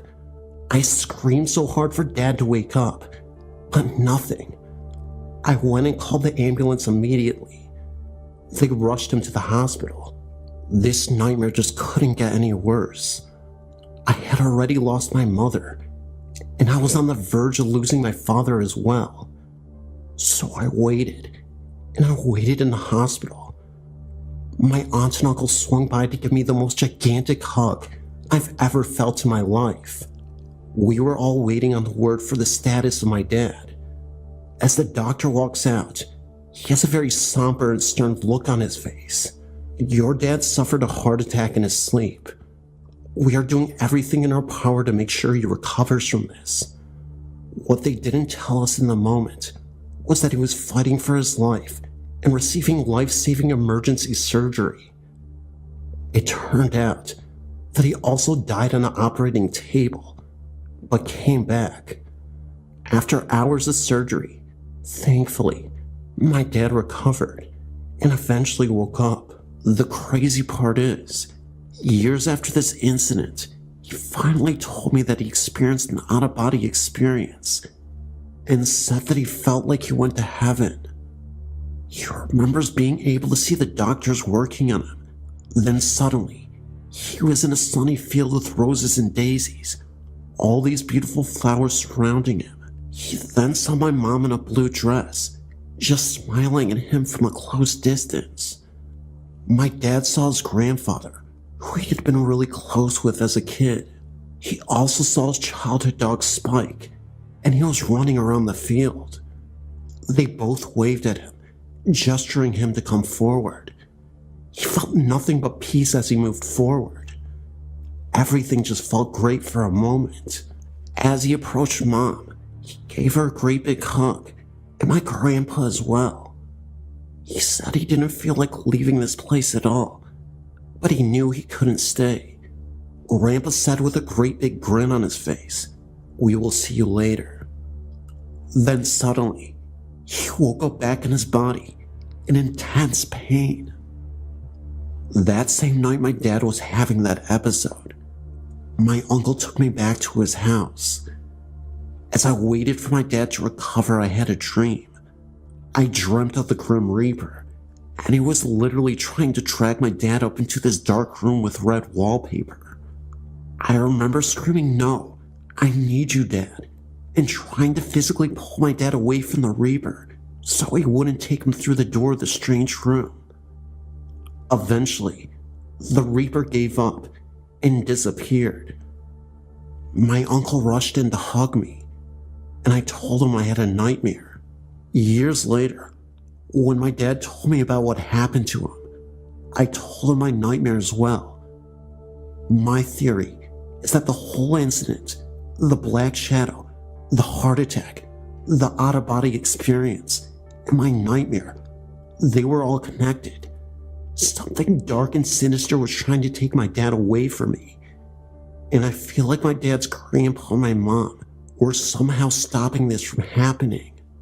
My uncle believed that my dad was just so worn out and hurt by the loss of my mother that it caused him to have a heart attack because of a broken heart. He does admit, though, that what my dad told us in the nightmare were very eerie, too coincidental to be one. The fact that I was praying for a sign, then challenged something from beyond, and then demanded one, made me feel like I really angered some sort of evil entities.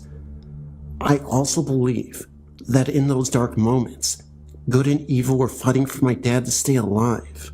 My theory is that these dark forces are trying to take him away from me. I also know that because we're surrounded by so much darkness after we lost Mom, these dark spirits were taking advantage of us in the worst possible way, and I think they were feeding off of us. This whole time that I was hoping for a sign, it was there all along, and I should have realized this. Maybe we were consumed by a dark energy that whole time, and we needed a priest to bless this house. Eventually, that's what we ended up doing, and all felt pleasant and better. My dad slowly started feeling like himself, and the rest was history. I know this sounds insane, but I swear that all this happened, and it is 100% true. Thank you for my long story. Update. Fast forward 10 years. To my surprise, I recently found out that my old house, which was built in the early 1900s, was built on old Indian burial ground. I went to a psychic witch who did a reading on me, and we found out some fascinating things. That I could be surrounded and attached by spirit guides. One that represents good benevolence, and the other which is bad. She said that these two clash with one another, and when the bad spirits get through, they have the power to influence the entire mood of life and the events occurring. All this could have played a factor into what happened to my dad. She said this, plus the entities that are living in our home, including that dark forest cloud that I told you about, seemed to have a spiritual clash where the good could be fighting evil. Now, I know this sounds wild, and maybe the witch was just making educated guesses, but after what had happened, I truly believe that there was something going on there. She suggested that she come to the house to perform positive rituals with her group of witches as sort of a good omen, to ward off the bad spirits, even though we seemed to get rid of them.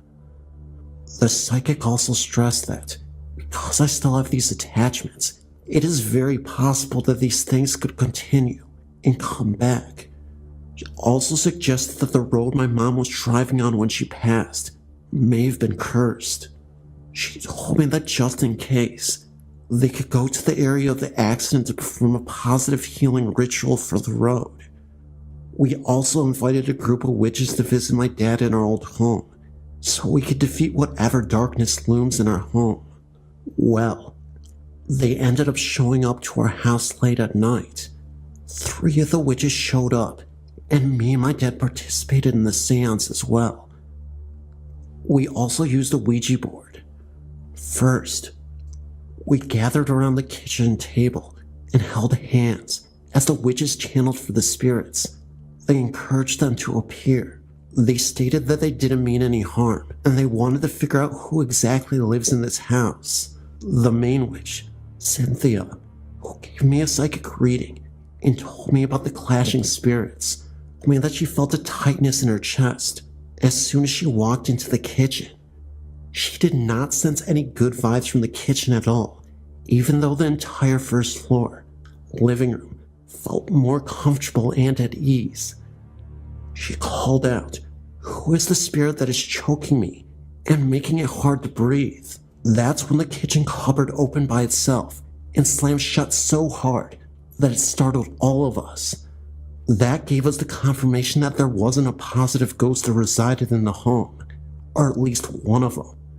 It was only seconds later that I heard a voice say "go away" in a very low and guttural tone. It was more of a whisper, but it immediately sent shivers down my spine. I turned to the psychic, who was sitting right next to me, and I asked her if she heard that. She said no, but that she could feel the presence of a dark shadow standing between us both. Cynthia then told us that she was getting messages in her mind that the spirit was named Tim, and that he used to be a very angry man, about middle-aged. What we were able to confirm next was crazy. We used a Ouija board and asked about Tim, and the Ouija board both confirmed that it was exactly him. Cynthia was right. She then said that Tim was a very lonely man after his entire family died in a house fire. We later found out that the house we lived in had been rebuilt shortly after. We asked the Ouija board to confirm, and to our surprise, the Ouija board spelled out yes. We then asked about Mom, if she was still okay, and if she passed on. We never actually got any answers from the Ouija board, nor did Cynthia. However, a few days after the whole incident, and I'm not sure if this was just a coincidence or not, but I ended up getting a random text from some unknown number. The text literally showed up with a YouTube link to the song "Found Out About You," a song by Gin Blossoms. That was my mom's favorite song. The song is also about grieving for the loss of a loved one, so it really seemed to be a direct message that tied into me and my family and what we experienced. Anyway, incredibly lengthy story, but I couldn't leave any details out.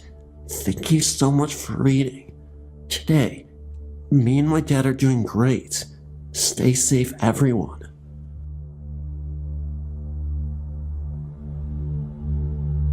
This is my first, not my last experience. I'm a slight skeptic and a psychology major, so I believe in scientific explanations first and foremost when it comes to aliens and ghosts, before classifying it as a ghost story.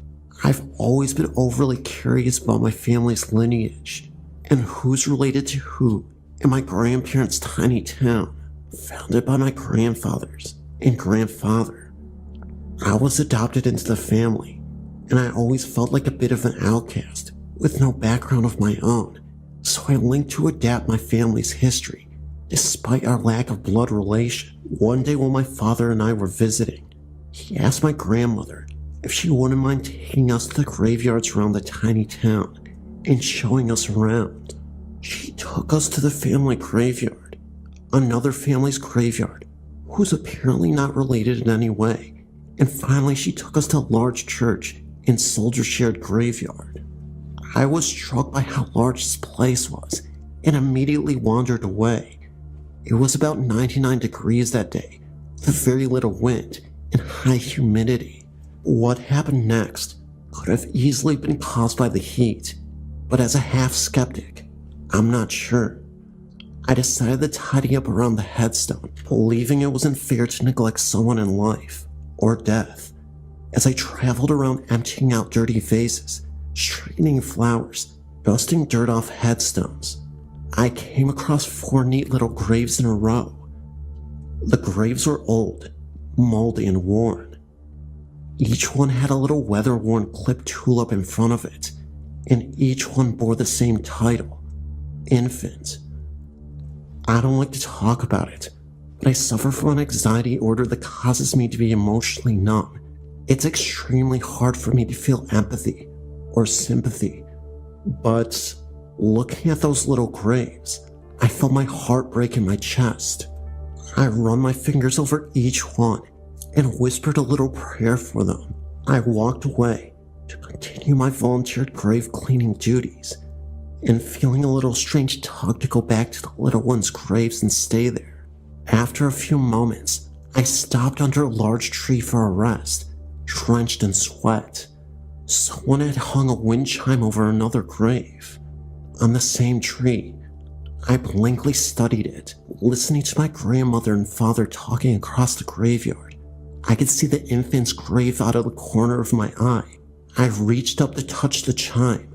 When I froze in place, a cold feeling slid down my spine and consumed my stomach. Without thinking, I turned quickly towards the infant's graves and stopped cold. A woman was standing beside the second stone. She had ebony black hair down to her thin waist, and she was wearing the old-fashioned blue dress that looked straight out of the 1900s. But that wasn't the most remarkable thing about her. Her face was smooth, round, and pale, and literally blank.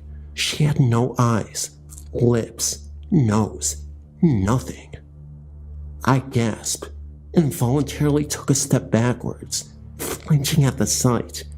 When I recovered, she had vanished without a trace.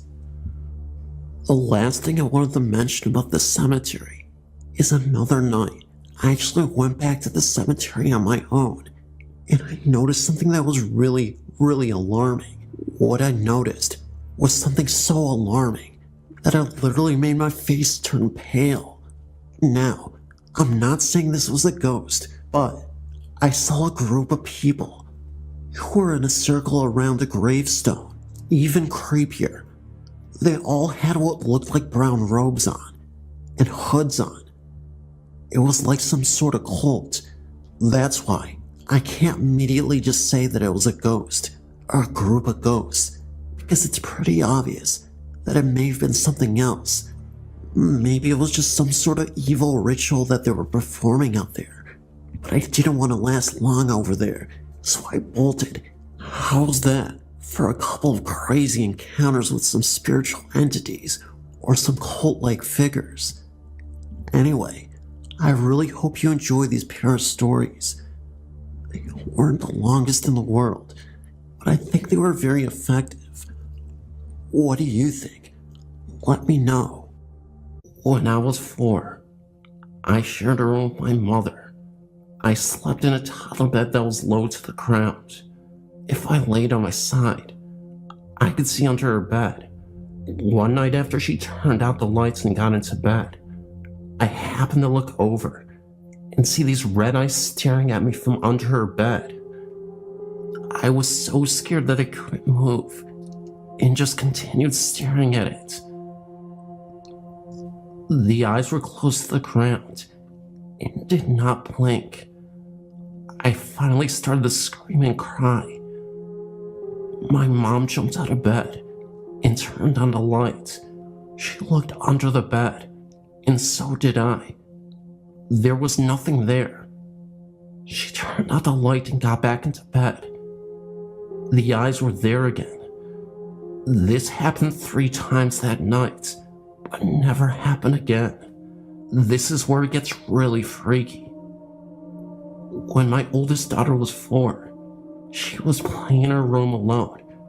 When she started screaming, I ran in and asked her what was wrong. She told me that there were red eyes looking at her from her toy box. I had never told her what had happened to me. Well, I completely flipped out, and we ended up running from the room. She never slept in there again.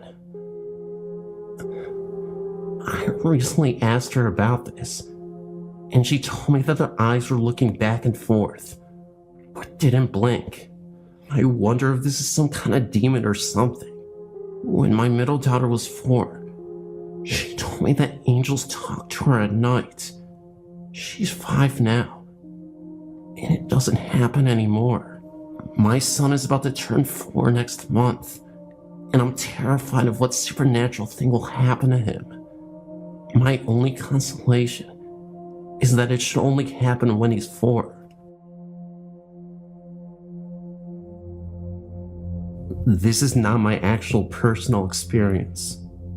The house that I currently live in is extremely old and has a lot of history.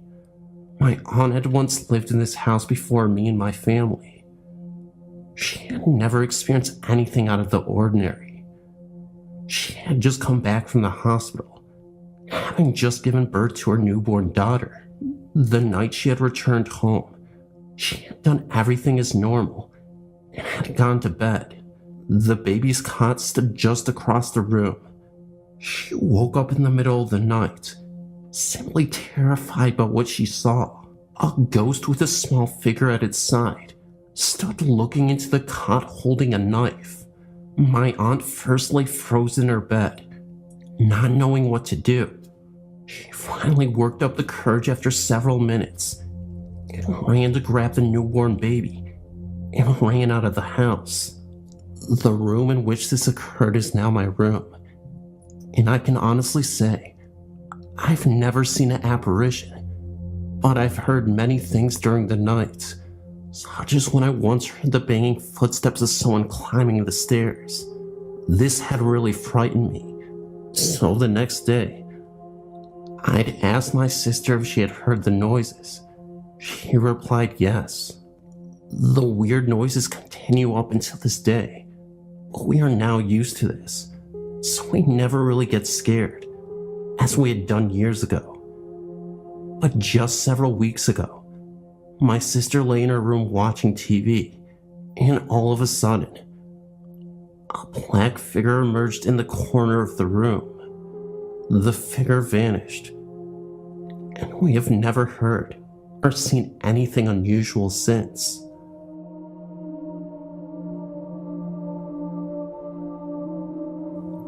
My name is Sam. I've been interested in ghost spirits and other unexplained phenomena for years now. When I was young, between the ages of 6 to about 13, I had experiences in the house I grew up in. I'm now 29 years old, but I know that something happened, and that there are things that we as people can't even explain. My story takes place in Tallahassee, Florida, home of the Seminoles. I was about 6 or 7 years old. I always heard footsteps walking down the hall of my house, And sometimes it sounded like the floor was just simply creaking, like old wood, I guess. The creaking sound moved down the hall like footsteps, though. On several incidents, I would wake up in the middle of the night and hear footsteps in the hallway. I never saw any apparitions, but I'm sure they exist. There is a sleep paralysis where you can wake up from your sleep, but not be able to move. I've seen many accounts of this on your website. I've personally awakened plenty of times in my youth and could do nothing except look around in my room. I've never felt as if someone was holding me down, but I'm 100% positive I was wide awake and I couldn't move. On one occasion, a Saturday morning, I woke to the sun shining through my window. I wasn't scared, mainly because it was daytime, about 10 a.m. in the morning, but I was frozen solid. I tried my hardest to move my legs, my arms, and just talk, but I couldn't do anything. In the past, I would just lay there, and in time, the paralyzing feeling went away. This morning, I decided to lie in bed and just wait. What seemed like minutes was only seconds when I heard whispering just above and behind my head. My bed was against the wall, and my dresser was a foot or two away from the head of my bed against another wall. In the corner, the whispers came from that corner. It sounded as if two people were telling secrets just behind me. At this point, I snapped free from my frozen state and immediately jumped out of bed and dashed into the kitchen where my mother was cooking breakfast. I know something was there, but I was so scared that I didn't look back. I clenched my mom's legs, and she asked me what's wrong. I explained to her what had happened, and she kind of blew it off. There's no solid evidence that anything had happened, but I know what I experienced. That wasn't the only thing to happen. If you live in Florida, then you've experienced a hurricane. Hurricane Kate hit Florida in the mid-1980s. My mother was a single mom at the time and was trapped at City Hall during the hurricane. She worked for the city, so during the bad storm, they didn't want to let them drive in the weather and asked the workers to stay until the storm let up.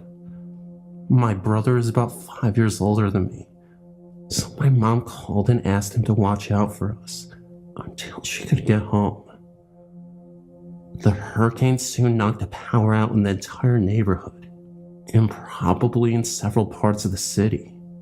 She called again and asked my brother and I to sit in the hall where there were no windows or doors until the storm stopped.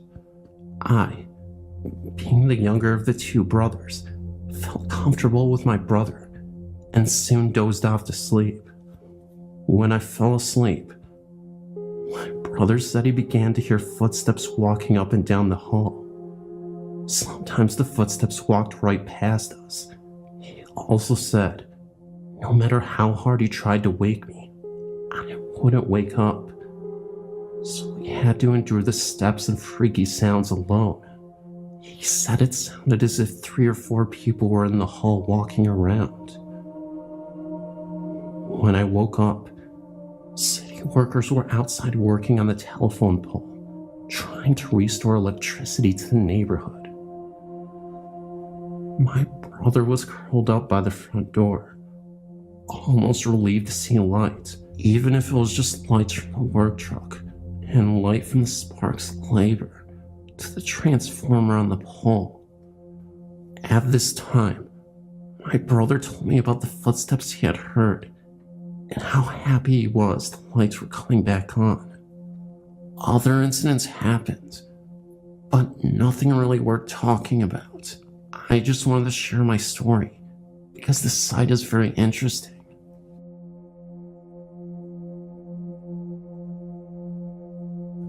I have 2 experiences that I know are so unusual that I thought I might share.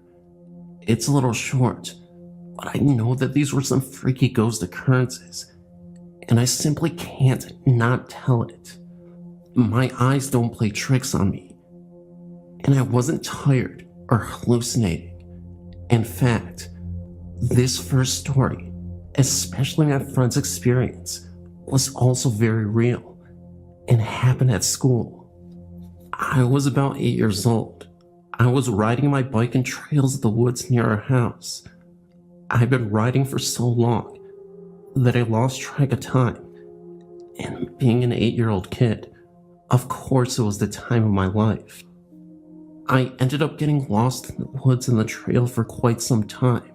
It had to be a couple hours, and it started to get dark.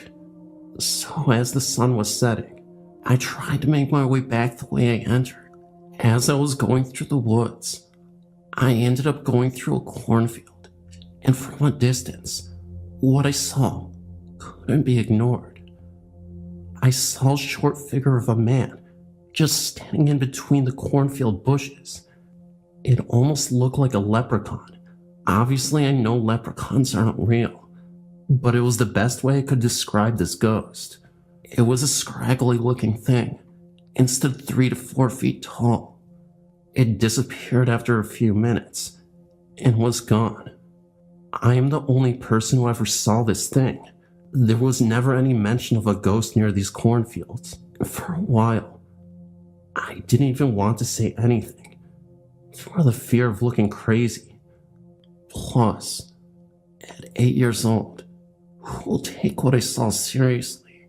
Today there are houses where I saw it, so the cornfield doesn't even exist anymore. Another weird thing that happened to my friends at school. Between the Christian middle school and high schools in town, there are some woods here. I never saw this, but some of my friends at the time did. One time, they looked into the brush and saw a pale-faced man in a hoodie or a robe of some sort. I'm guessing that it was some sort of ghost monk or something. They looked lost, but he didn't move at all. He was just squatting in some brush. When I was told about it, it made me realize that my experience might have been tied to this one, and that I wasn't as crazy as I thought. What happened was just odd. It's possible that the guy in the robe just could have been a creepy dude spying on the school. Personally, I think the one at school was just some weirdo, but the leprechaun could be something. However, I wouldn't just write it off, as I know that'd be hypocritical in doing so. Thanks for listening. Let me know what you think.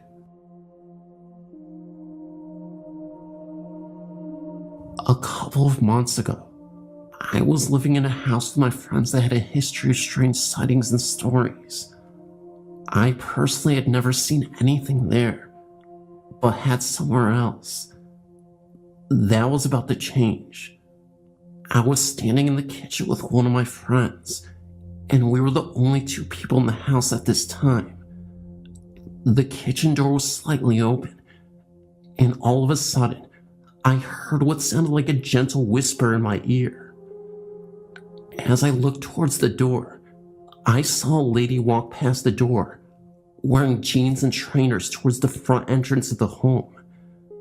At first I thought it was my friend Laura, who always used to wear jeans, so I popped my head around the corner to try and scare her, but there was no one there. I wasn't scared because it was in the middle of the day. I actually found the experience quite exciting, but also unexplainable. We bought my father's-in-law house with the understanding that he was to stay with us so we could take care of him. He was in his mid-70s and not in the best of health. Before we moved in, we turned the 2 upstairs bedrooms into 3 bedrooms. My husband was upstairs taking the panels off the walls and called me upstairs to figure out how and where to move the heating duct. As soon as I got to the top of the stairs, My husband hung his hammer on a nail that was sticking out of a stud. We were standing right next to the stud the whole time I was upstairs with him. We were the only two upstairs. When we were finished talking, he went to grab for his hammer. It was no longer hanging on the stud.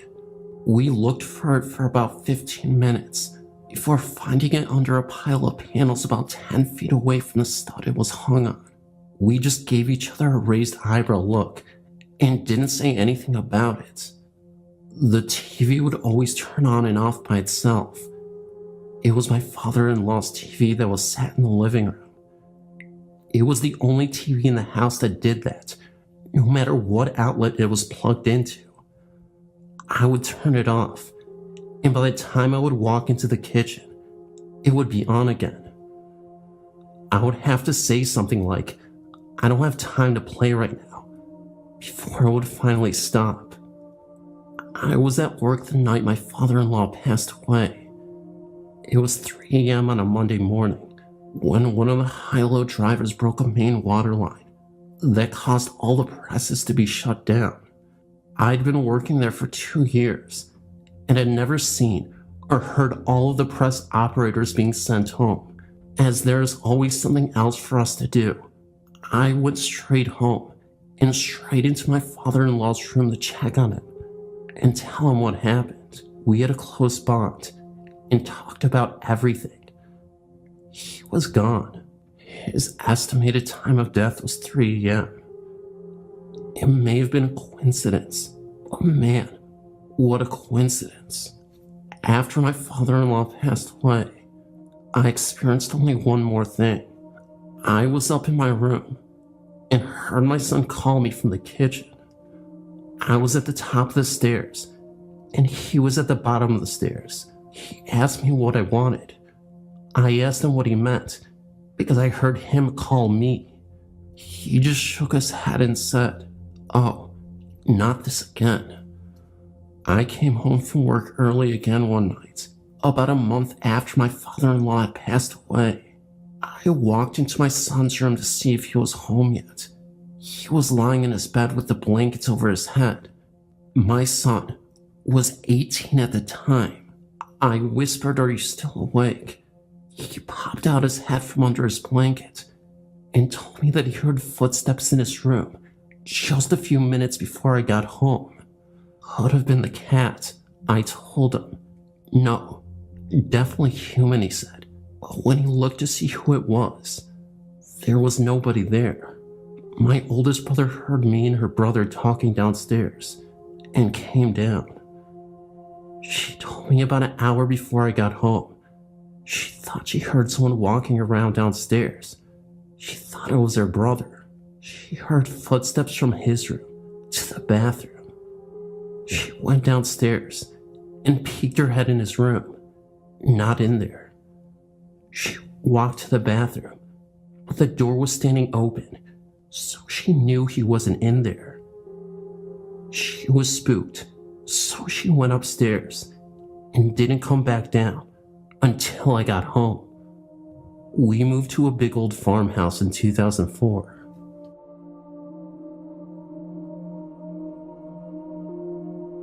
In my former residence where myself, my husband, and my teenage son lived, there were lots of paranormal happenings. All three of us experienced strange things, but the one that was the most bizarre happened while I was asleep in my bed. My husband had gone away on business for a few days, so I was alone this particular night. My son was asleep in his room down the hall. I owned a large male cat named Bing, who almost always spent the night on my bed. I also had a hamster that was kept in a cage in my son's bedroom. The cage door was broken, so we tied it up with baggy ties. She had escaped once or twice, so I had planned on buying a new cage the next day. As I lay sleeping in my bed, I could remember hearing someone yelling in my ear, "Wake up," several times. I then found myself standing in the hallway, and to my disbelief, my cat had the hamster cornered, and was about to pounce. I screamed for my son, and he came to the rescue before anything could happen. Someone had made sure that I would wake up in time. That's for sure. I know I heard those words "wake up" repeated several times. I was not terribly afraid at the time because I figured that this entity had to be friendly. Before I moved into the house on Willoughby Lane, I never had given the slightest thought to paranormal activities, and had always dismissed it with a wave of the hand and an offhand comment of how such things are scientifically impossible. However, all that changed a few years ago when myself and my newly acquired husband decided to buy an old farmhouse in upstate New York. The real estate agent, while giving us a tour of the home, had in fact related some disturbing information to us.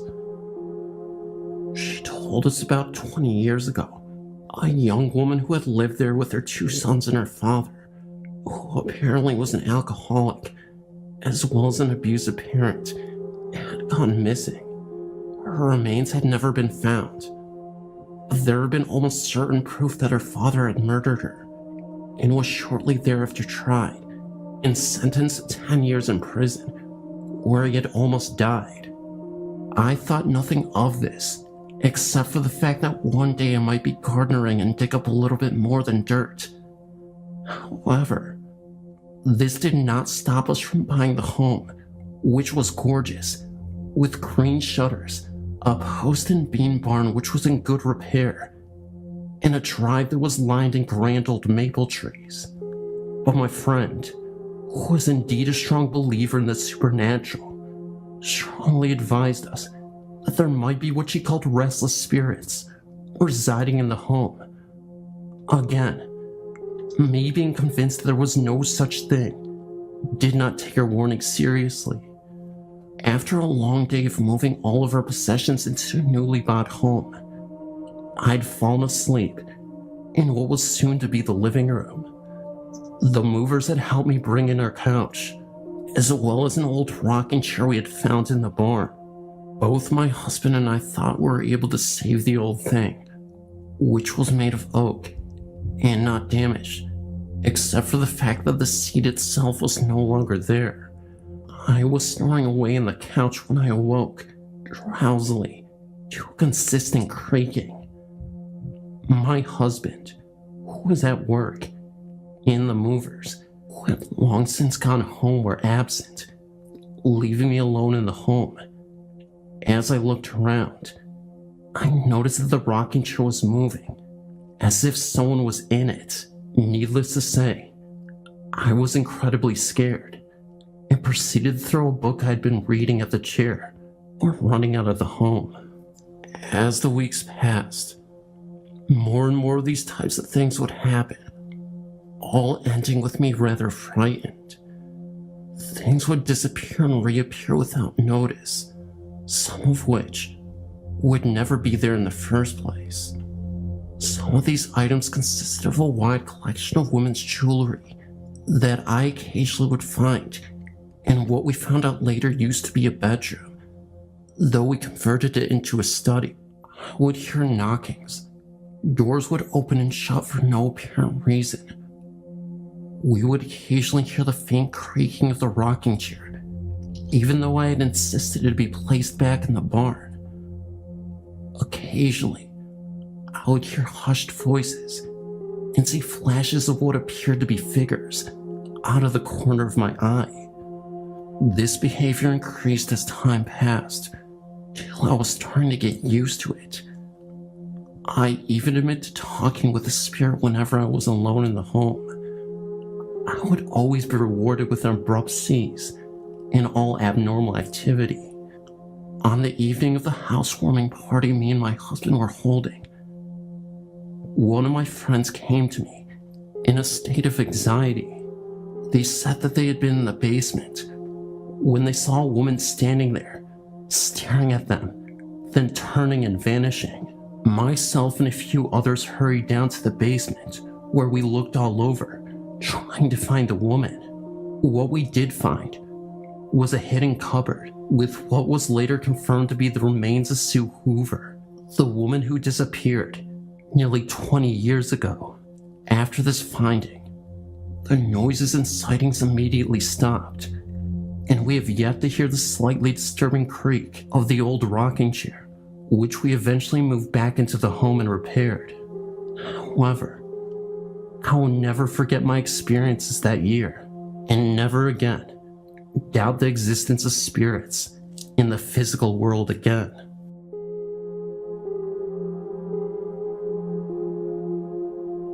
I'm a great fan of your site, and I've submitted some of my own stories. The other day, I remembered an experience my sister Christy had many years ago. Although I was not a direct witness to this, I was there when she came home in hysterics. She was in such a state that we all thought she was attacked, and we could not get any sense out of her. The story goes like this. Christy had been walking home from a friend's house down a long lane called Langley Lane. On the right-hand side of this lane, there was a field which was used for cattle from a local farm. There was also a book with a large tree hanging over it. The summer before, I think this happened later in the year, as it was quite dark early, a young man had hanged himself from this tree during a fit of depression. I recall that other people have hanged themselves there too, at least one other one that I know of. I think I was about 16 at the time. I'm now 36, and Christy would have been about 11. Anywho, myself and my brother were sat in the house one evening, and that's when we heard Christy loudly banging on the front door to be let in. She was crying hysterically and was trying to talk but couldn't. She was obviously very distressed, and we thought that she had been attacked. When she eventually did calm down, which was sometime later that evening, she told me what had happened. She said that she was walking down Langley Lane when she looked over at the tree and saw a figure hanging from it. She said that the figure was glowing white and had a bend in its neck, like its neck had been broken. She then proceeded to run all the way home, which was a distance of about 1/4 mile. She did not want to tell her brother, as she thought he would not believe her. Having had experiences myself, I am open-minded and certainly don't feel like she made it up. She has always stood by her story. I was looking at your haunted places in Houston, Texas. I grew up there. I came across the Jefferson Davis Hospital, and it reminded me of something. Once after a good night of hanging out, a group of friends and I decided to go and check it out. When we got there, I immediately felt unwanted. My skin crawled with fear. I kept telling everyone that we were not welcome there. We were only equipped with several lighters, so the shadows were unbelievable. We kept hearing people talk, thinking it was someone else in the hospital. Someone would call out, but nobody would answer. I kept feeling something touch my back, thinking it was my boyfriend. I turned around, but he was a couple of feet away from me. The entire time I was there, I kept telling him that we needed to leave. My friends got annoyed with me, so we decided to leave. As we were leaving the building, I was holding my boyfriend's hand, and something shoved me. I fell so hard that I twisted my ankle. It was swollen for weeks, and my doctor couldn't tell me why. Nothing was broken. It finally healed after 6 months. I still have problems with my ankle to this day.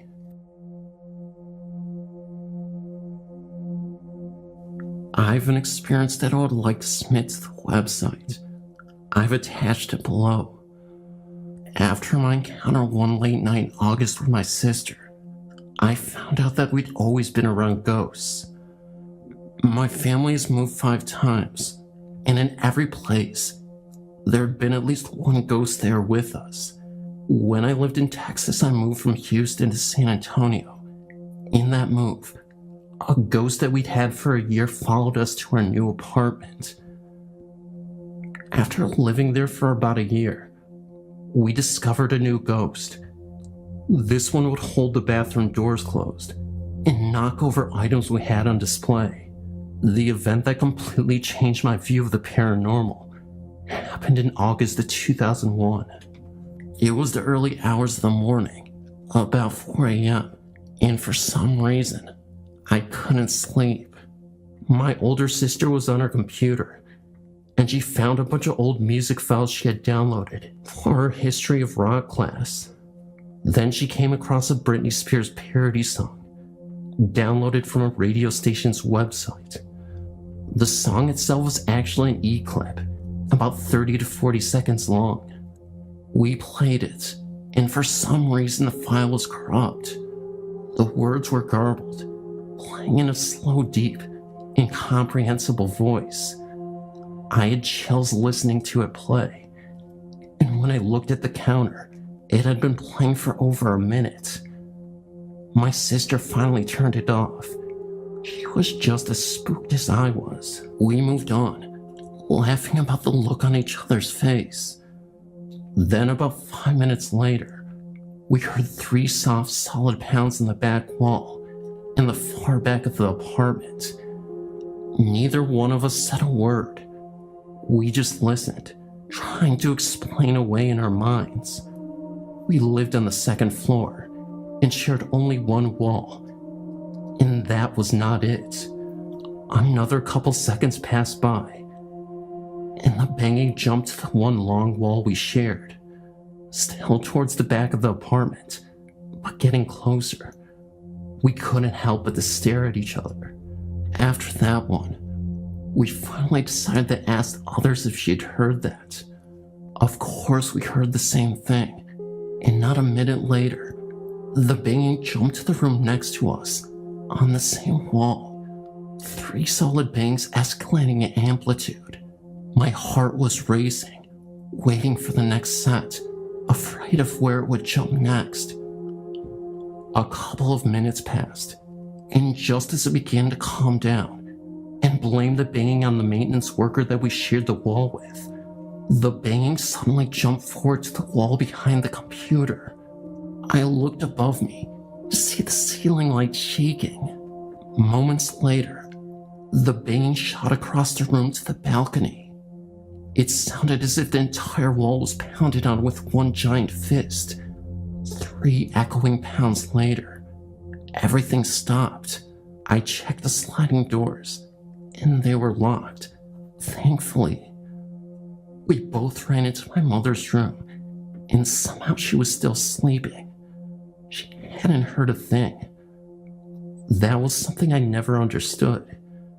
My baby brother was in the same room with her, door closed, and he heard a soft rumble, and my mother heard nothing. After that experience, I've always been a little on edge. I always think about what would have happened if I'd left the sliding doors unlocked that night, and what the thing was trying to get in.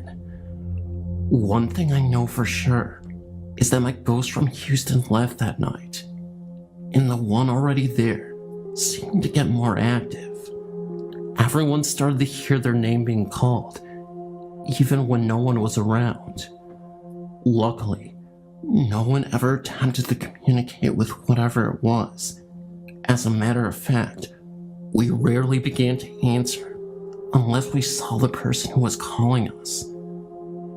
2 years later, after I finished high school, we moved to Iowa when I was accepted to college, and so far, we have not had any strange paranormal occurrences.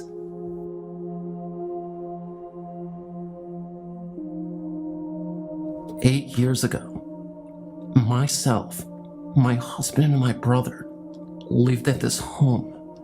We were told by the neighbor that no one ever lasts, and we didn't either. Not because of the haunting, but because we needed to come back to Massachusetts for family reasons. Anyway, we lived in this house for 9 months. We were told the AC was broken, and in the Valley of Folsom it gets very hot, but not in our living room. It was always very cool in that part of the home. On one occasion, I was in the bathroom, and after my shower, I was looking towards the mirror, and I saw an orange blur over my shoulder. I turned to look, but it wasn't there. It looked as though it was a face, and it would have been standing at the right height, to where a head would be on a grown man. After a few weeks, I mentioned it to my brother and my husband, and my brother relayed a story about one night, while sound asleep, he was awoken by a very large thud on his bed. He said it felt like a bowling ball had landed on the bed, like someone sat down. He said he was too scared to look, so he fell back to sleep. After a few more months, we found out that the house used to belong to the town doctor that treated inmates from the Folsom prison back in the 1800s. After putting all the info together, we realized we were living in a haunted home. I was hoping to see other stories about the house on this website, but maybe my story will start to flow.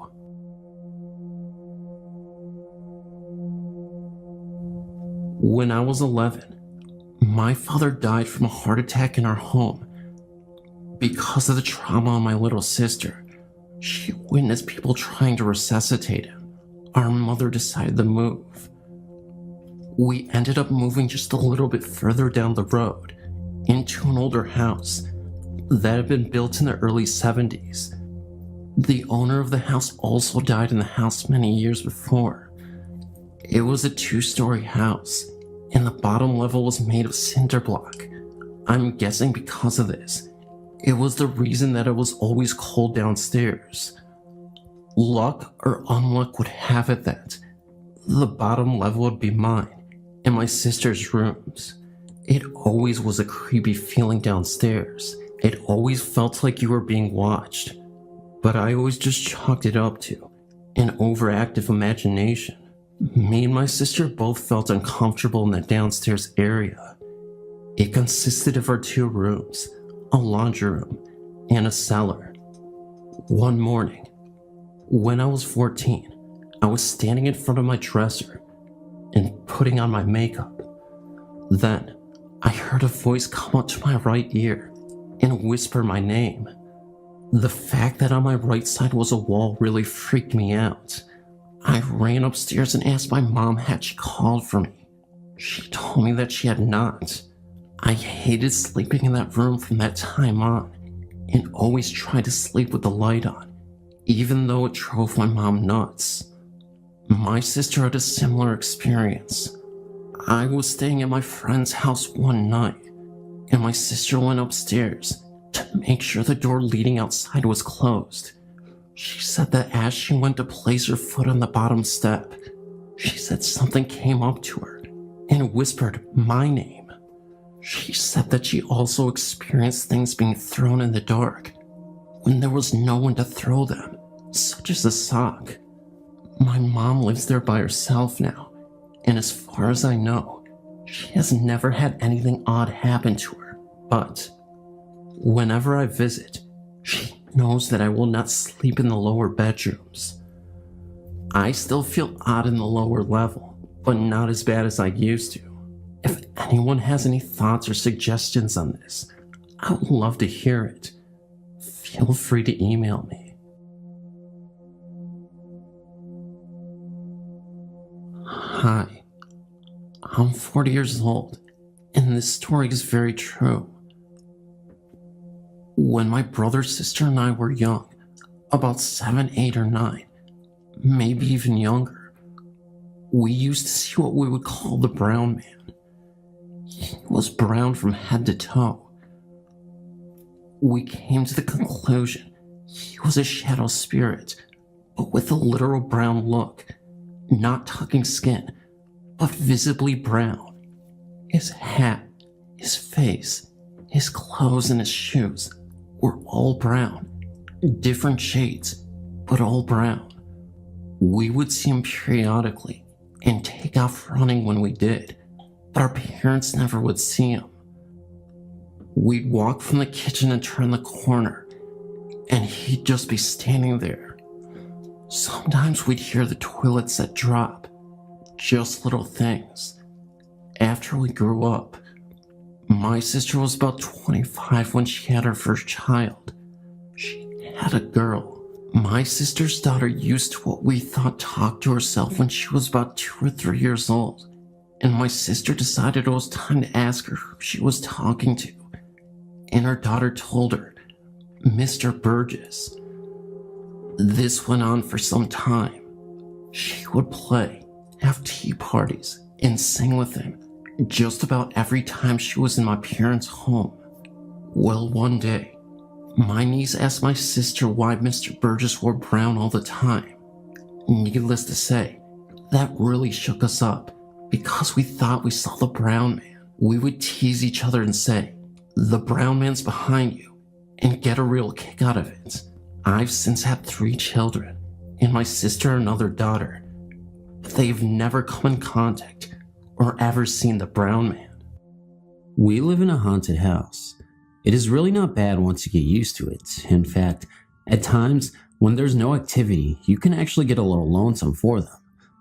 We moved here in 1982. It wasn't long after we settled into our new house that we bumped into the former owner at the local church. She asked us if we had seen the ghost. We didn't know what she was talking about. She said it sometimes appears in the front bedroom, our daughter's room, as a shadowy figure of a woman in a rocking chair. Our daughter overheard us talking about it and she said, "Oh, that must be the lady who sits in the chair at my desk at night. She doesn't bother me, just sits there kind of watching after me." We had noticed some strange things in the house, but put them off to natural causes such as the reoccurring footsteps in the hardwood floors after we went to bed, the strange way the television would turn on and off by itself, other electric appliances doing funny things, and objects disappearing then turning up somewhere else. But we dismissed the idea of it being ghosts until one late night. My wife woke up thirsty in the middle of the night, so she went to the kitchen to get a drink. When she got to the living room, she saw someone in the shadows in the middle of the room. Thinking one of the kids had gotten out of bed, she hollered, "Get your butt back in bed." The figure streaked off and disappeared. It didn't go around the sofa, it went through the sofa. It didn't walk, it glided. It was the figure of a woman with long black hair. The kids were sound asleep in their beds. My wife came back to bed without her water. My first experience with her was about 10 p.m. one night. I was walking home from next door, and as I approached the driveway, I saw a figure of a woman walking in the drive. She was cutting across the edge of the lawn on the north side of my shop about 20 feet away. The light on the north side of the shop was on, illuminating her faintly. I could make out no details of her, only a dark figure of a slender woman walking briskly towards our house from the west. As I got in range of the motion detector light on the east side of my workshop, it came on. The figure vanished. This phantom female I saw matched the description of the dark woman other family members have seen in our house. But the dark woman is not the only spirit in our home. We have discovered there are others. Some are shy and reclusive. Some are a little mischievous and playful. They like to play with stuff, just to let you know they are there, I think. They hide things. You put something down and a minute later it is gone. You search all over and then find it right back where you laid it in the first place. They turn things on and off. TVs, radios, just about anything, even water faucets. One morning, my son went into the kitchen to get a drink of water. Dad, come here. I went into the kitchen to see what was wrong. "What's this all about?" my son asked. He was standing back from the sink, pointing to the faucet which was running full blast. My wife was standing beside him. "The knob is turned off, but it's still running," he said.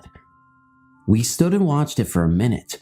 Figuring a faulty valve, I started to walk towards the sink to try to turn it off by myself, and suddenly, it just stopped. Turned off all by itself. I looked it over, turned it on, and then turned it back off again. It worked fine.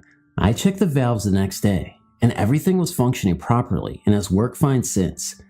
TVs are a real favorite. I was waking up from a nap one evening when I heard the television on in the living room. I assumed my son was home and was watching a movie. As I rose, I heard the television turn off. When I went into the living room, the lights were off, the television was off, the door was still locked, and my son was not there. My wife and I were the only people in the house, and she was still sleeping. I turned on the television, and the same movie I had heard from the bedroom was playing. Radios are popular with them too. On another occasion with my wife, my daughter and I were watching television in the living room. All of a sudden, the CD player comes on and starts playing a CD at high volume. My wife got up and turned it off. Reaction from all of us was very casual. "Go to grandma's if you want to listen to music. We are watching TV," I jokingly said out loud. At the time, my mother was living in a mobile home behind the property. My sister was staying with her. I found out the next day they took my suggestion to heart. My sister called. "I went out to go to work," she said. "The radio in the van was playing. I thought someone left it on. Oh great, now the battery will be dead," I thought. Then I realized the radio doesn't work unless the key is on. I was holding the key in my hand. That's weird, I thought. I unlocked the door and I reached in to turn off the radio, and it was already off. It quit playing when I touched it, so I put the keys in the ignition and turned on the radio, and it came on. I turned off the ignition and it went off. Ignition on, radio on. Ignition off, radio off. Does not work without a key. How is it playing without the key in the ignition and the knob turned off?" she asked. We have all gotten used to our ghosts now. Our children have grown up around them and have their own stories. Their friends and ours have all been scared out of their wits a time or two, but are accustomed to it now. New friends take a little time to get acclimated though. My son was in his teenage years and most of his friends knew about our house. His new friend Jason did not though. My wife and I had gone out for the evening and my son was having a party. All his friends were over. Everyone was having a good time but Jason. He was tired. Jason was new to Tommy's parties. Jason was also new to our house. If he had known about the things that happened here, he might have not left the main group and gone to the game room where it was quiet. Most of our friends know and have experienced eerie things while here with enough frequency that it really doesn't surprise them. But Jason was new, ripe picklings from a mischievous ghost. So Jason left the party and went into the game room by himself, where he laid on the floor to get a little rest. My son and his friends were only a little surprised to see Jason run into the living room pale and frightened. "The pinball machine," Jason said. "Flash Gordon, it came on all by itself and started playing itself. There's nobody in there, and it just came on and started playing." "Yeah, so?" responded my son's other friend, who was so accustomed to such things here. "Flash was Philip's favorite machine," my son explained casually. "Philip was our nephew who died in an accident a short time before." "He was probably just enjoying a round of pinball," said my son. "He is a nice guy. He won't bother you." Everyone went on about having fun, except for Jason. He stuck close to the group for the rest of the night, but he never came back to our house. There have been times when these spirits have saved the day for us. We once awoke to find a fire had started on our patio by a candle left burning when we went to bed. About 15 square feet of one wall covered in rattan was charred from the flames, but somehow, mysteriously, it had gone out by itself. The dry rattan, though very flammable, had just stopped burning. This was not the only time. It had only been a couple of weeks since we buried my wife's brother, Virgil. Tragically, he was killed by a car while walking home. My wife had been cleaning out his mobile home next door. A terrible task, but she faced it with courage and fortitude. Sometimes I think she is operating on automatic pilot. She came home and told me, "I saw him, Virgil. He was just standing there in the doorway of his trailer while I was sorting out his things. He said nothing. Then he disappeared." A few days after that, my dad came into the shop where I was working. "Do you know the door on Virgil's mobile home is open?" he asked. "No," I replied. "I'll check it out." The home was vacant since Virgil died. We were watching his property while probate proceeded. I walked over and saw the front door ajar. I feared the worst, that the vacant home had been broken into. We were careful to lock the door, and no one else had a key. I carefully entered the premises. The overwhelming odor was unmistakable. Propane, strong. I had to exit immediately. A gas leak. The house was full of it. I went to the rear of the home and found the main gas valve. I turned it off. Covering my mouth, I entered the home again. Quickly, I began opening windows. I could not stay in there for very long. "I can't believe this place didn't blow up," I said to myself. "It's a good thing the front door was open, but how did the front door get open anyway?" Sometimes they go with us, sort of a spirit field trip, I suppose. In 1998, my wife and I took on extra jobs. I was managing and bartending at a local hotel bar, and my wife was the cocktail waitress. I guess they got lonesome for us. No one at home to pester and all, maybe just bored. So they started going to work with us. We were at the lounge. It started out small. TV on, TV off, glasses doing funny stuff, that sort of thing. We had closed for the night. It was clean up time. I was walking to the kitchen when I heard a noise from the juice box. The pages of cards, which show the selections, were flipping on their own. Page after page flipped, all in one direction, then it would switch and go back the other direction. This was just the start. They seemed to prefer after hours at the bar. We were cleaning up one night when we decided the small table and chairs would look better if I moved them farther away from the pool table. I moved them over near the dance floor. I proceeded to clean the rest of the bar. When I turned around, the table and chairs we moved are back in their original positions by the pool table. The next night we decided to mess with them. After closing, we rearranged the entire setup in the bar, tables, chairs, everything. Then we went to my office, got our stuff together to go home, and walked out to find everything back where it was originally. What had taken us a couple of hours to do, they had accomplished in a few minutes. We have lived here in the magic spot about 25 years now. I have notebooks full of activity, notes about ghostly occurrences, sightings, etc. We've never tried photography, but being an artist, I've done paintings of some of the entities we have here.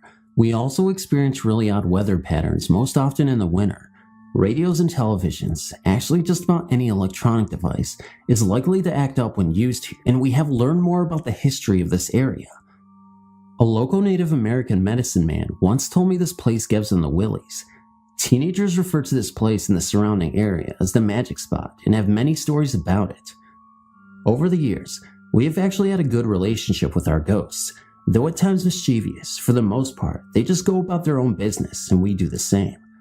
We do at times bump into each other, however. Sometimes it is much surprise to them as it is to us. Sometimes it is nice to have them around. Other times it can be quite frightening. I was actually surprised one late night, and it and I streaked off in opposite directions. I don't know which of us was more surprised. They have become as much a part of our home as our family members. It wouldn't be the same without them.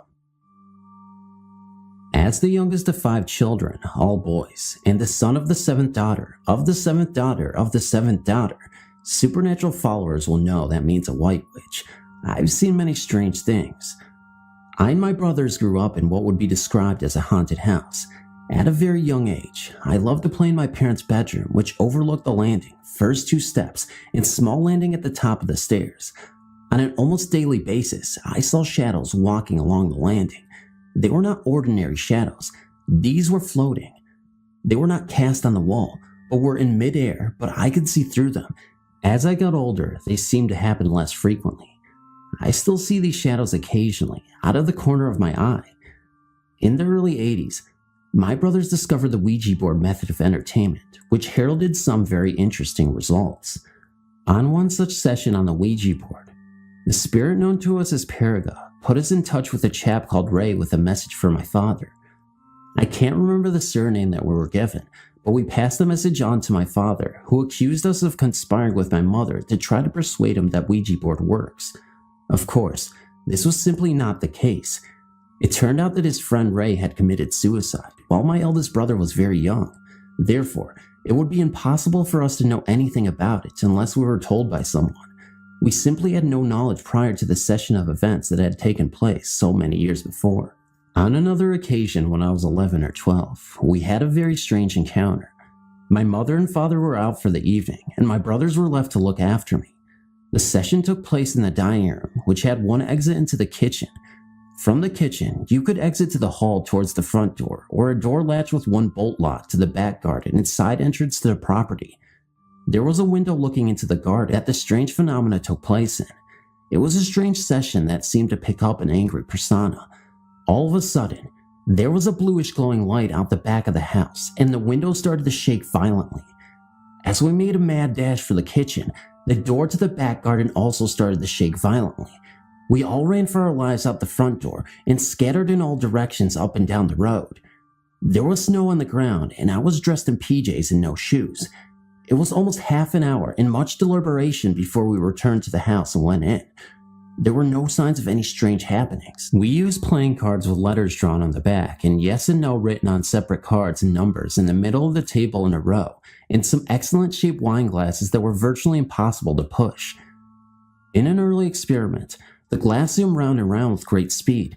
All of a sudden, it left the table lifting up to the top corner of the room and smashing into small pieces. Even the stem and base broke into pieces, the biggest the size of your little fingernail. Anyone who has ever broken a wine glass will know it takes a tremendous force to break the stem and base to that extent. In 1985, at the age of 15, I was walking home to the family home around 10 p.m. from a friend's house. It was a wet and windy night, and I walked with the collar up on my coat with my chin tucked into the top of my zip, only looking up every now and then to see where I was going. There is a small village in the outskirts of the city, just down the road from the family home. I was walking towards the village, where I would have to turn right to go in the right direction to get home. Approximately 1,000 yards before the road I was walking along came to an end, there's a 10-story block of flats, and next to that, a retirement home. As you get nearer to the end of the road, approximately 500 yards from the end, there is a row of tenant bungalow flats going along the road I was approaching and intending to turn right towards home. To the left was a large grass area between them and the main road. I passed the end bungalow flat, heading to the T-junction with the grass area to my left and approximately 100 yards of space all around me to the nearest object, some small bushes. All of a sudden, I saw a pair of brown shoes come into view a couple of steps in front of me. Startled, I looked up to see an elderly gentleman in front of me. I took a step sideways and went around him. Something struck me as strange, and after a few more steps, I turned around to see nobody behind me. There was absolutely no way that the old man walking slowly with a walking stick could possibly have moved quick enough to get behind something to obscure him from my view in such a short time. In fact, the distance between me and the nearest object was too great for Ben Johnson at his prime to reach before I turned around. It wasn't until I thought about it while walking home that it struck me what it was that was so strange about the gentleman when I first laid eyes on him. Despite being quite persistent, rain and strong wind driving the rain, the man was dry and there were no drops hitting him. He was all dressed in brown shoes, suit, and flat cap. I can't remember the color of his shirt or if he was wearing a tie, but I will never forget his face as he smiled a gentle smile of thanks as he moved out of his way. His features were very clear. I've never seen him since. This village was quite a friendly community where most people knew everyone else, but I did not recognize this gentleman. There were many strange things that happened in the family home, from power cuts that were localized to just our house and the whole street. We had electricity meters that took coins to pay for the electricity supply. If the electricity went out, it should need to be topped up by popping a coin in the slot. Even after putting money in the meter, the electricity would not work. It would be found to have been switched off, and in those days, there were no such things as circuit breakers that would trip the switch. When my father knocked out the dining room window to put in a patio door, we found 3 patio negatives of an old gypsy man. The first of him, out the front of his caravan. Another of him stood on the caravan steps, and the last of him laid out dead. We intended to have them developed. They were missing from the place we put them. We assumed they fell down behind the kitchen cabinet where they were left. When the kitchen was remodeled, there was no signs of them, and other things we assumed had fallen down behind the cabinets. On many occasions, I've told certain people to answer the phone because it was for them, and it was. The problem was the phone had not actually rung until after I had told them, but within a few seconds. I can't explain it, but it still happens. It was in October of 2004, around 3:30 in the morning. I was slowly waking and was in the state where I could hear the TV, but wasn't quite awake. I remember having this eerie, scared feeling, and in my sleep started singing Jesus Loves Me, the old childhood Sunday school song. Anyways, I remember feeling a presence on my legs, real heavy, and I felt something was watching me. I snapped awake and moved, and the thing made a swooshing noise, and my cat even looked up in the air where this went over my head and out the door. I was on the couch and the front door was behind me. My cat was acting funny even before this, and at times I would come home and feel a nervous, scared feeling like someone was in the house. That's when I saw it. It was the silhouette of the Hat Man. I looked petrified, and I couldn't just shake the feeling. It was almost inside my head, like it was screaming voices at me. The voices released from the Hat Man into my head were all mumbled, so I couldn't really understand any of them. A split second later, there is silence, and the Hat Man slowly fades into the abyss, actually fading into the TV screen once and for all. I don't know if this has anything to do with the paranormal, or if I'm just losing my mind. Was it sleep paralysis? Was the Hat Man real? Or was it just all in my imagination? I have no idea, but I'm kind of hoping and praying to God and Jesus that this doesn't even exist and that I'm all hallucinating this just to make myself feel better. As I previously stated, my cat has even noticed weird things that have occurred in this house, and I'm just not sure what to trust anymore. Are my senses going crazy? Am I just in touch with the paranormal? Am I opening up another portal to the paranormal dimension in which beings and spirits, including the Hat Man, come to greet me with demonic images and voices in my head? I don't know, but I'm just hoping that I will never find out the true answer to this mystery. Thank you so much for reading. I know it's short, but thank you. In my life, my family and I had numerous paranormal incidents. There were always heavy footsteps, sounding like a person in boots upstairs in the attic. Sometimes I heard them coming down the stairs or on the front porch at night, but oftentimes I had trouble keeping them. They said the TV kept going off and on. One said she saw a man in the attic through the window. My boys were afraid to sleep in their room alone sometimes because they saw people in the backyard. There were two very strange occurrences that happened in the winter of 1991. I was married at the time to a man who was abusive to my children and myself when he drank. One night, I smelled something burning in the bedroom, and the bed was smoldering. I woke up my husband, and he pulled the mattress off the bed. There was a burning area right in the bottom of the top mattress. He had not been smoking in bed, and wouldn't have been there anyway. Another night, I took the kids to get ice cream.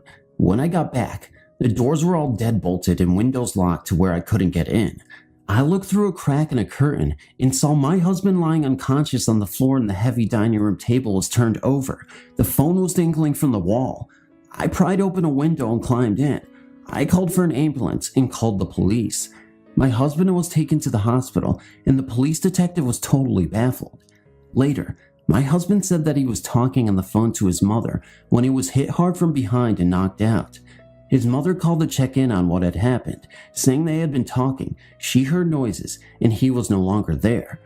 I felt like maybe we had a ghost that was protective towards us, but angry with my husband for his actions. I usually felt safe in the house, but on occasions, I was very frightened. After my husband and I divorced, I felt the need to move. While checking out the history of the house later, I found that it was originally owned by a doctor who kept his ill patients in his home with him. This was in the early 1900s, around 1907. After he left, there was a terrible train wreck just outside of town where some Mexican immigrants and a couple of local workers were killed in a train collision. Their bodies were badly burned and thrown into a massive grave, which turned out to be in the back acre of our yard. I feel certain that we had multiple spirits, though before this time, I never believed in ghosts.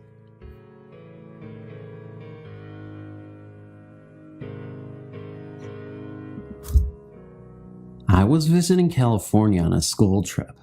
My friends and I were hanging out in the hotel's hot tub. We were playing Truth or Dare. I was dared to leave the hot tub and dive into the cold pool, then run back to the hot tub. I got out and went to the edge of the pool. Looking at the clear water, I dove in. Next thing I knew, I was face to face with a dead body. He was face down at the bottom of the pool. It was like it was slow motion. He turned to me with his eyes closed. He slowly opened his eyes and stared into my eyes. He was missing his left eye. I was scared. I breathed in to scream and breathed in water. I pushed through the dead man on accident, and in my struggle to get to the top, I was thrashing around quite a bit. A friend came and helped me out. Panting, I said I didn't feel like playing anymore. Me and my two friends went back to our hotel room. One friend was taking a shower, and my other friend was watching TV. We noticed their phone blinking. We checked the messages. We had 362 messages. We were only out for an hour. We had no way to trace the calls. No one even knew our hotel phone number. We listened to the first few messages. They seemed like they were all blank. Finally, we heard something.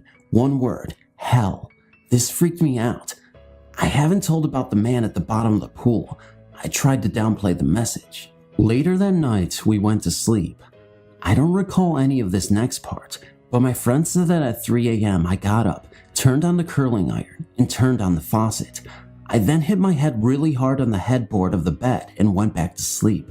I woke up that morning with nothing but an eerie feeling, which was soon forgotten since the next day we went to Disneyland.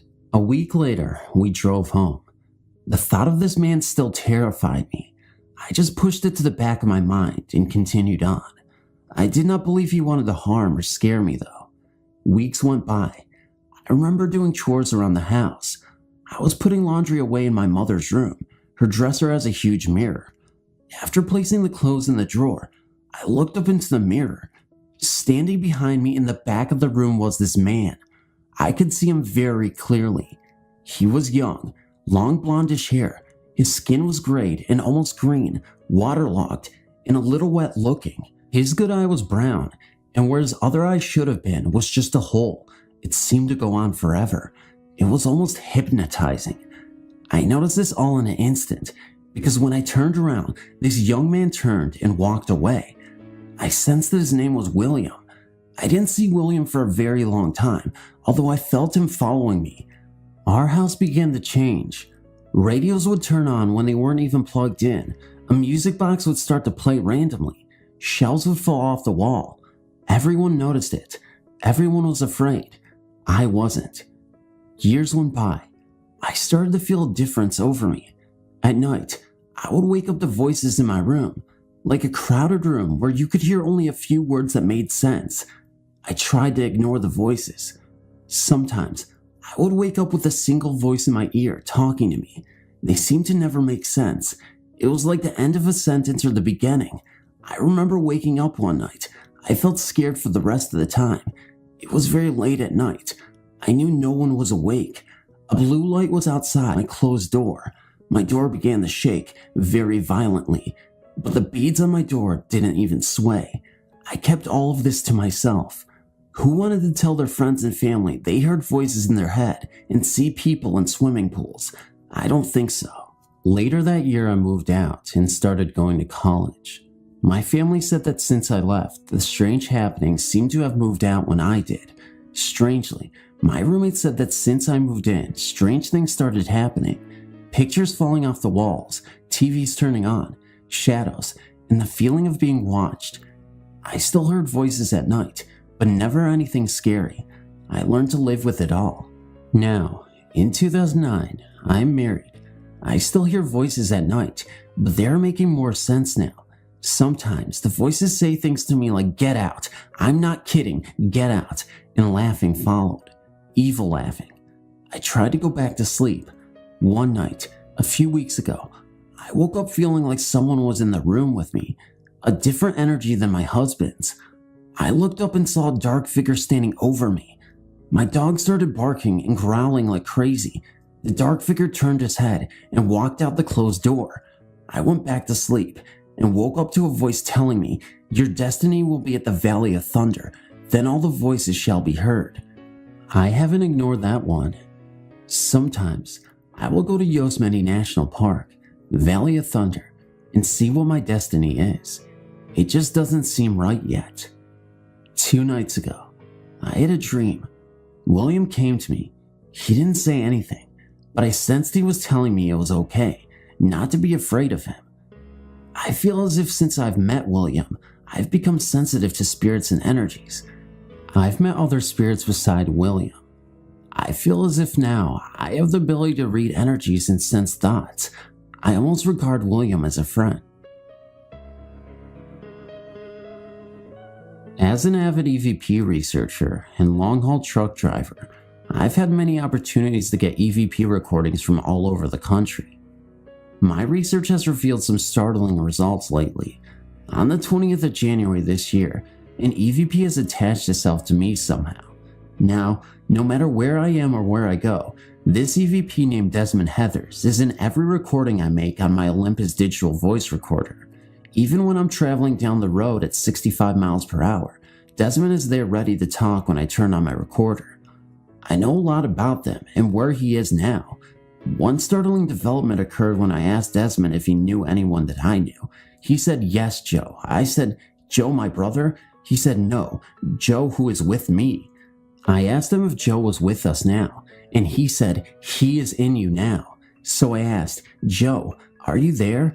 And I got this voice in the recording that was very deep and gruff sounding. I can only say it sounded like Mr. T from the TV show The A-Team. Joe said, "Go away, leave me alone."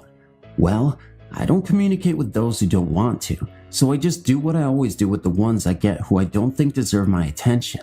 I just ignore them. Here's where the story takes a strange turn. The week after that, I was talking to my doctor about a fatigue problem I've been having lately. Nothing serious, just tired during the times of the day I don't think I should be.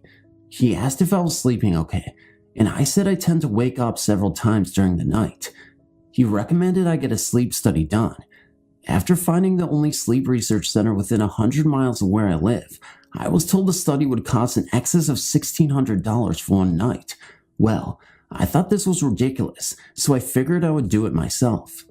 I was on the road the night I decided to do my sleep study, and set up my digital voice recorder and DV camera on the sleeper of my big rig. I fell asleep within 15 minutes.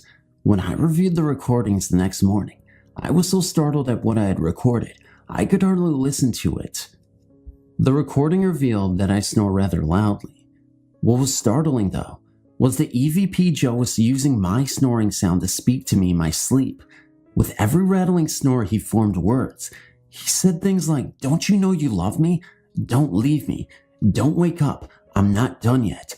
Don't you remember me from the Navy? You know you're listening to me. You know you love me. How did I get in here? What happened to me? I need you.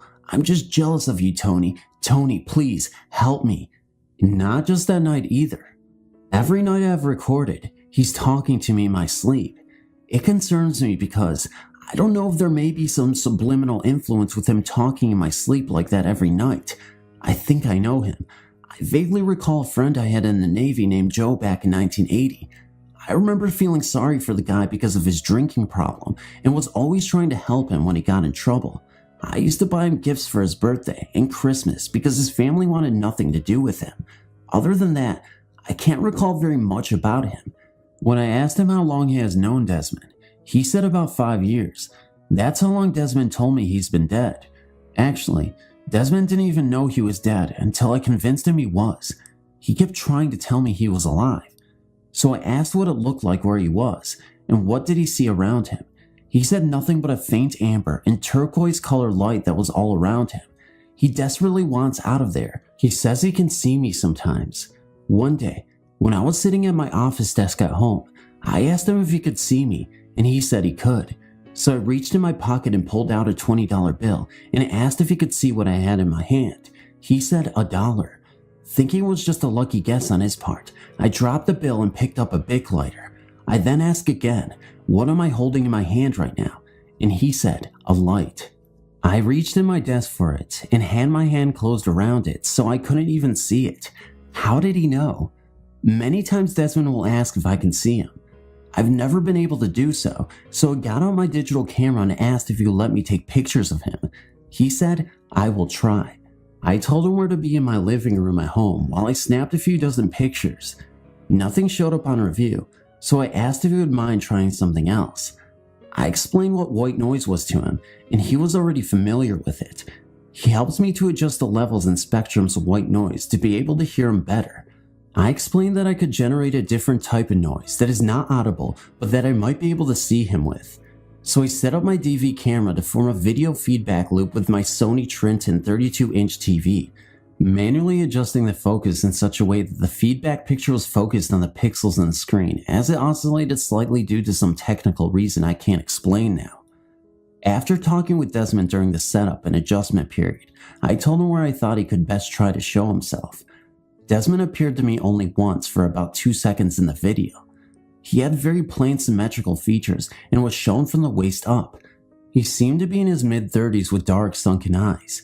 He was wearing a bowler hat and a 1940s type jacket with wide rounded lapels with an open shirt that had no collar. Further research with Desmond shows he can see me and some things around me when his energy level is high. For example, I can give him instructions on how to travel somewhere. One time I showed him a map on my Microsoft Streets and Tips and showed him the same roads and satellite photos taken from Google Earth. With this information, I am able to ask him to get a specific place and get information I desire.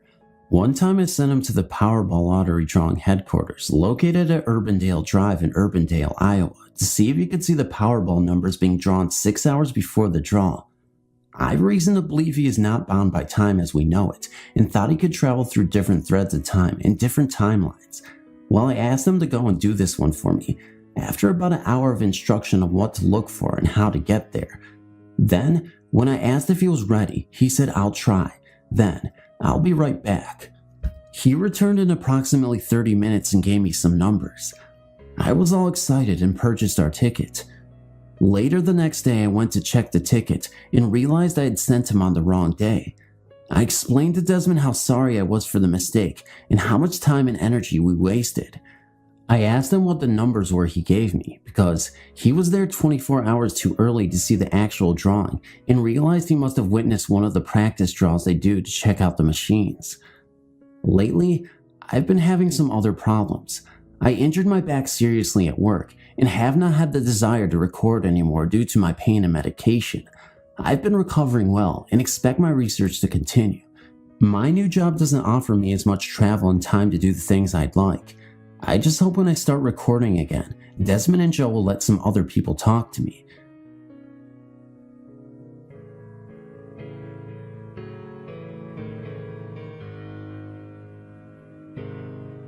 I wanted to share my experience with you guys. I'm not sure what it means or anything, but if you do make it to the end of the story, you can decide for yourself and let me know what you think. One night when I was 13, I couldn't sleep, so I tried to turn the other way, on my side, to try to get myself comfy. As I turned around, I saw a figure of a woman against the wall in front of me. She was kind of a black figure, and she seemed to have a hunchback and a hump on her back from the way she was standing. This, of course, freaked me out, especially since I was only 13 at the time. I lay in shock and not knowing what to do, and after like 2 seconds, I put my head under the covers and called for my mom. She came in, and I was really afraid to tell her in case she thought I was crazy, so I just told her that I had a really bad dream. I was definitely not asleep. I couldn't sleep for a few nights as it freaked me out so much. This kind of went away after a few weeks, and I was gradually able to sleep again. However, a few weeks after this had happened, I was getting pains in my back and I went to the doctors to get scans and things. I then found out I had sclerosis, curvature of the spine. I eventually started getting a slight hump in my back because of this. It has been 10 years since I saw this woman, but I can never get it out of my mind.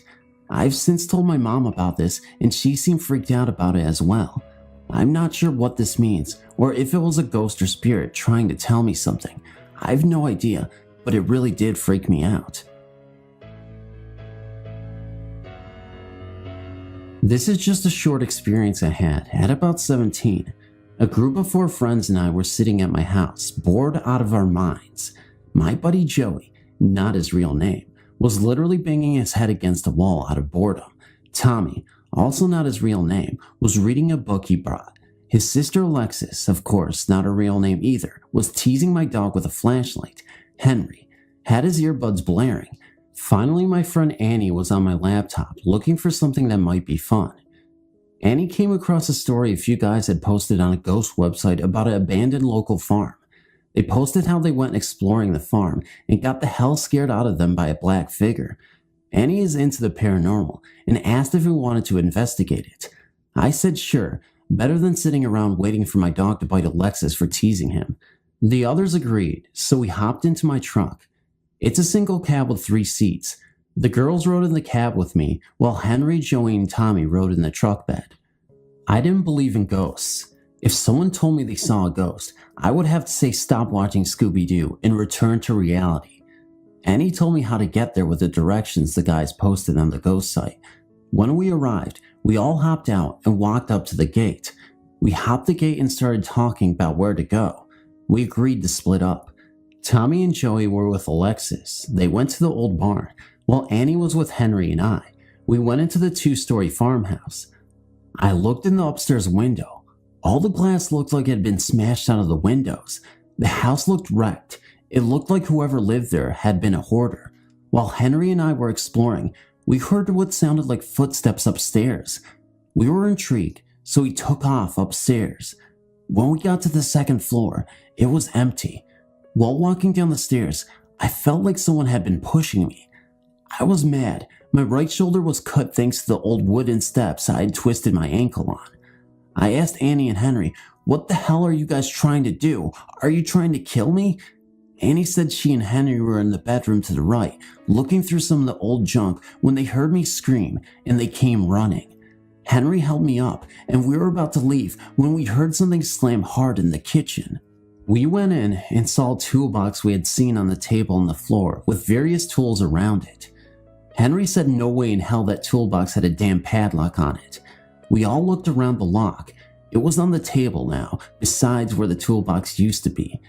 Henry tried to get in the toolbox earlier, but the lock prevented him. We heard footsteps upstairs again. Annie said screw this and ran outside along Henry while I hobbled out. The jerks left me behind. When we were out of the house, we saw Alexis, Tommy, and Joey. They were panting out of breath and looked terrified. We asked what happened. Alexis said that they saw a black figure with red eyes and it charged at them. We all heard a loud snarl like a big dog, and we took off towards my truck on the way there and said, "Look." In one of the upstairs windows, we saw 2 glowing eyes go from the middle of the window to the top. Then they separated. One went left and one went right. We all hopped the fence and peeled out of there as fast as everyone could.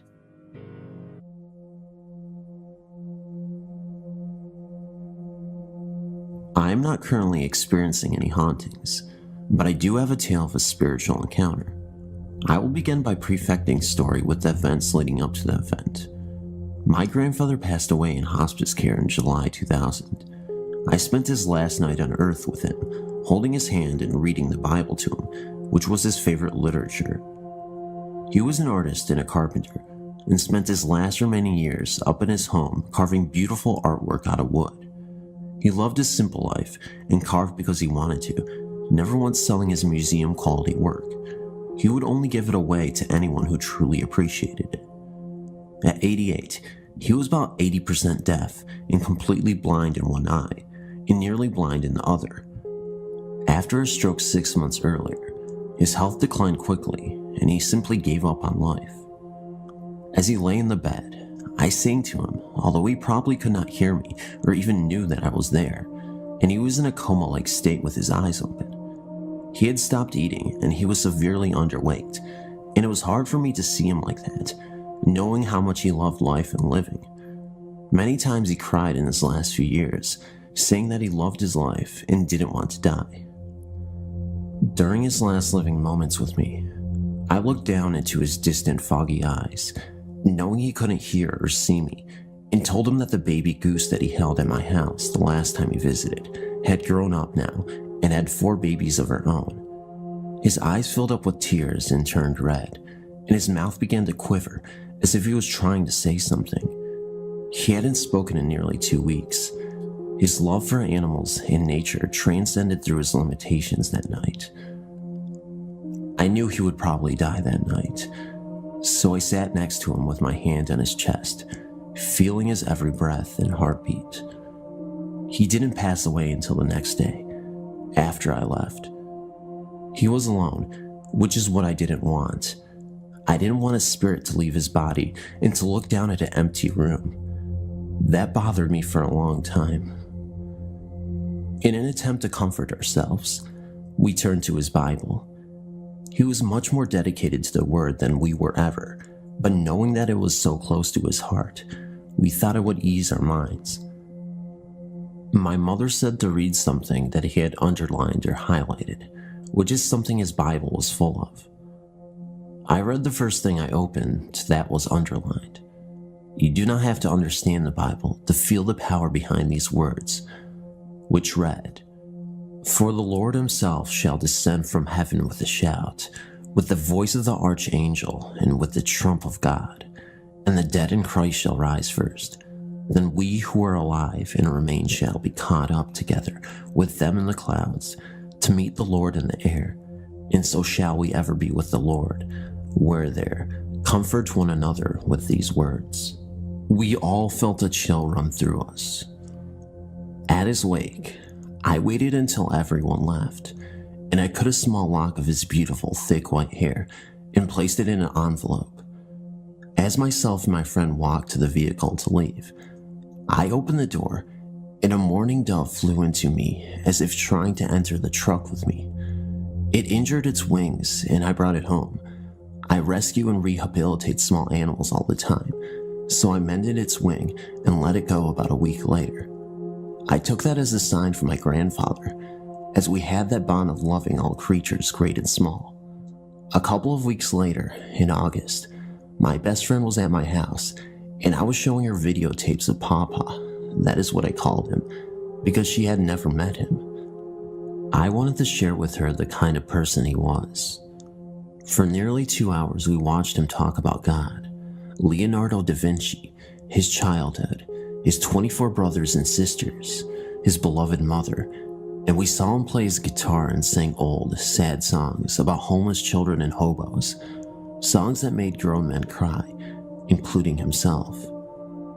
After the tape was finished, I got up to go to the kitchen for something to drink, and my friend went to the restroom. At that moment, we both heard a loud musical tone that sounded like a doorbell.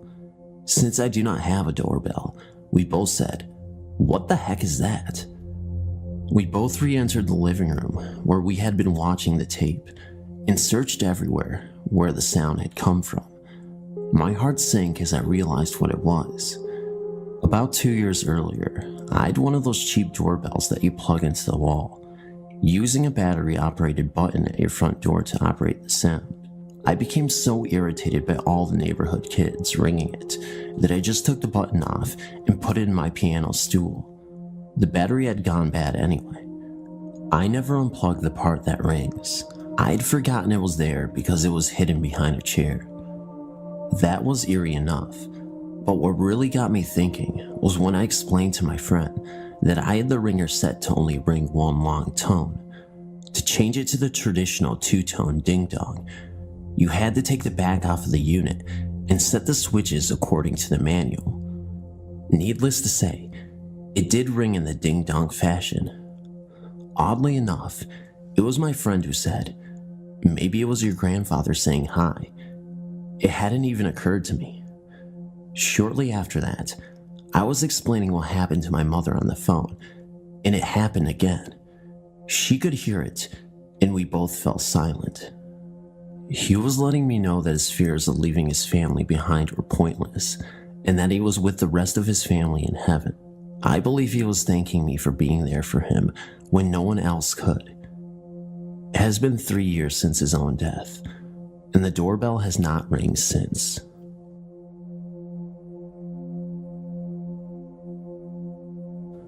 Hey, my name is Maddie. Today, me and my best friend Summer had a strange encounter with a malevolent spirit. Let me explain what happened. A few months ago, me and one of my other friends, Alicia, met an 8-year-old spirit named Reese through a Ouija board. She seemed like a very sweet and innocent girl. She told us at her own will, and I repeat her own will, how she met her death. She apparently got beaten to death by her abusive father. Then a few weeks went by, and I introduced Reese to my now best friend Summer. They got along very well. It didn't seem like she had any sorts of problem with her or anyone she met. The next day we were playing when we got a call from my friend Amy. Long story short, she had an encounter with a spirit named Sarah. She claimed that Sarah was a very stubborn spirit. It took her hours just to get her to say goodbye. Amy also stated that Sarah seemed like a very lonely and clingy spirit who did not want to let her go. Then we made an attempt to contact Sarah through the board. It was a success. After we talked to Sarah for a bit, we asked her if she knew Reese. Sarah suddenly stopped moving the planchette. We asked her if she was alright. She answered no. She also said that Reese isn't Reese. She said that Reese is actually a man named Roger. Sarah also told us that Roger was the one who killed her at the age of 27. The final thing she said about Roger was that if we ever told him that she was the one who told, that he would send her straight to the gates of hell. We tried to contact Reese, Roger, on December 10th, 2016, around 2:30 p.m. Eastern Time. We successfully contacted Reese. At that period of time, he didn't know that we knew who he really was. Then, we did something that we both regret. We asked if she was hiding anything from us. He responded this in his own words. "Fine, you fucking caught me." Then right after that he said, "Who told you two idiots?" We simply responded to internet in hopes to keep Sarah safe. Then Roger responded by saying, "You are a liar." Then the planchette started to circle around the alphabet counterclockwise, excluding the letter M. It did not touch the corners whatsoever. Summer and I started to panic, wondering what it was trying to do. I thought he simply lost control over the planchette, but Summer thought it was something more, because at that time, it was spinning around continuously for about 30 seconds. So I suggested that if we put pressure on it, it might stop it. It just kept going even with pressure, but just slower. But after we lifted the pressure, it continued to spin and got even faster. After a while, it just randomly landed on Dubai. Maybe it just got tired or got sick of us panicking. I really need to know your thoughts on this, and if this occurrence was really legitimately something evil, because I don't know what to explain it for. Thank you for reading.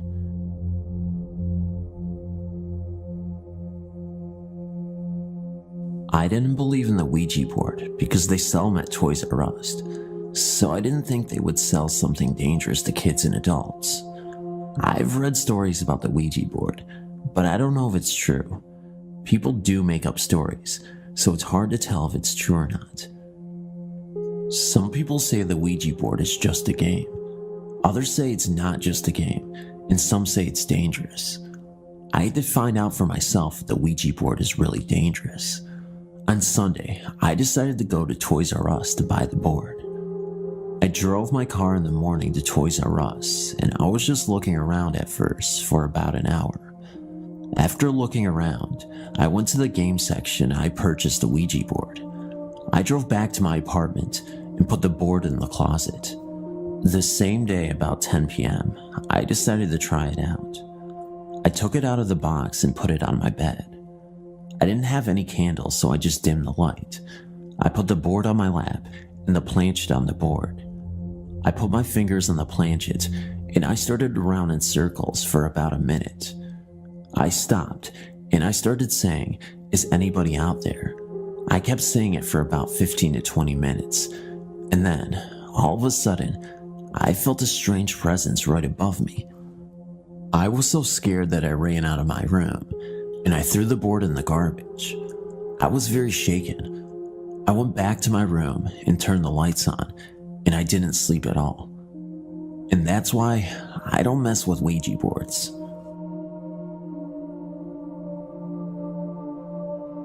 I have had several experiences, but I will tell you two of my most frightening. A friend and I had started playing with the Ouija board, and it ended up turning our lives upside down for the span of around 2 years. One night, my friend Judy, her husband Luke, Loma, and myself were watching a movie called Witchboard right in the middle of a winter storm. All footprints had been covered at this time, and the streets were empty. About halfway through the movie, the front door blew open, and we heard running footsteps come into the house, up the stairs, down the hall, and into the bedroom where Judy's 2-year-old lay sleeping. We were all just sitting there frozen in shock and fright when we heard a loud slam, which turned out to be the bedroom door, and the poor little boy started screaming, "Monster, monster." Luke took off up the stairs, only to find a very upset little boy and nothing or no one else. As things started to calm down, Judy and I went to shut the front door, and there were still no footprints in the snow. The only snow that had come into the house was blowing from the wind. It was around March now, and one day, as I laid down for a nap, I felt the bed start to shake under me. I was uncertain if I had really felt what I thought I had, so I was not frightened, but I got up anyway. That was only the beginning. Not long after that, it became a constant thing every time I tried to lay in my bed. The shaking started to get more violent, and it also felt as if someone was punching up at the mattress from beneath. I complained several times, and no one believed me. It was now to the point where I was afraid to go to bed. I began sleeping at my friend Loma's house because her bed didn't shake. After staying at her house for 2 weeks, my mom said it was time to come home, and I did agree, but not until she promised to spend the first night sleeping in bed with me. That night, we had only been in bed for about 10 minutes before the bed started its usual shaking. It was very minor at first, so my mom started to make excuses for why it was happening. By the time 5 minutes had passed, it was now undeniable, and I could tell my mother was getting scared, but was trying to stay calm for my sake. The last straw for my mother was when the punching started. It was harder than I had ever felt before. We laid there for a moment while my mother mustered up the courage to peek under the bed. Of course, she didn't find anything, and we promptly left the room and set ourselves up in the living room for the remainder of the night. My bed continued to shake and punch for some time thereafter, but it eventually quit. However, once in a while it will start, to this day, and I just get up or ignore it, and it stops.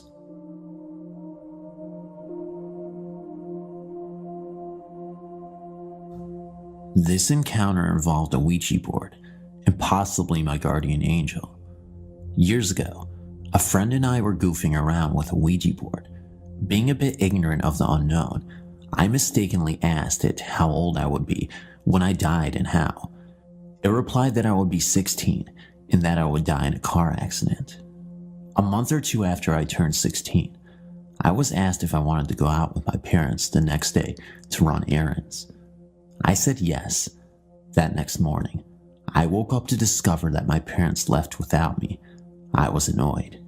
An hour after I woke up, my mother called me from the hospital. They had been hit by a transport truck an hour before. When I asked why they had left without me, my mom replied that her and my dad had tried for a half hour to get me up, and then they gave up. What makes it so scary is where the truck had hit. My one brother has to sit behind my mom, and my dad does not wear a seatbelt. Had I been in that car, I would have been sitting behind my dad with the seatbelt on. The transport truck hit the car on the driver's side, almost imploding on the driver's and left backseat side. That's where I would have been sitting. Guardian angel? I think so.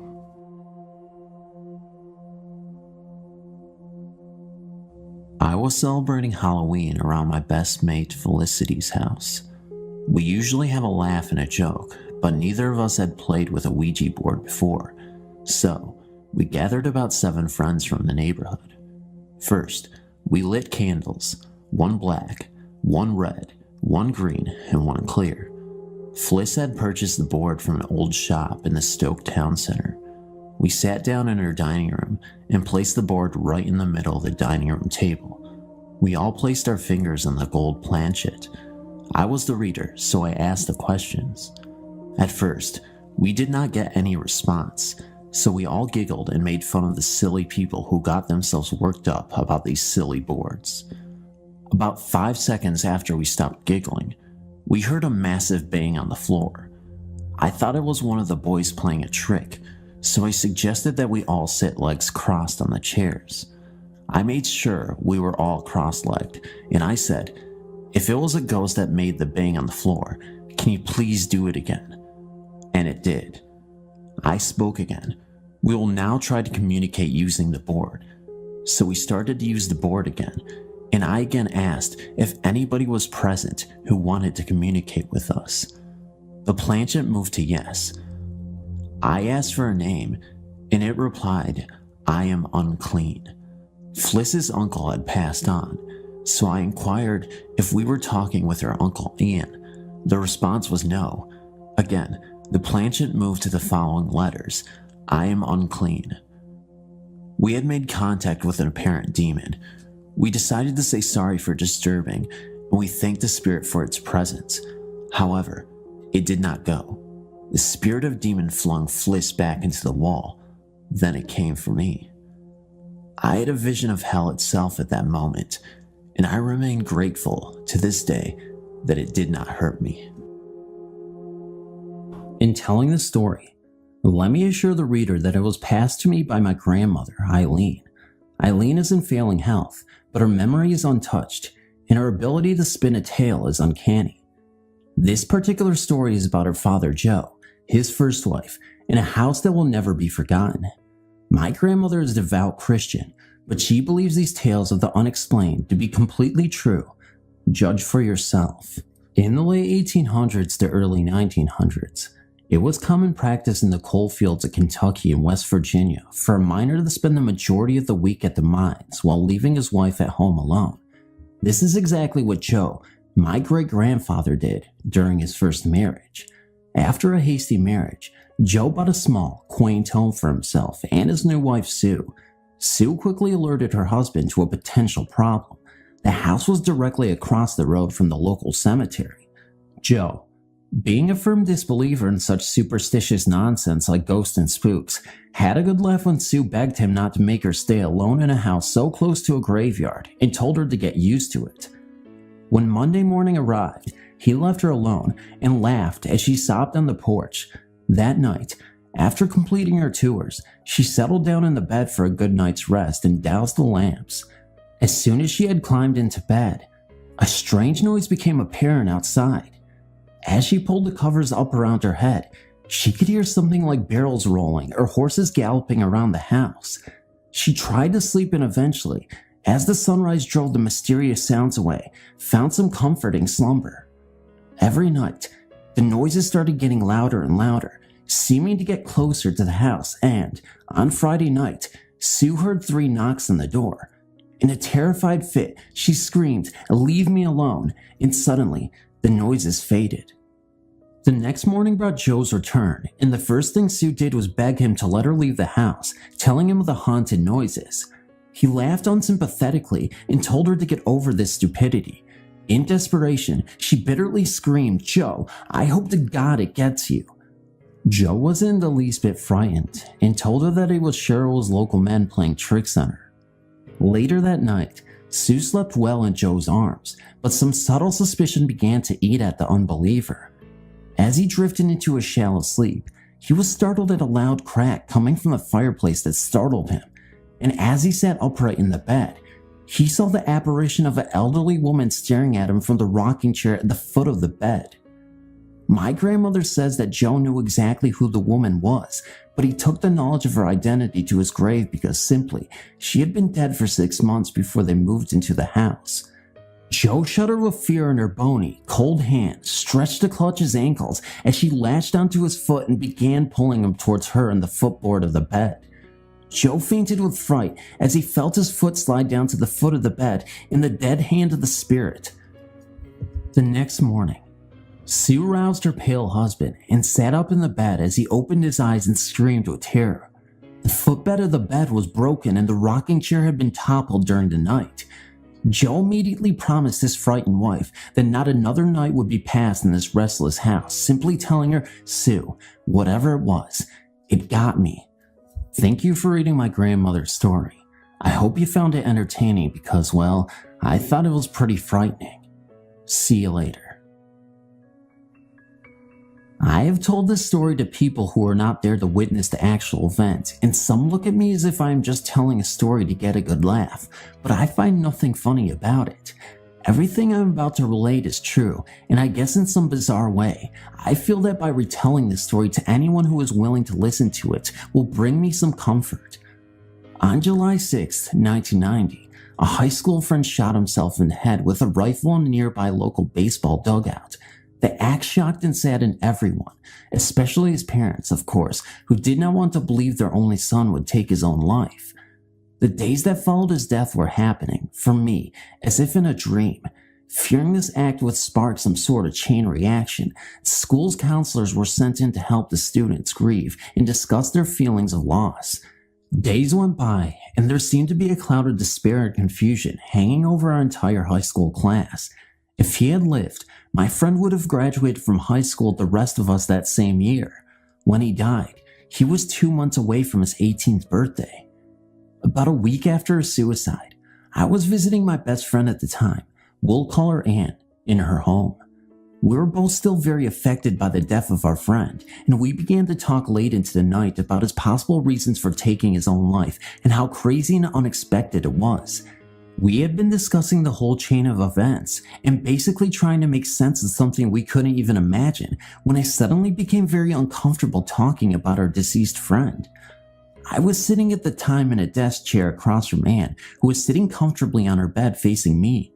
She was looking directly at me, and she could see the discomfort on my face. She assumed I was just overreacting, and our discussion had gotten to me, so she stood up and moved towards the door of her bedroom and gestured in a sweeping motion with her arm for me to follow her into the kitchen down the hall. There was a single small desk light on behind me when she made this motion with her arm, so that when she moved, her body created a shadow on the wall. This is going to sound ridiculous, and I'm no physics expert, but when Anne swept her arm up into the air, gesturing me to follow her, her shadow did not follow her arm. Instead, there was a strange kind of delay, and I saw her arm move, and about 5 to 10 seconds later, the shadow of an arm moved, mimicking the same gesture she had just made. I, of course, thought my eyes were playing tricks on me and ignored the shadow, and I would have kept it to myself if only Anne had not turned to me and asked, "Did you just see that?" I answered yes, of course, and we fled out of the room and into the kitchen. Anne's house was large, and our frightened voices bounced off the columned walls, but nothing ever occurred after that. My friend Anne and I no longer speak, and I'm sure that if she knew I was relaying this story to strangers, she would think I was crazy, but I remember the death of her high school friend as if it were yesterday, and I can't help wishing that the shadow we saw was indeed a sign from our friend, but I will never be too sure. I write this story in his memory, and in the hope that he is in a place where his problems have been all taken away. Thanks for reading.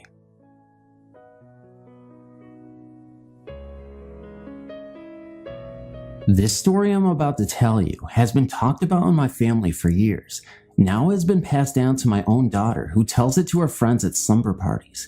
It begins with the first time I ever saw anything, when I was around the age of 7. It happened in a house that we lived in years ago in Western New York. I shared a room with my sister. We both had the feeling something was always watching us, but being so young, we never really worried all that much about it, until one night, while I was trying to sleep. My bed was up against one wall, and my sister's bed faced the other.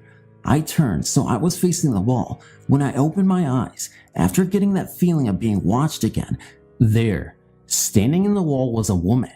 She was a young woman, dressed all in black, high white lace collar, wearing a cameo, and hair pulled up neatly in a bun. She stood there with her hands folded in front of her, smiling sweetly at me. Now mind you, I was 7 years old, so I pulled the covers up over my head and then down again to take a peek just to see if she was still there, which she was, and this time with a bigger smile. I got so scared I jumped from my bed and ran across the room to my sister's bed. I landed right on top of her, waking her up, of course. I told her there was a lady in my wall, but when we looked again, the woman was gone. The next day I told my mom about it. She said it must have been just my guardian angel and left it at that. She refused to talk about it any further, or even years later. Then recently, my brother and I got to talking about that house. He said, "Don't you remember what the neighborhood kids used to say about our house?" And of course, I didn't remember a thing. He told me that apparently a couple had died there years ago. Then he asked me if I remembered the time that he and I were in the backyard and we saw the old man in the attic window. And all of a sudden it rushed back. Bam. Right when he told me about the old man in the attic window, I had a major flashback and remembered it like it was yesterday. I don't even have to tell you, even after all these years, it scared me. Well, many years have passed since we lived there, but I still have dreams about that house, and I wish the dreams would stop. I have many other scary stories to tell, but I freaked myself out telling this one, so the others will have to wait.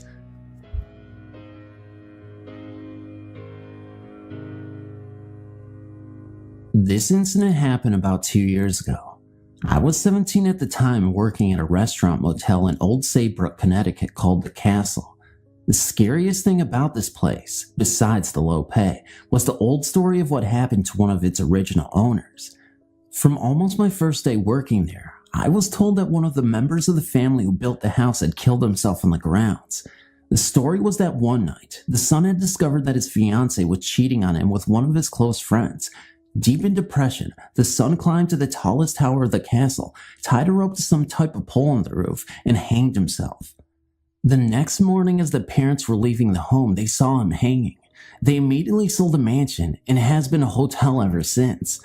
Many employees said that they had heard and seen things, yet I, as most people believe at first, didn't believe the stories. That is, until one night, I was working a late shift with a friend of mine named Katie. We were cleaning up the dining room after closing when we heard the kitchen door slam shut. I had popped them open, but as the wind off Long Island Sound is pretty strong, I figured they had been blown shut. Katie yelled at me to get over there and look at the kitchen. When I arrived, I saw a weird green light pouring through the round window of the door and flooding out the crack at the bottom. Still unconvinced of any supernatural going-ons, I tried to open the door, but it was not happening. I thought someone was in there, and I knew if the place got trashed, I would get fired, so I reared back and tried to put my shoulder through the door. At the time, I was about 6'2", 200 pounds, played football and lifted a lot of weights. The door should have popped right open, but not this time. Katie and I peered into the window, and there, plain as day, was a man dressed in antique clothes with a noose around his neck looking right back at us. He walked by and the green light left us. We instantly figured, forget the boss, it's quitting time. We ran outside and could barely light our cigarettes. Our hands were shaking so badly. From then on, I was a believer, and I knew I would never, ever doubt ghosts ever again.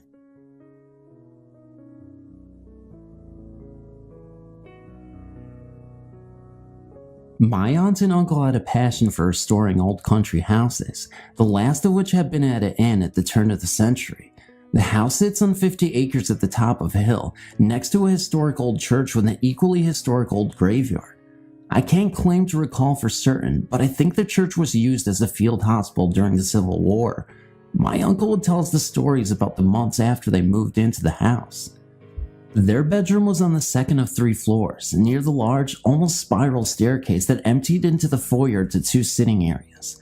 Late in the evening, while they were in bed, my aunt and uncle would hear what sounded like a distant crowd of people in conversation.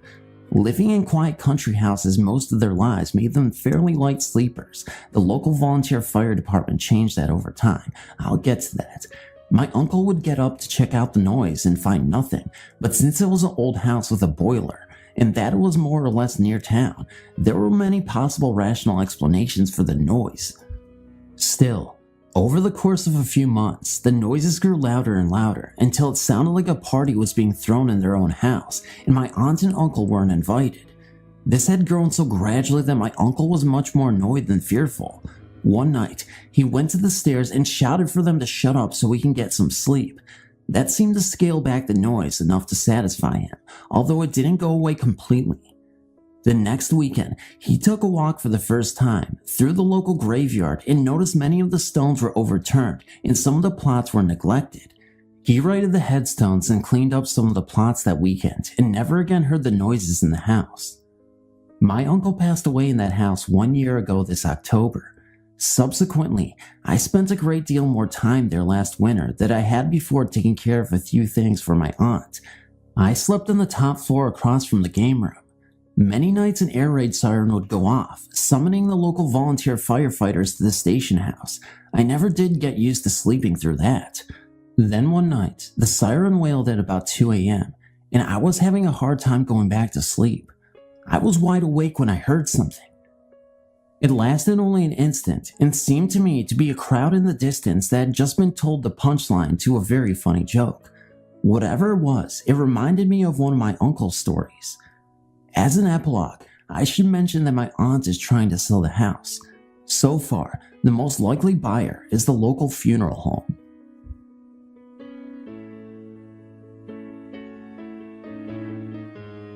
While sitting around looking at photo albums with my grandmother, we came across some newspaper clippings. The clippings were from a newspaper in Indiana. They were about an old brick house being torn down. Since we live in Mississippi, I found it strange that my grandmother would have these clippings, so I questioned her about them. She then told me one of the eeriest stories I have ever heard. In 1946, my grandmother lived in Mobile, Indiana, with her husband and their child. They lived in an old brick house that was built before the Civil War and stood on the outskirts of town. It was a large house with very high ceilings and wooden floors. In the master bedroom was a closet with a heavy wooden door that did not have a knob, only a wooden latch to keep the door closed. My grandmother would shut and latch the closet. When she would leave the room and return, the closet door would be standing wide open. She would shut the door again and go about her chores. When she returned, the door would be open. She did this several times a day. She said the door stayed open more than she could keep it closed. She was more annoyed than scared by this strange event. About 8 months later, she and her husband divorced and she moved to Mississippi with my grandfather. The house she had lived in did not cross her mind until 10 years later when her Aunt Bonnie wrote her a letter and sent her the newspaper clippings. The clippings talked about her old house and reported that it had been torn down. While they were tearing down the house, a hole was discovered under the closet floor. They had found the remains of a man in the hole. It was believed to be the body of a soldier from the Civil War.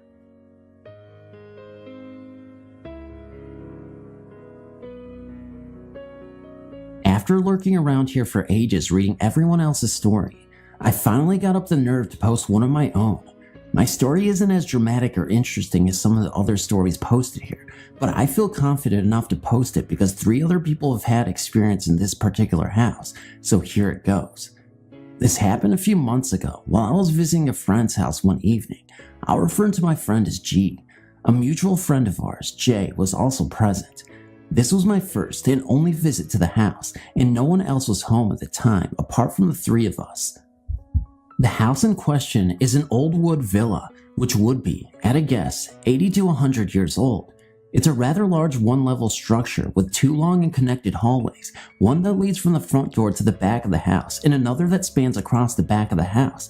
Together, the hallways form the shape of a T. While eating dinner in the kitchen, dining room area located in the back portion of the house, something drew my attention to the right, so I glanced down to the top section of the hallway. As I watched, a dark shadow moved across very quickly from right to left, as though it just moved up the other long hall, through the center of the house, then straight ahead crossing the top hallway. I didn't say anything at the time, although I was curious about what I had seen. I have to say that while I definitely believe in ghosts, I didn't want to get too excited about something which could have a very logical explanation for. After dinner, G invited us on a tour of the house, and while exploring the rooms off the back hallway, I carefully checked to see if there were any windows that could have let car headlights in to cause the shadow I'd seen, but I couldn't find anything to explain it. Sometime later, G left the lounge to make coffee and, while she was out of the room, I whispered to J that I had seen a shadow cross the back hall. She surprised me by telling me that she too had seen a ghost moving from right to left in the same exact place, only she's seen it twice before in broad daylight. We were intrigued and quite excited about this, but didn't say anything to G as we didn't want to frighten her. Interestingly enough, G approached Jay recently to ask her opinion about ghosts because a young woman who also lives in the house claimed to see a shadow move up the hallway. She was concerned because she too would be spending several weeks alone there, and understandably, she was frightened. G explained that while she hadn't seen anything herself, there was one occasion when she was walking up the hallway and she felt like she accidentally pushed someone out of the way, even though she couldn't see anyone there. I've been in various places before where I've been able to sense unseen presences. I've had one experience where I used to get a feeling of overwhelming fear every time I went into one particular room in a house my parents owned. With the shadow that Jay and I saw, we didn't feel any strong feelings or emotions connected with it. At this moment in time, I haven't heard any more events in that house.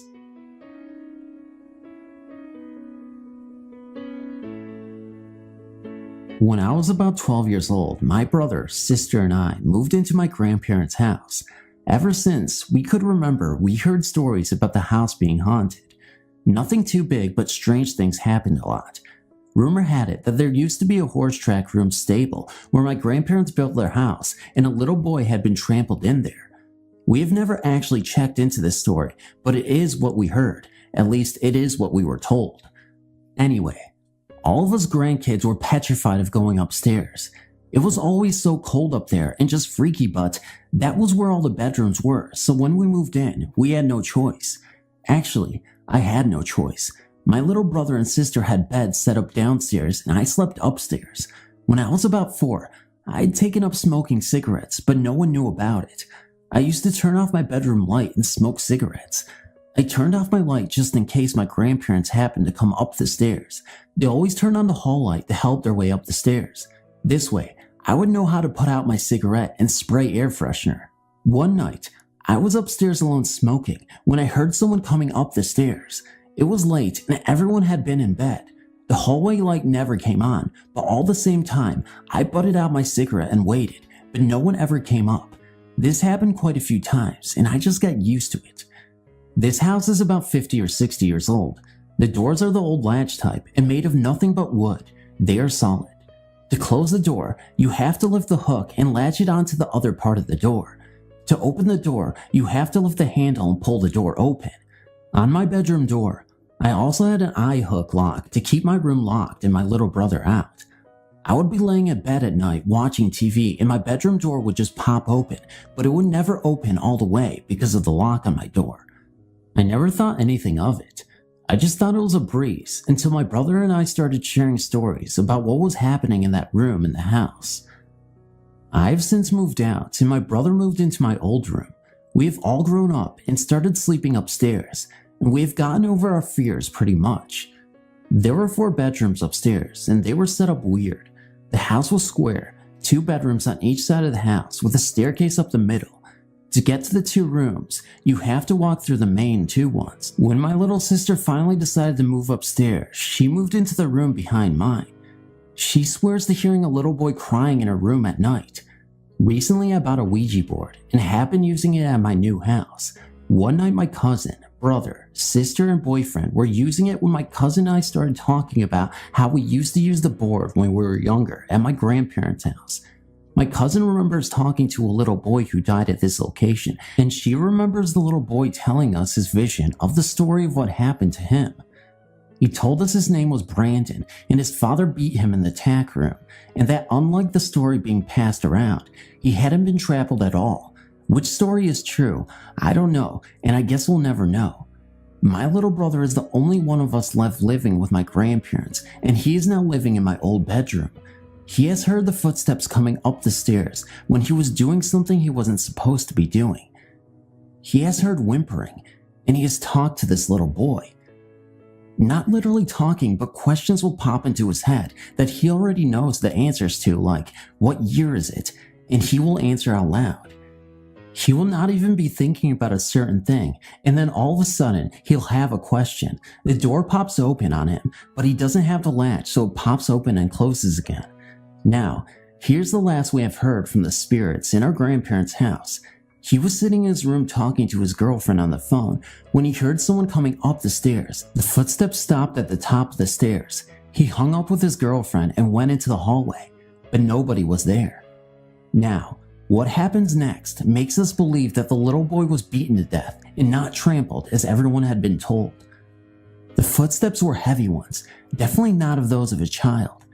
When my brother realized no one was there, he just assumed that it was the father because of the heavy footsteps. He told the father that if he didn't leave Brandon, the little boy, alone, that he was going to kill himself and haunt his butt down. He would then beat him to a fine pulp, then come back to life, yeah right, dig up his grave and burn his mangy hide. My brother has become attached to Brandon and has not heard anything from him about his father or heard his father around the house. I'm here to tell you about the strange occurrences that happened to my mother at the Lawrence family mansion on Teddington Park Avenue in Toronto. The first thing you need to know is that my mom is a down-to-earth, no-nonsense type, and she believes that the house was, as all its tenants have believed in the past, that it is haunted. My mom lived in an apartment, dirt cheap because it was haunted, at the top of the mansion. It was, she says, extremely beautiful. High vaulted ceilings, many rooms, and spacious too. In the kitchen, there was a mirror called the talking mirror. This was because anybody who stayed in the kitchen long enough started randomly talking to themselves in the mirror. My mother says no matter who passed it, they started to babble. My mom even talked to herself without realizing it, until something brought her attention back to where she was and what she was doing, making her realize that she had been talking to herself. On the bottom floor, a German man named Hans, I don't know how to spell it, he was the most serious man my mom had ever known. My mom visited him sometimes, and oftentimes she would go into this bathroom that was there and just study the CLW footed tub that dated back to the 1930s. She got the most creepy feeling looking at it, like she could almost see a body lying in it. She compared it to the Portrait of Murder of Merit, which is a painting of a man with his throat and wrist slit. She told the man, and he said that he heard noises coming from it at night, and that he knew it must have been haunted, because he said you could almost see the outline of a body in it. They looked into the history of the home, and sure enough, somebody had hurt themselves in the tub around the 1950s. Another thing near the bathroom was a hall, where people would say they felt a deep desire to run to get down it, and that before going down it, you had to stop and brace yourself, getting up your courage, like there was a wall there stopping you from going that you had to get through. Another place in the house was a great living room. It was in the apartment of a policeman and his girlfriend. They always argued, mostly in that room.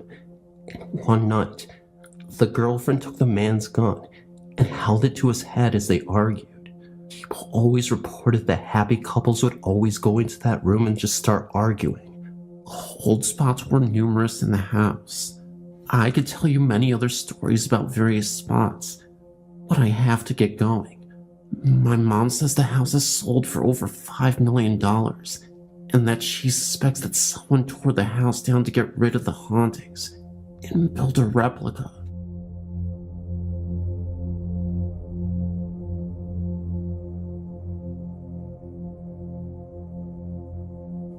My name is Lindsay.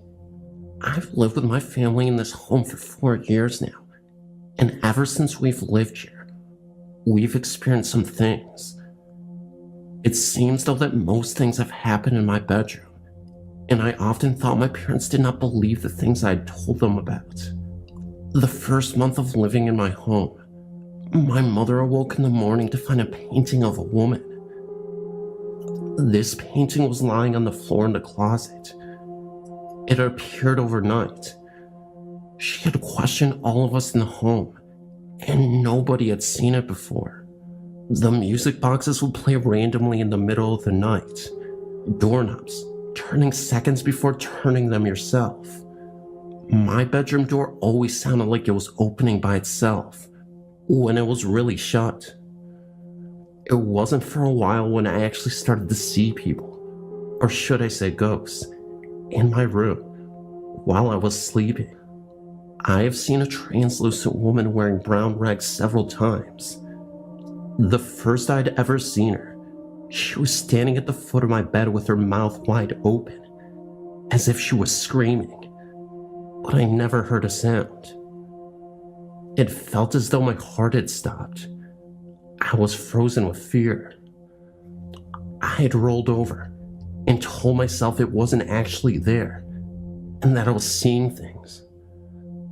Then about a month later, the same lady sat in my chair, in my room, just watching me. I then covered my face with my pillow and went back to sleep. In the morning, I told my mother about both times this lady being in my room, and she just mocked me. She just kind of laughed and joked about it. She told me that the first time that the lady was there, it was because her teeth hurt, because I'm planning on becoming a dentist after schooling. I didn't think my mom believed me at all. Sometime after that, a tall man stood next to the head of my bed, once again, just staring at me. When I awoke, I started screaming, and my mother came running into my room. She told me it was just a dream and to go back to bed, but I knew it wasn't. She was just saying what parents would say, just to make me feel better. It was strange how my room was the only room I'd ever seen them in. My family would just make fun of me and would make stupid jokes about the ghost in my room. Later one night, my sister was across the hall from me sleeping when she woke to a flash that lit up the room at 1 a.m. This was when she was 20. She then ran into my room and slept next to me. She was not sure that it was a flash from a camera, since we were upstairs and everyone was sleeping.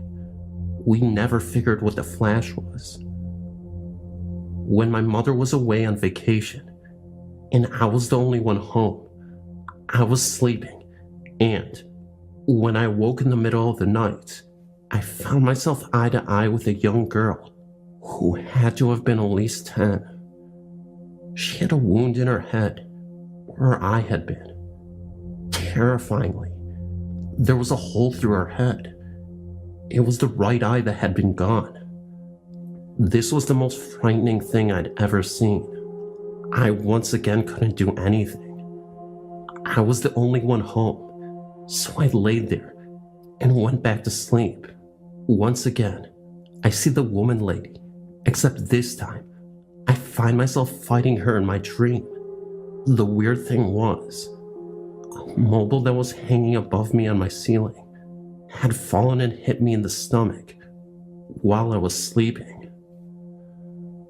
I still found that my parents didn't believe me until one night, my dad went downstairs for a drink at 1 a.m. That's when he heard some girl humming a song. He thought it was me, until he realized that he and my mom were the only ones home that night. Later the same night at 3 a.m, my mother awoke and had to use the restroom. While she was walking down the hall, she heard a lady talking. My parents told me about this when I arrived home the next morning, and now they believe me. We don't know about who these ghosts are, but we are trying to find some history about our house, as it was built in 1890. Maybe the history will reveal who these ghosts are and why they are there.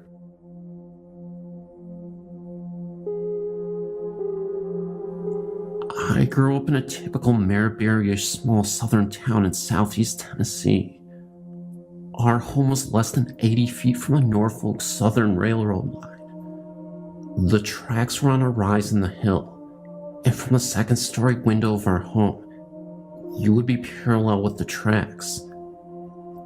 The town I grew up in was once a coal mining camp, and then grew to be a coal mining town. Point of fact, the town's name came from the original proprietor of the first train depot. It was called Daisy, after his only daughter. From my house, the original train depot was situated just about a mile north, and the area of the train tracks in between was often referred to as Black Track because there were several curves in the railway, and coal was often spilled in these curves, leaving the soil covered in the black, chalky coal residue. It is purportedly haunted, and there are several ghastly and ghostly tales attributed to that area of track. From what I'm able to gather, One story is that a female slave was once accused of leading other slaves to freedom via the train tracks, and when her trajectory was discovered by her owner, she was tied to the tracks until a train came through, chopping off both of her feet. Once this was done, she was carried to the slave quarters as an example of what would happen to all others who attempted escape or assisted others in escaping. Slowly she bled to death, despite the other slaves' best effort. I know several people have laid their hands on the Bible today and testify seeing her feetless body in the area. Other stories about a train wreck that happened about 15 yards from the back door of my old home. In southern Tennessee, we do not get much snow, but we can get quite a bit of rain. Apparently in the late 30s, a weather front came through, bringing a lot of rain and flash flooding to the area. One night after the rain had slowed to a drizzle, a fully loaded train was slowing to stop at the depot, not knowing that the ground below was giving way under its weight. During the initial wreck, several railroad workers and hobos were trapped in the rubble. Many of the rescuers were local farmers and residents who perished as the mud shifted under the weight of the debris, and ultimately, a large land and debris slide halted all rescue efforts. As many as 50 people perished, and the old-timers would say that they could hear people moaning and screaming for help for days after the wreck, and how help never came. Some people swear that they could hear the sorrowful screams and moans of the trapped on bright, still nights. Lastly, another story about the area tracks has to do with teenage hormones and stupidity. Along the section of track is an old paved road that weaves back and forth across the tracks. In the 50s and 60s, this area of road was used by teenagers to prove the muscle in their machines and the guts in their drivers. More than one person has perished in their efforts to outrun the train. Many people say that those untimely deaths are the culprits of strange flashes of light that are often seen in that area. I am new to this site, and I've read many of the stories posted. I wanted to share my experiences. For the past 5 years, myself, my son who is turning 6, and my daughter who will be 2 this fall, have lived in a small cottage-style house with a full basement. The first weekend that I moved in, I of course had a party. My son stayed with my parents for the night. I also had a roommate for the first 2 months that I moved into the home. She had a cordless phone in the basement, and I had a regular phone upstairs. After our guests left for the evening, I took the cordless phone upstairs to make some calls. When I went to bed, I left the phone on the floor in my room. The next morning, I heard someone walking up the basement stairs. My bed was on the other side of the wall that led to the basement. I heard the footsteps walk through the kitchen, small dining room, and into the living room. I had my bedroom door shut, and I tried to call out to my roommate to tell her to come in. I thought that she was looking for the phone. It was then that I realized that I couldn't open my eyes, move, or even speak. I heard the footsteps pass through my doorway. The door never opened. I noticed that the closer they got to my bed, that the floor appeared to be shaking, hence the shaking ghost. The only auditory comparison I can give is it sounded like when my dad would do laundry and tried to cram 20 pairs of jeans in a washer that had 5. The whole machine would shake, and you could hear it all over the house. The bathroom floor would even vibrate. That is what it felt like to me. I realized that whatever it was standing over me, and soon I felt a hand resting on my hip. It was just a gentle pressure. I think that he was trying to see who was in the house. At that moment, I was extremely terrified and still couldn't move, speak, or even open my eyes. There was a banging on my window.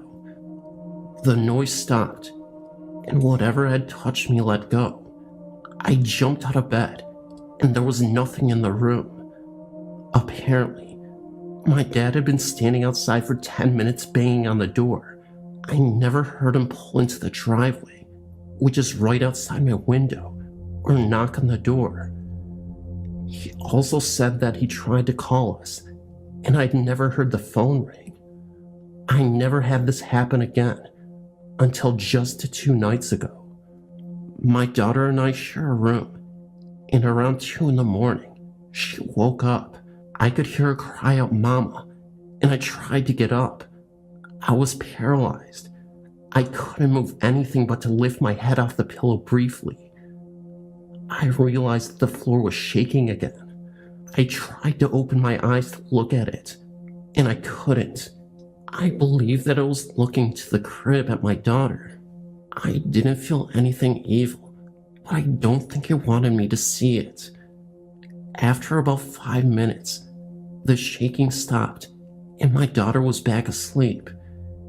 It all happened so strange that I even considered that I was maybe dreaming it all.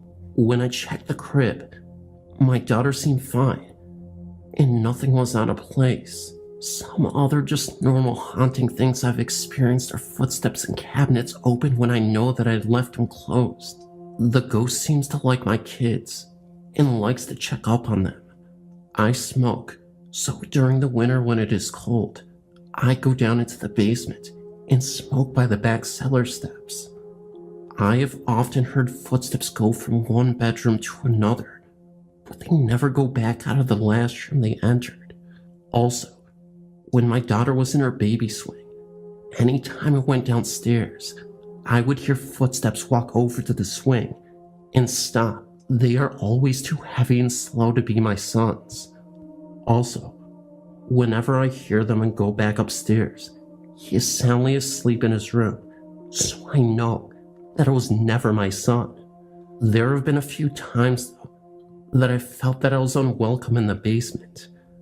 I feel like I'm being watched in there, and that something doesn't like me to be there. I have also felt that feeling walking past my kitchen at night. It's like something is standing there watching me, and this thing seems very cold. I've never been harmed or felt completely threatened by anything.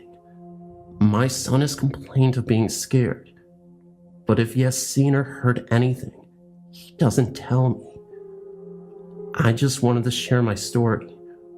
We are moving in a month, so it'll be interesting to see if the people that end up renting my house have any experiences too.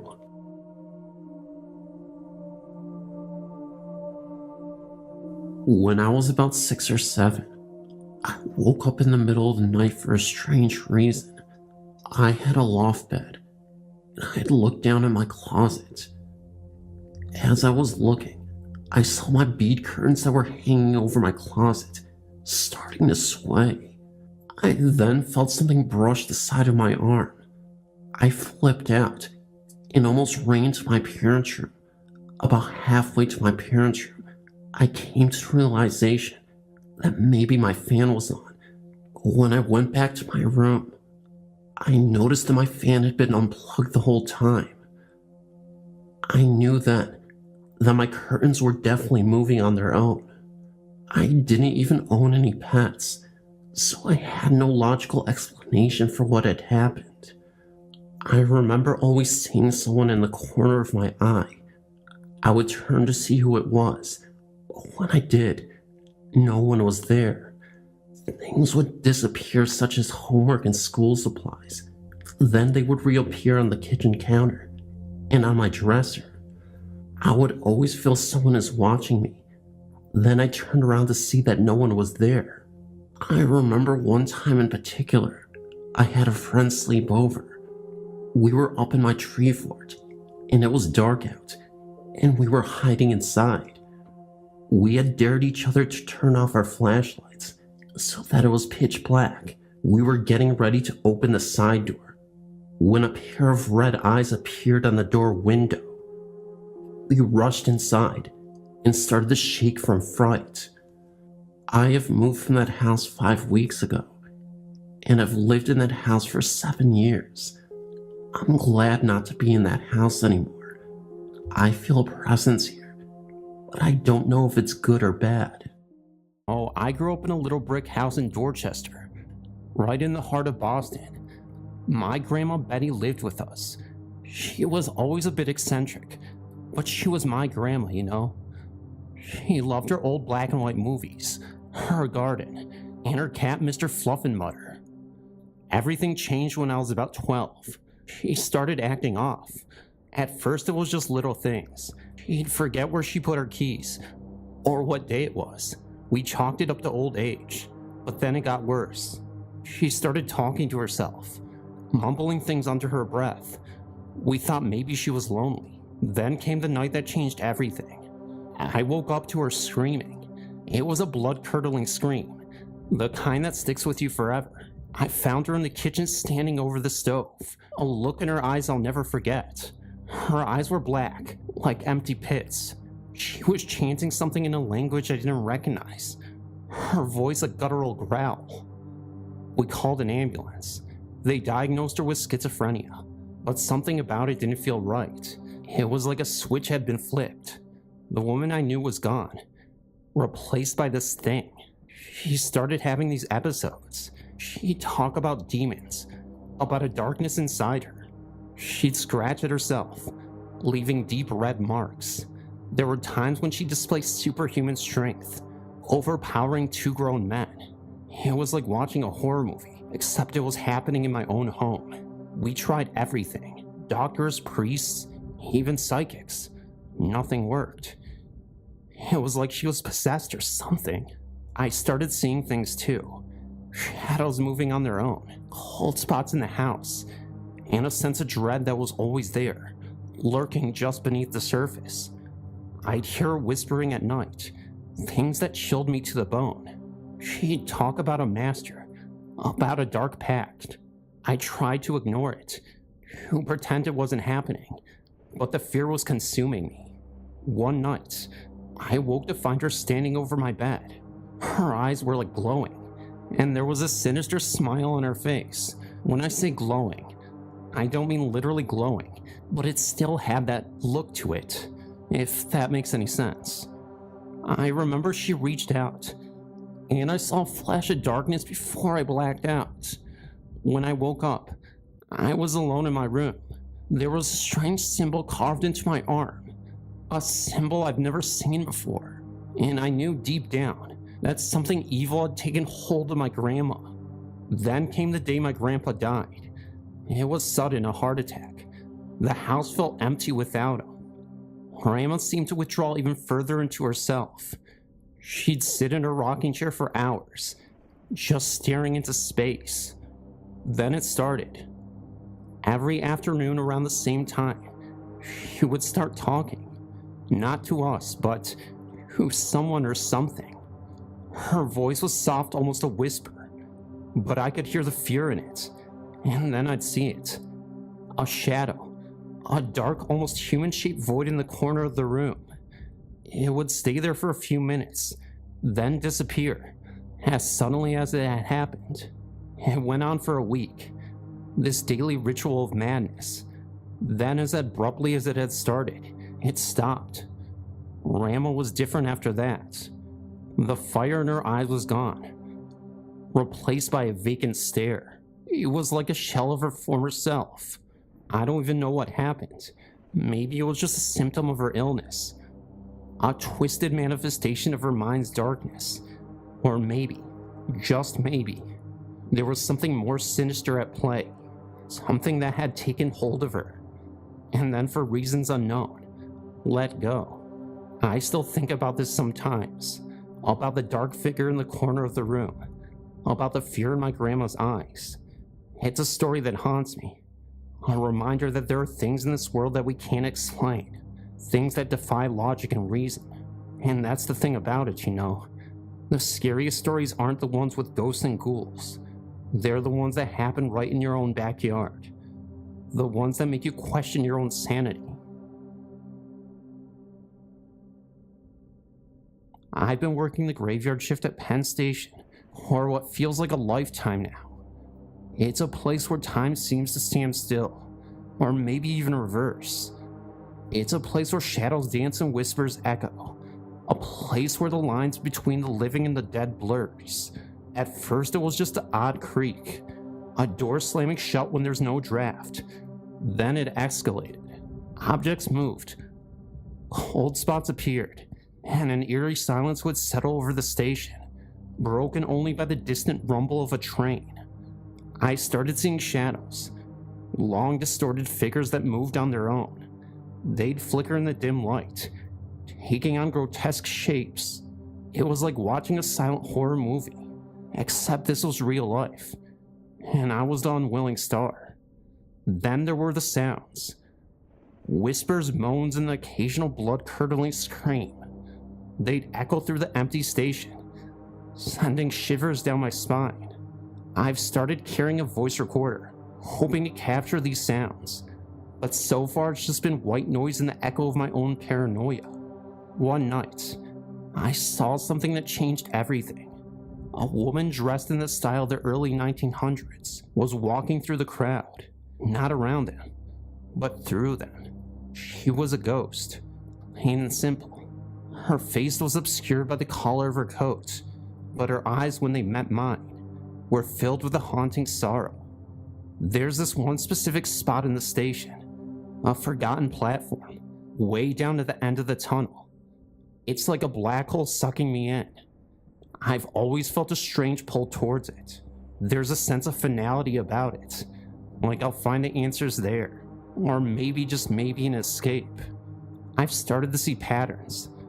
The apparitions seem to be drawn to the older parts of the station, the areas with the deepest history, and there's a sense of urgency to their movements, like they're searching for something or someone. The other night, I had the most terrifying experience. I was cleaning the old waiting room when I heard a child's laughter. It was clear as day. I found a small worn-out rubber ball rolling across the floor, but no child. Then I saw her, a little girl translucent, playing with an imaginary friend.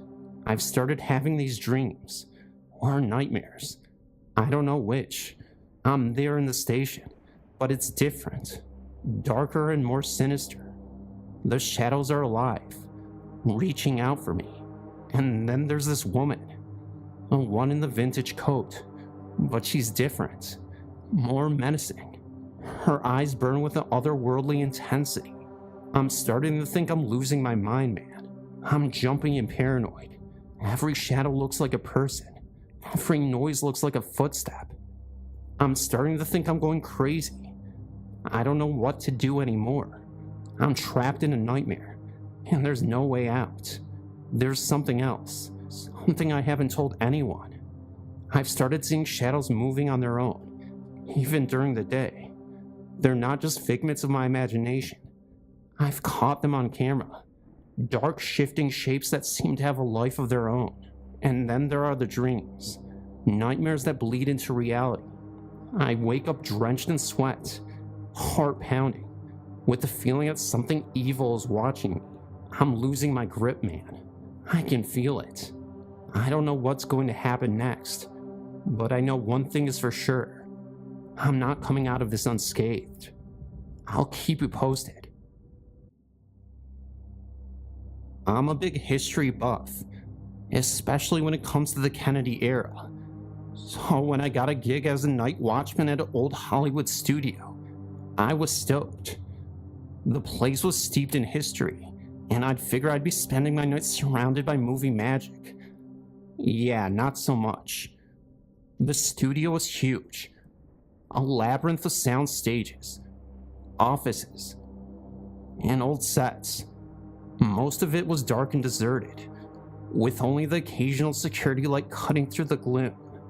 I'd been working there for a few weeks, and everything had been pretty quiet. Then one night, It happened. I was doing my rounds, checking in on the various buildings. As I passed through one of the older sound stages, I saw it. A figure standing in the middle of the vast empty space. At first I thought it was just a trick of the light, or maybe one of the studio cats. But as I got closer, I realized it was a man. He was tall and slender, with a distinctive profile. He was wearing a suit, and there was an aura of authority about him. It was then that it hit me. It was John F. Kennedy. But why? I mean, I understand it to an extent.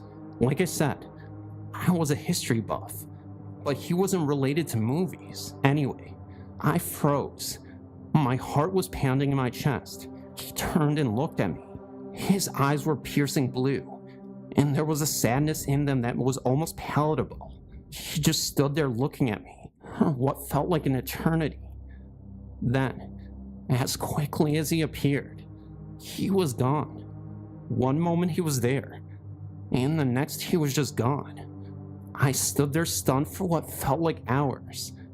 I've told a few people about it, but most of them just think I'm crazy. I mean, who's gonna believe you when you saw a ghost of a former president? But I know what I saw. It was like looking into a window into the past. A glimpse of a man frozen in time. It's been a long time since that night, and I moved on from that job. But I still think about it often. It's like a piece of history that has somehow seeped into the present, leaving an indelible mark on my life. But then things changed. One night as I was making my rounds, I came upon him again. But this time, there was something that was different. A cold dread washed over me as my eyes adjusted to the dim light. Half his head was empty.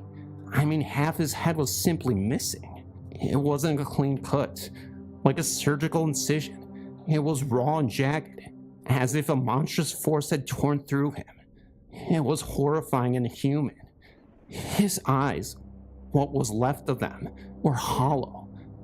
Black pits that seemed to draw me in. There was no blood.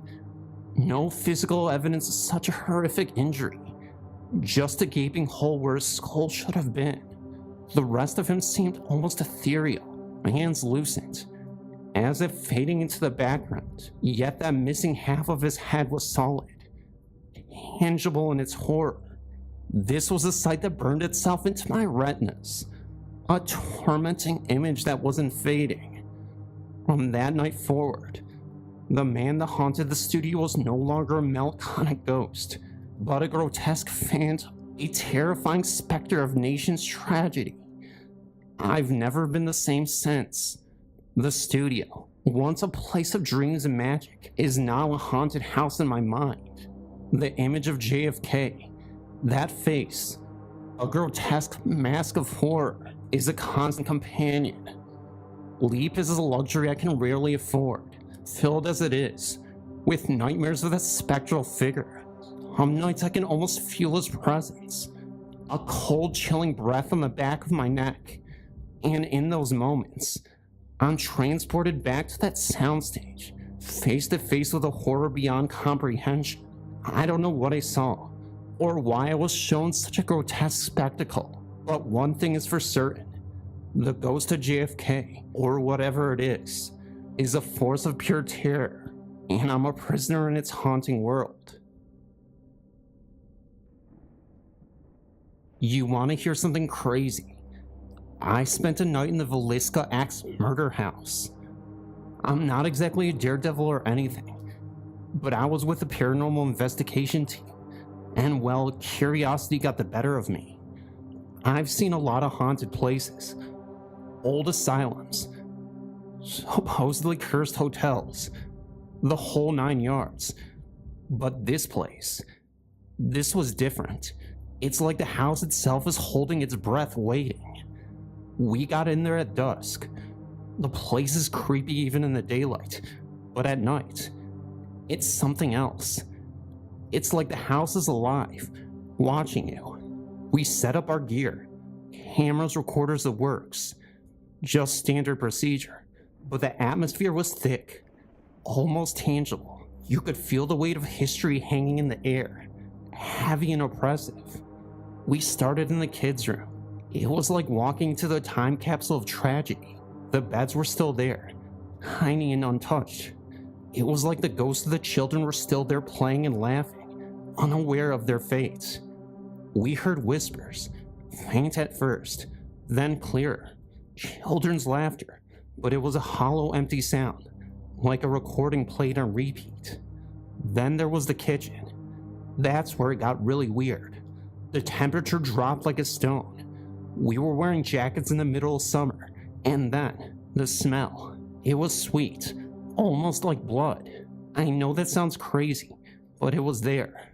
A metallic tang that made your skin crawl. We split up to cover more ground. I ended up in the parents' room. The air was thick with something. A presence.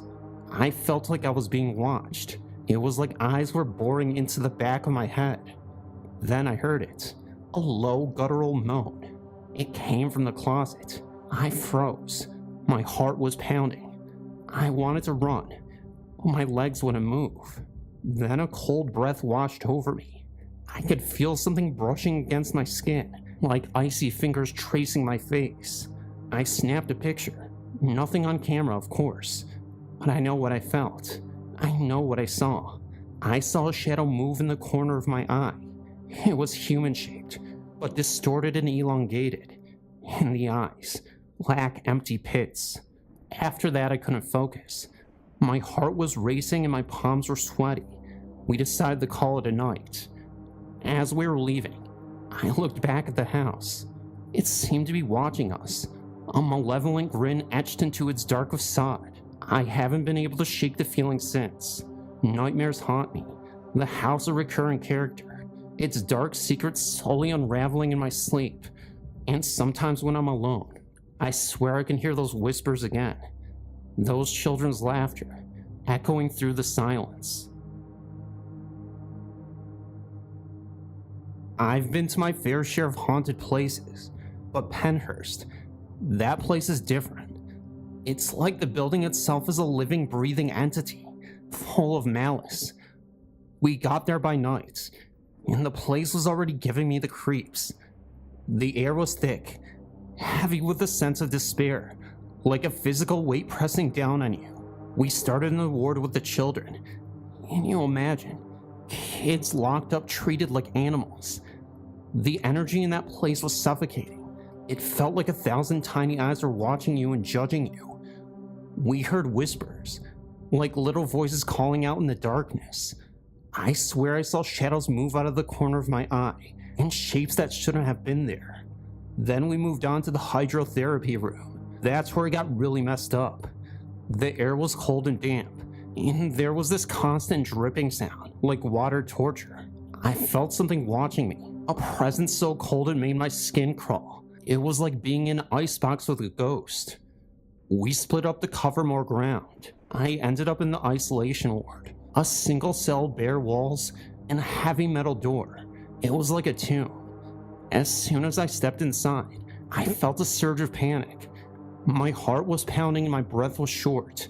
It was like the walls were closing in on me. I could feel eyes on me, burning into my soul. Then I heard it. It was a woman's scream, raw and filled with terror. It echoed through the empty halls, sending shivers down my spine. It was like a scream that seemed to come from the very depths of hell. I wanted to run, but my legs were like jelly. I stumbled backward, tripping over something. When I looked down, I saw a handprint, clear as day, imprinted in the dust. It was like a macabre signature, a chilling reminder of the horrors that had been taking place in the walls. I remember snapping a few pictures, but nothing came out. It was like the place was blocking us and protecting its secrets. We left as soon as we could, but I haven't been the same since. Nightmares haunt me. The asylum and recurring character. Its dark corridors filled with shadowy figures. I see her face in my dreams. The woman who screamed, and sometimes when I'm alone, I swear I could hear her again. Her cries echoing in the silence. I've tried to move on and to forget it, but it's like a part of me is still trapped there. The asylum is a place of darkness, a vortex of despair, and I feel I'll never truly escape its grasp. The morgue I was at was this old stone building on the edge of town, the kind of place that makes the hair on your back of your neck stand up just looking at it. It was dark and cold, and smelled like, well, you can imagine. There was a heavy, oppressive atmosphere about the place, like it was holding its breath. We started in the prep room. That's where they, got the bodies ready. It was eerie as heck. The stainless steel tables, cold and impersonal, seemed to loom in the dim light. We set up our equipment, and I tried to ignore the feeling of being watched. It was like every shadow held a secret, waiting to be revealed. We started getting some hits on the EVP recorder. Nothing crazy at first, just static and white noise. But then one clip stood out. It was a woman's voice, and it was soft and clear. It said, "Help me." I froze. My heart was pounding in my ears. I played it back, and there it was again. "Help me." I felt a cold shiver run down my spine. I knew that voice. It was my grandma. She'd passed away a few years back, and the voice was unmistakably hers. I was in shock. I didn't believe in ghosts or anything, but hearing my grandma's voice, that was a whole different level of messed up. It was like a door had opened into a world I didn't want to visit. We decided to move on to the morgue itself. As we walked down to the cold, sterile hallway, I felt a presence behind me. It was a heavy, suffocating feeling, like someone was breathing down my neck. I turned around, and there, at the end of the hall, was a shadow, a human-shaped shadow, and it looked just like my grandma. I screamed. The team rushed to me, and I pointed at the shadow, but when they looked, it was gone. It was like the place was taunting me, showing me something, and then snatching it away. We tried to continue, but the atmosphere was too thick. We packed up our gear and left as quickly as we could, but the experience still haunted me. I couldn't shake the feeling of being watched. Nightmares consumed me, filled with shadows and whispers. I sought professional help and tried to explain what I was going through. How do you explain hearing your dead grandmother's voice or seeing your shadow in a haunted morgue? People looked at me like I was crazy. To this day, I don't know what to believe. Was it a trick of the mind? A hallucination? Or was it something more? Was it something truly terrifying? Whatever it was, it changed me forever. I'm not the same person I was before I walked into that morgue, and part of me wonders if I ever will be again. The worst part is, I can't even escape it. I see shadows everywhere now. I hear whispers in the wind, and I'm constantly looking over my shoulder, expecting to see her. The morgue has become a part of me, a dark, twisted part that I can't seem to shake. I've tried to move on, to find peace, but it's like the morgue has a hold on me. It's a place of darkness, a place of fear, and I'm trapped inside it, a prisoner of my own mind. The following happened back in July 1995. Me and a friend traveled around the UK by train. It was about 4 p.m. Then we checked in at a bed and breakfast in Manchester.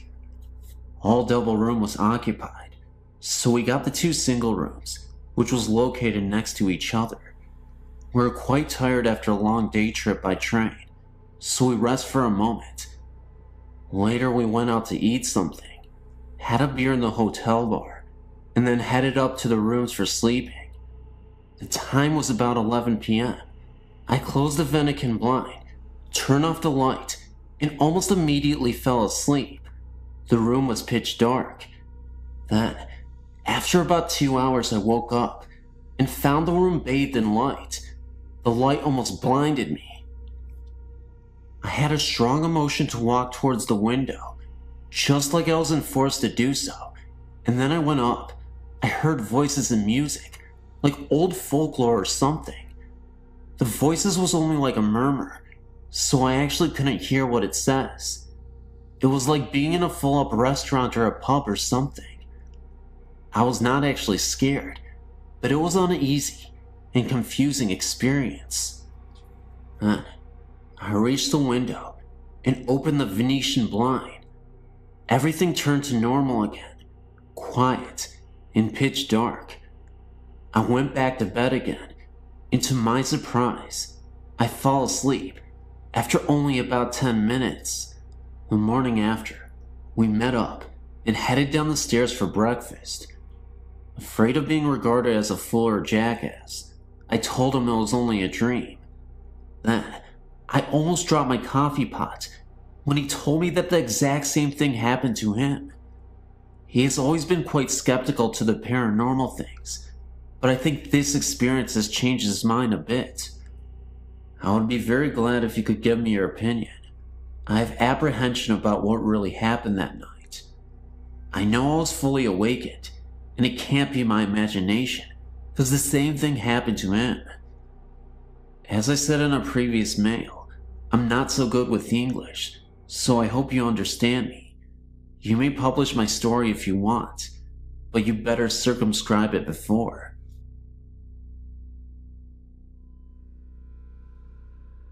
Hi there, my name's Joe.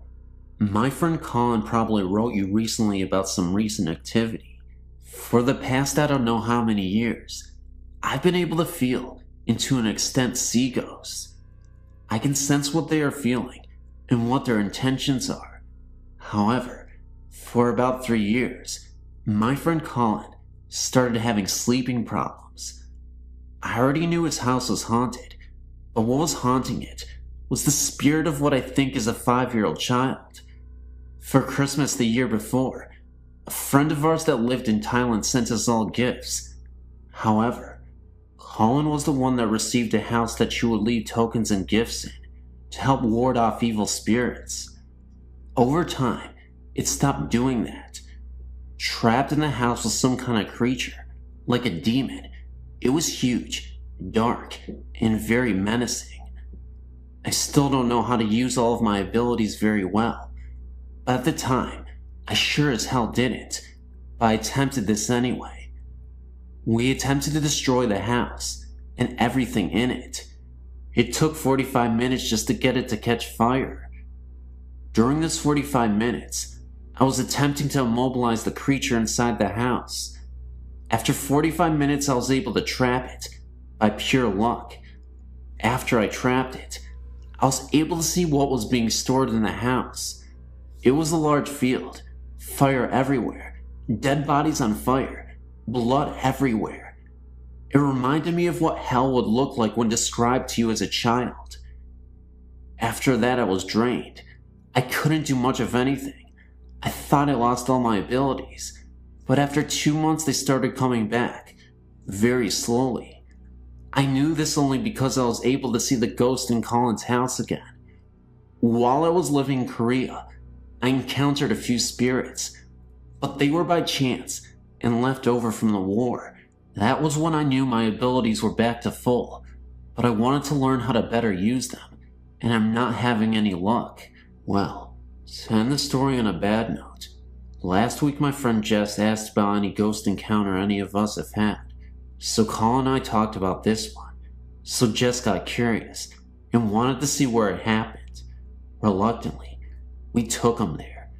Surprisingly enough, development has been going on in the area for the last 5 years, but at the spot where we destroyed the house, nothing is built.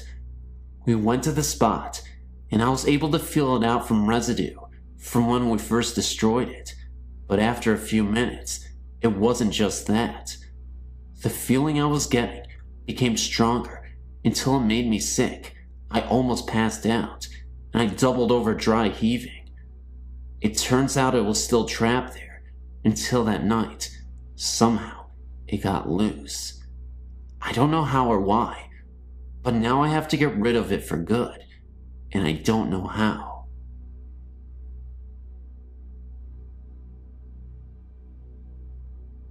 In 1989, I moved into a government apartment in a small town containing 7 units. The last apartment was occupied by a single mom with a small child and her boyfriend. The previous year, they, man and woman, were murdered and shot to death in their bed, in their first bedroom by the woman's estranged ex. No one wanted to move into the apartment because of the history surrounding the apartment.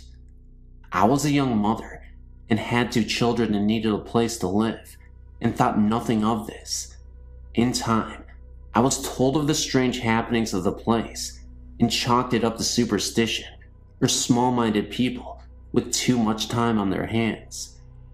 Things were pretty quiet for me and my little ones for the first few months. Then small things started to occur. Light over the sink area in my kitchen will mysteriously come on in the middle of the night.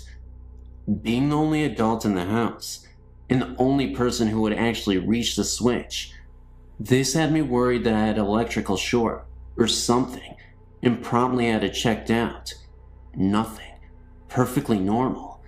Kitchen cabinet doors would be halfway open in the mornings when I awoke.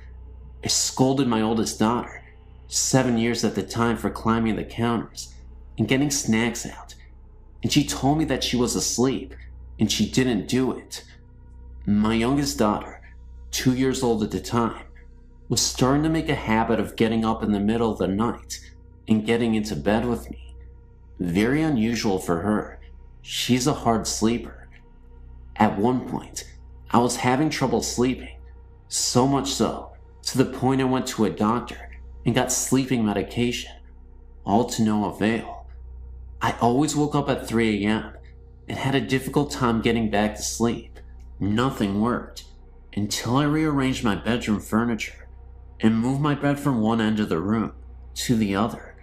Once, while my oldest daughter was visiting her grandmother overnight, myself and my youngest daughter decided to take a bubble bath together in the late evening.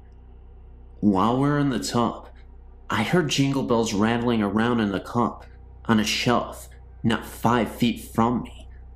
All of my windows were closed, and no one else was in the house. Couldn't explain it at the time. After 3 years, I chose to move in with a man to a better neighborhood.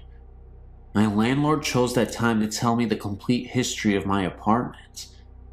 He showed me the newspaper articles on what happened, and after reading all of them, I understood all.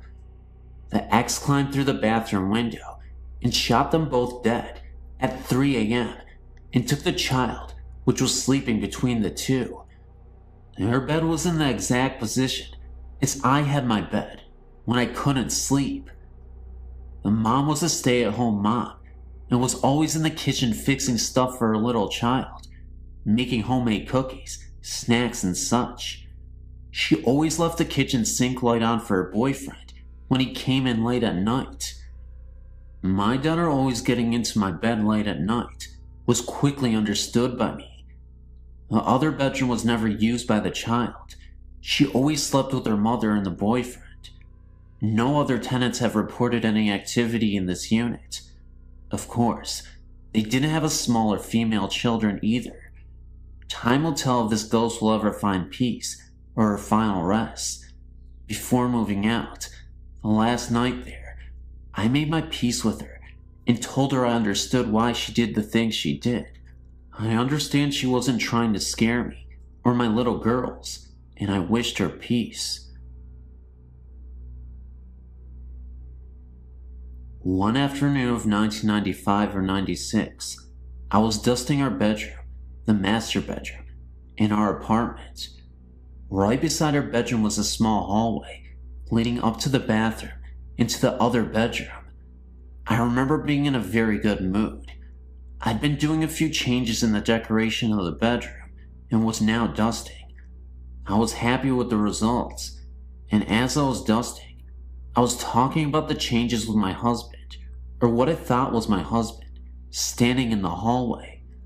All smiling and happy, I started to tell him, or what I thought was him, "Hey Frankie, look at what I've just done. Isn't that nice?" I advanced in the hallway to bring him in the bedroom, and as I neared him, he disappeared.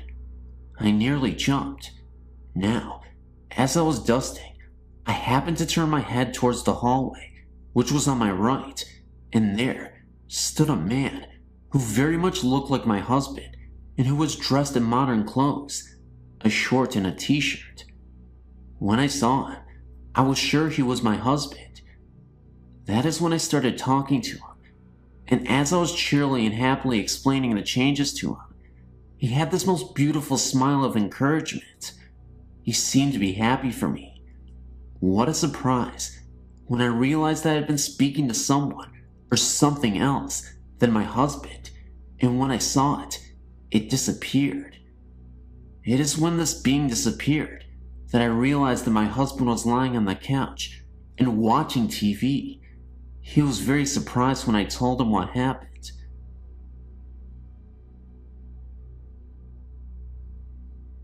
I live in Australia, and I've been seeing spirits ever since I was about 2 years old. My first experience was just after my grandmother's death. I was visiting her grave for the first time, and then all of a sudden, I started hearing voices. They were telling me to leave, that it was too dangerous for them and me if I stayed, that I had to run and never turn around. It is weird that I remember it, although my memory is not as clear as my mother's, but I remember most of the details. I know that this is pretty hard to believe, but I give you my word it is true.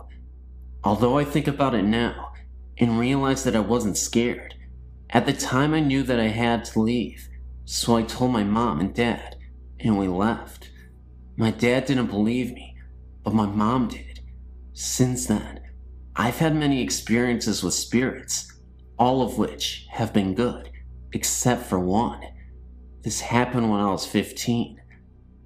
I'd been roped into a swimming carnival, and I can't swim too good, so I was practicing in my pool. The pool is down the very back, and you can't see the house from the pool, as it is behind a shed. I've often seen spirits down the back, but it has never worried me.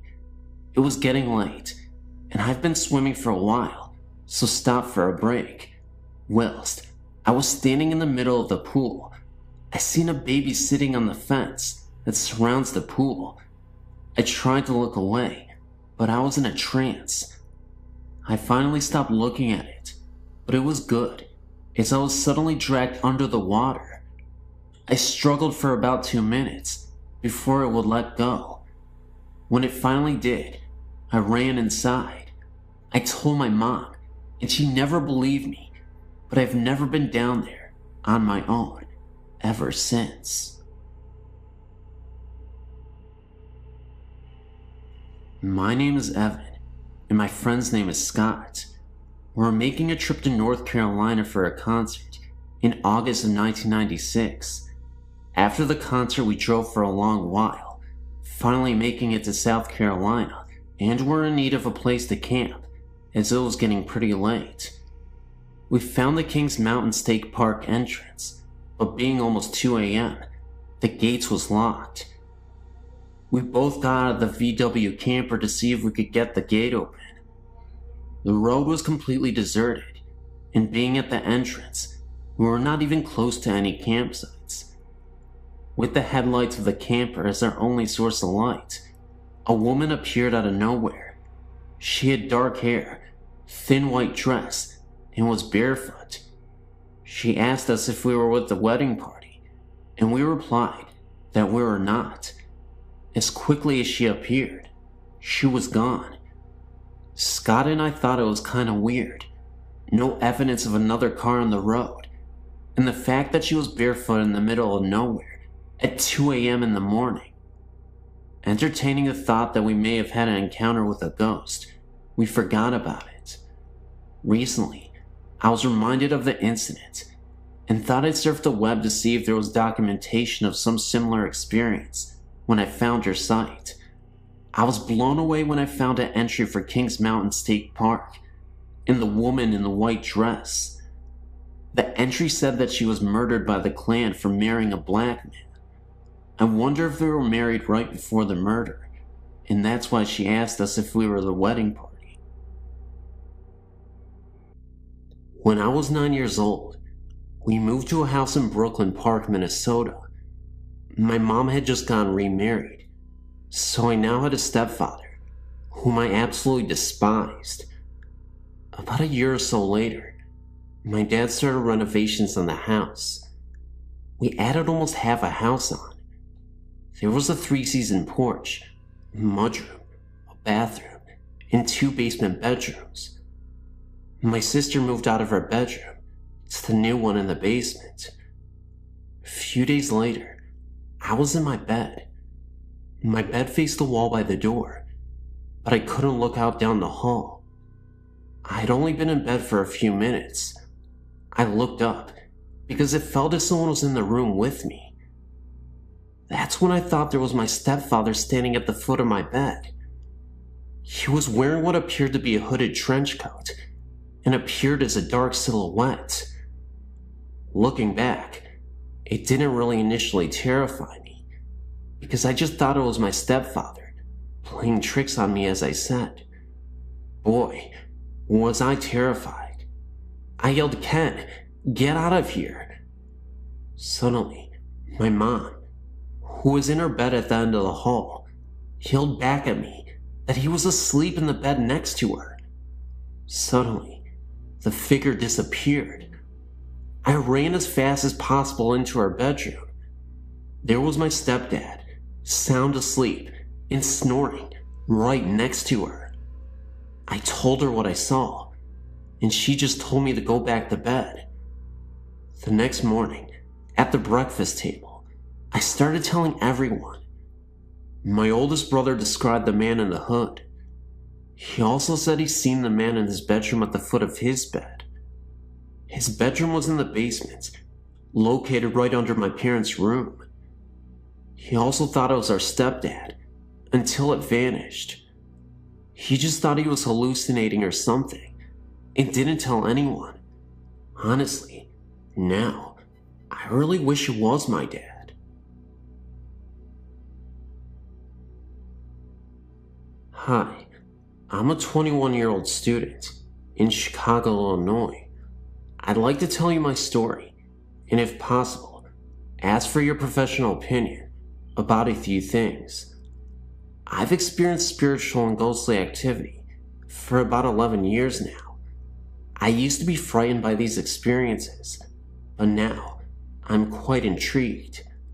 However, one incident stands out in my mind and still bothers me to this day.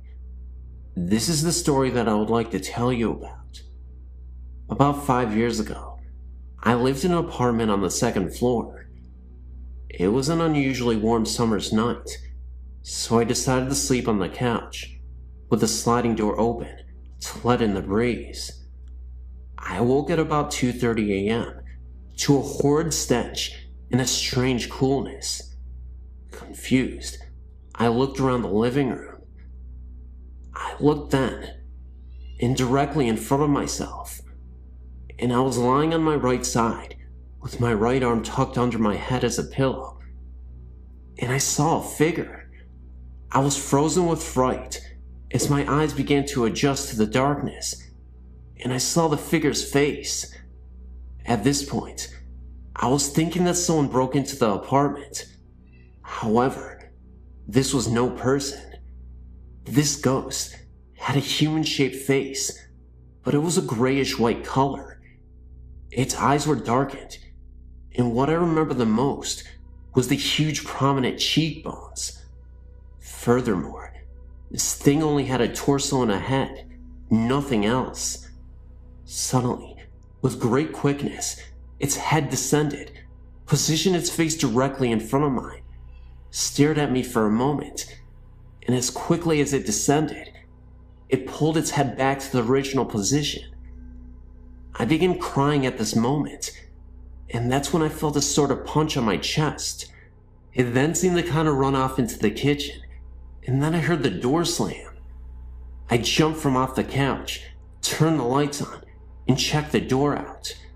The door was locked from the inside, so there was no possible way that someone had broken into the apartment and left through the kitchen door. To say the least, I was badly shaken. I took a moment to collect myself. When I realized my chest hurt, I went to the bathroom and pulled down my pajama top slightly, which revealed a large red mark, as if someone had punched me. This mark eventually developed into slight bruising as the morning came. Needless to say, I didn't sleep that night. Since this event, several other experiences have occurred, none as frightening as this, thank goodness. However, a cluster of events did occur directly after this experience. For what reason? I'm not sure. I did go to the library and search for possible causes for such an occurrence. The closest I got to a logical answer was something called a night terror, which I'm sure you are familiar with. But I've excluded this as a possible explanation, for many reasons. The only thing I can think of is that I had seen a ghostly entity. As to why there was a stench or a cold chill associated with the experience, I can only guess. Also, I've always been under the impression that spirits cannot harm the living, but I simply cannot believe this to be true anymore.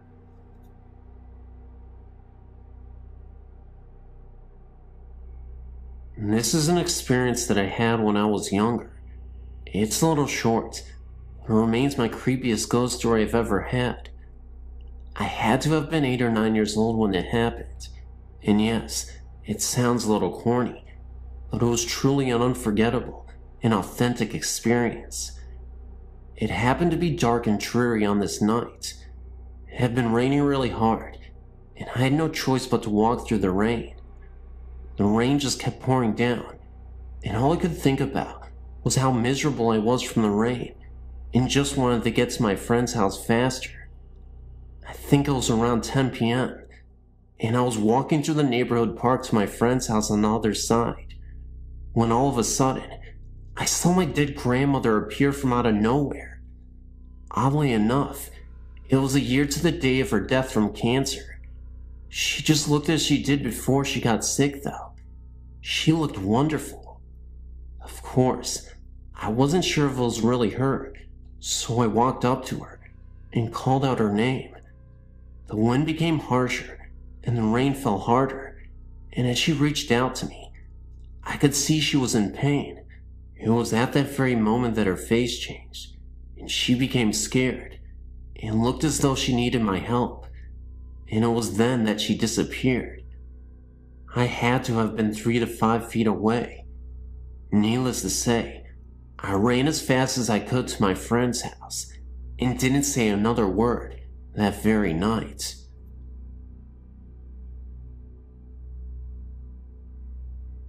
I was sent to live with my grandparents when I was 3 years old. I loved my grandpa with all my heart, and he and I became very close because he could not work due to a serious heart condition. We took wonderful care of each other. Even at the age of 5, I've always been very responsible due to my grandfather's ill health. One day, when I was 9, my grandma kept me home from school to look after Grandpa because he was not feeling well. About 9:30 that morning, he went to lay down because he said he did not feel well. I went in about 10:30 to take his temperature and discovered his fever to be 103.4. I rushed and called my grandma and mother immediately.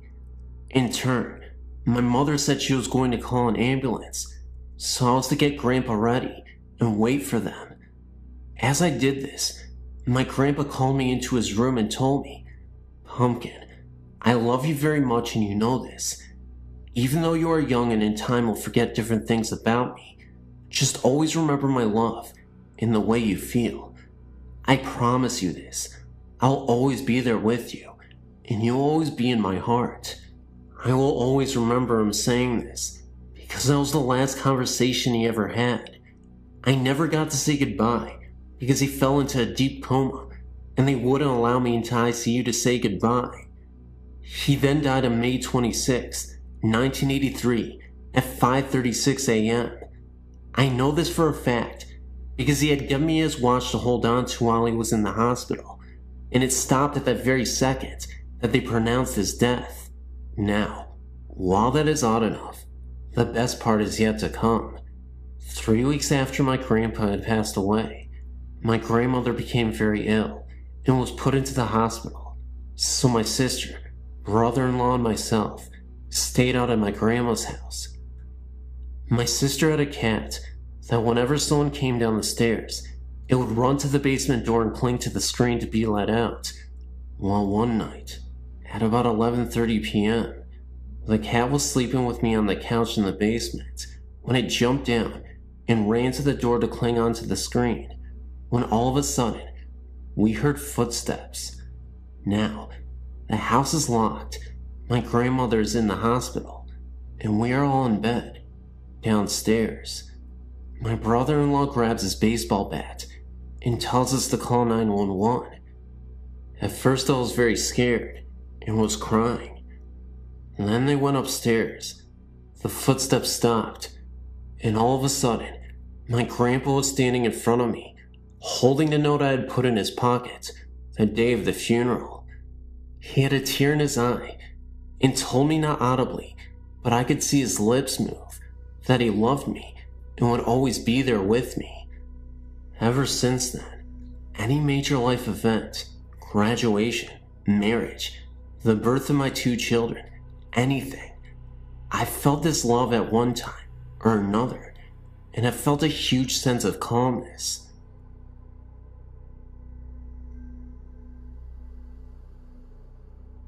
I guess this would be a second account of a previously encountered ghost story.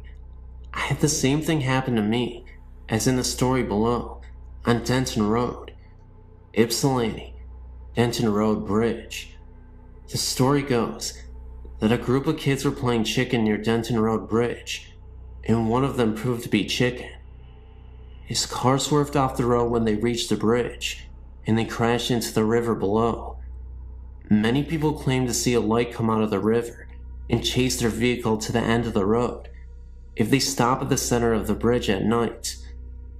I'm a racer and have a very fast, very built up 1969 Dodge. One stopped on this bridge simply because we were lost, and a pair of headlights came up the embankment and behind me and started coming up on me very fast. I thought some drunken redneck was out four-wheeling and was going to rear-end me. The car was in gear and running, so I simply stepped on the gas, and the headlights behind me pulled up within a few feet of my rear bumper. I floored it, and the light stayed right on my bumper. Couldn't see a thing behind me because the brights were on the car following me, and they were far brighter than any car I'd ever seen. I had the speedometer buried past 120 miles per hour, and they were 2 feet off of my bumper. I remember the red glare of the brake lights lighting up the road behind me some, and the moon was very bright that night, so I could see the way to the bridge practically, and there was not a car on the road. I was a little stunned, and almost lost the car at the turn. We went back to make sure that no one behind us had got into the ditch. Well, there was nothing. And then I got freaked. Made it back to Windsor in record time.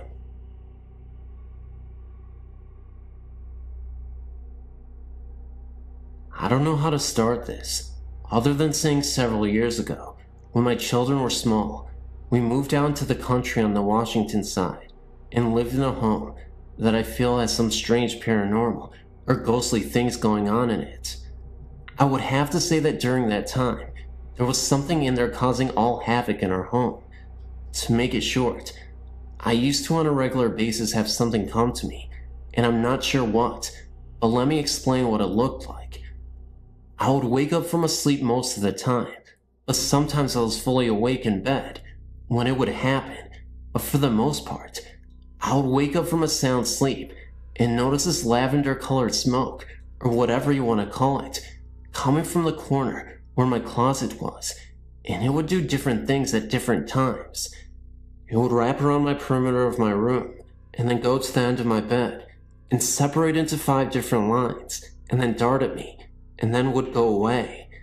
Sometimes it would wrap around the room, and then come down from above, into 5 different lines. The first few times that this happened to me, I was very frightened, and would wake my husband up, and of course by the time I could wake him up, there was nothing there. He slept very hard. This went on for a whole 7 years that we lived in this home, During that time, my husband also became very mean and violent. Also, in the room adjoining where my closet and my son's closet connect, my son was having these horrific nightmares that we could not wake him up from. We would sit there for sometimes 20 to 30 minutes, trying to wake him up, and he would be begging for his mother or his father and crying out, asking them to go away and leave him alone. He would describe them as ugly and short, very ugly and mean looking in the face, and they would torment him and scare him and try to hurt him. This was heart-wrenching for me to see him go through this and not be able to wake him up. I would cry right alongside of him when I was holding him, rocking him, trying to wake him up from these nightmares. All of my children used to tell me that in the house, they would see a ball of light sometimes that would move quickly through the home. I saw that occasionally as well. Our television was something quite interesting as well. It would turn off by itself while we're watching it, and then it would turn back on with the remote, and then it would turn back off again. We could play this game for a few minutes, and then it would stop. This only happened a couple of times through the TV. I do feel that there was something evil in that home, because many things went on in that home. What the lavender-colored smoke was, or the ball of light, or even my son's terrifying dreams were, I have no clue. I don't have a great deal about that kind of stuff. I do feel that I have many experiences though, and had some in other homes as well. Who knows, maybe they follow me, but the home in Washington was not a good ghost, if that is what it was. Our family went through some of our hardest times in that home. Can you tell me what the lavender smoke was, or what the ball of light was? I would be very interested in knowing. You could respond to me. Thanks so much.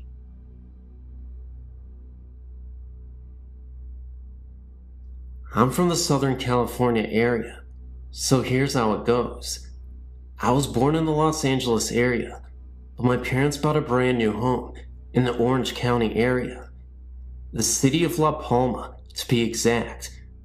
The house was located on some ranch of some sort, because our backyard faced a very large open but fenced field with some cattle roaming around in it.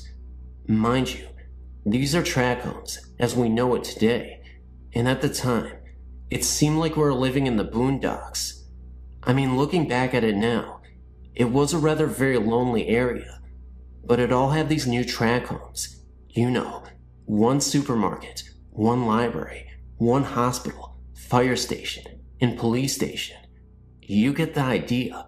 What the funny thing was, we were only 4 blocks west of Knott's Berry Farm. That is, if you stand at the main entrance, as you get closer to the park. Anyway, the house was well built, new carpet, plumbing, the whole works with upgrades. But on some occasions, I was very scared downstairs in the family room.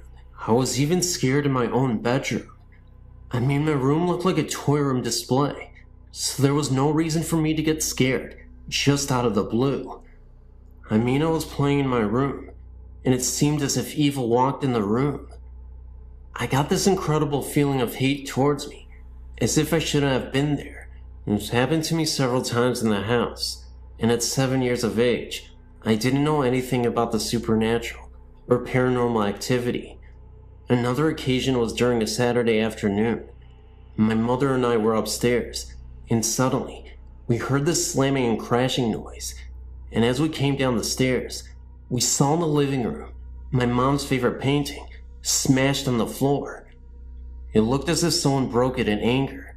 I mean, the frame was just trashed, and the small pictures around the one that got smashed were perfectly hanging straight. The ghost made itself seen again in the late afternoon. This time, my mom was doing some house cleaning, and as she turned to one side, she looked up towards the stairs, and she saw a man wearing a white cream-colored suit in pristine condition, except he didn't have a head. No Hollywood genre or anything like that. I saw the same thing myself. This time, I saw him at night, at the end of the hallway. This was very real, and very scary. Another time, As I would sleep at night, the beds were occasionally kicked very hard. Also in the master bedroom, the sliding glass mirror doors were slamming back and forth, and the dresser drawers were also slamming in and out as well. All these things would happen separately from each other on different occasions. The main boulevard is La Palma Avenue, and the street of the house is Comstock Circle. We lived there from 1970 to 1975, my parents and I. And that is the most scary and terrifying ghost story I have. Thanks for listening. I had recently sent a story about my grandfather visiting me about a week after his death. Well, that was one of the more comforting things that has happened to me. The next story I'm about to submit actually happened as a dream, but to this day, I feel a very strong connection with it. It all happened about 6 years ago. A 10-year-old girl mysteriously vanished from a sleepover at her friend's house. I never met this girl, and although we only shared the same first name, I had several odd dreams about her after her disappearance. One day, about 1 week after the child turned up missing, I woke up early one morning to go to work. It wasn't like any day though. I woke up feeling very sad and upset. I didn't have any idea why I was feeling like this, but something just wasn't right. So, I continued to get ready for work. When I got there, I still had this bizarre feeling that something big was about to unfold. About an hour into my long workday, I forgot about the feeling and went on with my day. A woman I work with came into work about an hour later and then asked me, "Did you hear they found the missing girl?" All of a sudden this feeling came back. I said yes. They found her in a dumpster wearing her blue nightgown. She replied, "Then did you hear?" I then started to cry uncontrollably and said no. She, the young girl, came to me in my dreams and showed me where she was and told me that I no longer had to play with her because it was time to move on and now she could rest in peace. The woman just looked at me in disbelief and really didn't know what to say, and neither did I. I then realized this poor young soul felt compelled to have someone to be with her. Why she chose me, I will never know. Again, we did share the same first name, but other than that, I cannot explain what happened. Most people I tell this story to have a tendency of just looking at me with an odd expression on their face, but I too believe that it was all just more than a dream.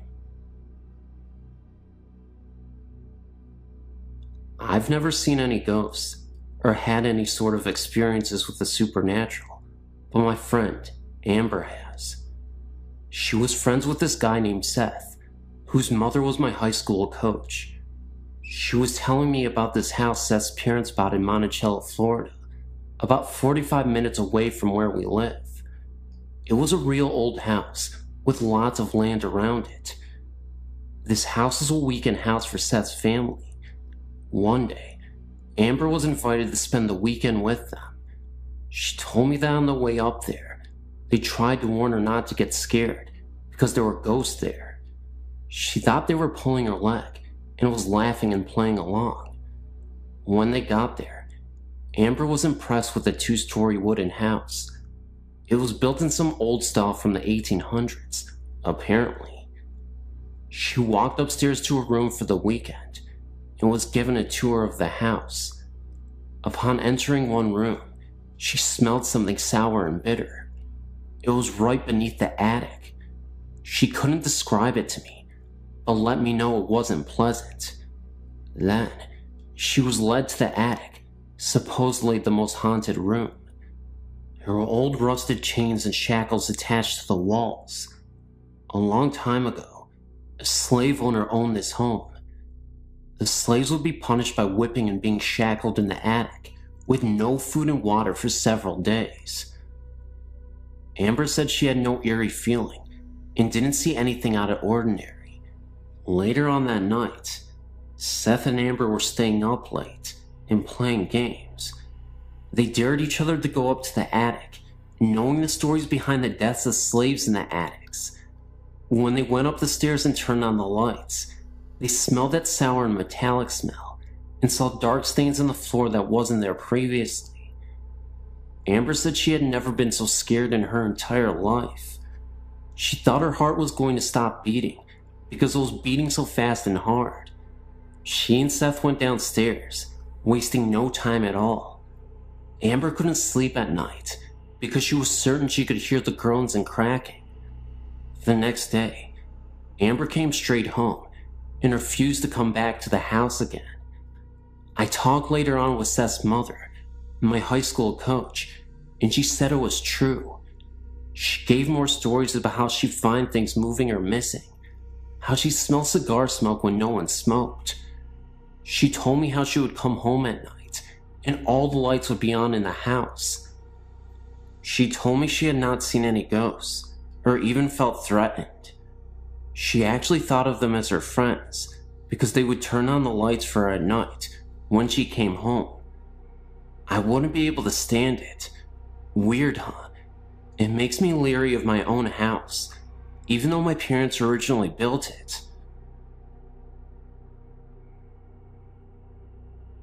I have a few experiences. In 1976, I was living in an old building, and every night I would hear footsteps, heavy ones, walking on the floor above me.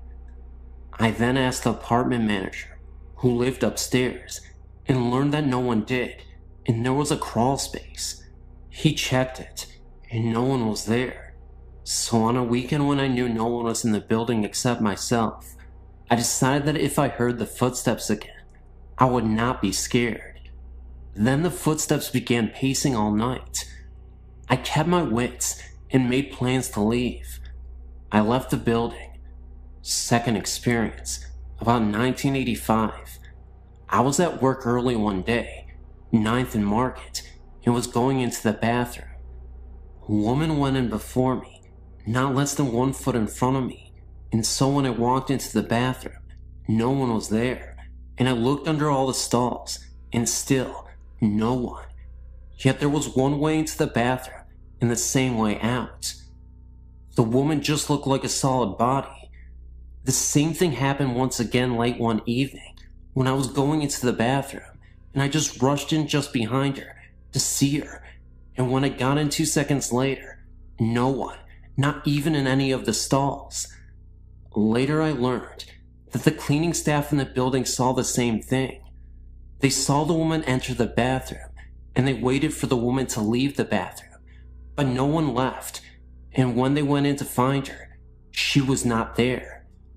In 1977, a friend committed suicide. All that weekend that she had died, I was depressed and could not shake the feeling.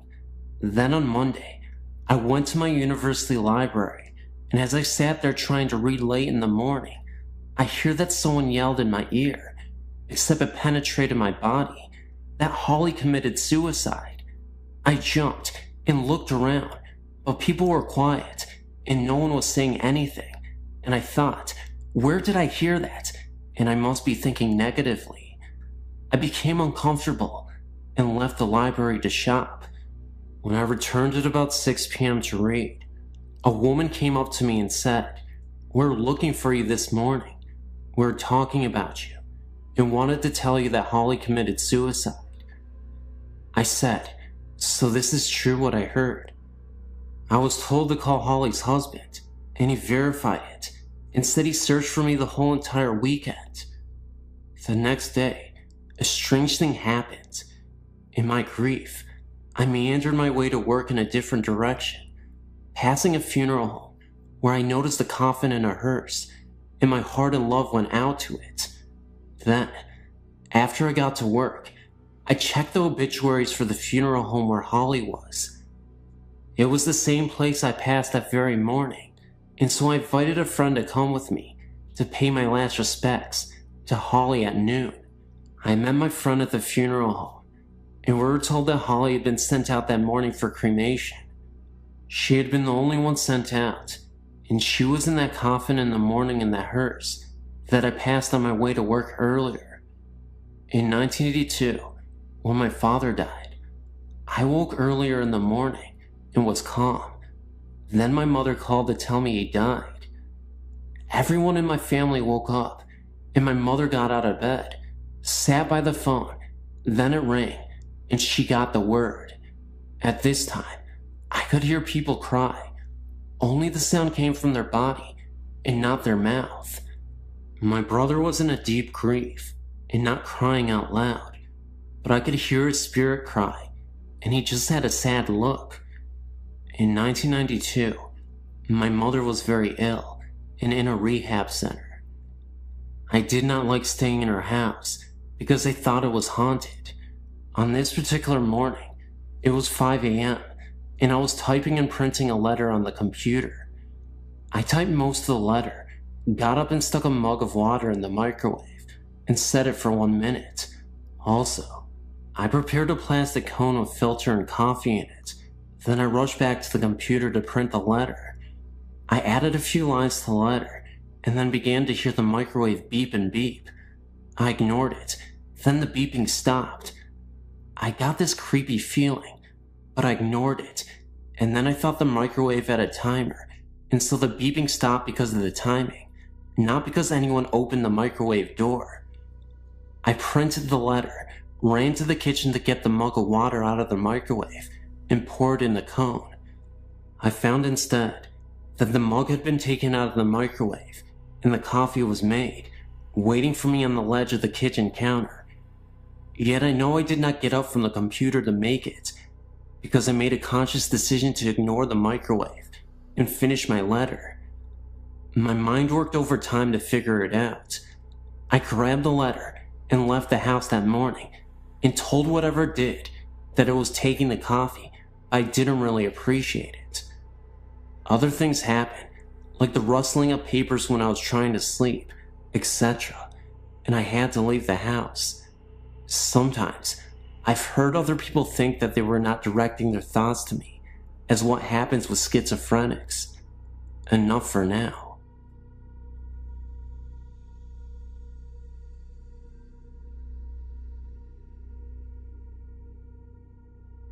This isn't my story, or even the story of the person who told me, but I thought I'd share it anyway. This was told to me by the music teacher at my high school. The college he attended, which I won't mention the name, is up north. I'm not sure when it was built, but the main building of the college was a Catholic monastery. There have always been stories around the college that a monk went crazy and killed himself in the monastery. People in the college have reported strange happenings and sightings of what appeared to be a monk. The story that I know comes from a janitor who works at the college. On the weekends, one of the custodian's jobs is to break down the classrooms. This means that they have to stack up all the desks and chairs up against one wall. The janitor had just finished doing this and walked out the door and locked it from the outside. There is only one door into the classroom, and it is the one he had just locked. The windows in the room can only be opened from the inside, and the janitor was the only one in the room. As he turned to walk away from the door, he hears loud crashing and banging coming from inside the room. He immediately unlocks the door and steps inside. What he finds is that all the desks and chairs have been thrown all around the room. Drawers from the teacher's desk were ripped out and papers strewn across the room. There is no way any possible human could have been in that room and done that damage in a matter of seconds, then run out without the janitor noticing.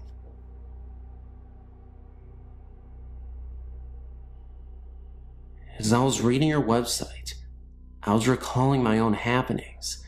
None were ever harmful to me, but I do sleep with the light on most of the time. I believe I have a following, whether it be the same ghost or if I have some attraction for them. It started when I was about 4 years old. I had this imaginary friend. I named him Jingles. From what I am told, I do not recall any part of Jingles other than what I was told by my family. I made my friend Jingles so believable that everyone in my family actually started to believe there really was someone named Jingles. I would talk to him, play with him, and of course, if anything was broken or stolen, Jingles did it. If I was good and got a treat, Jingles had to get one too. Jingles remained my friend until I reached first grade and moved to a new home. While in the kitchen with my sisters and mother, a man's voice from the woods called my name. I was about 8 years old then. We all froze with our mouths dropped to the floor and our hearts racing. All 4 of us could not have imagined that someone called our name. I was young, so my mother made a joke about it, and it was forgotten. Throughout my childhood, strange things happened in this house. Images were seen out of the corner of my eye and my family's eyes, but we would just chalk it up to our imaginations. Certain toys would flip in the air, stuff like that. I was scared for the moment, but never afraid to be in the house. Over the years, we have found what I believe to be cow skulls in the backyard. 2 were found, but no one in the street has any cows. We don't know where they came from. This house that I lived in as a child eventually became my home. My sister lived in the in-law apartment below me. She would always ask me what I was doing up there, because she would always, even when I wasn't home, hear jumping and walking around. What makes this so strange is that once I moved out of the house, the noises stopped. After moving out of my parents' house and into my own home about 9 months ago, there seems to be extra guests. I hear voices, but can't make out what they are saying. I often hear a muffled radio sound. I hear running water. The house is always making house noises, but around 4 to 5 a.m., the noises stop and the house is dead silent. Often a cool breeze would find me, even when there is no wind. I can't explain the feeling that I'm not alone.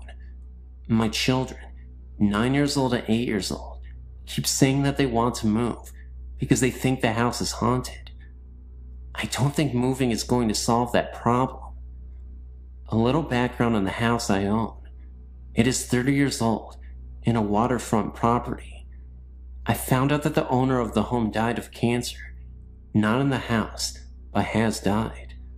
There have been 11 deaths around the lake, and they've all died of the same cancer.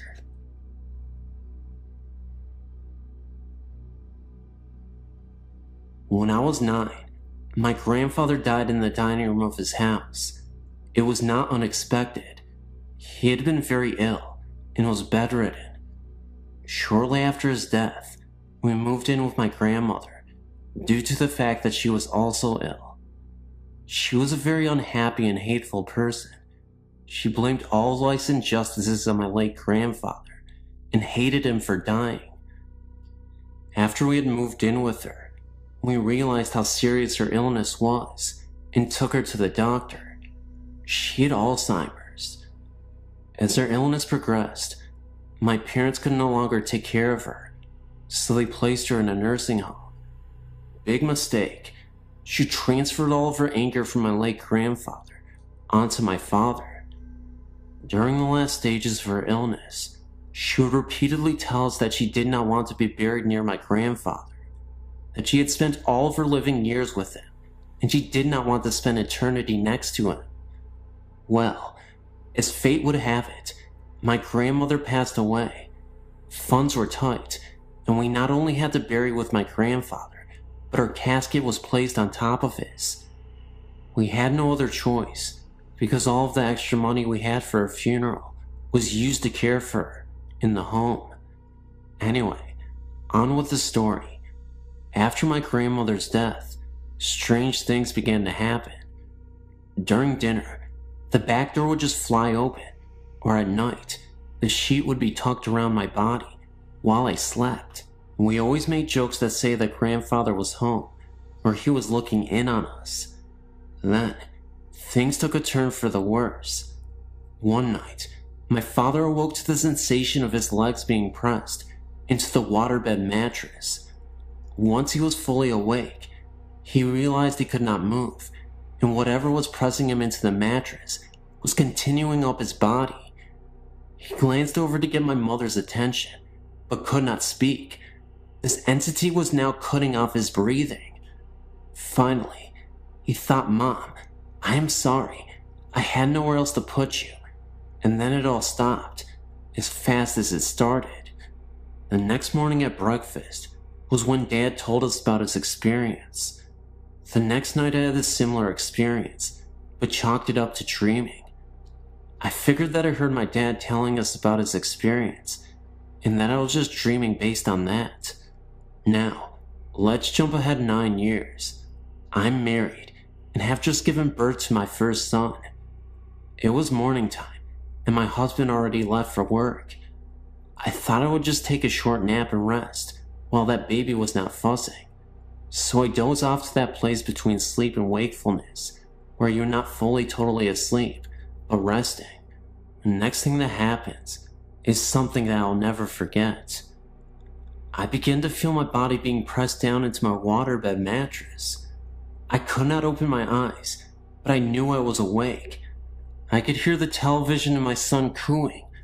I could not move, and then I began to hear this voice, a horrible, evil voice that not even a word can describe, saying, "You know I love you."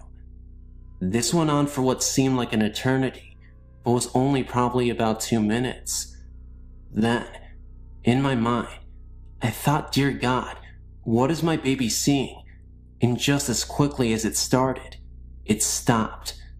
I've not had many experiences since then, and that was just 2 years ago.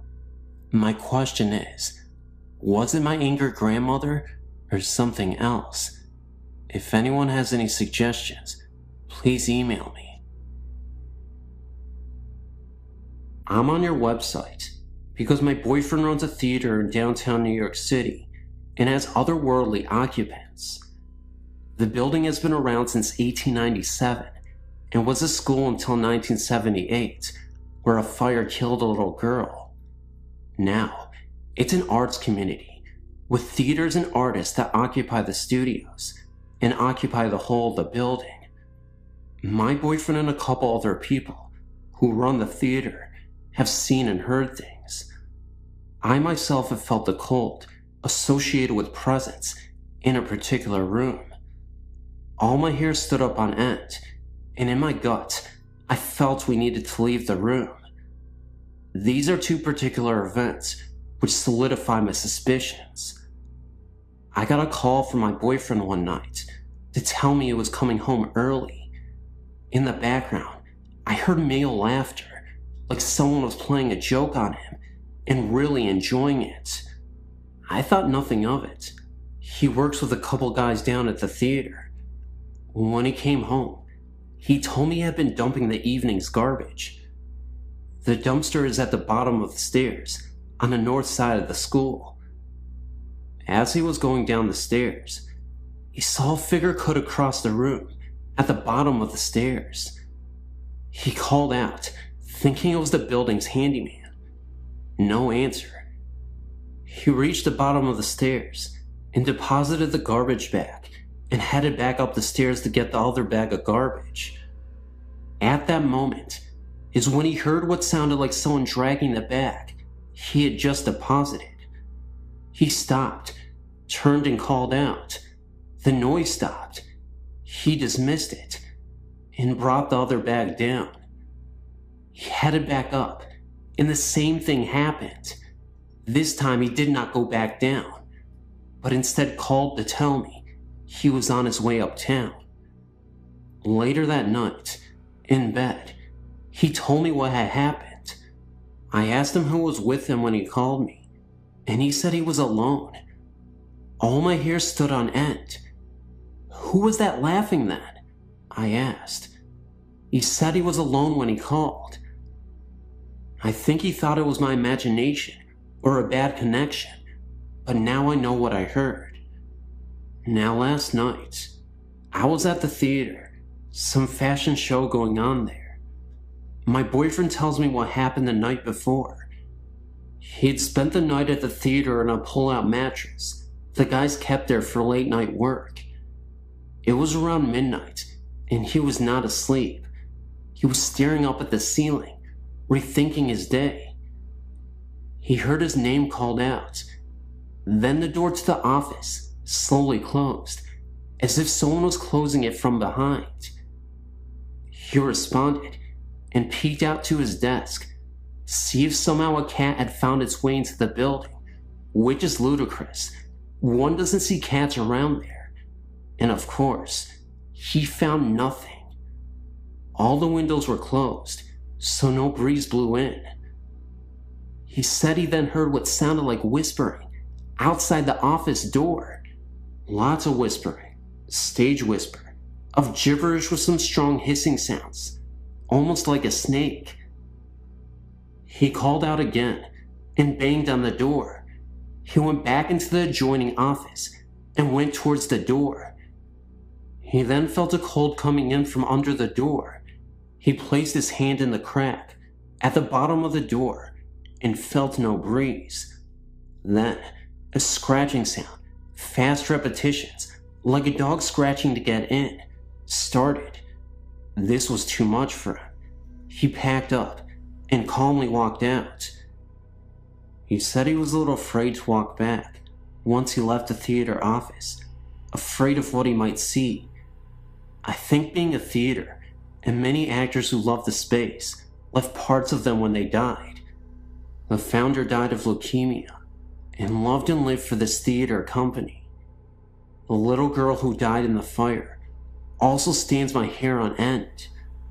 Last night, I also found out the other guy who hears and sees things, that he hears that same playful laughter in the theater, just like I heard on the phone that night. Also seen figures sitting at the bar, footsteps heard. And that's my story. Thank you.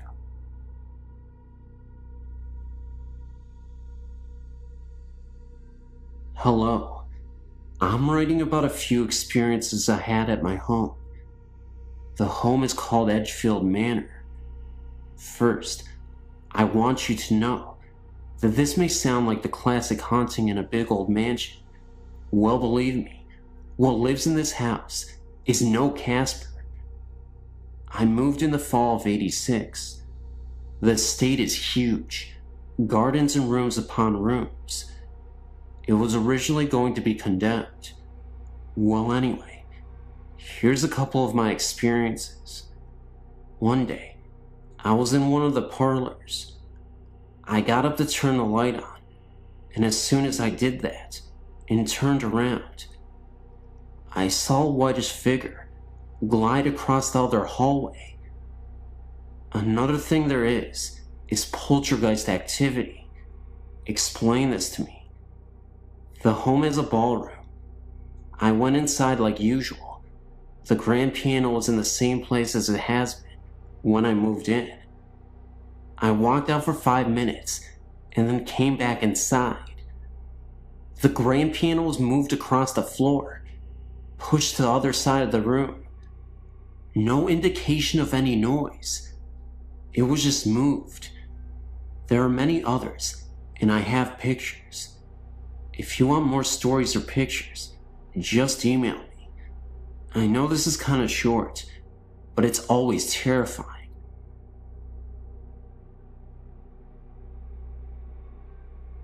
Hi, my story begins in Maine. Our family owns a cottage in Castine. We go there every year. We're going next week, actually. The house belonged to my great-grandfather. The house dates back to the Revolutionary War times. People have died on the front lawn. The house is a 3-floor tower. This is a story about a crazy lady who used to live in that house. She used to scream out of the tower at people. Well, I think I saw her in the tower one night.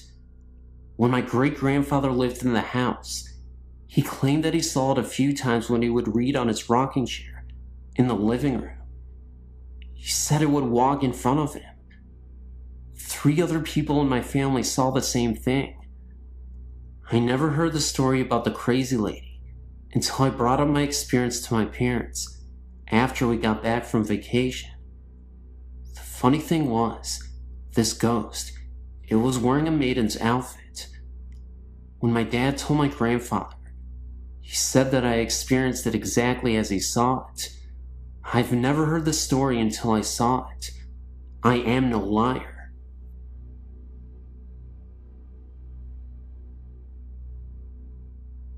I was really never told to believe in ghosts, if they were real or not.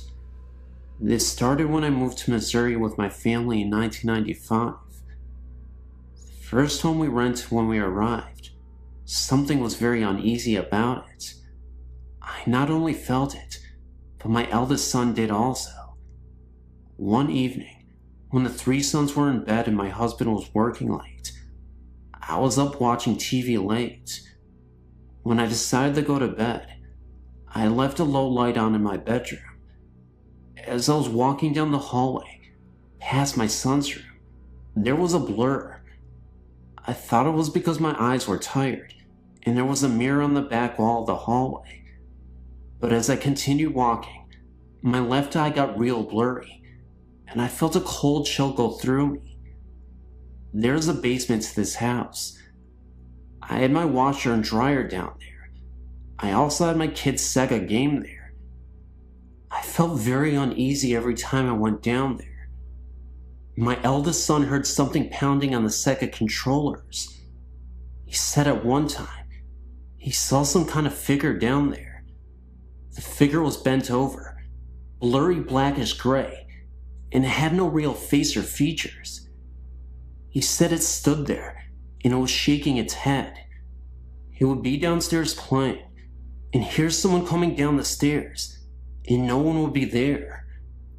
My son was very uncomfortable when he first walked in. He said he felt sick to his stomach. When he saw the figure, he felt sick also. We have since moved, same town.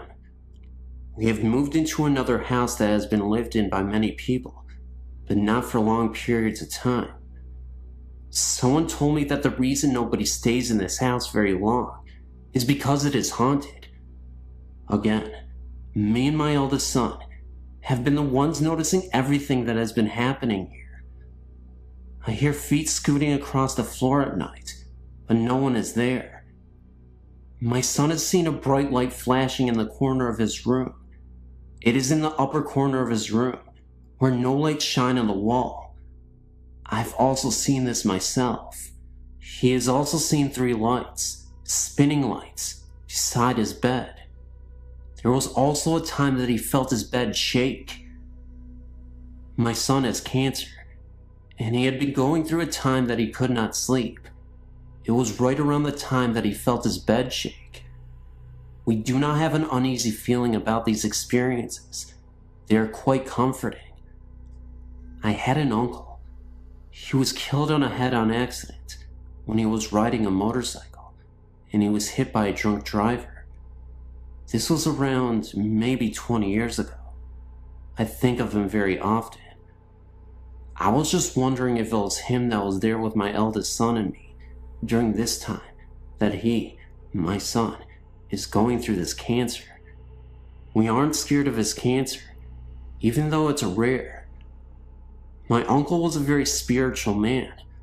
I feel that this is his way of letting us know that my son is going to be alright. We will get through this year, and his cancer will be done. I have 2 other sons, and they've not experienced anything. Neither has my husband. I told him, and felt foolish. I felt he thought I was crazy.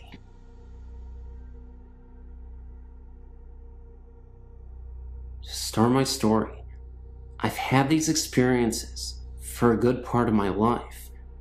It started long before I was born, in a house that has been in my family for almost a century. My oldest brother Mike, he was around 3 when he saw the presence of my great-grandmother in a corner in the attic during a visit to see our grandmother. This house is an old 2-family home with a basement and an old apartment attic. that had been dismantled in the 50s. My family moved into the house in the late 80s. Since the house has been in my family for almost 100 years, the house has seen many losses, and a lot has occurred inside the home. The attic had a very high spooky factor to it, I guess you would say. The house had a very spooky feeling to it all over. A lot of two-family houses, built in the 1900s, in the New England area, I've been told had a door that led into the living room. The door was for coffins to be wheeled into the living room, so the wakes could be done in the home. Knowing this always freaked me out. The doorway had been covered decades before my family moved in, but the eerie outline was still there on the living room wall. Now that I give you a feel of my old home, I'll explain my happenings. I lived in the house for 10 years. I have 3 older brothers. My oldest brother, Mike, heard and saw a lot happen in the house. He didn't always tell the rest of us, for I guess reasons of his own. I started having things happen 7 years after we moved in. When I was younger, I thought they were just nightmares. June of '96 for my birthday, I received a dog. August of that summer, my parents were staying in our summer home, and my brothers and I were home. My oldest brother Mike and I were lying on my mother's bed when all of a sudden, my dog went wild. She went from a dog that never barked or growled into an attack dog. She started barking and growling at the wall, and when we pushed her towards the wall, she cried and whimpered and shifted herself back towards us. I, being brave, stood in front of the wall and tried to beckon her towards me. She just barked and kept at her growling. My brother Mike and I were convinced we weren't the only two watching TV and left the room. My brother and I kept what happened to ourselves, and later that night, my brother Joe came home and slept in my mother's room. I slept in the living room, and my brother Tom was watching TV in the room with me. At 4 a.m., Joe and I heard my mother's sliding bedroom door open and shut 3 or 4 times.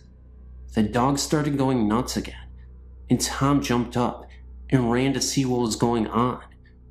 Joe sat straight up in bed, terrified by what he had seen. That night, the 3 of us slept in the living room. Mike and Joe and I have heard voices of 2 men talking to one another. I've heard the doors open and shut, and when I went to see who it was, no one was there. Mike, he once saw what he thought was Joe.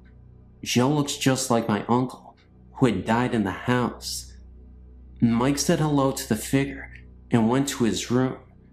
When he came out of the room to talk to what he thought was Joe, the figure was gone. And when he finally saw Joe again, Joe told him that he was just getting home from work and hadn't been home since that morning. Mike had slept on a bottom bunk of a bunk bed he had in his room. Joe used to sleep on top, while long since then, slept on the couch in the living room. Mike swears he could hear someone shifting on the top bunk, even when none of us were sleeping on top. Mike would hear 2 men conversating on the top bunk, but he could never understand what they were saying. These are just a few of the experiences we've had. My mother, father, Tom and I, we all moved out of the house in '97. Joe and Mike still live there. They still experience things happening at the house. I lived with them from November '98 till July '99, and I had no experiences. I visited them 2 weeks ago and stayed overnight. I slept by my grandmother's on her pullout, and something almost jumped at me. I can't even explain what happened. It was pitch black in the room, and my mother was next to me. I turned my body and opened my eyes, and it almost a flash of light, but with a dark figure behind it, leaped at my face and disappeared. I got so startled, I started crying. I think that whatever was in that house has followed me or something is new in my home. When I leave my room sometimes, or even when I'm sitting in my room, my stereo will turn on, and my Jewel CD will come on. Last time I came in the room, the song Adrian was on. If you know Jewel, it's a song about a young girl who is a child who becomes disabled. I have no pictures or sound bits to share, just what me and my brothers have experienced. I know it's long, and some of my things may seem a little wild, but what I'm typing is nothing but the truth.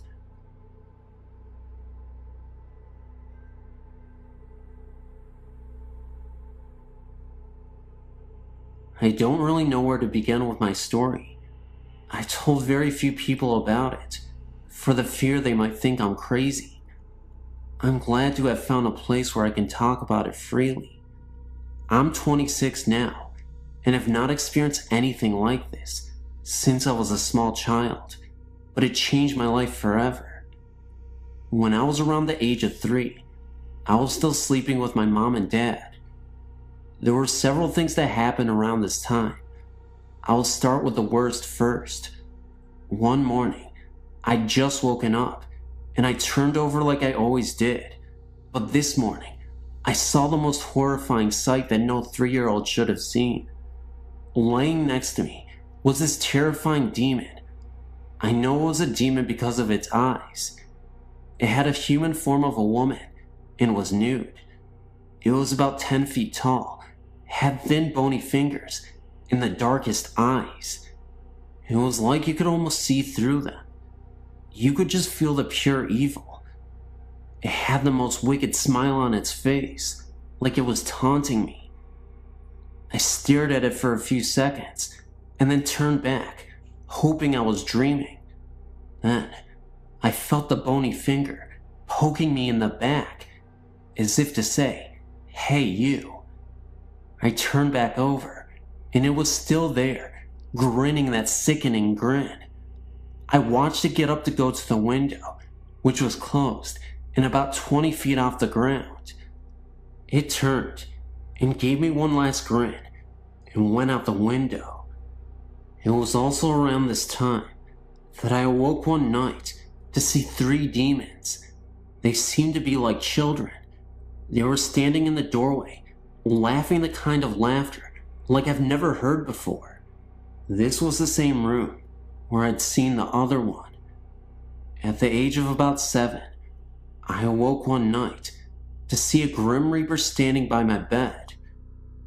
Needless to say, these things have disturbed me all my life. I also saw my grandfather and his past child after he had died, but that was a peaceful sight. I've not had any other experiences since I was a child. Oh, they've always been noises that I could not explain, but nothing like before. It was like the experience did something to me. I've never had normal dreams, not as a child or as an adult. Always strange dreams and nightmares, like I have some way of knowing when a spirit is near or a house is haunted. Some people call it a gift, but I just wish I could understand it and what happened to me as a child. Thank you for letting me share my story.